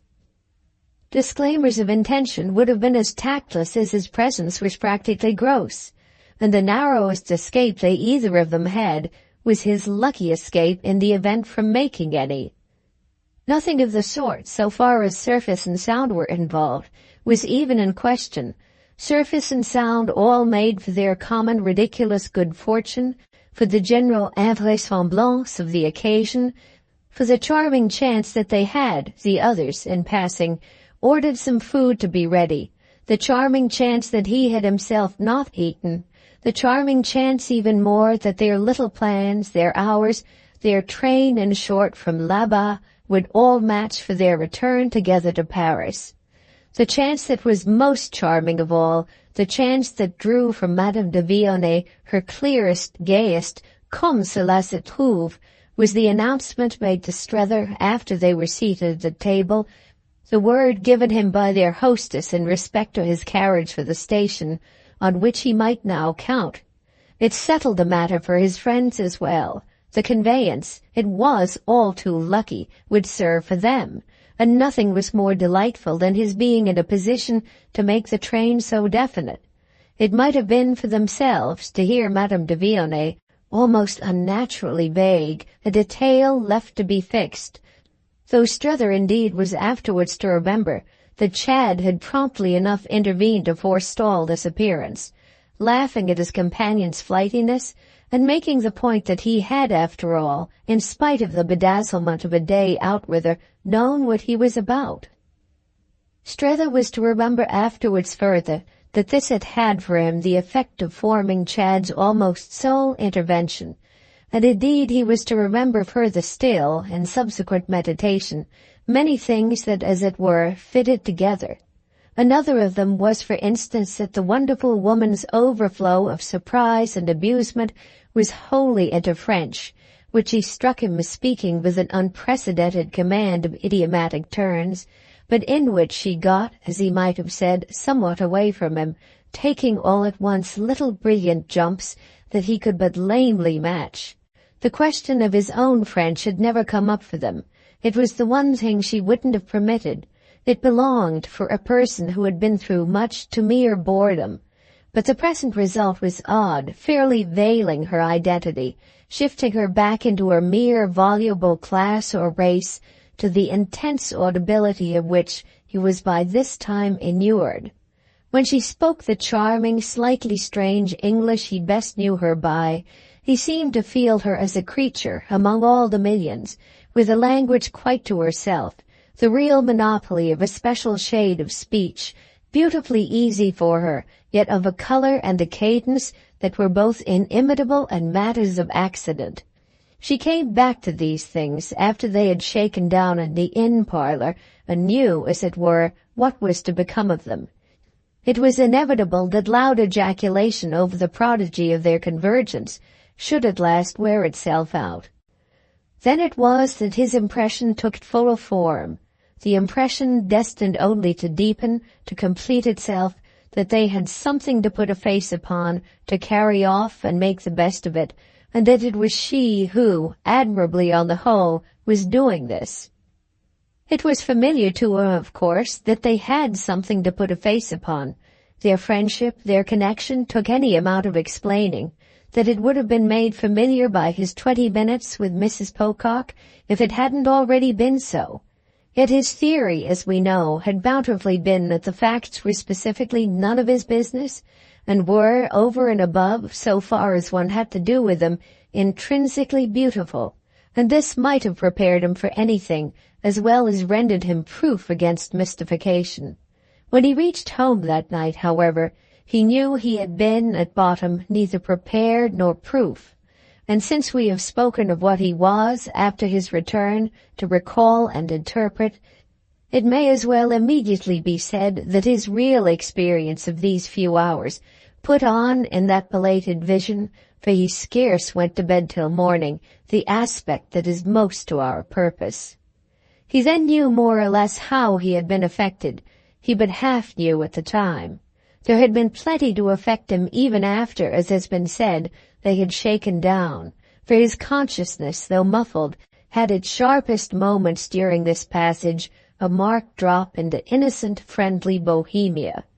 Then they had put their elbows on the table, deploring the premature end of their 2 or 3 dishes, which they had tried to make up with another bottle, while Chad joked a little spasmodically, perhaps even a little irrelevantly with his hostess.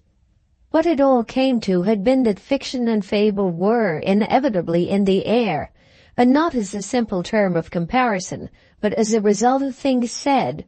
Also that they were blinking it all round, and that they yet needn't so much as that have blinked it, though indeed if they hadn't, Strether didn't quite see what else they could have done. Strether didn't quite see that, even at an hour or two past midnight, even when he had at his hotel for a long time, without a light and without undressing, sat back on his bedroom sofa and stared straight before him. He was at that point of vantage in full possession to make of it all what he could. He kept making of it that there had been simply a lie in the charming affair, a lie on which one could now, detached and deliberate, perfectly put one's finger.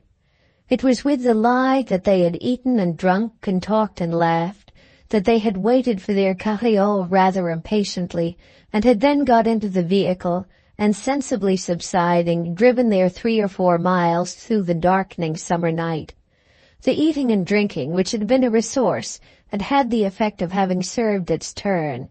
The talk and laughter had done as much, and it was during their somewhat tedious progress to the station, during the waits there, the further delays, their submission to fatigue, their silences in the dim compartment of the much-stopping train, that he prepared himself for reflections to come.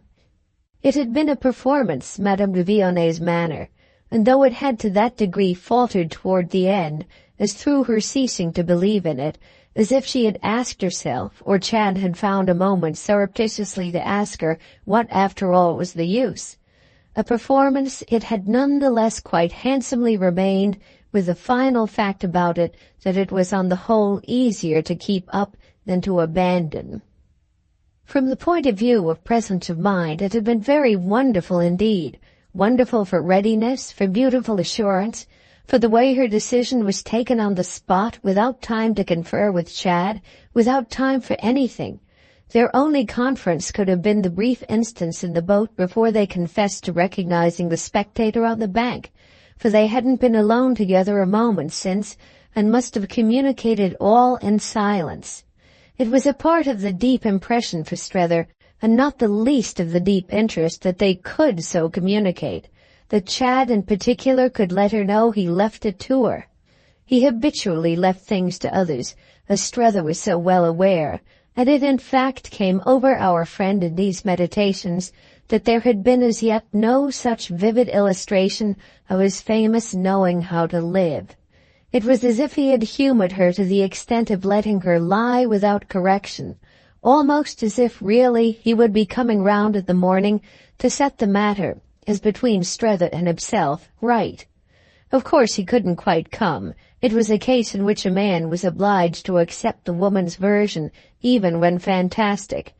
If she had, with more flurry than she cared to show, elected, as the phrase was, to represent that they had left Paris that morning, and with no design but of getting back within the day, if she had so sized up, in the Woollett phrase, their necessity, she knew best her own measure. There were things, all the same, it was impossible to blink, and which made this measure an odd one.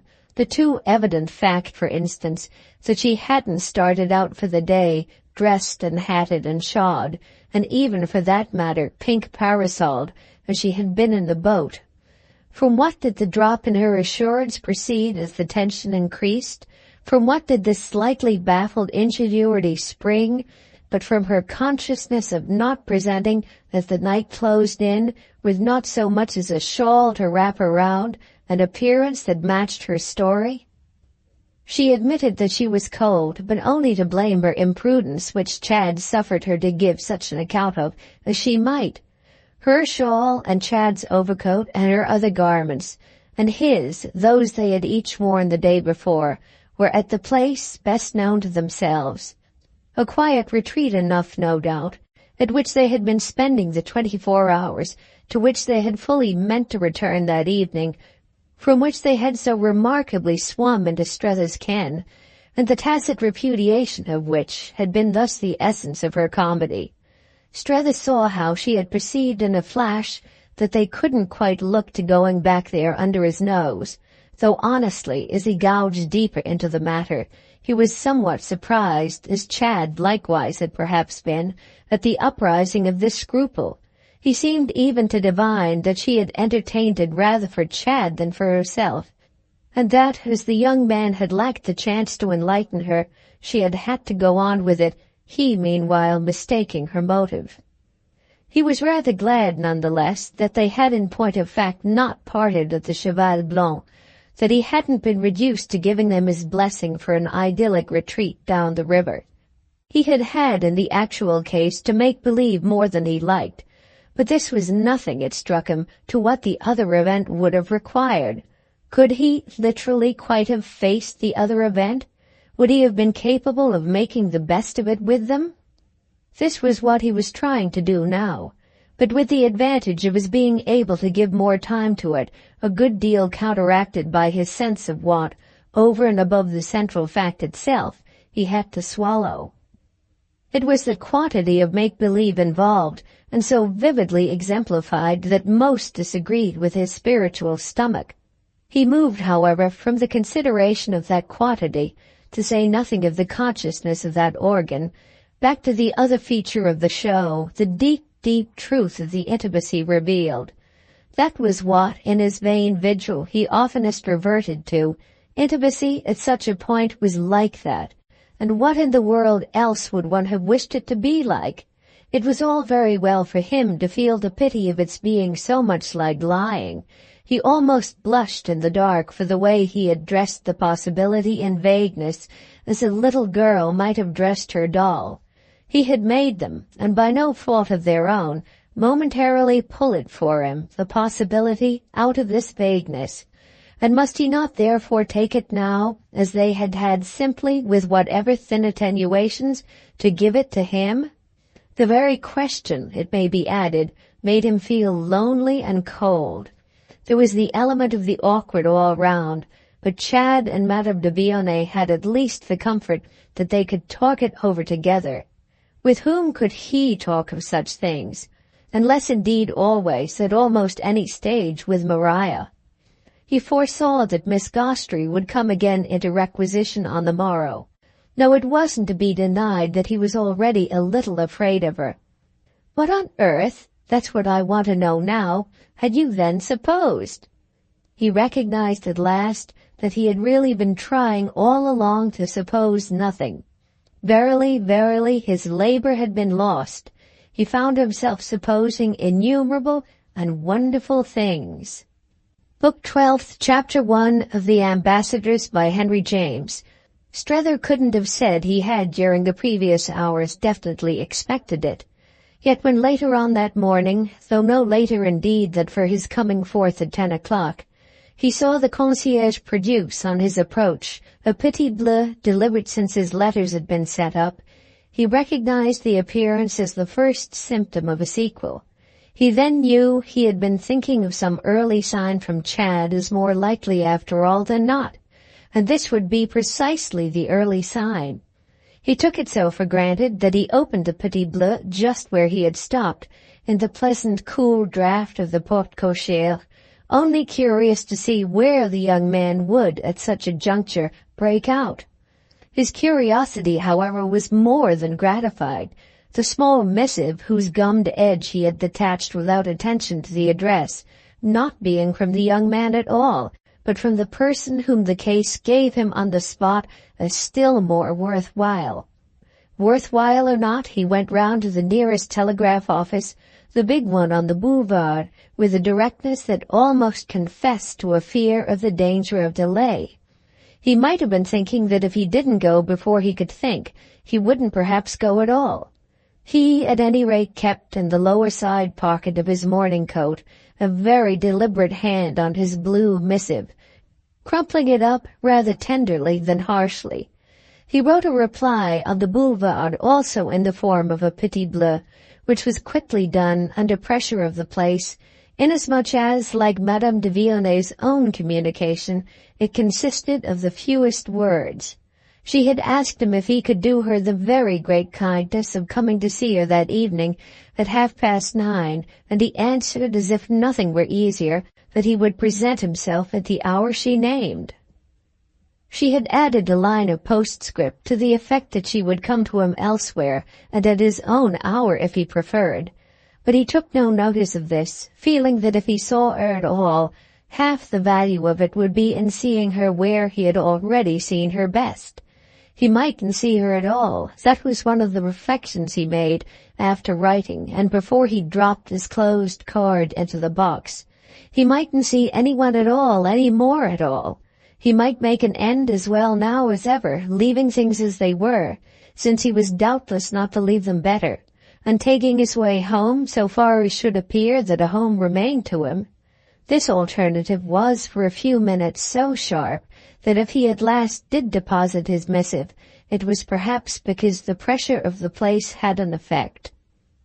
There was none other, however, than the common and constant pressure, familiar to our friend under the rubric of poste et telegraphe, the something in the air of these establishments, the vibration of the vast, strange life of the town, the influence of the types, the performers concocting their messages, the little prompt Paris women arranging, pretexting goodness knew what, driving the dreadful needle-pointed public pen at the dreadful sand-strewn public table, implements that symbolized for Strether's too interpretive innocence something more acute in manners, more sinister in morals, more fierce in the national life. After he had put in his paper, he had ranged himself, he was really amused to think, on the side of the fierce, the sinister, the acute. He was carrying on a correspondence across the great city, quite in the key of the poste de telegraphe in general, and it was fairly as if the acceptance of that fact had come from something in his state that sorted with the occupation of his neighbors.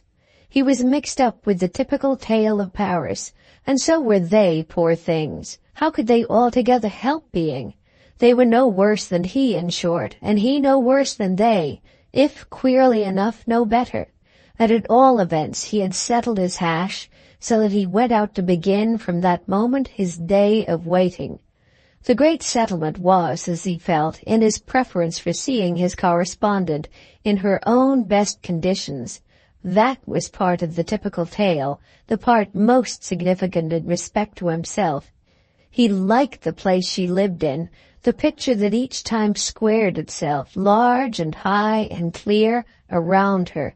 Every occasion of seeing it was a pleasure of a different shade. Yet what precisely was he doing with shades of pleasure now, and why hadn't he properly and logically compelled her to commit herself to whatever of disadvantage and penalty the situation might throw up? He might have proposed, as for Sarah Pocock, the cold hospitality of his own salon de lecture, in which the chill of Sarah's visit seemed still to abide, and shades of pleasure were dim. He might have suggested a stone bench in the dusty Tuileries, or a penny chair at the back part of the Champs-Élysées. These things would have been a trifle stern, and sternness alone now wouldn't be sinister. An instinct in him cast about for some form of discipline in which they might meet, some awkwardness they would suffer from, some danger, or at least some grave inconvenience they would incur. This would give a sense, which the spirit required, rather ached and sighed in the absence of, that somebody was paying something somewhere and somehow, that they were at least not all floating together on the silver stream of impunity. Just instead of that to go and see her late in the evening, as if for all the world, well, as if he were as much in the swim as anybody else. This had as little as possible in common with the penal form. Even when he had felt that objection melt away, however, the practical difference was small. The long stretch of his interval took the color it would, and if he lived on thus with the sinister from hour to hour, it proved an easier thing than one might have supposed in advance. He reverted in thought to his old tradition, the one he had been brought up on, and which even so many years of life had but little worn away. The notion that the state of the wrongdoer, or at least this person's happiness, presented some special difficulty. What struck him now rather was the ease of it, for nothing in truth appeared easier. It was an ease he himself fairly tasted of for the rest of the day, giving himself quite up, not so much as trying to dress it out in any particular whatever as a difficulty, not after all going to see Maria, which would have been in a manner a result of such dressing, only idling, lounging, smoking, sitting in the shade, drinking lemonade and consuming ices. The day had turned to heat and eventual thunder, and he now and again went back to his hotel to find that Chad hadn't been there. He hadn't yet struck himself, since leaving Woolwich, so much as a loafer, though there had been times when he believed himself touching bottom. This was a deeper depth than any, and with no foresight, scarcely with a care, as to what he should bring up. He almost wondered if he didn't look demoralized and disreputable.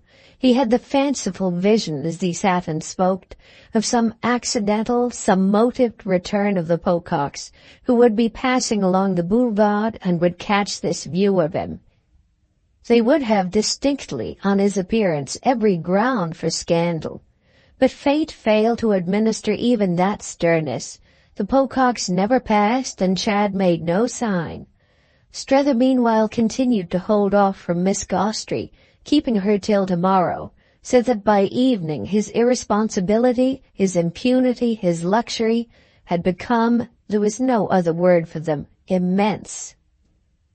Between 9 and 10 at last, in the high clear picture, he was moving in these days, as in a gallery, from clever canvas to clever canvas. He drew a long breath. It was so presented to him from the first that the spell of his luxury wouldn't be broken. He wouldn't have, that is, to become responsible. This was admirably in the air. She had sent for him precisely to let him feel it, so that he might go on with the comfort already established, hadn't it been, of regarding his ordeal, the ordeal of the weeks of Sarah's stay, and of their climax, as safely traversed and left behind him. Didn't she just wish to assure him that she now took it all, and so kept it, that he was absolutely not to worry any more, was only to rest on his laurels, and continue generously to help her? The light in her beautiful formal room was dim, though it would do, as everything would always do. The hot night had kept out lamps, but there was a pair of clusters of candles that glimmered over the chimney-piece like the tall tapers of an altar. The windows were all open, their redundant hangings swaying a little, and he heard once more from the empty court the small plash of the fountain. From beyond this, and as from a great distance, beyond the court, beyond the corps de logis forming the front, came, as if excited and exciting, the vague voice of Paris. Strether had all along been subject to sudden gusts of fancy in connection with such matters as these, odd starts of the historic sense, suppositions and divinations with no warrant but their intensity. Thus and so, on the eve of the great recorded dates, the days and nights of revolution, the sounds had come in, the omens, the beginnings broken out. They were the smell of revolution, the smell of the public temper, or perhaps simply the smell of blood. It was at present queer beyond words, subtle, he would have risked saying, that such suggestions should keep crossing the scene, but it was doubtless the effect of the thunder in the air, which had hung about all day without release. His hostess was dressed as for thunderous times, and it fell in with the kind of imagination we have just attributed to him, that she should be in the simplest, coolest white, of a character so old-fashioned, if he were not mistaken, that Madame Roland must on the scaffold have worn something like it. The effect was enhanced by a small black fichu, or scarf, of crepe or gauze, disposed quaintly around her bosom, and now completing as by a mystic touch the pathetic, the noble analogy. Poor Strether, in fact, scarce knew what analogy was evoked for him, as the charming woman, receiving him and making him, as she could do such things, at once familiarly and gravely welcome, moved over her great room with her image almost repeated in its polished floor, which had been fully bared for summer. The associations of the place all felt again, the gleam here and there in the subdued light of glass and gilt and parquet, with the quietness of her own note as the center. These things were at first as delicate as if they had been ghostly, and he was sure in a moment that whatever he should find he had come for, it wouldn't be for an impression that had previously failed him. That conviction held him from the outset, and seeming singularly to simplify, certified to him that the objects about would help him, would really help them both. No, he might never see them again. This was only too probably the last time, and he should certainly see nothing in the least degree like them. He should soon be going to where such things were not, and it would be a small mercy for memory, for fancy, to have in that stress a loaf on the shelf. He knew in advance he should look back on the perception actually sharpest with him, as on the view of something old, the oldest thing he had ever personally touched. And he also knew, even while he took his companion in, as the feature among features, that memory and fancy couldn't help being enlisted for her. She might intend what she would, but this was beyond anything she could intend, with things from far back, tyrannies of history, facts of type, values, as the painters said, of expression, all working for her and giving her the supreme chance, the chance of the happy, the really luxurious few, the chance on a great occasion to be natural and simple. She had never with him been more so, or if it was the perfection of art it would never, and that came to the same thing, be proved against her. What was truly wonderful was her way of differing so from time to time without detriment to her simplicity. Caprices, he was sure she felt, were before anything else bad manners, and that judgment in her was by itself a thing making more for safety of intercourse than anything that in his various own past intercourses he had had to reckon on. If therefore her presence was now quite other than the one she had shown him the night before, there was nothing of violence in the change. It was all harmony and reason.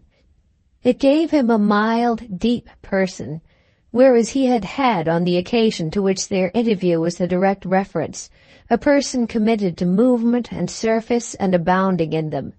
But she was in either character more remarkable for nothing than for her bridging of intervals, and this now fell in with what he understood he was to leave to her. The only thing was that, if he was to leave it all to her, why exactly had she sent for him? He had had vaguely in advance his explanation, his view of the probability of her wishing to set something right, to deal in some way with the fraud so lately practiced on his presumed credulity. Would she attempt to carry it further, or would she blot it out? Would she throw over it some more or less happy color, or would she do nothing about it at all? He perceived soon enough at least that however reasonable she might be, she wasn't vulgarly confused, and it herewith pressed upon him that their eminent lie, Chad's and hers, was simply after all such an inevitable tribute to good taste as he couldn't have wished them not to render. Away from them during his vigil, he had seemed to wince at the amount of comedy involved, whereas in his present posture he could only ask himself how he should enjoy any attempt from her to take the comedy back. He shouldn't enjoy it at all, but once more and yet once more he could trust her. That is, he could trust her to make the deception right. As she presented things, the ugliness, goodness knew why, went out of them. None the less, too, that she could present them with an art of her own by not so much as touching them. She let the matter, at all events, lie where it was, where the previous 24 hours had placed it, appearing merely to circle about it respectfully, tenderly, almost piously, while she took up another question. She knew she hadn't really thrown dust in his eyes. This, the previous night, before they separated, had practically passed between them, and as she had sent for him to see what the difference thus made for him might amount to, so he was conscious at the end of 5 minutes that he had been tried and tested. She had settled with Chad after he left him that she would, for her satisfaction, assure herself of this quantity, and Chad had, as usual, let her have her way. Chad was always letting people have their way when he felt that it would somehow turn his wheel for him. It somehow always did turn his wheel. Strether felt, oddly enough, before these facts, freshly and consentingly passive. They again so rubbed it into him that the couple thus fixing his attention were intimate, that his intervention had absolutely aided and intensified their intimacy, and that in fine he must accept the consequence of that. He had absolutely become himself, with his perceptions and his mistakes, his concessions and his reserves, the droll mixture, as it must seem to them, of his braveries and his fears, the general spectacle of his art and his innocence, almost an added link and certainly a common priceless ground for them to meet upon. It was as if he had been hearing their very tone when she brought out a reference that was comparatively straight. "The last twice that you've been here, you know, I never asked you," she said with an abrupt transition. They had been pretending before this to talk simply of the charm of yesterday and of the interest of the country they had seen. The effort was confessedly vain. Not for such talk had she invited him, and her impatient reminder was of their having done for it all the needful on his coming to her after Sarah's flight. What she hadn't asked him then was to state to her where and how he stood for her. She had been resting on Chad's report of their midnight hour together in the Boulevard Malherbe. The thing, therefore, she at present desired was ushered in by this recall of the 2 occasions on which, disinterested and merciful, she hadn't worried him. Tonight, truly, she would worry him, and this was her appeal to him to let her risk it. He wasn't to mind if she bored him a little. She had behaved, after all, hadn't she? So awfully well. Book 12th, Chapter 2 of The Ambassadors, by Henry James. "Oh, you're all right, he almost impatiently declared, his impatience being, moreover, not for her pressure, but for her scruple. More and more distinct to him was the tune to which she would have had the matter out with Chad. More and more vivid for him the idea that she had been nervous as to what he might be able to stand. Yes, it had been a question if he had stood what the scene on the river had given him, and though the young man had doubtless opined in favor of his recuperation, her own last word must have been that she should feel easier in seeing for herself. That was it, unmistakably. She was seeing for herself. What he could stand was thus, in these moments, in the balance for Strether, who reflected, as he became fully aware of it, that he must properly brace himself. He wanted fully to appear to stand all he might, and there was a certain command of the situation for him in this very wish not to look too much at sea. She was ready with everything, but so sufficiently was he. That is, he was at one point the more prepared of the two, inasmuch as for all her cleverness she couldn't produce on the spot, and it was surprising, an account of the motive of her note. He had the advantage that his pronouncing her all right gave him for an inquiry. "May I ask, delighted as I've been to come, if you've wished to say something special?" He spoke as if she might have seen he had been waiting for it, not indeed with discomfort, but with natural interest.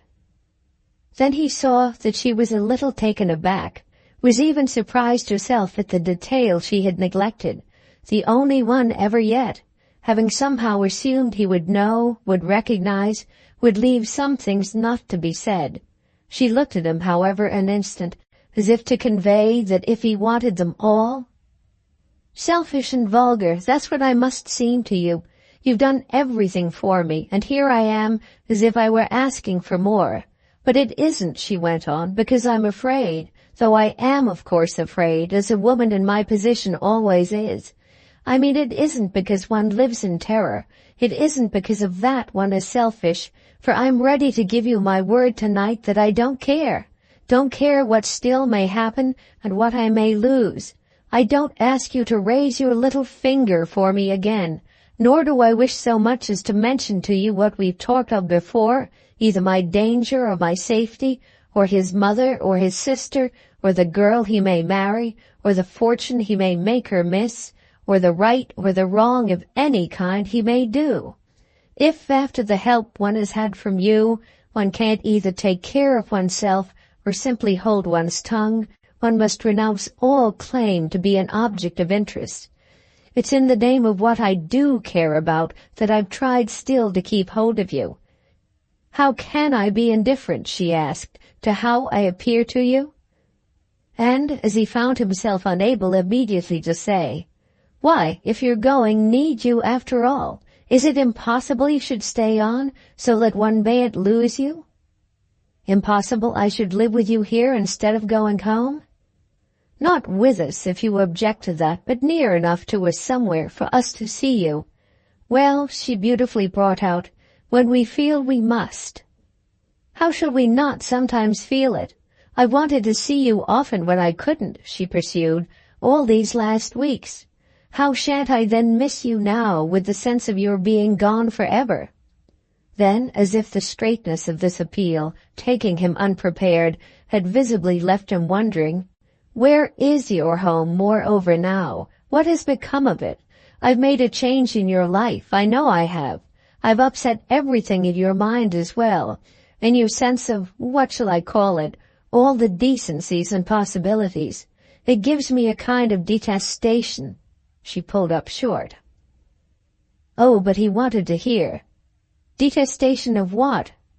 Of everything, of life. Ah, that's too much, he laughed, or too little. Too little precisely, she was eager. What I hate is myself, when I think that one has to take so much to be happy out of the lives of others, and that one isn't happy even then. One does it to cheat oneself and to stop one's mouth, but that's only at the best for a little. The wretched self is always there, always making one somehow a fresh anxiety. What it comes to is that it's never a happiness, any happiness at all, to take. The only safe thing is to give. It's what plays you least false. Interesting, touching, strikingly sincere as she let these things come from her, she yet puzzled and troubled him. So fine was the quaver of her quietness. He felt what he had felt before with her, that there was always more behind what she showed, and more again behind that. You know so, at least, she added, where you are. You ought to know it indeed, then, for isn't what you've been giving exactly what has brought us together in this way? You've been making, as I've so fully let you know I've felt, Strether said, the most precious present I've ever seen made, and if you can't sit down peacefully on that performance, you are, no doubt, born to torment yourself. But you ought, he wound up, to be easy. And not trouble you any more, no doubt, not thrust on you even the wonder and the beauty of what I've done, only let you regard our business as over and well over, and see you depart in a peace that matches my own? No doubt, no doubt, no doubt, she nervously repeated, all the more that I don't really pretend I believe you couldn't for yourself not have done what you have. I don't pretend you feel yourself victimized, for this evidently is the way you live, and it's what, we're agreed, is the best way. Yes, as you say, she continued after a moment, I ought to be easy and rest on my work. Well then, here I am doing so. I am easy. You'll have it for your last impression. When is it you say you go? She asked with a quick change. He took some time to reply. His last impression was more and more so mixed a one. It produced in him a vague disappointment, a drop that was deeper even than the fall of his elation the previous night. The good of what he had done, if he had done so much, wasn't there to enliven him quite to the point that would have been ideal for a grand gay finale. Women were thus endlessly absorbent, and to deal with them was to walk on water. What was at bottom the matter with her, embroider as she might and disclaim as she might? What was at bottom the matter with her was simply Chad himself. It was of Chad she was after all renewedly afraid. The strange strength of her passion was the very strength of her fear. She clung to him, Lambert Strether, as to a source of safety she had tested, and generous, graceful, truthful as she might try to be, exquisite as she was, she dreaded the term of his being within reach. With the sharpest perception yet, it was like a chill in the air to him. It was almost appalling that a creature so fine could be, by mysterious forces, a creature so exploited. For at the end of all things they were mysterious. She had but made Chad what he was, so why could she think she had made him infinite? She had made him better, she had made him best, she had made him anything one would. But it came to our friend with supreme queerness that he was nonetheless only Chad. Strether had the sense that he, a little, had made him too. His high appreciation had, as it were, consecrated her work. The work, however admirable, was nevertheless of the strict human order, and in short it was marvellous that the companion of mere earthly joys, of comforts, aberrations, however one classed them, within the common experience, should be so transcendently prized. It might have made Strether hot or shy, as such secrets of others brought home sometimes do make us, but he was held there by something so hard that it was fairly grim. This was not the discomposure of last night. That had quite passed. Such discomposures were a detail. The real coercion was to see a man ineffably adored. There it was again. It took women, it took women. If to deal with them was to walk on water, what wonder that the water rose? And it had never surely risen higher than round this woman. He presently found himself taking a long look from her, and the next thing he knew had uttered all his thought. "You're afraid for your life." It drew out her long look, and he soon enough saw why. A spasm came into her face. The tears she had already been unable to hide overflowed at first in silence, and then, as the sound suddenly comes from a child, quickened to gasps, to sobs. She sat and covered her face with her hands, giving up all attempt at a manner. "It's how you see me, it's how you see me." She caught her breath with it. "And it's as I am, and as I must take myself, and of course it's no matter." Her emotion was at first so incoherent that he could only stand there at a loss, stand with the sense of having upset her, though of having done it by the truth. He had to listen to her in a silence that he made no immediate effort to attenuate, feeling her doubly woeful amid all her dim, diffused elegance, consenting to it as he had consented to the rest, and even conscious of some vague inward irony in the presence of such a fine, free range of bliss and bale. He couldn't say it was not no matter, for he was serving her to the end, he now knew anyway, quite as if what he had thought of her had nothing to do with it.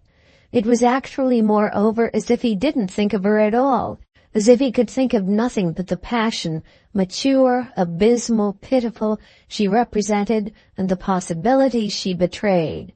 She was older for him tonight, visibly less exempt from the touch of time, but she was as much as ever the finest and subtlest creature, the happiest apparition it had been given him in all his years to meet. And yet he could see her there as vulgarly troubled in very truth as a maid-servant crying for her young man. The only thing was that she judged herself as the maid-servant wouldn't, the weakness of which wisdom too, the dishonor of which judgment, seemed but to sink her lower. Her collapse, however, no doubt was briefer, and she had in a manner recovered herself before he intervened.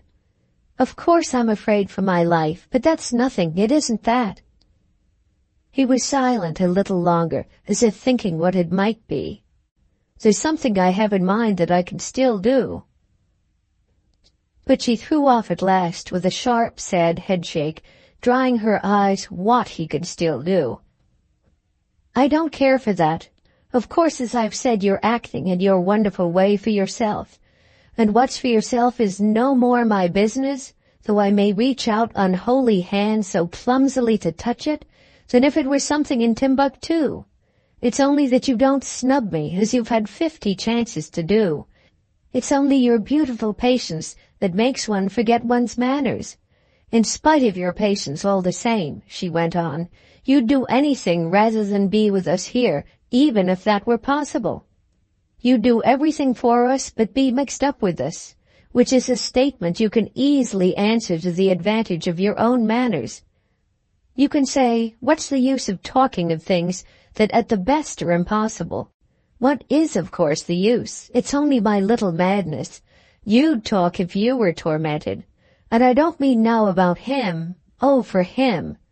Positively, strangely, bitterly as it seemed to Strether, she gave him for the moment away. You don't care what I think of you, but I happen to care what you think of me, and what you might, she added, what you perhaps even did. He gained time. What I did think before this. Didn't you think? But he had already stopped her. I didn't think anything. I never think a step further than I'm obliged to. That's perfectly false, I believe, she returned, except that you may, no doubt, often pull up when things become too ugly, or even, I'll say, to save you a protest, too beautiful. At any rate, even so far as it's true, we've thrust on you appearances that you've had to take in, and that have therefore made your obligation. Ugly or beautiful, it doesn't matter what we call them, you were getting on without them, and that's where we're detestable. We bore you, that's where we are, and we may well, for what we've cost you. All you can do now is not to think at all, and I who should have liked to seem to you, well, sublime. He could only after a moment re-echo Miss Behest. You're wonderful. I'm old and abject and hideous, she went on, as without hearing him. Abject above all, or old above all. It's when one's old that it's worst. I don't care what becomes of it, let what will. There it is. It's a doom, I know it. You can't see it more than I do myself. Things have to happen as they will. With which she came back again to what, face to face with him, had so quite broken down. Of course you wouldn't, even if possible, and no matter what may happen to you, be near us. But think of me, think of me. She exhaled it into air. He took refuge in repeating something he had already said, and that she had made nothing of. There's something I believe I can still do. And he put his hand out for goodbye. She again made nothing of it. She went on with her insistence. That won't help you. There's nothing to help you. Well, it may help you, he said. She shook her head. There's not a grain of certainty in my future, for the only certainty is that I shall be the loser in the end. She hadn't taken his hand, but she moved with him to the door. That's cheerful, he laughed, for your benefactor. What's cheerful for me, she replied, is that we might, you and I, have been friends. That's it, that's it. You see how, as I say, I want everything. I wanted you, too. Ah, but you've had me, he declared at the door, with an emphasis that made an end. Book 12, Chapter 3 of The Ambassadors by Henry James. His purpose had been to see Chad the next day, and he had prefigured seeing him by an early call, having in general never stood on ceremony in respect to visits at the Boulevard Malherbe. It had been more often natural for him to go there than for Chad to come to the small hotel, the attractions of which were scant. Yet it nevertheless just now at the 11th hour did suggest itself to Strether to begin by giving the young man a chance. It struck him that, in the inevitable course, Chad would be round, as Waymarsh used to say. Waymarsh, who already somehow seemed long ago. He hadn't come the day before, because it had been arranged between them that Madame de Vionnet should see their friend first. But now that this passage had taken place, he would present himself, and their friend wouldn't have long to wait. Strether assumed, he became aware on this reasoning, that the interesting parties to the arrangement would have met betimes, and that the more interesting of the two, as she was after all, would have communicated to the other the issue of her appeal. Chad would know without delay that his mother's messenger had been with her, and, though it was perhaps not quite easy to see how she could qualify what had occurred, he would at least have been sufficiently advised to feel he could go on. The day, however, brought early or late no word from him, and Strether felt as a result of this that a change had practically come over their intercourse. It was perhaps a premature judgment, or it only meant perhaps, how could he tell, that the wonderful pair he protected had taken up again together the excursion he had accidentally checked. They might have gone back to the country, and gone back but with a long breath drawn. That indeed would best mark Chad's sense that reprobation hadn't rewarded Madame de Villonay's request for an interview. At the end of the 24 hours, at the end of the 48, there was still no overture, so that Strether filled up the time, as he had so often filled it before, by going to see Miss Gostrey. He proposed amusements to her. He felt expert now in proposing amusements, and he had thus for several days an odd sense of leading her about Paris, of driving her in the Bois, of showing her the penny steamboats, those from which the breeze of the Seine was to be best enjoyed, that might have belonged to a kindly uncle doing the honors of the capital to an intelligent niece from the country. He found means even to take her to shops she didn't know, or that she pretended she didn't, while she, on her side, was like the country maiden, all passive, modest, and graceful, going in fact so far as to emulate rusticity in occasional fatigues and bewilderments. Strether described these vague proceedings to himself, described them even to her as a happy interview, the sign of which was that the companions said for the time no further word about the matter they had talked of to satiety. He proclaimed satiety at the outset, and she quickly took the hint, as docile both in this and in everything else as the intelligent, obedient niece. He told her as yet nothing of his late adventure, for as an adventure it now ranked with him. He pushed the whole business temporarily aside, and found his interest in the fact of her beautiful ascent. She left questions unasked, she who for so long had been all questions. She gave herself up to him with an understanding of which mere mute gentleness might have seemed a sufficient expression. She knew his sense of his situation had taken still another step. Of that he was quite aware. But she conveyed that, whatever had thus happened for him, it was thrown into the shade by what was happening for herself. This, though it mightn't to a detached spirit have seen much, was the major interest, and she met it with a new directness of response, measuring it from hour to hour with her grave hush of acceptance. Touched as he had so often been by her before, he was, for his part too, touched afresh, all the more that though he could be duly aware of the principle of his own mood, he couldn't be equally so of the principle of hers. He knew, that is, in a manner, knew roughly and resignedly, what he himself was hatching, whereas he had to take the chance of what he called to himself Maria's calculations. It was all he needed that she liked him enough for what they were doing, and even should they do a good deal more, would still like him enough for that. The essential freshness of a relation so simple was a cool bath to the soreness produced by other relations. These others appeared to him now horribly complex.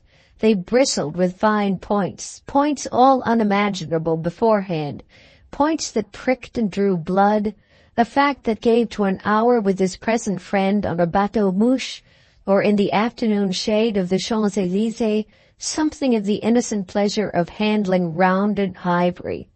His relation with Chad personally, from the moment he had got his point of view, had been of the simplest, yet this also struck him as bristling, after a third and a fourth blank day had passed. It was as if at last, however, his care for such indications had dropped. There came a fifth blank day, and he ceased to inquire or to heed. They now took onto his fancy, Miss Gostrey and he, the image of the babes in the wood. They could trust the merciful elements to let them continue at peace. He had been great already, as he knew, at postponements, but he had only to get afresh into the rhythm of one to feel its fine attraction. It amused him to say to himself that he might for all the world have been going to die resignedly. The scene was filled for him with so deep a deathbed hush, so melancholy a charm, that meant the postponement of everything else, which made so for the quiet lapse of life, and the postponement in especial of the reckoning to come, unless indeed the reckoning to come were to be one and the same thing with extinction. It faced him, the reckoning, over the shoulder of much interposing experience, which also faced him, and one would float to it doubtless duly through these caverns of Kubla Khan. It was really behind everything. It hadn't merged in what he had done. His final appreciation of what he had done, his appreciation on the spot, would provide it with its main sharpness.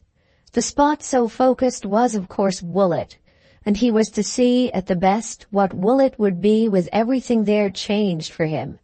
Wouldn't that revelation practically amount to the wind-up of his career? Well, the summer's end would show. His suspense, meanwhile, exactly the sweetness of vain delay, and he had with it, we should mention, other pastimes than Mariah's company, plenty of separate musings in which his luxury failed him, but at one point. He was well in port, the outer sea behind him, and it was only a matter of getting ashore. There was a question that came and went for him, however, as he rested against the side of his ship, and it was a little to get rid of the obsession that he prolonged his hours with Miss Gostrey. It was a question about himself, but it could only be settled by seeing Chad again. It was indeed his principal reason for wanting to see Chad. After that, it wouldn't signify. It was a ghost that certain words would easily lay to rest. Only the young man must be there to take the words. Once they were taken, he wouldn't have a question left. None, that is, in connection with this particular affair.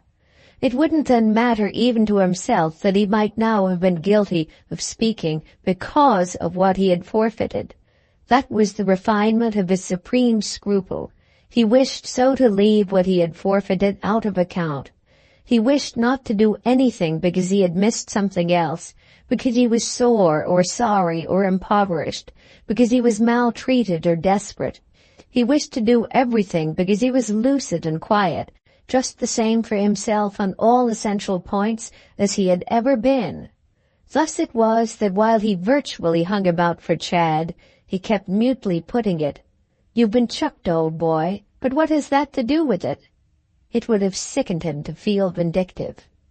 These tints of feeling, indeed, were doubtless but the iridescence of his idleness, and they were presently lost in a new light from Maria. She had a fresh fact for him before the week was out, and she practically met him with it on his appearing one night.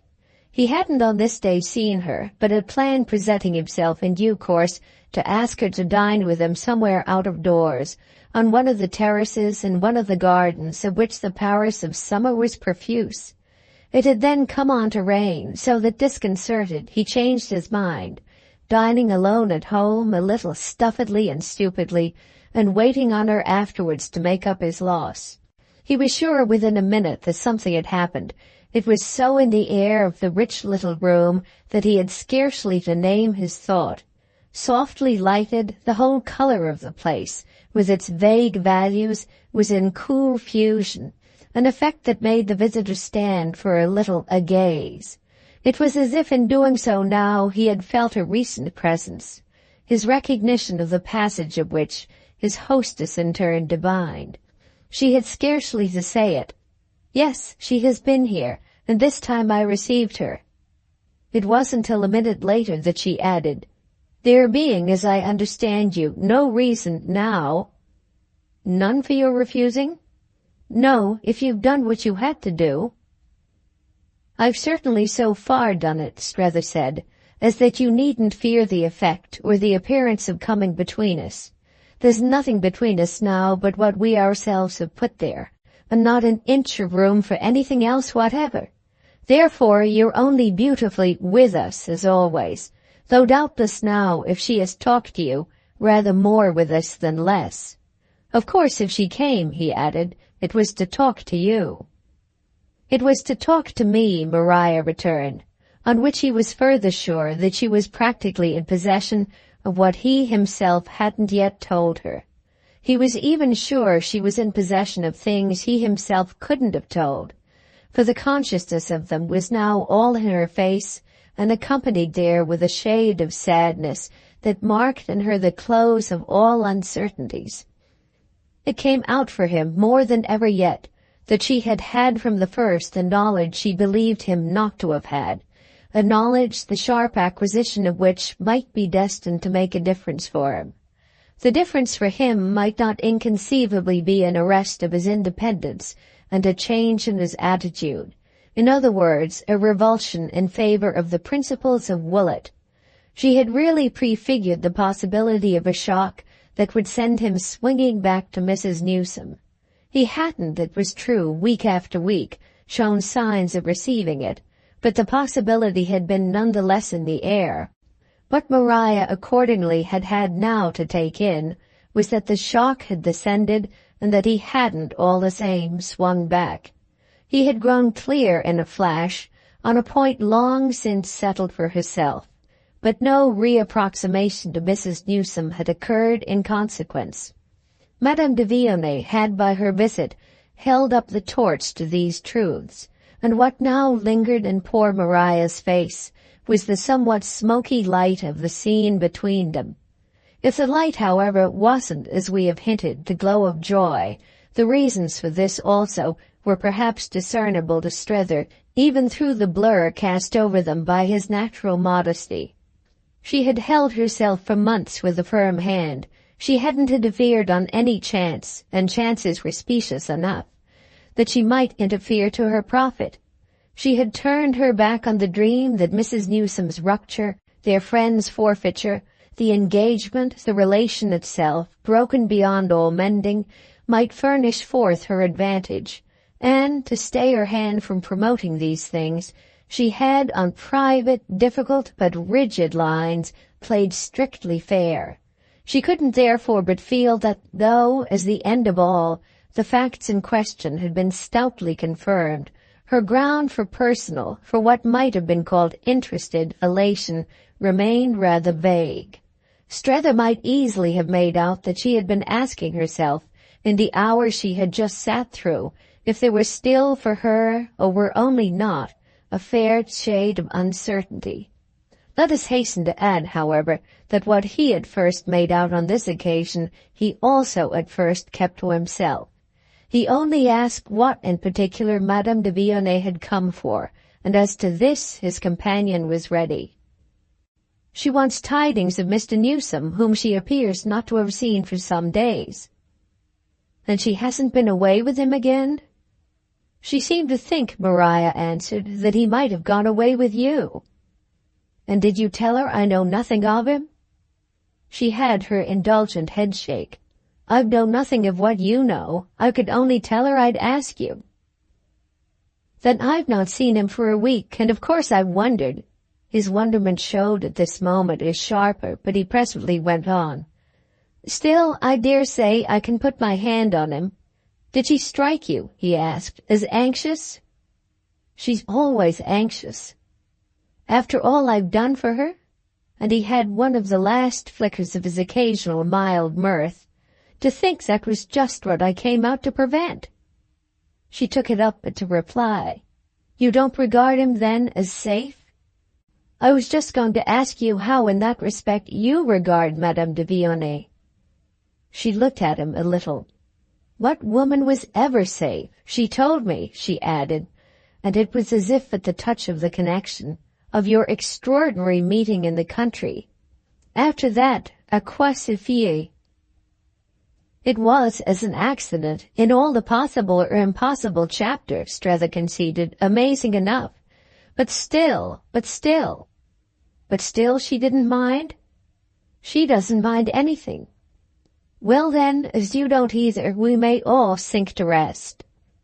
He appeared to agree with her, but he had his reservation. "I do mind Chad's disappearance."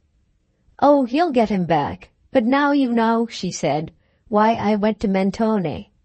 He had sufficiently let her see that he had by this time gathered things together, but there was nature in her wish to make them clearer still. "I didn't want you to put it to me." "To put it to you?" "The question of what you were at last, a week ago, to see for yourself. I didn't want to have to lie for her. I felt that to be too much for me. A man, of course, is always expected to do it. To do it, I mean, for a woman, but not a woman for another woman, unless perhaps on the tit-for-tat principle as an indirect way of protecting herself. I don't need protection, so that I was free to funk you, simply to dodge your test. The responsibility was too much for me. I gained time, and when I came back, the need of a test had blown over." Strether thought of it serenely. "Yes, when you came back, little Bilham had shown me what's expected of a gentleman. Little Bilham had lied like one." "And like what you believed him?" "Well," said Strether, "it was but a technical lie. He classed the attachment as virtuous. That was a view for which there was much to be said, and the virtue came out for me hugely. There was, of course, a great deal of it. I got it full in the face, and I haven't, you see, done with it yet." "What I see, what I saw," Maria returned, "is that you dressed up even the virtue. You were wonderful, you were beautiful, as I've had the honor of telling you before. But if you wish really to know," she sadly confessed, "I never quite knew where you were. There were moments," she explained, "when you struck me as grandly cynical. There were others when you struck me as grandly vague." Her friend considered. "I had phases, I had flights."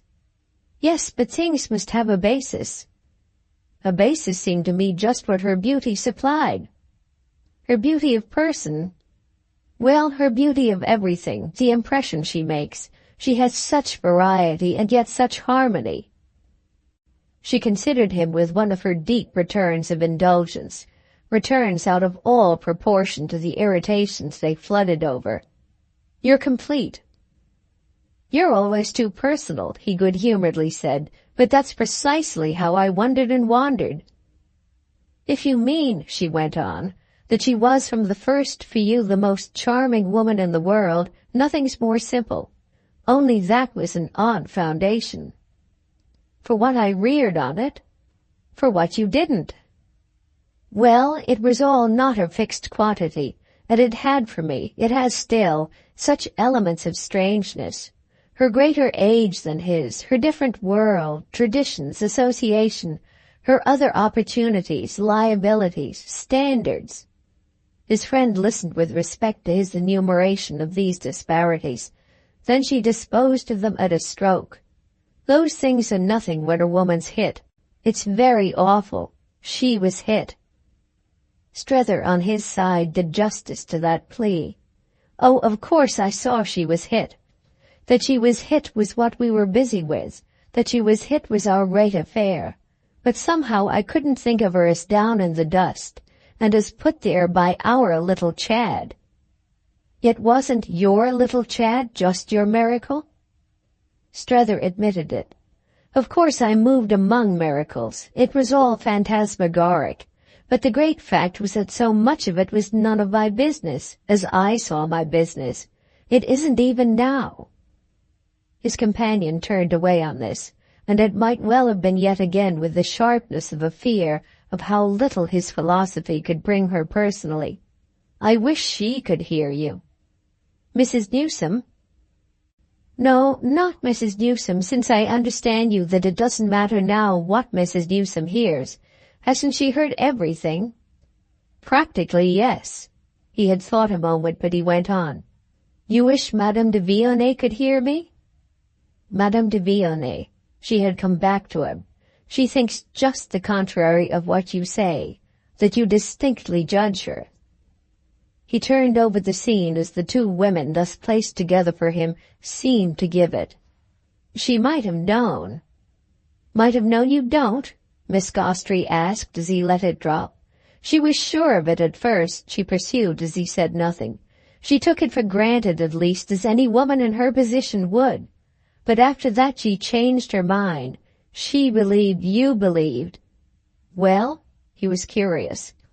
"Why, in her sublimity. and that belief had remained with her, I make out, till the accident of the other day opened your eyes. For that it did, said Maria, opened them. She can't help, he had taken it up, being aware? No, he mused, I suppose she thinks of that even yet. Then they were closed? There you are.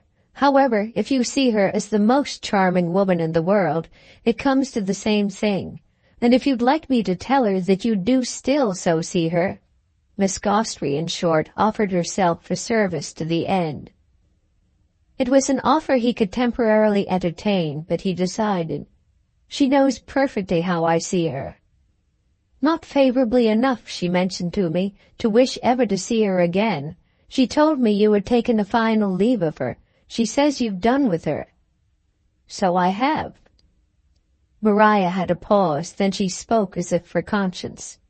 She wouldn't have done with you. She feels she has lost you, yet that she might have been better for you. Oh, she has been quite good enough, Strether laughed. She thinks you and she might at any rate have been friends. We might certainly. That's just, he continued to laugh, why I'm going. It was as if Maria could feel with this then at last that she had done her best for each, but she had still an idea. Shall I tell her that? No, tell her nothing. Very well then, to which in the next breath Miss Gostrey added, poor dear thing. Her friend wondered, then with raised eyebrows, me? Oh no, Marie de Vionnet. He accepted the correction, but he wondered still. Are you so sorry for her as that? It made her think a moment, made her even speak with a smile. But she didn't really retract. I'm sorry for us all. Book 12, Chapter 4 of The Ambassadors by Henry James. He was today no longer to re-establish communication with Chad, and we have just seen that he had spoken to Miss Gostrey of this intention on hearing from her of the young man's absence. It was not, moreover, only the assurance so given that prompted him. It was the need of causing his conduct to square with another profession still, the motive he had described to her as his sharpest for now getting away. If he was to get away, because of some of the relations involved in staying, the cold attitude toward them might look pedantic in the light of lingering on. He must do both things. He must see Chad, but he must go. The more he thought of the former of these duties, the more he felt himself make a subject of insistence of the latter. They were alike intensely present to him as he sat in front of a quiet little café into which he had dropped on quitting Maria's entresol. The rain that had spoiled his evening with her was over, for it was still to him as if his evening had been spoiled, even though it mightn't have been wholly the rain. It was late when he left the café, yet not too late. He couldn't in any case go straight to bed, and he would walk round by the Boulevard Malherbe, rather far round, on his way home. Present enough always with the small circumstance that had originally pressed for him the spring of so big a difference. The accident of little Bilham's appearance on the balcony of the Mystic Troisième at the moment of his first visit, and the effect of it on his sense of what was then before him.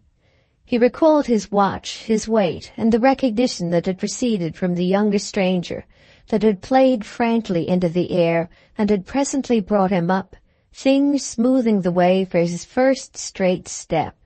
He had since had occasion, a few times, to pass the house without going in, but he had never passed it without again feeling how it had then spoken to him. He stopped short tonight on coming to sight of it. It was as if his last day were oddly copying his first. The windows of Chad's apartment were open to the balcony, a pair of them lighted, and a figure that had come out and taken up little Bilham's attitude, a figure whose cigarette spark he could see leaned on the rail and looked down at him. It denoted, however, no reappearance of his younger friend. It quickly defined itself in the tempered darkness as Chad's more solid shape, so that Chad's was the attention that after he had stepped forward into the street and signaled, he easily engaged. Chad's was the voice that, sounding into the night with promptness and seemingly with joy, greeted him and called him up. That the young man had been visible there just in this position expressed somehow for Strether that, as Maria Gostry had reported, he had been absent and silent, and our friend drew breath on each landing, the lift at that hour having ceased to work, before the implications of the fact. He had been for a week intensely away to a distance and alone, but he was more back than ever, and the attitude in which Strether had surprised him was something more than a return. It was clearly a conscious surrender. He had arrived but an hour before, from London, from Newsome, from Hamburg, from no matter where, though the visitor's fancy on the staircase liked to fill it out. And after a bath, a talk with Baptiste, and a supper of light, cold, clever French things, which one could see the remains of there in the circle of the lamp, pretty and ultra-Parisian, he had come into the air again for a smoke, was occupied at the moment of Strether's approach in what might have been called taking up his life afresh. His life. Strether paused anew on the last flight at this final, rather breathless sense of what Chad's life was doing with Chad's mother's emissary. It was dragging him at strange hours up the staircases of the rich. It was keeping him out of bed at the end of long, hot days. It was transforming beyond recognition the simple, subtle, conveniently uniform thing that had anciently passed with him for a life of his own. Why should it concern him that Chad was to be fortified in the pleasant practice of smoke on balconies, of supping on salads, of feeling his special conditions agreeably reaffirm themselves, of finding reassurance in comparisons and contrasts? There was no answer to such a question, but that he was still practically committed. He had perhaps never yet so much known it. It made him feel old, and he would buy his railway ticket, feeling no doubt older, the next day. But he had meanwhile come up 4 flights, counting the entresol, at midnight and without a lift for Chad's life. The young man, hearing him by this time, and with Baptiste sent to rest, was already at the door, so that Strether had before him in full visibility the cause in which he was laboring, and even, with the 20m fairly gained, panting a little. Chad offered him, as always, a welcome in which the cordial and the formal, so far as the formal was the respectful, handsomely met. And after he had expressed a hope that he would let him put him up for the night, Strether was in full possession of the key, as it might have been called, to what had lately happened.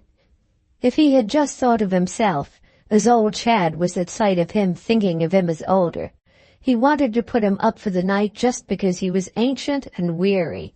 It could never be said the tenant of these quarters wasn't nice to him, a tenant who, if he might indeed now keep him, was probably prepared to work it all still more thoroughly.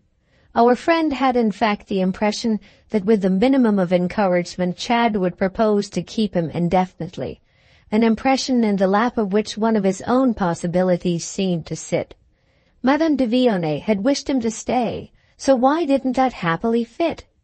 He could enshrine himself for the rest of his days in his young host's chambre d'amis and draw out these days at his young host's expense. There could scarce be greater logical expression of the countenance he had been moved to give. There was literally a minute, it was strange enough, during which he grasped the idea that as he was acting as he could only act, he was inconsistent. The sign that the inward forces he had obeyed really hung together would be that, in default always of another career, he should promote the good cause by mounting guard on it.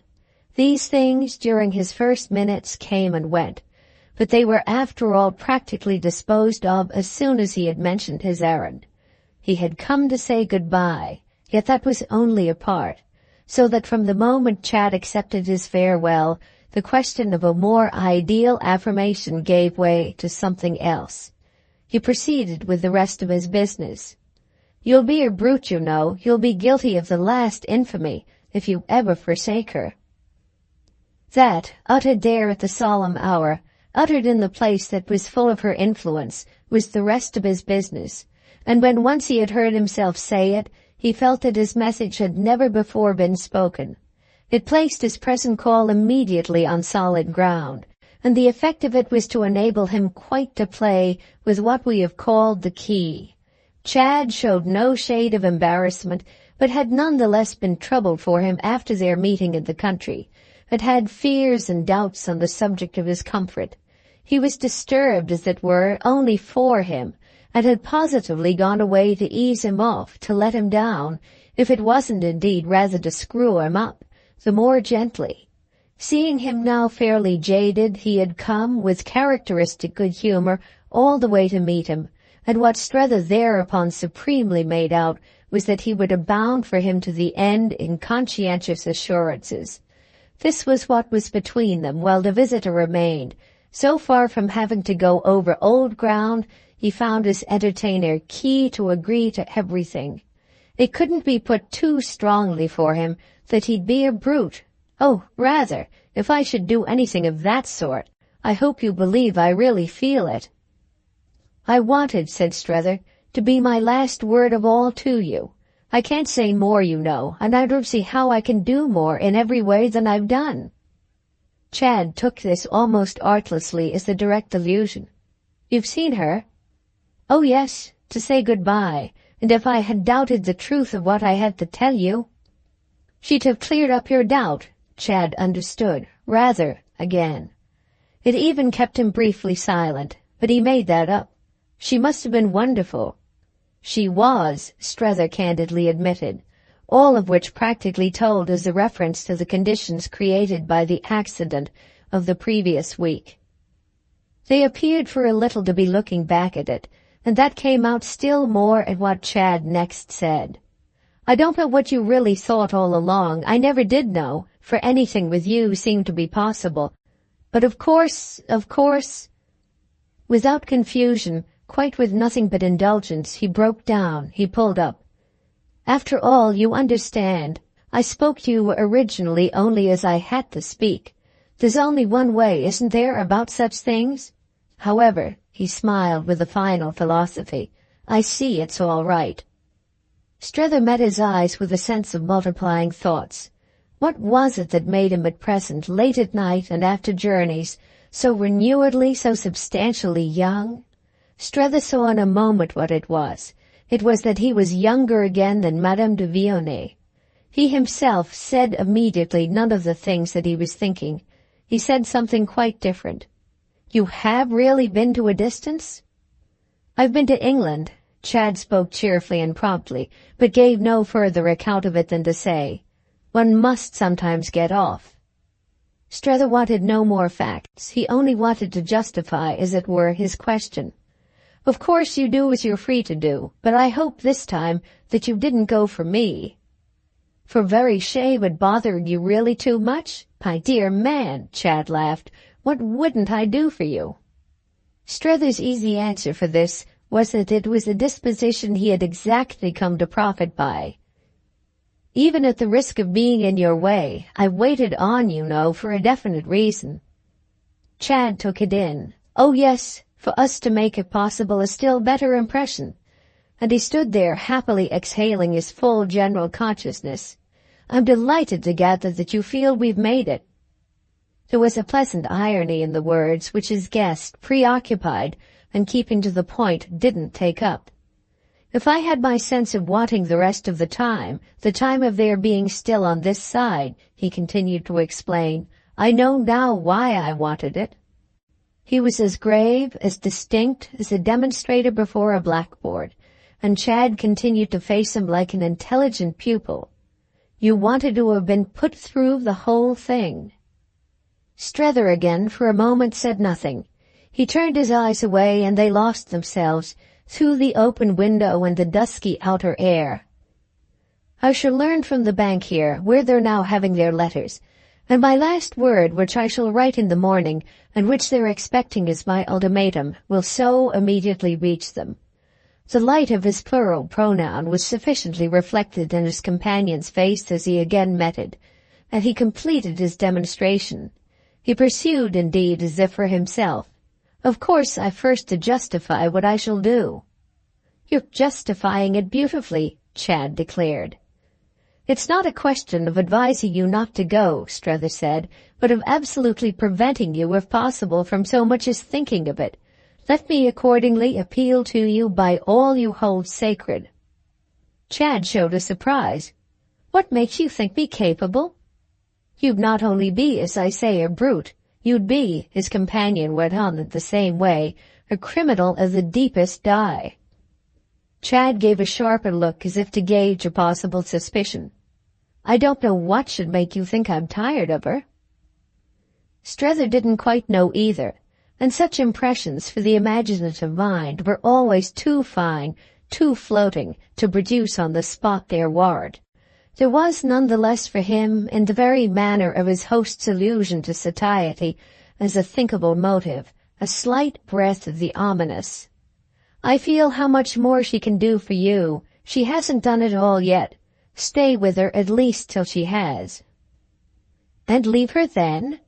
Chad had kept smiling, but its effect in Strether was a shade of dryness.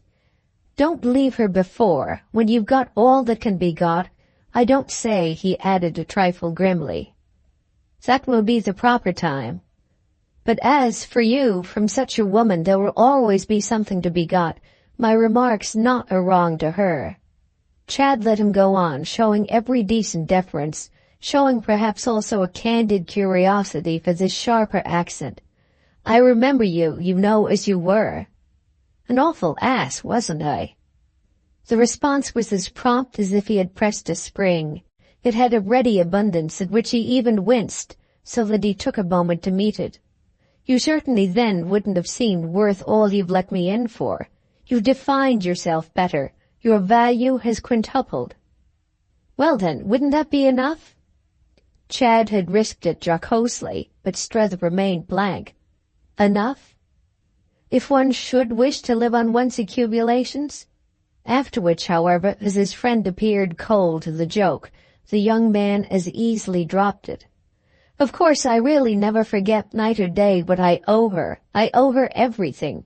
I give you my word of honor, he frankly ran out, that I'm not a bit tired of her. Strether at this only gave him a stare. The way youth could express itself was again and again a wonder. He meant no harm, though he might after all be capable of much. Yet he spoke of being tired of her, almost as he might have spoken of being tired of roast mutton for dinner. She has never for a moment yet bored me, never been wanting, as the cleverest women sometimes are, in tact. She has never talked about her tact, as even they too sometimes talk, but she has always had it. She has never had it more, he handsomely made the point, than just lately. And he scrupulously went further. She has never been anything I could call a burden. Strether for a moment said nothing. Then he spoke gravely, with a shade of dryness deepened. Oh, if you didn't do her justice, I should be a beast, eh?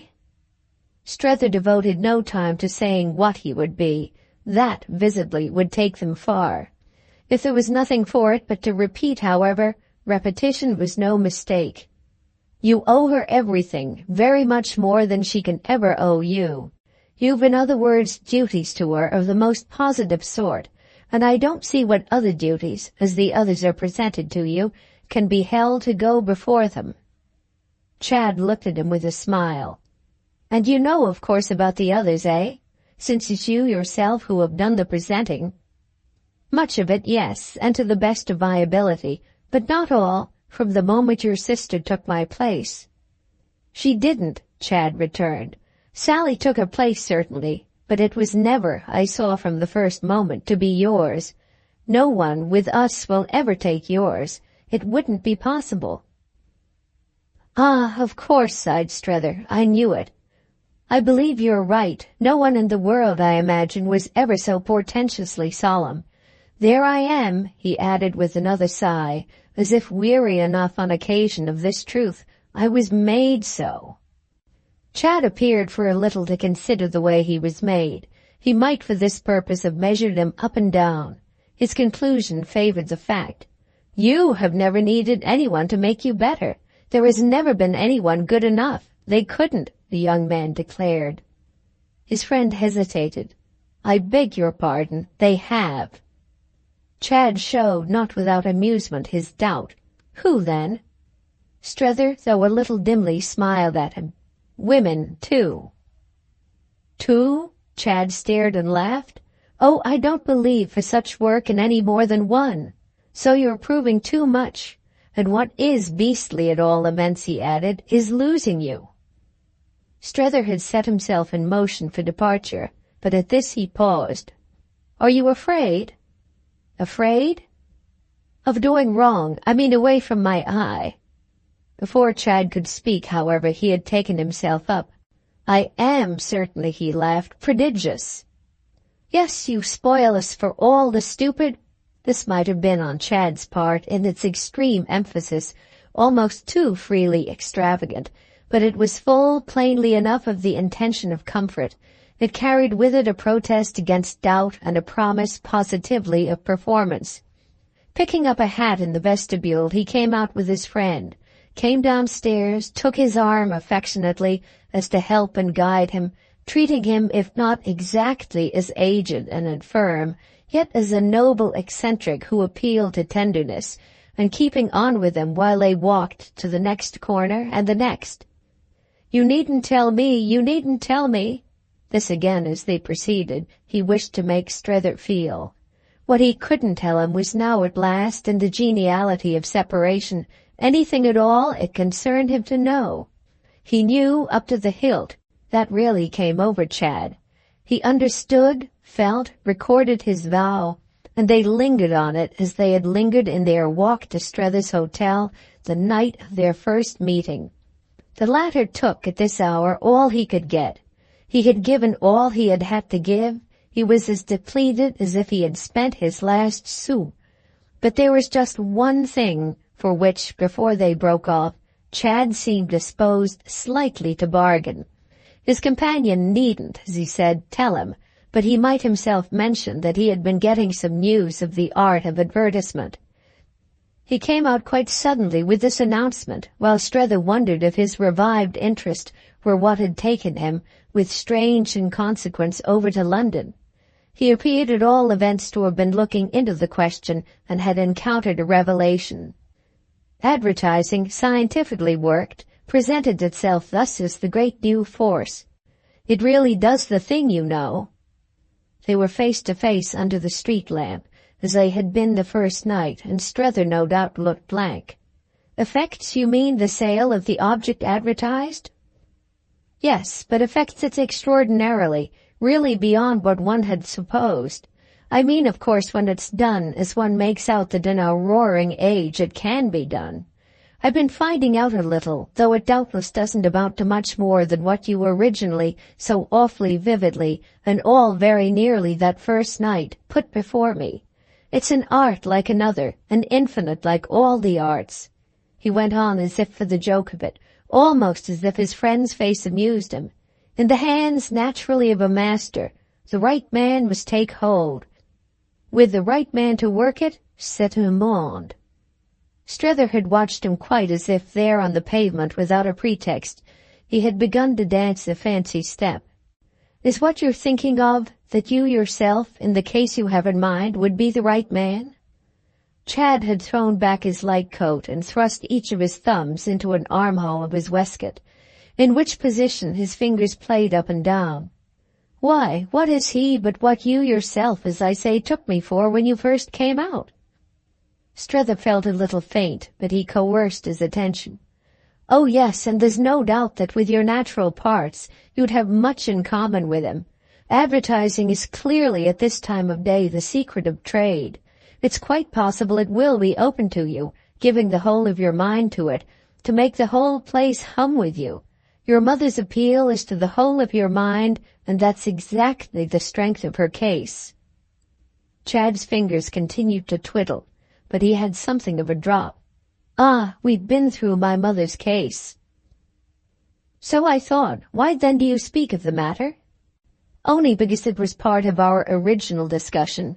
To wind up where we began, my interest's purely platonic. There, at any rate, the fact is, the fact of the possible. I mean the money in it." "Oh, damn the money in it," said Strether. And then, as the young man's fixed smile seemed to shine out more strange, "Shall you give your friend up for the money in it?" Chad preserved his handsome grimace as well as the rest of his attitude. "You're not altogether, in your so great solemnity, kind. Haven't I been drinking you in, showing you all I feel you're worth to me? What have I done, what am I doing but cleave to her to the death? The only thing is," he good-humoredly explained, "that one can't but have it before one in the cleaving, the point where the death comes in. Don't be afraid for that. It's pleasant to a fellow's feelings," he developed, "to size up the bribe he applies his foot to." "Oh, then if all you want's a kickable surface, the bribe's enormous." "Good, then there it goes." Chad administered his kick with fantastic force and sent an imaginary object flying. It was accordingly as if they were once more rid of the question and could come back to what really concerned him. "Of course I shall see you tomorrow." But Strether scarce heeded the plan proposed for this. He had still the impression, not the slighter for the simulated kick, of an irrelevant hornpiper jig. "You're restless." "Ah," returned Chad as they parted, "you're exciting." Book 12, Chapter 5 of The Ambassadors by Henry James. He had, however, within 2 days another separation to face. He had sent Maria Gostry a word early, by hand, to ask if he might come to breakfast, in consequence of which at noon she awaited him in the cool shade of her little Dutch-looking dining-room. This retreat was at the back of the house, with the view of a scrap of old garden that had been saved from modern ravage, and though he had on more than one other occasion had his legs under its small and peculiarly polished table of hospitality, the place had never before struck him as so sacred to pleasant knowledge, to intimate charm, to antique order, to a neatness that was almost august. To sit there was, as he had told his hostess before, to see life reflected for the time in ideally kept pewter, which was somehow becoming, improving to life, so that one's eyes were held and comforted. Strether's were comforted at all events now, and the more that it was the last time, with a charming effect on the board bare of a cloth, and proud of its perfect surface, of the small old crockery and old silver, matched by the more substantial pieces happily disposed about the room. The specimens of vivid Delft in particular had the dignity of family portraits, and it was in the midst of them that our friend resignedly expressed himself. He spoke even with a certain philosophic humor. "There's nothing more to wait for. I seem to have done a good day's work. I've let them have it all around. I've seen Chad, who has been to London and come back. He tells me I'm exciting, and I seem indeed pretty well to have upset everyone. I've at any rate excited him. He's distinctly restless." "You've excited me," Miss Gostry smiled. "I'm distinctly restless." "Oh, you were that when I found you. It seems to me I've rather got you out of it. What's this?" he asked as he looked about him, "but a haunt of ancient peace?" "I wish with all my heart," she presently replied, "I could make you treat it as a haven of rest." On which they fronted each other across the table, as if things unuttered were in the air. Strether seemed, in his way when he next spoke, to take some of them up. "It wouldn't give me, that would be the trouble, what it will, no doubt, still give you.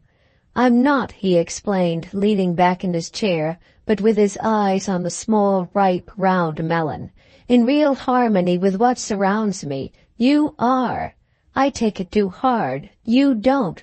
It makes, that's what it comes to in the end, a fool of me." Then, at a tangent, "What has he been doing in London?" he demanded. "Ah, one may go to London," Maria laughed. "You know I did." "Yes," he took the reminder. "And you brought me back." He brooded there opposite to her, but without gloom. "Whom has Chad brought? He's full of ideas. And I wrote to Sarah," he added, "the first thing this morning. So I'm square. I'm ready for them." She neglected certain parts of this speech in the interest of others. "Marie said to me the other day that she felt him to have the makings of an immense man of business." There it is, he's the son of his father. But such a father! Ah, just the right one from that point of view. But it isn't his father in him, Strether added, that troubles me. What is it, then? He came back to his breakfast. He partook presently of the charming melon, which she liberally cut for him, and it was only after this that he met her question. Then, moreover, it was but to remark that he'd answer her presently. She waited, she watched, she served him and amused him, and it was perhaps with this last idea that she soon reminded him of his having never even yet named to her the article produced at Woolwich. Do you remember our talking of it in London that night at the play? Before he could say yes, however, she had put it to him for other matters. Did he remember this and that of their first days? He remembered everything, bringing up with humor even things of which she professed no recollection, things she vehemently denied, and falling back above all on the great interest of their early time, the curiosity felt by both of them as to where he would come out. They had so assumed it was to be in some wonderful place. They had thought of it as so very much out. Well, that was doubtless what it had been, since he had come out just there. He was out, in truth, as far as it was possible to be, and must now rather bethink himself of getting in again. He found on the spot the image of his recent history. He was like one of the figures of the old clock at Berne. They came out on one side at their hour, jigged along their little course in the public eye, and went in on the other side. He, too, had jigged his little course. Him, too, a modest retreat awaited. He offered now, should she really like to know, to name the great product of Woolwich. It would be a great commentary on everything. At this she stopped him off. She not only had no wish to know, but she wouldn't know for the world. She had done with the products of Woolwich, for all the good she had got from them. She desired no further news of them, and she mentioned that Madame de Vionnet herself had, to her knowledge, lived exempt from the information he was ready to supply. She had never consented to receive it, though she would have taken it under stress from Mrs. Pocock. But it was a matter about which Mrs. Pocock appeared to have had little to say, never sounding the word, and it didn't signify now. There was nothing clearly for Maria Gostry that signified now, save one sharp point, that is, to which she came in time. I don't know whether it's before you as a possibility that left to himself Mr. Chadd may after all go back. I judge that it is more or less so before you, from what you just now said of him. Her guest had his eyes on her, kindly but attentively, as if foreseeing what was to follow this. I don't think it will be for the money. And then, as she seemed uncertain, I don't believe it will be for that he'll give her up. That he will give her up? Strether waited a moment, rather slow and deliberate now, drawing out a little this last soft stage, pleading with her in various suggestive and unspoken ways for patience and understanding. What were you just now about to ask me? Is there anything he could do that would make you patch it up? With Mrs. Newsome? Her assent, as if she had had a delicacy about sounding the name, was only in her face, but she added with it, or is there anything he can do that would make her try it? To patch it up with me? His answer came at last in a conclusive headshake. There's nothing anyone can do. It's over for both of us. Maria wondered, seemed a little to doubt. Are you so sure for her? Oh yes, sure now. Too much has happened. I'm different for her. She took it in then, drawing a deeper breath. I see, so that as she's different for you— Ah, but he interrupted, she's not. And as Miss Gostry wondered again, she's the same, she's more than ever the same, but I do what I didn't before, I see her. He spoke gravely and as if responsibly, since he had had to pronounce, and the effect of it was slightly solemn, so that she simply exclaimed, oh. Satisfied and grateful, however, she showed in her own next words an acceptance of his statement. What then do you go home to? He had pushed his plate a little away, occupied with another side of the matter, taking refuge verily in that side, and feeling so moved that he soon found himself on his feet. He was affected in advance by what he believed might come from her, and he would have liked to forestall it and deal with it tenderly. Yet in the presence of it he wished still more to be, though as smoothly as possible, deterrent and conclusive. He put her question by for the moment. He told her more about Chad. It would have been impossible to meet me any more than he did last night on the question of the infamy of not sticking to her. Is that what you called it for him? Infamy? Oh, rather. I described to him in detail the base creature he'd be, and he quite agrees with me about it. So that it's really as if you had nailed him? Quite really as if. I told him I should curse him. Oh, she smiled, you have done it. And then, having thought again, you can't after that propose. Yet she scanned his face. Propose again to Mrs. Newsome? She hesitated afresh, but she brought it out. I've never believed, you know, that you did propose. I always believed it was really she, and so far as that goes, I can understand it. What I mean is, she explained, that with such a spirit, the spirit of curses, your breach is past mending. She has only to know what you've done to him, never again to raise a finger. I've done, said Strether, what I could. One can't do more. He protests his devotion and his horror, but I'm not sure I've saved him. He protests too much. He asks how one can dream of his being tired, but he has all life before him. Maria saw what he meant. He's formed to please. And it's our friend who has formed him. Strether felt in it the strange irony. So it's scarcely his fault. It's at any rate his danger. I mean, said Strether, it's hers, but she knows it. Yes, she knows it. And is your idea, Miss Gostry asked, that there was some other woman in London? Yes. No. That is, I have no ideas. I'm afraid of them. I've done with them. And he put out his hand to her. Goodbye. It brought her back to her unanswered question. To what do you go home? I don't know. There will always be something. To a great difference, she said, as she kept his hand. A great difference, no doubt, yet I shall see what I can make of it. Shall you make anything so good? But as if remembering what Mrs. Newsome had done, it was as far as she went. He had sufficiently understood. So good as this place at this moment? So good as what you make of everything you touch?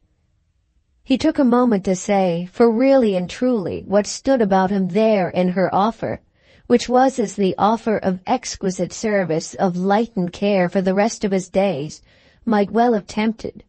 It built him softly round, it roofed him warmly over, it rested also firm on selection. And what ruled selection was beauty and knowledge. It was awkward, it was almost stupid, not to seem to prize such things. Yet none the less, so far as they made his opportunity, they made it only for a moment. She'd moreover understand, she always understood. That indeed might be, but meanwhile she was going on. There's nothing, you know, I wouldn't do for you. Oh yes, I know. There's nothing, she repeated, in all the world. I know, but all the same I must go. He had got it at last. To be right. To be right? She had echoed it in vague deprecation, but he felt it already clear for her. That, you see, is my only logic, not out of the whole affair to have got anything for myself. She saw it. But with your wonderful impressions you'll have got a great deal. A great deal, he agreed, but nothing like you. It's you who would make me wrong. Honest and fine, she couldn't greatly pretend she didn't see it. Still, she could pretend just a little. But why should you be so dreadfully right? That's the way that, if I must go, you yourself would be the first to want me, and I can't do anything else. So then she had to take it, though still with her defeated protest. It isn't so much your being right, it's your horrible sharp eye for what makes you so. Oh, but you're just as bad yourself. You can't resist me when I point that out. She sighed at last, all comically, all tragically away. I can't indeed resist you. Then there we are, said Strether. The end. Thank you very much for watching. Please don't forget to subscribe our channel for more stories.